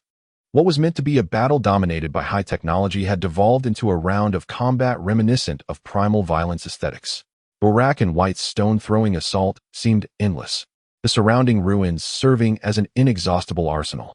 Buma and Chi-Chi, like storm-battered seabirds, remained agile, yet their situation grew increasingly perilous. The frequency of hits began to rise, and the durability of their mechs slowly declined. At this rate, they risked being overturned by the 2 below, potentially becoming a cautionary tale of retribution. We cannot continue like this. Buma shouted to Chi-Chi over the secured channel. We must engage in close combat. Otherwise, we risk being taken down. Or they might divert to support the others. But Buma, close combat. Chi-Chi hesitated. Though she was a martial arts expert, her youth rendered her inexperienced. Buma, more tragically, was an ordinary girl with no combat skills. Handing over control entirely to the AI might not yield favorable results, especially considering that the 2 below, after their magical enhancements, possessed greatly heightened physicality and had been exceptional martial artists prior to their transformation, masters of military boxing. Close combat would likely lead to catastrophic failure. Time for hesitation had run out. Gritting her teeth, Buma resolved to act. Just as she prepared to issue the order to dive, her peripheral vision caught a glimpse of the sky. The night had fallen without her noticing, and in the deep expanse above, a resplendent, full moon hung serenely, casting a cool glow that bathed the battlefield in a hazy light. A full moon? Wow. The moon is exceptionally round tonight. No wonder it shines so brightly. The combatants are at ease, unaffected by the night. For those warriors, this could be considered a blessing from the heavens. Wait a moment. A full moon? Today is the day of the full moon. Marvelous, O Moon Lord. A nearly forgotten secret belonging to Wukong struck Buma's mind like lightning. That night, facing the war fortress of the Rice Bowl King, the terrifying figure transformed into a giant ape. Oh, could the climax be upon us? In the midst of despair, a highly risky yet potentially game-changing plan instantaneously took shape in Buma's mind. Chi-Chi, follow my orders. Buma's voice trembled with excitement. Change of plans. You must disengage from combat immediately and fly at full speed toward Wukong. Remember, the higher you fly, the better. Do everything possible to attract his attention. Make sure he looks up to see the moon. Why? Chi-Chi responded, curiosity piqued, only to awaken to the realization. You see it now. Hurry and comply. This is our only hope. Buma's tone was resolute. When he sees the moon and halts his actions, do not hesitate. Escape from his vicinity with your utmost speed. Leave these 2 to me. With unwavering trust in Buma, Chi-Chi did not hesitate. Yes. Buma, be careful. She maneuvered her mech, igniting the thrusters to draw a graceful arc. Swiftly breaking free from her entanglement with Barak and White, shooting toward the main battlefield like an arrow released from a bow. Trying to flee? Barak's eyes narrowed as he prepared to intercept. Your opponent is me. Buma shouted defiantly, landing her mech with a resounding thud before them, assuming a combat-ready stance. Fully aware of the precariousness of her position, Barak and White exchanged glances and abandoned their pursuit of Chi-Chi, redirecting their focus to the isolated Buma. Let's deal with this one first. They silently agreed, advancing like two bolts of black lightning, launching an instant assault on Buma. Even though Buma had delegated much of the mech's operation to AI assistants, facing two seasoned, well-coordinated, and magically enhanced warriors in close quarters, she immediately found herself in an extremely passive position. Barak's might was overwhelming. Each punch resonated within the mech like thunder. White's speed was elusive and cunning, targeting joints and energy interfaces, the mech's weak points. Their coordination was seamless. One would launch a powerful attack to draw attention, while the other sought openings for a stealthy strike. Bang! Thud! Hiss! Sparks erupted continuously from Buma's mech, and her armor value plummeted rapidly. She could only rely on the AI's predictions and the mech's innate performance to desperately defend and evade, teetering on the brink of being utterly subdued. How infuriating! Your coordination is as seamless as a married couple's. In the midst of this fierce confrontation, Buma couldn't help but vent her frustration. However, to her astonishment, Barak and White, upon hearing her words, actually ceased their attacks simultaneously. They exchanged a knowing smile, their grins appearing somewhat eerie amidst the swirling demonic energy. In an uncanny display of synchrony, they extended their hands, interlocking their fingers while placing the other hand over their hearts, performing an odd gesture towards Buma, simultaneously declaring, "You are correct. We are indeed lovers to one another." This bizarre scene sent a chill down Buma's spine, raising goosebumps all over her body. Yet, it also afforded her a precious moment to breathe. However, this brief pause was short-lived as a murderous intent rekindled in Barak and White's eyes, and they lunged at her once more. Buma's heart tightened as she braced herself for the impending assault. A thunderous roar erupted from the direction of the main battlefield, filled with an insatiable brutality and a desire for destruction, akin to the awakening of an ancient beast, instantly sweeping across the entire ruins. The roar pierced the heavens, making the very air tremble. It was the roar of a colossal ape, transcending human boundaries. It was the sound of slaughter. Chapter 58, The Roar of the Ape. The Moonlit Escape. As Chi-Chi obediently followed Buma's seemingly absurd command, resolutely breaking away from her entanglement with Barak and White, she pushed her mech to its limits, hurtling towards the main battlefield like a comet defying gravity. From her vantage point high above, she beheld the horrific scenes unfolding in 3 battlefields below. In the battle against Hu Yu Lu, the once towering figure had transformed into a grotesque fortress of muscle. His body had swelled to inhuman proportions, with muscle fibers twisting like warped steel rebars, and his skin stretched to an unnatural purplish hue, appearing ready to burst at any moment. Blood flowed from numerous wounds like a stream, painting him a ghastly crimson. Hungry Wolf, Kappa Swordsman, and Fujiko circled him like hyenas sensing blood, attacking with frenzied abandon. Their aim had evidently shifted from capturing him alive to indulging in sheer brutality, deliberately avoiding vital spots to inflict maximum pain and suffering. Yet, Hu Yu Lu's eyes, hidden behind shattered sunglasses, burned with a near-manic resolve. Like a dying beast, each block and counterattack he executed bore the weight of mutual destruction. It was this ferocity that made his 3 opportunistic adversaries cautious, unwilling to press too closely, resulting in a brutal tug-of-war. Thus, Hu Yu Lu continued to grit his teeth, waiting for a potential opportunity. Clearly, he had resolved to take at least 1 to 3 of them down with him. His opponents, too, had discerned his intent. Who would emerge victorious? Who would fulfill their desires? Who would survive until the end? All remained uncertain. In the battle against Hashirama, the situation was comparatively better, yet signs of defeat were apparent. He was enveloped by an incredibly dense emerald energy shield, resembling the most formidable fortress, deflecting Madara's tempestuous psychic assaults and Goku's earth-shattering physical strikes. His defense was a work of art, as each fluctuation and subtle adjustment of the energy shield precisely neutralized the deadliest attacks. However, the cost was immense. His complexion was ashen, sweat pouring down like rain, his breathing heavy as if he were an old bellows, clearly indicating that sustaining such a level of defense was a tremendous burden for him. More astonishing was his seemingly limitless reservoir of spiritual energy and recovery speed, as he occasionally managed to gather emerald energy spears or shockwaves to counterattack, disrupting Madara and Goku's offensive rhythm, preventing them from unleashing their full power without care. Yet, to any discerning eye, this was merely a desperate struggle. He resembled a flickering candle in a storm, its flames still burning, yet the tempest grew ever more fierce. Although Hashirama could endure the longest, the signs of defeat were evident, and unlike Huyulu, he lacked even a potential target to exchange lives with. On the battlefield with Bulma, Chi-Chi cast a final glance in Bulma's direction, her heart clenching painfully. Alone against Black and White, Bulma had fallen into a dire predicament. Her mech, under the exquisite coordination of her adversaries, resembled a fragile boat in a storm, struggling against the relentless onslaught. The mech's exterior was marred with dents and scratches, unstable electric sparks flickering from multiple areas. She had entirely abandoned the notion of offense, relying solely on her mech's exceptional agility to dart and hide amid the ruins, like a rabbit pursued by hounds. Fortunately, Black and White seemed to believe victory was assured, adopting a cat-and-mouse demeanor, refraining from delivering a fatal blow immediately. Otherwise, Bulma's situation would have been far more dire. Time for hesitation was gone. Chi-Chi gritted her teeth, no longer merely observing. She elevated her mech's altitude once more, turning her back to the full moon suspended in the night sky, radiating a cool, luminous glow. This action appeared utterly nonsensical, even somewhat ludicrous, to Madara, who was focused on controlling Goku below. Did this little girl think her meager attack would inflict any harm or trouble, thus aiding Hashirama in turning the tide? Surely not. Surely not. Surely not. Was she truly that naive? What a futile struggle.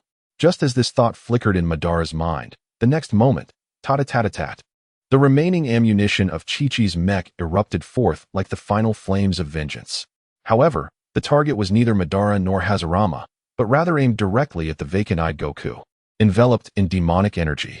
This was indeed unexpected for Madara. After all, Goku was the little girl's true ally, and among the three potential targets, she had chosen the least likely one to attack? Or perhaps, was it because Goku was being controlled, leading her to conclude that it was better to resolve the threat to her ally than to harm him? Was this girl really that ruthless, direct, and utilitarian? Yet, he was not an easy target to kill. These bullets had limited power, and striking Goku's enhanced form mostly resulted in mere sparks and minor white marks. But the intense, needle-like pain successfully captured Goku's attention. The controlled Goku emitted a confused low growl, his stiff neck slowly turning, and those crimson, unreasoning eyes instantly locked onto the small steel figure high above. Killing intent spread like a cold tide. However, just as his gaze fixated on Chi-Chi, preparing to crush this irritating insect, the sweeping panorama of the night sky behind her inevitably entered his peripheral vision. It was an endless, profound expanse of night. And within it, the enormous, full, bright moon radiated an indescribable allure. Time seemed to freeze at that moment. The ferocious killing intent in Goku's eyes swiftly dissipated like retreating tides, replaced by a bewildered, almost entranced stupor. His gaze was firmly drawn to the round moon, as if the entire world had been reduced to that solitary, resplendent orb. Then came the sound, thud, thud, thud, a resounding thrum, heavy as a war drum, seemingly emanating from the heart of a primordial beast, erupted without warning, centering around Wukong. This sound appeared to transcend mere airwaves, striking directly at the very souls of every living being. The first to sense this was Hashirama and Madara, positioned closest to Wukong. Hashirama instinctively contracted his defenses, enveloping himself, casting a bewildered glance towards Wukong. Madara's expression shifted dramatically, as he acutely felt the spiritual chains he had on Wukong being forcibly severed and eroded by an incomprehensible and overwhelmingly brutal force. In but an instant, his control over Wukong was rendered null. Following this, the terrifying heartbeat reverberated like a plague, swiftly spreading. The trio of hungry wolves, who had been mercilessly tormenting Huyulu, froze in their tracks, their assaults halting in unison as they turned in horror towards the source of the sound. Bulma, cornered and toyed with by Black and White, also ceased her movements. Up in the sky, Chi-Chi felt a primal shiver stemming from the essence of life itself. Everyone sensed something was amiss. On this desolate battlefield, all who still drew breath, regardless of friend or foe, were struck by the chilling resonance of this heartbeat, imbued with the utmost danger and uncertainty, collectively halting their bloodshed. An ominous silence enveloped them all, akin to the stillness preceding a cataclysm. Only Bulma, concealed beneath her mechanical visor, could not suppress a smile mingled with fear and hope. Was this not the opportunity for a turnaround? With a cry that seemed to embody immense suffering, Wukong threw his head back, emitting a roar that was anything but human. His body began to undergo a horrifying transformation. His back arched violently, scapulae protruding as if to burst through his skin, while his spine cracked ominously, stretching and thickening. His muscles inflated wildly, bulging like balloons, his once harmonious physique torn asunder, replaced by monstrous muscle groups, each defined and brimming with explosive strength. His pectorals thickened like shields, abdominal muscles resembling molten iron plates, and the dimensions of his arms and thighs multiplied exponentially. With a ripping sound, his tattered orange martial arts uniform was shredded to pieces, fluttering like confetti in the air. The cacophony of his bones expanding was incessant, and before the terrified eyes of the onlookers, his height surged visibly. 3 meters, 5 meters, 10 meters, his face contorted grotesquely, with his mouth and nose extending forward, teeth aligning into sharp, jagged formations, particularly his canines, which grew long and white like those of a prehistoric saber-toothed tiger, glistening ominously. From his skin erupted dense, needle-like black hair, surging forth from every pore, enveloping him in a wild and ferocious aura. He continued to enlarge, growing larger with each passing moment. Finally, when the transformation ceased, a colossal beast, nearly 50 meters tall, loomed above the ruins, resembling a mountain. Its body was cloaked in thick black fur, muscles rippling like endless hills, and a powerful, robust tail swung behind it, striking the air with a thunderous whoosh. The mere swish of that tail against a person would spell certain doom. At this moment, Wukong's eyes, once a fierce crimson, now glowed like molten gold, harboring only the most primal and pure desires for slaughter and destruction. A deafening roar erupted from the giant ape once more. This time, the sound waves transformed into tangible shock waves, radiating outward in a frenzied circular motion. The nearest remnants of structures crumbled like sandcastles beneath this sonic assault. Hashirama and Madara, slightly farther away, were forced to retreat, their vitality surging wildly. What manner of monster was this? The Kappa swordsman dropped his katana with a clatter, his legs shaking uncontrollably. Having never faced a colossal sea monster, the Kappa was the first to be struck with terror. The arrogance of the hungry wolf had vanished, replaced by an unprecedented gravity and a flicker of fear. Unfamiliar with dragons or beasts of greater stature, the hungry wolf was merely a novice. And confronted with such a gargantuan creature, fear was inevitable. Fujikawa's ever-smirking visage froze in disbelief. If the demon realm was filled with such monsters, then the path he and his brother chose towards demonic transformation was irrevocably misguided. Madara's complexion paled, sensing his mental connection with Wukong shattered. The backlash sending waves of pain through his head. It was spiraling out of control, utterly lost. A chilling realization gripped him. His strongest ally had morphed into the most terrifying calamity. He had yet to manage the 9 tails or 10 tails, and now he was faced with controlling the Scion Great Ape. The challenge was indeed insurmountable. With labored breaths, the giant ape exhaled hot air that billowed like steam from its nostrils, forming 2 white trails in the air. Its molten gold eyes slowly scanned, looking down upon the minuscule beings beneath it, including the newly arrived Chi-Chi, Hashirama, Madara, and the distant figures who had just paused their battle. In its gaze, there was no distinction between friend or foe, no grudges, only a cold detachment that overlooked all existence, treating everything as mere fodder, coupled with an overwhelming and unadulterated thirst for bloodshed. This was indeed the worst-case scenario. Bulma's voice crackled through the mech's communication, trembling yet piercingly clear, resonating in each teammate's ears. What are you still doing? If you wish to survive, abandon all combat immediately. Rally towards me at your fastest speed. Seek sturdy cover to hide. Quickly. Her urgent cries rang like a clarion call, jolting the still-stunned individuals back to reality. Hashirama reacted with remarkable swiftness. Almost instantaneously upon hearing Bulma's words, he transformed into a streak of emerald light, abandoning Madara without hesitation, racing towards Bulma's position. Chi-Chi in the sky also redirected her course, pushing her mech to overload, desperately trying to escape the giant ape's line of sight. Even Huyalu, trapped in a dire situation and resolved to fight. Seized the fleeting moment when the trio of hungry wolves were awestruck by the giant ape to unleash his remaining strength. Breaking free from his adversaries and dragging his battered form toward Bulma's designated rendezvous point. However, in stark contrast to the decisive actions of Wukong's allies, Madara and his subordinates were evidently dazed by the sudden upheaval, their responses tragically delayed. While they remained in shock, hesitating and attempting to comprehend the incomprehensible beast before them. The molten gold gaze of the giant ape had already fixated on the unsuspecting, wriggling beings beneath it. An icy dread, sourced from the depths of their souls, swept over Madara. The hungry wolf, Fujikawa, the Kappa swordsman, black and white. With another earth-shattering roar heralding doom, the giant ape sprang into action.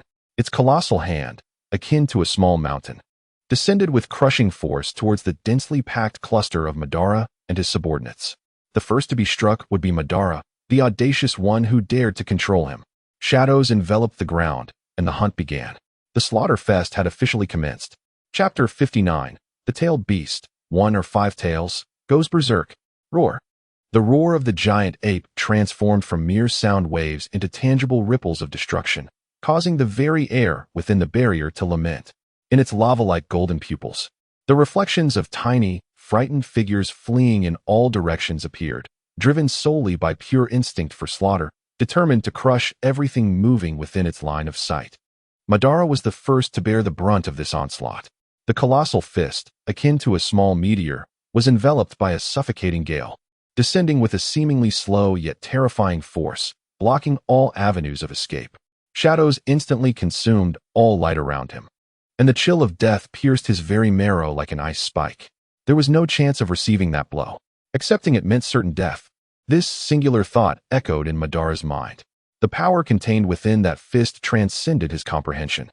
The only outcome of enduring it would be to become a mere puddle of flesh, mingled with the earth.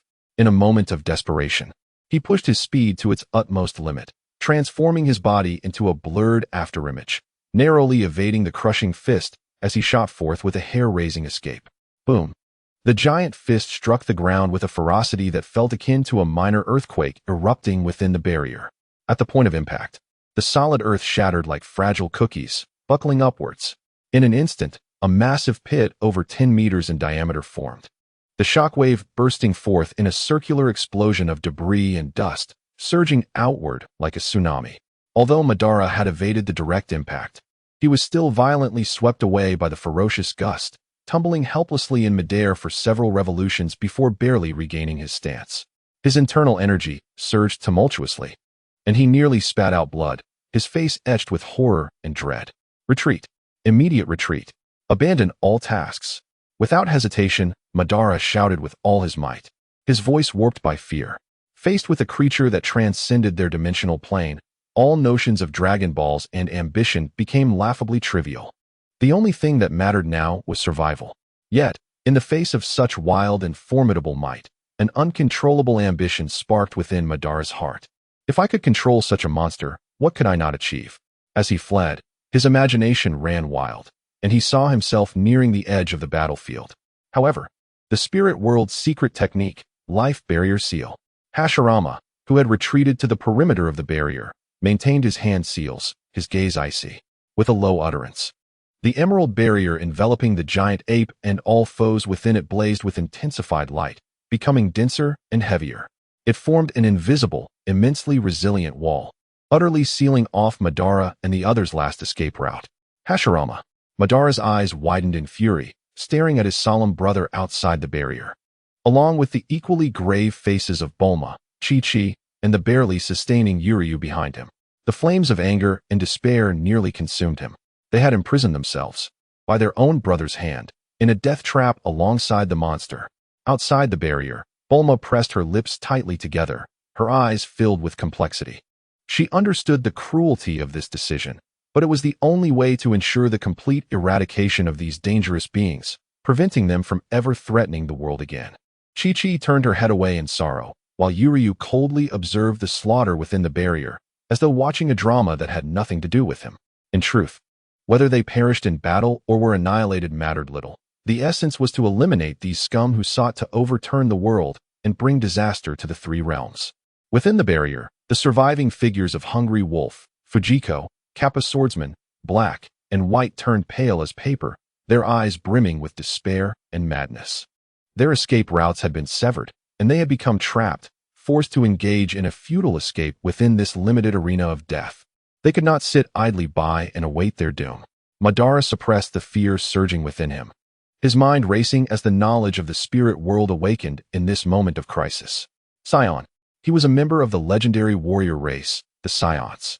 Their weakness lay in their tails. Attacking the tail might restore them to their original state or strip them of their power. This realization ignited a flicker of hope amid the darkness for the remaining individuals. Leave it to me. The Kappa Swordsman, closest to the Scion's tail, reacted the fastest. The instinct for survival eclipsed his fear, a glint of determination flashing in his eyes. His form darted forward like a specter, instantly appearing beside the giant. Serpentine tail that swayed mindlessly. Kappa Flow Slash. In that moment, his katana transformed into a cold blade of light. All of his demonic energy and strength coalesced into this strike, the blade slicing through the air with a sharp shriek. Aiming precisely at the midsection of the giant ape's tail. This was the swiftest and most ferocious blow he could muster. Yet clang. The anticipated scene of the blade sinking into flesh and the tail severing did not unfold. Instead, a deafening sound erupted, as if striking an ultra-dense alloy. The blade merely grazed the tail's dark fur and skin to a depth of less than an inch, as if ensnared in a mix of the most resilient rubber and steel, unable to penetrate further. The sinewy muscles of the giant ape's tail contracted violently upon being attacked, tightening with a terrifying density and defense far exceeding expectations. What? Stuck? The Kappa Swordsman's fierce expression morphed into disbelief, desperately attempting to withdraw his blade or exert more force, but the terrifying grip of the tail's muscles rendered his katana immobile, as if welded in place. A low growl of confusion emanated from the giant ape, which did not even turn its head. The robust tail, seemingly endowed with a will of its own, whipped back violently. Bam! A dull, teeth-jarring impact resonated. The Kappa Swordsman, along with his sword, was struck as if by a speeding truck, his body instantly contorting. He did not even have time to scream, akin to a mosquito crushed by a fly swatter, reduced to a smear of blood and flesh. Forcefully embedded into the shattered earth below, silenced forever. The Kappa Swordsman was instantaneously slain, forced offline. Fool. His size and power far exceeded the ordinary. Do not foolishly assume a standard attack will suffice. One must employ the most powerful techniques, concentrating the attack on the tail, striking and retreating immediately, accumulating damage. Madara's warning came too late, yet it held a grain of truth. A creature as formidable as the giant ape could not simply have its tail severed without consequence. Thus, seizing the opportunity to decapitate it should not be too difficult. In that case, the transformation of the Scion into a giant ape, seemingly an enhancement, was, in reality, a farcical notion. Fortunately, among the Scions present, the tail remained their weakness, yet their strength and physique were aligned.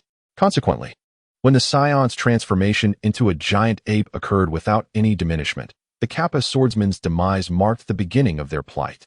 The giant ape seemed infuriated by the earlier disturbance to its tail, its colossal form twisting, generating a violent wind. Its furious gaze swept across the battlefield, swiftly locking onto its next target, White, who had momentarily hesitated due to his concern for his beloved Bulma. No, Bulma, run! White screamed in terror, attempting to warn her. Yet the giant ape's assault was simple and direct. It raised its palm, akin to a small hill, before bringing it down. Shadows once again enveloped the earth, this time targeting the recently steadied Bulma. Boom! Like crushing a mosquito bloated with blood, there was no resistance, no miracle. In the face of an insurmountable disparity in power, Bulaku was unable to even muster the motion to block. Underneath that colossal palm, he, along with the very ground he stood upon, was utterly flattened and compressed. When the giant hand was lifted, only a distinct palm imprint remained, alongside a patch of dark red stains, indistinguishable from the earth. The muscular figure of Bulaku was reduced to nothingness, his remains obliterated. Another casualty in this grim tale. Bulaku. No. White watched helplessly as his beloved vanished before his eyes, his mind momentarily blank, as overwhelming sorrow and rage eclipsed his fear of death. Monster, I demand your life. He lost all semblance of reason, his eyes blazing red, charging at the colossal ape as if possessed. Channeling all his magical energy and strength to launch a frenzied assault on the ape's monumental toes and feet. Fists flew, feet kicked, and even his head was thrust forward in desperation. However, his attacks, while a testament to his love for Goku, were nothing more than mere tickles to the giant, leaving not even a trace behind. The giant ape seemed mildly irritated, lifting its foot slightly, then carelessly stomping down. With a squelch, it was akin to a human unwittingly crushing a beetle.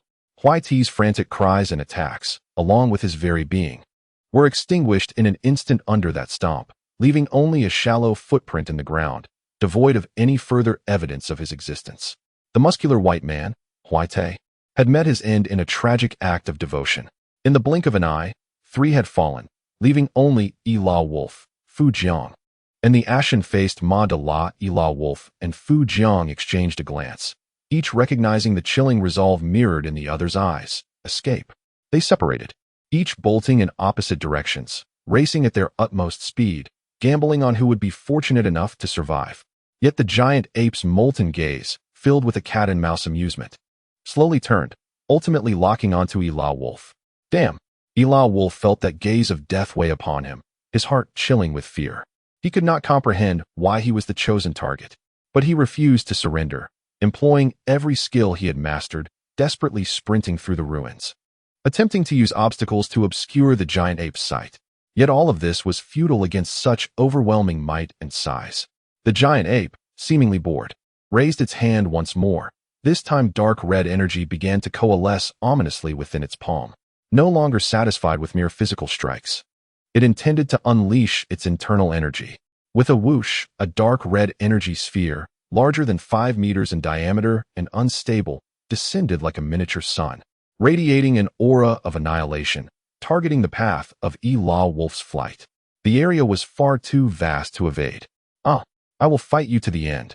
Realizing he could not escape, Yi-La Wolf erupted with his final ferocity, abruptly halting, turning around, crossing his arms defensively in front of him, swirling, his magical energy igniting in a fervor as he attempted to push back against this cataclysmic blow. Boom!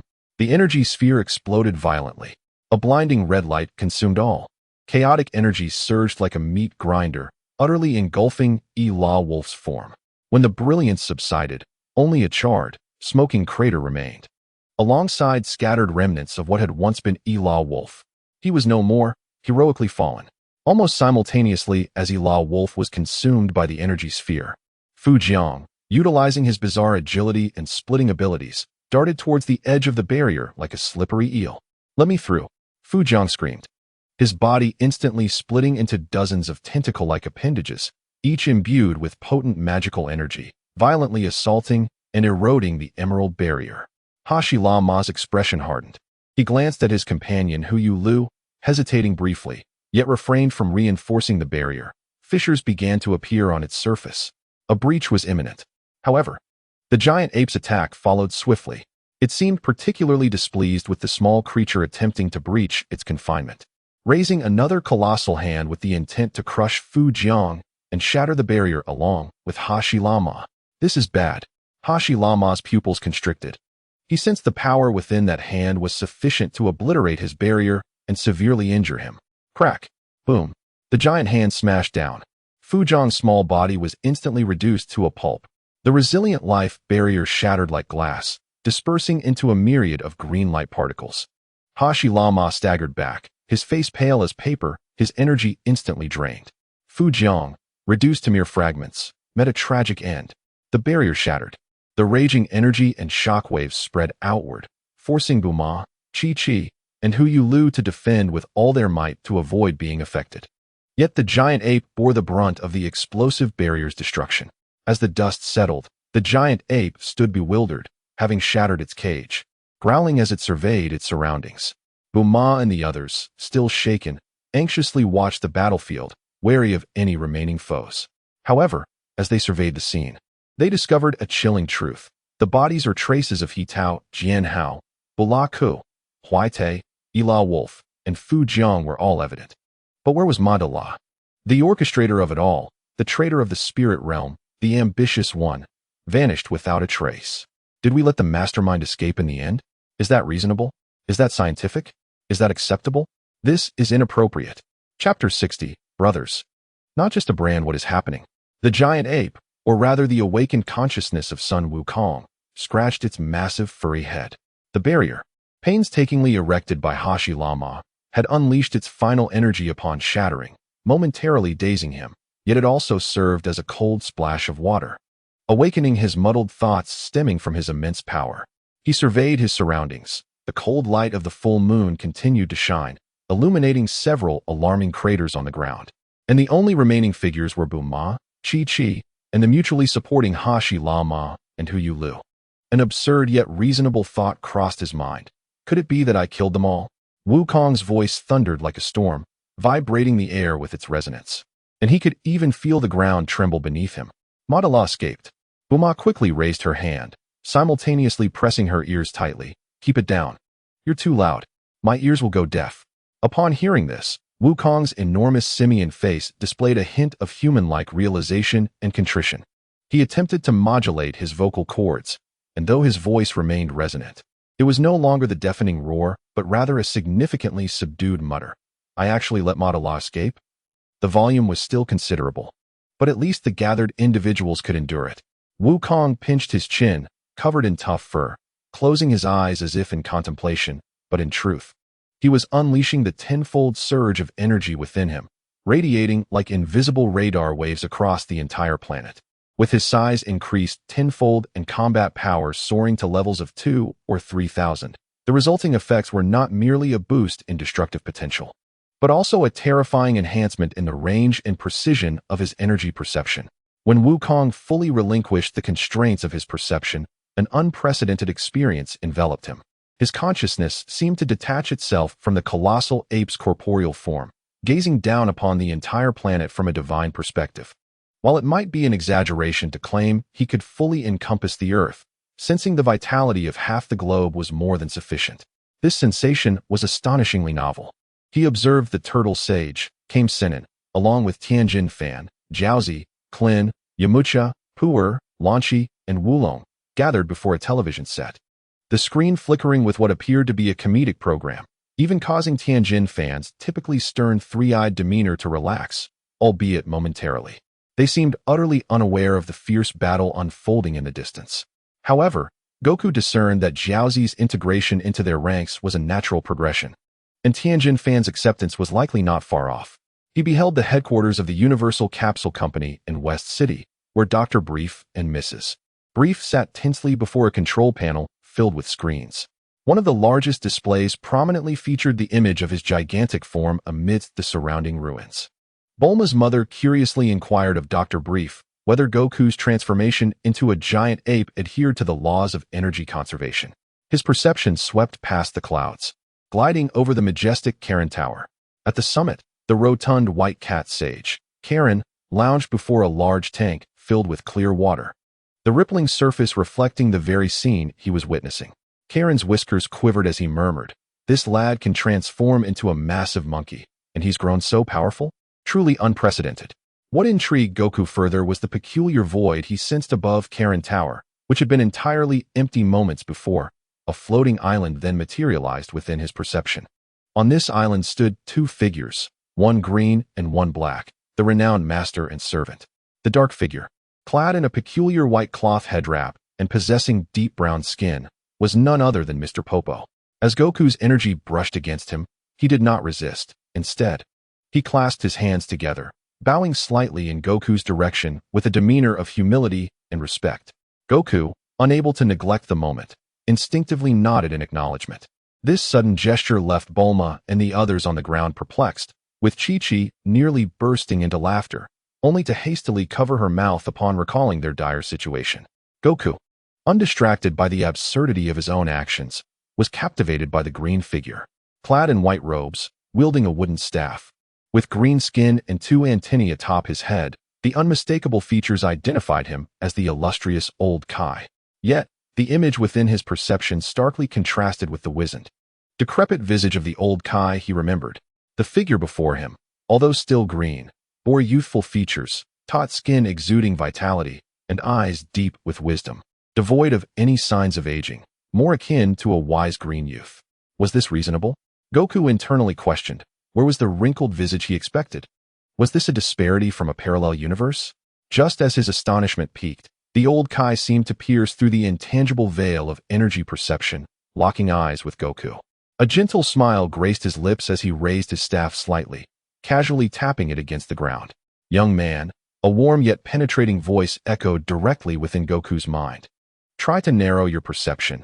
Doing so will refine your awareness and allow you to perceive deeper truths. As the staff met the earth, the vivid image of the floating island in Goku's mind became hazy, as if it were merging into the background of space, becoming elusive to grasp. Yet, the old Kai's voice remained clear. If time permits, I invite you to visit the floating island. I believe, while your foundation in energy control is solid, you may benefit from guidance at a higher level. This revelation struck Goku like a bolt of enlightenment. He recognized that while his previous perception spanned a vast range, it lacked precision, akin to fishing with a large net that captures the big but overlooks the finer details. He nodded earnestly, this time expressing heartfelt gratitude. Recalling his expansive awareness, Goku began to contract his focus. He shrank from the entire planet to this continent, then to the nation, finally honing in on the battlefield and its surrounding areas, where his sensitivity to energy surged. Every lingering wave of energy in the air and each breath within the fissures of the ground became distinctly discernible. Then he found it. Madara's unique energy, though fiercely concealed, stood out like fireflies in the night under Goku's refined perception. He directed his gaze toward the more dilapidated ruins in the distance, the very place where Fujikuro had been sent flying by his strike. This fellow, did he intend to hide beneath the light? Or was he attempting to reclaim Fujikuro? Goku's thoughts raced. Silently, he lowered his massive form, causing the ground to tremble once more. In the puzzled gazes of Bulma and Chi-Chi, he extended his enormous hand, akin to a small truck, gingerly sifting through the debris as if unearthing a fragile treasure. Retrieving his hand, he revealed a fragment of shattered wall, within which lay Fujikuro, nearly indistinguishable from the rubble, his life force barely flickering. Goku presented his palm before Yuryu and Hashirama. Yuryu, Fujikuro is not dead yet. Goku's voice was gentle, yet resonated with power in his giant form. I believe Hashirama can save him. He felt a wave of relief. Though his previous blow had been formidable, Fujikuro's resilience had allowed him to cling to life. Yuryu remained silent, his features resembling chiseled stone, muscles twitched slightly. He gazed at the nearly unrecognizable form of his brother in Goku's palm. A complex array of emotions crossed his eyes: anger, helplessness, and perhaps even a hint of relief. Ultimately, he maintained his stoic demeanor and stepped forward with heavy steps. He extended his hands, capable of crushing steel, yet cradled his brother with surprising tenderness as he extracted him from the rubble. Fujikuro's body was mostly absent, leaving only the head and a small portion of a shoulder. This time, you will heed my counsel, won't you? Yuryu's voice was dry and hoarse, imbued with unwavering determination. Fujikuro's throat emitted a rasping sound as he struggled to utter, "When have I not listened to you?" His voice, though faint, carried the familiar tone of indifference, now tinged with a sense of imminent death. Yuryu tightened his grip around his brother's arm and began to move toward a relatively flat area. But Fujikuro seemed to have found his voice. "You want to transform? I'll listen to you." Years ago, faced with insurmountable foes, it was Yuryu who first proposed drawing upon the powers of the demon realm. Although Fujikuro had harbored concerns, he ultimately chose to trust his brother, embarking on that irreversible path together. "You want to participate in that damn tournament of power? I'll follow your lead." Fujikuro scoffed, realizing that the desire for strength had never been his own, but rather that of his foolish brother, as he merely followed Yuryu's lead to grow stronger. "Do you know how excruciating transformation can be?" Fujikuro suddenly turned to his brother, revealing his pain for the first time with raw honesty. "That power gnaws at your sanity, distorting your desires. Do you think I wish to become this monstrous being? A pervert? A bloodthirsty fiend? I can no longer control myself." Perhaps due to his grievous injuries, Fujikuro shed all pretense, his voice laden with despair and fatigue, the unsettling sense of perversion dissipating, replaced by profound sorrow. "I have had enough." He spoke with remarkable clarity and calmness, as though stating an established fact. "Do not save me, Hashirama. I appreciate your kindness, but I do not wish to become a mindless monster, consumed solely by the desire to kill. He struggled to shift his gaze towards Huyulu, confessing, "I have long wished for death." The final words escaped him with great effort, trembling with emotion. "Huyulu, I fear that one day I will be unable to resist the urge to kill you." This statement reverberated like thunder, shattering the silence of the desolate ruins. Deep within Fujiko's heart lay the most profound terror, the uncontrollable bloodlust directed towards the only brother he cared for. Yet, this revelation was not entirely unexpected. While the instigator thrived, growing in power and remaining untouched by corruption, the follower and supporter succumbed to madness, tortured by his own demons. Such disparity was sufficient to breed unwarranted murderous intent towards his brother. This twisted causality was steeped in irony and melancholy. Huyulu halted his steps. The brother's confession struck him like a dull blade, slicing through his hardened exterior. "Do you not desire vengeance?" After a long pause, Huyulu finally forced out these words through gritted teeth. His voice retained its rigidity, but beneath that hardness, something seemed to fracture. Revenge was their only pillar of survival. The beetle nut sustaining them through the agony of corruption. Revenge? Fujiko let out a vague, self-deprecating chuckle. "Had I known I would become this wretched creature, I too would have sought revenge. But why must we become monsters to achieve it? The cost is far too great." His consciousness swayed between clarity and haze, his tone rife with contradiction and anguish. "When shall we exact our revenge?" "Let us grow stronger first," Huyulu replied, though his tone lacked the usual unwavering confidence, resembling more a habitual attempt at reassurance. "You do not truly know, do you?" Fujiko was all too familiar with his brother. His keen intuition, even in this moment, captured the subtle hesitance and emptiness in Huyulu's words. Huyulu fell silent. The target of their vengeance seemed distant, while the price they paid in pursuit of it steadily consumed them. Just as the atmosphere thickened with despair, an incongruous voice cautiously interjected, brimming with curiosity. I apologize for interrupting your heartfelt brotherly moment, but who exactly is your enemy? Do tell." It was the giant ape Wukong, awkwardly scratching his cheek with a massive finger, his enormous eyes glimmering with almost gossip-like intrigue. He could hardly contain himself. The dialogue between the brothers was laden with rich information and tinged with the tragic essence characteristic of Yu Yu Hakusho, stirring his impatience. Is it Huanhai? Yusuke? Or perhaps a giant from the demon realm? He yearned to know. Huyulu shot up, his cold gaze piercing through Wukong like an arrow. Even in the presence of such a colossal figure, he did not flinch, only expressing anger at the interruption and the pain buried deep within his eyes. Bulma facepalmed, whispering to Chi-Chi, "This idiot has ruined the atmosphere." Chi-Chi, however, shook her head slightly and replied softly, "Perhaps this is for the best." She sensed that Wukong's ill-timed interjection somewhat alleviated the suffocating despair. Wukong seemed to realize he may have overstepped, sheepishly lowering his finger, though the curiosity in his gaze remained unabated, eagerly awaiting Huyulu's response. Huyulu inhaled deeply, his arms around his brother tensing with exertion. He looked at Wukong, then at the increasingly faint Fujiko, and finally, a flicker of determination crossed his icy eyes. Would he reveal the name of the enemy buried deep in his heart?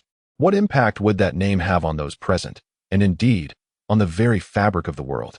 Under the moonlight, amidst the ruins, the bond between brothers, the obsession for revenge, and Wukong's ill-timed curiosity wove together a complex and captivating tapestry. The invitation from Xianbik, Madara's escape, Fujiko's life and death, Huyulu's choice, all threads leading towards an even more tumultuous future. Chapter 61. Life and death together in the realm of anime. Brotherhood has always been a long-standing theme, imbued with tragic undertones. Closer examples include Itachi and Sasuke, burdened with the twisted love of bloodshed and protection, Indra and Ashura, whose ideological differences sparked an eternal cycle of reincarnation battles, and the brief yet fervent bond between Ace and Luffy. Further back, there are Edward and Alphonse Elric, embarking on a quest to restore their bodies, and the evolution of rivalry to nuanced acknowledgement between Sesshomaru and Inuyasha, as well as the shadows of control and rebellion cast by Illumi Zoldyck and Killua Zoldyck. In even more distant narratives, the entanglement of light and shadow between Saga and Galen, the tragedy of the Huyulu brothers driven to destruction by revenge and power, and the brutal reality of Goku and Raditz' ephemeral reunion all echo a common curse. At least one brother seldom meets a good end. Even in the spirited sports genre, The Usuji brothers, Kanzuya and Tatsuya, faced the early death of the elder, leaving the younger to grow with regret and longing.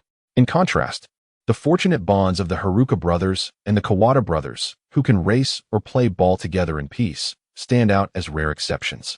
At this moment, on the battlefield shrouded in moonlight and ruins, Huyulu and Fujiko, brothers who have endured corruption while grappling with the obsession of revenge, seem inexorably drawn towards the inevitable conclusion of their fateful brotherhood. Although the details of their ending differ from the original narrative, one seeking death, the other bearing the burden, it remains a heavy and grim conclusion. So, who exactly is your enemy? Ryukong's innocent inquiry, driven purely by curiosity, fell into the stillness like a stone in still water, slightly stirring the heavy atmosphere. His massive face bore a serious expression. Do share, perhaps in the future. I might be able to assist. His words were not mere pleasantries. With his current strength and potential, coupled with vague awareness of the unfolding plot, he indeed felt justified in making such a statement, as long as it was not brazen. Even the possibility of facing a Demon King at Super 2 level would inspire confidence in Ryukong.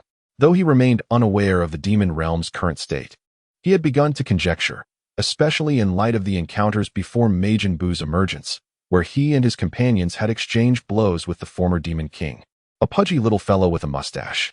Ryukong could surmise the caliber of this generation's Demon King. Moreover, if it truly were Raisin, Ryukong would continue to pray that this individual had already met Yusuke's ancestor and had been starving for centuries. Of course, the best-case scenario would be that who Yulu's enemy was. Aside from Kurama, Ryukong could hardly recall anyone else from the demon world. No need. We will handle it ourselves. Without a moment's hesitation, Huyulu firmly rejected Ryukong's offer. This refusal stemmed from his deeply ingrained pride.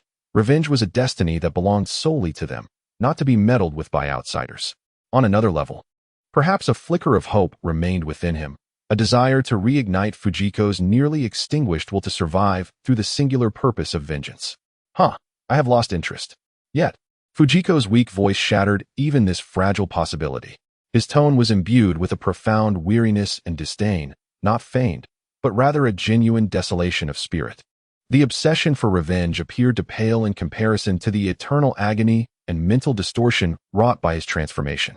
Yet, just as everyone believed Fujian would succumb to silence, awaiting the eventual ebb of life, his battered form began to tremble slightly. Within his once dull eyes, a disturbing light began to coalesce, mingled with despair, malice, and a warped semblance of affection. Since you still desire revenge in such a weakened state, Fujian's voice deepened, gravelly like a demon's whisper, then let it be so. He emitted a dark, intermittent laughter, more chilling than any weeping. It seemed he had partially reclaimed the former self that had begun to revel in chaos and suffering due to his transformation. However, his actions prompted all present, save for Huyulu, to furrow their brows in unison, an overwhelming urge to intervene surging within them. Bulma instinctively stepped back, covering her mouth. Chi-Chi, anxious, grasped a few strands of Goku's hair. Having just regained his breath, Hashirama's gaze sharpened, his hand slightly raised as if to cast a technique. Yet he hesitated and withdrew. For Huyulu stood as immovable as a rock, his expression devoid of any emotion. No fear, no resistance, only a near-numb tranquility. In the following moment, a profoundly unsettling scene unfolded. Fujian's wretched, almost liquefied body began to burrow, slowly and deliberately, beneath Huyulu's exposed skin, resembling living, slippery black tendrils. The sight was both bizarre and horrifying, as the dark matter integrated drop by drop into Huyulu's robust muscular structure. As if a parasite seeking a host, or perhaps a sinister symbiotic ritual. The skin stretched and healed, leaving sinuous black traces, soon covered by more tendrils. The grotesqueness of it all was enough to evoke visceral discomfort, the mere thought inducing a piercing pain. Yet, Huyulu remained unperturbed. He clenched his jaw, veins bulging on his forehead, beads of sweat forming, but he uttered not a sound, nor did his body quiver. It was unclear whether his transformed body had grown desensitized to pain or if his ironclad will suppressed all physiological responses. The others present felt a creeping discomfort, as if swarmed by countless ants. Bulma stifled the urge to retch, turning her head away. Chi-Chi's complexion paled, her eyes tightly shut. Hashirama, brow furrowed, ultimately lowered his hand, releasing a silent sigh. This was the choice of the Hu Lu brothers, the burden they bore. Something outsiders had no right or ability to interfere with. The merging process was slow and agonizing. Fujiang's form gradually dissipated, his voice fading. Yet his cursed words resonated clearly in everyone's ears, imbued with a chilling gentleness. Hu Lu, I curse you to endure every ounce of pain I suffered post-transformation. I curse you to bear the despair of your body's gradual dehumanization. I curse you to live alone in this world. I curse you to endure this solitude while barely maintaining the semblance of a person. I curse you to survive alone. His voice dwindled to a whisper, almost imperceptible, as if on the brink of complete dissolution.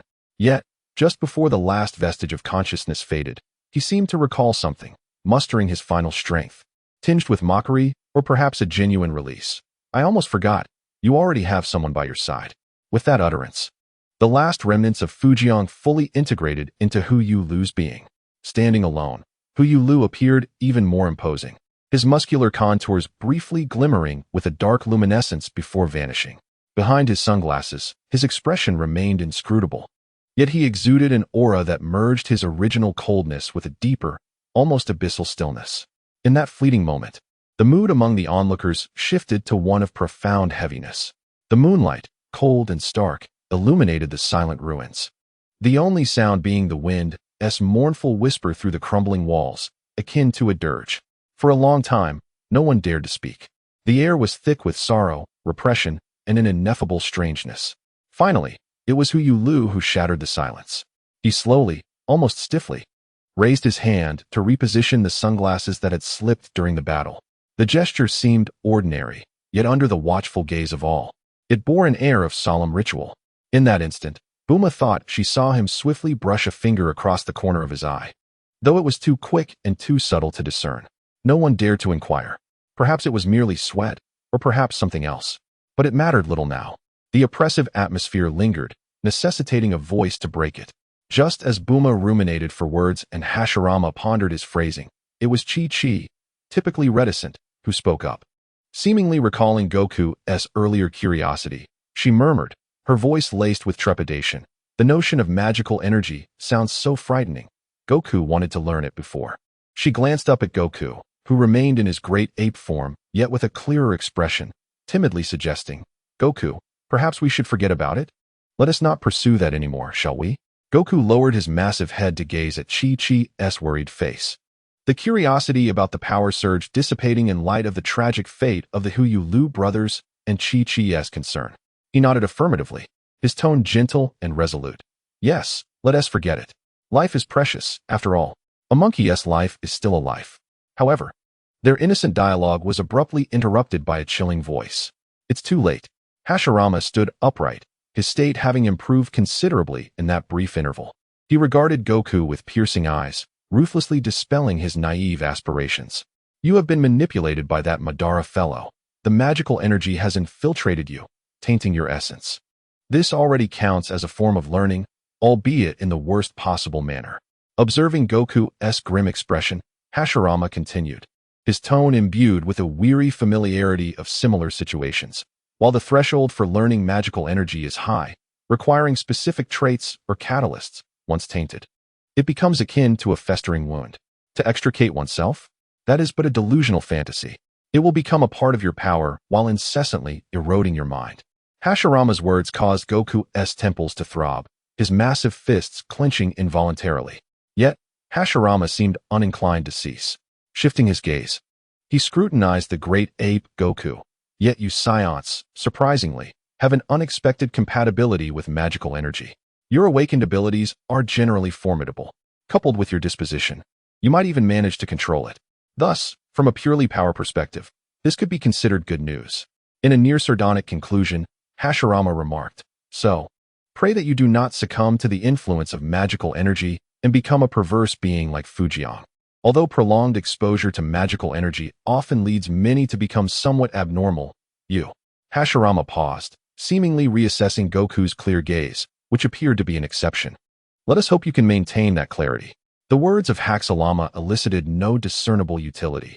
Nonetheless, Wukong found himself thoroughly entangled in a web of confusion and discomfort. The mere thought of harboring within him a latent power capable of driving one to madness left him feeling profoundly uneasy. True to Wukong's nature, when discomfort arose, he sought an outlet for his pent-up emotions. At this moment, the most fitting target for his release was none other than the seemingly ordinary fragment of a broken wall he had nonchalantly gathered from the place where Fujiang lay lifeless. His attention had previously been consumed by the brothers Huyalu, nearly causing him to forget its existence.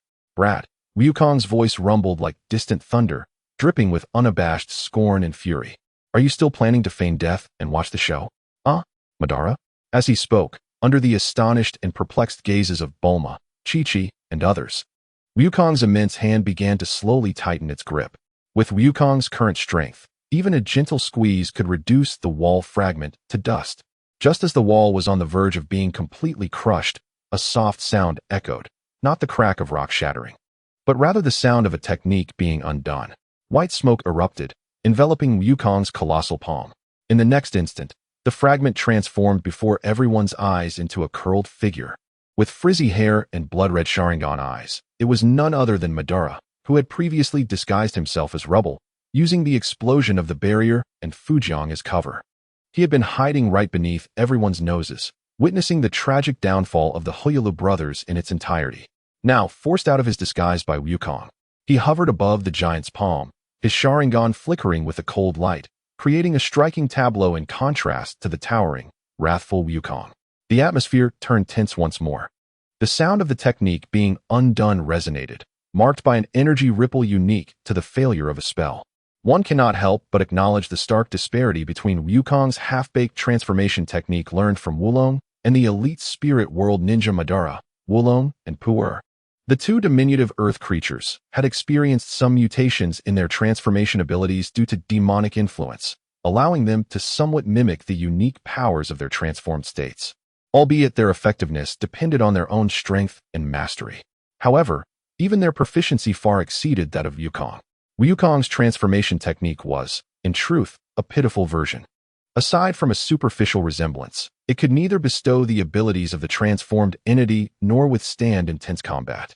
Any vigorous battle would immediately revert him to his original form, inheriting the fatal flaw of Wulong's brief transformation duration.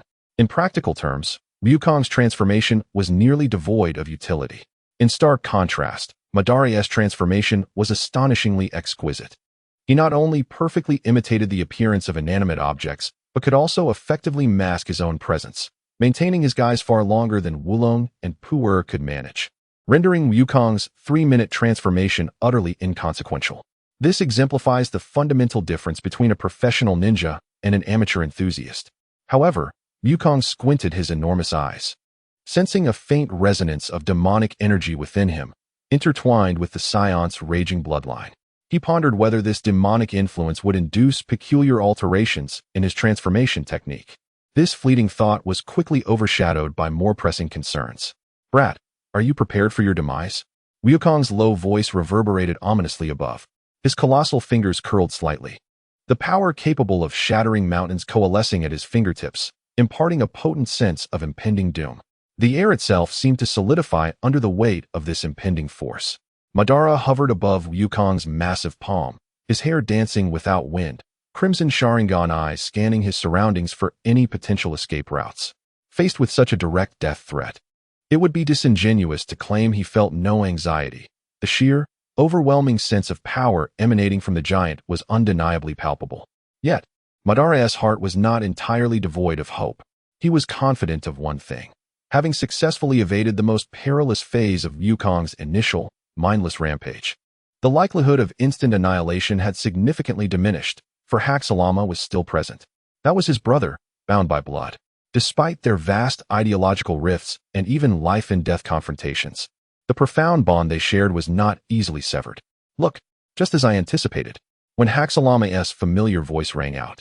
The corners of Madara's tightly pressed lips imperceptibly lifted into a faint arc. "See, I knew it. Crush him." With a fervor that could grind his teeth to dust, Haxalama shouted, "What? Are you out of your mind, Haxalama?" Madara, momentarily thrown off balance by this sudden assistance, nearly caused Wukong to topple. "Oh, come on. Have you lost your senses, Haxalama?" Enraged, Madara protested vehemently. "This script is all wrong. Where is the brotherly compassion, the mercy? He insisted, this is revenge for Hoyulu. For Fujiang. Haxalama exhibited extreme agitation, entirely shedding his usual sunny demeanor, pointing a finger at Madara and roaring, as if he were a bitter enemy. You're full of it. Fujiang sought his own death. It has nothing to do with me. Madara hastily retorted, speaking at an incredible speed. In a life-or-death situation, there was no room for error. A slow explanation could lead to his very demise. He willingly merged with Hoyulu. Everyone saw it. Isn't it all because of you? If you hadn't manipulated Wukong with your demonic energy, would Fujiang have been gravely injured? Would Hoyulu have endured this suffering? Haxalama's fury escalated as he leaped onto Wukong's palm, gripping Madara's collar and shaking him vigorously. At this point, Wukong truly found himself unable to form a fist. He could hardly crush Madara without also taking Haxalama along for the ride. Resigned, he maintained his open palm stance, observing the brothers as they began to resolve their conflict internally. First and foremost, Fujiang is not dead. He can be saved. He merely wished for death, Madara proclaimed amidst the shaking, appearing remarkably accustomed to being jostled about by his younger brother. Seizing every opportunity to defend himself, he continued, secondly, the Red Ribbon Army I command comprises neither power-hungry villains nor bloodthirsty lunatics. I admit I am not a good person, but I gathered these malevolent forces. Whereas you, he paused, casting a glance at Bulma, Chi-Chi, and others below, his tone laced with sarcasm. You righteous champions. Before I even had the chance to exploit them for evil, have eradicated them all. Need I remind you? They hadn't even had the opportunity to stir up any trouble in this world before meeting their end here. From a consequentialist perspective, shouldn't you thank me for conveniently gathering the refuse for you to dispose of? Though every word Madara uttered was factually accurate, the core of his argument was that the majority of the Red Ribbon Army's forces had indeed been annihilated in the confrontation with Wukong and his allies. However, all present, not only Haxalama, but even Bulma and Chi-Chi, furrowed their brows tightly. This fellow's demeanor was exceedingly vexatious, his logic akin to that of a brigand. Despite his own failures, he audaciously justified his actions with such brazen reasoning. Regardless of your opinions, my intentions are noble. My aim is to rejuvenate the world from its impending doom. Although I have not achieved my ultimate goal, I have at least gathered a band of rogues, allowing you righteous emissaries to cleanse them thoroughly, which, from an objective standpoint, contributes to world peace. Thus, Madara even attempted to embellish his own reputation. Haxalama, why don't you step aside? I believe it would be more satisfying to simply crush this unrepentant, deceitful scoundrel. Just as Madara was vehemently justifying himself, Wukong could no longer contain his disdain. Exhaling 2 puffs of white vapor from his enormous nostrils, his voice laced with impatience. Of course, at this juncture, Madara could not truly be killed. The act of slaying an enemy who still fiercely resists differs greatly from executing a captive who has nearly lost all ability to fight back, even being reprimanded by his own brother. Furthermore, the connection Haxalama held was indeed formidable, and our side had not suffered any irrevocable losses. However, Wukong felt that a stern verbal and physical reprimand of this arrogant individual would be agreeable to all present, perhaps even welcomed. As expected, when he pretended to close his hands, although Bulma and Chi-Chi did not voice their support, their expressions clearly indicated no intent to dissuade him. Haxalama, despite still grasping Madara's collar, did not intervene to stop Wukong's intimidation. Only Madara, sensing the shift in atmosphere, quickly silenced himself, retracting his brigand-like logic, and instead adopted an air of composure, arms crossed, head held high. Despite his collar still being grasped, he attempted to maintain his final semblance of dignity through silence. Huluo. Haxalama chose to ignore Wukong's wild outbursts, recognizing that Wukong was merely venting frustration and jesting. He turned to the silent figure of Huluo, who stood like a black stone sculpture on the ground. The sunglasses obscured his gaze, yet the chilling and heavy aura remained palpable. Haxalama understood well that among the team present, Bulma and Chi-Chi would likely not oppose his decision, while Wukong was merely vociferous. The true consent he sought lay with Huluo, who had recently endured profound sorrow. May I take him away? I wish to bring Madara back to the spirit realm for some proper education. Huluo remained silent, his sunglasses fixed on Haxalama and Madara. That silence bore a tangible weight, unsettling both men in Haxalama's and Madara's palms, causing even Madara's feigned composure to show a crack. After a long pause, just as Haxalama was about to speak again, Killua finally turned his head. Gazing into the distant, moonlit, desolate ruins, his voice cold and devoid of emotion. If he cannot be corrected this time, he paused, each word striking like ice picks upon the ground. Next time we meet, let him be killed. Succinct and filled with lethal intent. Oh, you insolent brat. Who do you think you are? Madala erupted in fury. However, before his words could fully escape his lips, a resounding punch landed squarely on Madala's face, nearly propelling him from Wukong's grasp. Haxalama, enraged, shouted, I believe the one being arrogant here is you, Madala? Have you never learned how to write the word death? Should I teach you right now? After delivering a single punch that left him unsatisfied, Haxalama charged forward, mounting Madala and unleashing a barrage of punches, treating Madala as if he were not but an object. Madala, hands clasped over his head in a futile attempt to protect himself, wailed and struggled, cursing and shouting all the while. All right. We are all individuals standing at the pinnacle of martial arts. Let us refrain from such childish antics. Surprisingly, Wukong took on the role of peacemaker. He shook his colossal head, but soon shifted his tone, revealing his own unreliable nature. By the way, Haxalama, why not persuade Madala to become my third disciple? Without waiting for anyone to respond, he began assigning ranks and nicknames. The first disciple of mountain opening, Killua. The second disciple of mountain guarding, Haxalama. The third disciple of mountain moving, Madala. The more he spoke, the more he found this idea splendid. His voice growing louder. What do you think? This ranking, these nicknames, are they not resounding? To put it simply, this proposal and these titles are utterly absurd. Filled with Wukong's characteristic naivety and mischievous humor. TSK. A faint yet distinctly audible sound of disdain emanated from the ground. It is hard to imagine that Killua, a man so stoic and heavy in presence, would emit such a lively noise. Although obscured by sunglasses, everyone could feel the gaze he cast upon them, as if regarding fools. You go ahead and indulge in your spring and autumn dreams. Haxalama, with a more outgoing disposition, reacted much more directly, his words lacking any courtesy. Go back to sleep if you're not awake. If your brain is a pit, I can help you fill it. I am older than him. Madala, suddenly relegated to third place, struggled on the ground in protest, protesting, why should I be behind him? Do you understand the importance of hierarchy? However, his protests clearly veered off course. Are you an idiot? Haxalama was nearly driven mad by his elder brother's antics. Shaking him vigorously by the collar, spittle nearly landing on Madala's face. Do you only care about rank? Is that the focus? The crux is that we are not even his disciples, you fool. As a 50-meter-tall giant beast sprawled with its claws.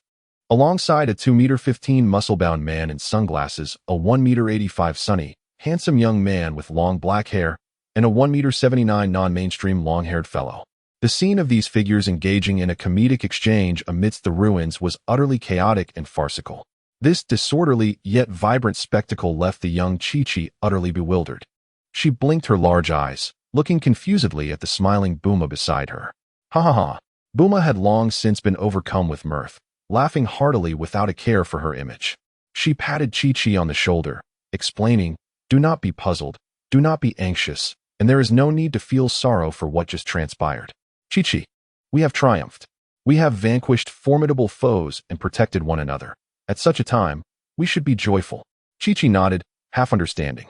She observed the chaotic yet lively scene before her, witnessing the group gradually emerging from the shadow of Kyo's brother's tragedy, becoming vibrant once more. Although she did not fully grasp how they could switch so swiftly from life and death struggles to such childish quarrels, she could distinctly feel the lightness of survival and the unspoken camaraderie and warmth among friends dispelling the previous gloom.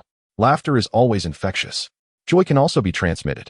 A faint smile of relief finally crept on Chi-Chi's lips. The moonlight remained cold, and the ruins were still desolate, yet on this land that had endured fierce battles, hope and vitality were beginning to sprout anew amidst the clamor. After a long while, the Dragon Ball radar displayed no Dragon Balls. Understood. Let us seek out the fortune-telling old lady. Huh. You two are aware of the fortune-telling old lady? What a surprise.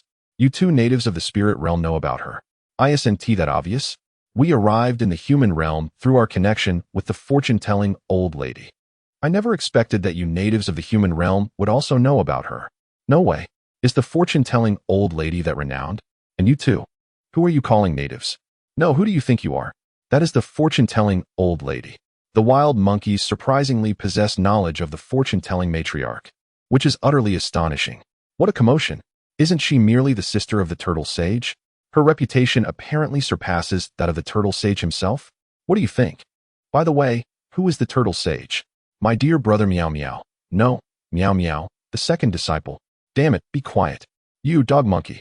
Chapter 63. The fortune-telling matriarchs cards the second Dragon Ball Search Tournament. After enduring fierce battles against the remnants of the Red Ribbon Army, the demonic Madara, and the great ape transformation of Wukong, finally approaches its conclusion. However, an unexpected dilemma arises before everyone. Why does the Dragon Ball radar not display the signal for the final Dragon Ball? Bulma fiddled with the radar in her hand, the screen entirely blank, save for the flickering dot representing their location. How could this be? Could it be that this Dragon Ball resides in a signal-blocking zone? Or is it enveloped by some extraordinary energy? Just as everyone was at a loss, Wukong suddenly slapped his forehead, his eyes lighting up. I got it. Since the radar is useless, let us seek out the fortune-telling matriarch. She must know where the Dragon Balls are. This suggestion brightened Bulma and Chi-Chi's expressions. It was indeed a brilliant idea. However, what astonished Wukong even more was the reaction of the two natives from the spirit world behind him. Huh, you both know the fortune-telling matriarch? Haxalama appeared somewhat surprised. It is perfectly normal for us Earthlings to know of her. How could you two natives from the spirit world be aware of our fortune-telling matriarch? Wukong was even more astonished. Madara crossed his arms and coldly snorted. Humph. That goes without saying. My brother and I originally came from the spirit world, traversing precisely through the matriarch's channels. Who would have thought that you Earth natives would also know her name? This revelation made Wukong's eyes widen in disbelief. Could it be that the fortune-telling matriarch holds such prestige? Even visitors from the spirit world must seek her for tickets? He had initially thought of her merely as someone who could help people see their deceased loved ones, bridging the realms of life and death. But he never anticipated her domain to be so vast, serving as the official ticket seller and customs officer between the spirit world and the human realm. Upon further reflection, it seemed less surprising. Whether it was the reincarnation process in heaven or the bureaucratic system in the underworld, there appeared to be intricate connections with this enigmatic matriarch, making it seem rather commonplace for her to manage the exchanges between the two realms. With this thought, Wukong's astonishment dissipated, replaced by a sense of reasonable understanding. Thus, the group, initially planning to part ways after locating the Dragon Balls, reconvened with a shared goal to seek the fortune-telling matriarch and set off together once more. Even Hiru, who had intended to leave alone to process the sorrow of his brother's departure, quietly joined after a brief moment of silence. Perhaps he too wished to behold the matriarch, capable of bridging the two worlds and possibly glimpsing a fragment of fate. Leveraging Bulma's powerful information network, they swiftly located the residence of the fortune-telling matriarch, who lived in seclusion yet not too far away, and her abode was indeed luxurious. However, upon arrival, the sight before Wukong and the others left them utterly astonished. A rather lengthy queue had formed outside the fortune-telling matriarch's villa. The individuals in line were a diverse array, distinctly divided into two categories. One consisted of the well-dressed, adorned in jewels, accompanied by bodyguards and servants, clearly members of the affluent elite. The other comprised muscular warriors, exuding fierce energy, their hair ranging from full to balding, bearing scars and tattoos, with sharp gazes. After observing for a while, an even more unexpected situation unfolded. The wealthy individuals, upon entering, emerged shortly thereafter with expressions of joy or concern, yet all appeared unscathed, indicating that the fortune-telling had yielded results. Conversely, the robust martial artists, who entered with great bravado, exited looking battered and bruised, wrapped in bandages and leaning on crutches, a picture of utter disarray. It appeared as though they had been unceremoniously thrown out after failing to secure a free ride. What on earth is going on? Chi-Chi whispered, fearfully glancing at a large man who emerged cursing while clutching his arm. Isn't it simple? Bulma, with an expression of knowing all along, proudly waggled her finger and began to enlighten everyone. The matriarch has a rather peculiar set of rules. To have her assist in divination, one must either pay a substantial sum of money that satisfies her or defeat her martial artists in combat. Observing the curious gazes directed her way, she grew even more pleased. Is there anything wrong with this? My family is quite wealthy, Whenever we encountered unsolvable business dilemmas or sought rare items, we would naturally consider consulting the fortune-telling matriarch for information. Before organizing the search team for the Dragon Balls, I had already devised a plan. If the search team proved ineffective, I intended to pay the matriarch for the location of an easily obtainable Dragon Ball before embarking on our adventure. She patted her chest, exuding confidence. If it weren't for the search team's good fortune in locating a Dragon Ball, I might have established a solid client relationship with the fortune-telling matriarch by now. But it matters not. I shall cover the divination costs this time. This young lady will take care of it. As they watched Bulma strut ahead with the pride of being the financial backer, Wukong and the others were not surprised. Instead, they solemnly nodded to each other, signifying their respect for Bulma's financial prowess, and followed the young lady as they advanced forward. As the queue progressed slowly, observing the disheartened martial artists who had just exited, Wukong, Huru, and the others felt no fear. Rather, a sense of battle fervor ignited within them. For them, combat was far more thrilling than spending money. At last, it was their turn. Bulma took the lead, extracting the latest model of the Universal Capsule Company's customized smartphone, ready to showcase her monetary prowess. However, the fortune-telling matriarch, seated atop a suspended crystal ball and floating in midair, donned a pointed hat, her features shrouded in shadow. Spoke in a raspy voice tinged with a hint of mockery. "Young lady, do not be so hasty to pay. This time, I do not solely accept monetary payment. You must also challenge an opponent to earn the opportunity for divination." "What?" Bulma froze, incredulously lifting her head, incredulous at the notion of both paying and engaging in combat. "Matriarch, isn't this a case of having your cake and eating it too?" She glanced at the matriarch, who floated in the air, her aura inscrutable, then turned to survey the extravagant array of martial artists behind her, including the previous champion of the last World Martial Arts Tournament, the Scion Sun Wukong. Capable of transforming into a great ape, the formidable Huru, who had recently merged with his brother's power, the brothers Haxalama and Madara from the spirit world, wielding mysterious abilities, and little Chi-Chi, whose strength far surpassed that of ordinary individuals and possessed remarkable talent. Bulma, uncertain and even somewhat concerned for the matriarch, asked, "Are you sure you want to choose combat? You might miss out on this substantial sum of money from me. Don't be fooled by my seemingly lackluster abilities. The individuals behind me are quite formidable." She began to introduce them with pride, her voice at just the right volume for those in line behind to hear clearly. "The one with the long tail and spiky hair is Sun Wukong, the champion of the last World Martial Arts Tournament, recognized as Earth's strongest. The tall fellow wearing sunglasses behind him is Huru, whose strength is second only to Wukong and last year's runner-up, Mr. Long. He ranks as the third strongest man in the world. As for the pair of handsome brothers, Haxalama and Madara, their strength is not far behind Huru, residing in the same tier. And this little girl beside me is Chi-Chi. Don't let her young age fool you. She is quite formidable in her own right." As she introduced Chi-Chi, Bulma hesitated momentarily. After all, Chi-Chi was young and lacked extensive combat experience, making it challenging to exaggerate her abilities amidst this group of formidable beings. This introduction indeed sparked whispers and curious glances among the queue behind them. Numerous individuals extracted their mobile phones to compare the widely circulated images and videos of the world's greatest martial arts tournament. One could not help but notice that Goku's iconic tail and spiky hairstyle, along with the imposing image of Huyu Liu, the muscular man with sunglasses, truly matched the descriptions. While there was little information available online about Haxalama and Madala, judging by their demeanor and Bulma's earnestness, it was evident that they were formidable as well. However, when it came to Chi-Chi, the sight of the shy young girl hiding behind Bulma, coupled with Bulma's abrupt turn of phrase, led most to believe that while this child might have trained in martial arts, her prowess was likely not on par with the previous titans. Such a notion seemed reasonable, given the monstrous comparison to Goku and the others. Yet, this assumption was profoundly misguided, for Chi-Chi's strength, within the realm of ordinary martial artists, could undoubtedly decimate a considerable number of them. In fact, the previously defeated male martial artists combined might not equal Chi-Chi's singular might. It dawned upon me. The old fortune-teller's hoarse voice resonated once more, imbued with an air of omniscience as she seamlessly continued Bulma's narrative with an even more precise and alarming introduction. Her gaze, as if capable of penetrating souls, swept across the assembly. The Scion orphan son Goku, or rather Kakarot, the cursed and powerful Huyu Lu.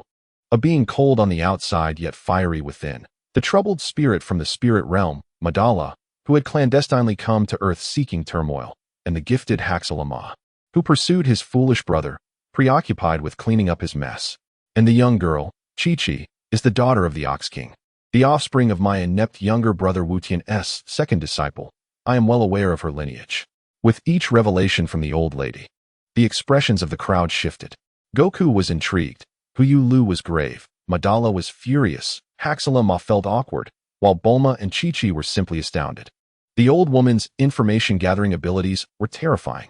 It was as if she had conducted an extensive background check on each of them. So my scion name is Kakarot. Goku scratched his head, having learned of his original name from Radai's. Yet this was his first confirmation from an official source, sparking considerable curiosity. At that moment, Huyu Lu appeared poised to inquire about his brother Fujiang, but was abruptly interrupted by the old lady. Do not dwell on it, young man. Her voice carried a hint of resigned clarity. Your brother's situation, entangled with both soul and demonic energy, has rendered him neither human nor demon. I cannot resolve this. As it stands, this may be the best outcome for both of you. Upon hearing this, Huyu Lu sealed his lips and fell into silence. His expression concealed beneath his sunglasses. Why am I the problem child while he is deemed a prodigy? Madala seethed with frustration, dissatisfied with the old woman's apparent bias. Old lady, Haxalama earnestly suggested, I could donate this fellow to you as a pet. Feel free to command him. Just ensure he does not cause any more trouble. No, thank you. The old woman waved dismissively. Your brother, afflicted with severe delusions of grandeur and obstinate thoughts, coupled with his destructive tendencies, is not someone I wish to handle. You may keep him for your own education. Haxalama was taken aback, delivering a light punch to Madala's head, who winced but dared not retort. You're truly impressive. Chi-Chi gazed at the fortune teller with unabashed admiration, believing her to possess omniscience, akin to a deity. Of course, the old woman beamed, her spirits visibly lifted by the young girl's adoration. Yet, despite the lightheartedness, she maintained her authoritative demeanor. She wrapped the crystal ball beneath her, her voice regaining its earlier gravelly authority. Now, to return to the matter at hand.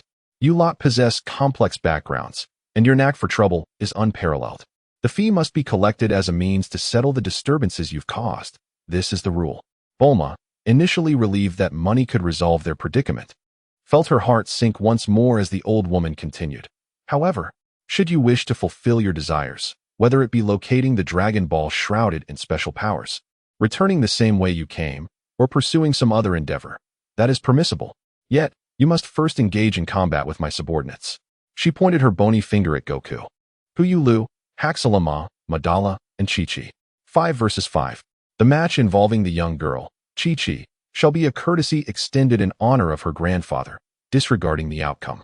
For the other 4 matches, you must achieve complete victory. Otherwise, the old woman's voice took on a chilling finality. You may return to your training and come back when you feel capable of winning. She paused before adding a statement that made Bulma's eyes twitch.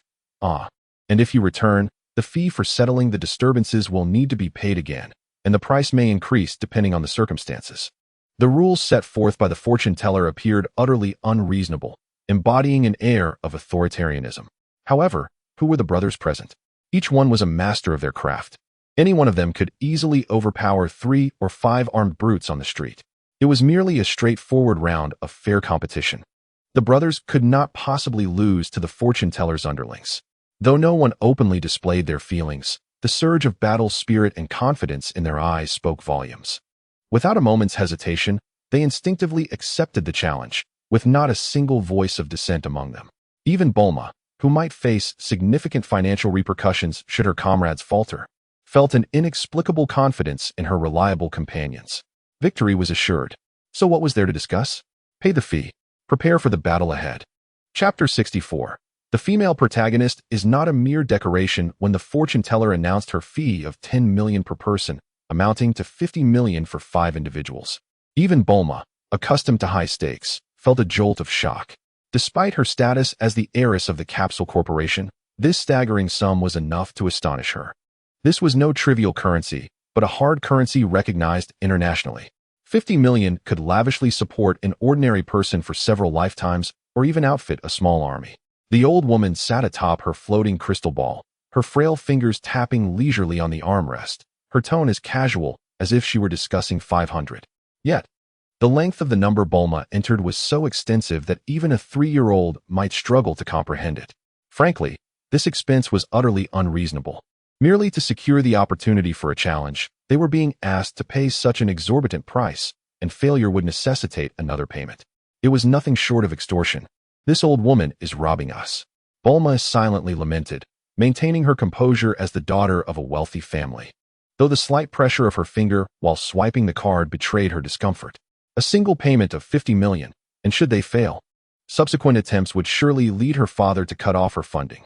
With a beep, the transaction was complete. If Bulma felt a mere frown, the others behind her were truly in anguish. To speak plainly, this sum could have easily purchased their lives under normal circumstances. The men exchanged furtive glances, pondering whether the young lady had fully grasped the gravity of the situation. This expenditure seemed excessively extravagant. Unbeknownst to these individuals, the absurdity of transferring such an extravagant amount of money without verification or confirmation was far beyond their comprehension. Yet, with the money already withdrawn, reclaiming it seemed an impossibility. At this moment, the brothers' fighting spirit was further ignited by the enormous ticket price, and a singular thought occupied their minds. This money must not be wasted. Victory is imperative. An invisible pressure enveloped the team instantly. However, the time for action had come. The arrow was on the string and could not be withdrawn. Particularly for the newcomer, Chi-Chi. The pressure was at its peak. The young girl clenched her small fists tightly, her breathing becoming somewhat rapid. She had never fought in such an expensive setting before. She wondered if the appearance fee for the world's greatest martial artist could meet this standard. Previously, she had heard Goku or Bulma mention a particularly popular boxing champion from previous generations, whose peak earnings included a match that surpassed $1 billion. However, that match's appearance fee was less than 1/5 of that, around 20 million. The fee for her current match was equivalent to half a champion's. Chi-Chi, relax. Losing is not the end. Bulma, noticing Chi-Chi's anxiety, attempted to comfort her. Even if you lose, it's all right. I have money. However, the fortune teller, sitting high above in her crystal ball and relishing the influx of substantial funds, lacked the patience for such sentiments. The first match begins. The fortune teller mercilessly interrupted the warm scene, declaring, Chi-Chi, your opponent is Rukia. In a flicker of light and shadow, a figure quietly stood on the arena. It was a girl clad in a form-fitting black robe, reminiscent of a certain death god's attire, with short, jet-black hair. Her features were delicate and slightly aloof. With large eyes and a petite oval face, grasping an ancient-style katana, her stature exuding the grace of a noble lineage. However, her physique was remarkably flat, almost at the same level as the 13-year-old Chi-Chi, still in a phase of development. Yet, Chi-Chi was still young, and her future was promising. In contrast, Rukia seemed to have already solidified her persona. After all, the combination of her appearance and name left Goku with little room for speculation. The image of Rukia wielding a katana, paired with her name, caused Goku's lips to twitch slightly, as a powerful sense of déjà vu washed over him. Could there possibly be a surname like Kachiki? He glanced at Hashirama and Yuryu nearby, internally grumbling. All right, fine. The spirit world and the demon world are represented. If the ninja world is included in the spirit world, then isn't it more reasonable for the Soul Society to fall under the spirit world as well? The ticket vendor, the fortune teller, had summoned Rukia, a young lady from a distinguished family who happened to be in need of money to work. This logic seemed sound. However, Goku felt compelled to voice his dissent. He leaped up, hand raised like a student eager to answer a question. Granny, I report. There is foul play in the match. Chi-Chi is unarmed, yet Rukia is wielding a sword? This is unfair. The fortune teller, unfazed, calmly responded. The method of combat is determined by personal preference. Using a weapon is part of Rukia's abilities and adheres to the rules. Before Goku could further contest, Rukia showcased impressive composure on the arena. With a slight smile, she flicked her wrist, and with a resonant sound, she skillfully drove her katana into the edge of the arena, the blade embedding completely into the floor, leaving only the hilt visible. Her control was exquisite. No worries. I shall fight without my sword, she declared confidently, her voice ringing clear. Her demeanor was equally formidable. Seeing this, Chi-Chi felt a bit embarrassed and quickly waved her hand. It's fine, Rukia, you can use it. If I win, it wouldn't feel like a fair victory. Rukia shook her head, her smile gentle. Really, it's not necessary. This way is fine for me. It makes little difference. She assumed a stance for unarmed combat, signaling to Chi-Chi to commence. This gesture instantly garnered the admiration of many spectators. Thus, after exchanging mutual bows, the two similarly built yet age-different girls began to engage in combat on the arena. Though Rukia had relinquished her Zanpakuto, her hand-to-hand combat skills were still remarkably proficient. Her movements were swift and precise, each strike emanating a chilling aura, continuously attempting to invade Chi-Chi's space and hinder her actions. Her footwork was unique, not a direct rush, but rather gliding like a figure on ice. Her form flickering and leaving trails of afterimages, allowing her to close the distance to Chi-Chi in an instant. With a slight uplift of her hand, she summoned a chilling energy that coalesced into sharp ice spikes, shooting towards Chi-Chi like bullets. Each of Rukia's attacks presented a significant challenge to Chi-Chi. The cold energy infiltrating her body rendered her limbs stiff and her movements less fluid than usual. However, Chi-Chi was not one to be easily defeated. Years of rigorous training under her father, the Bull Demon King, had provided her with a solid foundation. And over a year of arduous practice with Goku further elevated her martial prowess. Though Goku had recruited Yuryu, Hashirama, and Madara as disciples, only Chi-Chi had truly been taught the martial arts. Bulma, on the other hand, could not endure the rigors of martial training, her inconsistent practice leading to a weak foundation, rendering her incapable of mastering any style. Returning to Chi-Chi, it was her relentless training that granted her the strength to respond adequately to Rukia's onslaught.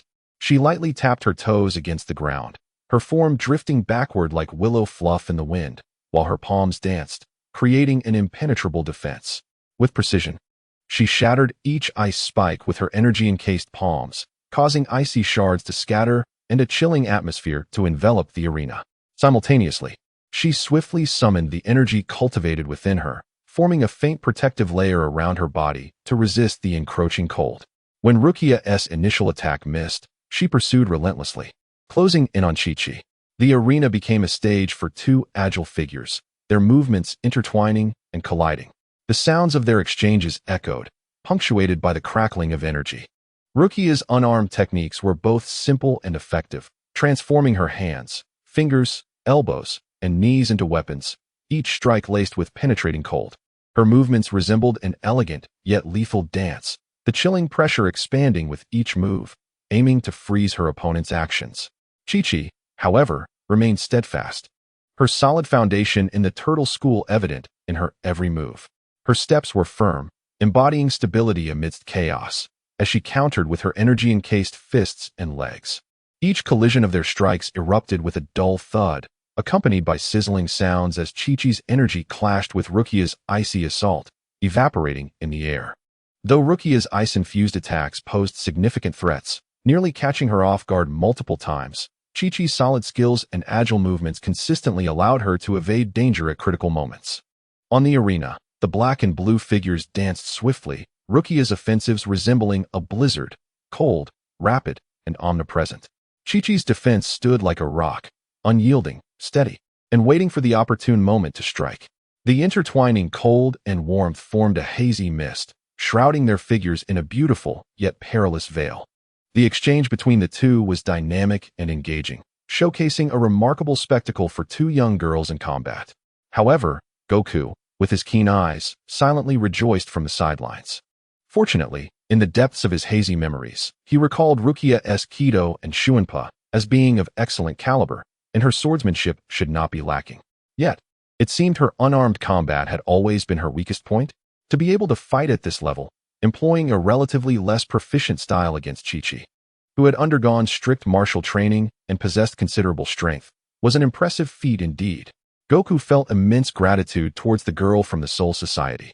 Though she was here to earn money, her heart was kind, and she showed no intent to make things difficult for Chi-Chi. Nonetheless, Goku cast a discreet glance at the fortune teller on the high platform, who remained unfazed, seemingly indifferent to Rukia's apparent lack of effort. The elderly lady is quite shrewd, and it seems that Chi-Chi's advantage in this match may require the rest of us to repay her, both the principal and interest. Wukong mused to himself. However, after a moment's reflection, he felt a sense of relief. What is there to fear? We are 4 brothers. No, the combination of our master and disciples. What adversary could possibly withstand us? Let us go, Chi-Chi. Just as Wukong was lost in thought, Bulma's anxious cries from the sidelines jolted him back to attention. At that moment, Lucia, who had been unable to break through, suddenly changed her tactic. With both hands extended, a more potent chill surged forth, coalescing before her into a massive, spiked ice shield that barreled toward Chi-Chi. Simultaneously, she lightly tapped the ground, causing several ice spikes to erupt from the spots where Chi-Chi stood, effectively flanking her. Chi-Chi's pupils constricted as she swiftly assessed the situation. Absorbing the ice shield head-on would be unwise, and retreating would lead her straight into the trap of ice spikes. In the blink of an eye, she made a bold decision. Instead of stepping back, she lunged forward, her body low and nearly grazing the ground. She concentrated her energy into her right fist, which seemed to ignite with an invisible flame. Rather than attacking the ice shield, she struck the arena floor with a powerful punch. The force reverberated through the ground, shattering the imminent ice spikes and causing the entire arena to tremble. The ground beneath Lucia quaked, momentarily disrupting her graceful movements. Now is the moment. Chi-Chi, like a poised leopard, propelled herself upward, entirely disregarding the massive ice shield that had lost its precise control. Her petite form twisted at an almost impossible angle, narrowly leaping over the edge of the shield. Lucia clearly did not anticipate Chi-Chi's unconventional counter to her barrage.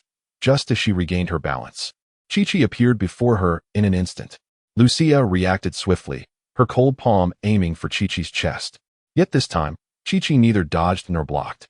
A flicker of determination flashed in her eyes as she slightly turned, bracing herself to absorb the blow with her left shoulder. The chill instantly seeped in, coating her left shoulder and arm with a thick layer of frost, and the excruciating pain elicited a muffled groan from Chi-Chi, but her movements did not falter. Seizing the fleeting opportunity created by enduring that hit, her right hand darted forward like a striking snake, swift, precise, and steady. Sidestepping Lucia's blocking arm, her fingers converged. Gathering the last of her strength, and with undeniable resolve, she gently tapped the vulnerable, pale neck of Lucia. The touch was icy, yet the pulse she felt signaled that victory was within her grasp. Simultaneously, Lucia's hand remained pressed against Chi-Chi's left shoulder, the chill continuing to permeate. The scene froze in time. Chi-Chi's face was pale, her left arm hanging limply, encrusted in frost, yet her right hand remained steadfast at her opponent's vital point. Her gaze resolute and bright. Lucia displayed no sign of frustration, only a genuine surprise that quickly transformed into a smile of admiration. She withdrew her hand slowly, the chill receding like a tide. "Ah, what a thorough defeat," she exclaimed cheerfully, patting Chi-Chi's unscathed right shoulder. "Your reaction, decision-making, and courage are all commendable. My apologies. Dear old fortune teller. I knew this would be the outcome the moment you stepped out." The fortune teller seemed accustomed to such outcomes, recognizing a connection with the girl. "Since you've lost, you ought to receive some reward, right?" "Reward? Certainly." Lucia grinned slyly, as if already prepared. She suddenly produced a translucent orb radiating a gentle white light, and, before anyone could react, swiftly pressed it against Chi-Chi's forehead. The orb vanished into her skin like a phantom. The Cyan Bench, a creation of the geniuses at the Technical Development Bureau, boasts remarkable effects, they say. Consider it a gift from your elder sister, Lucia announced before turning to make her exit. The Cyan Bench. The mere combination of those names sent shivers down Wukong's spine. The fusion of the Cyan Zhu and Bench. Oh no, what exactly? Wukong abruptly interrupted her. However, his words were cut short. A surge of peculiar and potent energy erupted from within Chi-Chi. Her eyes lost focus as her body became enveloped in a hazy white light, slowly levitating off the ground, the frost on her shoulder rapidly melting away, as if something deeper within her was being awakened, activated, and transformed. Chapter 65. The Final Battle for Money. The transformation in Chi-Chi was as sudden as summer hail in the north, fierce in its onset, and even swifter in its retreat. The hazy white light surrounding her swiftly receded, and her suspended form gradually descended. She stumbled slightly, seemingly weakened by the recent surge of energy, on the verge of collapsing. Just as Wukong was about to intercept Lucia to clarify matters, he swiftly moved to Chi-Chi's side, ensuring she remained steady. "Chi-Chi, are you all right?"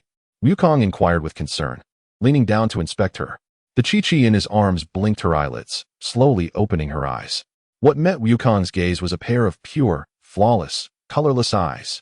How curious, the combination of the Cyan Zhu and the binge resulted in white eyes. Wukong's mind raced with incredulity, feeling as though his understanding of the two-dimensional world had been fundamentally shaken.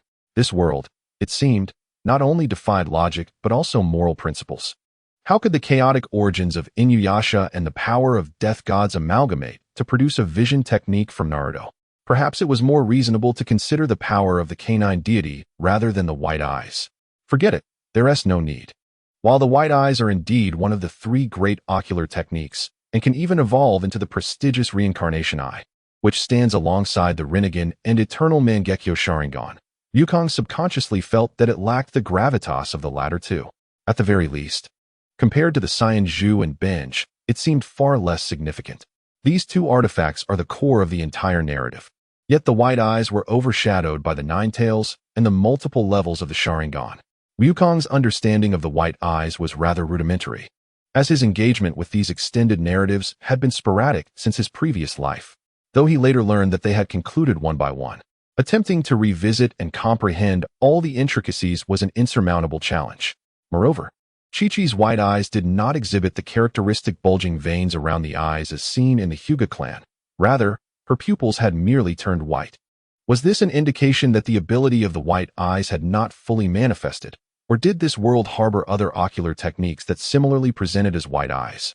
Wukong was not an encyclopedia of anime, especially after witnessing the eclectic nature of this world, and thus he refrained from making any hasty conclusions. Chi-Chi blinked her large eyes, seemingly readjusting to the light and her surroundings. Wukong then observed as the color of her immaculate white irises gradually faded, like ink dispersing in clear water, eventually returning to their original deep black hue. This change left Wukong both astonished and apprehensive. What exactly is this ability? Is it stable? Will there be any side effects? How fortunate that the white eyes, a lower-tier ocular technique of the reincarnation eye, have awakened. A cheerful voice chimed in nearby. Wukong turned to see Lucia, who had initially prepared to flee, now boldly approaching, chin in hand, taking a keen interest in Chi-Chi while revealing the answer. He wondered if she had returned because she realized Chi-Chi's transformation was more favorable than she had anticipated. This left Wukong in a state of ambivalence, relieved to know what it was, yet increasingly conflicted. This ability is truly formidable. Lucia proudly puffed out her non-existent chest, exclaiming, "I told you that the Shirkan jewel is formidable." She encouraged the young girl, "Train those eyes well. You might just keep up with this scion's astonishing rate of progress." She patted Chi-Chi on the shoulder, then abruptly turned as if recalling something, exclaiming, "I must be off. This place is not suitable for lingering." It seemed she was resolute in adhering to her principle of delivering the gift packs and making a swift exit, determined not to repeat the fate in the original story where she was nearly ensnared by two troublesome characters due to lingering too long. However, wait. The voice that interrupted was Bulma, cosplaying as Shun Gongbao. She had clearly heard Lucia's words regarding Goku's speed of advancement. This was an irresistible temptation for Bulma. After all, while the strength on the technological side requires experimental accumulation and relentless investment, the strength derived from martial arts is a tangible and steady increase. Do you have any more of that Shirkan jewel? Sell me one. Bulma's eyes sparkled with a thirst for power and the wealth of the Capsule Corporation heiress. Oh, you want to buy? Lucia suddenly halted and turned back, her large eyes seemingly adorned with symbols of currency, her demeanor transformed into one of fervent enthusiasm. You should return home. But the fortune-telling granny ruthlessly interrupted the impending transaction. With a flick of her small staff, a simple teleportation spell activated, unceremoniously whisking the regretful Lucia away from the scene. Ahem. The fortune-telling granny feigned a cough, and under Bulma's resentful gaze, she leisurely remarked, "All is well, all is well." She shifted her tone, adopting the shrewd voice of a merchant. "However, just now, we agreed on 5 matches. Now that you wish to jump in for a chance, naturally, your own strength is insufficient. I can make an exception and allow this scion to fight in your stead." But, she elongated her words, her meaning unmistakable. Bulma sighed resignedly, preparing herself for a hefty fee. "All right, just tell me how much you want." Without a moment's hesitation, the fortune-telling granny extended 5 bony fingers and shook them. 50 million. The same price as before, no deceit here. Why don't you go rob someone, you old hag? Bulma silently roared within, her facial muscles twitching. 50 million. The price had soared fivefold. However, considering Goku's extraordinary growth rate and the potential dangers ahead, Bulma gritted her teeth and ultimately pulled out her phone again. The familiar notification sound of a transaction made the fortune-telling granny's wrinkles bloom into a smile. Deal. The impromptu match is about to begin. Bulma's battle will be fought by the substitute Son Goku. The fortune-telling granny announced with remarkable efficiency. Goku, having regained some strength but still somewhat dazed, entrusted Chi-Chi to Bulma's care. He took a deep breath and leaped onto the stage. Curious about the opponent the granny would arrange for this additional match. As shadows flickered, a figure quietly appeared on the opposite side of the arena. It was a short, slender old man, adorned in a flamboyant tang suit with a small cap atop his head and a simple mask covering his face. Although his features were obscured, the familiar silhouette and the blend of kindness and authority emanating from him left Goku momentarily stunned, a wave of indescribable sorrow and joy washing over him, causing his nose to tingle and his eyes to moisten. How could he forget this figure? This was none other than his grandfather, Son Gohan. Indeed, it was Son Goku's grandfather, the eponymous Son Gohan. After being tragically crushed by Goku's transformed giant ape form, the old man had undoubtedly experienced bliss in the afterlife. No, it was Goku's body that still longed for his grandfather Gohan. Of course, here, Goku had to pretend not to recognize his grandfather, preparing for a battle. The match begins. The fortune-telling granny declared without regard for Goku's emotions. Young one, I look forward to your guidance, his grandfather's Son Gohan stated gently, adopting the standard starting stance of the turtle school. I look forward to your guidance. Goku suppressed his swirling emotions and mirrored the stance. This was a battle he had to take seriously, not only for Bulma's 50 million, but also as a tribute to his grandfather, the one who had introduced him to the path of martial arts. At this moment, he was the substitute for Goku. There were no dazzling energy waves or peculiar techniques.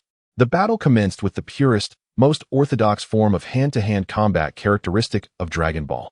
The grandfather and grandson advanced in unison, fists, feet, elbows, and knees colliding with resounding and solid impacts. The sounds echoed, smack, smack, boom, as their fists intertwined and legs whirled. Goku was astonished to discover that his grandfather's strength had vastly surpassed his memories. Clearly, during his years in the afterlife, Gohan had not ceased his training and may have even received superior guidance. His movements were more refined, his breath deeper, and each strike contained explosive power, far exceeding that of an ordinary earth martial artist. Upon reflection, it seemed that the afterlife offered limitless energy. Nevertheless, Goku had undergone far more experiences, his growth rate terrifyingly formidable. He deftly countered each of Gohan's attacks, evading and responding, as they danced across the stage in a blur of speed that left ordinary spectators dizzy. This was a clash of martial skills, a showcase of a foundation honed through relentless training. As the probing phase concluded, both combatants instinctively increased their speed and strength. Whoosh! The figures became a blur, as multiple images of Son Gohan and Son Goku seemingly appeared on the stage simultaneously. The rapid movements kicked up a whirlwind of dust from the ground. The sounds of fists and feet colliding intensified, akin to rain striking banana leaves. Boom! In a fierce exchange of blows, a powerful shockwave radiated from the two, sending Bulma and Chi-Chi's hair flying and their garments fluttering. How impressive! Though Bulma had witnessed countless battles, she remained awestruck. Stalemated, the experienced Son Gohan's gaze sharpened, noticing Goku's restless tail swaying behind him. As someone who had once nurtured Goku, he was well aware of the secret of Goku's tail. In a moment of close combat, Gohan feigned a weakness, enticing Goku to attack fiercely, then swiftly lowered his body and, with lightning speed, seized Goku's tail. Success! Gohan was confident, planning to utilize this weakness to incapacitate Goku and teach him a lesson. However, the anticipated scenario of Goku collapsing in an instant did not unfold. Instead, a triumphant smile spread across Goku's face. Grandpa, times have changed. Before the words fully left his lips, the tail that had been captured suddenly became as rigid and powerful as a steel whip, quickly wrapping around Gohan's wrist. An overwhelming force surged forth, far exceeding Gohan's expectations. What? Gohan gasped in shock, realizing it was too late to escape. Hey! Goku called out, channeling his strength through his waist and abdomen, swinging his grandfather around like a windmill. With a whoosh, Goku utilized his tail to spin Gohan several times in midair, whipping up a gust of wind, before slamming him down onto the arena floor. Boom! A tremendous crash echoed, debris scattering. The stage was dented. And although Gohan had timely used his ki to protect himself, he was still left dizzy and reeling, nearly losing consciousness. Lying in the shallow pit, his face concealed behind the mask was a blend of shock and disbelief. How could this child's tail not be vulnerable to capture? Moreover, his strength was utterly terrifying. Wukong initially wished to engage in further sparring and communication with his grandfather. However, upon observing the toll taken on his elder, he grew concerned for his well-being and resolved to conclude the battle swiftly. Seizing the moment while his grandfather had yet to fully recover, Goku closed the distance rapidly. Although Sun Wufan managed a feeble defense, Wukong's superior strength and speed were unmistakable. After an exhilarating exchange of rapid attacks and defenses, Wukong identified an opportune moment and delivered a decisive straight punch, breaching his grandfather's defenses and sending him flying. Wukong refrained from pursuing further, allowing his grandfather, who was clutching his abdomen, the time to gather himself without continuing the struggle. Thus, the confrontation ended simply and effortlessly. Sighing in relief, Wukong approached his grandfather and gently removed the mask. To his surprise, his grandfather did not resist, permitting what might be considered an impolite act towards a stranger. Beneath the mask, there appeared the familiar, kind, and smiling visage. "Yeah," Wukong called softly, his voice choked with emotion. He stepped forward and embraced Wufan. Initially taken aback by the tearful yet radiant smile before him, Wufan soon broke into joyous laughter. "Yeah, it's me." Wukong, unable to comprehend the reason behind his tears, clung to his grandfather's neck, laughing and crying simultaneously. At that moment, it was unclear which incarnation of Wukong was inhabiting this body. In the arena, the two of them remained locked in a tight embrace, oblivious to their surroundings, lost in the joy of a reunion that transcended life and death. After a considerable time, their emotions began to stabilize. Wukong took his grandfather's hand and animatedly recounted his experiences over the past few years since his demise, meeting Bulma, searching for the Dragon Balls, participating in the World Martial Arts Tournament, training to become stronger, and forming friendships with Grishan, Bulma, Chi-Chi, Queen, and Hing-Ha, as well as his recent endeavors to establish the Goshenlo and prepare to take on disciples Venu, Paloma, and Madala. As Wufan listened, he expressed a range of emotions: astonishment, pride, and concern, his frail hands gripping Ling as tightly as if fearing this joyful moment might dissipate like a dream. However, their nostalgic exchange was soon interrupted. Meanwhile, Janbu Popo approached Bulma with a glimmering smile. "Little girl, your opportunity has arrived," she proclaimed, handing Bulma a seemingly unadorned sheepskin tome. Curiously, Bulma accepted the book and glanced at its cover, where an unusual script inscribed the word "Thing." Though unfamiliar with the characters, their meaning resonated in her mind, evoking a sense of discomfort that made her want to roll her eyes. Upon opening the book, she found the writing still indecipherable, yet somehow, she understood the essence of the Chi-Yue Dagong. Strangely enough, it appeared quite reasonable, suggesting that signing would yield significant benefits without any risk of loss. Just as this thought crossed her mind, the tome suddenly transformed into a soft yet swift beam of light, darting into her chest and vanishing from sight.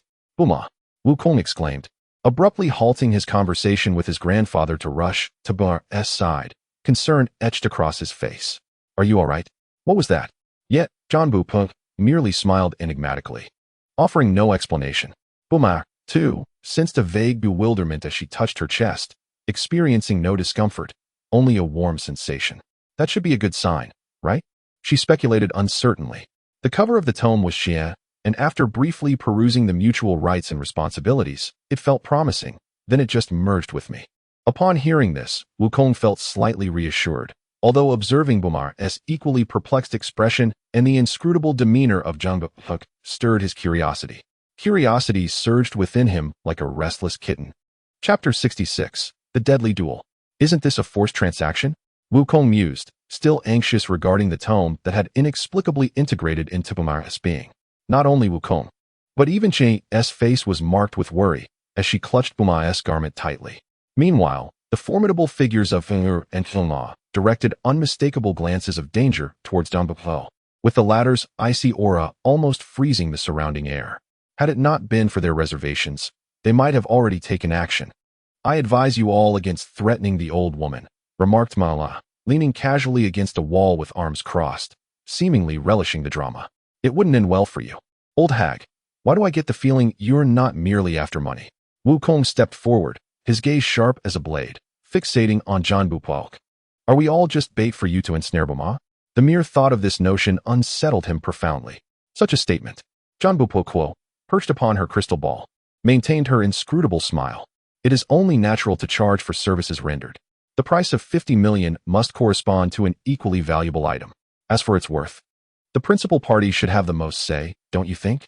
She cast a significant glance at Boma. Boma snapped back to reality, carefully assessing her inner sensations, her expression a blend of confusion and delight. It's indeed worthwhile. She lifted her gaze to the group, explaining, I can't articulate the specifics, but the presence of the two great beings that flashed through my mind felt profoundly noble and magnificent. They surely wouldn't appear merely to toy with me, would they? Two great beings? Wukong seized upon this pivotal phrase. Yes, two, Boma confirmed, nodding while attempting to recall more details. Their figures were hazy, yet she sensed their immense power. How powerful? The king of hell? Or perhaps the Kaishin? Surely not the Kaishin god, right? Wukong quickly filtered through the powerful figures in the Dragon Ball universe, though he reasoned that Earth's current circumstances shouldn't involve such high-tier entities. Even the Kaishin would be excessively extravagant. Of course, excluding the pair from the Bu saga. They were quite ridiculous. Yet, he pondered, it wouldn't do to forcibly summon any Kaishin. Kid, you seem quite knowledgeable, remarked Dunbavako, surprised by an spontaneous outburst of names. Regarding him anew. Who are you referring to? However, it was evident that Boma's contractual entities were not among those mentioned by On. She scratched her cheek, striving to recollect. They didn't reveal their full names, they only provided me with a nickname. After a pause, she clearly articulated, one of the great beings is named... Oh? The group collectively paused, including Wukong, as they searched their minds for powerful figures associated with that name. Wukong, in particular, racked his brain, traversing from Eastern mythology to Western legends, from anime to games, yet struggled to connect the single character to with a specific formidable individual. The other great being is named Yoyodo, Boma revealed, stating the second name. The others remained perplexed, exchanging bewildered glances. However, Wukong, the scion with an otherworldly soul, must surely comprehend. Not only comprehend, but if the name Ju alone was ambiguous. When paired with Yoyodo, its implications became exceedingly clear. Duma and Awewa, Ba Yinzu and Shishingsu, Yoyoda. Unbelievably, it was that pair. Goodness gracious. Has the realm of Jinsokyo intruded here? This world is utterly chaotic. Within Ng's mind, a tempest of turmoil erupted, desperate to resist the intrusion. Be cautious not to forcefully merge, otherwise, the conflict of rules might shatter the world and doom me. At that moment, all Wukong could muster were these unexpressible wild rants, causing his complexion to shift between shades of green and white, rendering him utterly miserable. Yet he dared not voice his thoughts, for fear of death. Thus, one can only endure and suppress their emotions. In this chaotic world line, exercising caution and discretion is perhaps the most fundamental operation. To speak of anything else, just the two names mentioned by Bulma are enough. They belong to the sage capable of manipulating realms and the Lady of the West Temple who can induce death among the undead. Who knows what undesirable attention might be drawn by uttering their true names. Consequently, Wukong could only force himself to swallow all his astonishment and apprehension. Since there are no doubts remaining, let us proceed to the third match. The fortune teller timely stepped forward, redirecting everyone's attention. Congratulations. You have achieved 2 consecutive victories in 6 matches. Now that you have received your rewards, I advise you to treat the upcoming battle seriously and even prepare for a fight to the death, young ones. Her tone carried a subtle gravity. Come on. Wukong and the others exchanged glances. Having just completed a match, Wukong needed a moment to catch his breath. Thus, everyone's gaze fell upon Madara. There was no other reason. While everyone's condition was still decent, it was time to let this troubled child of the spirit realm test the waters and see if he would genuinely cooperate. Should he dare to throw the match, he would undoubtedly face the unrelenting education of the group. To be fair, the various gazes behind him, some filled with anticipation, Yukong, others cold, Hozuki, and some cheerful, Hashirama, made Madara feel as though he had returned to that moment when he was grasped in the palm of the giant ape Yukong. Overwhelmed by pressure, and unknowingly, his back was dampened by cold sweat. What does it mean to be under someone else's roof and have to bow your head, oh brothers? Today, Madara truly felt that sensation. However, there was no turning back. He had resolved to fight fiercely to win this match. The only reason was fear of death. As a man, fearing death is hardly shameful. With a slight distortion of space, the competitor for the third match, Madara's opponent, made his entrance. He was a robust young man with short pink hair and a pair of crimson eyes. His face bore distinctive black markings, and his expression exuded arrogance. With a gaze filled with indifference and arrogance, as if regarding all living beings as mere ants. Merely standing there, he radiated an unsettling aura of malevolence and oppression. The identity of the newcomer was unmistakable. He was the king of curses, Raiman Sukuna. What a brazen face he has, as Madara observed Sukuna's expression, which seemed to declare his supremacy over all. A wave of anger surged within him, an impulse to smash that face without knowing why. Upon hearing this, Sukuna lazily glanced at Madara, a mocking grin curling at the corner of his mouth. Do you wish to die once, Long Mao? With his hands still tucked within the folds of his kimono-like attire, he approached Madara, almost face to face, speaking in an exceedingly contemptuous tone. Madara's brow furrowed dangerously, a surge of murderous intent rising within him. Yet, he remembered his role as a temporary teammate. He suppressed the urge to attack immediately, tilted his head slightly to avoid Sukuna's infuriating glare, and directed his gaze towards Wukong below the arena, seeking guidance. Clearly, as a member of Wukong's team, Madara was not yet permitted to unilaterally decide on a death match. Hey, old lady. However, before Wukong could respond, Raiman Sukuna interjected, shifting his gaze to the fortune teller. His tone was casual, yet carried an undeniable weight. You so-called champions of justice have never been able to deal with a demon like me from the spirit realm. Have you? After being locked away for so long, isn't this the opportunity you've been waiting for? His crimson tongue licked his lips, revealing a cruel and exhilarated smile. I want a death match. You wouldn't disagree, would you, old lady? He then glanced back at Madara, his eyes brimming with malice. The irritating Long Mao opposite me surely shares the same desire, doesn't he? It is hard to believe that such a clash of incompatible dispositions could arise so suddenly and violently. Despite it being their first encounter, Raiman Sukuna and Madara, a.k.a. Banyi, instinctively harbored pure murderous intent towards each other, as if they were destined to hunt one another. This was indeed quite remarkable. What schemes do you, an undying monster, have in mind? The fortune teller huffed, uncertain whether she was warning Madara or persuading Sukuna. She did not outright reject Sukuna's proposal, but instead turned her gaze toward Wukong, awaiting his decision. A death match is not a trivial matter. Once it begins, it will only conclude with the utter destruction of one party. Are you sure you can handle this, Wukong? He looked at Madara with concern, his tone tinged with hesitation. Yet, just as the old lady mentioned, although it was not their intention, they had indeed accepted the terms in advance. He had ample trust in Uchiha Ban's potential and combat intelligence. Yet Madara was still in his youth, far from his peak strength, while the opponent was none other than the king of curses, known for his formidable and undying characteristics. Wukong could not afford to be completely at ease. This was Banyi, who had never tasted death and had no chance of overcoming the pillars of the Valley of the End. He was still inexperienced, and if by chance he were to be killed by the evidently wicked Raiman Sukuna, who would he turn to for justification? Then let it be a death match. Without a moment's hesitation, Madara took Wukong's words as agreement. The thought of dying never crossed Madara's mind. Yes, he could not defeat Hashirama. He was routinely bested by Hashirama. But let it be known, he feared no one else present. In fact, he was naturally superior to everyone else besides Hashirama, with the power of the Sharingan. Even the likes of Wukong and Hozuki, those muscle-bound giants, would kneel before him and submit. Were it not for the monstrous Hashirama keeping him in check, would Madara be this obedient? Nonsense. Now that the opportunity had arisen, with a clearly weak and deserving target standing before him to vent his frustrations upon, Madara had no reason to refuse. What grounds did he have to decline? Why would he refuse? It was inconceivable to refuse. The desire for slaughter surged within him, having been oppressed and bullied by those in his team for so long. It was time for him to revel in relief. With this thought, Madara no longer suppressed his emotions, a fierce and maniacal smile blossoming across his face, revealing the true nature of a battle maniac and a warlord of chaos. To slay a few unsightly foes and find satisfaction within himself was never something Madara would hesitate over, nor would he ever feel guilt or regret.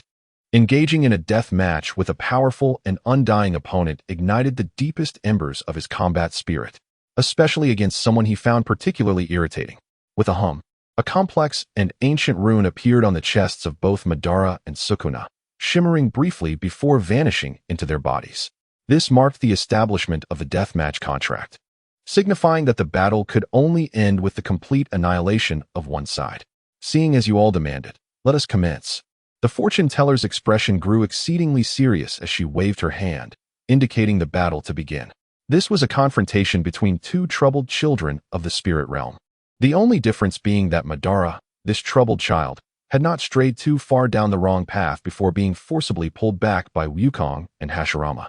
Meanwhile, Sukuna had long since embarked on an irreversible journey in pursuit of ultimate power and slaughter, now sealed and imprisoned within the spirit realm, only occasionally brought out to work or to breathe fresh air. As the battle commenced, the two combatants did not immediately unleash their full strength. Instead, they moved swiftly like two ferocious beasts, scrutinizing each other for vulnerabilities while engaging in tentative strikes. Uchiha Madara's long hair danced around him, his figure resembling a specter, his Sharingan spinning rapidly as it captured every subtle motion of Suanua. He refrained from recklessly employing the energy-draining Mangekyo Sharingan techniques, for it was well known that before his brother bestowed a significant gift upon him, Madara's Mangekyo was an extremely fragile resource. Misuse could lead to blindness and foolishness. An embarrassing fate indeed. As the progenitor of Uchiha Sasuke, Madara's martial wisdom was far superior. Thus, he began to consolidate the chakra within him, launching fierce taijutsu attacks to test his opponent. Perhaps mere physical strikes could bring this creature to its end? Madara's punches and kicks, imbued with formidable energy, tore through the air, each move aimed directly at Suanua's vital points. However, Suanua remained exceptionally composed, even displaying a hint of mockery. He maintained a nonchalant posture with his hands in his pockets, evading Madara's onslaught with exquisite footwork and subtle shifts of his body, as if he possessed foresight, effortlessly sidestepping most of Madara's strikes. Occasionally, he would counter with seemingly careless knife-hand strikes or kicks, each containing enough power to shatter stone, accompanied by an ominous curse that sent sharp pains through Madara's defensive aura. Suanua's demeanor suggested that he was merely toying with his opponent, aware that time was precious and he wished to savor the moment. Your speed is commendable, but is that all you have, Longhair? Suanua taunted while dodging, attempting to provoke Madara. Unperturbed, Madara's Sharingan analyzed the situation with calm precision. Every movement was devoid of excess. His control over his body was absolute. And the nature of Suanua's energy was peculiar, infused with negative emotions and a desire for destruction. Another wretch corrupted by dark energy. Several probing energy waves were effortlessly sliced apart or deflected by Suanua's invisible force.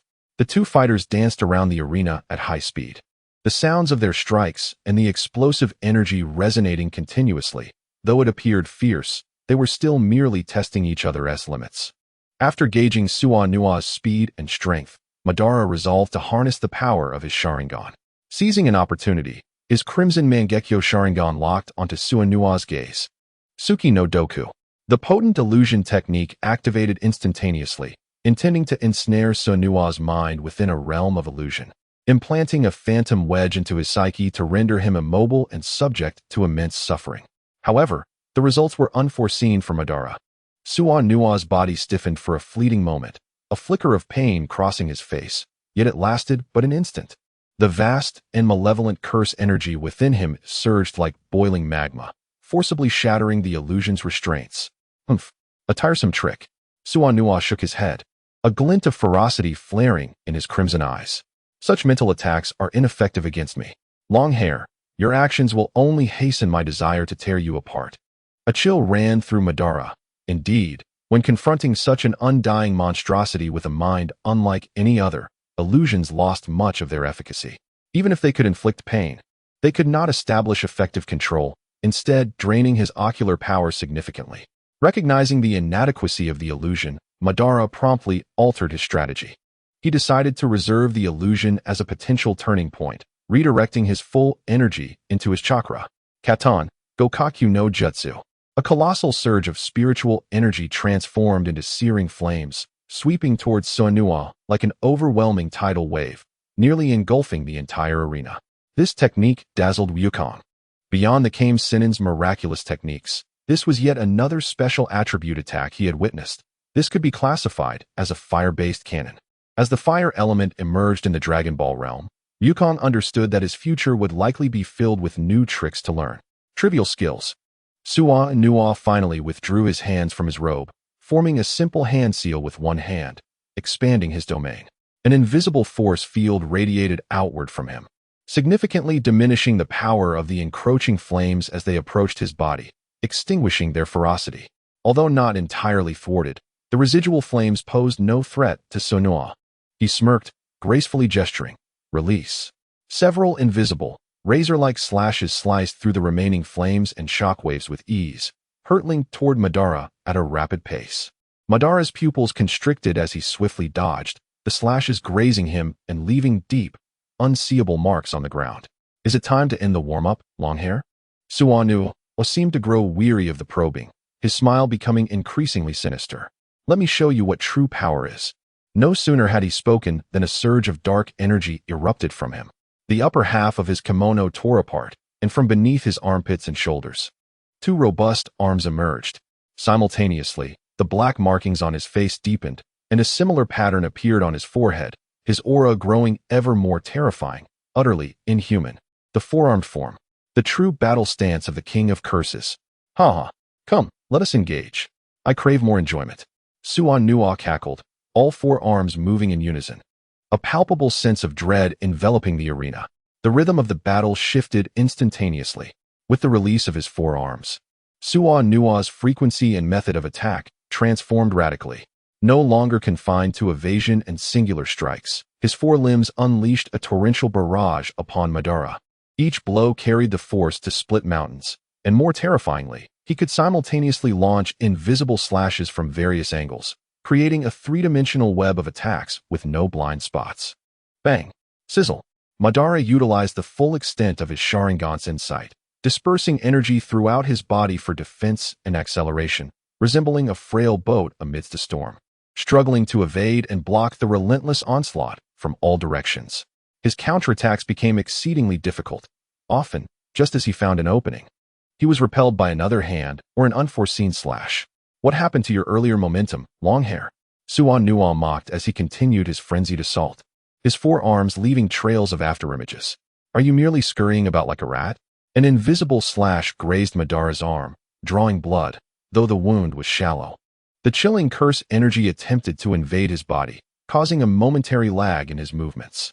Seizing this fleeting opportunity, Suanua struck with a fist like a hammer to Madara's chest, while another hand, fingers poised like a blade, aimed directly for his throat. Madara narrowly deflected the punch, tilting his head to evade the finger thrust, but a palm strike from a third arm landed squarely against his ribs. Boom! A dull thud resonated as Madara staggered backward, the metallic taste of blood rising in his throat. He swallowed forcefully, yet his brow furrowed deeply, his expression grave. The two-sided Suanua in his four-armed form completely overwhelmed him in close-quarters combat and attack variety. Observing Madara's somewhat disheveled state, the arrogance and cruelty on Suanua's face intensified as he licked the blood from his fist, his scarlet eyes brimming with the playful malice of a cat toying with a mouse. It seems you're only at this level. Thus, the game must come to an end. Being looked down upon and suppressed in such a manner, while the teachings of Hashirama and the previous overwhelming defeat by Wukong did not leave Madara entirely unprepared.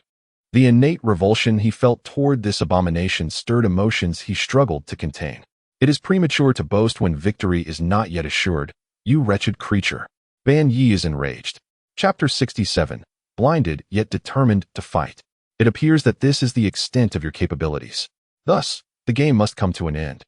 The derisive and cruel words of Liang Miansu Liu, combined with his four arms unleashed, forced Madara into a precarious position, utterly dominating the battlefield. Sounding far from mere bravado, The tempestuous onslaught, like an invisible cage, compressed all of Madala's evasion options, while the omnipresent, intangible slashes left him with numerous wounds. It is premature to boast when victory is not yet assured, you wretched creature. Ban Yi is enraged. His long hair danced wildly with fervor, and the tomo in his Sharingan spun, nearly coalescing into a singular form.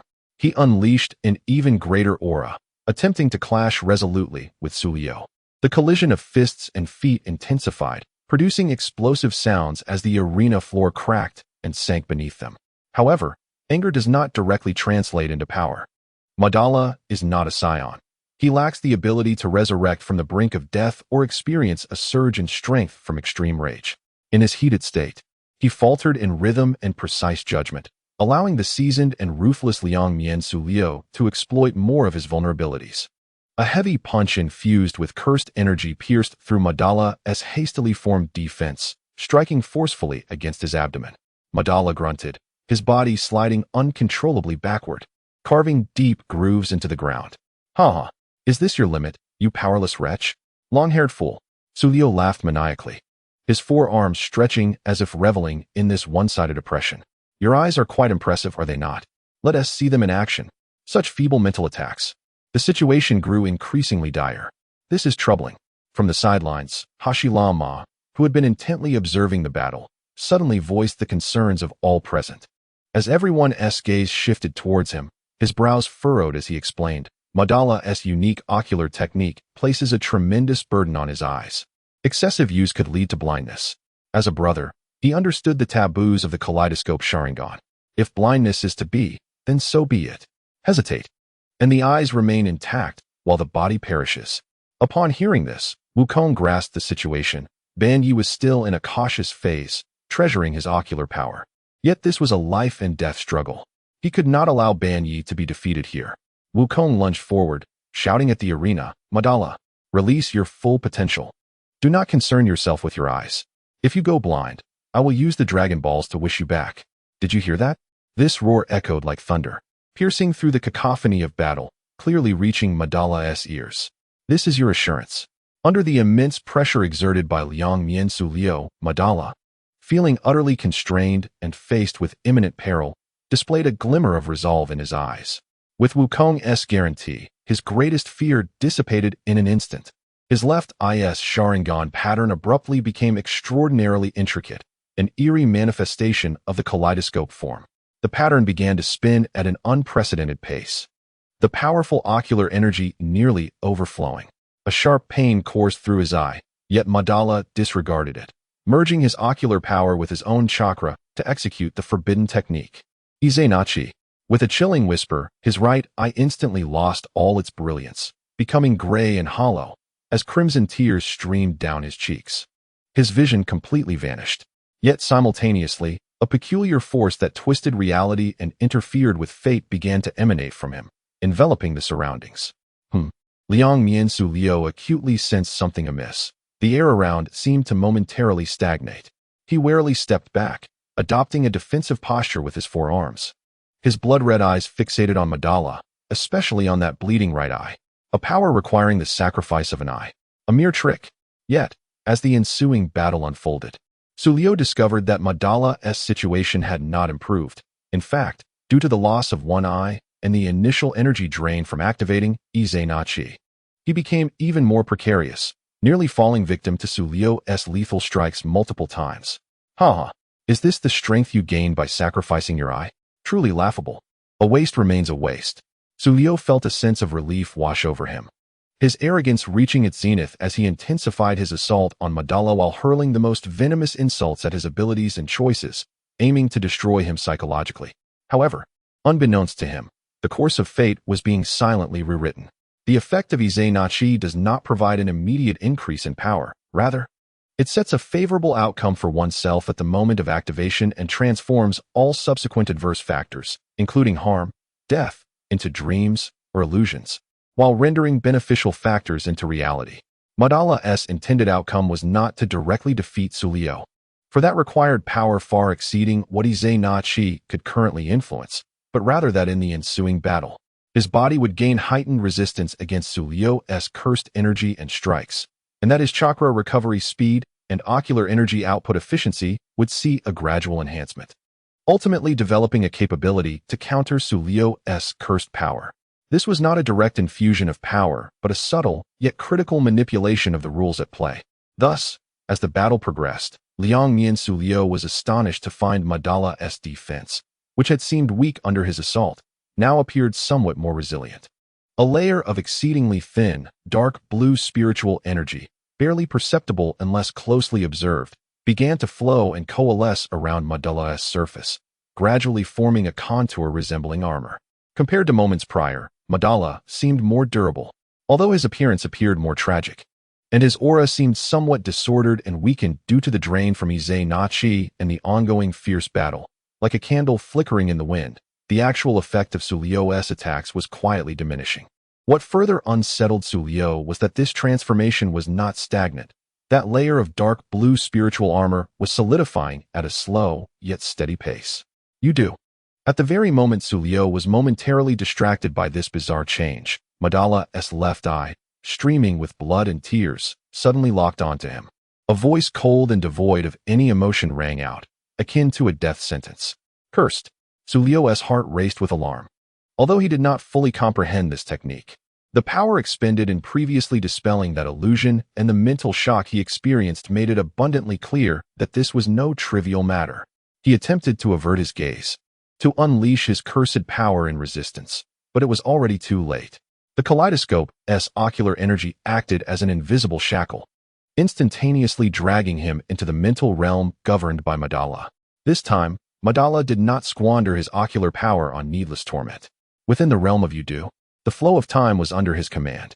He poured all his ocular energy into delaying and imprisoning Sulio's spiritual essence, plunging it into eternal darkness and stagnation, maximizing the duration required for him to escape the illusion. In the physical world, Sulio's south body froze in place, his forearms hanging limply, his gaze vacant, as if he had transformed into a statue. Now is the moment.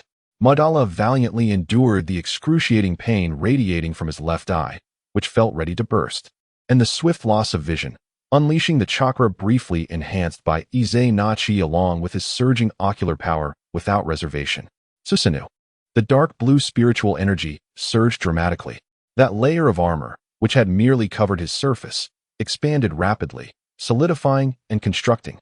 Bones, meridians, muscles, and armor coalesced in the blink of an eye, forming a colossal dark blue half-giant, towering over 10 meters, exuding an overwhelming aura, enveloping Madala within. The giant, clad in ancient armor, bore a visage obscured, yet exuding a chilling aura of lethal intent, akin to a specter emerging from the annals of mythology. This dark blue Susanoo, its energy composition intricately fused with the essence of this world, appeared not only more refined but also imbued with a weightiness distinct from mere chakra. The colossal hands of Susanoo clasped together like towering mountains, ensnaring the rigid form of the two-faced Sukuna with an iron grip. The immense pressure elicited a nauseating creak from Sukuna's bones. In that moment, Sukuna's spirit finally shattered the confines of Tsukuyami and returned to reality. Upon regaining consciousness, he immediately sensed the terrifying force that threatened to crush him, alongside the suffocating energy pressure surrounding him. Futile. With such an attack, you cannot kill me. Sukuna thrashed wildly within the grasp of Susanoo, the cursed power incessantly colliding with the blue energy entity, producing a hissing sound. As the nearly immortal king of curses, he felt invulnerable. As long as his core remained intact, he could regenerate indefinitely. But this boy before him would likely not endure for more than 30 seconds. However, Madara responded only with icy silence and the invocation of the next ocular technique. Amaterasu. The kaleidoscopic pattern in Madara's left eye seemed poised to ignite, blood tears cascading more fervently. Without warning, black flames erupted within the vast palm of Susanoo. These flames were no ordinary fire. They did not emit intense heat, but carried an absolute law of power that would consume all until the target was utterly extinguished. Ea! A wail so shrill it was almost inhuman erupted from Sukuna's lips. The flames of Amaterasu directly assailed his very soul and the essence of his flesh, inflicting torment far beyond mere physical harm. The black flames eagerly licked at his form, charring his flesh, bones turning to ash, and vanishing without a trace. Futile, futile, futile. Ha ha ha ha. You cannot kill me like this. Even amidst excruciating agony, Sukuna continued to scream, his formidable regenerative ability beginning to counteract the destructive force of Amaterasu, the burnt regions laboriously writhing and regenerating, only to be ignited anew. This created a brutally vicious cycle, relentless destruction and rebirth, with each resurrection accompanied by a fresh round of searing from Amaterasu, the suffering compounding infinitely, stretching out. This was no mere instant death, but a prolonged and despairing torture. Madara remained silent. He hovered at the brow of Susanoo, his left eye fixated on Sukuna within his palm, the kaleidoscope spinning to its limits, blood tears nearly staining half his face. He was pushing himself to the brink, exhausting his ocular power and even his life force, all to sustain the flames of Amaterasu and maintain the confinement of Susanoo. His complexion was as pale as parchment, his body trembling slightly, yet the coldness and determination in his gaze sent a shiver down the spines of all watching below. If he could not break free from this flame by his own means, then let them see who could endure longer. Either I will burn out my own life, or I will extinguish yours. Let us persist. Time flowed, second by second, amidst the silent yet brutal inferno of black flames. Madara's body gradually withered, one eye nearly entirely blind. Sukuna, too, fought against the scorching flames with his ultimate restoration abilities. After a considerable while, a feeble and distorted plea emerged from the continuously chilling screams. Sukuna's voice, once brash, was now filled with unbearable pain and a hint of fear. Yet, the only response to him was the faint crackling of the flames, reminiscent of a countdown to death, and Madara's seemingly eternal cold silence. Now that they had reached this extent, who could discern whether Sukuna was feigning or truly suffering? Regardless, both were entangled in a perilous situation, sustaining significant losses. He might as well abandon this eye. What brought Madara some solace was that upon realizing the flames showed no sign of extinguishing, Sukuna began to struggle more fiercely. Although Sukuna's attacks caused Susanoo to tremble, Madara maintained his iron grip, exerting every ounce of strength to keep Sukuna confined. The flames in Susanoo's hands quivered violently as if on the verge of extinguishing, yet Madara did not relent. The intensity of the fire could be reduced, but the confinement could not waver, lest he truly face demise. Yet another lengthy stretch of time passed. The black flames had completely engulfed Sukuna, forming a continuously twisting, shrinking sphere of darkness. Clearly, Sukuna's regenerative powers could no longer keep pace with the searing of Amaterasu. Sukuna's howls and curses had long since ceased. But Madara did not relent. After another interval, the seemingly eternal black flames began to diminish, ultimately extinguishing completely. Within the massive palm of Susanoo, there was naught but emptiness. Sukuna, along with his immense curse power, had been utterly consumed by the flames of Amaterasu, leaving not a trace of ash behind. Amaterasu may have its flaws, yet it could indeed annihilate a being when relentlessly burned in one place, provided sufficient fuel was available. The dark blue Susanoo dissipated like a sandcastle in the wind. Madara descended from the air, his steps unsteady, stumbling forward before collapsing to the ground. Though he lacked the strength to stand firm, he nonetheless turned his head defiantly towards Hashirama. His face bore a mixture of dried and fresh blood, especially around his eyes. The right eye was a pale white, completely blind. The left eye, though still open, had lost the brilliance of the kaleidoscope, devoid of focus, merely reflecting confusion. Although the appearances of his eyes were dissimilar, he truly could see nothing. In a battle, he had sacrificed his vision, all to extinguish a Sukuna. Well done, Madara. Though all present were stunned by this fierce and decisive battle, yearning to support the victor who had paid such a steep price. The most suitable candidate was none other than Hashirama. He swiftly appeared before Madara, steadying his swaying arm. Opening his mouth, a multitude of sentiments coalesced into a single direct expression of encouragement and admiration, without mentioning the eyes or injuries. Blind, huh? Madara grumbled, his voice tinged with weakness and a barely perceptible hint of desolation. This time I truly cannot contend with you. What should have been an exceedingly tragic and brutal circumstance was articulated by him in such an awkward manner, ironically alleviating the heavy atmosphere. Importantly, in his current state, utterly incapable of recovery, he still clung to dreams of mutual combat with Hashirama, even daring to envision victory, which was quite remarkable.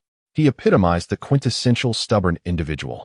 I will assist you in finding a way to restore your sight, Hashirama solemnly vowed. Help you say? Even in blindness. Madara instinctively glared towards the direction of Hashirama's voice, his tone still sharp. That brat promised me, using the Dragon Balls to heal me. Perhaps I could even fortuitously upgrade. Would you believe I could grant you an eternal Sharingan that could never go blind? You can go die? Hashirama, bemused by Madara's obstinate demeanor, could only chuckle helplessly, his native tongue momentarily failing him as he exasperatedly tossed Madara towards Goku and the others below the arena for safekeeping. Taking a deep breath, he turned to face the divination elder, his gaze once again sharp and resolute. Elder, for the next battle, I shall take the lead. The fight must continue, regardless of the circumstances. It is imperative to acquire the information regarding the Dragon Balls. This is not only to fulfill wishes, but also to honor my promise to Madara. Your opponent, perhaps? The divination elder appeared utterly unfazed by the brutal clash that had just transpired, her enigmatic smile still gracing her lips. With a gentle tap of her small wand, a figure silently materialized at the center of the arena. It was a young man sporting a neatly parted head of black curls, dressed in a pristine white shirt, complemented by an exquisite waistcoat and a tie. His handsome visage and refined demeanor evoked the image of a gentleman hailing from a noble lineage, rendering him starkly out of place amidst the violent atmosphere of the arena. However, Wukong's eyes narrowed once more, a flicker of vigilance igniting within them. This seemingly harmless gentleman exuded a subtle, yet chillingly dangerous aura, akin to that of a venomous serpent. Could this fellow be Wutsan? Chapter 68. Wutsan. Wukong gazed at the refined figure on the arena, his heart racing with alarm. Had they unwittingly walked into a trap set by the elder? Were they here to eliminate the four pests at her behest? He was incredulous. Had the elder truly expected them to pay for laborious work? Was there a chance for them to earn substantial rewards? A chill ran through Wukong as he began to grasp the unsettling implications. In the bouts involving Bulma and Chi-Chi, their opponents, Rukia and Sun Wukong, had clearly held back, displaying kindness that could be interpreted as a preemptive payment or a complimentary gesture for participating in the event. Yet for their quartet, Madara, Hashirama, Yagyu, and Wukong, the adversaries they faced were malevolent beings needing to be vanquished. They had essentially purchased tickets only to serve as cleaners, ridding the spirit realm of these pernicious entities. What a clever scheme the elderly woman had devised, charging fees up front, then employing them as free enforcers and cleaners. She had evidently mastered the art of manipulating young men, offering them a taste of benefits to coax them into eagerly accepting her demands. As Wukong internally raged against the situation, the frail yet handsome man on the stage began his performance. Elder, I beg you to speak with Lord Yama and plead for my release, Wutsan implored, his pale face marred by an expression of victimhood. His beautiful eyes glistened with unshed tears, and his voice was soft and tremulous. I promise to turn over a new leaf. I truly won't dare to transgress again. The combination of his pitiful demeanor and strikingly handsome features had an undeniable deceptive quality. Those unaware of the truth would likely feel a pang of sympathy upon witnessing his plight. However, the divination elder was no ordinary individual. Her expression remained stoic, her voice as hard as iron. Wutsan, cease your pretense. It is futile. You have but two paths. Either one day you escape through your own merit, or you continue to fight to survive, with no third option available. Elder, this treatment is unjust. Wutsan persisted, maintaining his facade of helplessness, the quaver in his voice emphasizing his plight. If you spare me, it would be the greatest injustice to those I have harmed, the elder retorted, her tone laced with undeniable righteousness and fury. Seeing his plight garner no sympathy, Wukong's demeanor transformed subtly. The fragility dissipated, replaced by an air of cultured superiority, as if he held all the cards in this game. With a delicate flick of his slender fingers, he pointed at Hashirama. Will you be my opponent? I am an immortal, and all who have fought me have perished at my hands. His tone was flat, yet it betrayed an underlying confidence born of countless victories and a disregard for life. It was clear that this was not Wukong's first foray into such lethal confrontations. Indeed, he had maintained an undefeated record. Elder, even if you disregard my life, must you not cherish the lives of these innocents? Wukong's words carried a veneer of reason, cloaked in hypocrisy, suggesting that it was better to keep him imprisoned than to let ordinary people face death. After all, confining an immortal like me for eternity is a far more dreadful punishment, is it not? I cannot harm anyone while locked away. He tilted his head playfully, even adding a soft "any" at the end of his plea, as if to make one last desperate attempt at evoking sympathy. This performance infuriated Wukong, whose blood pressure skyrocketed upon witnessing the charade. "Hashirama, take him down. End him swiftly," Wukong shouted, nearly leaping from his seat, wishing to join the fray. The last individual who boasted invincibility had met his demise. This one should follow suit. His rage boiled over, furious that this righteous act of ridding the world of scum was not his to claim. Why was it that he, who yearned to deliver justice with his own hands, was sidelined? The second bout of death, do you acknowledge it? The divination elder disregarded Wukong's outburst and Wukan's theatrics, turning her attention to Hashirama. "I acknowledge it," Hashirama replied, his gaze steady and resolute. His presence began to exude a profound and immense aura, akin to an endless forest meeting the earth. "I do not acknowledge it," Wu Zhan interjected sharply, his expression once again morphing into one of sorrowful pleading, a stunning transformation that left onlookers astounded. Yet the divination elder merely reiterated the process. "Since you insist, let us commence." With a wave of her hand, she signaled the battle to begin. "Old hag, I did not consent," Wu Zhan cried out in despair and fury. But under the watchful eyes of the crowd, a familiar, complex, and ancient sigil of death manifested upon both Hashirama and Wukan's chests, shimmering briefly before melding into their bodies and vanishing from sight. The contract for death battles is thus forcibly established.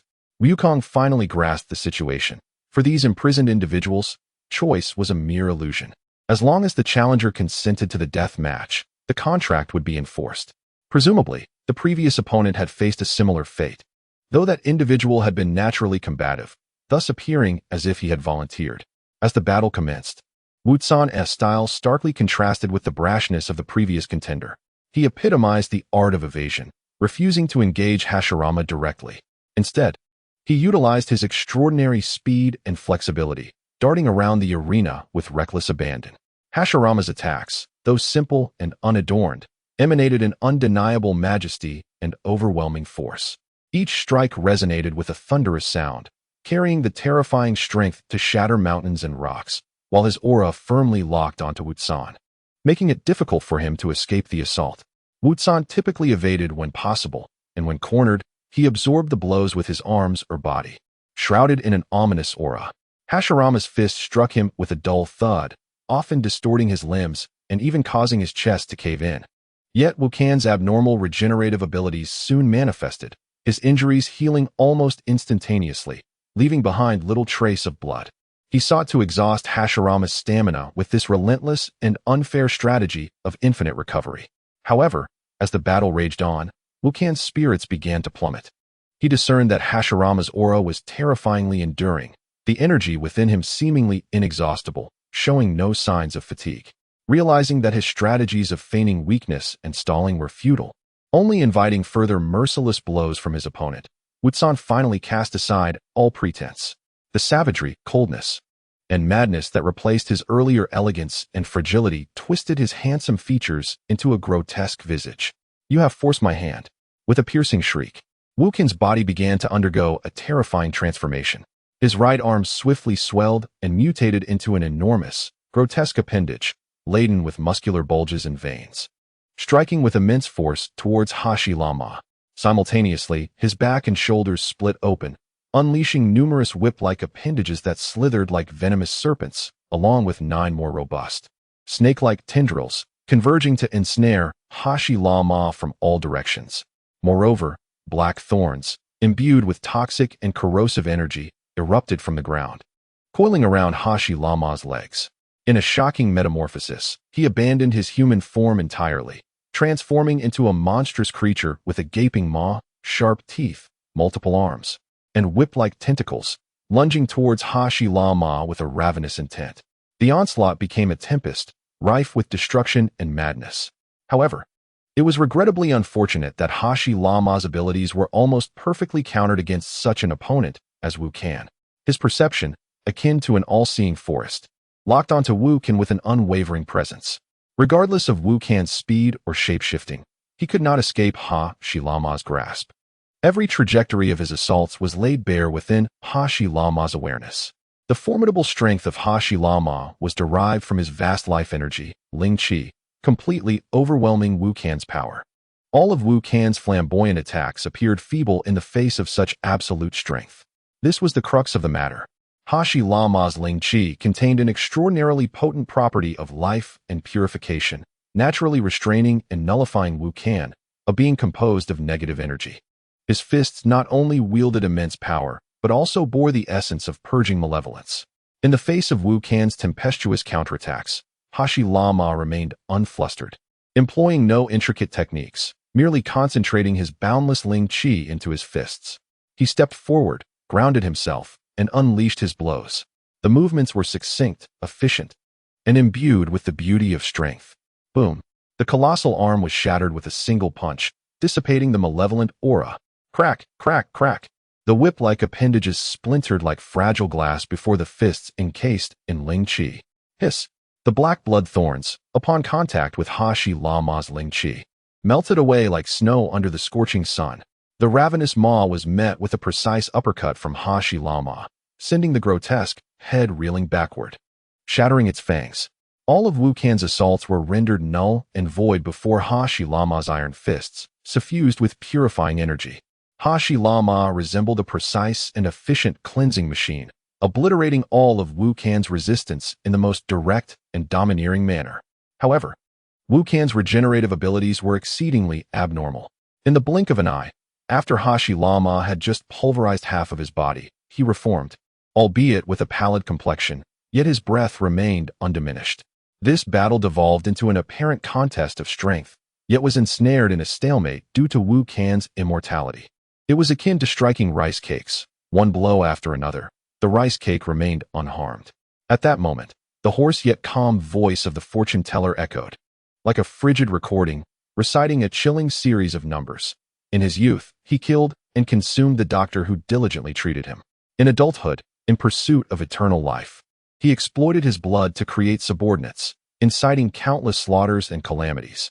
The total number of innocent lives, directly or indirectly lost at his hands, amounted to 114,301.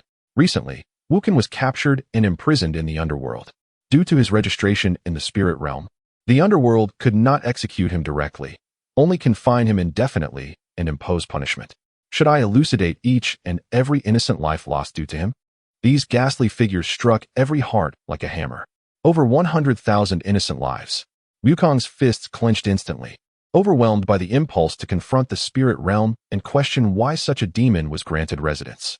Meanwhile, Hashi Lama, typically gentle and possessing a spirit realm registration, felt his expression harden, his eyes devoid of hesitation, replaced solely by cold determination. Perhaps in another world, with different experiences. Yet Hashi Lama's intrinsic essence embodied an unwavering protection of peace and life, along with an absolute intolerance for evil. Such a conviction would remain unchanged. Ling Shu Ming Shen Men. Hashi Lama pressed his palms together and uttered a low incantation. A surge of verdant Ling Qi erupted skyward, swiftly constructing a colossal energy barrier around the arena, resembling a torii gate. The barrier radiated a solemn and majestic aura, suppressing all malevolence, completely sealing off the battlefield from the outside world. Ling Shu Jie Budaiji Shu. He struck the ground once more. The arena trembled as several translucent hands, formed from pure Ling Qi, burst forth, alive and swiftly grasping towards the evading Wu Can. These Ling Qi hands possessed immeasurable strength, with countless fine Ling Qi conduits extending from their palms, penetrating Wu Can's body like roots. Arc! Wu Can emitted a heart-wrenching scream, feeling his power being ravenously siphoned and purified by those Ling Qi conduits. Why me? Why must I be slain? Compared to those who slaughter entire planets and those who annihilate star systems, what do I amount to, Granny? I refuse to accept this. I refuse. His regenerative capabilities slowed drastically under the suppression of Ming Shen Men and the extraction of Jie Budai Ji Shu, yet his wails and resentment grew ever more chilling. Ling Shu Ling Bao Yongzong. Hashi Lama declared his final judgment. Wu Can's grievances and fury were inconsequential. He was nothing but a scourge, to be eliminated one by one. When weak, kill the weak. When strong, kill the strong. Even Ultraman does not immediately confront the final boss. It is merely a progression of defeating monsters to level up, so let it be a systematic slaying. Hashi Lama's immense verdant Ming Shunmin barrier began to shrink at a visibly rapid pace. The walls of the barrier thickened and solidified, its brilliance increasingly blinding, as if condensing the essence of a world's life and purifying power. The scenery within the barrier was completely obscured by the blinding green light, rendering the outside world unable to perceive anything, only feeling the vast energy contained within and the rapidly diminishing, ultimately vanishing aura of despair from Wukan. There were no cries, no pleas for mercy, no lingering traces. When the verdant light receded like a tide, and the Ming Shunmin barrier completely dissipated, only Hashi Lama remained, standing calmly upon the arena. Wukan, the demon king who had committed heinous crimes and survived for countless ages, had been utterly eradicated from the plane of existence by the ultimate life and purifying Ling Qi, his soul scattered, never to be reborn. What a relief. Perhaps your brother is your senior brother. His combat is far more decisive than yours. Wukong remarked to the blind Madara, observing Hashi Lama's composed demeanor, as if he had merely accomplished a trivial task. How should I put it? This fellow seems to be deliberately provoking me.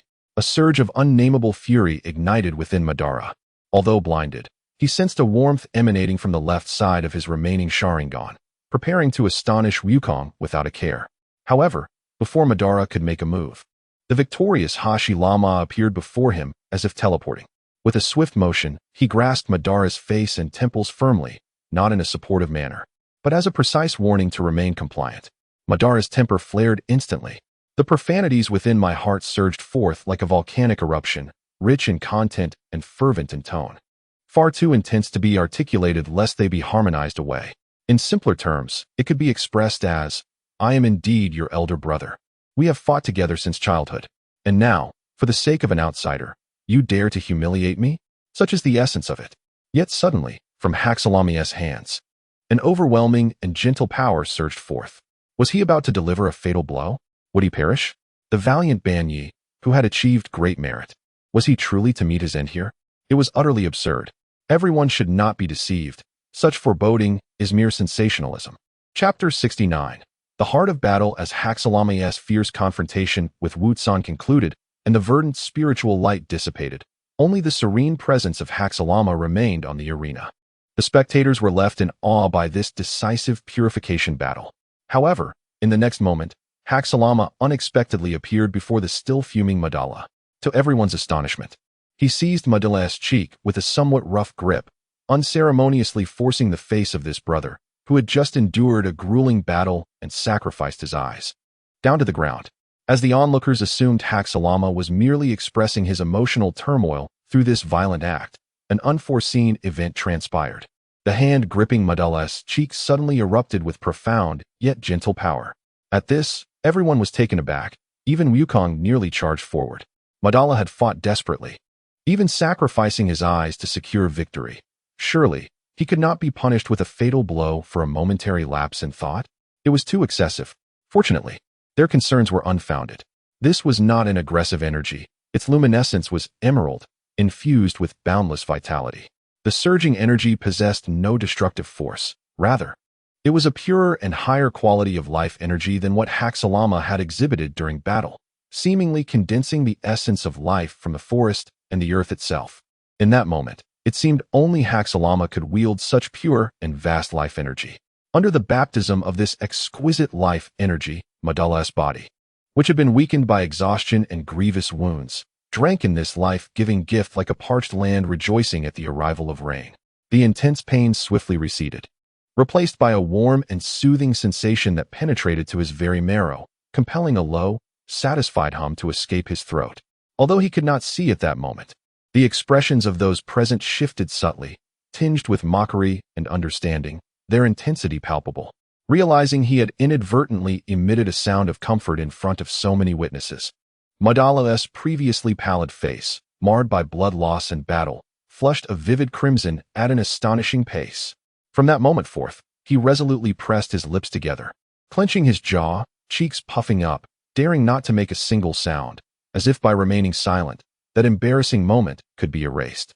After a considerable while, the infusion of life energy gradually ceased. Haxalama released his grip on Madala's cheek, as if having completed a trivial task, even letting out a disdainful huff. What a disgrace. It was as if an already past incident was being brought up again, reigniting Madala's previously quelled anger, his fury almost bursting forth uncontrollably. He instinctively wished to let Haxalama know why the flowers bloomed so red. However, just as he prepared to act, his movements abruptly froze, leaving him in a stupor. He instinctively raised his hand, gazing at his own skin, smooth and clear, fingers long and strong, the scars and stains from his previous battle having vanished without a trace. His condition was astonishingly good. He lifted his head, experimentally looking toward the distant mountains and rocks, even the flight paths of insects in the air, all coming into sharp focus. No, this was more than mere recovery. His vision and perception were far more acute and expansive than before his injuries, as if the entire world had been polished to a brighter clarity. Such a monumental and miraculous transformation left Madala overwhelmed with joy, yet simultaneously filled with profound terror and disbelief. To be pulled back from the brink of death and blindness, and even to become stronger, what price had Haxalama paid? He turned his gaze sharply toward Haxalama. What bewildered Madala was that Haxalama appeared in excellent condition. His aura was long and powerful, with life energy resembling a vast ocean, showing no signs of excessive depletion. Rather, it seemed even more refined and potent than before the battle. How could this be possible? Just as Madala stood there in confusion, immersed in the overwhelming impact of his restored vision and enhanced strength, an incongruous sound interrupted his thoughts. Unbeknownst to him, Wukong had pulled out a phone and was capturing Madala's spectacular transformation from furious to bewildered to ecstatic on camera. Hey! Madala erupted in anger, feeling that the dignity he had just regained was once again at risk of being lost. Popo, let the fifth match begin. Amidst this commotion, the previously silent Huyulu had, at some point, stepped onto the arena. His voice was calm, yet carried an unusual, ineffable stillness. With a hum, the Oracle Granny complied, and the spatial fluctuations re-emerged, revealing the opponent for the fifth match. This time, a man with striking red hair appeared. He was tall and muscular, his simple martial arts attire straining against his powerful frame. A fierce, almost savage smile graced his face, his eyes sharp as an eagle, seemingly poised to pounce on his prey. With all limbs intact, unscarred, and without weapons, he was neither Xiangxi nor Jinshin, nor was he Chaoxi. There were no love symbols on his forehead, no stars or droplets on his cheeks. His grin was fierce yet not grotesque, not what Ayla or Zissou. Nor was he Kangma. Wukong's eyes lit up, excitedly exclaiming, "Hey, who af you?" This man was a childhood memory from his previous life, renowned for his flashy techniques. The red-haired man cast a fleeting glance at the exuberant Wukong, his expression akin to that of one observing a bothersome insect, before turning to face Huyulu. His voice was deep and filled with power as he stated, "Fanma, a martial artist striving to reach the pinnacle of martial arts through life and death combat. I look forward to your guidance." His name was not Afu. Huyulu remained silent, merely removing his ever-worn sunglasses, revealing a pair of cold, seemingly hollow eyes. He first glanced at the Oracle Granny, his gaze questioning the formidable Fanma before him. Although his aura was powerful and ferocious, it seemed different from the previous two malevolent figures, Suli, Wutsan. This was his own request. The Oracle Granny's attitude appeared somewhat improved as she explained. Rather than letting him wreak havoc with indiscriminate challenges and killings, let us impose some constraints and provide him with suitable opponents. If you agree, we shall begin the match. If not, I shall send him back and find someone else. She offered Huyulu a choice. Would you like to change? Fanma was not in a hurry, his fierce grin unwavering, yet his eyes sparkled with an excitement akin to that of a hunter spotting prey. You've noticed, Haven Tiyu? We are kindred spirits. He sensed the same terrifying power that resided within Huyulu's body, honed through countless trials, as well as the brutal aura hidden beneath his icy exterior. Huyulu remained silent, his gaze returning to Fanma, his expression still devoid of much interest, as if he found everything rather dull. He nonchalantly nodded, "Very well. Let us engage in a death match." The overly facile and somewhat perfunctory display of combat elicited a sense of unease among the spectators. Even Fanma's fierce smile waned slightly, his brow furrowing in concern. It appeared that Huyulu's fighting spirit was rather lackluster, exuding an air of indifference towards the outcome of the battle, which was undoubtedly an affront to Fanma, who yearned for a fierce confrontation. However, The third match of death commenced with the establishment of the contract, leaving no room for further conversation. The familiar death match runes glowed once more, embedding themselves in the chests of both combatants. In that instant, as the contract solidified, a spark ignited in Fan Ma's eyes, dispelling any hesitation. He propelled himself forward with a powerful push, creating a shockwave that rippled across the arena floor, resembling a cannonball launched with unstoppable momentum, directly assaulting Hu Lu. A seemingly simple, yet direct punch concealed the terrifying force capable of shattering mountains and splitting rocks, aimed squarely at Hu Lu's face. It seemed Hu Lu was a moment too late, raising his arm to block just in time. A dull thud resonated as the shockwave rolled forth, sending Hu Lu staggering back several meters before he regained his footing, his blocking arm tingling with pain. The battle escalated instantaneously. Two muscular titans of pure physical prowess clashed on the arena floor like frenzied beasts, engaging in the most primal and intense of confrontations. The strikes collided with resounding thuds, each encounter seeming to threaten to rupture the very air itself. Yet, the scene unfolding did not align with the audience's expectations of a balanced and thrilling contest. Instead, it exuded an inexplicable strangeness and awkwardness. The culprit was none other than Hu Lu. In the midst of their fierce exchanges, he astonishingly contorted his body, allowing for bizarre transformations. His arms would inexplicably soften and elongate during a block, attempting to ensnare Fan Ma like a whip. His fists would morph into sharp bone protrusions at the moment of impact. Even his shoulder blades would erupt with twisted, sword-like black bone blades. It seemed he was attempting to employ this unrefined and clearly alien transformation ability to counter Fan Ma's honed and pure martial prowess. However, this endeavor proved futile.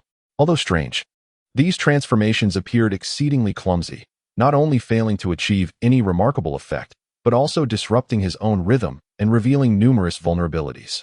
With a resounding crack, Fan Ma seized the opportunity, delivering a heavy chop to Hu Lu's rigid ribs, eliciting a clear sound of bones fracturing.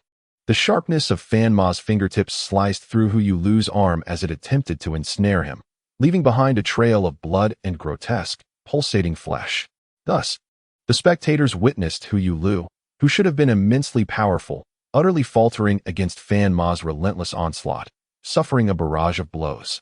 Had it not been for the astonishing regenerative abilities acquired from his fusion with Fuji, which far exceeded his previous capabilities, he would have long since been defeated or even killed multiple times over. This fellow must be gravely ill, Yukong thought, his brow furrowed at the dismal spectacle before him. Hu Lu was utterly sabotaging his own skills. It was entirely possible that he would become the first to lose in today's matches, resulting in a complete waste of 1 billion mana. Most critically, was my top disciple about to perish? Yukong lamented inwardly. This was simply unacceptable. Hu Lu, focus, you fool. He nearly shouted out loud. No. Concentrate, my apprentice. Yet, no one discerned Hu Lu's true inner turmoil. After merging with his brother Fuji, Hu Lu's condition was far from simplistic. On one hand, he bore the heavy guilt and remorse from having caused his brother's demise, albeit willingly, obsessively employing Fuji's twisted and aberrant abilities as if only through this could he prove that his brother remained at his side, fighting alongside him to alleviate that gnawing guilt. On the other hand, this self-doubt stemming from having harmed a loved one gnawed at his fighting spirit like a venomous serpent. He wavered in his pursuit of power, feeling lost regarding his future direction. This internal conflict dulled his reflexes, combat techniques, and even his primal survival instincts, rendering him significantly weaker than usual. Deep within, he harbored a faint inclination towards self-destruction. Perhaps in his eyes, an accidental death in battle would serve as a form of liberation, a means of following his brother. Were it not for the near-immortal regenerative abilities gained from merging with Fuji, he would have already succumbed to Fan Ma's relentless barrage.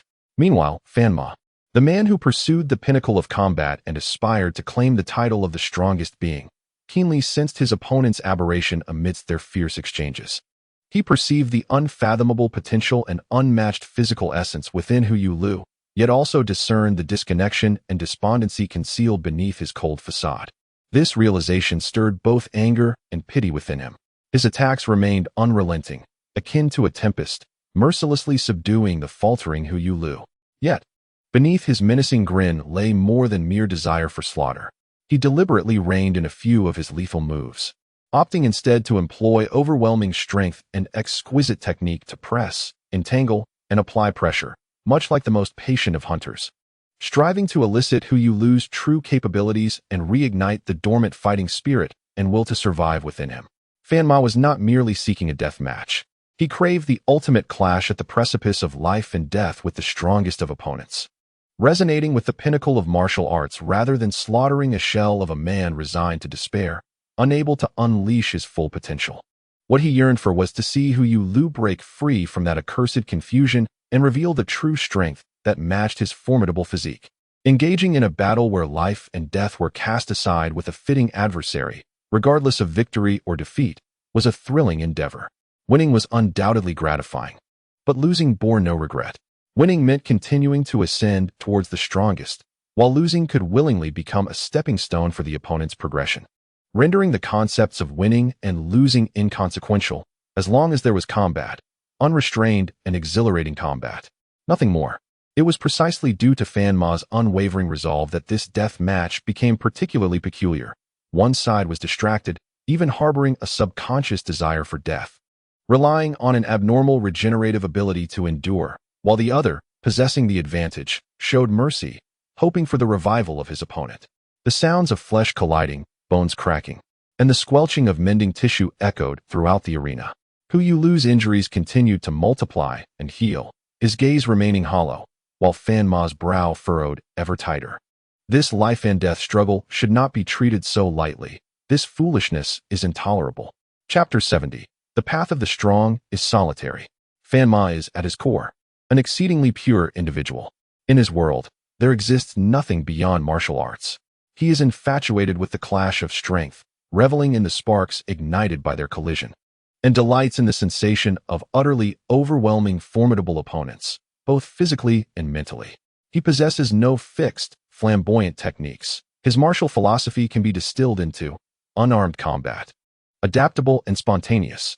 Utilizing his animalistic instincts and exceptional combat intelligence, he swiftly analyzes his opponent's strengths and weaknesses, devising the most suitable tactics to unleash flexible, unpredictable attacks. Further complemented by his extraordinary strength and defense, ultimately dismantling his adversary. He is strong, yet never preys on the weak. His fists are only raised against worthy opponents. Even in the face of Hu Yulu's apparent disarray, he remains steadfast in this principle. Had it not been for the presence of formidable figures such as Wukong and Hasalama standing beneath the arena, instilling a sense of caution in him, Fan Ma would not have hesitated to employ more provocative tactics, such as attacking bystanders, to forcibly ignite the dormant fighting spirit within Hu Yulu. However, constrained by circumstances, Fan Ma opted for an alternative approach. He decided to engage Hu Yulu in a playful manner. The method he chose was exceedingly simple, yet profoundly humiliating, slapping him across the face. Colloquially referred to as a face slap, it is well known that one should not strike a fighter in the face. Such an act could engender a deep-seated enmity. Yet, with a resounding smack, a crisp and jarring sound reverberated amidst the cacophony of their fierce confrontation. Fan Ma's enormous physique displayed an astonishing agility and precision that belied his size. Every maneuver, block, dodge, feint, seemed meticulously crafted to set the stage for this singular blow. Whenever Hu Yulu exhibited a lapse due to his unrefined, mutated abilities or faltered due to distraction, Fan Ma's massive hand would strike at a cunning angle, penetrating his hasty defenses, landing squarely on his cheek. The force was perfectly calibrated. It was a hit that, while delivered with all his might, was suited to Hu Yulu's robust constitution, leaving him with a bewildered sensation of pain that was both sharp and alarming. This single strike caused Hu Yulu's head to jerk violently to the side, making him stagger momentarily before regaining his balance, yet he was still left reeling, his vision darkening, ears ringing, and his cheek ablaze with the imprint of a vivid red handprint. What was even more infuriating was that after the first slap, Fan Ma began to unleash a flurry of strikes, alternating between left and right with no discernible pattern, rendering Hu Yulu utterly defenseless. The sharp sounds of the slaps punctuated the air, interspersed with the dull thuds of their physical clash, creating an excruciatingly jarring symphony. The damage was minimal, but the humiliation was profound. One could feign the motive of rousing a man with a slap, but if one sought to continue the onslaught, the awakening would undoubtedly lead to dire consequences. Even if Hu Yulu were a congenial soul, he would likely find such indignity unbearable. After all, even clay figures possess a modicum of their original nature. How much more so for Hu Yulu, a proud and fiercely ambitious martial artist who harbored a latent ferocity. To be so publicly and repeatedly slapped would ignite any dwindling will to fight, fanning the flames of his suppressed rage. It must be said, Fan Ma's method of inciting fury through face-slapping proved to be far more invigorating than an entire box of energy bars. A terrifying wave of suppressed energy finally erupted from within Hu Yulu. A dark crimson aura, imbued with ominous energy, surged upward, forcing a startled Fan Ma to retreat a step in response to the overwhelming force. As the dust settled, Hu Yulu remained standing, but his presence had transformed entirely. His previously hollow, icy gaze narrowed, ablaze with pent-up wrath and murderous intent. He raised his massive hand, covered in sinewy muscle, and clenched his jaw. His movements slow yet deliberate, as he seemed to confirm the lingering sting and humiliation on his cheek. "Are you awake now?" Fan Ma flicked his wrist, a grotesque grin of satisfaction crossing his face. He was indifferent to Hu Yulu's fury. His sole concern was to engage in an exhilarating battle to the death. What Hu Yulu felt mattered little to him. If he could not triumph, he would assuredly be vanquished. Why should he care about Hu Yulu's discomfort or dignity? "Oh, you're awake now. I thank you," Hu Yulu unexpectedly replied, his tone low, almost akin to gratitude. Yet this expression of thanks sent a chilling shiver down the spine, more sinister than any threat. No sooner had his words faded than a terrifying transformation overtook Hu Yulu. The sound of cracking bones echoed ominously, reminiscent of popping beans in a frying pan. His muscles swelled and expanded with ferocious intensity, stacking and condensing. Dark veins, like coiled dragons, bulged beneath the surface of his skin, and his physique grew larger and more formidable in an instant. The oppressive aura of power threatened to burst forth, while the crimson flames enveloping him became more solid and violent. The 100 state was fully unleashed. As a token of appreciation, Hu Yulu locked his fiery gaze onto Fan Ma and declared, "Let me end you." Has the awakening emboldened you to boast?" Fan Ma scoffed, yet within his sharp eyes, a fierce battle spirit ignited, akin to a volcano erupting. This was precisely what he had been anticipating. A more savage and primal essence erupted from within Fan Ma. The fabric of his martial arts uniform tore apart, disintegrating into fragments. Beneath the exposed bronze skin, his muscle fibers twisted together like steel cables, brimming with explosive power. Most strikingly, the muscles of his broad back contorted and molded into a grotesque, wrathful visage, reminiscent of a demon from the abyss. The demon's back. The mightiest creature on the ground unveiled its true combat form at this moment. From this point onward, the battle to the death had truly commenced. The two figures collided like uncontrollable meteors, crashing violently. There were no extravagant energy waves or bizarre transformations, only the purest, most savage clash of strength. Boom. Hu Yulu's formidable punch in the 100 state met Fan Ma's iron fist, empowered by the demon's back, in a thunderous exchange. A terrifying shockwave erupted in a circular blast, shattering the solid ground of the arena like brittle cookies. The spectators could feel the tremors beneath their feet. Both warriors staggered back a step, leaving deep impressions in the earth before rushing towards one another with even greater speed. Bang, bang, bang, bang. Every limb became a lethal weapon: fists, feet, elbows, and knees. Their movements were lightning fast, and their strength akin to a landslide, with each collision resonating like thunder. Their combat style was wild and savage, reaching unparalleled extremes, a spectacle of brutal violence. It was as if two titans from mythological times wielded invisible hammers in the most primal and brutal of brawls. The air crackled as it shattered, and space itself seemed to distort under the force of their blows. This raw and unadulterated aesthetic of violence stirred the blood while sending chills down the spine. Such unparalleled power could explode even with the slightest touch. This was Hu Yulu. This was Fan Ma, two paragons of strength within the realm of manga. In their respective 100 and demon-esque backstates, Hu Yulu and Fan Ma were evenly matched, engaged in a fierce struggle with no clear victor. The sounds of muscle colliding, bones trembling, and heavy breaths interwove into a battle hymn of iron and blood. Yet, Hu Yulu's fury and murderous intent were far from exhausted. A guttural roar erupted from him, a sound that transcended human vocalization, as his dark crimson aura surged once more. The expansion of his muscles surpassed the limits of 100, becoming even more fearsome and grotesque, the edges radiating an unstable, overloaded energy. The 120 state was unleashed to its maximum capacity. Power, speed, and defense soared to unprecedented heights. Boom! A single punch forcefully shattered Fanma's crossguard, leaving his chest wide open. Immediately following, a fierce side kick struck Fanma's midsection with tremendous impact. He let out a muffled groan, his body curling like a shrimp, and he was propelled backward, carving a long trench into the ground. At this moment, the tide of battle shifted dramatically in favor of Hogyoku. Yet, the true terror of Fanma lay not merely in his unyielding strength.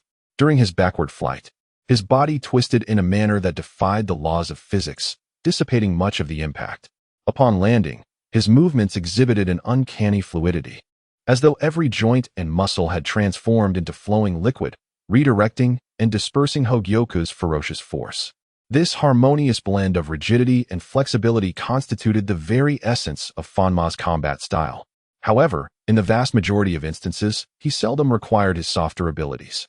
Even when utterly suppressed by Hogyoku in his 120 state, Fanma did not collapse instantly. His defense evolved beyond mere brute force, incorporating techniques of force dissipation, guidance, and even a degree of counteraction. His attacks ceased to be straightforward.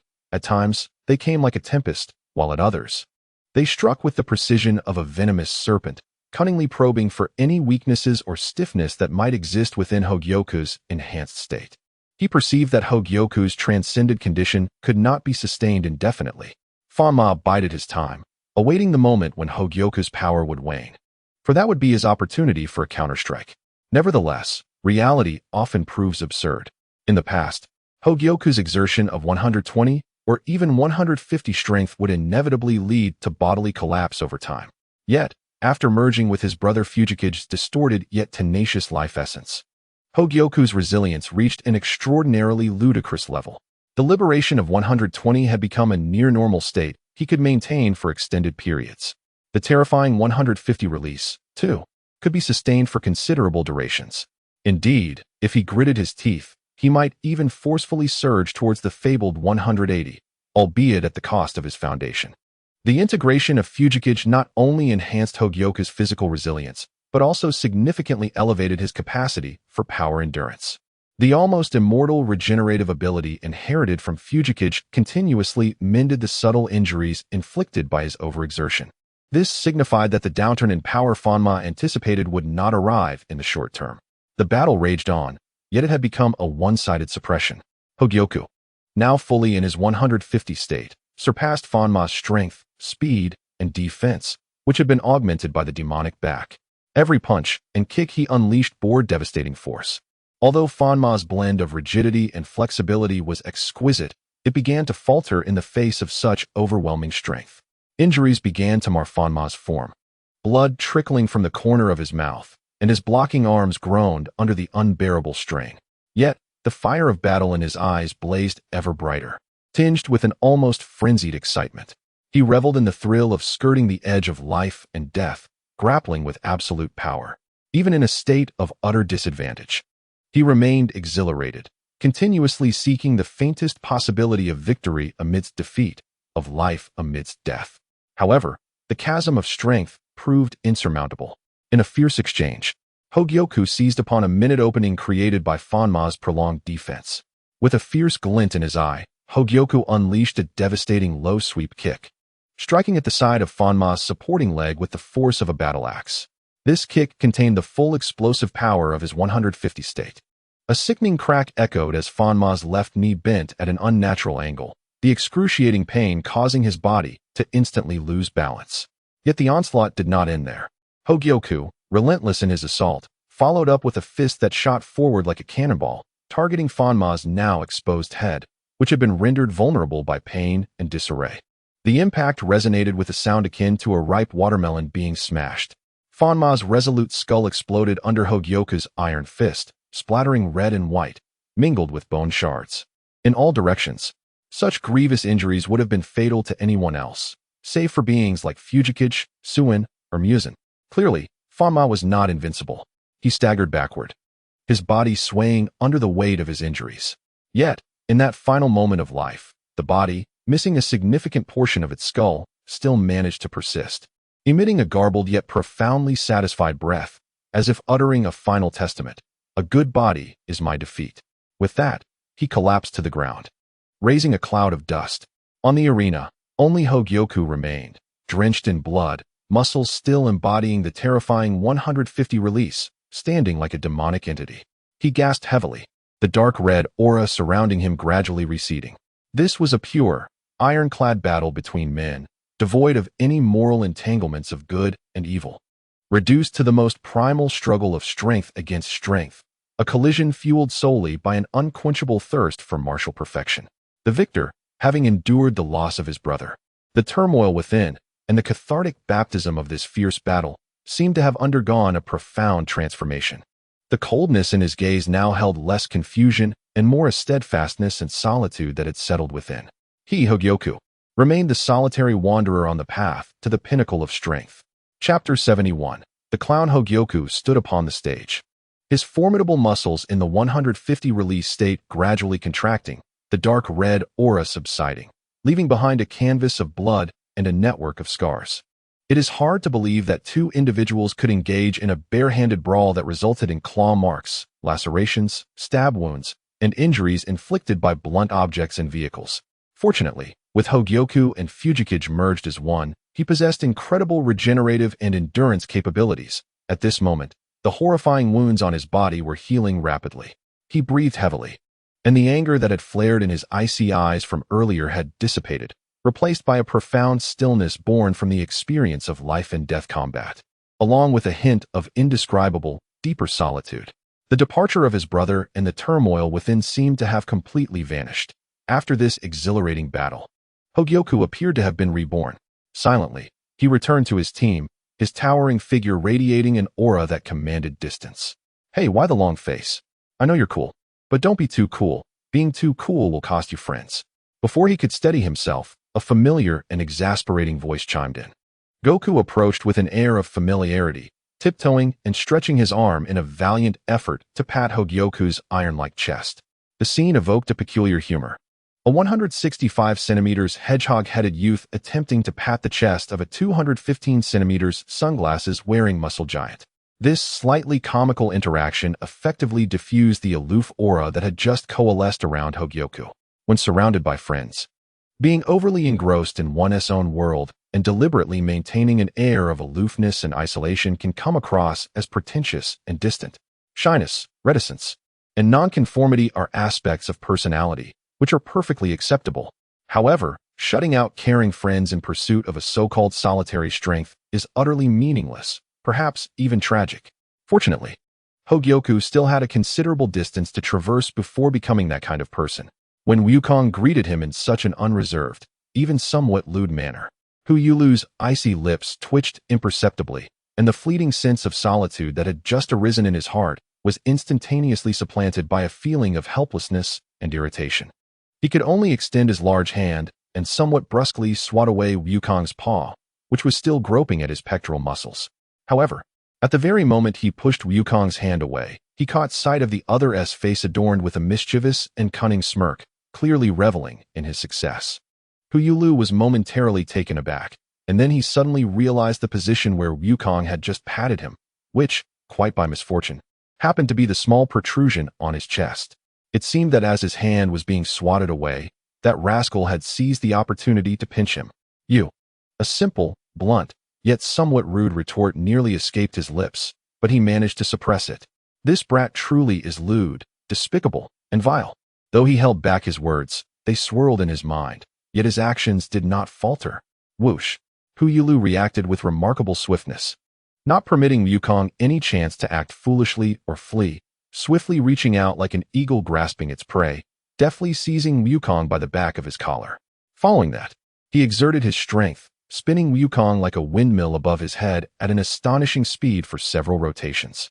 The velocity was so great that only a blur and the distorted cries of Wukong being pulled by the wind could be seen. Off you go. Ultimately, Huyulu executed a standard baseball throw with powerful finesse, his arm snapping forward. Whoosh! Wukong transformed into a streak of light, trailing a prolonged O, as he soared into the sky, quickly diminishing into a mere black. Feeling that he had shown considerable restraint by tossing the fellow away rather than delivering a punch to his face, Hu Yulu believed he had afforded the other a fair amount of dignity. After all this, Hu Yulu expressionlessly adjusted his tattered clothing, which was practically inadequate for modesty. He skillfully retrieved a universal capsule from his pocket and gently tossed it onto the ground. Bang! After a puff of white smoke, a brand new black suit of the same style appeared on the ground. Indeed, each individual has their preferences for battle attire. For instance, Hasalama and Madara favor tight-fitting clothes with armor, while Hu Yulu prefers to don a suit in battle, unperturbed by those around him. He picked up the garment and swiftly donned it, concealing his formidable physique that could be deemed a work of art. As a notorious wearer of torn clothing, carrying a plethora of spare outfits is merely standard practice. Your habit of shredding clothes, Bulma remarked, unable to restrain herself as she observed this scene. Her tone imbued with the confidence and audacity of a wealthy and powerful woman. I shall design a few sets of retractable, high-strength battle attire using special memory materials and nanotechnology for you sometime. They should withstand the rigors of your state. Hu Yulu paused momentarily while fastening his buttons, raising his head to look at Bulma, who was wearing sunglasses, which he had somehow donned again. After a brief silence, he replied somewhat awkwardly, yet evidently with sincerity, thank you. In that moment, he genuinely felt a warmth within. This was not the playful banter typical of Wukong, filled with teasing undertones, but rather Bulma's genuine concern and assistance based on her observations. Such tangible kindness from a companion felt like a gentle breeze to his current state of mind. Just as he was speaking, Wukong returned. He shot back from a distance in an extremely standard flying kick pose, like a cannonball, accompanied by a sharp sound of slicing through the air, directly aimed at Hu Yulu, who had just finished putting on his clothes. Hu Yulu seemed to have anticipated this, or simply could not be bothered to respond to such childish retribution. As Wukong's flying kick was about to reach him, he merely shifted his body slightly, misstepping in a way that appeared slow but was, in fact, incredibly quick, effortlessly evading the powerful kick. However, the diamond arm. The rascal altered his move mid-flight, ensnaring Hu Yulu's neck with a diamond arm, nearly choking him before propelling him away, while he himself used the momentum to halt, landing nimbly in the center of the arena, leaving Hu Yulu no chance to rise and pursue. Ha ha ha. Hu Yulu, you still have a long way to go. Wukong stood with his hands on his hips, laughing wildly, reveling in his revenge, feeling triumphant, and ensuring his opponent could not retaliate. He disregarded Hu Yulu's icy glare and the sound of his clenched fists cracking, turning instead to the fortune-telling old lady on the platform, continuing to stand proudly with his hands on his hips, shouting, "Old lady, it's the final match. Come on, I can't wait to stretch my muscles." Buzzing. There was little to be said. It had reached the final moment, and the sooner it concluded, the better. The fortune-telling old lady pointed her small staff, and the spatial ripples began to undulate once more. "Good afternoon, everyone." A voice entirely different from all previous opponents rang out, light-hearted, buoyant, carrying an exaggerated dramatic flair. The newcomer proactively greeted the audience, exuding an unusual friendliness. Everyone turned their gaze, and there stood a tall man. He possessed long arms and legs, yet his waist was unnaturally slender, giving him a peculiar, dancer-like grace and coordination. A brilliantly radiant, even somewhat excessive smile adorned his face. Yet deep within that smile lurked a hint of unsettling distortion and perversion. His demeanor appeared elegant and appropriate, reminiscent of a stage actor. Yet each subtle movement concealed a predatory vigilance and lethal intent. This was the so-called cultured beast, a paradoxical figure. Among those present, they had encountered similar contradictions, such as Muzan Kabutsuji and the hunter Hisoka. Yet this individual before them wore a half-black, half-white mask, with a charming red heart design on the white side. His attire was a classic clown ensemble, bright red on top and emerald green below, with billowing fabric at the shoulders and pant legs, while his arms and calves were tightly fitted. The white collar was sharply defined, as if folded from stiff paper. The overall appearance was bizarre and comical, resembling a clown that had just stepped out of a circus to amuse. If not for the four gleaming, uniquely styled long swords crossed behind his back, one might easily mistake him for a harmless, comedic character. It was the presence of those swords that granted him another name, a moniker representing danger and chaos, the Clown King. Of course, he could also be referred to as the clown beast. How is it you? To everyone's astonishment, the fortune-telling old lady's expression changed dramatically upon seeing this clown, her voice tinged with evident anger. Where is Dio? Are you referring to my dear Dio? The clown posed dramatically, resting his chin on his arms, tilting his head as if in thought for a full second, then gestured broadly with both hands. Laughing in a melodious tone, old lady. P.S. missing. This was a madcap individual, unpredictable in words and actions. As someone who had traversed through an era of information overload and was acutely aware of the dangers posed by certain unstable individuals, Wukong furrowed his brow deeply. His wariness towards such personalities had always been heightened. Although he realized that the previous adversaries, including the two-faced Sukuna, madness, Muzan Kabutsuji, hypocritical cruelty, and the battle maniac Yujiro Hanma, were all somewhat mentally unbalanced, he had not anticipated that for his climactic encounter, he would face the most severely afflicted one, who appeared the least formidable. Only I, son Wukong, am pitted against a minor boss. Wukong internally lamented, his face openly displaying his disdain. Where is the justice in this world? Just as Wukong was steeped in his thoughts, his expression rich with emotion, the clown on the arena suddenly made a move. Without any forewarning, his figure flickered like a specter, suddenly appearing by Wukong's side. His speed was astonishing. He casually extended his hand, as if they were old friends, gently resting it on Wukong's shoulder, then turned to the fortune-telling grandmother with a cheerful smile. Since dear Jiao Bao cannot come, shall I take her place in this match? His voice was so sweet it sent shivers down one's spine. The fortune-telling grandmother's expression darkened, her frail hands suddenly reaching forward as if to cast some binding spell. Wukong had not fully grasped what had transpired when the clown, like a prophet, flickered again. In a flash, he returned to his original position as if he had never moved. Granny, your actions seem a tad unkind. The clown continued to chuckle, though the warmth in his smile had considerably diminished. I have nothing to say about a prison breaker. The fortune-telling grandmother sneered, evidently not adept at combat.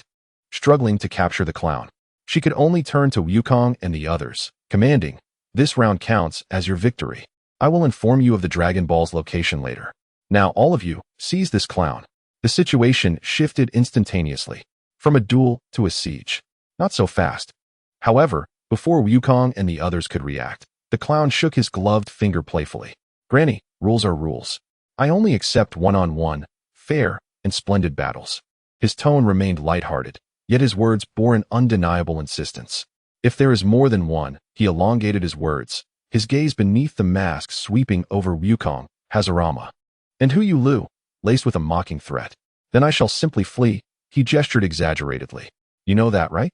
His voice suddenly dropped, tinged with a slick chill. If I wish to escape, I assure you, none of you present can catch me. His movements were exaggerated, and his speech flamboyant, yet the slippery, cold, and twisted cruelty that permeated his demeanor was unmistakable. This was the impression the clown left, an exceedingly dangerous, elusive madman. His words had indeed succeeded in intimidating the fortune-telling grandmother. Her face turned ashen, clearly aware that the clown's claims were no mere bluster. With his bizarre abilities and speed, if he set his mind to fleeing, it was unlikely anyone present could detain him. Should he escape into the vast human realm, capturing him again would be a Herculean task. Who could predict the calamities this fiend might unleash afterward? The current predicament had become quite troublesome. Amidst the somewhat stagnant atmosphere, a voice rang out.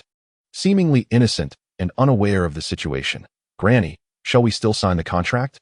All eyes turned to the speaker, none other than Sun Wukong, who had just been patted on the shoulder by the clown. At this moment, he wore a sincere and kind expression, as if genuinely pondering the competition's process. Proposing a brilliant idea to bind this perilous escapee with a deathmatch contract. Who would have thought you would be the protagonist, Wukong? Well done. If they signed the deathmatch contract, he could not flee. Perhaps he might even win. If victorious, he would not perish. The clown's smile beneath the mask grew ever more radiant, while the fortune-telling grandmother's eyes narrowed dangerously. Wukong, shall we still sign the contract? He blinked innocently, his gaze clear as if untouched by the world's complexities. Yet those present who possessed a modicum of sense understood the underlying intent, to bind this slippery fiend and then eliminate him. It was that simple. Everything was left unspoken. Little Chi-Chi, being young and innocent, failed to comprehend the hidden malice in Wukong's words, and merely looked up in confusion at Bulma, who had suddenly become somewhat excited and expectant. Bulma bit her lip nervously, suppressing her hopes, fearful that even the slightest emotional shift might be detected by the sensitive clown, ruining Wukong's strategy. Hashirama and the recently sighted Madara exchanged glances, both brothers sharing a knowing smile, nodding slightly. This seemingly carefree scion was rather quick-witted in critical moments. At least the two of them had not thought of such a cunning maneuver. Hu Lu, wearing sunglasses, still bore an unreadable expression, yet his crossed arms suggested a slight relaxation, evidently in agreement with the proposal. "I can do that," the clown replied cheerfully, even beginning to warm up with squats. His demeanor relaxed as if in his own backyard, entirely unperturbed by the looming threat of the contract. Signing a contract would only enhance the fun. For one who had already escaped from prison, what contract could possibly restrain him? However, the fortune-telling grandmother coldly interrupted Wukong's clever scheme. She clearly understood the situation better than Wukong. For a being capable of escape, conventional contracts would be ineffective, and he might even turn them against her. Round 6, commence. She bypassed all formalities and declared the match to begin. Simultaneously, she looked at Wukong with a hint of resignation and determination, adding, "Wukong, if you have the ability, then do your utmost to eliminate the clown. Otherwise, the consequences will be dire." The grandmother's meaning was unmistakable. Do your best and leave the rest to fate. If you can kill him, do so. If not, at least injure him severely. There were so many brothers waiting for a chance to claim a head. It would be a waste not to utilize it. Oh dear, it seems this is not as simple as I imagined. Wukong scratched his cheek, finally realizing that this seemingly comical clown might indeed be an unprecedentedly formidable adversary. Even the fortune-telling grandmother was wary, not expecting a contract to bind him. But his brothers had all triumphed, their spirits soaring. He could not falter in this final match. How could he show his face in this small group if he failed? How could the great Scion warrior's son Wukong retain his status as their core? Such a disgrace could never be allowed to occur. Wasn't he just a mad clown? All he needed to be was even madder, more despicable, more sinister and treacherous. He could easily win. Oh dear. The clown exaggeratedly elongated his tone, mimicking Wukong's earlier speech. Not only that, he commenced new warm-up exercises, his arms swinging widely, the fluffy shoulder pads bobbing humorously in the process. "Little one, your expression is far too serious. Loosen up. This is merely a game." Just as his words fell, Wukong made his move. Without any prior indication, his form vanished from the spot, and in the next instant, he appeared at the clown's side front, delivering a fierce and rapid flying kick aimed directly at his head. The speed was at its zenith, the gust of wind lifting the clown's colorful hair. Yet, at that moment, the clown happened to shift positions, executing a perfect side lunge that bent his body naturally. Wukong's flying kick narrowly grazed his back and fluffy hair. The clown even had the leisure to halt his lunge, his head following Wukong's trajectory in an exaggerated manner, as if admiring a shooting star. Is this the start of the match? He did not rush to rise. Instead, he turned his head toward the fortune-telling grandmother on the platform, innocently inquiring about the game rules. It was at this moment that Wukong executed a flying kick that missed its target, his toes gently tapping against the edge of the arena wall, as if propelled by springs, allowing him to swiftly reverse direction. He launched another even more ferocious and acutely angled spinning kick, his objective still fixed upon the clown. However, at that moment, the clown seemed to recall the discomfort of prolonged stretching, placing his hands on his knees before effortlessly leaping 2 meters into the air like a feather, narrowly evading Wukong's determined strike. As Wukong landed, his expression turned grave. The clown gracefully descended, brushing off non-existent dust from his hands. It became evident to everyone present that the clown's tenacity was far beyond expectations. In terms of reaction speed, battlefield prediction, and physical agility, the clown's prowess appeared capable of overwhelming all contenders present, possibly even eclipsing Wukong in sheer velocity. Otherwise, how could someone as formidable as Wukong be toyed with like a mere monkey, with 2 consecutive attacks effortlessly neutralized by what seemed like coincidental, yet terrifyingly precise maneuvers? The synergy between the circus clown and the monkey was likely not even this harmonious and thrilling. After being toyed with for 2 consecutive rounds, Wukong, despite his usual optimism and resilience, realized that the situation was far more absurd than he had anticipated.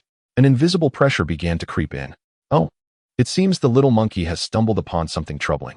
The clown returned to his stance, tilting his head, his ever-present, mask-like radiant smile gradually revealing a hint of unabashed, bloodthirsty aggression. So, are you ready?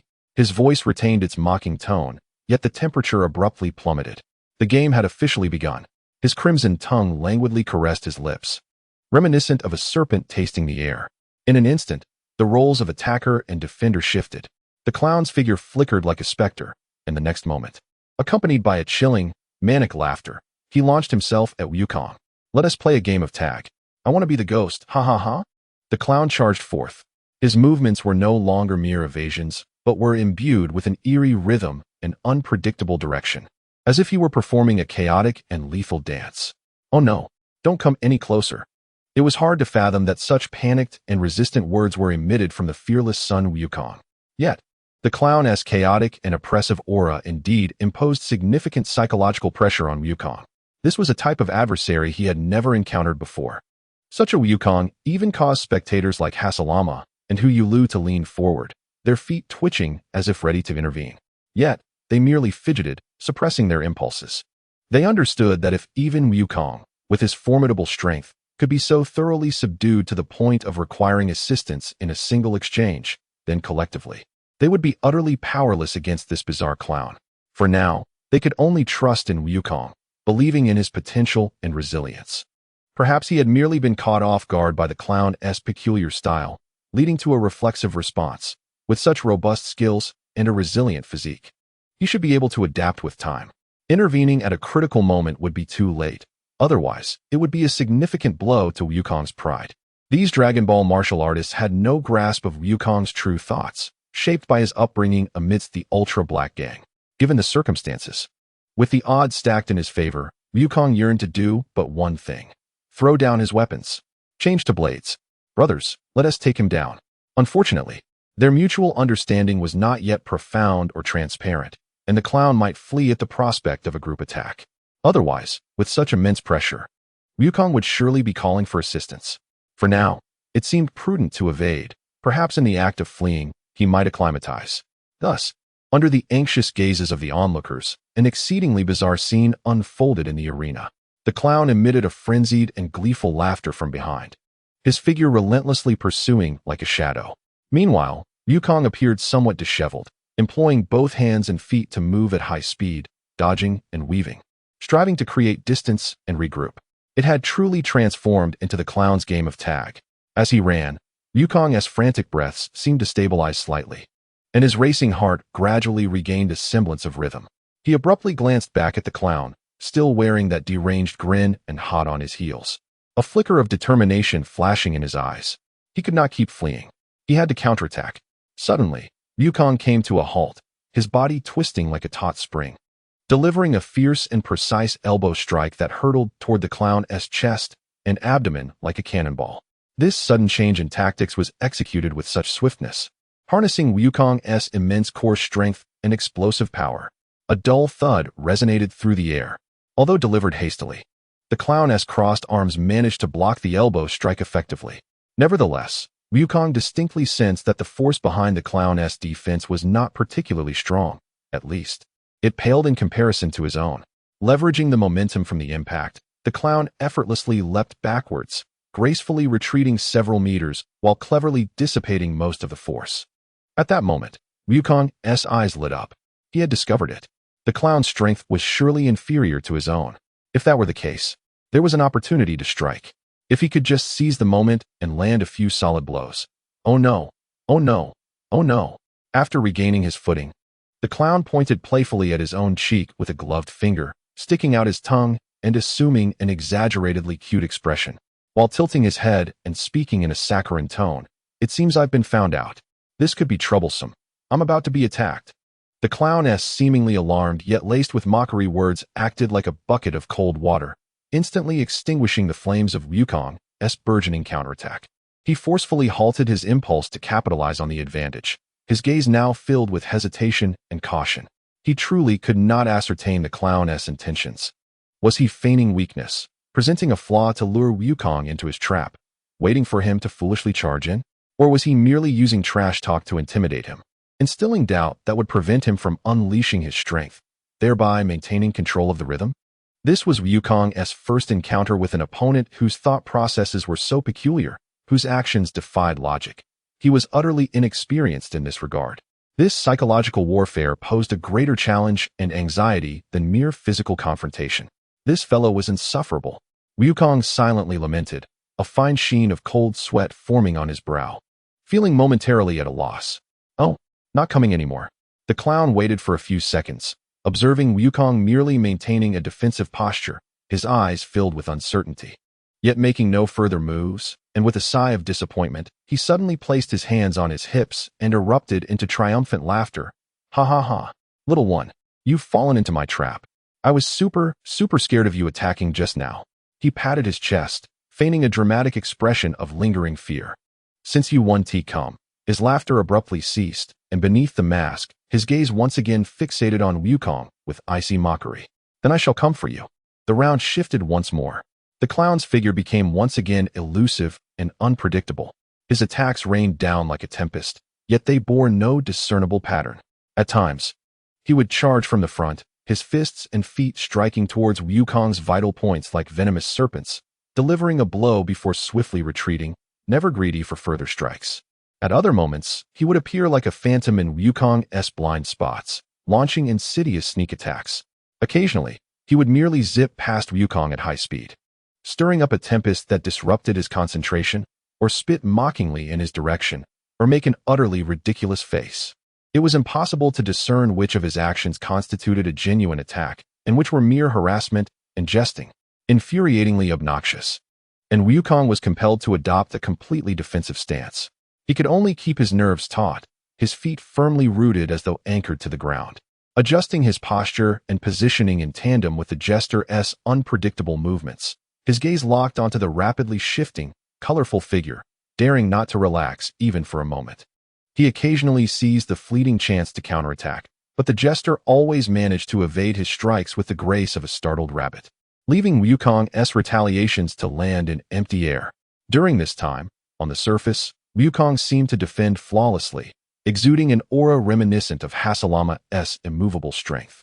Yet, the spectators, including Hasalama and the talented Yujiu brothers, grew increasingly grave. They distinctly sensed that the pressure on Wukong was escalating.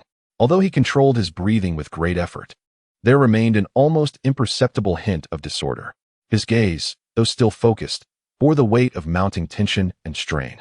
Most crucially, Wukong's combat rhythm had been thoroughly disrupted and consumed by the jester's chaotic dance. He was entirely being led by the jester, exhausted from mere survival. His every action devolving into a passive reaction, stripped of his own rhythm and desire to attack. Should this continue, both Wukong's spirit and stamina would be gradually depleted. The moment he revealed a fatal flaw, the outcome would be catastrophic. The atmosphere, fraught with tension and danger, tightened around the entire arena like a noose. In this chapter, Wukong felt as if he were a marionette controlled by invisible strings, every movement becoming sluggish and reactive. The jester's bizarre agility, relentless distractions, and incessant taunts enveloped him like a multitude of fine webs, gradually wearing down both his physical strength and willpower. His breathing grew heavier, the sharpness in his eyes replaced by fatigue and agitation, each block and dodge resembling instinctive reactions rather than conscious combat strategies. No, this cannot continue. A fleeting thought crossed Wukong's nearly overwhelmed mind. He must break this rhythm. Wait, pause for a moment. As the jester once again zipped past him like a wraith, a cold wind brushing against his ear, Wukong suddenly leapt backward, extending his hand to form a perfectly executed T-pose while shouting, "Stop." Logically speaking, to suddenly call for a pause in such an intense battle was an incredibly risky action. The jester, embodying the archetype of a villain with an unconventional mindset, might completely disregard this and seize the moment of Wukong's relaxation to deliver a fatal blow with dire consequences. However, one could say the jester's thought process was precisely as twisted and unpredictable as expected. That rapidly moving, colorful figure indeed halted abruptly a short distance in front of Wukong, as if a pause button had been pressed. He tilted his head, his gaze beneath the mask revealing unabashed curiosity and amusement, as if watching a novel and entertaining performance, calmly awaiting Wukong's next move. Seizing the opportunity, Wukong took deep breaths. Striving to calm his turbulent blood and chaotic thoughts, he adjusted his breathing and assumed a serious demeanor, shouting at the jester, "Why don't you run away? We promise not to chase you." Upon hearing this, everyone present was momentarily stunned, followed by expressions of utter bewilderment. Bulma covered her forehead, silently sighing. Hasalama and the Yujiu brothers exchanged wry smiles, with Madara even rolling his eyes, perplexed as to why he had been caught up in this mess. Even the usually impassive Yujiu seemed to have slightly lowered his sunglasses. Kiki blinked her big eyes, utterly confused about what her brother Wukong was thinking. In the current situation, it was evident that the jester held absolute initiative. The decision to fight or flee lay entirely within his grasp, so how could Wukong, seemingly at a disadvantage, afford to show mercy? The statement sounded more like a desperate plea to save face after being outmatched, infused with a sense of absurdity. No way. The jester elongated his tone, refusing with a crisp decisiveness that was entirely predictable. But immediately afterward, his actions sent everyone's hearts racing. The sound of metal clashing rang out. The jester deftly drew two gleaming long swords from the four that were crossed behind his back. Their slender blades shimmered ominously. Meanwhile, the other two remained quietly sheathed above his shoulders. Hey, are we really going to pull out the weapons now? Wukong's expression fell, his face etched with misfortune, although he was not entirely sure of the specifics regarding the jester's swords. Just their appearance and the instinctual sense of danger they exuded told him that these were not weapons to be met with mere flesh. In his hazy recollection, these seemed akin to the feared sword of certainty. The specifics of the updated version were unclear, but in the old version, even the god of war tyrant could not withstand them. While the universes differed, the sharpness alone indicated that such blades were not meant to be received with one's own body. The jester exhibited a look of confusion, lightly tapping the tip of his sword against his masked chin. You called for a pause, didn't you? To indicate that warm-up is over and the second round is about to begin? His tone was innocent, yet it swiftly morphed into a bloodthirsty cackle. You know, when the battle pauses for dialogue, it often signifies the boss unleashing their second form and getting serious. That is common knowledge, dear child. How can you know even this? Wukong was taken aback, feeling as though his thoughts had been thoroughly exposed. There was no time for further delays or hesitations. The enemy had unveiled his deadly weapons. He swiftly slapped his waist, activating a universal capsule and tossing it onto the ground. Boom. As the white smoke dissipated, a dark red rod lay quietly on the ground. The Rui bang. Come on, buddy, I'm counting on you now. Wukong murmured, bending down to pick up this companion that had accompanied him through his childhood. Although he had always adhered to the belief that a martial artist of the Dragon Ball should hone their own skills and that reliance on weapons was a deviation, particularly after the Frieza saga where ordinary weapons had become mere decorative items, Wukong had nonetheless kept the Rui bang by his side. It was simply sentiment. Of course, it might also be that, subconsciously, he believed that being prepared was always wise. After all, as a member of the Chinese community, it was customary to keep something up one's sleeve for unexpected needs. This excellent tradition was ingrained in their blood and etched in their bones. The moment he grasped the Rui bang, a sense of grounding washed over him. Wukong swung his arms, twirling the long staff in a flourish. While it lacked any intricate techniques, the weighty presence and familiar touch calmed his previously chaotic mind. Hee, are we playing with new toys now? The jester chuckled, his dual swords weaving dazzling patterns in the air as his figure blurred, once again charging toward Wukong like a ghost. The double swords carved out eerie arcs, targeting Wukong's throat and abdomen. Come on. Wukong's eyes sharpened. Instead of retreating, he advanced, firmly grasping the middle section of the Rui bang and executing a powerful sweeping strike. The long staff, accompanied by a muted wind, carved out a vast fan-shaped area. Before it even arrived, the powerful wind pressure had already caused the clown's garments to dance wildly. The originally agile and unpredictable advance of the clown was instantly sealed off by this sweeping motion of immense reach. He was forced to interrupt his assault, crossing his twin swords in front of him to withstand the overwhelming force of the staff. Clang! The clash of staff and sword produced a crisp sound. The clown's body trembled slightly, using the force of the impact to glide backward, dissipating some of the power. However, the smile on his face diminished somewhat. Oh, the clown seemed a bit surprised. Clang, clang. Wukong, seizing the advantage, was relentless. Although his staff technique lacked sophistication, relying solely on the sheer strength of a scion. Rapid reflexes and the length advantage of the Rui Bang, this flurry of attacks proved remarkably effective. An inch longer, an inch stronger. This ancient martial truth was vividly demonstrated at this moment. Wukong didn't require any exquisite techniques. He simply wielded the Rui Bang in sweeping, striking, thrusting, and flicking motions, covering an impressive fan-shaped area of nearly 2 meters and 40 centimeters in front of him. The clown's twin swords, each about a meter in length, appeared insignificantly short before the Rui Bang. Indeed, this was the Rui Bang in Wukong's hands, elongated to 2 meters and 40 centimeters. Faced with such a broad attack range, the clown could no longer approach Wukong with the same ease as before, unable to execute his ghostly movements and disruptive tactics. Each attempt to advance was thwarted by the staff, which danced like a windmill. He could only block left and right, twisting his body, performing various comical and acrobatic maneuvers to narrowly evade or deflect the strikes and thrusts of the staff. In an instant, the tide of battle reversed. The clown, who had just been toying with Wukong, was now in a wretched state, struggling merely to cope with the omnipresent shadows of the staff. Hooray! Wukong was astonished to discover that he had actually gained the upper hand.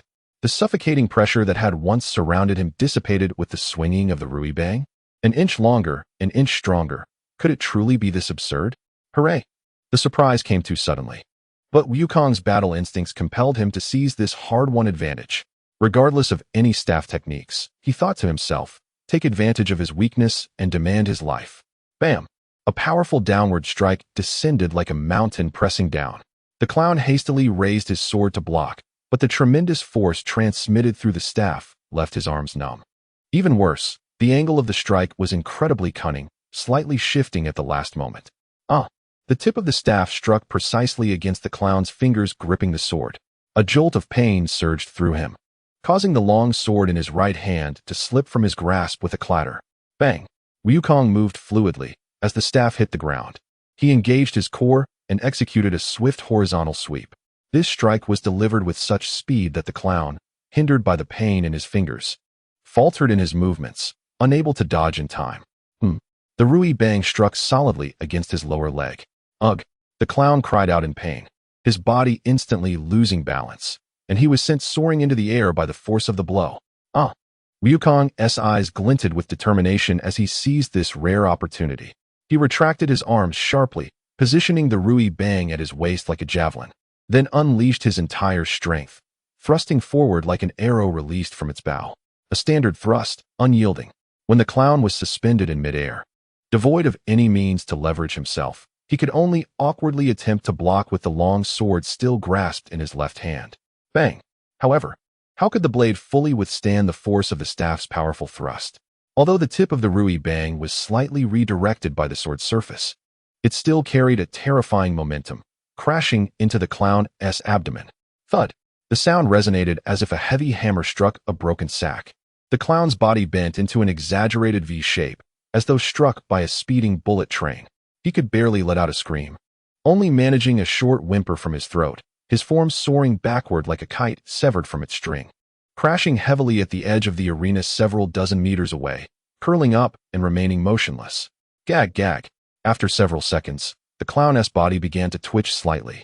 He struggled to kneel on the ground, clutching his abdomen with both hands, emitting painful retching sounds. The immense impact of that strike had nearly displaced his internal organs. Even with his superior physical constitution, such a blow was enough to render him temporarily incapacitated. Just this one strike would likely leave even Superman sprawled on the ground for a considerable time. Ha ha ha! In a moment of triumph, Wukong, overwhelmed with joy, erupted into a villainous laugh. He hoisted the Rui Bang, feeling invincible at that moment.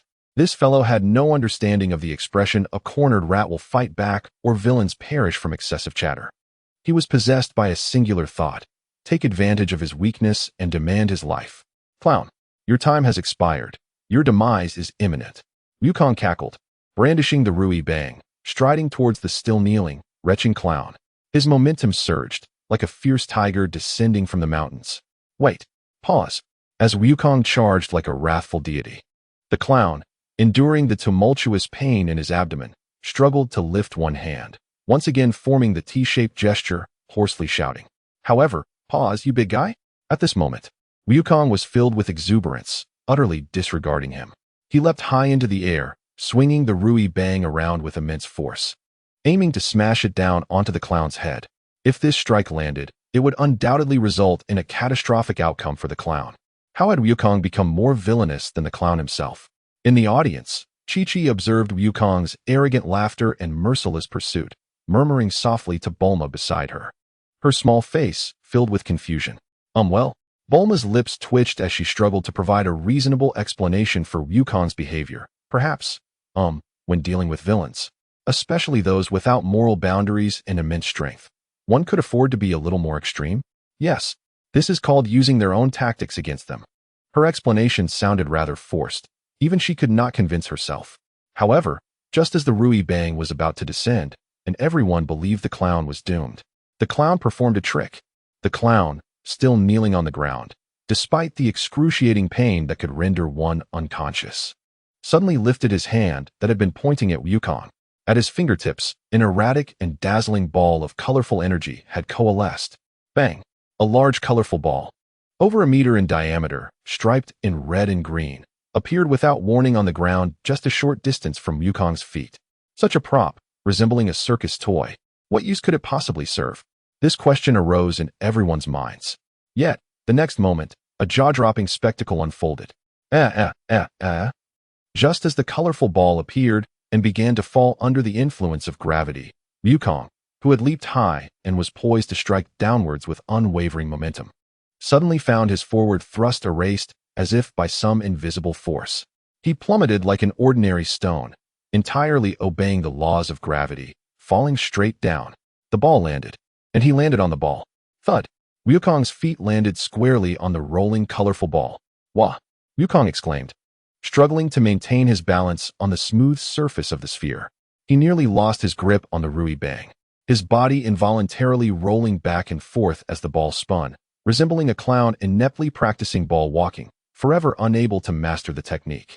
In the past, circuses were known for clowns amusing the audience by balancing on balls. However, today, it was the turn of his grandson, Sun Wukong, to experience this high-level acrobatics. Indeed, makeup does not solely determine who the clown is. It is one's actions that reveal the truth. Thus, an exceedingly dramatic and somewhat comical scene unfolded in the arena. On one side knelt the clown, clutching his belly, groaning in agony, leaving one to ponder whether he had sustained severe internal injuries from the earlier blow, or if the stick had struck him in the abdomen or lower. Yet, the clown's hand, raised in a gesture of magic, remained defiantly pointed towards Wukong. On the other side stood Sun Wukong, who had just previously dominated the battlefield with a formidable presence, now precariously balanced atop a large, colorful ball. He swayed drunkenly, lunging forward and backward, desperately flailing his arms in an attempt to maintain equilibrium. Yet he could not control the ball's direction or speed, resulting in an utterly ridiculous and pitiful display. Wukong sought to stabilize himself with his Rui Bang, attempting to halt the ball, but each time he made a move, the ball would veer wildly, causing him to lose his balance once more, rendering any attempt to regain control nearly futile. The atmosphere, which had just been rife with life and death struggles, suddenly shifted to one of absurdity and farce. The fortune teller, Granny, rubbed her temples, feeling a slight headache. Hasalama and the Madara brothers exchanged peculiar glances, caught between laughter and the inappropriateness of the moment. The sunglasses of Huyu Lu gleamed momentarily. Bulma covered her face, unable to bear the sight. Only Chi-Chi, observing Wukong's clumsy antics, could not suppress a giggle, her laughter like the chime of silver bells, shattering the eerie silence and awkwardness that enveloped the arena. This was indeed a spectacle that had drained the energy of both participants. Enough already. Why did they not understand this? Was this not sheer foolishness? Chapter 74. The Importance of Positioning in Combat. With peals of laughter, Chi-Chi's clear and unpretentious mirth disrupted the eerie calm that had settled over the arena due to the ludicrous scene. Yet, this laughter could not dissipate the palpable awkwardness lingering between Wukong and the clown. It seemed to amplify their discomfort instead. Though they hailed from different worlds and were not well acquainted, each was a notable figure in their respective realms. Now, this deadly confrontation had devolved into a circus-like spectacle, which was undeniably beneath their dignity. In an effort to prevent this embarrassing display from further tarnishing their eyes and honor, the clown silently withdrew the colorful ball trick he had been imposing on Wukong, realizing that this skill required constant concentration. While his opponent was merely experiencing temporary humiliation, he was exhausting genuine energy, a decidedly unfavorable trade-off. The colorful ball vanished in an instant, and Wukong, who was struggling to maintain his balance, suddenly felt the ground beneath him give way, causing him to stumble perilously close to falling. He steadied himself, his face still flushed from the earlier exertion. He shook his head and glanced at the clown, who was still clutching his belly, his expression far from pleasant. Understanding the clown needed time to recover from the harsh blow, Wukong refrained from pursuing the opportunity to attack. The clown slowly straightened, despite the lingering pangs in his abdomen, the powerful resilience within him beginning to take effect. He regarded Wukong with a gaze less filled with mockery and more with genuine scrutiny. They exchanged glances from a distance, an unspoken agreement hanging in the air. The warm-up was over, and the farce must come to an end. In the next instant, both their auras shifted simultaneously. The clown swiftly formed intricate hand signs, and an invisible wave of energy radiated outward from him. The masked arena. In an instant, the entire space of the arena seemed to be enveloped in a thin, distorted halo of light. Countless illusory masks manifested in the air, appearing and disappearing, laughing and cursing, swirling about and whispering softly, creating a disconcerting atmosphere. In this domain, the clown's movements became elusive and unpredictable, almost as if he could use the floating masks to perform short-distance refractive movements. While not true teleportation, his agility was significantly enhanced. More critically, the two swords on his shoulders, along with another sword he had retrieved, for in total, began to hum and detach themselves from his control. Hovering around him like venomous serpents, their tips pointed threateningly at Wukong. The field magic was instantaneously established. The advantage of terrain was swiftly secured. Faced with this treacherous domain and the heightened threat of the flying swords, Wukong certainly would not relinquish his recently discovered key to breaking the stalemate, the Rui Bang.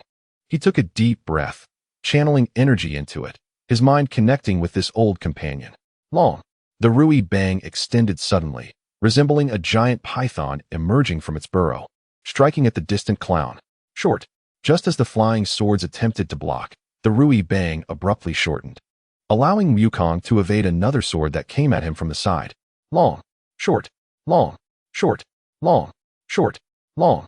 Of course, beyond merely altering its length, Wukong employed various other techniques. Sweep. Flick, smash, jab. He fully exploited the Rui Bang's malleability and strength. He no longer confined himself to a fixed length, sometimes transforming it into a multi-meter-long battering ram to exert long-range pressure and distraction. At other times reducing it to a short stick to deftly defend against the four elusive flying swords. He even had a sudden flash of inspiration, mimicking a technique from a certain fox-faced captain of the Death Squad, extending the Rui Bang with incredible speed after a feigned attack, nearly piercing the clown's mouth, forcing him to dodge clumsily and break into a cold sweat. In that moment, the arena was a flurry of stick shadows and flashes of swords. The two engaged in an even more intense and perilous exchange of attacks and defenses within the masked arena. Wukong relied on the unpredictability and power of the Rui Bang, while the clown depended on his enhanced agility within the domain and the four swords that resonated with his intent, battling evenly matched, neither yielding an inch.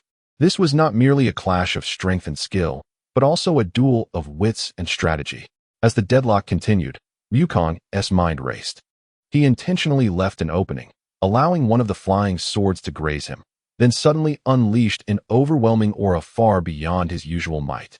The energy surged skyward, creating an imposing presence. He feigned the initiation of a full-force Kamehameha wave, energy swirling chaotically in his palm. Indeed, this ploy startled the clown. Believing Wukong was about to unleash his full power, he immediately focused all his energy, commanding the four flying swords to defend, forming a tight web of blades in front of him while rapidly shifting his form to evade a potential energy blast. However, Wukong's apparent full-force strike was merely a feint. The moment the clown's attention was diverted, Wukong lowered his stance, bringing the Rui Bang not forward, but forcefully down onto the ground scattered with illusory masks. Break for me. Boom. The Rui Bang, infused with Wukong's full power, struck heavily at the energy node of the masked arena. The entire domain trembled violently, and the floating illusory masks emitted sharp cries, shattering like broken glass and dissipating into nothingness. With one decisive blow, Wukong successfully broke the stalemate. The advantage of terrain was forcibly dismantled. Such a mere field magic was nothing significant. The domain shattered. A flicker of anger crossed the clown's eyes. He promptly imitated Wukong's earlier display, unleashing a powerful energy wave, as if he too were about to unleash a formidable attack. Humph, imitating me? A clown? Wukong laughed heartily. Believing his opponent was at a loss for tactics and merely mimicking his actions, no longer hesitating to defend, but instead charging forward, swinging his staff with abandon. Yet, the clown's ploy to disturb the grass was equally a bait. At the very moment when Wukong's attention was captivated, the figure of the clown became a blur at the same spot, leaving behind a phantom identical to him, even sharing an eerily similar aura, while his true self silently emerged in a different corner of the arena like a specter. As a staff struck, the phantom remained unyielding, shattering into foam upon impact. However, the Meiju Square, almost instantaneously after his true form revealed itself, the clown formed new hand seals, swiftly manifesting a new domain that enveloped Wukong once more. The advantage of the terrain was, once again, restored to him. Following the initial surprise attack came the cunning strategy akin to the golden cicada shedding its shell. Employing a similar tactic but with a different developmental direction, he sought to achieve a gratifying outcome. The profundity of Chinese military strategy, indeed, is vast and intricate. The 36 stratagems are truly ever-changing. Yet, being ensnared in such a manner once more seemed to ignite Wukong's fury. With a fierce roar, he disregarded the disturbances from the flying swords, wielding his Rui Bang like a tempest and launching a frenzied assault against the clown's true form. The staff fell like raindrops, its momentum overwhelming, momentarily causing the clown, who was controlling for flying swords, to appear somewhat flustered. Even amidst the enemy ranks, he remained composed, striking high and charging forward. This tactic is known as reversing the roles of guest and host, seizing the initiative. However, such a ferocious onslaught exacted a significant toll on his energy. After a prolonged barrage, Wukong's offensive visibly slowed. His breath became erratic, revealing signs of fatigue. He began to ease his pace, and during one clash, it seemed he faltered, allowing one of the flying swords to graze his arm, blood flowing freely. When did Wukong's endurance become so feeble? Clearly, this was part of the ruse. Wukong's strategy was to feign weakness, enticing his opponent into a trap. Any individual would be susceptible. The clown, long oppressed, indeed fell for it. A glimmer of delight and malice flickered in his eyes, believing Wukong to be at the end of his strength. He could not afford to grant Wukong a moment to recover. Otherwise, such a golden opportunity might never arise again. He immediately commanded the 4 flying swords, abandoning their previous skirmish to launch a simultaneous, powerful thrust from 4 directions, akin to 4 bolts of lightning, determined to pin Wukong to the ground. Now was the moment. Wukong's eyes sparkled with intensity. Any trace of fatigue vanished. Having thoroughly prepared, Wukong calculated the trajectories of the flying swords in a split second. The Rui Bang shrank to its shortest length, and his body spun like a top. Bang, bang, bang, bang. For precise and crisp sounds echoed. The Rui Bang struck the weak points of the 4 flying swords at incredible angles and speeds, causing their trajectories to veer off course and collide with one another, producing a deafening clamor. This sudden counterattack turned the tide of battle once again in Wukong's favor. Now it was time to close the trap. Wukong's defense was the absolute barrier formed by his rapid spinning, while the flying swords were the unfortunate intruders caught in the snare. In the instant the flying swords were sent careening away, Wukong's figure appeared before the disoriented clown as if teleporting. Take this. Fueled by vengeful fury, the Rui Bang unleashed a torrential assault upon the clown. The sounds of dull thuds echoed as it struck his chest, abdomen, shoulders, and back, just as the clown seemed on the verge of being reduced to pulp. A flash of ruthless determination crossed his face amidst the agony. He summoned the last of his strength, not to defend, but to swing his hand fiercely. Whoosh, whoosh. 2 flying swords, having just steadied their trajectories, abruptly changed direction, no longer targeting Wukong, but instead racing toward the relatively weaker Chi-Chi and Bulma spectating from the sidelines. I might die, but if you don't act, those two girls you care about will perish as well. This was a classic ruse, attacking the enemy's allies to extricate oneself from peril. The clown, a despicable villain, cared not for the names of his allies. So could Wukong, son Wukong, disregard the lives of his companions. Despicable. Wukong was taken aback, his spirit shaken. He could no longer afford to attack the clown. He forced his body to pivot and dashed forward to rescue. Fortunately, on the sidelines, Hashirama, Uchiha Obito, and Madara, though merely observing, were no ordinary individuals. Hashirama stepped forward, clapping his hands. Spirit technique. Wooden barrier. A solid barrier of spiritual energy rose instantaneously, blocking one flying sword. Uchiha Obito, simple and direct, swung his arm, covered in hard muscle, and with a clang akin to iron, sent the other flying swords soaring away. Although Madara was a moment late, he activated his Sharingan, vigilantly watching for potential follow-up attacks. The crisis was averted, yet the clown seized this moment to slip away like an elusive eel, maintaining a distance from Wukong. Though battered and in disarray, he had preserved his life. Crucially, as a boss character, his health replenished rapidly, a passive skill of sorts. While the clown was not akin to the nearly immortal Kaguya, as long as he could create distance and take a brief respite, he would recover significantly. After this series of heart-pounding exchanges of wit and valor, both combatants found themselves drained and weary, and they paused simultaneously, breathing heavily as they exchanged glances from a distance, their eyes reflecting mutual wariness and a subtle appreciation for one another.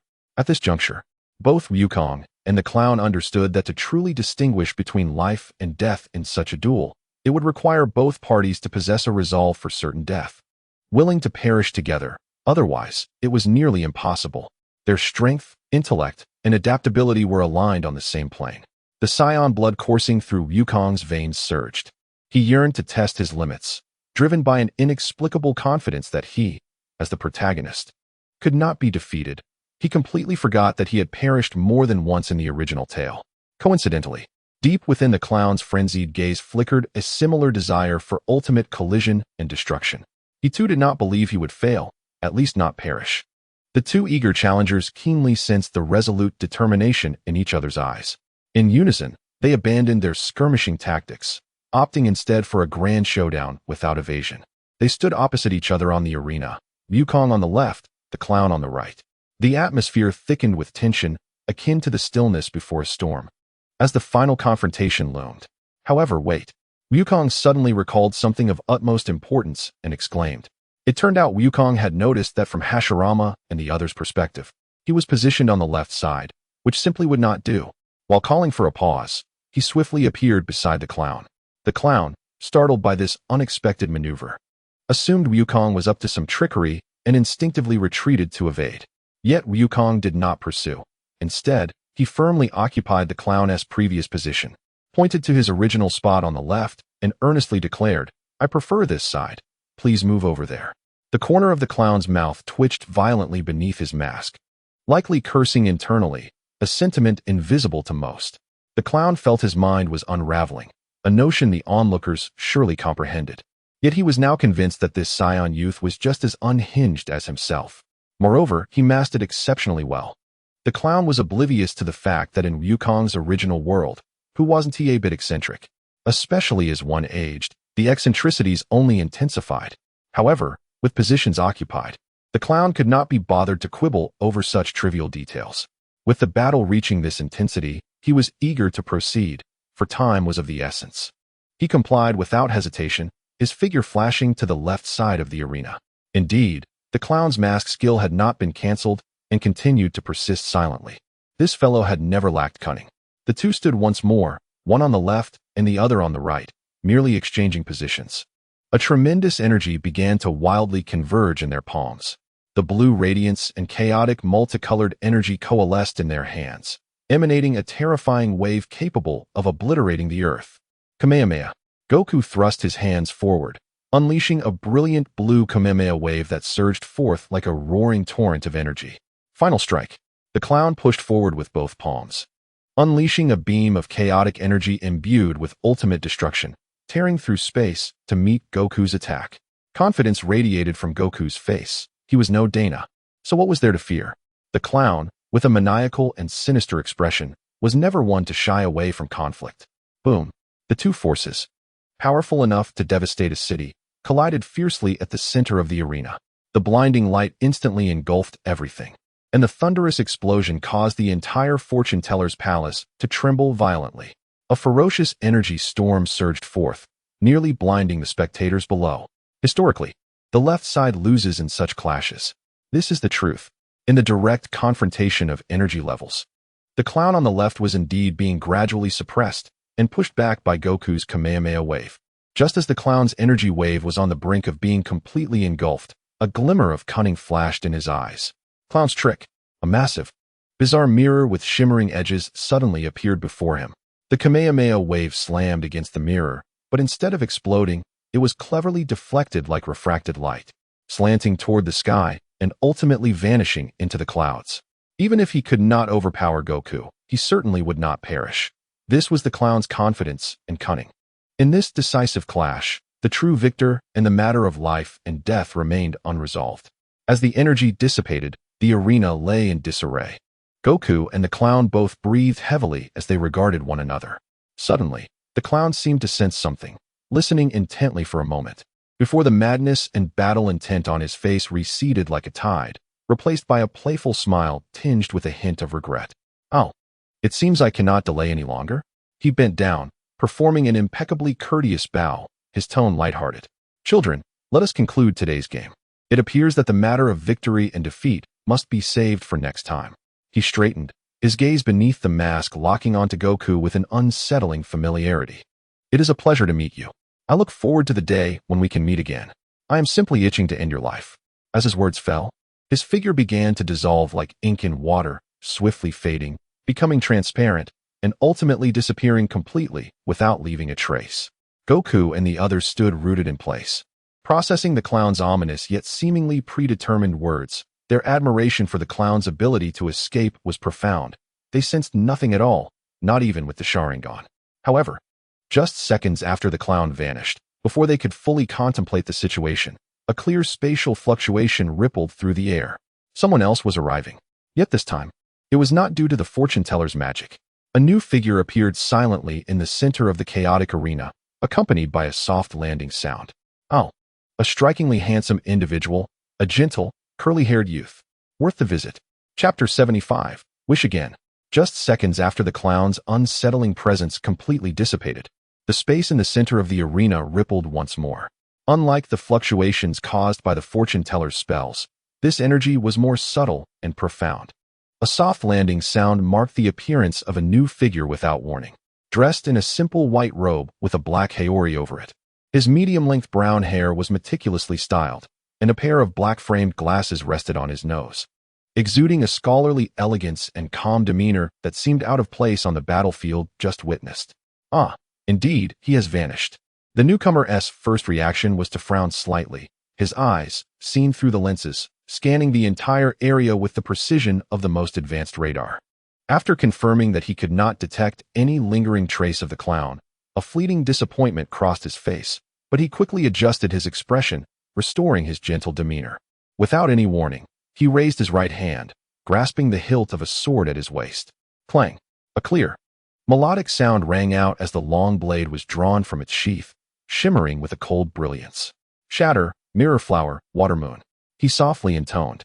His tone is flat, as if stating a fact. With his words, an invisible and intangible wave, like a gentle breeze, radiated from him, instantaneously enveloping the entire arena and extending to the area where Goku and the others stood. "Aizen, I shall have a fierce battle with your mother tonight." Goku's mind raced as if he had been doused in icy water, shock coursing through him from head to toe. "Mirror flower, water moon. You activated it without a word?" Forced to experience the full process of the mirror flower, water moon's initial release, Goku's head throbbed, as if countless noises echoed within. Of course, everyone else, Bulma, Chi-Chi, Hashirama, Madara, and even the fortune teller above, would theoretically have been dragged into a complete hypnotic state upon witnessing his blade's release. But others did not know. Only Goku understood that seeing the mirror flower, water moon, meant disaster. Yet, having seen it, could he simply gouge out his eyes? Goku could only forcibly suppress the turmoil within, striving to maintain an expression of curiosity and caution, feigning ignorance as he observed the intentions of this uninvited Mr. Aizen. Oh, still unable to detect the clown's presence. Aizen frowned, holding the shimmering mirror flower, Water Moon, as if utilizing the blade to sense something. He sighed, his tone imbued with genuine regret as he addressed the crowd.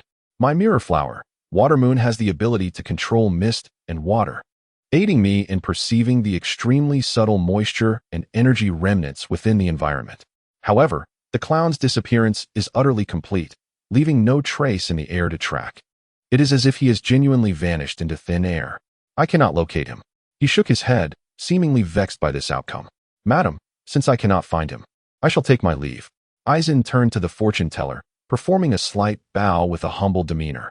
He then glanced at Goku and the others, a gentle smile gracing his face, particularly deepening as his gaze passed over Madara, whose Sharingan had instinctively activated upon witnessing Aizen's blade release.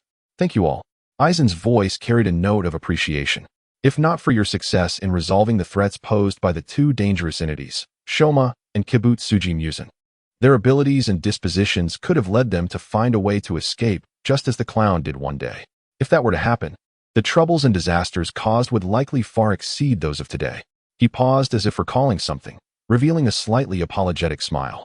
Ah, how rude of me. I almost forgot to introduce myself. I am Aizen, currently engaged in some order-maintaining duties in the spirit world. I look forward to your guidance. His demeanor was impeccable, his tone sincere, resembling a reliable elder concerned for his juniors. Is it just the two of you? Does Fanma not deserve a name? Wukong interjected abruptly, his tone slightly abrasive, laced with an intent to provoke, as he sought to mask his inner turmoil. Upon hearing this, Lanran turned his gaze towards Wukong, maintaining his smile, and patiently elucidated. Fanma, fundamentally, is distinct from those individuals. He resembles a martial artist who has simply strayed from his path, fervently dedicated to strength and combat. Although his methods may be fierce, his essence does not derive pleasure from killing or inciting chaos.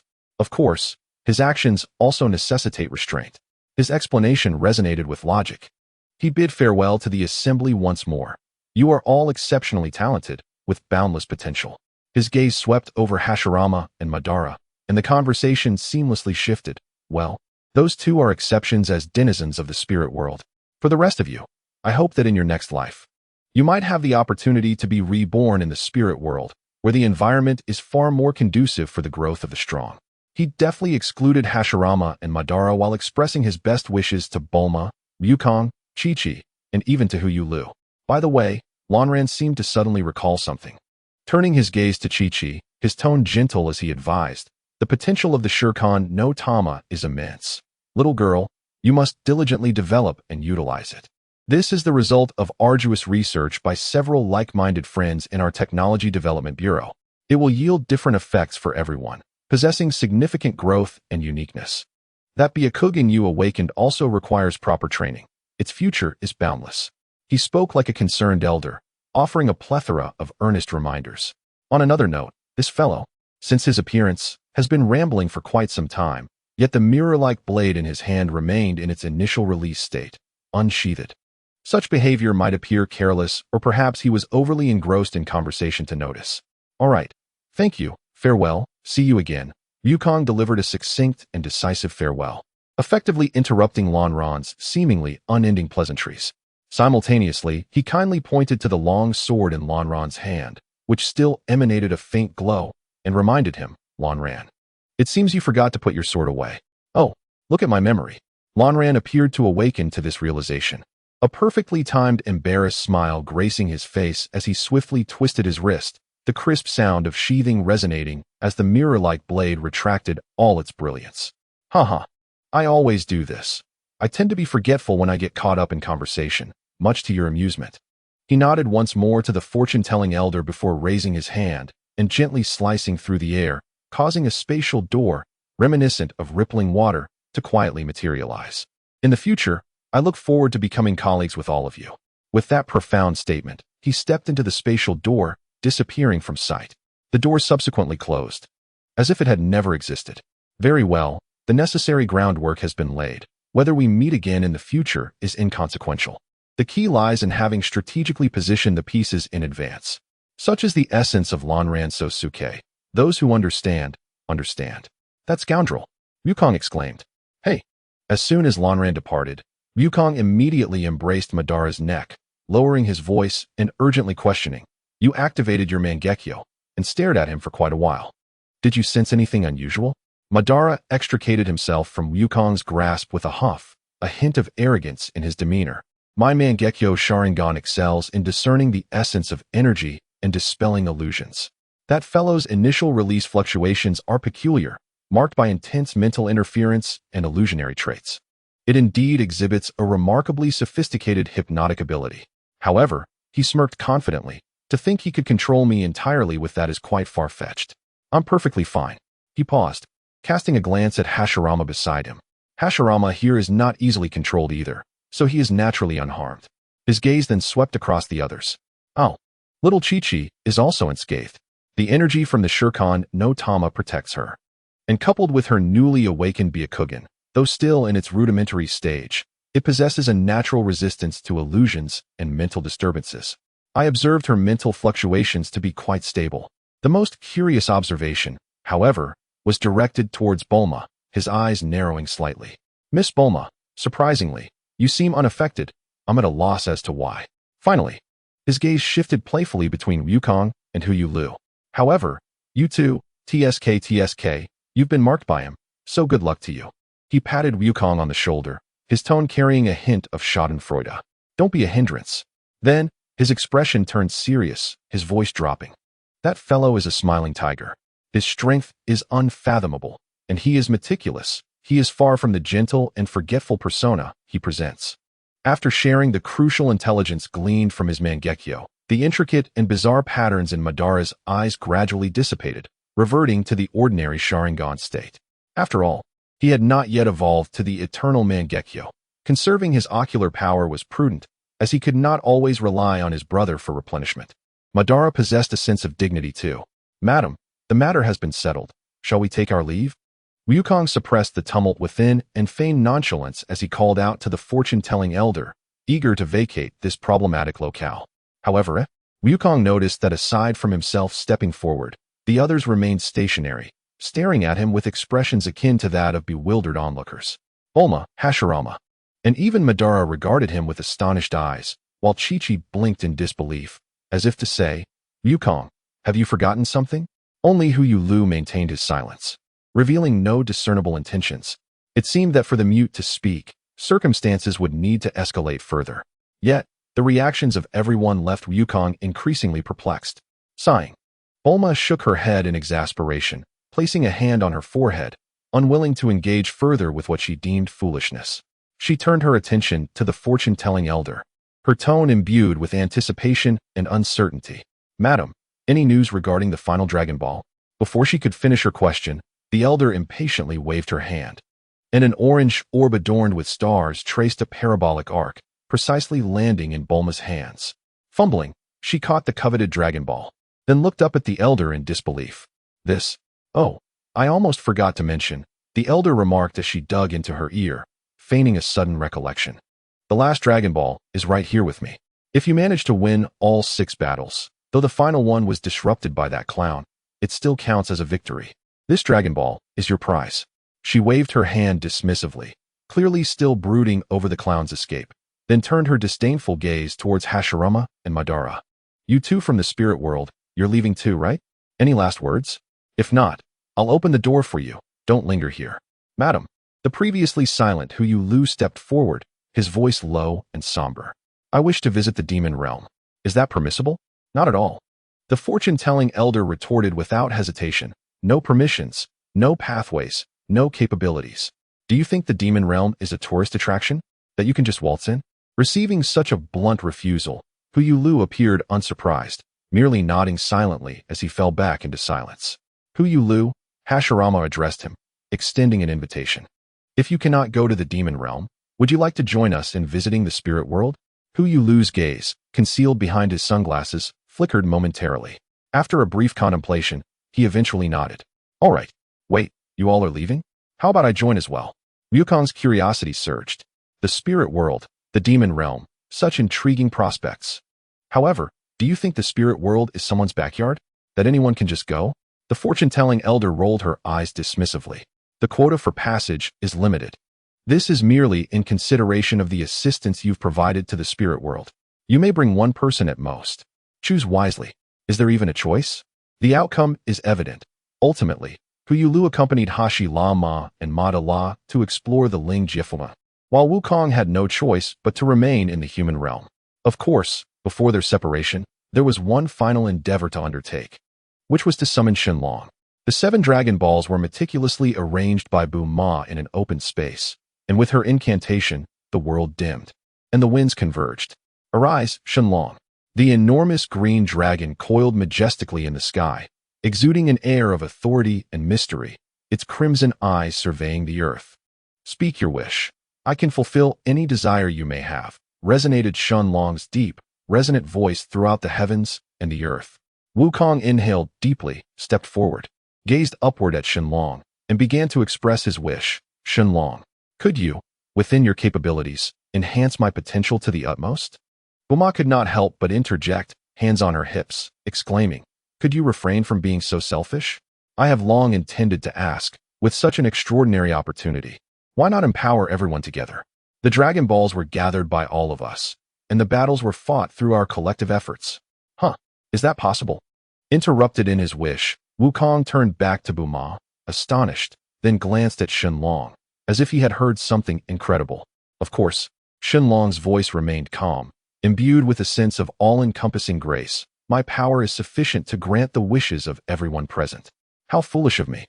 Wukong momentarily paused, then in frustration slapped his forehead, scolding himself without mercy. Our Earth's Shenlong isn't as stingy as that Namekian fellow. While I can only grant one wish, the scope is vast. Then I shall not hold back. Wukong instantly became exhilarated, rolling up his sleeves, turning once more toward Shenlong, gathering his energy, and shouting with all his might, Shenlong, please, amplify the innate potential of everyone present to the limits you can provide. This wish could not be deemed anything less than ambitious, directly seeking the enhancement of their fundamental potential. In the sky, the radiance of Shenlong's crimson eyes intensified, as if evaluating and mobilizing a colossal surge of energy. After a brief silence, its grand voice resounded once more. Your wishes have been granted. There were no earth-shattering phenomena, but at the moment Shenlong's words fell, the 6 individuals present felt a simultaneous tremor in their bodies. A warm and overwhelming force, akin to the primal torrent of life itself, silently surged into their limbs and bones, penetrating every cell, touching the invisible ceiling that determined their future achievements. This was not a direct enhancement of combat power. Rather, it forcefully pushed upwards the invisible barriers that had constrained their future potential. The space for future growth had become significantly broader. Simply resting and eating well would not suffice to increase battle prowess. The Earth's Shenlong is indeed formidable. As the brilliance faded, Shenlong transformed into 7 streams of light, carrying the Dragon Balls to various corners of the world. The sky regained its clarity. Wukong leapt high, seizing the now stone-like 4-star ball. Thus, the second Dragon Ball Search tournament officially came to a close. The MVP of the season undoubtedly belonged to Sun Wukong, who consistently emerged in critical moments, embodying both strength and humor. The strongest support remained Bulma, who provided financial resources, technological prowess, and crucial decisions. In this season, Huyu Liu and Hashi Lama, who joined midway, exhibited remarkable performances, each undergoing intense battles and profound transformations. Chi-Chi, as the team's mascot and source of charm, also showcased her awakened by yin and courageous fighting spirit. Even the troublesome Ma De La demonstrated his strength in battle, gradually integrating into the team. The only regret was that Wukong's long-cherished ambition to establish a sect and take on disciples did not materialize once more. Hashi Lama, Ma De La, and Huyu Liu disregarded him, leaving the monkey immortal with a count of 1. However, these matters are trivial. The days ahead are long, and opportunities abound. After the tumult, everyone bid their farewells. Hashi Lama and Ma De La, along with Huyu Liu, traversed the pathway opened by the fortune-telling grandmother, heading towards the enigmatic Lingjia.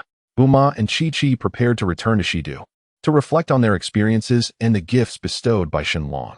Meanwhile, Wukong, together with Chi-Chi and Buma, rode home, quietly absorbing the surging potential within him, his eyes ignited by fervent flames. Next, he had only one paramount task remaining: training, to grow stronger, to prepare for the imminent challenge of defending his title at the World Martial Arts Tournament. As for the fortune-telling grandmother's abode, merely repairing the arena would incur significant costs. Truly, what use does an old woman have in enhancing physical potential? These little ones are indeed adorable. Ha. Today is a rest day. I have taken the entire month off. I am tired, truly tired. It is time for a vacation. By the way, I should check on that foolish Wu Tian. The old lady remains quite carefree, in high spirits. As for the clowns, Lon Ran and the others, well, the sky hasn't fallen yet. We shall leave it at that. We will address it when we meet again. After all, those who love mischief will inevitably resurface. Chapter 76. On the path of training, the fortune-telling grandmother's murderous arena match has concluded, and the wishes of the Dragon Balls have been fulfilled, marking a temporary pause in the clamor and conflict. On the way home, in the luxurious flying vehicle piloted by Buma, the atmosphere appeared relaxed and languid. Wukong sprawled comfortably across the plush rear seat, his fingers deftly gliding across the mobile screen, maneuvering the character in the game to leap through obstacles, mumbling indistinctly. Buma, when will my gravity training chamber be developed? It feels like merely relying on ordinary training isn't keeping up with my progress. Hearing this, Buma, seated in the driver's seat, furrowed her brows slightly, her tone laced with confusion and disbelief. I don't know. Theoretically, it shouldn't be difficult. The energy core, gravity generator, and stable field design have all run through my mind countless times. Yet, whenever I reach the critical point of stabilizing the energy field, there's always some minor hiccup. It's just that little bit off.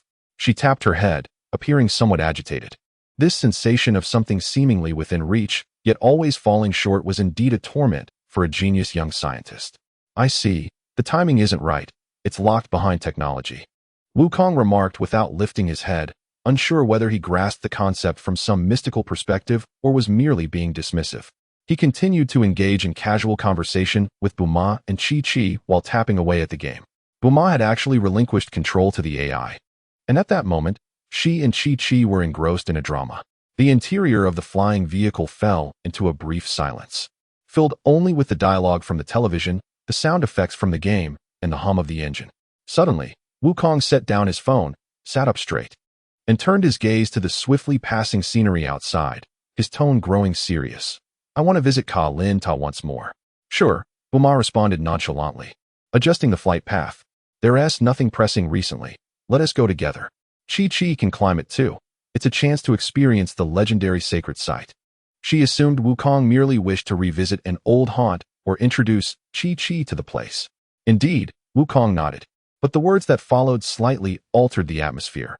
I intend to ascend to the floating island atop Ka Lin Ta. The deity I sensed previously resides there. There are methods and guidance that will allow me to continue growing stronger. He paused, his voice lowering, adding, I may need to stay there for a while. We might have to part ways for a bit. A moment of silence enveloped the flying vehicle. Buma did not respond immediately but glanced through the rearview mirror at Chi-Chi, asking, Chi-Chi, what do you think? Unexpectedly, Chi-Chi displayed neither reluctance nor concern. She turned her head to look at Wukong in the back seat, her small face filled with seriousness and determination. All right, Wukong must strive to grow stronger. That's a good thing. She even clenched her little fist, motivating herself. I must also work hard to keep up with Wukong. Let's start by climbing Karantai. This is an essential training for martial artists. Buma rolled her eyes in silence, initially harboring some minor grievances, but was swiftly silenced by Chi-Chi's profound understanding of the situation. Observing her teammates' unwavering support for Wukong's departure to train, Buma reluctantly abandoned her thoughts of retaining him or following along, muttering a hint of defiance. Fine. Then I will also accompany you to climb the tower. Otherwise, wouldn't the potential and physical enhancements granted by Shenlong be in vain? It is necessary to verify the results. Thus, the trio's journey was settled. Despite the impending brief separation, their goals curiously converged at the same coordinate, Karantai.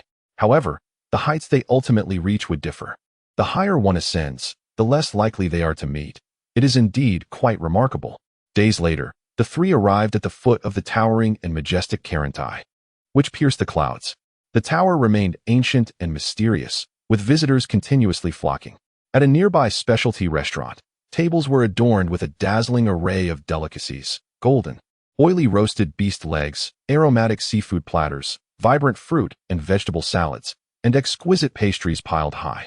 Wukong sat cross-legged at the table, skillfully wielding chopsticks with remarkable speed. As the food vanished from the table at an observable rate, two waiters nearby diligently replaced empty plates and promptly served fresh dishes. While indulging himself, Wukong expressed a hint of regret. "What a pity.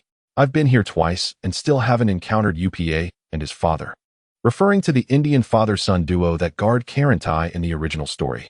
Buma and Chi-Chi had long since satisfied their hunger and were each savoring a beautifully crafted ice cream cup with small spoons, relishing the cool, sweet treat.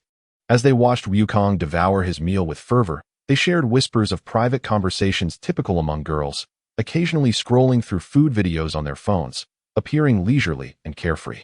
In stark contrast to Wukong's battle scene, after enduring a series of life-and-death battles against the Red Ribbon Army, the demonized Madara, and the Divination Elders Arena, they desperately needed this period of idleness, filled only with food and chatter, to unwind and recuperate.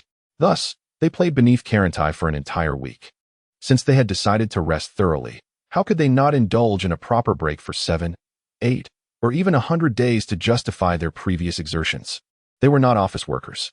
During these days, they explored the surrounding areas of the tower, fished by the clear stream, and gathered around a campfire at night to chat and gaze at the stars, leading a natural and fulfilling existence. After thoroughly relaxing their tense nerves and erasing the fatigue accumulated from battles, the trio finally turned their gaze toward the towering Karantai, a symbol of challenge and opportunity. The ascent officially commenced. In reality, it was primarily a climbing challenge for Chi-Chi and Buma.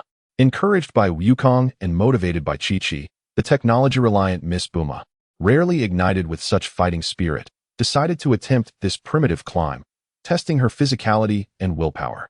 Of course, Buma's approach differed significantly from Chi-Chi's training. Chi-Chi donned a streamlined martial arts uniform, tied her hair into a ponytail, and with a resolute gaze, prepared to ascend purely with her hands, relying on the potential awakened by Shenlong and the enhanced body trained by Wukong. In contrast, Buma produced a universal capsule. Boom, boom, boom. A series of professional climbing gear appeared on the ground. Top-tier, slip-resistant climbing gloves, climbing shoes with special adhesive effects, high-strength nano ropes, and safety harnesses.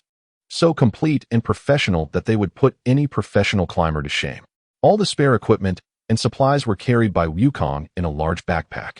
In Buma's words, "If conditions permit, why should one torture oneself with the most primitive methods? Wisdom is also a form of strength." As for Wukong himself, he obviously did not need to climb. Having mastered the art of flight, he acted as a diligent aerial support officer, effortlessly flying up and down.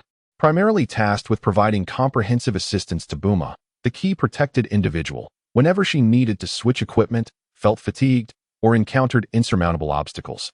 He would lend a hand, or simply use his energy to lift her. To him, ascending and descending Karantai was as easy as going up and down stairs. This climb lasted a full 7 days. Of course, this 7-day period was specifically for Chi-Chi. With her solid martial arts foundation and resilient will, although her pace was not swift, she steadily and methodically made her ascent. Buma's presence undoubtedly slowed down the overall progress. She needed frequent breaks to replenish water and energy, with the magical beans Wukong acquired from the Karantai cat serving as her emergency snacks. Many times, Chi-Chi climbed for half a day, stopping to wait for a long while before seeing Buma catch up, panting heavily with Wukong's assistance. It is uncertain whether Buma had Wukong secretly carry her for a segment. As for Buma's condition, although she relied on magical beans and her awakened potential's robust recovery capacity to maintain a good physical state, even feeling her muscle strength and endurance progressing steadily during the climb, the mental strain was undeniably real. The prolonged high-altitude work and the fatigue from sustained mental focus reached their peak by the afternoon of the 7th day. "I can't take it anymore. I really can't." Buma hung in midair, swaying back and forth, not out of girl-like laziness, but from sheer exhaustion, her face pale and her gaze somewhat vacant. "If I keep climbing, I feel like I might collapse. Wukong, take me up. I won't climb anymore. I concede." Seeing that Buma had truly reached her limit, Yukong no longer insisted. With a chuckle, he stepped forward and effortlessly lifted her by the waist. All right, you've done remarkably well. You say, the young lady, feeling weak, lightly punched him and buried her head in his embrace, entirely relinquishing her struggle. Chi-Chi, diligently climbing the tower, thought to herself, well, being young and innocent, she doesn't think much of it. If it were her who was exhausted, Yukong would surely carry her up as well. Buma, with a weaker constitution, naturally needed this more. Thus, carrying the mentally drained Buma and accompanying the persevering Chi-Chi, Yukong finally reached the summit of Karantai. With a thud, Buma was set down by Yukong, collapsing onto the ground, gasping for breath. Although disheveled, a glimmer of relief and pride after completing the challenge shone in her eyes. Chi-Chi, though equally exhausted and drenched in sweat, bore a bright gaze and steady breath, clearly benefiting greatly from this ascent. At the center of the tower's peak rested the plump, white cat deity, Carlin. Observing the trio of unexpected visitors, particularly the carried Buma, the cat's eyes brimmed with exasperation and disdain. Carlin's whiskers twitched, and she could not help but exclaim, "What do you think this place is? A tourist observation platform? And you even brought someone up with you? Please take care of them," Buma implored. However, Yukong seemed oblivious to the cat's complaints, casually approaching and patting Carlin on the shoulder, pointing at Buma and Chi-Chi as he said, "Chi-Chi wants to grow stronger and engage in genuine martial arts training. As for Buma, she also wishes to exercise and awaken her potential. So could you assist her?" Carlin disdainfully swatted Yukong's hand away, preparing to refuse firmly, only to see him cheerfully produce another universal capsule. Boom. Yukong introduced, "These are all delicious food capsules tailored to your preferences, Carlin. One capsule is like a treasure trove." The originally dismissive gaze of Kalin Xian Mao underwent a sudden transformation. He cleared his throat twice, his tone softening considerably. Ahem, considering the sincerity of these two young ladies, let them stay. However, the rules must not be broken. If you wish to obtain the Chaoxing Shui, you must rely on your own abilities. Not a problem. Thank you, Kalin Xianren. Yukong replied, grinning as he pushed the offerings forward. After all, the Chaoxing Shui was of little use unless one underwent training under Kalin Xian Mao. The chubby little cat, upon seeing the delicacies, seemed to forget about the rules entirely. Having settled Buma and Chi-Chi, Yukong wasted no time. "I'm heading up." He waved to the two. "Yukong, good luck. Come down soon to fetch us." After bidding farewell to Buma and Chi-Chi, Yukong swiftly leapt to the pinnacle of the tower. He took out his longtime companion, the Rui Bong, and deftly inserted it into the ancient groove at the tower's summit. With a thought, the Rui Bong seemed to come alive, rapidly extending like a bridge to the heavens, piercing through the clouds to reach the unseen floating island of the Tiangshan Dian. With the support of the Rui Bong, Yukong effortlessly leaped onto the floating island. Once grounded, he curiously surveyed this wondrous land. Mist swirled around him, and the ground was composed of a peculiar, resilient material, exuding an air of tranquility and majesty. Almost the moment he set foot on the floating island, two figures appeared before him, Tiangshan Bike and his servant, Bobo. Tiangshan Bike, wielding a wooden staff and clad in a white robe, had green skin that appeared even more profound under the ethereal light, his youthful visage radiating wisdom and serenity, while his eyes seemed capable of penetrating the very souls of those before him. Bobo, in his customary attire of white trousers and hat, bore a plump figure and a countenance reminiscent of a catfish, his eyes appearing simple yet focused. Since Yukong had sensed their presence during his transformation into a giant ape and had even exchanged brief communication, they were not entirely strangers. Thus, Yukong greeted them with the familiarity of an old friend. "Hey, Green Immortal. Black Sir. Long time no see. Well, I suppose this is our first official meeting." While he spoke, his gaze roamed unabashedly over Tiangshan Bike and Bobo, mentally critiquing. So this is what an immortal looks like. The wooden staff and white robe certainly convey an air of prestige. His face is remarkably youthful, devoid of wrinkles, far more handsome than the old, sagging figure depicted in the comics. Yet, that skin is indeed very green, such luster and translucence. If he were to be featured in a gem appraisal video, without uttering a word, just holding his breath, the camera zooming in for a close-up of his skin, anyone who wouldn't rate it as imperial green glass would surely be blind. His gaze then shifted to Bobo. Bobo lived up to his reputation, clad in white trousers and hat, with catfish lips, a round belly, and innocent eyes. Yet that skin, truly dark, surprisingly glossy, akin to polished obsidian, black and shiny. If he were to endorse shoe polish, the results would undoubtedly be explosive. Tiangshan Bike and Bobo regarded the impudent youth who was brazenly appraising them, their foreheads twitching with barely contained irritation. Even with their centuries of cultivated composure, they felt an overwhelming impulse to cast this audacious individual off the floating island. Indeed, this impulse was unprecedentedly strong. Tiangshan Bike tightened his grip on the staff, striving to maintain the dignity and tranquility of a celestial being. After a deep breath, he finally spoke, his voice tinged with barely concealed irritation. Suin Wukong, welcome to the Tiangshan Dian.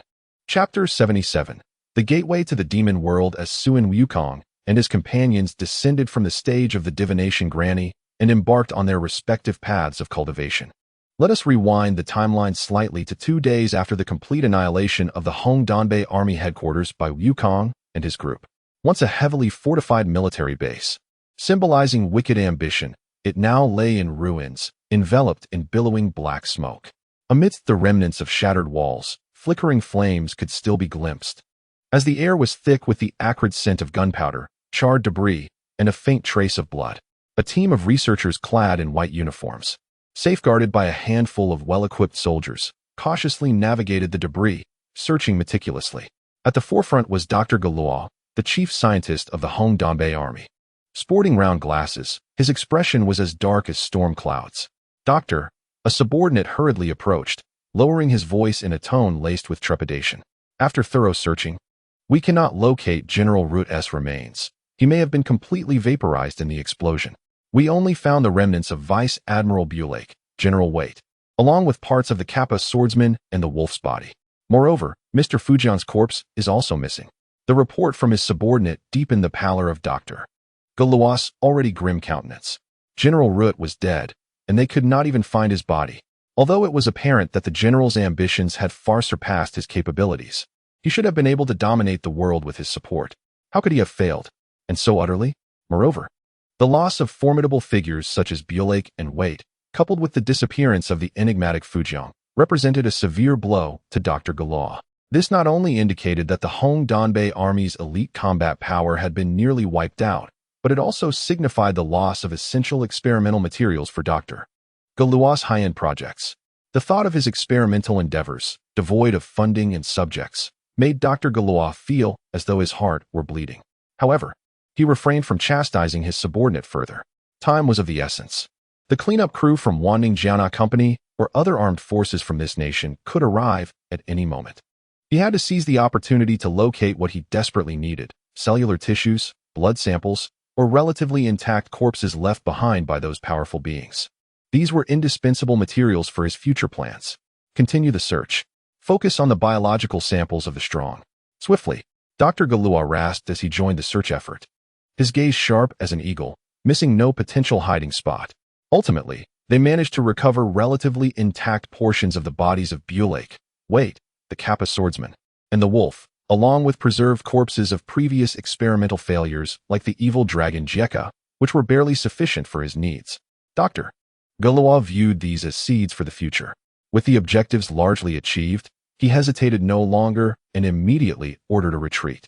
He led the remaining team, comprised of core researchers and a few loyal soldiers, away from the vast ruins like a pack of lost dogs, disappearing silently into the desolation. Days later, in a makeshift camp, the atmosphere was stifling. Deprived of the vast financial and political support from the Hong Donbei Army, Dr. Galois and his group now found themselves devoid of funds, personnel, and influence, akin to rats scurrying through the streets. If their whereabouts were exposed, they could be obliterated at any moment. Doctor, where should we go now? A subordinate mustered the courage to voice the collective confusion. Dr. Galois adjusted his glasses, his eyes glinting with a chilling and frenzied light as he slowly uttered 3 words that seemed to drop the temperature of the entire camp: to the demon world. The demon world? The others gasped in shock, a wave of unease spreading like a plague. The demon world was no place for the faint of heart. Although they had previously conducted numerous forbidden experiments using demonic energy, creating powerful demonic warriors and relishing the taste of power, they had also witnessed the backlash and uncontrollability of that very energy far too many times. Countless strong colleagues and test subjects had ultimately perished under the corrosive influence of demonic energy, transforming into something neither human nor ghost, even descending into madness and annihilation. Behold the collection they have gathered: Brack, White, Kappa, Hungry Wolf, Evil Dragon, and Jack. Who among them was not once a formidable force? Yet what is their fate? They have all succumbed to cold, lifeless corpses. The Doctor's obsession with reclaiming these failures and rejects, can he truly resurrect them? This thought briefly flickered through some minds, only to be swiftly dismissed. How could it be? Once life departs, it cannot return.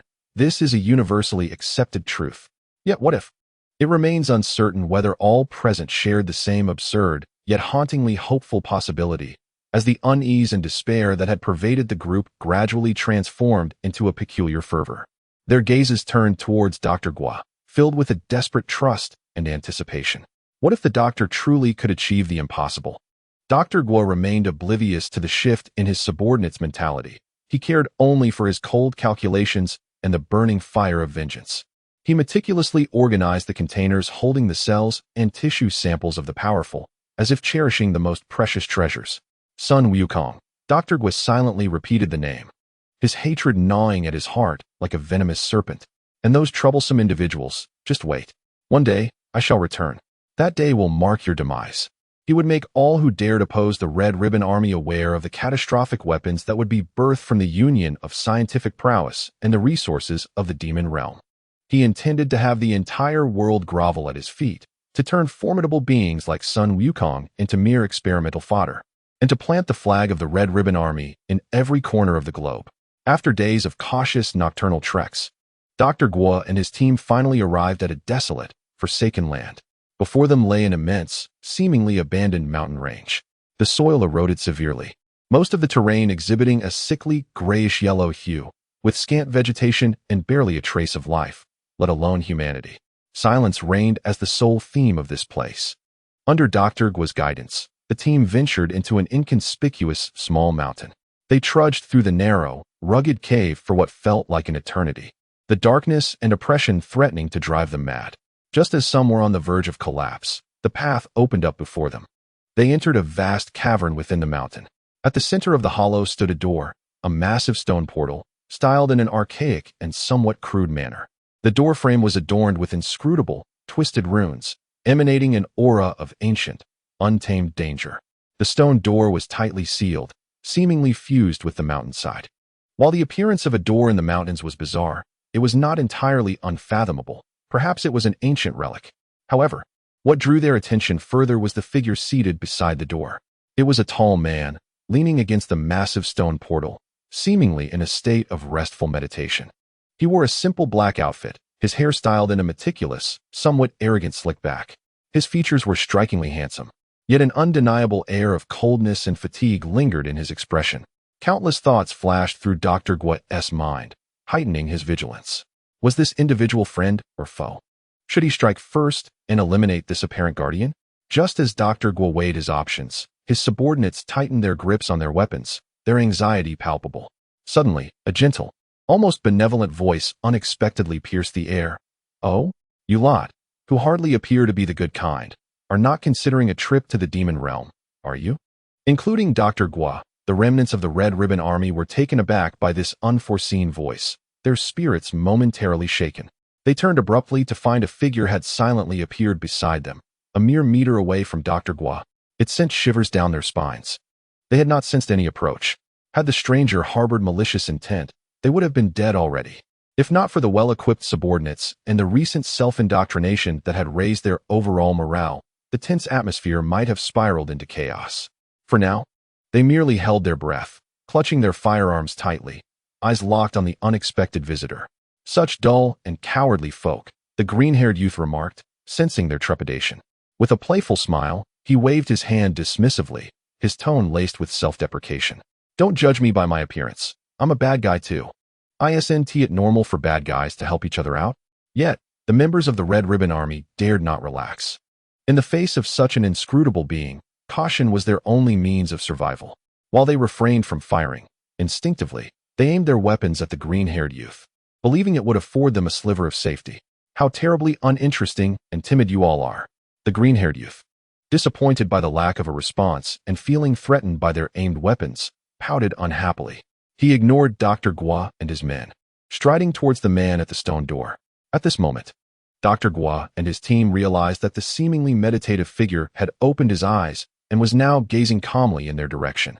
His expression was inscrutable, as if assessing mere stones, leaving them utterly perplexed about his thoughts. From a distance, Dr. Gua and his team could not discern the specifics of the exchange between the green-haired youth and the man. They could only observe the youth speaking in hushed tones, while the man furrowed his brow, appearing reluctant, yet eventually acquiesced with a nod. Then, to the astonishment of Dr. Gua and the others, the man rose, neither chanting incantations nor wielding any energy. He simply lifted his foot and kicked the massive stone door with remarkable force. A resounding boom echoed through the cavern. The door, seemingly immovable and fused with the mountainside, was forcibly opened by sheer strength, creating a gap wide enough for 3 burly men to pass through side by side. What incredible power! Dr. Gua gazed at the opening that led into the unknown and perilous, his heart in turmoil. However, there was no retreat. Remaining on Earth meant certain death, yet entering the demon realm might offer a slim chance of survival, even the possibility of realizing his mad ambitions. With a resolute bite of his lip, he no longer hesitated and commanded, "Let us proceed." Under Dr. Gua's leadership, the remnants of the Red Ribbon Army, burdened with trepidation and a warped sense of hope, cautiously lined up and advanced towards the fissure. As individuals passed through the doorway, each instinctively bowed their heads in reverence to the man with the slicked-back hair and the young man with green hair, hastily expressing their gratitude before eagerly stepping into the world beyond, shrouded in a faint purple mist and filled with eerie, discordant sounds. Once the last figure vanished into the crevice of the door, a resounding thud echoed as the man with the slicked-back hair lifted his foot, effortlessly sealing the massive stone door with a thunderous crash, closing it as if it had never been opened. "Is it truly impossible for the door to remain ajar?" the green-haired youth inquired, his tone laced with a barely perceptible hint of disappointment as he gazed at the now-closed stone door, almost as if he were pouting. The man with the slicked-back hair reclined against the door once more, shutting his eyes, and replied coldly, "Devoid of any possibility for negotiation, I cannot be responsible for those outside who wish to enter and meet their demise. However, those wretches within the demon realm cannot be allowed to escape. Given the circumstances, why adhere to this broken rule?" The green-haired youth murmured under his breath, voicing his frustration. But the man with the slick-back hair had already closed his eyes again, offering no response whatsoever. With a resigned sigh, the green-haired youth ceased his chatter and began to kindle a small fire, preparing their meal. The flickering flames illuminated his handsome, yet somewhat sinister profile, casting light upon the immense stone door that seemed to separate 2 worlds. Within the hollow of the mountain, aside from the gentle crackling of the flames, silence reigned supreme. The only sounds were the unsettling whispers from the demon realm beyond the door, creating a bizarre contrast to the profound stillness. Was the door truly open or closed? Chapter 78. The 3 stages of training upon stepping into the Temple of the Gods and formally meeting the young deities, by Ku and Bo. Sun Wukong found himself thrust directly into a rigorous and demanding training regimen, with little time to catch his breath. Of course, he had rested sufficiently beneath the tower, and upon ascending to the floating island, he could no longer afford the luxury of idleness. However, the initial training content was starkly different from the earth-shattering, energy-laden scenes he had envisioned, and instead appeared somewhat monotonous. This monotony was, however, structured in phases. The first phase, Bo's practice of stillness.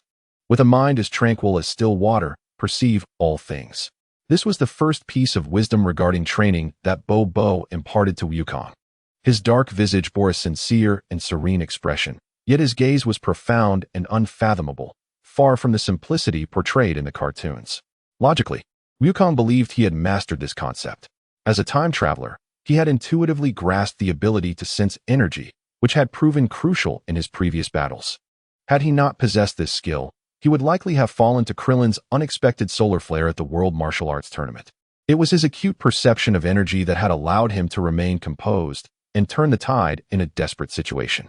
When Wukong confidently showcased his extensive range of energy perception to Bo, the latter merely nodded and, in his unique, calm tone, said, "Well done." However, it is still insufficient. In Bo's eyes, Wukong's mastery of tranquility resembled an extreme form of silence, akin to the ability to hear a needle drop in the dead of night. While this was indeed remarkable, it was not the stillness he sought to impart. What Bo desired was a deeper level of tranquility, not a lifeless void, but a reflection akin to a still mirror, capable of capturing the slightest ripple, any subtle movement, and discerning even the faintest intentions, achieving a state of preemptive awareness akin to that of a cicada sensing the autumn breeze before it stirs.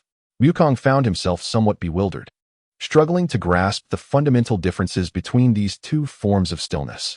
It wasn't that he couldn't understand. In terms of theory, he was highly knowledgeable. However, he felt that his level of tranquility was already on par with what Bo described, perplexed as to why Bo refrained from providing more tangible guidance, instead opting for the abstract. Without further explanation, Bo adopted a most direct teaching method, practical application. With a focus on tangible results, he sought to eliminate the superfluous. Beginning with Wukong. If Wukong would not act, Bo would compel him to do so. Thus, from that day forth, peculiar scenes unfolded daily in the plaza of the Temple of the Gods. Wukong and Bo stood opposite each other, having agreed not to utilize energy, relying solely on their fundamental physical senses, visual observation, and that elusive state of stillness to anticipate each other's intentions. Initially, Wukong habitually depended on sight and sound. He would intently observe Bo's shoulders, arms, and footfalls, attempting to deduce the direction of his attacks from the tension in his muscles and shifts in balance. However, Bo's movements were as placid as his expression. His initial gestures bore no signs, and what appeared to be a feint to the left subtly shifted his center of gravity to the right. His steps were light and peculiar, seemingly unbound by the laws of physical inertia, allowing him to execute astonishing changes in direction within an incredibly confined space.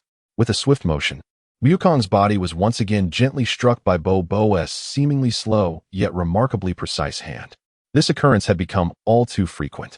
"Your eyes have deceived you," Bo remarked calmly as he withdrew his hand.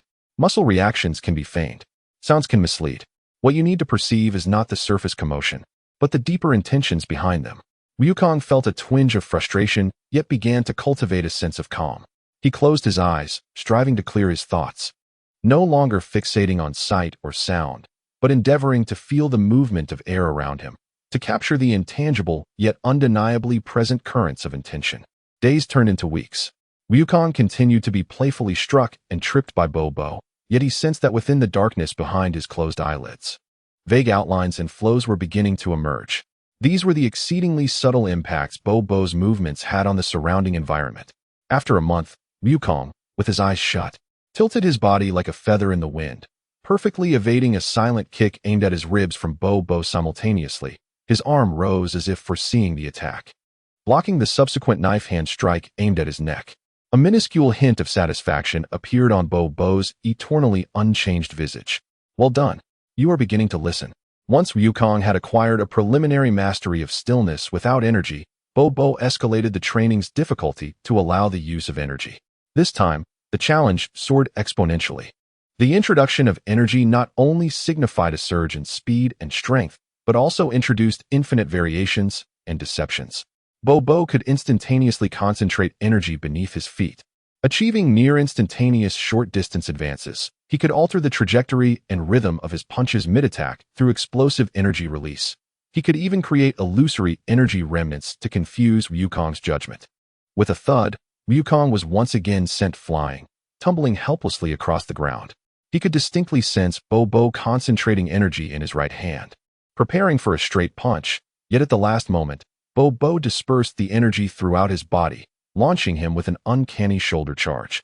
Such a sudden shift was beyond the capacity of any normal human, let alone someone who might be considered mentally unstable. "Energy is alive," Bo explained as Wukong rose, dusting himself off. "It is not merely a form of power, it is an extension of will.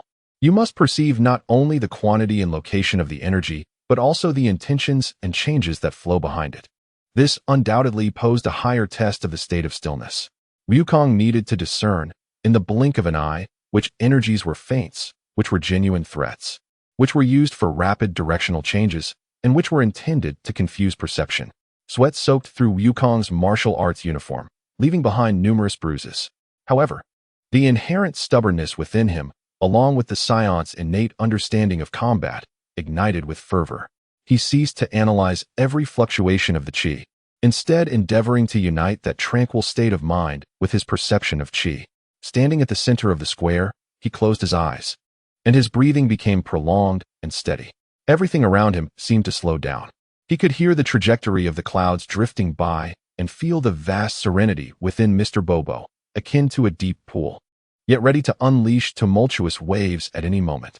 As Mr. Bobo moved again, the rushing flow of qi carved traces upon the calm surface of the lake. Though swift and ever-changing, its core direction and intent became increasingly clear in Wukong's mind. A feint to the left, qi condensing in the right leg for a lower kick. A thought flashed through Wukong's mind, and his body instinctively responded, retreating half a step while raising his calf to block. Thud! He precisely intercepted Mr. Bobo's sweeping kick. Suddenly, the qi surged back, gathering in both palms, ready to push. Before Mr. Bobo could release his palms, Wukong had already propelled himself backward using the rebound force from his block, crossing his hands protectively over his chest. Boom! A powerful wave of qi brushed past his arm. Although he was still at a disadvantage, Wukong was increasingly able to anticipate and respond to Mr. Bobo's attacks, transforming from a mere recipient of blows to an active participant in an intense exchange. After a long and arduous period of training, Wukong had essentially reached the state of tranquility akin to a still water as required by Mr. Bobo, perceiving all things. Though he still faced a significant gap from the elusive state of perceiving the autumn wind before the cicadas stirred, his combat intuition, predictive ability, and adaptability had undergone a qualitative leap. If there were a numerical panel, Wukong would likely have acquired a skill akin to hard IB, with effects such as enhanced evasion rate, improved blocking efficiency, and increased critical hit rate and damage. Upon reaching this level, Mr. Bobo's training temporarily came to a close, leading into the second phase, the cultivation of qi under the guidance of Xian Bic. This green-skinned deity focused more on the understanding and application of qi, contrasting with Mr. Bobo's emphasis on internal perception, understanding qi and utilizing qi. Xian Bic's words were succinct. Understanding meant delving deeply into the essence of qi. How could one more efficiently condense the dispersed energy within the body? How could qi traverse the body along optimized paths to minimize loss? How could the released qi waves alter their form, compressing into sharp piercing shapes or expanding into area attacks? How could one control the timing of qi's eruption for instantaneous acceleration or power multiplication? How could qi be controlled for prolonged bursts to potentially double or even multiply combat effectiveness? Xian Bic demonstrated, transforming a simple qi wave, elongating it from a spherical shape into a shuttle form, significantly enhancing its speed and penetration, or dispersing qi like a net, creating a broad area of suppression. To be frank, it was visually stunning, immensely enjoyable, and exhilarating. Wukong was dazzled and his spirits soared. Previously, his use of qi relied more on instinct and rudimentary skills, such as the Kamehameha's cylindrical wave. He had secretly practiced the sword-shaped technique but found it ineffective, yielding no slashing effect, only explosions, which he attributed to his lack of strength. The same applied to the Qi Yuan slash. Techniques like the moving wave, executed masterfully by Tao Bai and Frisia, were highly effective, yet they seemed suited for villains, and Wukong was disinclined to practice them. Ultimately, in the later stages, aside from the Kamehameha wave, he resorted to haphazardly throwing spirit bombs. Rather than dabbling in a plethora of flashy techniques, it seemed far more prudent to focus on mastering one. Indeed, Wukong's thought mirrored that of Guo Jing's philosophy of mastering one thing deeply rather than being mediocre at many. However, he did not realize that while only a handful of techniques might be effective in practical use, training could allow for diverse experimentation. Wukong had never contemplated the infinite possibilities of qi so systematically. Application was understanding these insights in combat.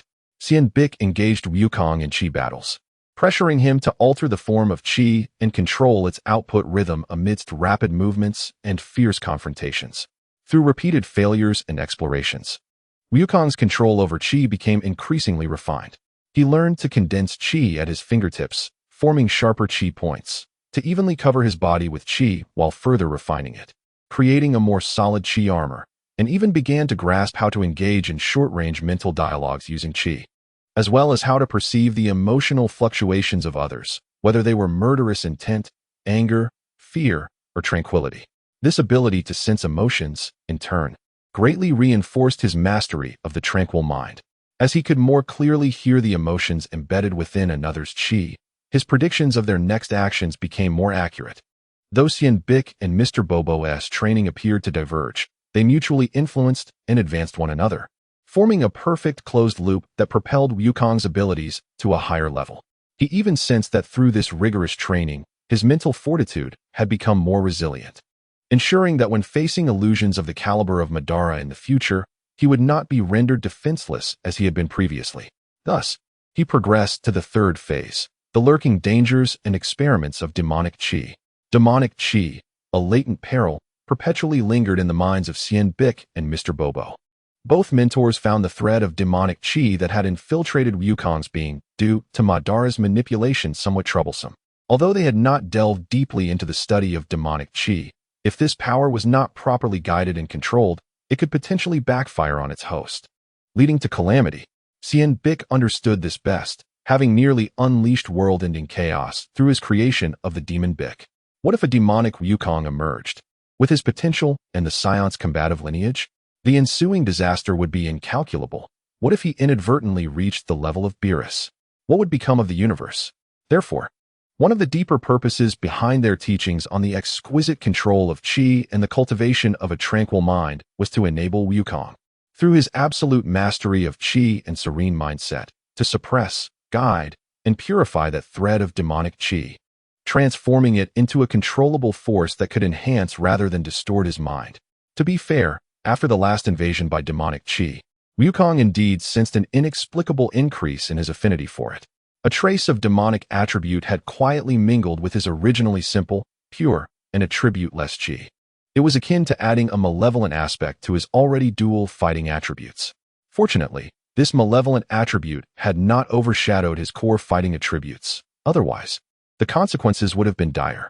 In Wukong's memory, malevolence was represented by Rattata from the Alola region, a large rodent. Of course, he was still young. Merely a small Rattata at best, but small Rattata did not sound appealing. Nevertheless, the power amplification brought about by the demonic chi was immediate. When Wukong attempted to incorporate that trace of demonic chi into his attacks, there was a clear enhancement in speed, strength, and destructiveness of the chi, imbued with a fierce and corrosive quality. However, problems soon arose.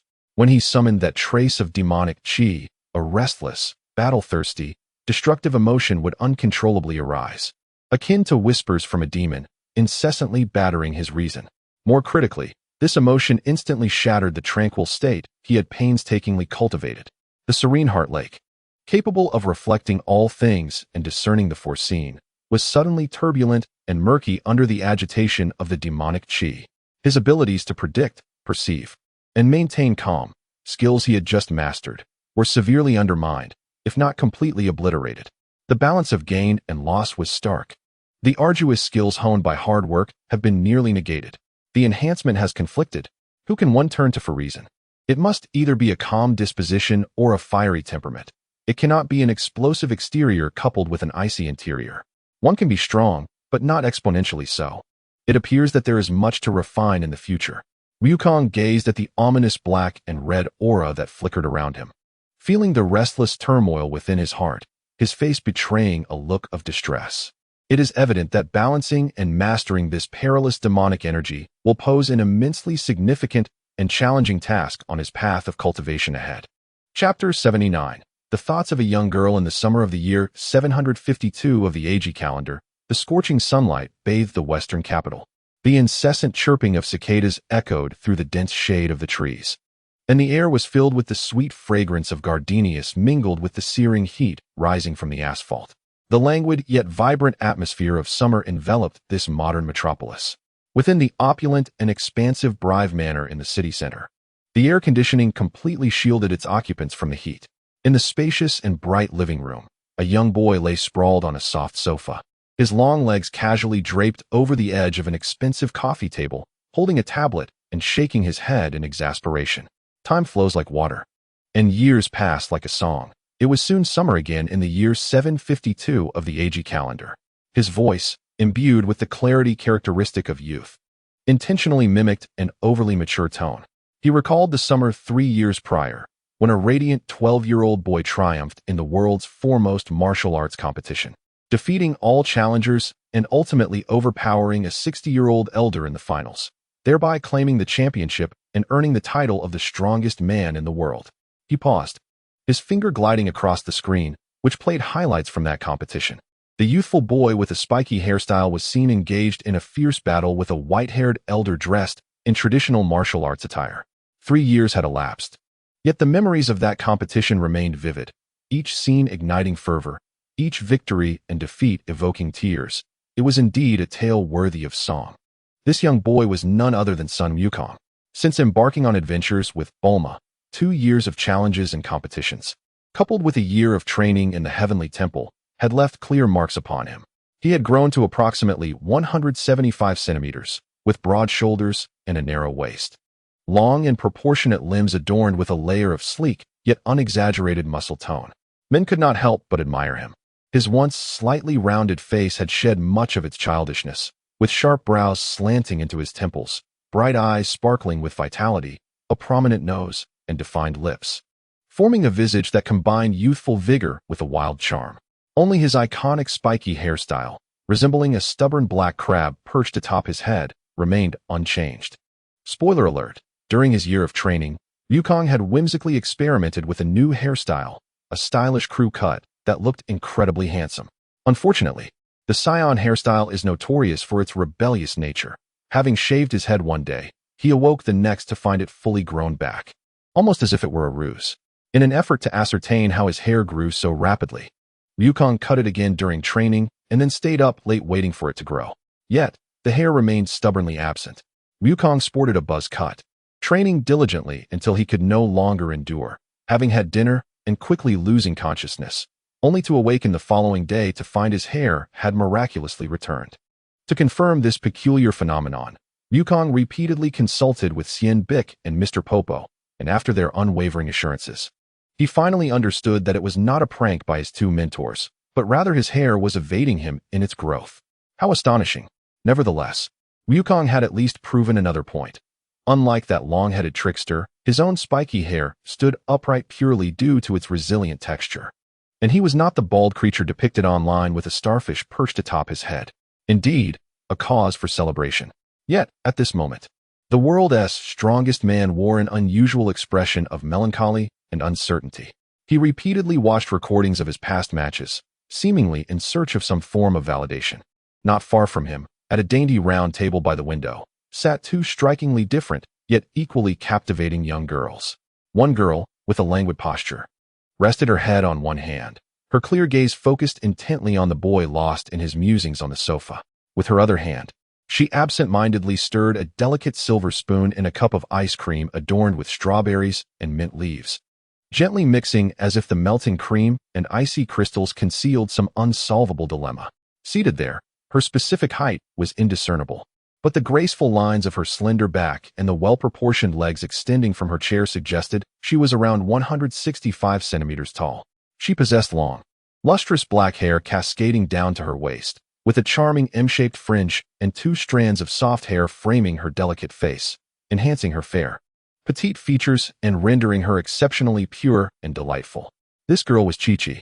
Why has Wukong been so distracted lately? Chi-Chi furrowed her delicate brows slightly, her voice like a gentle summer breeze, tinged with confusion and subtle concern.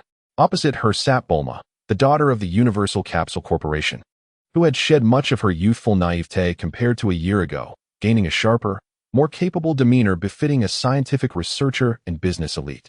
Clad in a tailored suit, with a fitted white shirt paired with a pencil skirt, the top 2 buttons of her shirt were left unfastened, making it seem as though this outfit had become Bulma's signature ensemble during the martial arts tournament.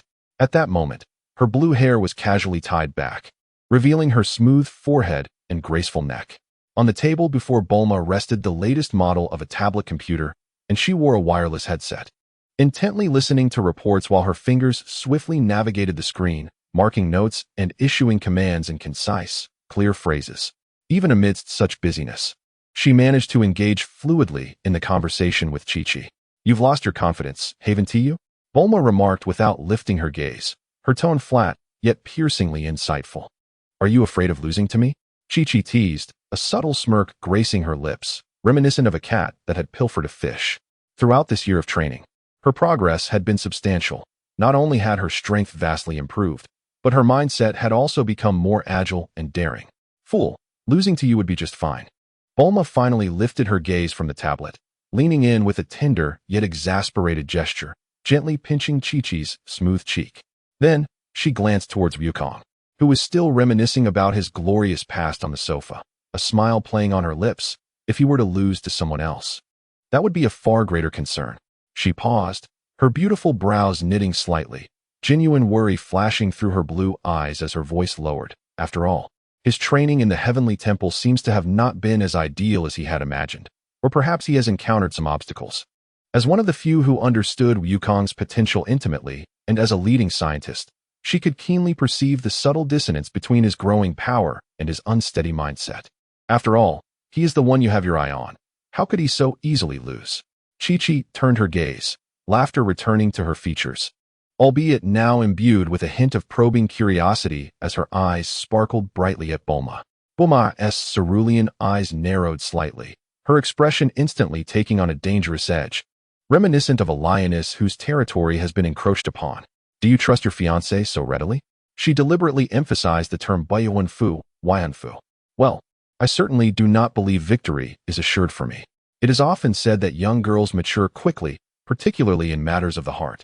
In just a year, Chi-Chi seems to have evolved from naivete to a confident awareness of her own advantages, daring to take the initiative. Her gaze towards Bulma was unmistakably provocative, a clear challenge. After all, you are the Qingmei, Bulma. She tossed out this weighty term with a casual flick. The air seemed to freeze for a moment.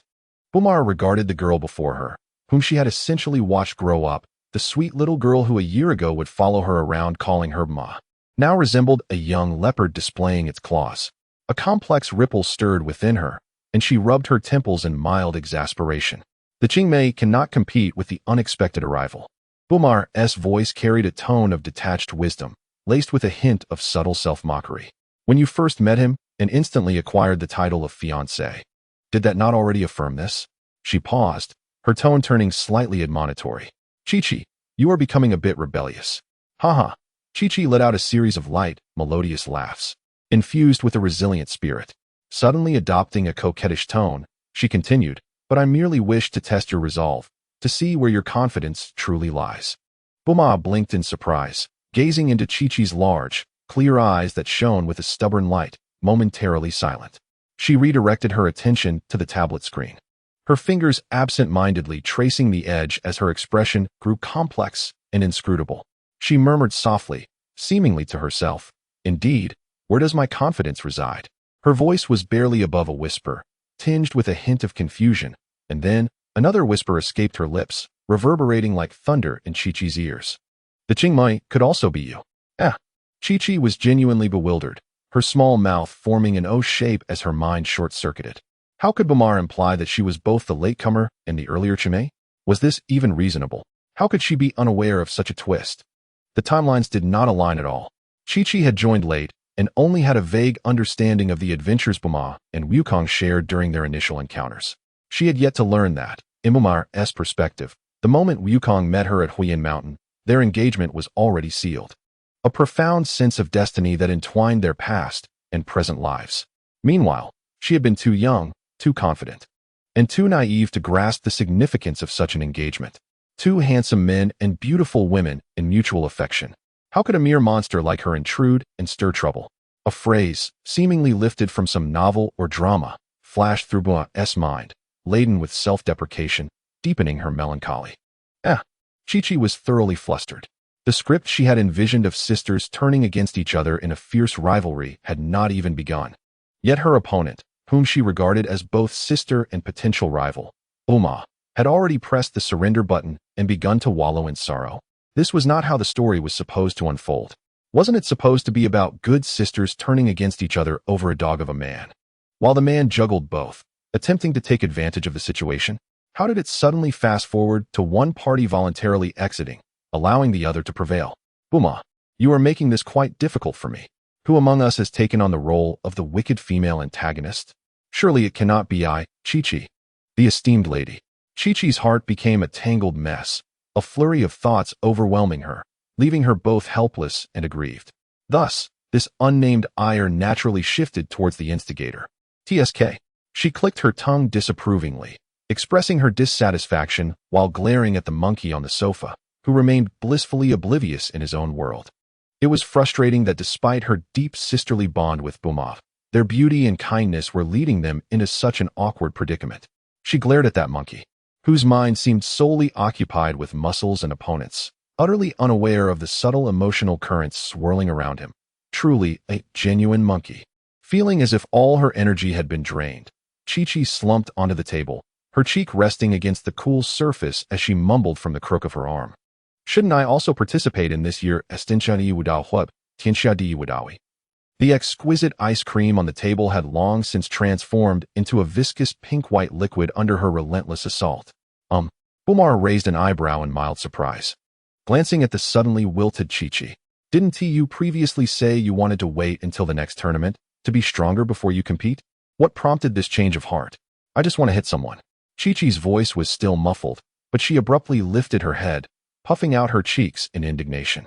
No, it's about hitting that monkey. After declaring this, she buried her face back into her arms, revealing only the tips of her slightly reddened ears. Observing Chi-Chi's rare display of childishness, Buma's lingering complex emotions dissipated significantly, replaced by amusement and a softening of her heart. She understood Chi-Chi. Rather than genuinely wishing to defeat Yukong, the girl simply wanted an outlet for her frustrations. After all, Yukong would never truly unleash his full strength against her. In that case, the esteemed Chi-Chi could resort to some unorthodox tactics to vent her feelings. Very well, Buma chuckled, her tone returning to its usual briskness. Participate. I am equally curious to see if this fellow is truly foolish enough to go all out against us in the arena.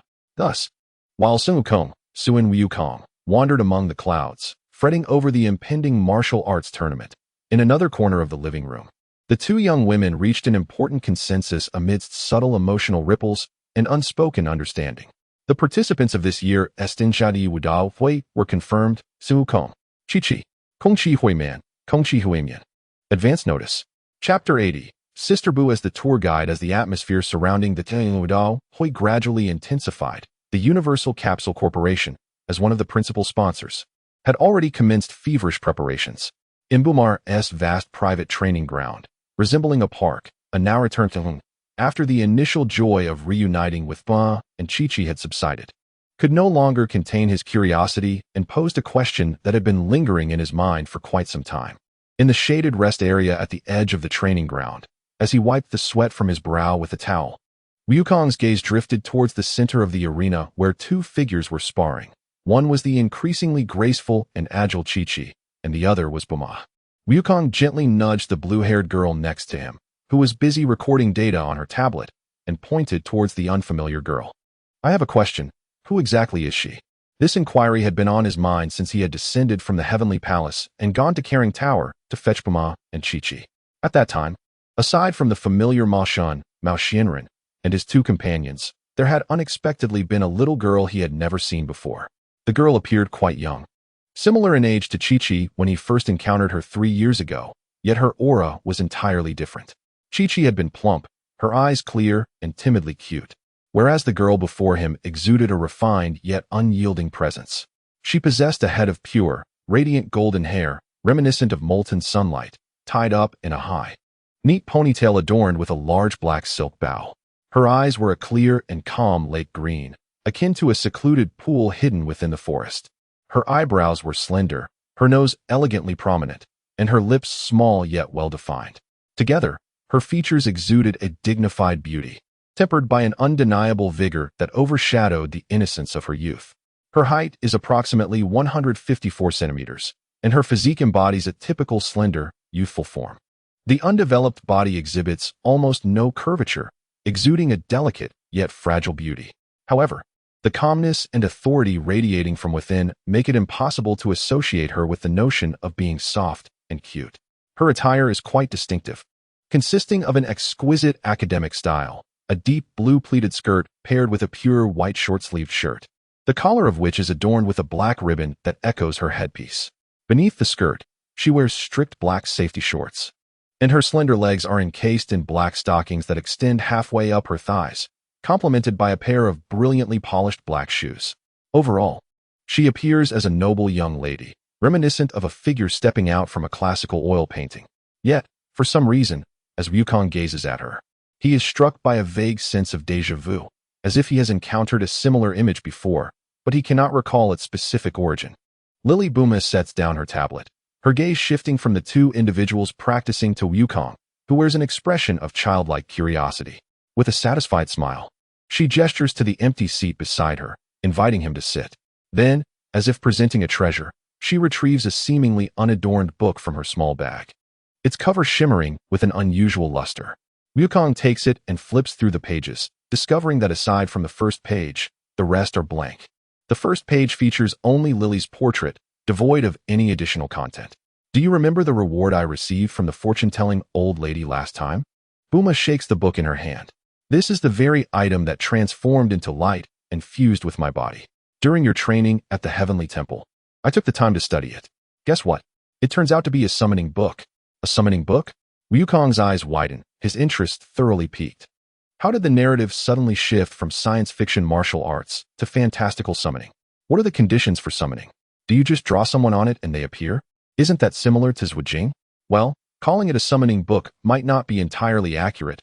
Buma tilts her head, twirling a strand of blue hair with her finger as she seeks a more fitting description. Perhaps it would be more appropriate to describe it as a guidebook. A guidebook? The answer becomes increasingly absurd, and Wukong is genuinely astonished. If the previous conversation was merely playful banter, this has now transformed into sincere curiosity mixed with confusion. A summoning book is understandable, but what on earth is a guidebook? Are you leading tour groups? The second richest woman in the world, the first being Buma's mother, is abandoning her family business to become a tour guide? Is this a joke? Filming a short drama? Just interpret it that way. Buma chuckles at Wukong's bewildered expression, then begins to explain patiently. There exists a very special and powerful institution or secret realm. Fantasyland. Wukong interjects instinctively. This name resonates deeply with him, conjuring images of Yakumo Yukari and Seijuji Yuko, prominent figures of immense stature. Yes, you actually know about Fantasyland? Impressive. Buma's eyes light up, surveying Wukong with astonishment. I was worried you wouldn't understand, and I was preparing to elaborate with other metaphors. Since you know, it makes things much easier. She feels that the communication barrier has significantly diminished. However, Wukong awkwardly scratches his cheek, quickly clarifying, I don't know much, really. I only know the name and the general concept. I have no idea who is there or what the rules are. I'm basically in the dark. So you can be a bit more detailed. Don't worry about me not understanding. In his memory, he can only recall vague terms and images like the lady in purple, the big eater, and the witch with exposed armpits, far from being well-informed, let alone knowledgeable. Ugh, how troublesome. Then don't interrupt, and just listen to me. Buma shoots him a disdainful glance, but continues her explanation. In Fantasyland, there are several powerful individuals who are currently seeking to recruit.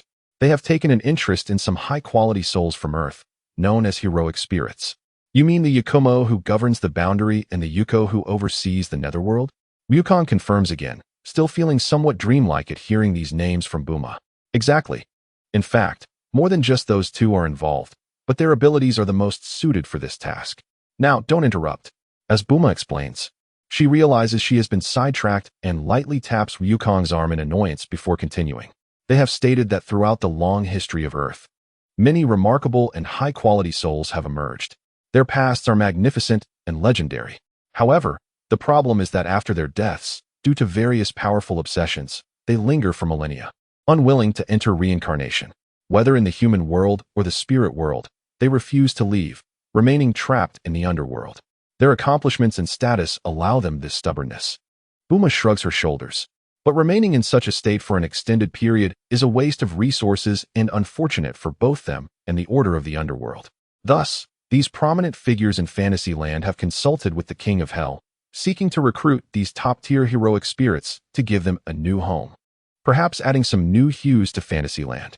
Buma's explanation is clear and accessible, leading Wukong to nod in agreement, finding the logic quite coherent.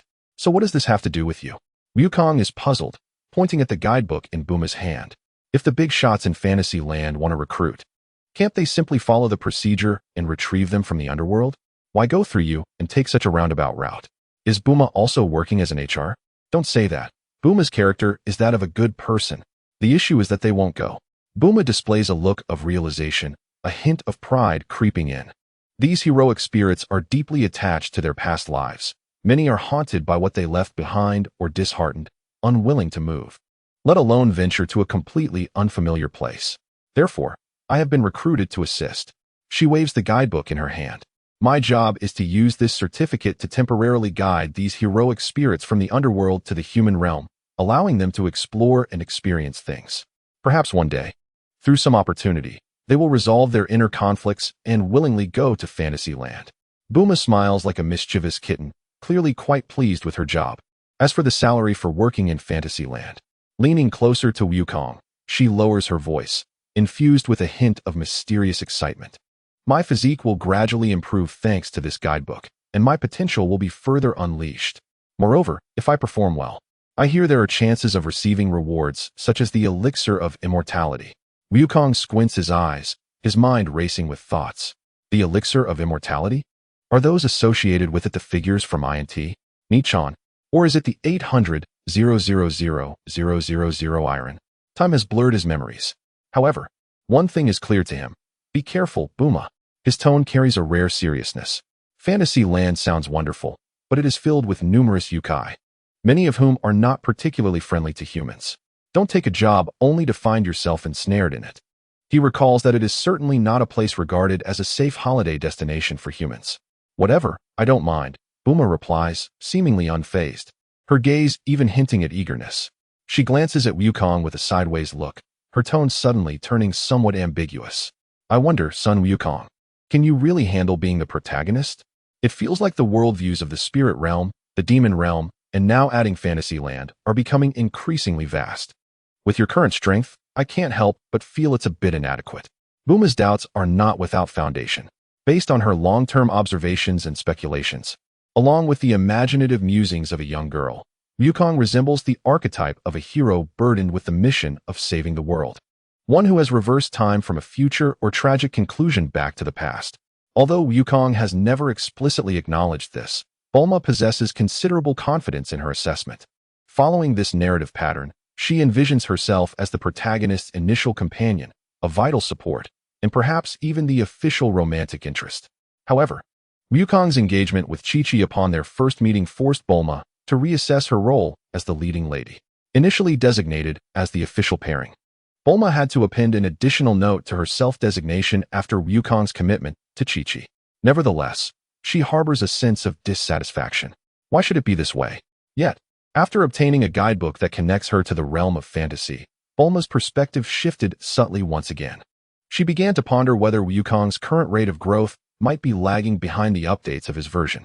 If she were to resolutely wield the authority bestowed by her guidebook, could she summon forth formidable beings from other worlds, ones that Wukong himself would struggle to comprehend? At that juncture, who would truly hold the reins of this narrative and embody the decisive protagonist? It could very well be a mystery, son Wukong. Bulma's ambition soared. A gentle yet perfectly timed flick landed squarely on Bulma's smooth forehead, abruptly interrupting her daydreams and hinting at thoughts of usurpation. What was that for? She exclaimed, covering her suddenly flushed forehead, glaring at the perpetrator with her large blue eyes filled with indignation. Rest assured, Wukong replied, retracting his hand and casually blowing on his index finger. He refrained from using his middle finger, as that was a more powerful gesture not suitable for Bulma. However, the distinction was negligible. With a mere flick of his finger, he could easily send her into a daze. At that moment, Wukong wore a smile that was unfamiliar to Bulma, a blend of confidence and composure. He offered no elaborate explanations, merely stating in a calm yet assertive tone, I will undoubtedly go further than anyone else and stand taller than all. With that, he gently brushed aside Bulma's hand from her forehead, and in her bewildered yet subtly shy gaze, he affectionately rubbed her forehead before turning his attention to the golden figure in the center of the training ground. A knowing smile gracing his lips. That child named Lily, he said slowly with conviction. Her full name surely cannot be Altria Pendragon, can it? What? Bulma's shyness was instantly eclipsed by unparalleled astonishment. her eyes widening as if she had heard the most absurd tale. How do you know? Do you know her? This was utterly inconceivable. This illiterate monkey, who had shown little interest in fundamental scientific knowledge or history, who only attended language or literature classes out of curiosity, and neglected subjects like politics, history, geography, and the sciences, how could he possibly know the name Altria Pendragon? It defied logic. I'm not as uninformed as you think. Wukong chuckled lightly, offering no further explanation as he refocused on the two girls engaging in combat training. Upon closer inspection, the contrast became even more pronounced. Chi-Chi had blossomed into a tall, graceful young woman, her figure accentuated with long legs, a full bosom, and a slender waist, embodying the allure of burgeoning femininity, aside from a hint of youthful innocence remaining in her face. As for Lily, observing her flat physique and serious little face, Wukong couldn't help but internally muse. Keep it up, the yet-to-mature king of knights. Oh, wait. No, my king need not strive. My king is resolute and unyielding. Regardless of her identity, her life was destined to be noble and glorious, bound to reverberate through the world. Chapter 81. The Dark Chamber, when the heroic spirit from the Fate world. King Arthur Altria Pendragon, Lily form, appeared in the Dragon Ball universe in a seemingly tourist-like fashion. Sun Wukong, after an initial moment of surprise, quickly accepted the situation with a carefree attitude. He even began to entertain the notion of someday wishing for something as ludicrous as the direct death magic, using the Dragon Balls or searching for the legendary Gem Elder. Perhaps even to acquire a backup time machine or a parallel world traversing device. Of course, these thoughts were fleeting. Wukong was acutely aware that while he had managed to reach the pinnacle of martial prowess on Earth, he was still far from genuinely dominating the world without any hindrance. Presently, he felt akin to a rustic dog that had just emerged from a mountain village. Gazing at the stars was one thing, but to believe he could devour the moon was sheer folly, a source of amusement. The magnitude of one's worldview could only be perceived with sufficient strength and clarity. However, as he arrived at this point, Wukong's initial anxiety and nervousness had mostly dissipated through years of growth and training, along with encounters with various individuals vastly different from those in the original Dragon Ball narrative. Wukong had gained considerable confidence. He found himself increasingly eager to embrace the responsibilities that the original Wukong bore. Who is afraid of whom? In this world, the original Wukong saved it. Can the current Wukong not do the same? Since he was here, why not give it a try? Having come to this realization, Wukong set aside those unrealistic fantasies and dedicated all his energy to the impending Second World Martial Arts Tournament, hosted by the Universal Capsule Corporation. During this period, one of his daily routines was to leisurely sit by the training ground, enjoying the delightful sparring sessions between Chi-Chi and Lily. A sharp cry marked the beginning of the fray as Chi-Chi initiated the assault. At merely 15 years of age, she had shed much of her youthful innocence and stood tall and elegant. With a height of 165 centimeters, her form was curvaceous, her bosom full, her waist slender, and her legs long and powerful, exuding a mature aura filled with youthful vigor and burgeoning heroism. Her movements were derived from the orthodox turtle school style, methodical and solidly grounded. Yet within this structure, she displayed a fierceness and decisiveness that rivaled that of any male. Likely influenced by Wukong's monkey style, each punch and kick unleashed fierce winds, her relentless assault showing no mercy for her opponent, whether female or ally. In stark contrast, her opponent, Lily Altria Pendragon, Lily form, presented an entirely different scene.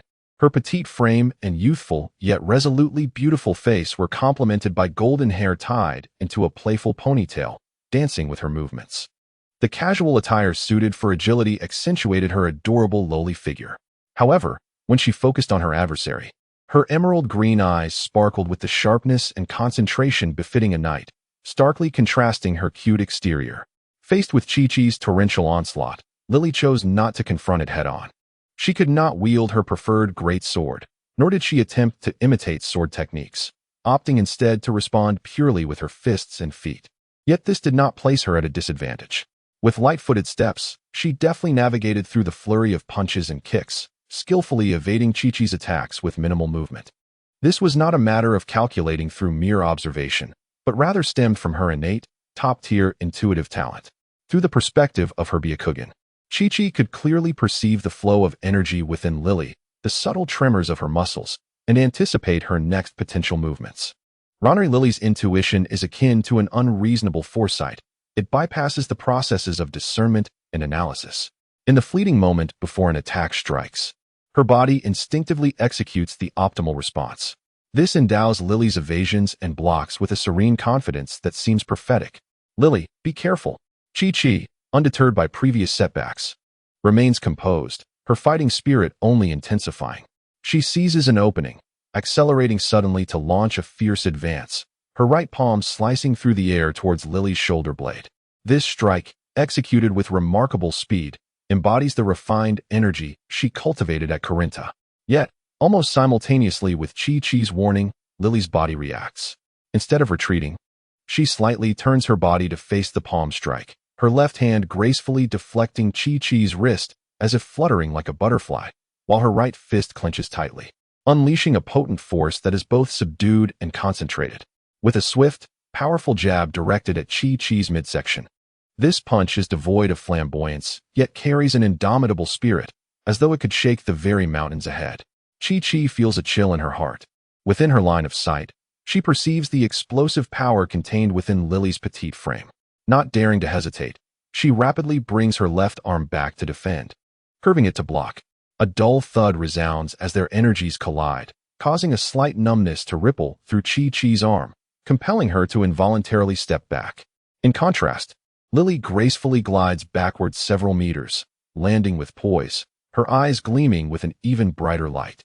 Impressive. Your strength is entirely disproportionate to your size. Chi-Chi exclaims with genuine admiration, shaking her slightly numb arm, her face alight with excitement. Moreover, Lily, your intuition surpasses my Byakugan. It seems you know my next move before I even make it. Lily gently shakes her head, her expression humble yet earnest. It is not knowledge. My body simply responds instinctively. Miss Chi-Chi, your onslaught is remarkably fierce, and your Byakugan's insight is extraordinarily precise, compelling me to exert myself fully to keep up. Her voice, crisp and imbued with a knightly solemnity, reflects an unwavering adherence to decorum even amidst the fervor of battle. Hee, then let us continue. Chi-Chi smiles radiantly, her chest rising and falling slightly with her breath. She assumes her stance once more, this time opting for a more strategic approach, seeking to exploit the limits or patterns of Lily's intuition. The battle resumes. Chi-Chi's figure flits like a butterfly, akin to a cheetah in pursuit, artfully merging the agility of the turtle school with the ferocity of the monkey school. Each movement showcases the strength and flexibility afforded by her well-developed physique, a perfect blend of power and grace. Meanwhile, Lily stands as a mobile fortress, her movements succinct and efficient, devoid of any superfluous motion. Facing Chi-Chi's multifaceted attacks, she either delivers precise strikes to the weak points of Chi-Chi's offense with her hands or employs her elbows and knees for steadfast blocks. Within her diminutive form lies the power of a dragon, each collision erupting with a sound that sends shivers down the spine. Her combat style embodies an ancient knightly grace. Unarmed yet fearless, her spirit unwavering and resolute, matching that of a wielder of a sacred sword. The two weave and dance within the arena, their figures intermingling, the sounds of their strikes echoing continuously. The tension builds with each perilous dodge and block, yet curiously, there is no hint of hostility. When their gazes meet, what emerges is an appreciation for a worthy opponent and the joy of shared skill refinement. This is not a battle of life and death, but rather an exchange and affirmation of martial arts, the finest method of mutual honing. Wukong sits cross-legged on the grass at the edge of the arena, propping his chin on one hand, thoroughly engrossed. His sharp gaze captures every subtle movement and shift in energy from both combatants. Chi-Chi has made tremendous progress this past year, he muses inwardly, recognizing that her training at Corinta has transformed her entirely. To call her an exceptional female warrior and a top contender would not be an exaggeration. Among the living on Earth, Sun Wukong, Master Roshi, and Tianjin Fan undoubtedly reign as the top three. Nappa, Yamchu, Krillin, and Tien Shinhan rank closely behind in the T1 tier. Yachirobe is still lost in the deep mountains, focusing on survival, while Chi-Chi, it seems, firmly holds the 10th position, with no one daring to dispute it. The formidable fighters in red ribbons have perished or been imprisoned, and thus do not count. Figures like Uroboros and Hakiyama are already dismissed from the roster. As these thoughts swirl, Yukong bursts into laughter, finding amusement in his own overactive imagination regarding Chi-Chi's potential ranking. If they were to participate in some variety show, a whimsical notion flits through Yukong's mind. Chi-Chi, wielding her Byakugan, would be the seasoned veteran capable of holding any situation together, while Lily, relying on her instinct, would be the gifted newcomer ready to surprise audiences with her talents. Chuckling at his own absurd analogy, he lets out a laugh. His laughter draws the attention of the two fighters, momentarily slowing their onslaught. Chi-Chi wipes the sweat from her brow, casting a playful glare at Yukong. Yukong, what are you laughing at? Nothing. Yukong hurriedly gestures. You two keep fighting. It looks great. Continue. Lily also tilts her head slightly, casting a curious glance at him. Her serious expression paired with her innocent demeanor only amplifies Yukong's amusement. The two share a smile, no longer probing, and dive back into their vigorous sparring. They both relish this evenly matched exchange, enhancing their skills without any psychological burden. Day after day, they are tireless in their enjoyment. Throughout this period of close contact, the bond between Lily and Chi-Chi has evidently deepened, even surpassing that of her nominal master, Bulma. This is not due to Lily's ingratitude, but rather Bulma's overwhelming busyness. As the chief planner and organizer of the Second World Martial Arts Tournament, Bulma has devoted nearly all her energy to the event's preparations. From venue construction and rule revisions to promotional strategies and security arrangements, every detail requires her attention and decision-making. She rarely has time to return home to enjoy leisurely moments or chat with Yukong and the others to strengthen their bonds. Nonetheless, every dinner time, upon her return, she makes a point to update everyone on the tournament's progress. The venue renovations are nearly complete. One evening, while devouring a delectable meal prepared by the chef, Bulma excitedly shares, the previous ring was far too small. Falling off meant losing, which drew heavy criticism from both the audience and contestants. It stifled your performance. This year, I've expanded the ring to a diameter of 100 meters. Is that enough room for you to maneuver? Moreover, I've eliminated the defined boundaries of the ring. The entire area is now the ring, extending all the way to the audience section below. Let us see who still complains about space. After swallowing a bite, she continues. However, to ensure that those in the back and corners can see clearly, I've installed an enormous square display screen above the ring, streaming the match live, guaranteeing no blind spots. She then discusses the upgrades to the audience seating, primarily for safety reasons. Yukong, along with Yamcha and Krillin, are like human-shaped walking bombs with their destructive capabilities. If you two were to collide, the aftermath could wreak havoc on the audience. Therefore, I raised all the seating by 6 meters. The front row will now have to view the match from 6 meters above, 50 meters from the arena, and 6 meters high. To be honest, I doubt whether they can clearly see your specific movements. Bulma shrugged, but interestingly, ticket prices have risen, and ticket buyers have become even more enthusiastic. It seems that those who can experience the atmosphere live are not short of money. What they seek is precisely this thrill and flair. As for advertising sponsorship, the registration status of the competitors, the establishment of global live streaming platforms, and the latest high-speed camera tracking equipment, Bulma merely touched on these matters without delving into specifics. Finally, she announced an important new regulation. This competition will introduce a seed player system. Seed players? Goku inquired, raising his head with curiosity. Indeed, Bulma explained, the rules are simple. Starting from the conclusion of the last martial arts tournament, all competitors who have previously reached the top 32 will automatically be granted seed player status based on their past performance and records.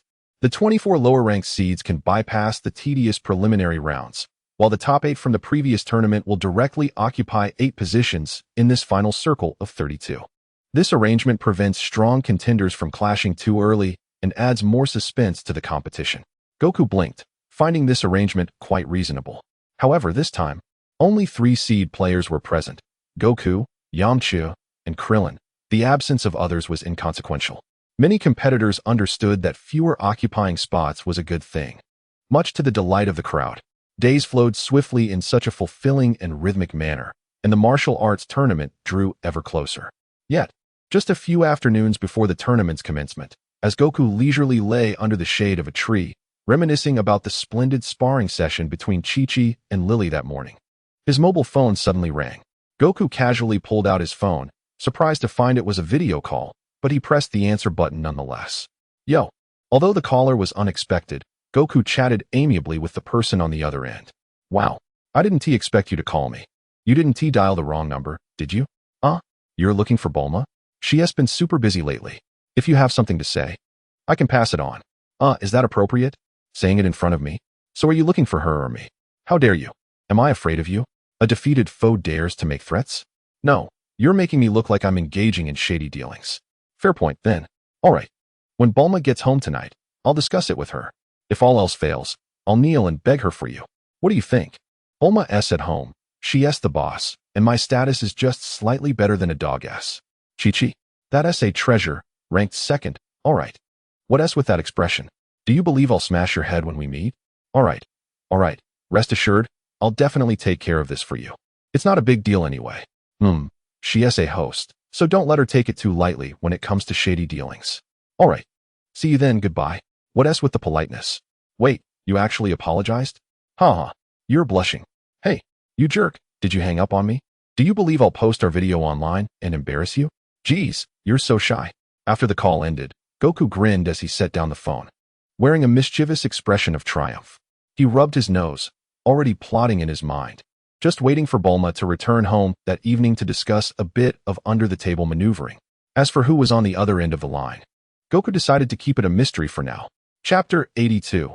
Imperfect memories. As the Second World Martial Arts Tournament approached, it resonated like the gradually beating war drums, urging every aspiring martial artist to hasten their preparations for the summit.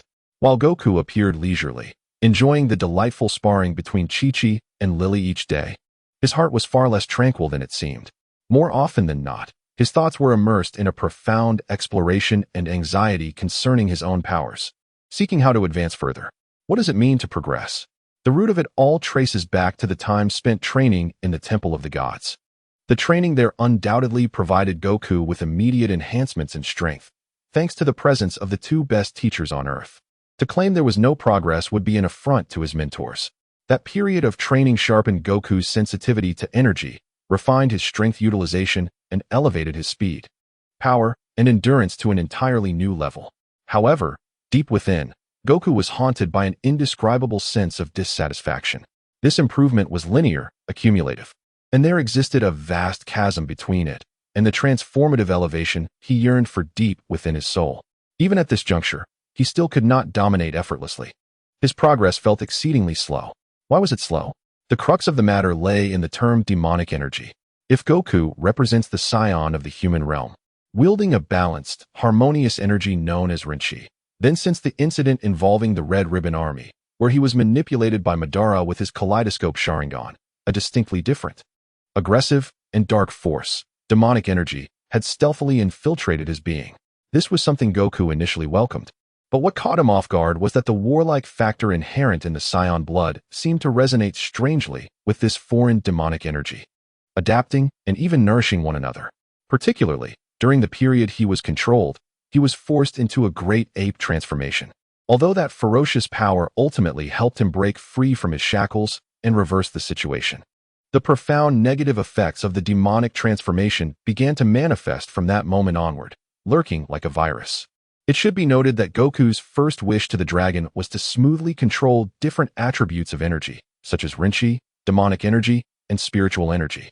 On the surface, this wish was indeed fulfilled. Goku could still maneuver through combat, flight, and perception with Rinchi effortlessly. However, when he intentionally summoned the hidden demonic energy within him, he could feel that destructive power at his command, with astonishing explosive potential.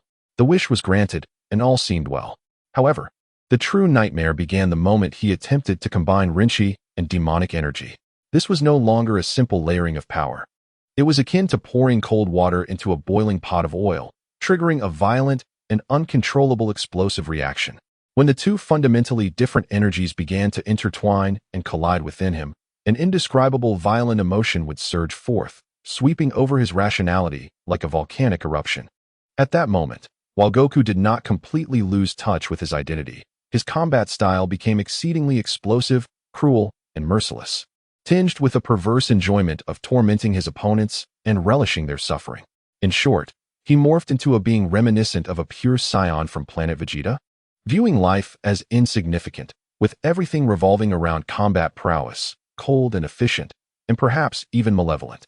This instantaneous personality shift occurred so rapidly that even Goku himself found it difficult to notice at first. Goku lost control for the first time during a training battle with the god of destruction, Bu, and Mr. Popo. When he was utterly defeated, his strength depleted, and he could no longer maintain that perilous mixed state. The Rinchi and demonic energy were forcibly separated, awakening him from a deep slumber. He was horrified to realize that his recent actions and behaviors felt as though they had been commandeered by another evil soul, filled with thoughts entirely contrary to his true nature, belonging to a warlike pervert.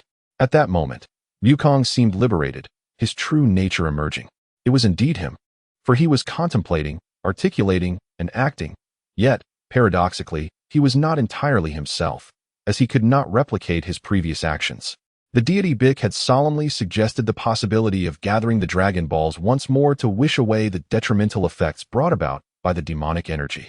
However, after deep contemplation, Wukong experienced a peculiar sensation, as if such an action would amount to a self-castration, a forced relinquishment of a part of his own power, which instinctively filled him with discomfort and resistance.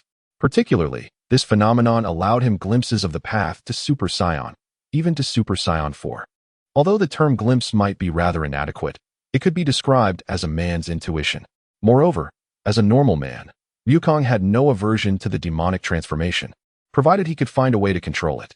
Eventually, this matter was set aside for the time being. Wukong surmised that Bik feared he would tread a perilous path. Bik had already created a demonic version of himself.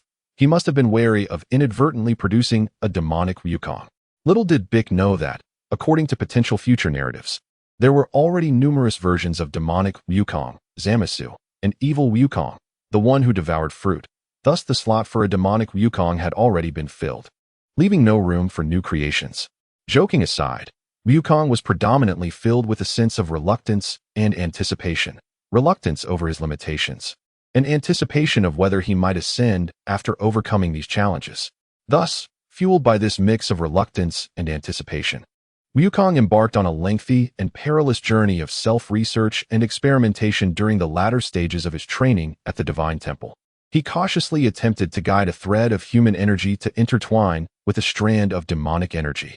At times, the quantity he controlled was minimal, requiring intense concentration to maintain a semblance of rationality.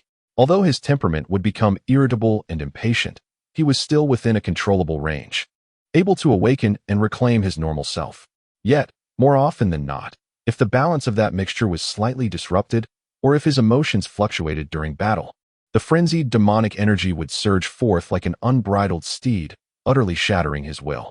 He would become exceedingly arrogant and inflated, uttering a slew of audacious proclamations, and even developing a destructive desire to attack the facilities of the Divine Temple, including Bik and Mr. Popo himself. At such times, if no one intervened, he could truly plow through the earth, then seek out a diminutive, purple and white-skinned alien in a floating wheelchair to sell it to. Fortunately, there were two powerful beings in the Divine Temple who far surpassed him in strength. Bik and Mr. Popo were acutely aware that Wukong's actions were a perilous training endeavor. Although they were troubled by the destruction he caused, they did not forcibly intervene, but instead subdued him mercilessly each time he lost control. Particularly when Wukong was in a demonic state, his demeanor reeking of arrogance and defiance, it sparked an even stronger desire in the two training partners to educate him. When they dealt with Wukong in this state, they bore no psychological burden. In fact, they felt a sense of righteous pleasure in ridding the world of harm, maintaining peace, and keeping the Divine Temple tranquil. To be fair, the Divine Temple, which had been a quiet sanctuary of just the master and servant, almost dull in its monotony, found unexpected amusement and activity in Wukong's arrival, especially during his occasional fits of madness.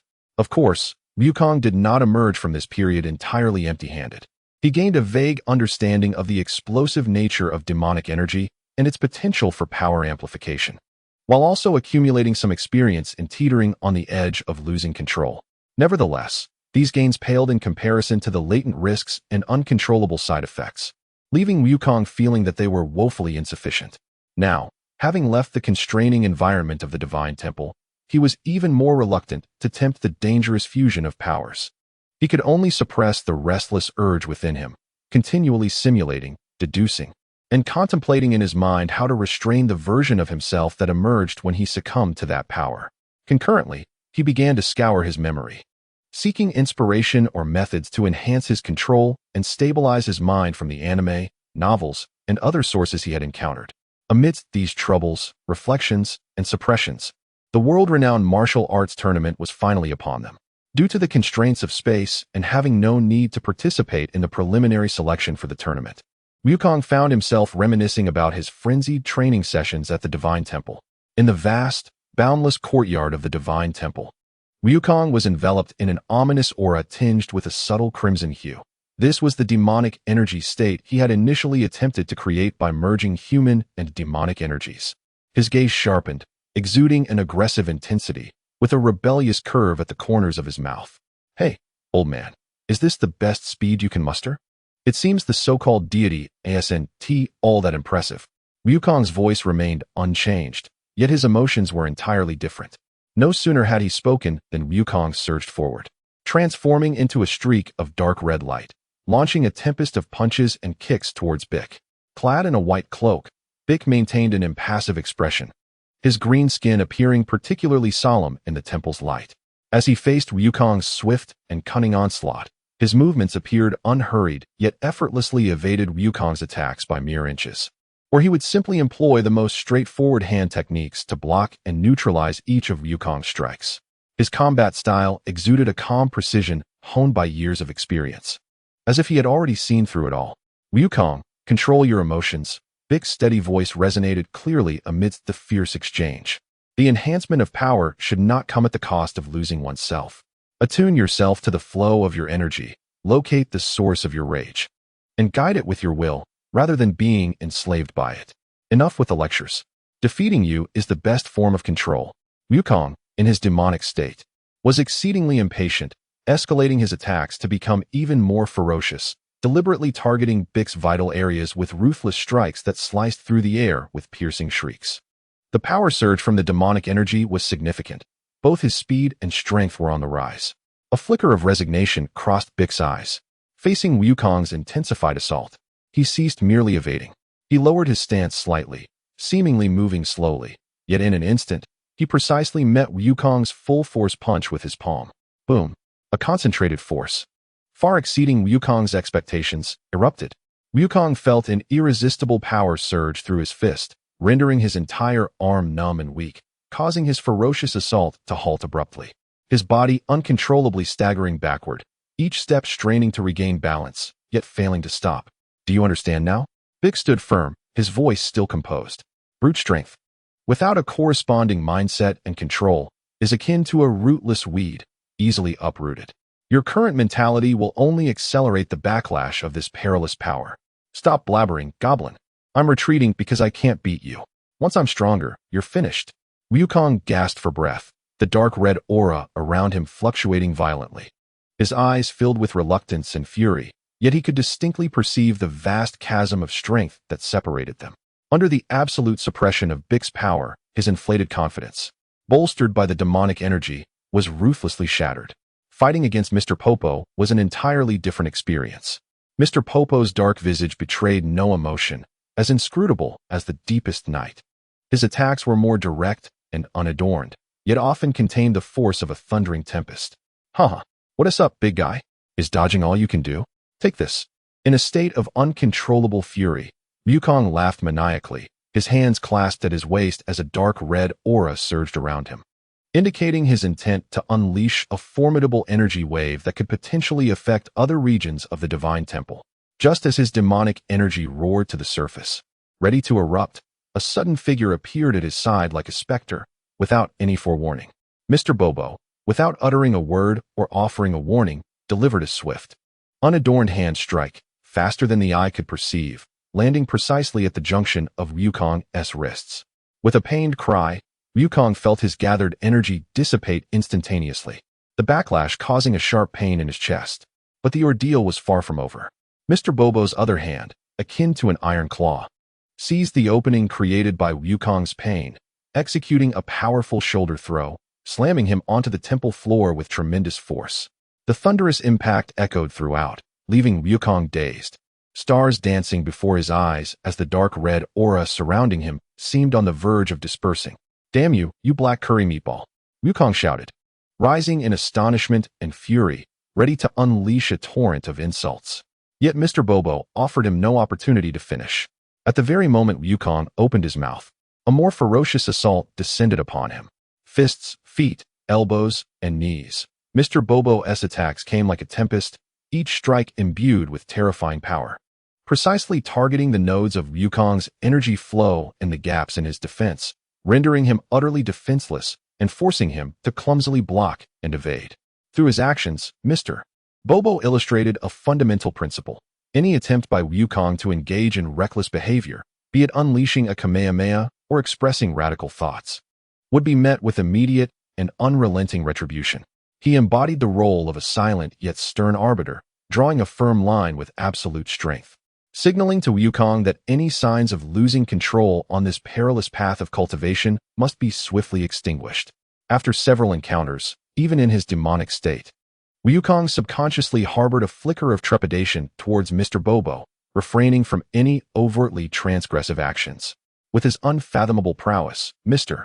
Bobo established a robust physical firewall for Wukong's perilous experimentation. Although Mr. Bobo remained silent, the palpable aura of his presence was overwhelming, even causing Wukong to feel a hint of apprehension during his rampage. Reflecting on the bittersweet memories of his time at the Divine Temple, Wukong rubbed his body, which still ached faintly, and sighed in resignation. The journey to strength has never been smooth sailing. The demonic energy, akin to a double-edged sword, harbors immense power, yet perpetually threatens to consume his true self. Enough of this. Wukong shook his head, momentarily suppressing his chaotic thoughts, and refocused his gaze with determination. First, he must triumph in the martial arts tournament. Perhaps he would encounter a worthy opponent who could provide him with the thrill he sought. He cast his eyes toward the horizon, where the venue of the world's premier martial arts competition awaited. The preliminary rounds were nearing their conclusion, and the finals were about to commence. Chapter 83, Grand Entrance. Welcome to the arena of the world's foremost martial arts competition. The meticulously transformed stage boasts an astonishing diameter of 100 meters, constructed from a special alloy mixed with high-strength concrete. Its surface adorned with slip-resistant and shock-resistant materials that gleam with a cold, hard luster under the bright sunlight. The edges of the stage no longer feature distinct boundaries, seamlessly connecting to the elevated spectator stands, granting the contestants maximum freedom of movement. For colossal screens suspended above ensure that every spectator in the venue can capture every detail of the competition with clarity. The familiar, passionate host with yellow hair and sunglasses stands at the center of the expansive stage, microphone in hand, his voice resonating through the state-of-the-art sound system, igniting the atmosphere. Let us prepare to welcome each contestant with the warmest applause and the most fervent cheers.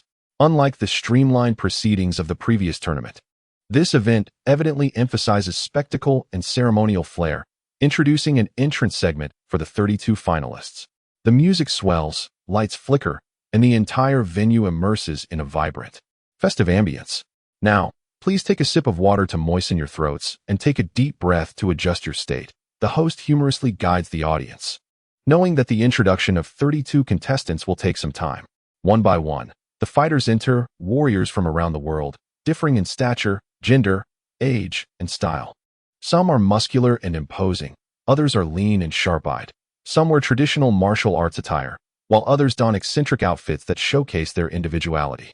A few groups appear, clad in matching orange martial arts uniforms, some tall and handsome, others short with bald heads or unique features.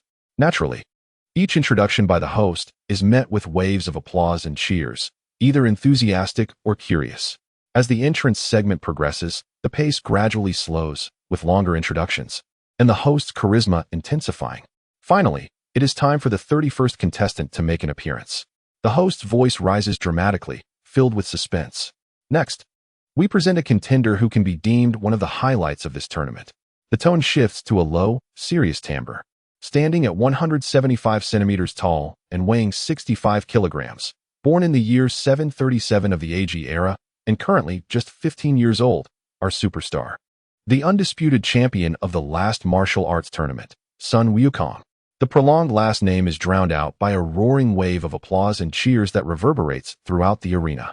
At that moment, the spotlight swiftly illuminates the entrance. Wukong's figure emerges, dressed simply yet sharply. He wears a form-fitting black t-shirt that perfectly accentuates his well-defined chest and abdominal muscles, exuding a palpable sense of explosive power. His lower half is adorned with loose-fitting white trousers, the material flowing yet cleverly cinched at the ankles, tucked into black leather boots that highlight his long, strong legs while adding an air of rugged sophistication. A black belt casually tied around his waist infuses a touch of relaxed nonchalance into his otherwise serious attire. Sporting his signature sun-kissed yet slightly bashful smile, Wukong strides confidently toward his designated position in the arena, enthusiastically waving to the cheering spectators. His entrance elicits the loudest roar since the commencement of the event, nearly threatening to lift the roof off the venue. A testament to his immense popularity and status as the #1 fighter on Earth. Even the thunderous music fails to overshadow the audience's fervent cheers. Can you believe Wukong is only the 31st seed? Murmurs of speculation ripple through the crowd. Who could possibly be more important than the champion? Some spectators express their confusion at Wukong's position in the lineup. However, Wukong remains unfazed, reveling in the vibrant atmosphere while acutely aware of the aggressive gazes directed at him from all sides. The other competitors, whether entering alongside him or already present in the arena, mostly fix their eyes on him, their expressions a mix of scrutiny, wariness, defiance, and a strong desire to challenge. Each contender in attendance is a top-tier fighter in their own right, none willing to play the role of mere background characters. And defeating the previous champion is undoubtedly the best route to fame and glory. Yet, Wukong chooses to disregard the insipid glances from these lesser opponents. His gaze briefly lingered on a few familiar figures, accompanied by a courteous nod or a warm smile. As the penultimate contestant to take the stage, he possessed the confidence and credentials to look down upon the majority of his rivals. At this moment, it was inevitable that many were curious as to why the contestant's son Wukong was placed in the second-to-last position. The host aptly voiced the collective question on everyone's minds, successfully capturing the audience's attention. Surely, many spectators and competitors were intrigued by this climactic contestant, who possessed the ability to overshadow Sun Wukong. His words brimmed with an air of mystery when the organizing committee received the registration of this contestant. Everyone unanimously deemed him the greatest surprise of this event, promptly confirming him as one of the main competitors. We even consulted Sun Wukong himself, who acknowledged this. In response to the inquisitive gazes directed his way, Wukong knowingly nodded, evidently cooperating with the camera crew. The host resumed, asking everyone to prepare themselves and hold their breath. As per tradition, the upcoming contestant's voice dropped in tone. Standing at 175 centimeters and weighing 65 kilograms, he reported his statistics. Born in the year 430 of the AIG era, he was now a 322-year-old martial arts master. His age and background would be revealed shortly. Wasn't this over 3 centuries a bit intimidating? However, the host paid no heed, his voice becoming gravely respectful. His life has been magnificent. His life has been glorious. His life has been invincible. With 3 emphatic repetitions, each more resounding than the last, he continued to build suspense. He was none other than the esteemed disciple of the martial arts master Wu Taidu, founder of the Kame Sinin school. Revered by Sun Wukong as his mentor, the martial arts god of earth, the Grand Master. Just when one might think this was the conclusion, a more extravagant introduction followed. This long list of illustrious titles indeed surpassed any preceding contestant and instantly heightened the anticipation. The audience erupted in applause once more, a wave of sound akin to a tsunami sweeping across the venue. Yet, as a figure leisurely emerged from the corridor, the deafening cheers unexpectedly diminished, giving way to astonishment and hushed whispers. The newcomer was not the imposing elder one might envision, but rather a seemingly ordinary old man with a bald head, white beard, clad in a simple white shirt, dark trousers, and black shoes. He possessed a robust physique, with defined muscles, and though his face bore wrinkles, he appeared relatively spry overall. He ambled towards the center stage with his hands clasped behind his back, resembling a grandfather taking a leisurely stroll in the park. His appearance was quite endearing. But was this truly the climactic master? The legendary martial arts god? Many bewildered onlookers began to murmur amongst themselves. However, the Kame Sinin himself remained unfazed by the waning applause, instead appearing quite pleased, still smiling broadly. He even raised his arm, leisurely waving to the audience, his demeanor as composed as if he were surveying his own backyard. When Kame Sunin finally reached the central position, symbolizing his pivotal role, Wukong could not help but scrutinize him closely, ultimately discovering a surprising fact. "Teacher, have you grown taller?"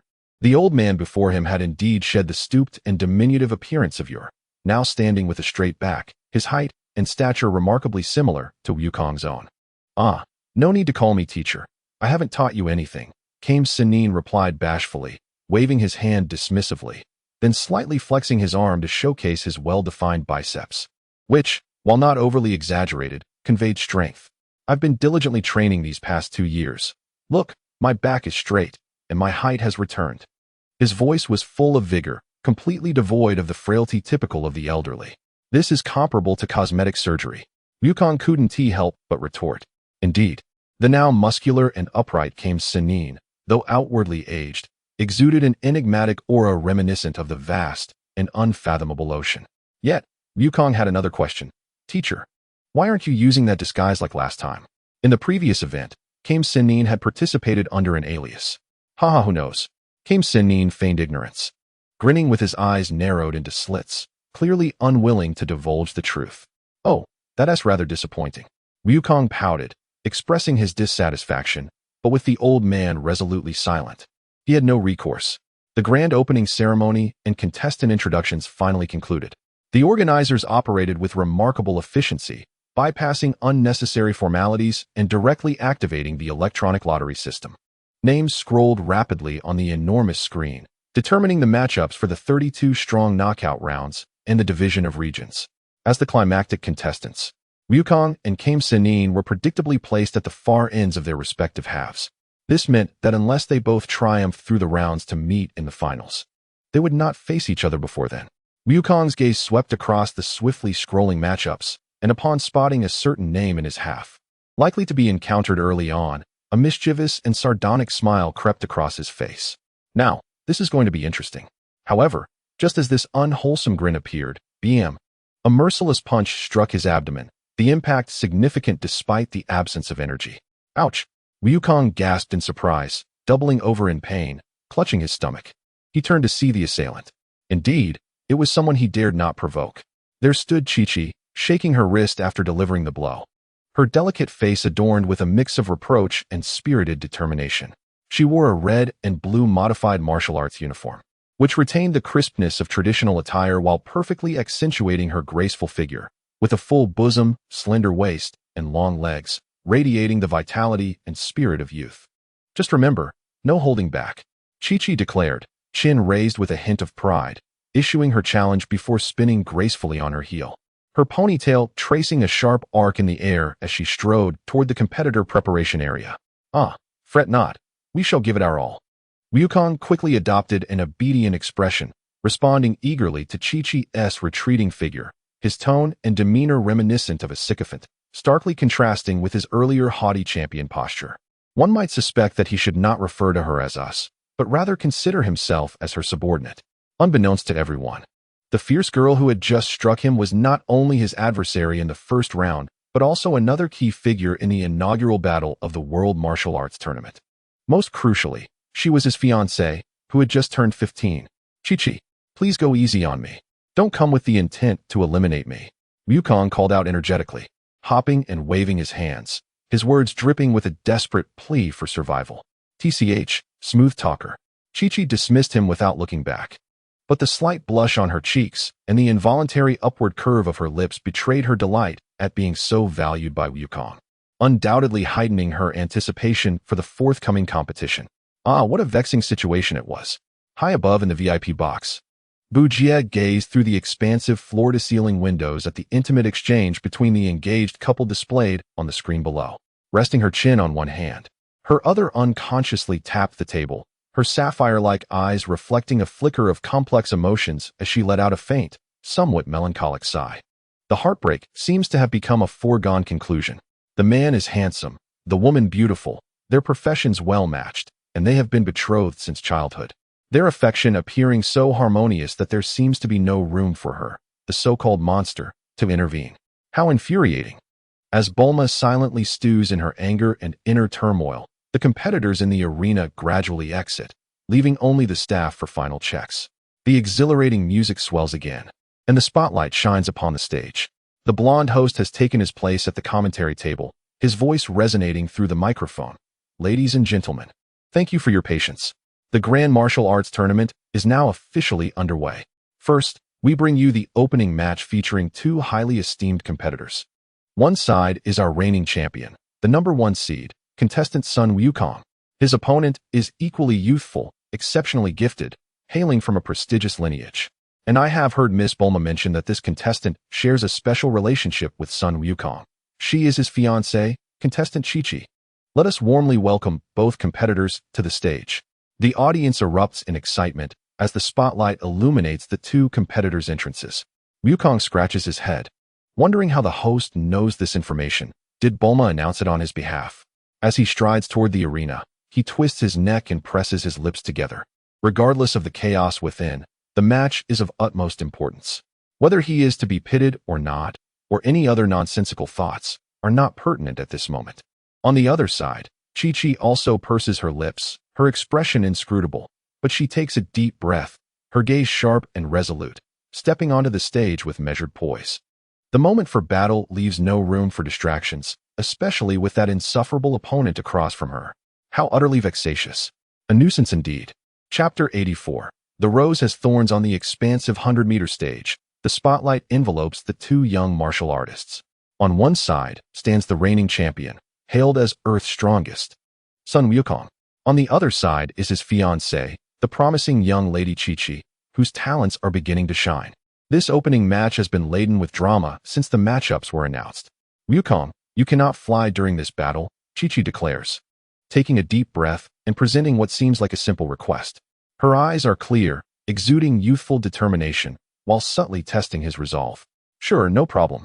Wukong replies without hesitation, thinking it merely a minor condition to heighten the challenge and excitement of the match.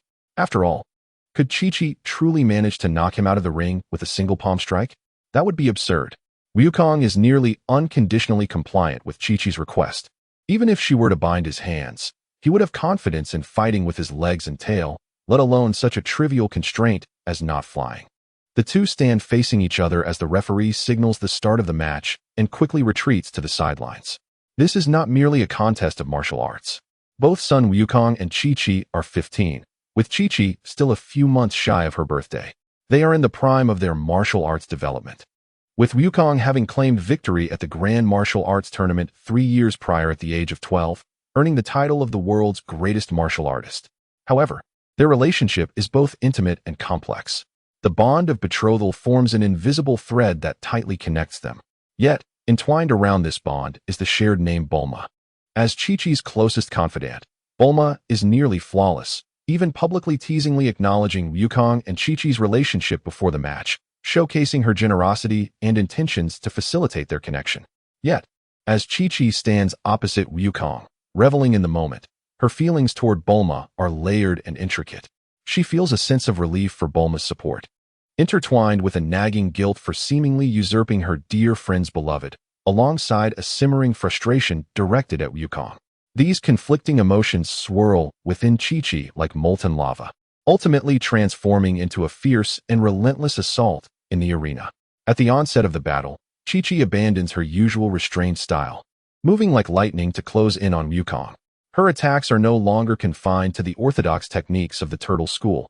Instead, they possess the cunning and ferocity reminiscent of street fighting. Watch out, she exclaims, her right hand forming a swift strike aimed directly at Wukong's eyes. Startled, Wukong quickly tilts his head to evade, feeling the wind pressure from her fingers sting his cheek. Yet, the onslaught does not relent.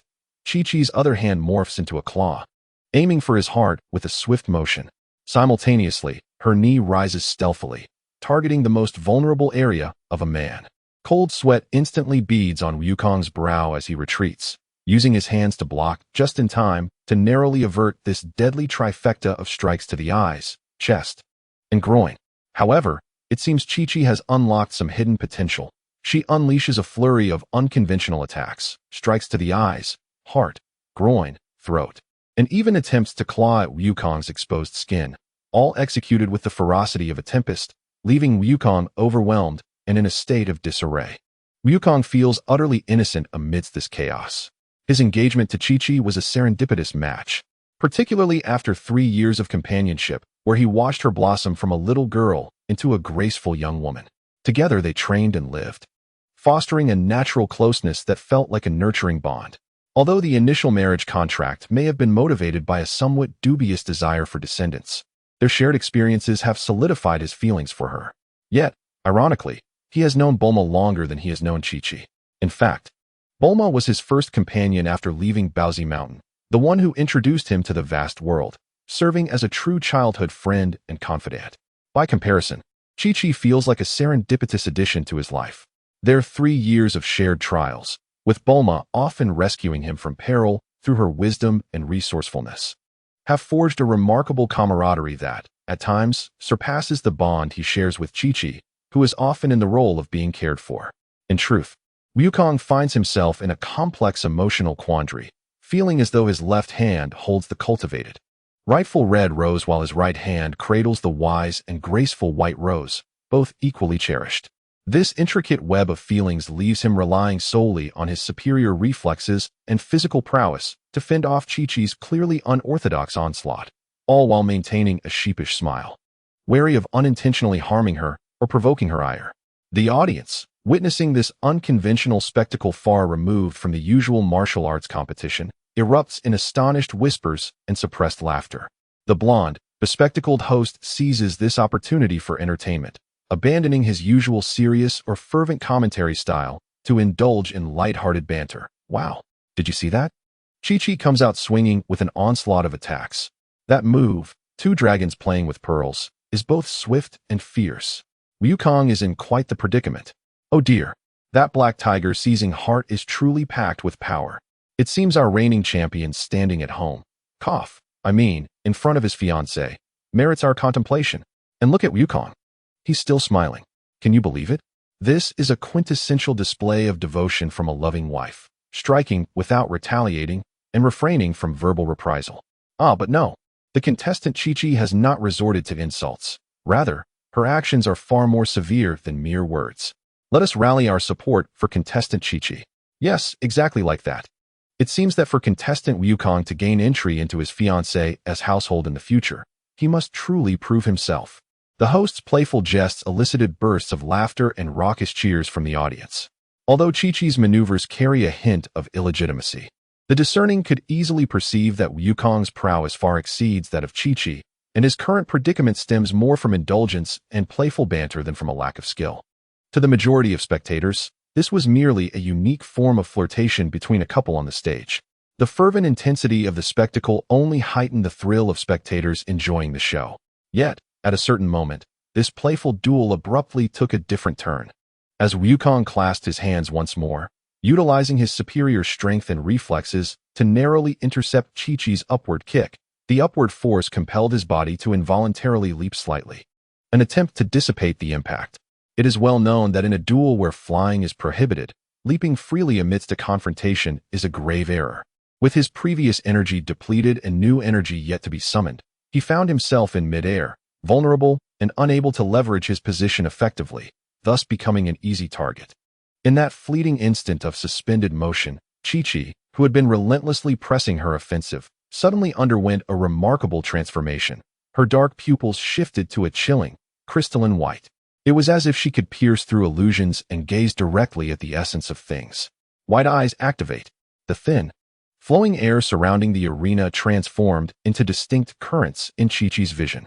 Her previously hurried breath became serene as she slightly retracted her stance, sinking her body, her feet seemingly merging with the arena itself. In the next moment, Wukong felt the air around him solidify, an invisible but palpable pressure descending upon him like a transparent dome, intensifying his downward momentum and severely restricting his ability to adjust his posture midair. Alarm bells rang in Wukong's mind as he realized the gravity of the situation. This was no longer the playful attack of before. It was a lethal strike imbued with intricate energy manipulation and tactical intent. But alas, it was too late. With her white eyes activated, Chi-Chi's perception and speed escalated to an entirely new echelon. She abruptly lifted her gaze, her pure white eyes locking onto the airborne Wukong, who could not evade. In an instant, she executed a side lunge, her body low and poised, arms extended like a coiled leopard ready to pounce. A sudden rush of air was torn apart with a swift sound. Chi-Chi's south figure blurred in place, akin to teleportation. As she utilized her white eyes to accurately gauge the flow of energy and her own explosive speed, appearing almost simultaneously behind Wukong. Her right hand, imbued with highly compressed energy, rose from below, carrying a venomous and fierce force, aimed directly at the base of Wukong's spine. Should this strike connect, the penetrating force could injure his spinal cord, potentially leaving him paralyzed from the waist down. If Chi-Chi were to strike without restraint, the force might even obliterate his tailbone, along with portions of his lumbar vertebrae, ribs, cervical vertebrae, and perhaps even his very head. This was no longer a contest of skill, but a near-fatal assault. Just as the moment of truth arrived, Wukong, still in free fall, felt his pupils constrict. A profound sense of danger urged his energy to surge instinctively. He twisted his torso urgently, his left arm whipping back like a steel whip, precisely blocking Chi-Chi's wrist. He could have utilized his tail to defend or counterattack, but subconsciously he deemed that dishonorable, unwilling to stoop to such a level against his fiancée. While he refrained from using his tail, he found himself in a disadvantageous position. Although he successfully blocked her attack, the awkwardness of his posture in midair rendered him unable to leverage his strength effectively. With a thud, Wukong felt a piercing force surge through his arm, the impact spinning him like a top, careening uncontrollably into the air. Gritting his teeth, Wukong suppressed the numbness in his arm and hastily attempted to regain his balance before hitting the ground. However, Chi-Chi's onslaught was relentless, akin to a torrential downpour. Her white eyes seized upon the most chaotic moment of Wukong's energy, and she disappeared once more, reappearing above the trajectory of his roll with far greater speed. She raised her right leg high, resembling a battle axe, bringing down her leg with unparalleled ferocity towards Wukong's vulnerable back. The timing was impeccable. Striking just as Wukong had rolled to face away from her, his previous strength spent, new strength not yet manifested, leaving him incapable of effective countering or defense. With only his perception of energy to rely upon, he barely managed to withdraw his arms, crossing them to shield his back and neck. The weighty strike landed squarely on his arms, the immense force crashing down upon him like a mountain, driving him towards the arena below. Boom! A resounding crash echoed as the robust surface of the specialized arena trembled slightly. Just the sound alone sent shivers through the spectators, their bones aching in empathy. Recognizing Wukong's unfathomable strength, Chi-Chi hesitated not for a moment, offering him no respite. Locking onto the disheveled yet unharmed figure, she flashed for a third time, appearing like a specter beside Wukong, who was attempting to rise from a half-kneeling position. Her hands moved with lightning speed, her index and middle fingers forming a precise point, concentrating energy at their tips, striking towards the vital acupuncture points connecting Wukong's back and arms, as well as the side of his waist. These were crucial nodes for energy circulation, should they be struck by her specialized force. The consequences would range from sluggish energy flow and numbness in his arms to a complete stagnation of energy on one side of his body, drastically reducing his strength. If even one of her strikes landed, Wukong would surely find himself exposed to a critical vulnerability. With the potential of this scenario, Wukong, under the relentless barrage initiated by Chi-Chi's white eyes, faced the possibility of a complete reversal of fortune. Victory was within reach. A steadfast light shone in Chi-Chi's eyes, as if she could already glimpse the dawn of triumph. Yet, just as her fingertips were about to make contact with Wukong's body, the seemingly dazed Wukong, half kneeling on the ground, experienced a sudden resurgence of energy, akin to a volcano erupting. With a swift twist of his body, he moved faster than Chi-Chi's white eyes could anticipate, his hands shooting out like iron clamps, accurately seizing both of Chi-Chi's wrists. The tremendous grip rendered her strikes impotent, dissipating the concentrated energy in an instant. Wukong raised his head to meet the gaze of his fiancée, whose pure white eyes radiated determination and combat spirit.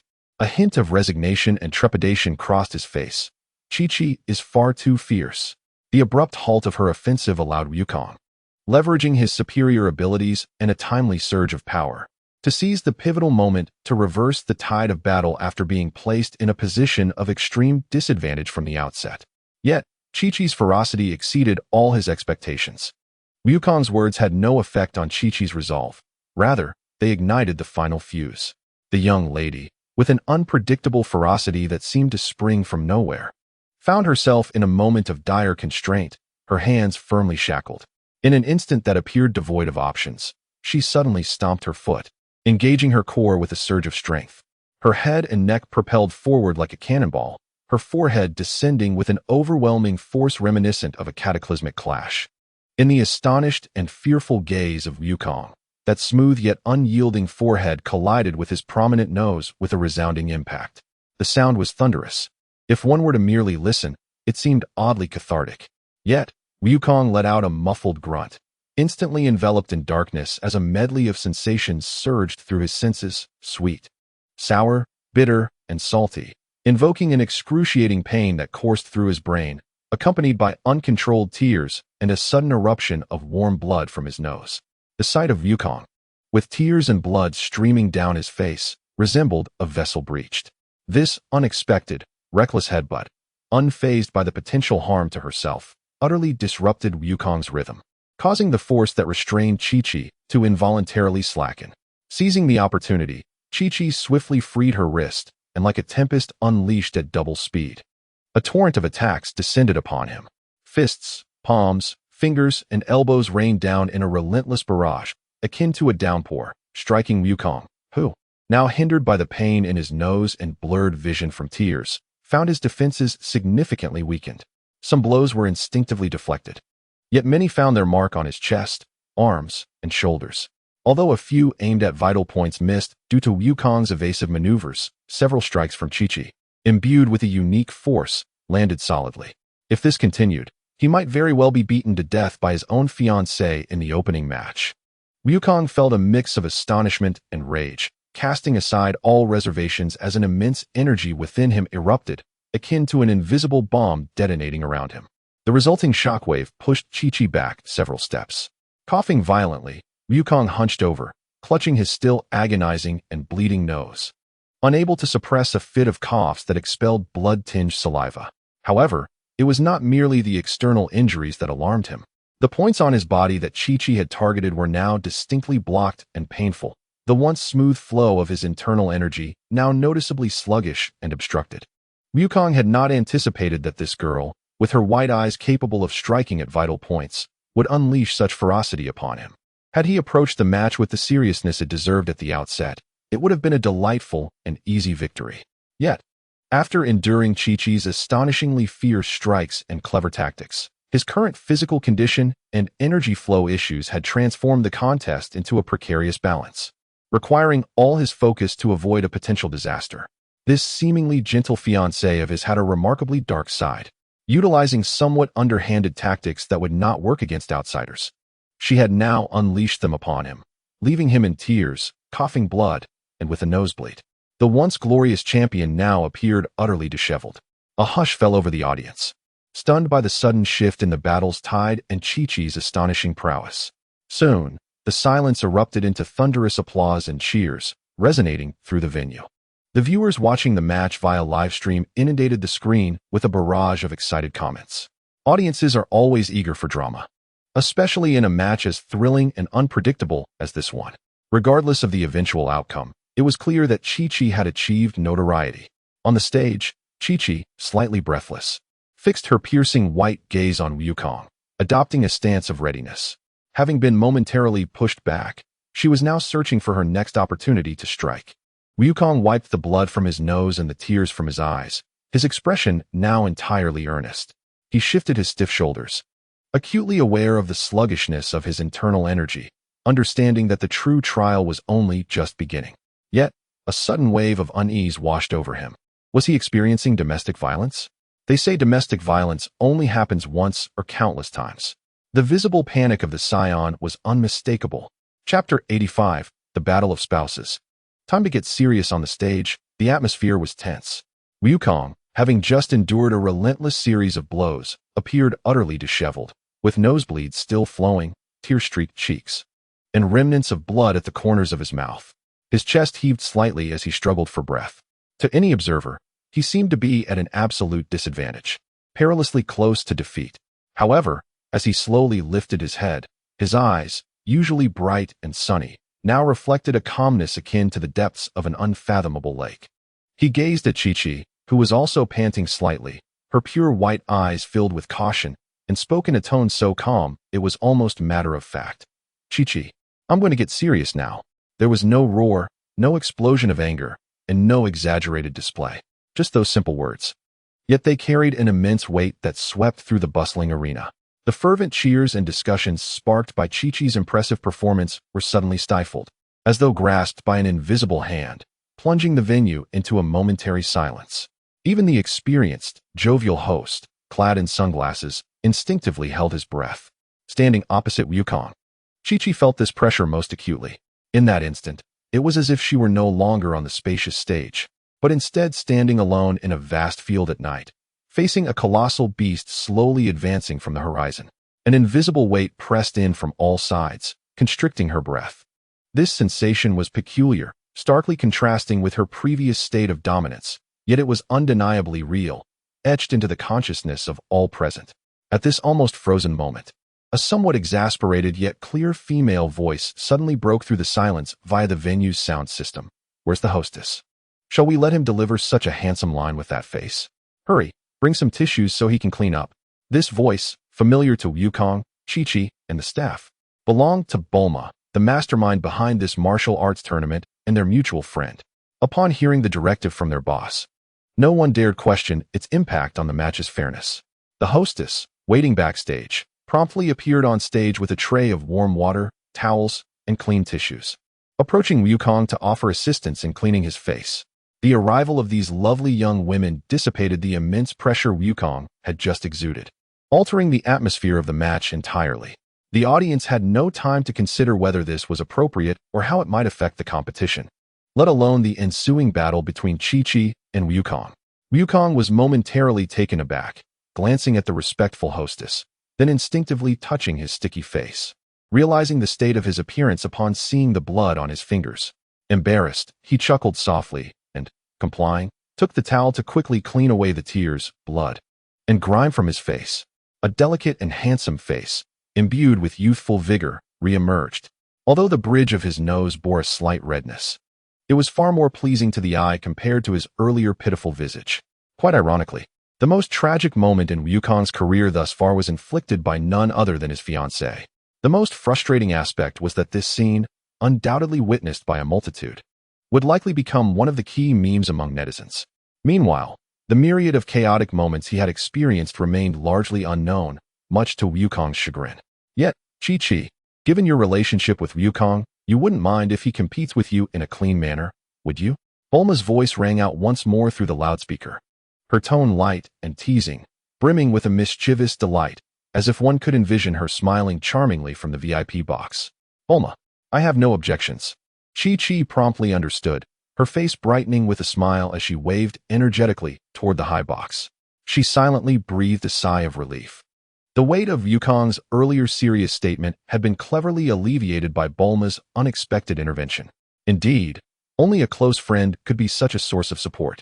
On the other hand, Wukong, after the etiquette lady departed and he wiped his face clean, observed the atmosphere rejuvenating and Chi-Chi noticeably relaxing. Clicked his tongue in mild dissatisfaction. He felt somewhat slighted by both Chi-Chi and Bulma. So, you two sisters share such a deep bond that you leave me here? However, this subtle sound and expression immediately attracted Chi-Chi's sharp, piercing gaze. Oh, are you dissatisfied with our service? Bulma chimed in, her voice laced with sarcasm. All right. Bring in a clean outfit for contestant son Wukong, so he can compete in an immaculate manner. No, there is no need. I am currently exceedingly satisfied. Shall we continue the competition? Upon hearing he would have to change clothes in public, Wukong's expression fell.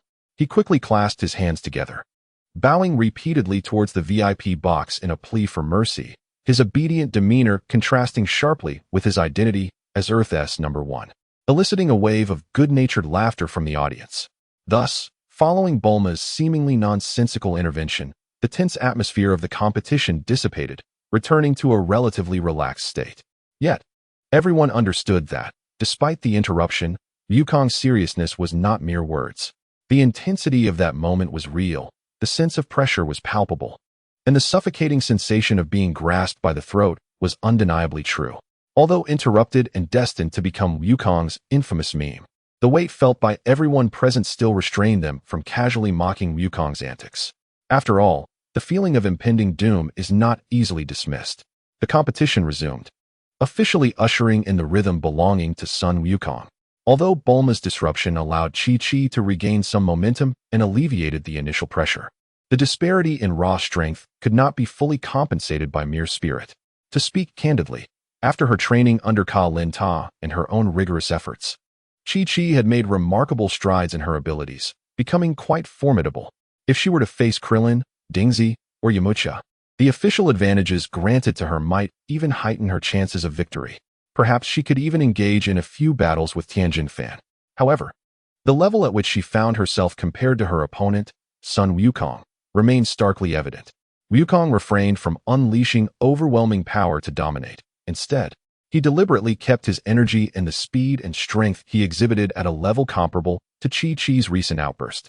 Furthermore, due to being successfully struck by Chi-Chi at several key points, his energy flow was somewhat hindered, causing his speed and strength at certain moments to be slightly inferior to the activated by Yin Chi-Chi. However, the outcome between masters is often determined by more than mere statistics. In this seemingly passive situation, while his defensive capabilities could not be diminished, Wukong enhanced his evasion and blocking techniques, demonstrating his exquisite control over energy, a mastery far beyond Chi-Chi's current understanding. Chi-Chi, utilizing her by Yin, could clearly observe the energy flowing across both their bodies. Her own energy enveloped her form evenly, creating a protective layer akin to wearing a suit of energy armor, which amplified her offensive and defensive capabilities, albeit in a relatively crude manner. In contrast, Wukong's energy appeared alive. Those vibrant energies flowed like a living stream across his surface and throughout his being, circulating endlessly. What astonished Chi-Chi further was how, at the points she had struck, where energy should have been obstructed, Wukong manipulated the flowing energy to suddenly accelerate and whirl, akin to miniature cyclones. These whirlwinds not only relentlessly struck and cleared the blocked points, but also acted as small shields, protecting those vital areas, rendering Chi-Chi's subsequent attempts to strike them either diverted by the swirling energy or blocked by the enhanced defenses, making them nearly ineffective. Such exquisite control over energy was a realm Chi-Chi found herself far from attaining. Particularly, Wukong's application of this flowing energy during transitions between offense and defense was executed with remarkable finesse. His strikes, while seemingly no different from before, were imbued with energy that exhibited both elasticity and malleability. Even though Chi-Chi had evaded his punches with her by yin and speed, the energy on his fists could unexpectedly extend by several feet, transforming into invisible energy fists that caught her off guard. Alternatively, at the moment Chi-Chi attempted to block, the extending energy could abruptly shift its form, transitioning from a forceful impact to a constricting or cutting motion, leaving her defenseless. Nevertheless, these maneuvers illuminated a potential path for Chi-Chi's future enhancements, which was indeed a cause for celebration. Yet, Chi-Chi appeared somewhat overwhelmed at present. She felt as though she had become ensnared in an invisible web. This web, woven from Wukong's dynamic, ever-changing energy, tightened with every dodge, block, and counterattack she executed, constricting her mobility. Wukong did not engage her in a direct clash. Rather, he moved like the most patient of hunters, continuously circling and weaving with that irksome, unpredictable energy, step by step limiting her movements and sapping her stamina and spirit. Even though Chi-Chi's Bai Yin allowed her to perceive Wukong's energy flow, the passive situation could not be altered, leaving her helplessly watching as her available space dwindled and her defenses became increasingly strained. At that moment, Chi-Chi felt herself ensnared in a vast net. The more she struggled, the tighter it became. Meanwhile, that bothersome spider weaved its threads around her, seemingly indifferent to her struggles, refusing to engage her directly while ensnaring her in a cocoon. This sense of powerlessness, coupled with the need to constantly guard against the unpredictable energy attacks, intensified Chi-Chi's frustration, leading to more and more openings in her defense. Wukong, what kind of skill is this dawdling? If you have the ability, confront me head-on. Finally, after being grazed by a sudden, curving energy strike that left a sting on her arm, Chi-Chi, overwhelmed by this methodical, boiling frog tactic, snapped and uttered an extraordinary line. The entire venue fell into a profound silence. Wukong's offensive, as fluid as flowing water, abruptly halted due to that earth-shattering statement. He froze in place. A look of profound astonishment etched across his face. "Are you certain?" he inquired, tilting his head, a mix of surprise and uncertainty reflected in his expression. Suddenly, he leaped backward, gracefully retreating several meters to distance himself from Chi-Chi. His voice, filled with mirth, resonated from afar. "This is what you wanted." Oh dear. The moment those words escaped her lips, Chi-Chi instantly realized her blunder. Seeing Wukong's expression of "as you wish," a sense of foreboding surged within her, igniting a strong feeling of dread. This fellow, could he truly be planning a direct confrontation? Hardly had that thought flashed through her mind when boom, a presence far more violent, concentrated, and oppressive than any before erupted from Wukong, who stood a dozen meters away, akin to a volcano that had slumbered for eons. His body sank slightly, and the arena beneath him seemed to hum under the weight of his power. In the next instant, he transformed into a streak of light, no longer the agile and serpentine figure he once was, but charging forward with an unadulterated, direct, and ferocious demeanor. In that fleeting moment, Chi-Chi felt as though not a mere individual was rushing towards her, but an entire towering mountain, sweeping all before it with an overwhelming force. The immense pressure thickened the air around her. Through her eyes, it appeared as though the energy enveloping him ignited, nearly searing her vision. Attempting to evade, she found her body sluggish, hindered under this terrifying weight.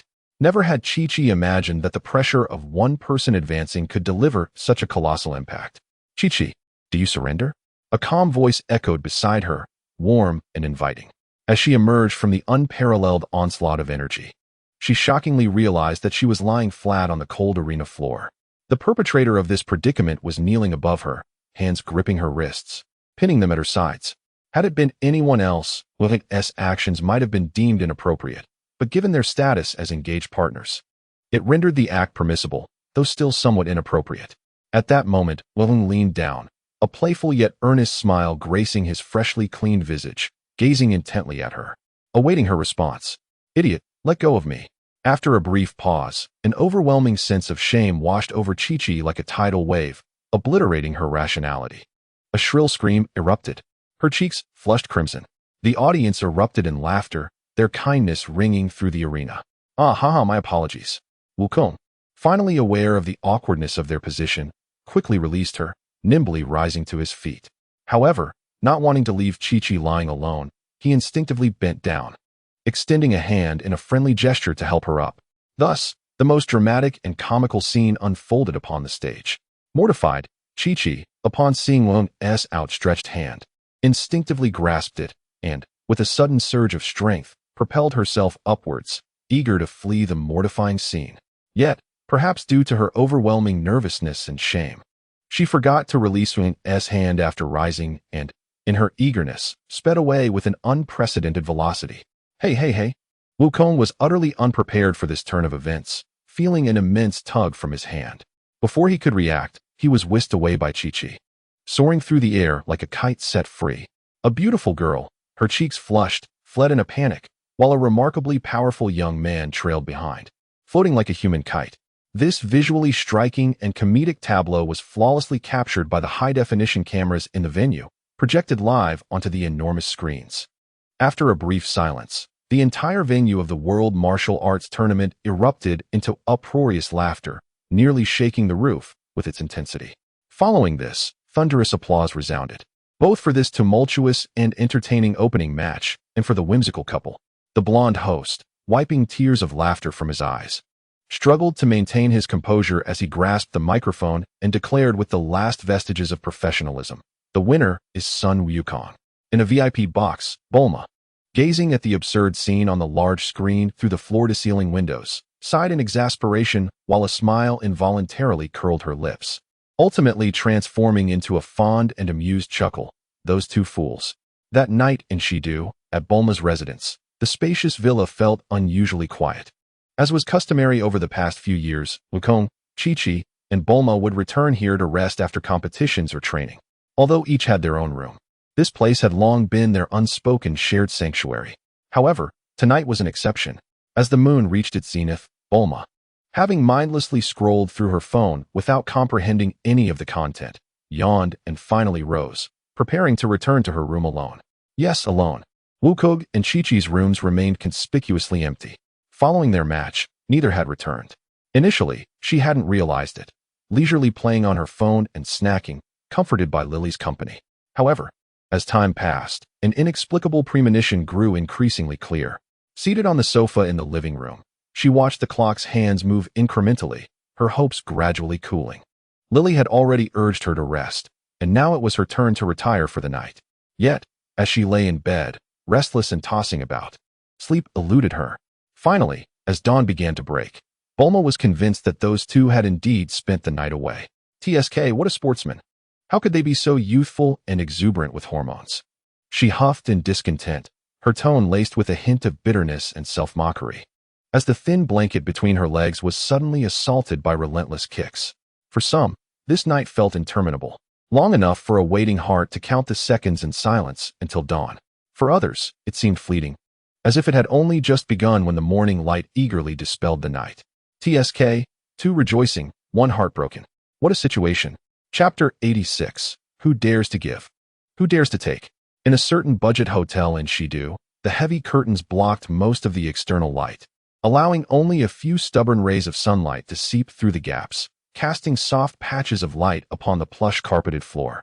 The air was infused with a languid, ambiguous atmosphere, tinged with hints of what had just transpired. Ding ding ding. The urgent and crisp ring of a phone abruptly shattered the tranquility and slumber of the room. A white, muscular arm emerged from the disheveled blankets, somewhat irritated, groping around the nightstand until finally grasping the vibrating phone.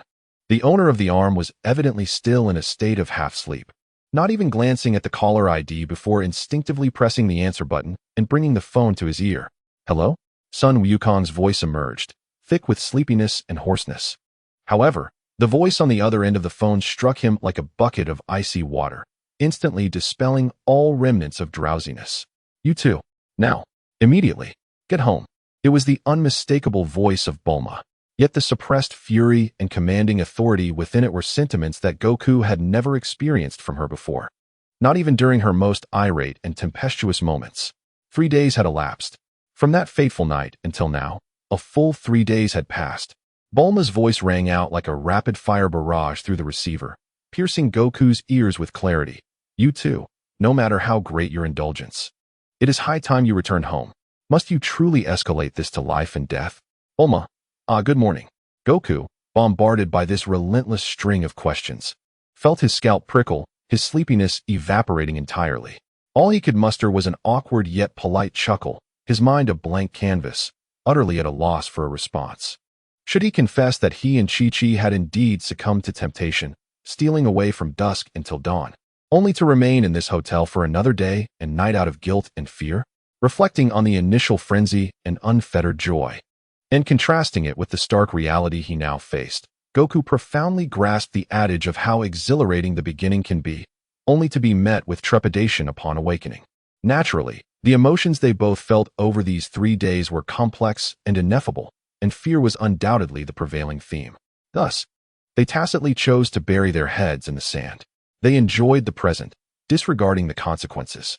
Every day was a reprieve, every moment a chance to hide. Surely, they had not merely lounged about. There had been, well, other forms of communication and exploration. Yet now, it seemed the time had come to confront the inevitable. Bulma's call was akin to an ultimatum. You have 2 hours to return home. After her outburst, Bulma's voice appeared to stabilize, yet the unmistakable tone of authority remained undiminished. Come back and have dinner together. All right, right away. We're on our way back. Goku dared not delay even for a moment, responding with the eagerness of a child who had committed a misdeed. Only when he heard the busy signal on the other end did he cautiously set down the phone, which felt as though it were a hot potato, taking a long, secretive breath as if he had just emerged from a fierce battle. It was then he realized he had been clutching the phone with both hands while conversing. How cowardly. Regaining his composure, he turned to glance at his side.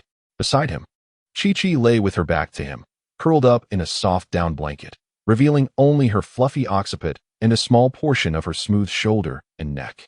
Her breathing was steady and deep.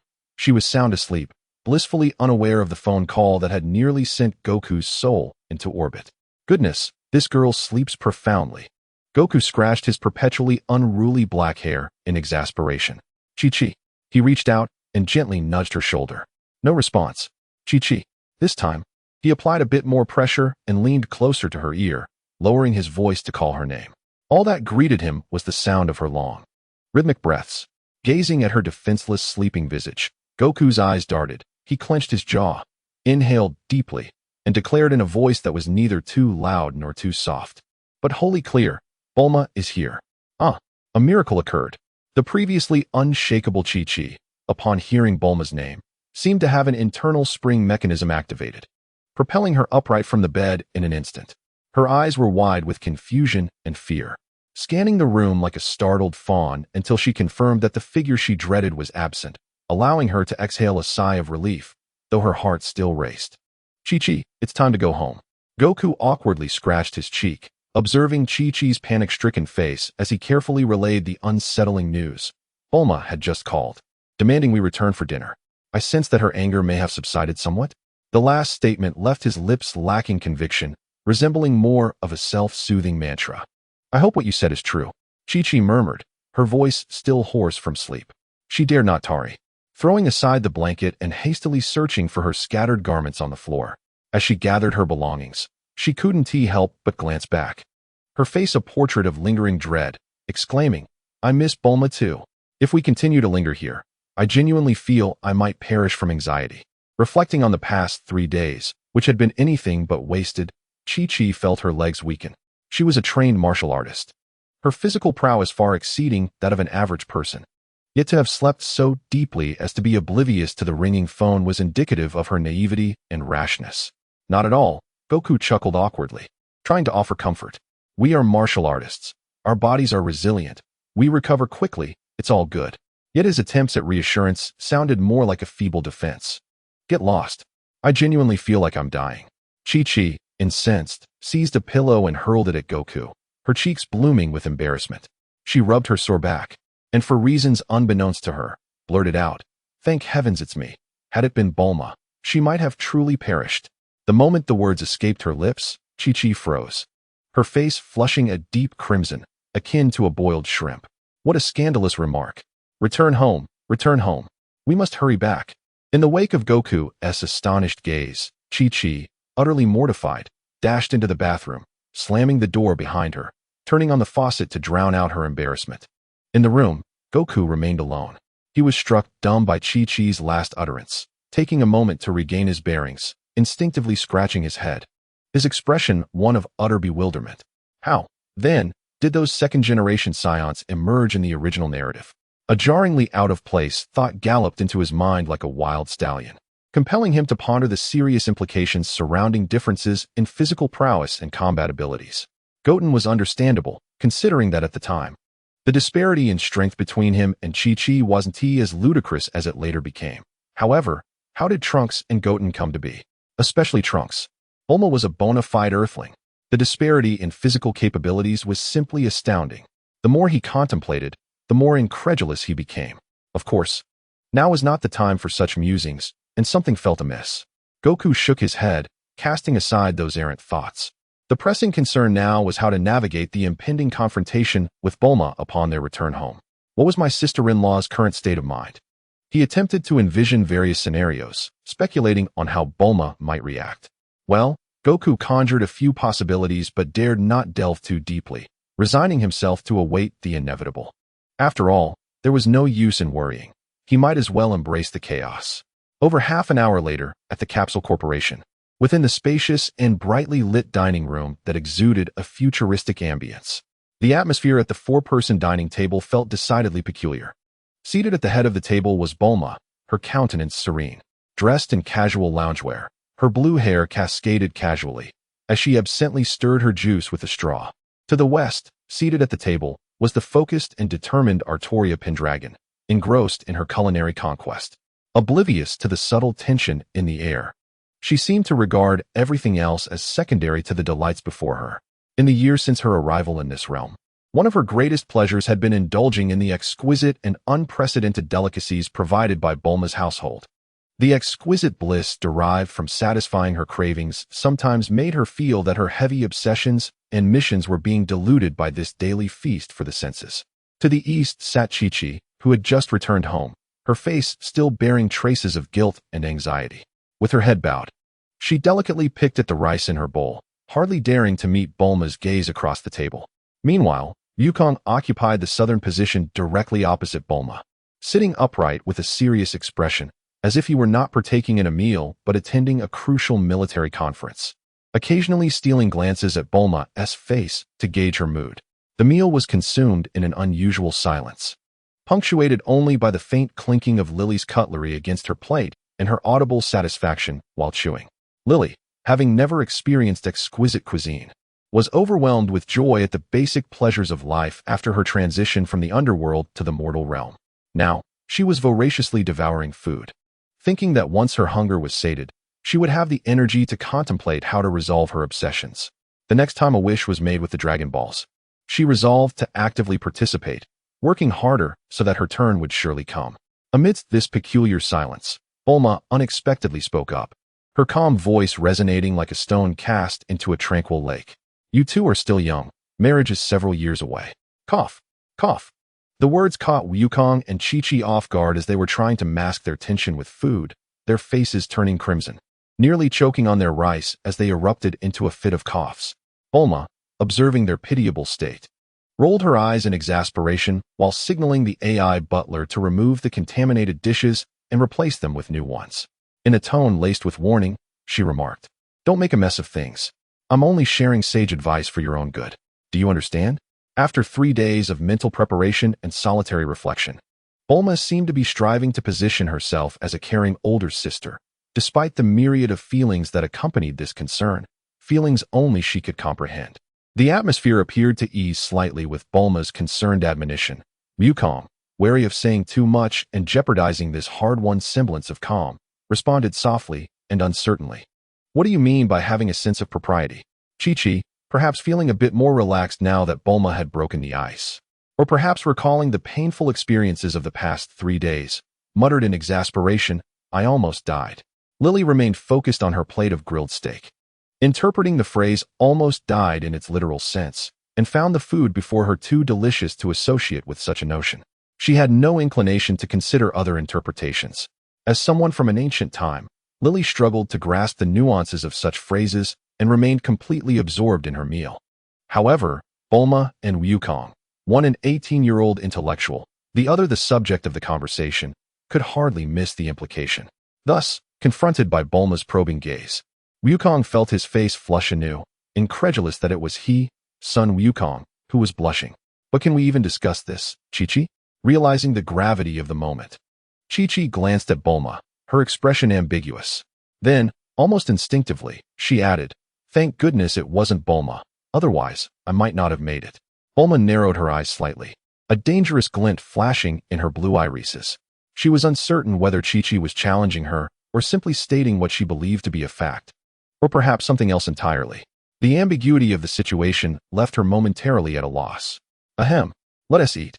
Wukong felt a shiver run down his spine, as if he were about to grow wiser. However, a strong instinct for self-preservation compelled him to interject, breaking the unspoken exchange of glances and words between Bulma and Chi-Chi. He attempted to redirect the conversation to a safer topic, his voice rising an octave. "So, the next round of matches is just around the corner. I should really start preparing." Yet, upon uttering these words, even he found them unconvincing. With his current, overwhelming strength, was it not reasonable to assume that the world's #1 martial arts tournament would be an easy victory for him? The atmosphere at the table once again became subtly complex. Only Lily remained blissfully engaged in her meal, while the other 3 harbored their own thoughts, savoring the diverse flavors of this family gathering. As for the tournament, given Wukong's current prowess, how could it possibly be more challenging than the meal they were currently enjoying? Chapter 87. Wukong, a blue-haired beauty, approaches. The atmosphere surrounding the world's #1 martial arts tournament grew increasingly tense and intense as the competition progressed. The list of the top 16 had been unveiled, with the matchups prominently displayed in the venue, drawing the attention of countless spectators and participants. Near a relatively quiet competitor's corridor, Wukong was engaged in simple stretching exercises to maintain his physical condition for the upcoming competition. At that moment, a figure stepped directly into his view, blocking some of the light. Wukong looked up to find a familiar face, Tianjin Fan. This former adversary, with whom he had once fought for his life, had undergone a remarkable transformation. The iconic three eyes remained sharp, yet the hostility that once resided within them had been replaced by determination and integrity. The bald young man appeared even more robust and upright than he had 3 years ago, clad in a turtle school martial arts uniform, exuding a calm yet powerful aura that undeniably marked him as a remarkable youth. Tianjin Fan's expression was serious as he regarded Wukong, speaking earnestly, "Son Wukong, I hope you will give it your all in the upcoming match." Wukong paused his stretching, tilting his head to examine Tianjin Fan, a somewhat peculiar expression crossing his face. As if recalling something, he raised his hand to dig at his ear with his pinky, then casually flicked it away. Glancing sidelong at Tianjin Fan with a tone of unmistakable disdain and mockery. "Is this the reason you called me earlier, wanting us to be in the same competition bracket?" But he prolonged the last word, scanning Tianjin Fan from head to toe, his gaze appraising him like an unworthy commodity. "Are you even worthy now?" His words cut deeper than his earlier gesture, akin to a cold blade piercing the heart. This was a stark contrast to Wukong's usual sunny and carefree demeanor, as well as to the amicable exchanges they had shared in subsequent encounters. Such an unusual display of behavior and such hurtful words caught Tianjin Fan off guard, who had approached with a serious mindset to refine his martial arts. A wave of intense disappointment surged within him, followed rapidly by feelings of being belittled and insulted. He had once regarded Sun Wukong as a worthy opponent, a benchmark that propelled him to strive for progress, yet he was dismayed to find that after achieving success, Wukong had become so arrogant and dismissive. "Sun Wukong, if this is the extent of your ambition, I will surely surpass you in the future." As I observed Wukong finish his remarks, he appeared lethargic and disinterested, turning to leave without even a semblance of farewell etiquette. Tianjin Fan could no longer contain his anger and bellowed at Wukong's retreating figure. "The same words apply to you, three-eyed guy." Wukong did not turn back. His steps did not falter. Only a cold and contemptuous scoff lingered in the air. "If that is all you are capable of, you will not even see my back." Fuming, Tianjin Fan clenched his fists tightly, his knuckles whitening from the strain, and a vein pulsed slightly on his forehead. He gazed at Wukong's silhouette disappearing around the corner, his rage and fighting spirit surging like a volcano. He vowed to make this arrogant individual pay dearly in the upcoming match. He would shatter that laughable arrogance with his own fists. Meanwhile, just around the corner, Wukong confirmed that Tianjin Fan could not see his expression. The disdain and coldness that had marred his face melted away like snow, replaced by a mischievous glee and a sly smirk. Tianjin Fan, with his singular focus on martial arts training, appeared rather innocent and endearing, akin to a novice. This sudden shift in demeanor and the prior display of intentional humiliation could be traced back to 2 days earlier. That afternoon, Wukong was engaged in basic warm-up and adaptive training at Bulma's private training room. Sweat trickled down his well-defined back, splattering on the special flooring. "Wukong, there's a blue-haired beauty looking for you." The door swung open, and Bulma poked her head in, her tone laced with a hint of teasing. The one who had summoned him was none other than the renowned blue-haired beauty known throughout the region. Wiping his sweat, Wukong followed Bulma outside with a cheerful demeanor. "Bulma, you're quite bold today," he joked casually, his gaze instinctively drifting to Bulma's form. Dressed in snug athletic shorts and a t-shirt, her long legs and curvaceous figure were indeed remarkable. Wukong swore he meant no offense, but certain visual stimuli were instinctively captivating for a spirited young man of his age. As they walked, Bulma seemed to sense his gaze and abruptly halted, casting a disdainful glance over her shoulder, clearly expressing her discontent with his earlier stare. Wukong blinked innocently, quickening his pace to match hers. Bulma resumed her lead, gesturing towards the living room's sofa. "The real blue-haired beauty is over there." Following her direction, Wukong spotted a gentle woman with cascading blue curls seated on the sofa, Lan Qi, the official match for Tianjin Fan. In Wukong's memory, she was the woman closest to transforming into a Super Saiyan, merely lacking the Saiyan bloodline. "Huh," Wukong exclaimed, astonished at Lan Qi. "You're looking for me? To wake up Tianjin Fan? Has he lost his memory?" His thoughts remained as erratic as ever. Impossible.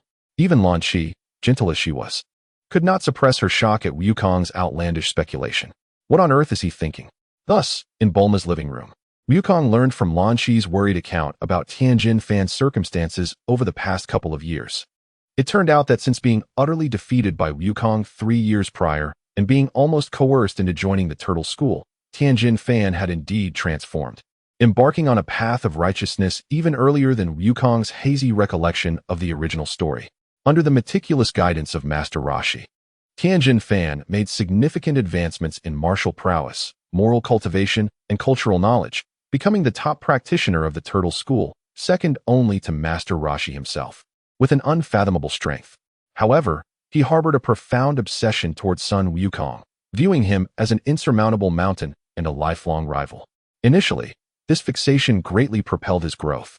But recently, both Master Roshi and Lan Qi sensed that some of Tianjin Fan's training methods had become excessively extreme, bordering on self-harm. It seemed he had entrenched himself in a narrow focus, pouring all his energy into the singular goal of defeating son Wukong, neglecting the joy and broader horizons that martial arts could bring.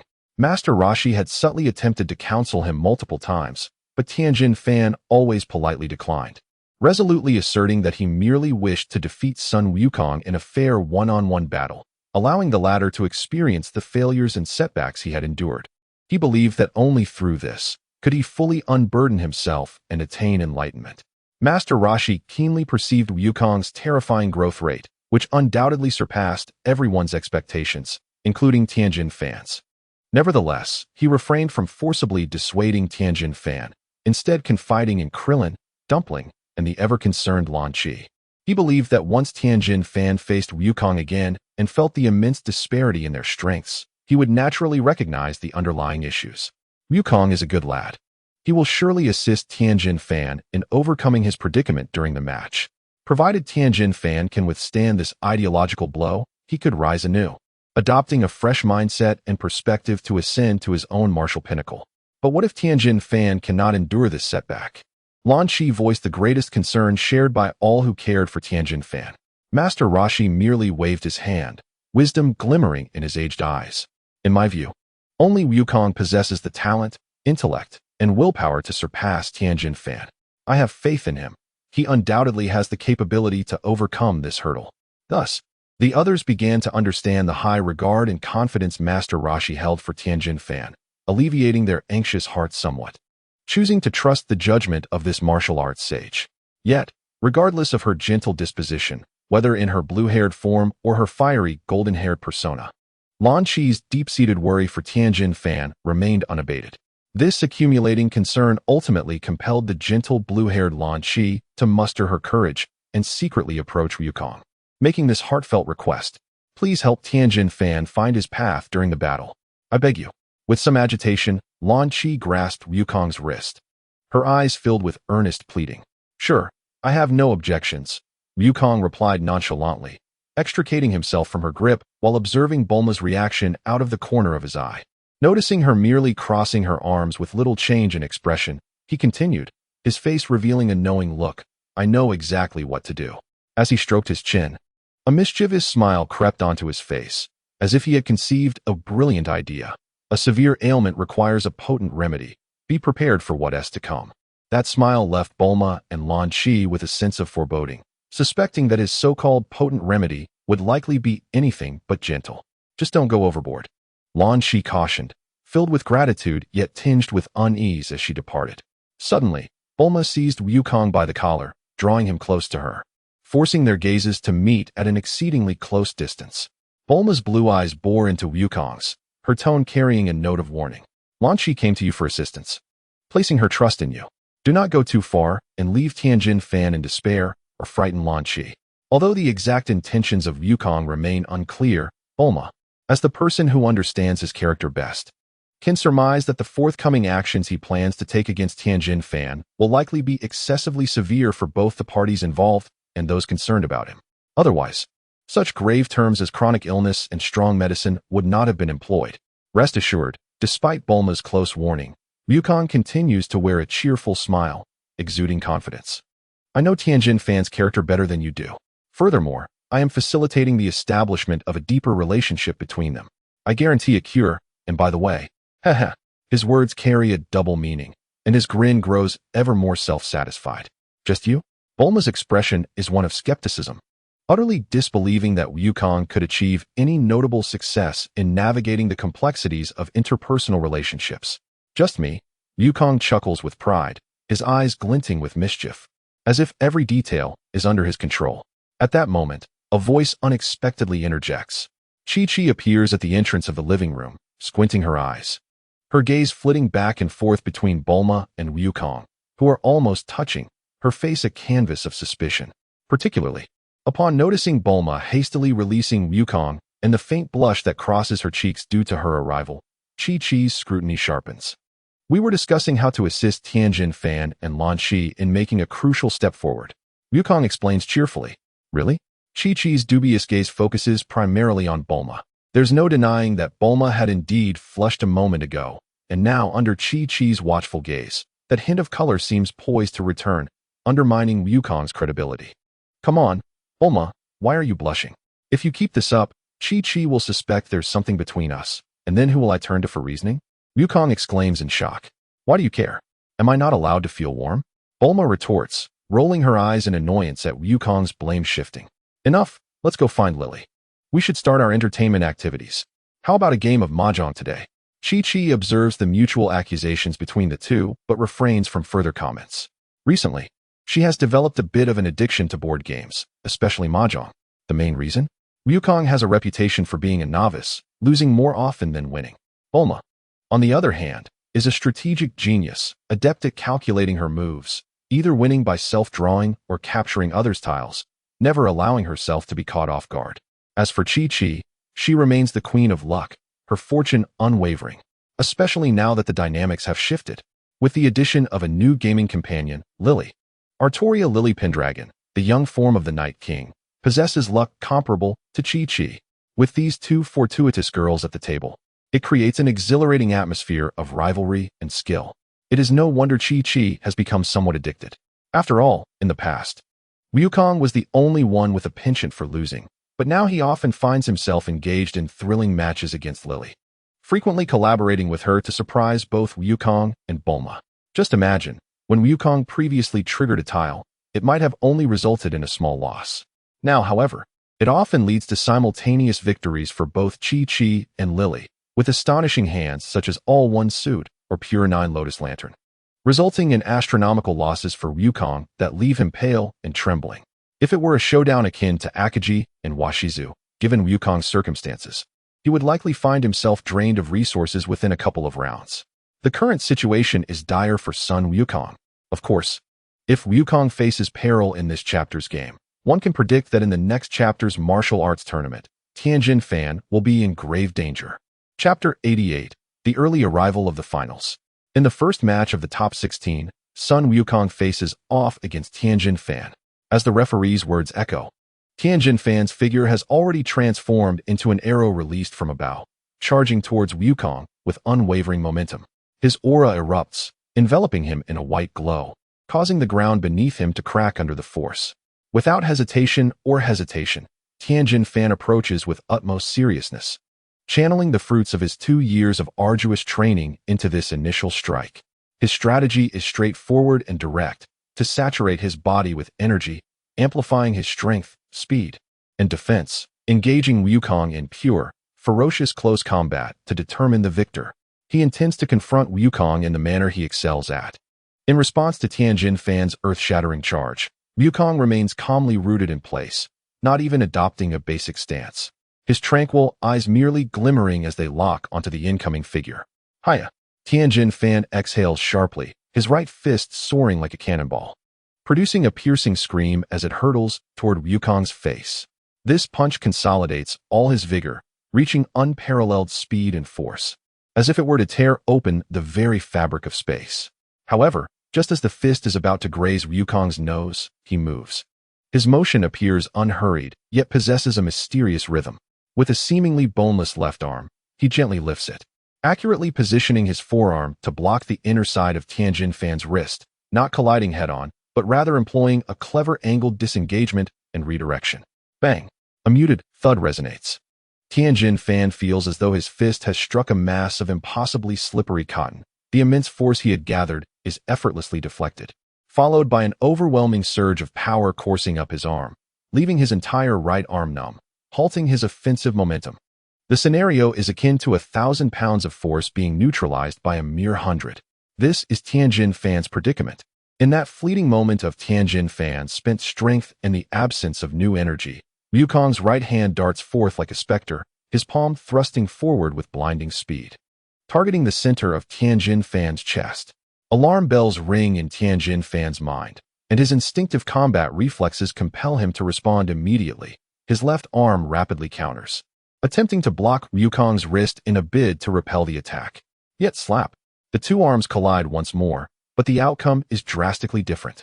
Tianjin Fan perceives not flesh and blood, but rather a glowing steel behemoth.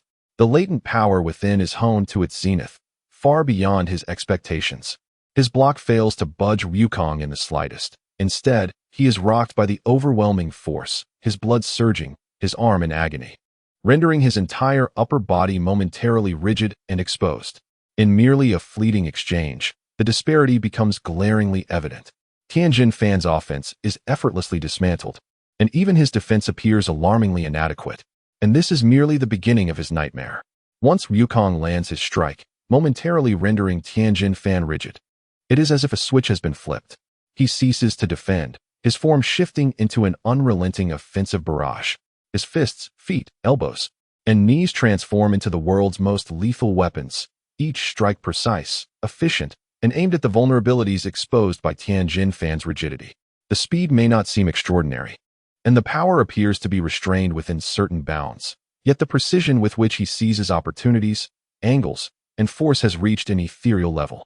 Tianjin Fan can only desperately block and evade. His combat intelligence is exceedingly high, his three eyes capable of perceiving multiple angles, perpetually seeking opportunities for counterattacks.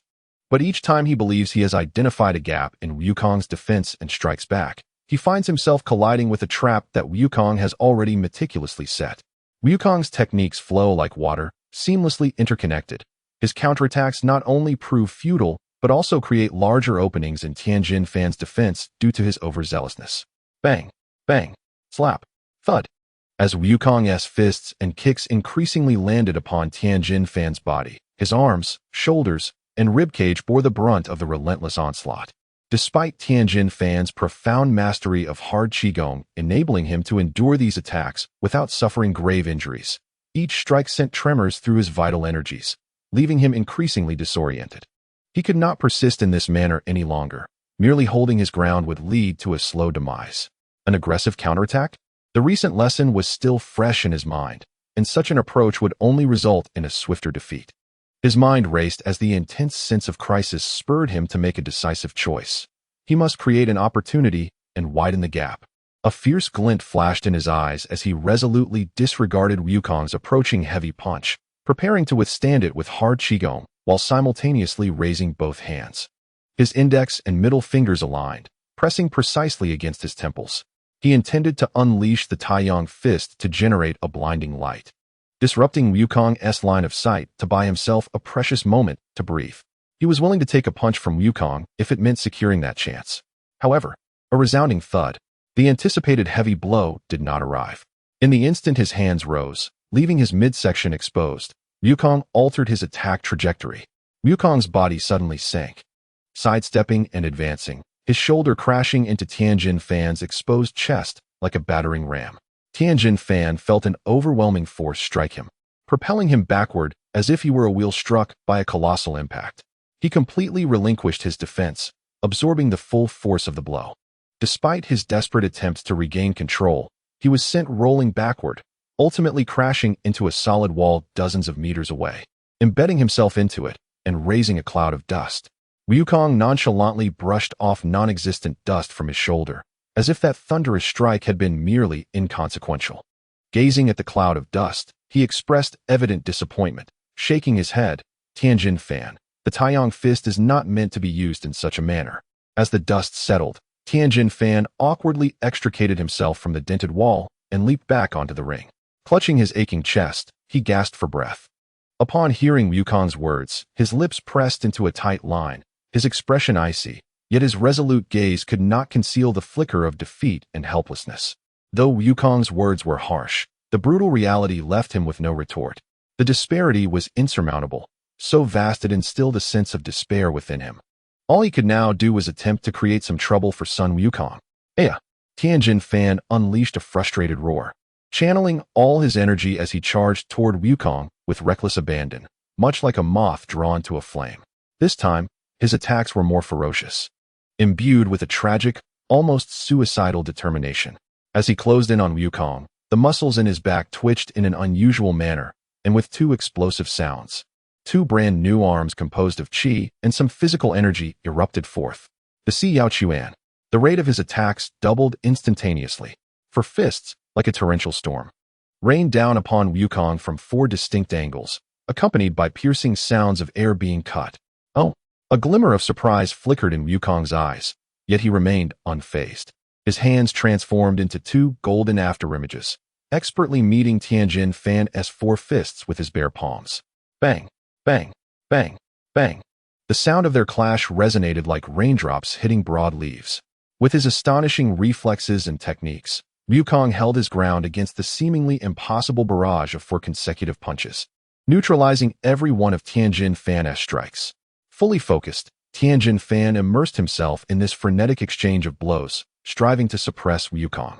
Yet, in that moment of intense concentration, Wukong suddenly changed his approach. While his upper body continued to execute rapid blocks, his lower body struck like a viper, delivering a silent sweeping kick that connected precisely with Tianjin Fan's right ankle, his supporting leg. Ugh! Tianjin Fan lost his balance instantly, causing the momentum of the Si Yao Chuan to falter. It was this fleeting moment of vulnerability. Seizing the opportunity, Wukong's blocking hands transformed into a grappling hold, firmly gripping the wrists of Tianjin Fan's newly formed arms, while his body spun like a top, delivering a punishing elbow strike to Tianjin Fan's previously injured chest. Crack! A sound akin to bone fracturing echoed. Tianjin Fan spat a mouthful of blood as the Si Yao Chuan's state shattered, his newly formed arms dissipating like illusions. He staggered backward, struggling to maintain his footing. Wukong, sensing victory, closed in for the kill. In a critical moment, Tianjin Fan, enduring the excruciating pain, pressed his hands against his temples once more. Taiyang Fist. A blinding white light erupted, enveloping the entire arena. However, Wukong merely stated casually, futile. He had already shut his eyes, using his qi to lock onto Tianjin Fan's energy signature, his pursuit undeterred. Tianjin Fan's heart raced with shock, yet he did not succumb to despair. In fact, this was the opportunity he had been waiting for. He abruptly brought his fingers together, and the third eye on his forehead, which had remained closed, suddenly opened wide. A concentrated beam of destructive energy, akin to a laser, shot forth from that vertical pupil, aimed directly at Wukong's heart. The technique, exclusive to those with 3 eyes, was the Mei Xin Du Yin Da Shixian, a deadly transformation of the Taiyang Fist. This sudden change of tactics, originating from the Taiyang Fist stance, morphed into a lethal ray attack. Even Wukong was unprepared for this unexpected move. In a critical moment, he forcibly twisted his body. The destructive beam grazed his left shoulder, scorching a dark mark onto his clothing and searing his skin with a stinging heat. While he did not suffer a substantial injury, this sudden counterattack momentarily halted his advance, leaving him slightly disheveled. Wukong understood that had it not been for his overwhelming strength compared to Tianjin Fan, he would have sustained serious injuries, if not worse. Indeed, Tianjin Fan was extraordinarily formidable. A warrior who could maintain his standing without relying on Wukong among the Z fighters. Meanwhile, Tianjin Fan seized this minuscule opening, born from desperation, to execute the Wukong Shu, launching himself skyward and swiftly increasing the distance between himself and Wukong. Wow, he is flying. Goodness, they can actually fly. The audience erupted in astonishment, their gasps echoing like a tidal wave throughout the venue. To ordinary people, flight seemed akin to a mythological ability. The host, equally exhilarated, stammered, "Did you see that? He is flying. Tianjin Fan has taken to the skies. Could this be another application of qi? How incredible! Is this the realm of top martial artists?" High above, Tianjin Fan had no time to catch his breath, enduring the agonizing pain in his chest and ankle, along with the tumult within his chi.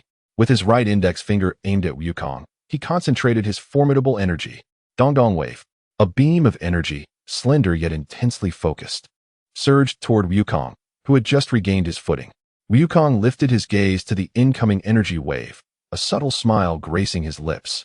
With a gentle push off the ground, he ascended as if weightless, executing a refined version of the Wukong Shu, effortlessly evading the direct hit of the Dongdong Wave. The energy wave struck the ground beneath him, creating a deep crater. Damn it!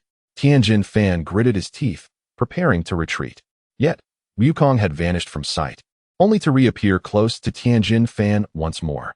Aerial combat is a contest within a three-dimensional space, offering greater room for evasion. However, in the face of an absolute disparity in power, this advantage did not bestow any benefit upon Tianjin Fan. Wukong, akin to a relentless parasite, once again engaged him in close-quarters combat. Fists, feet, and energy blasts from Wukong assailed Tianjin Fan from all directions. He floundered in the air, struggling to cope, and the distance he had barely managed to create evaporated in an instant. The situation took a rapid downturn, collapsing even faster than on the ground. Boom, crash, bang. Wukong's barrage fell upon Tianjin Fan like a torrential storm. The protective aura surrounding him dimmed with each strike, while his injuries mounted, to the point where his consciousness began to blur. This cannot be the end. A fierce unwillingness and tenacity sustained Tianjin Fan's nearly shattered will. He let out a primal roar, his remaining energy igniting like explosive powder, surging beyond its limits. Boom. The powerful wave of energy temporarily pushed Wukong back a short distance. Seizing this opportunity, Tianjin Fan disregarded the severe toll this overexertion could inflict on his body. He raised his right arm high, compressing and coalescing the remaining energy within him, fueled by an indomitable spirit.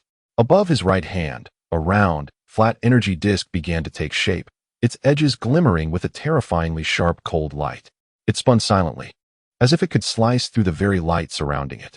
Without any grandiose display, it emanated an aura far more perilous than any previous attack. Qi Yuanzhan.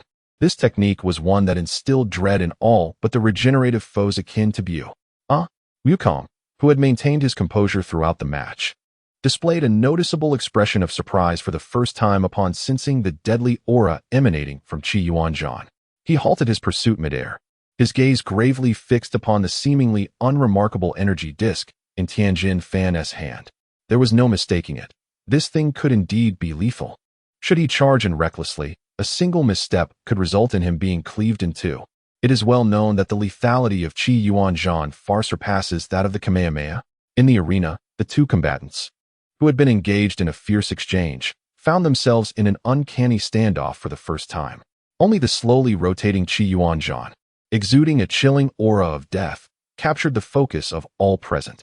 The audience finally found a moment to breathe amidst the suffocating pace of the battle, whispers and discussions rising like a tide.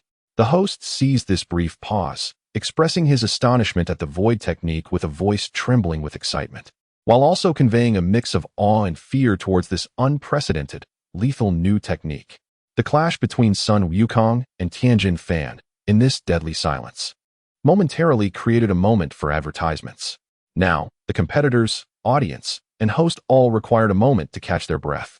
The next chapter will reveal the outcome.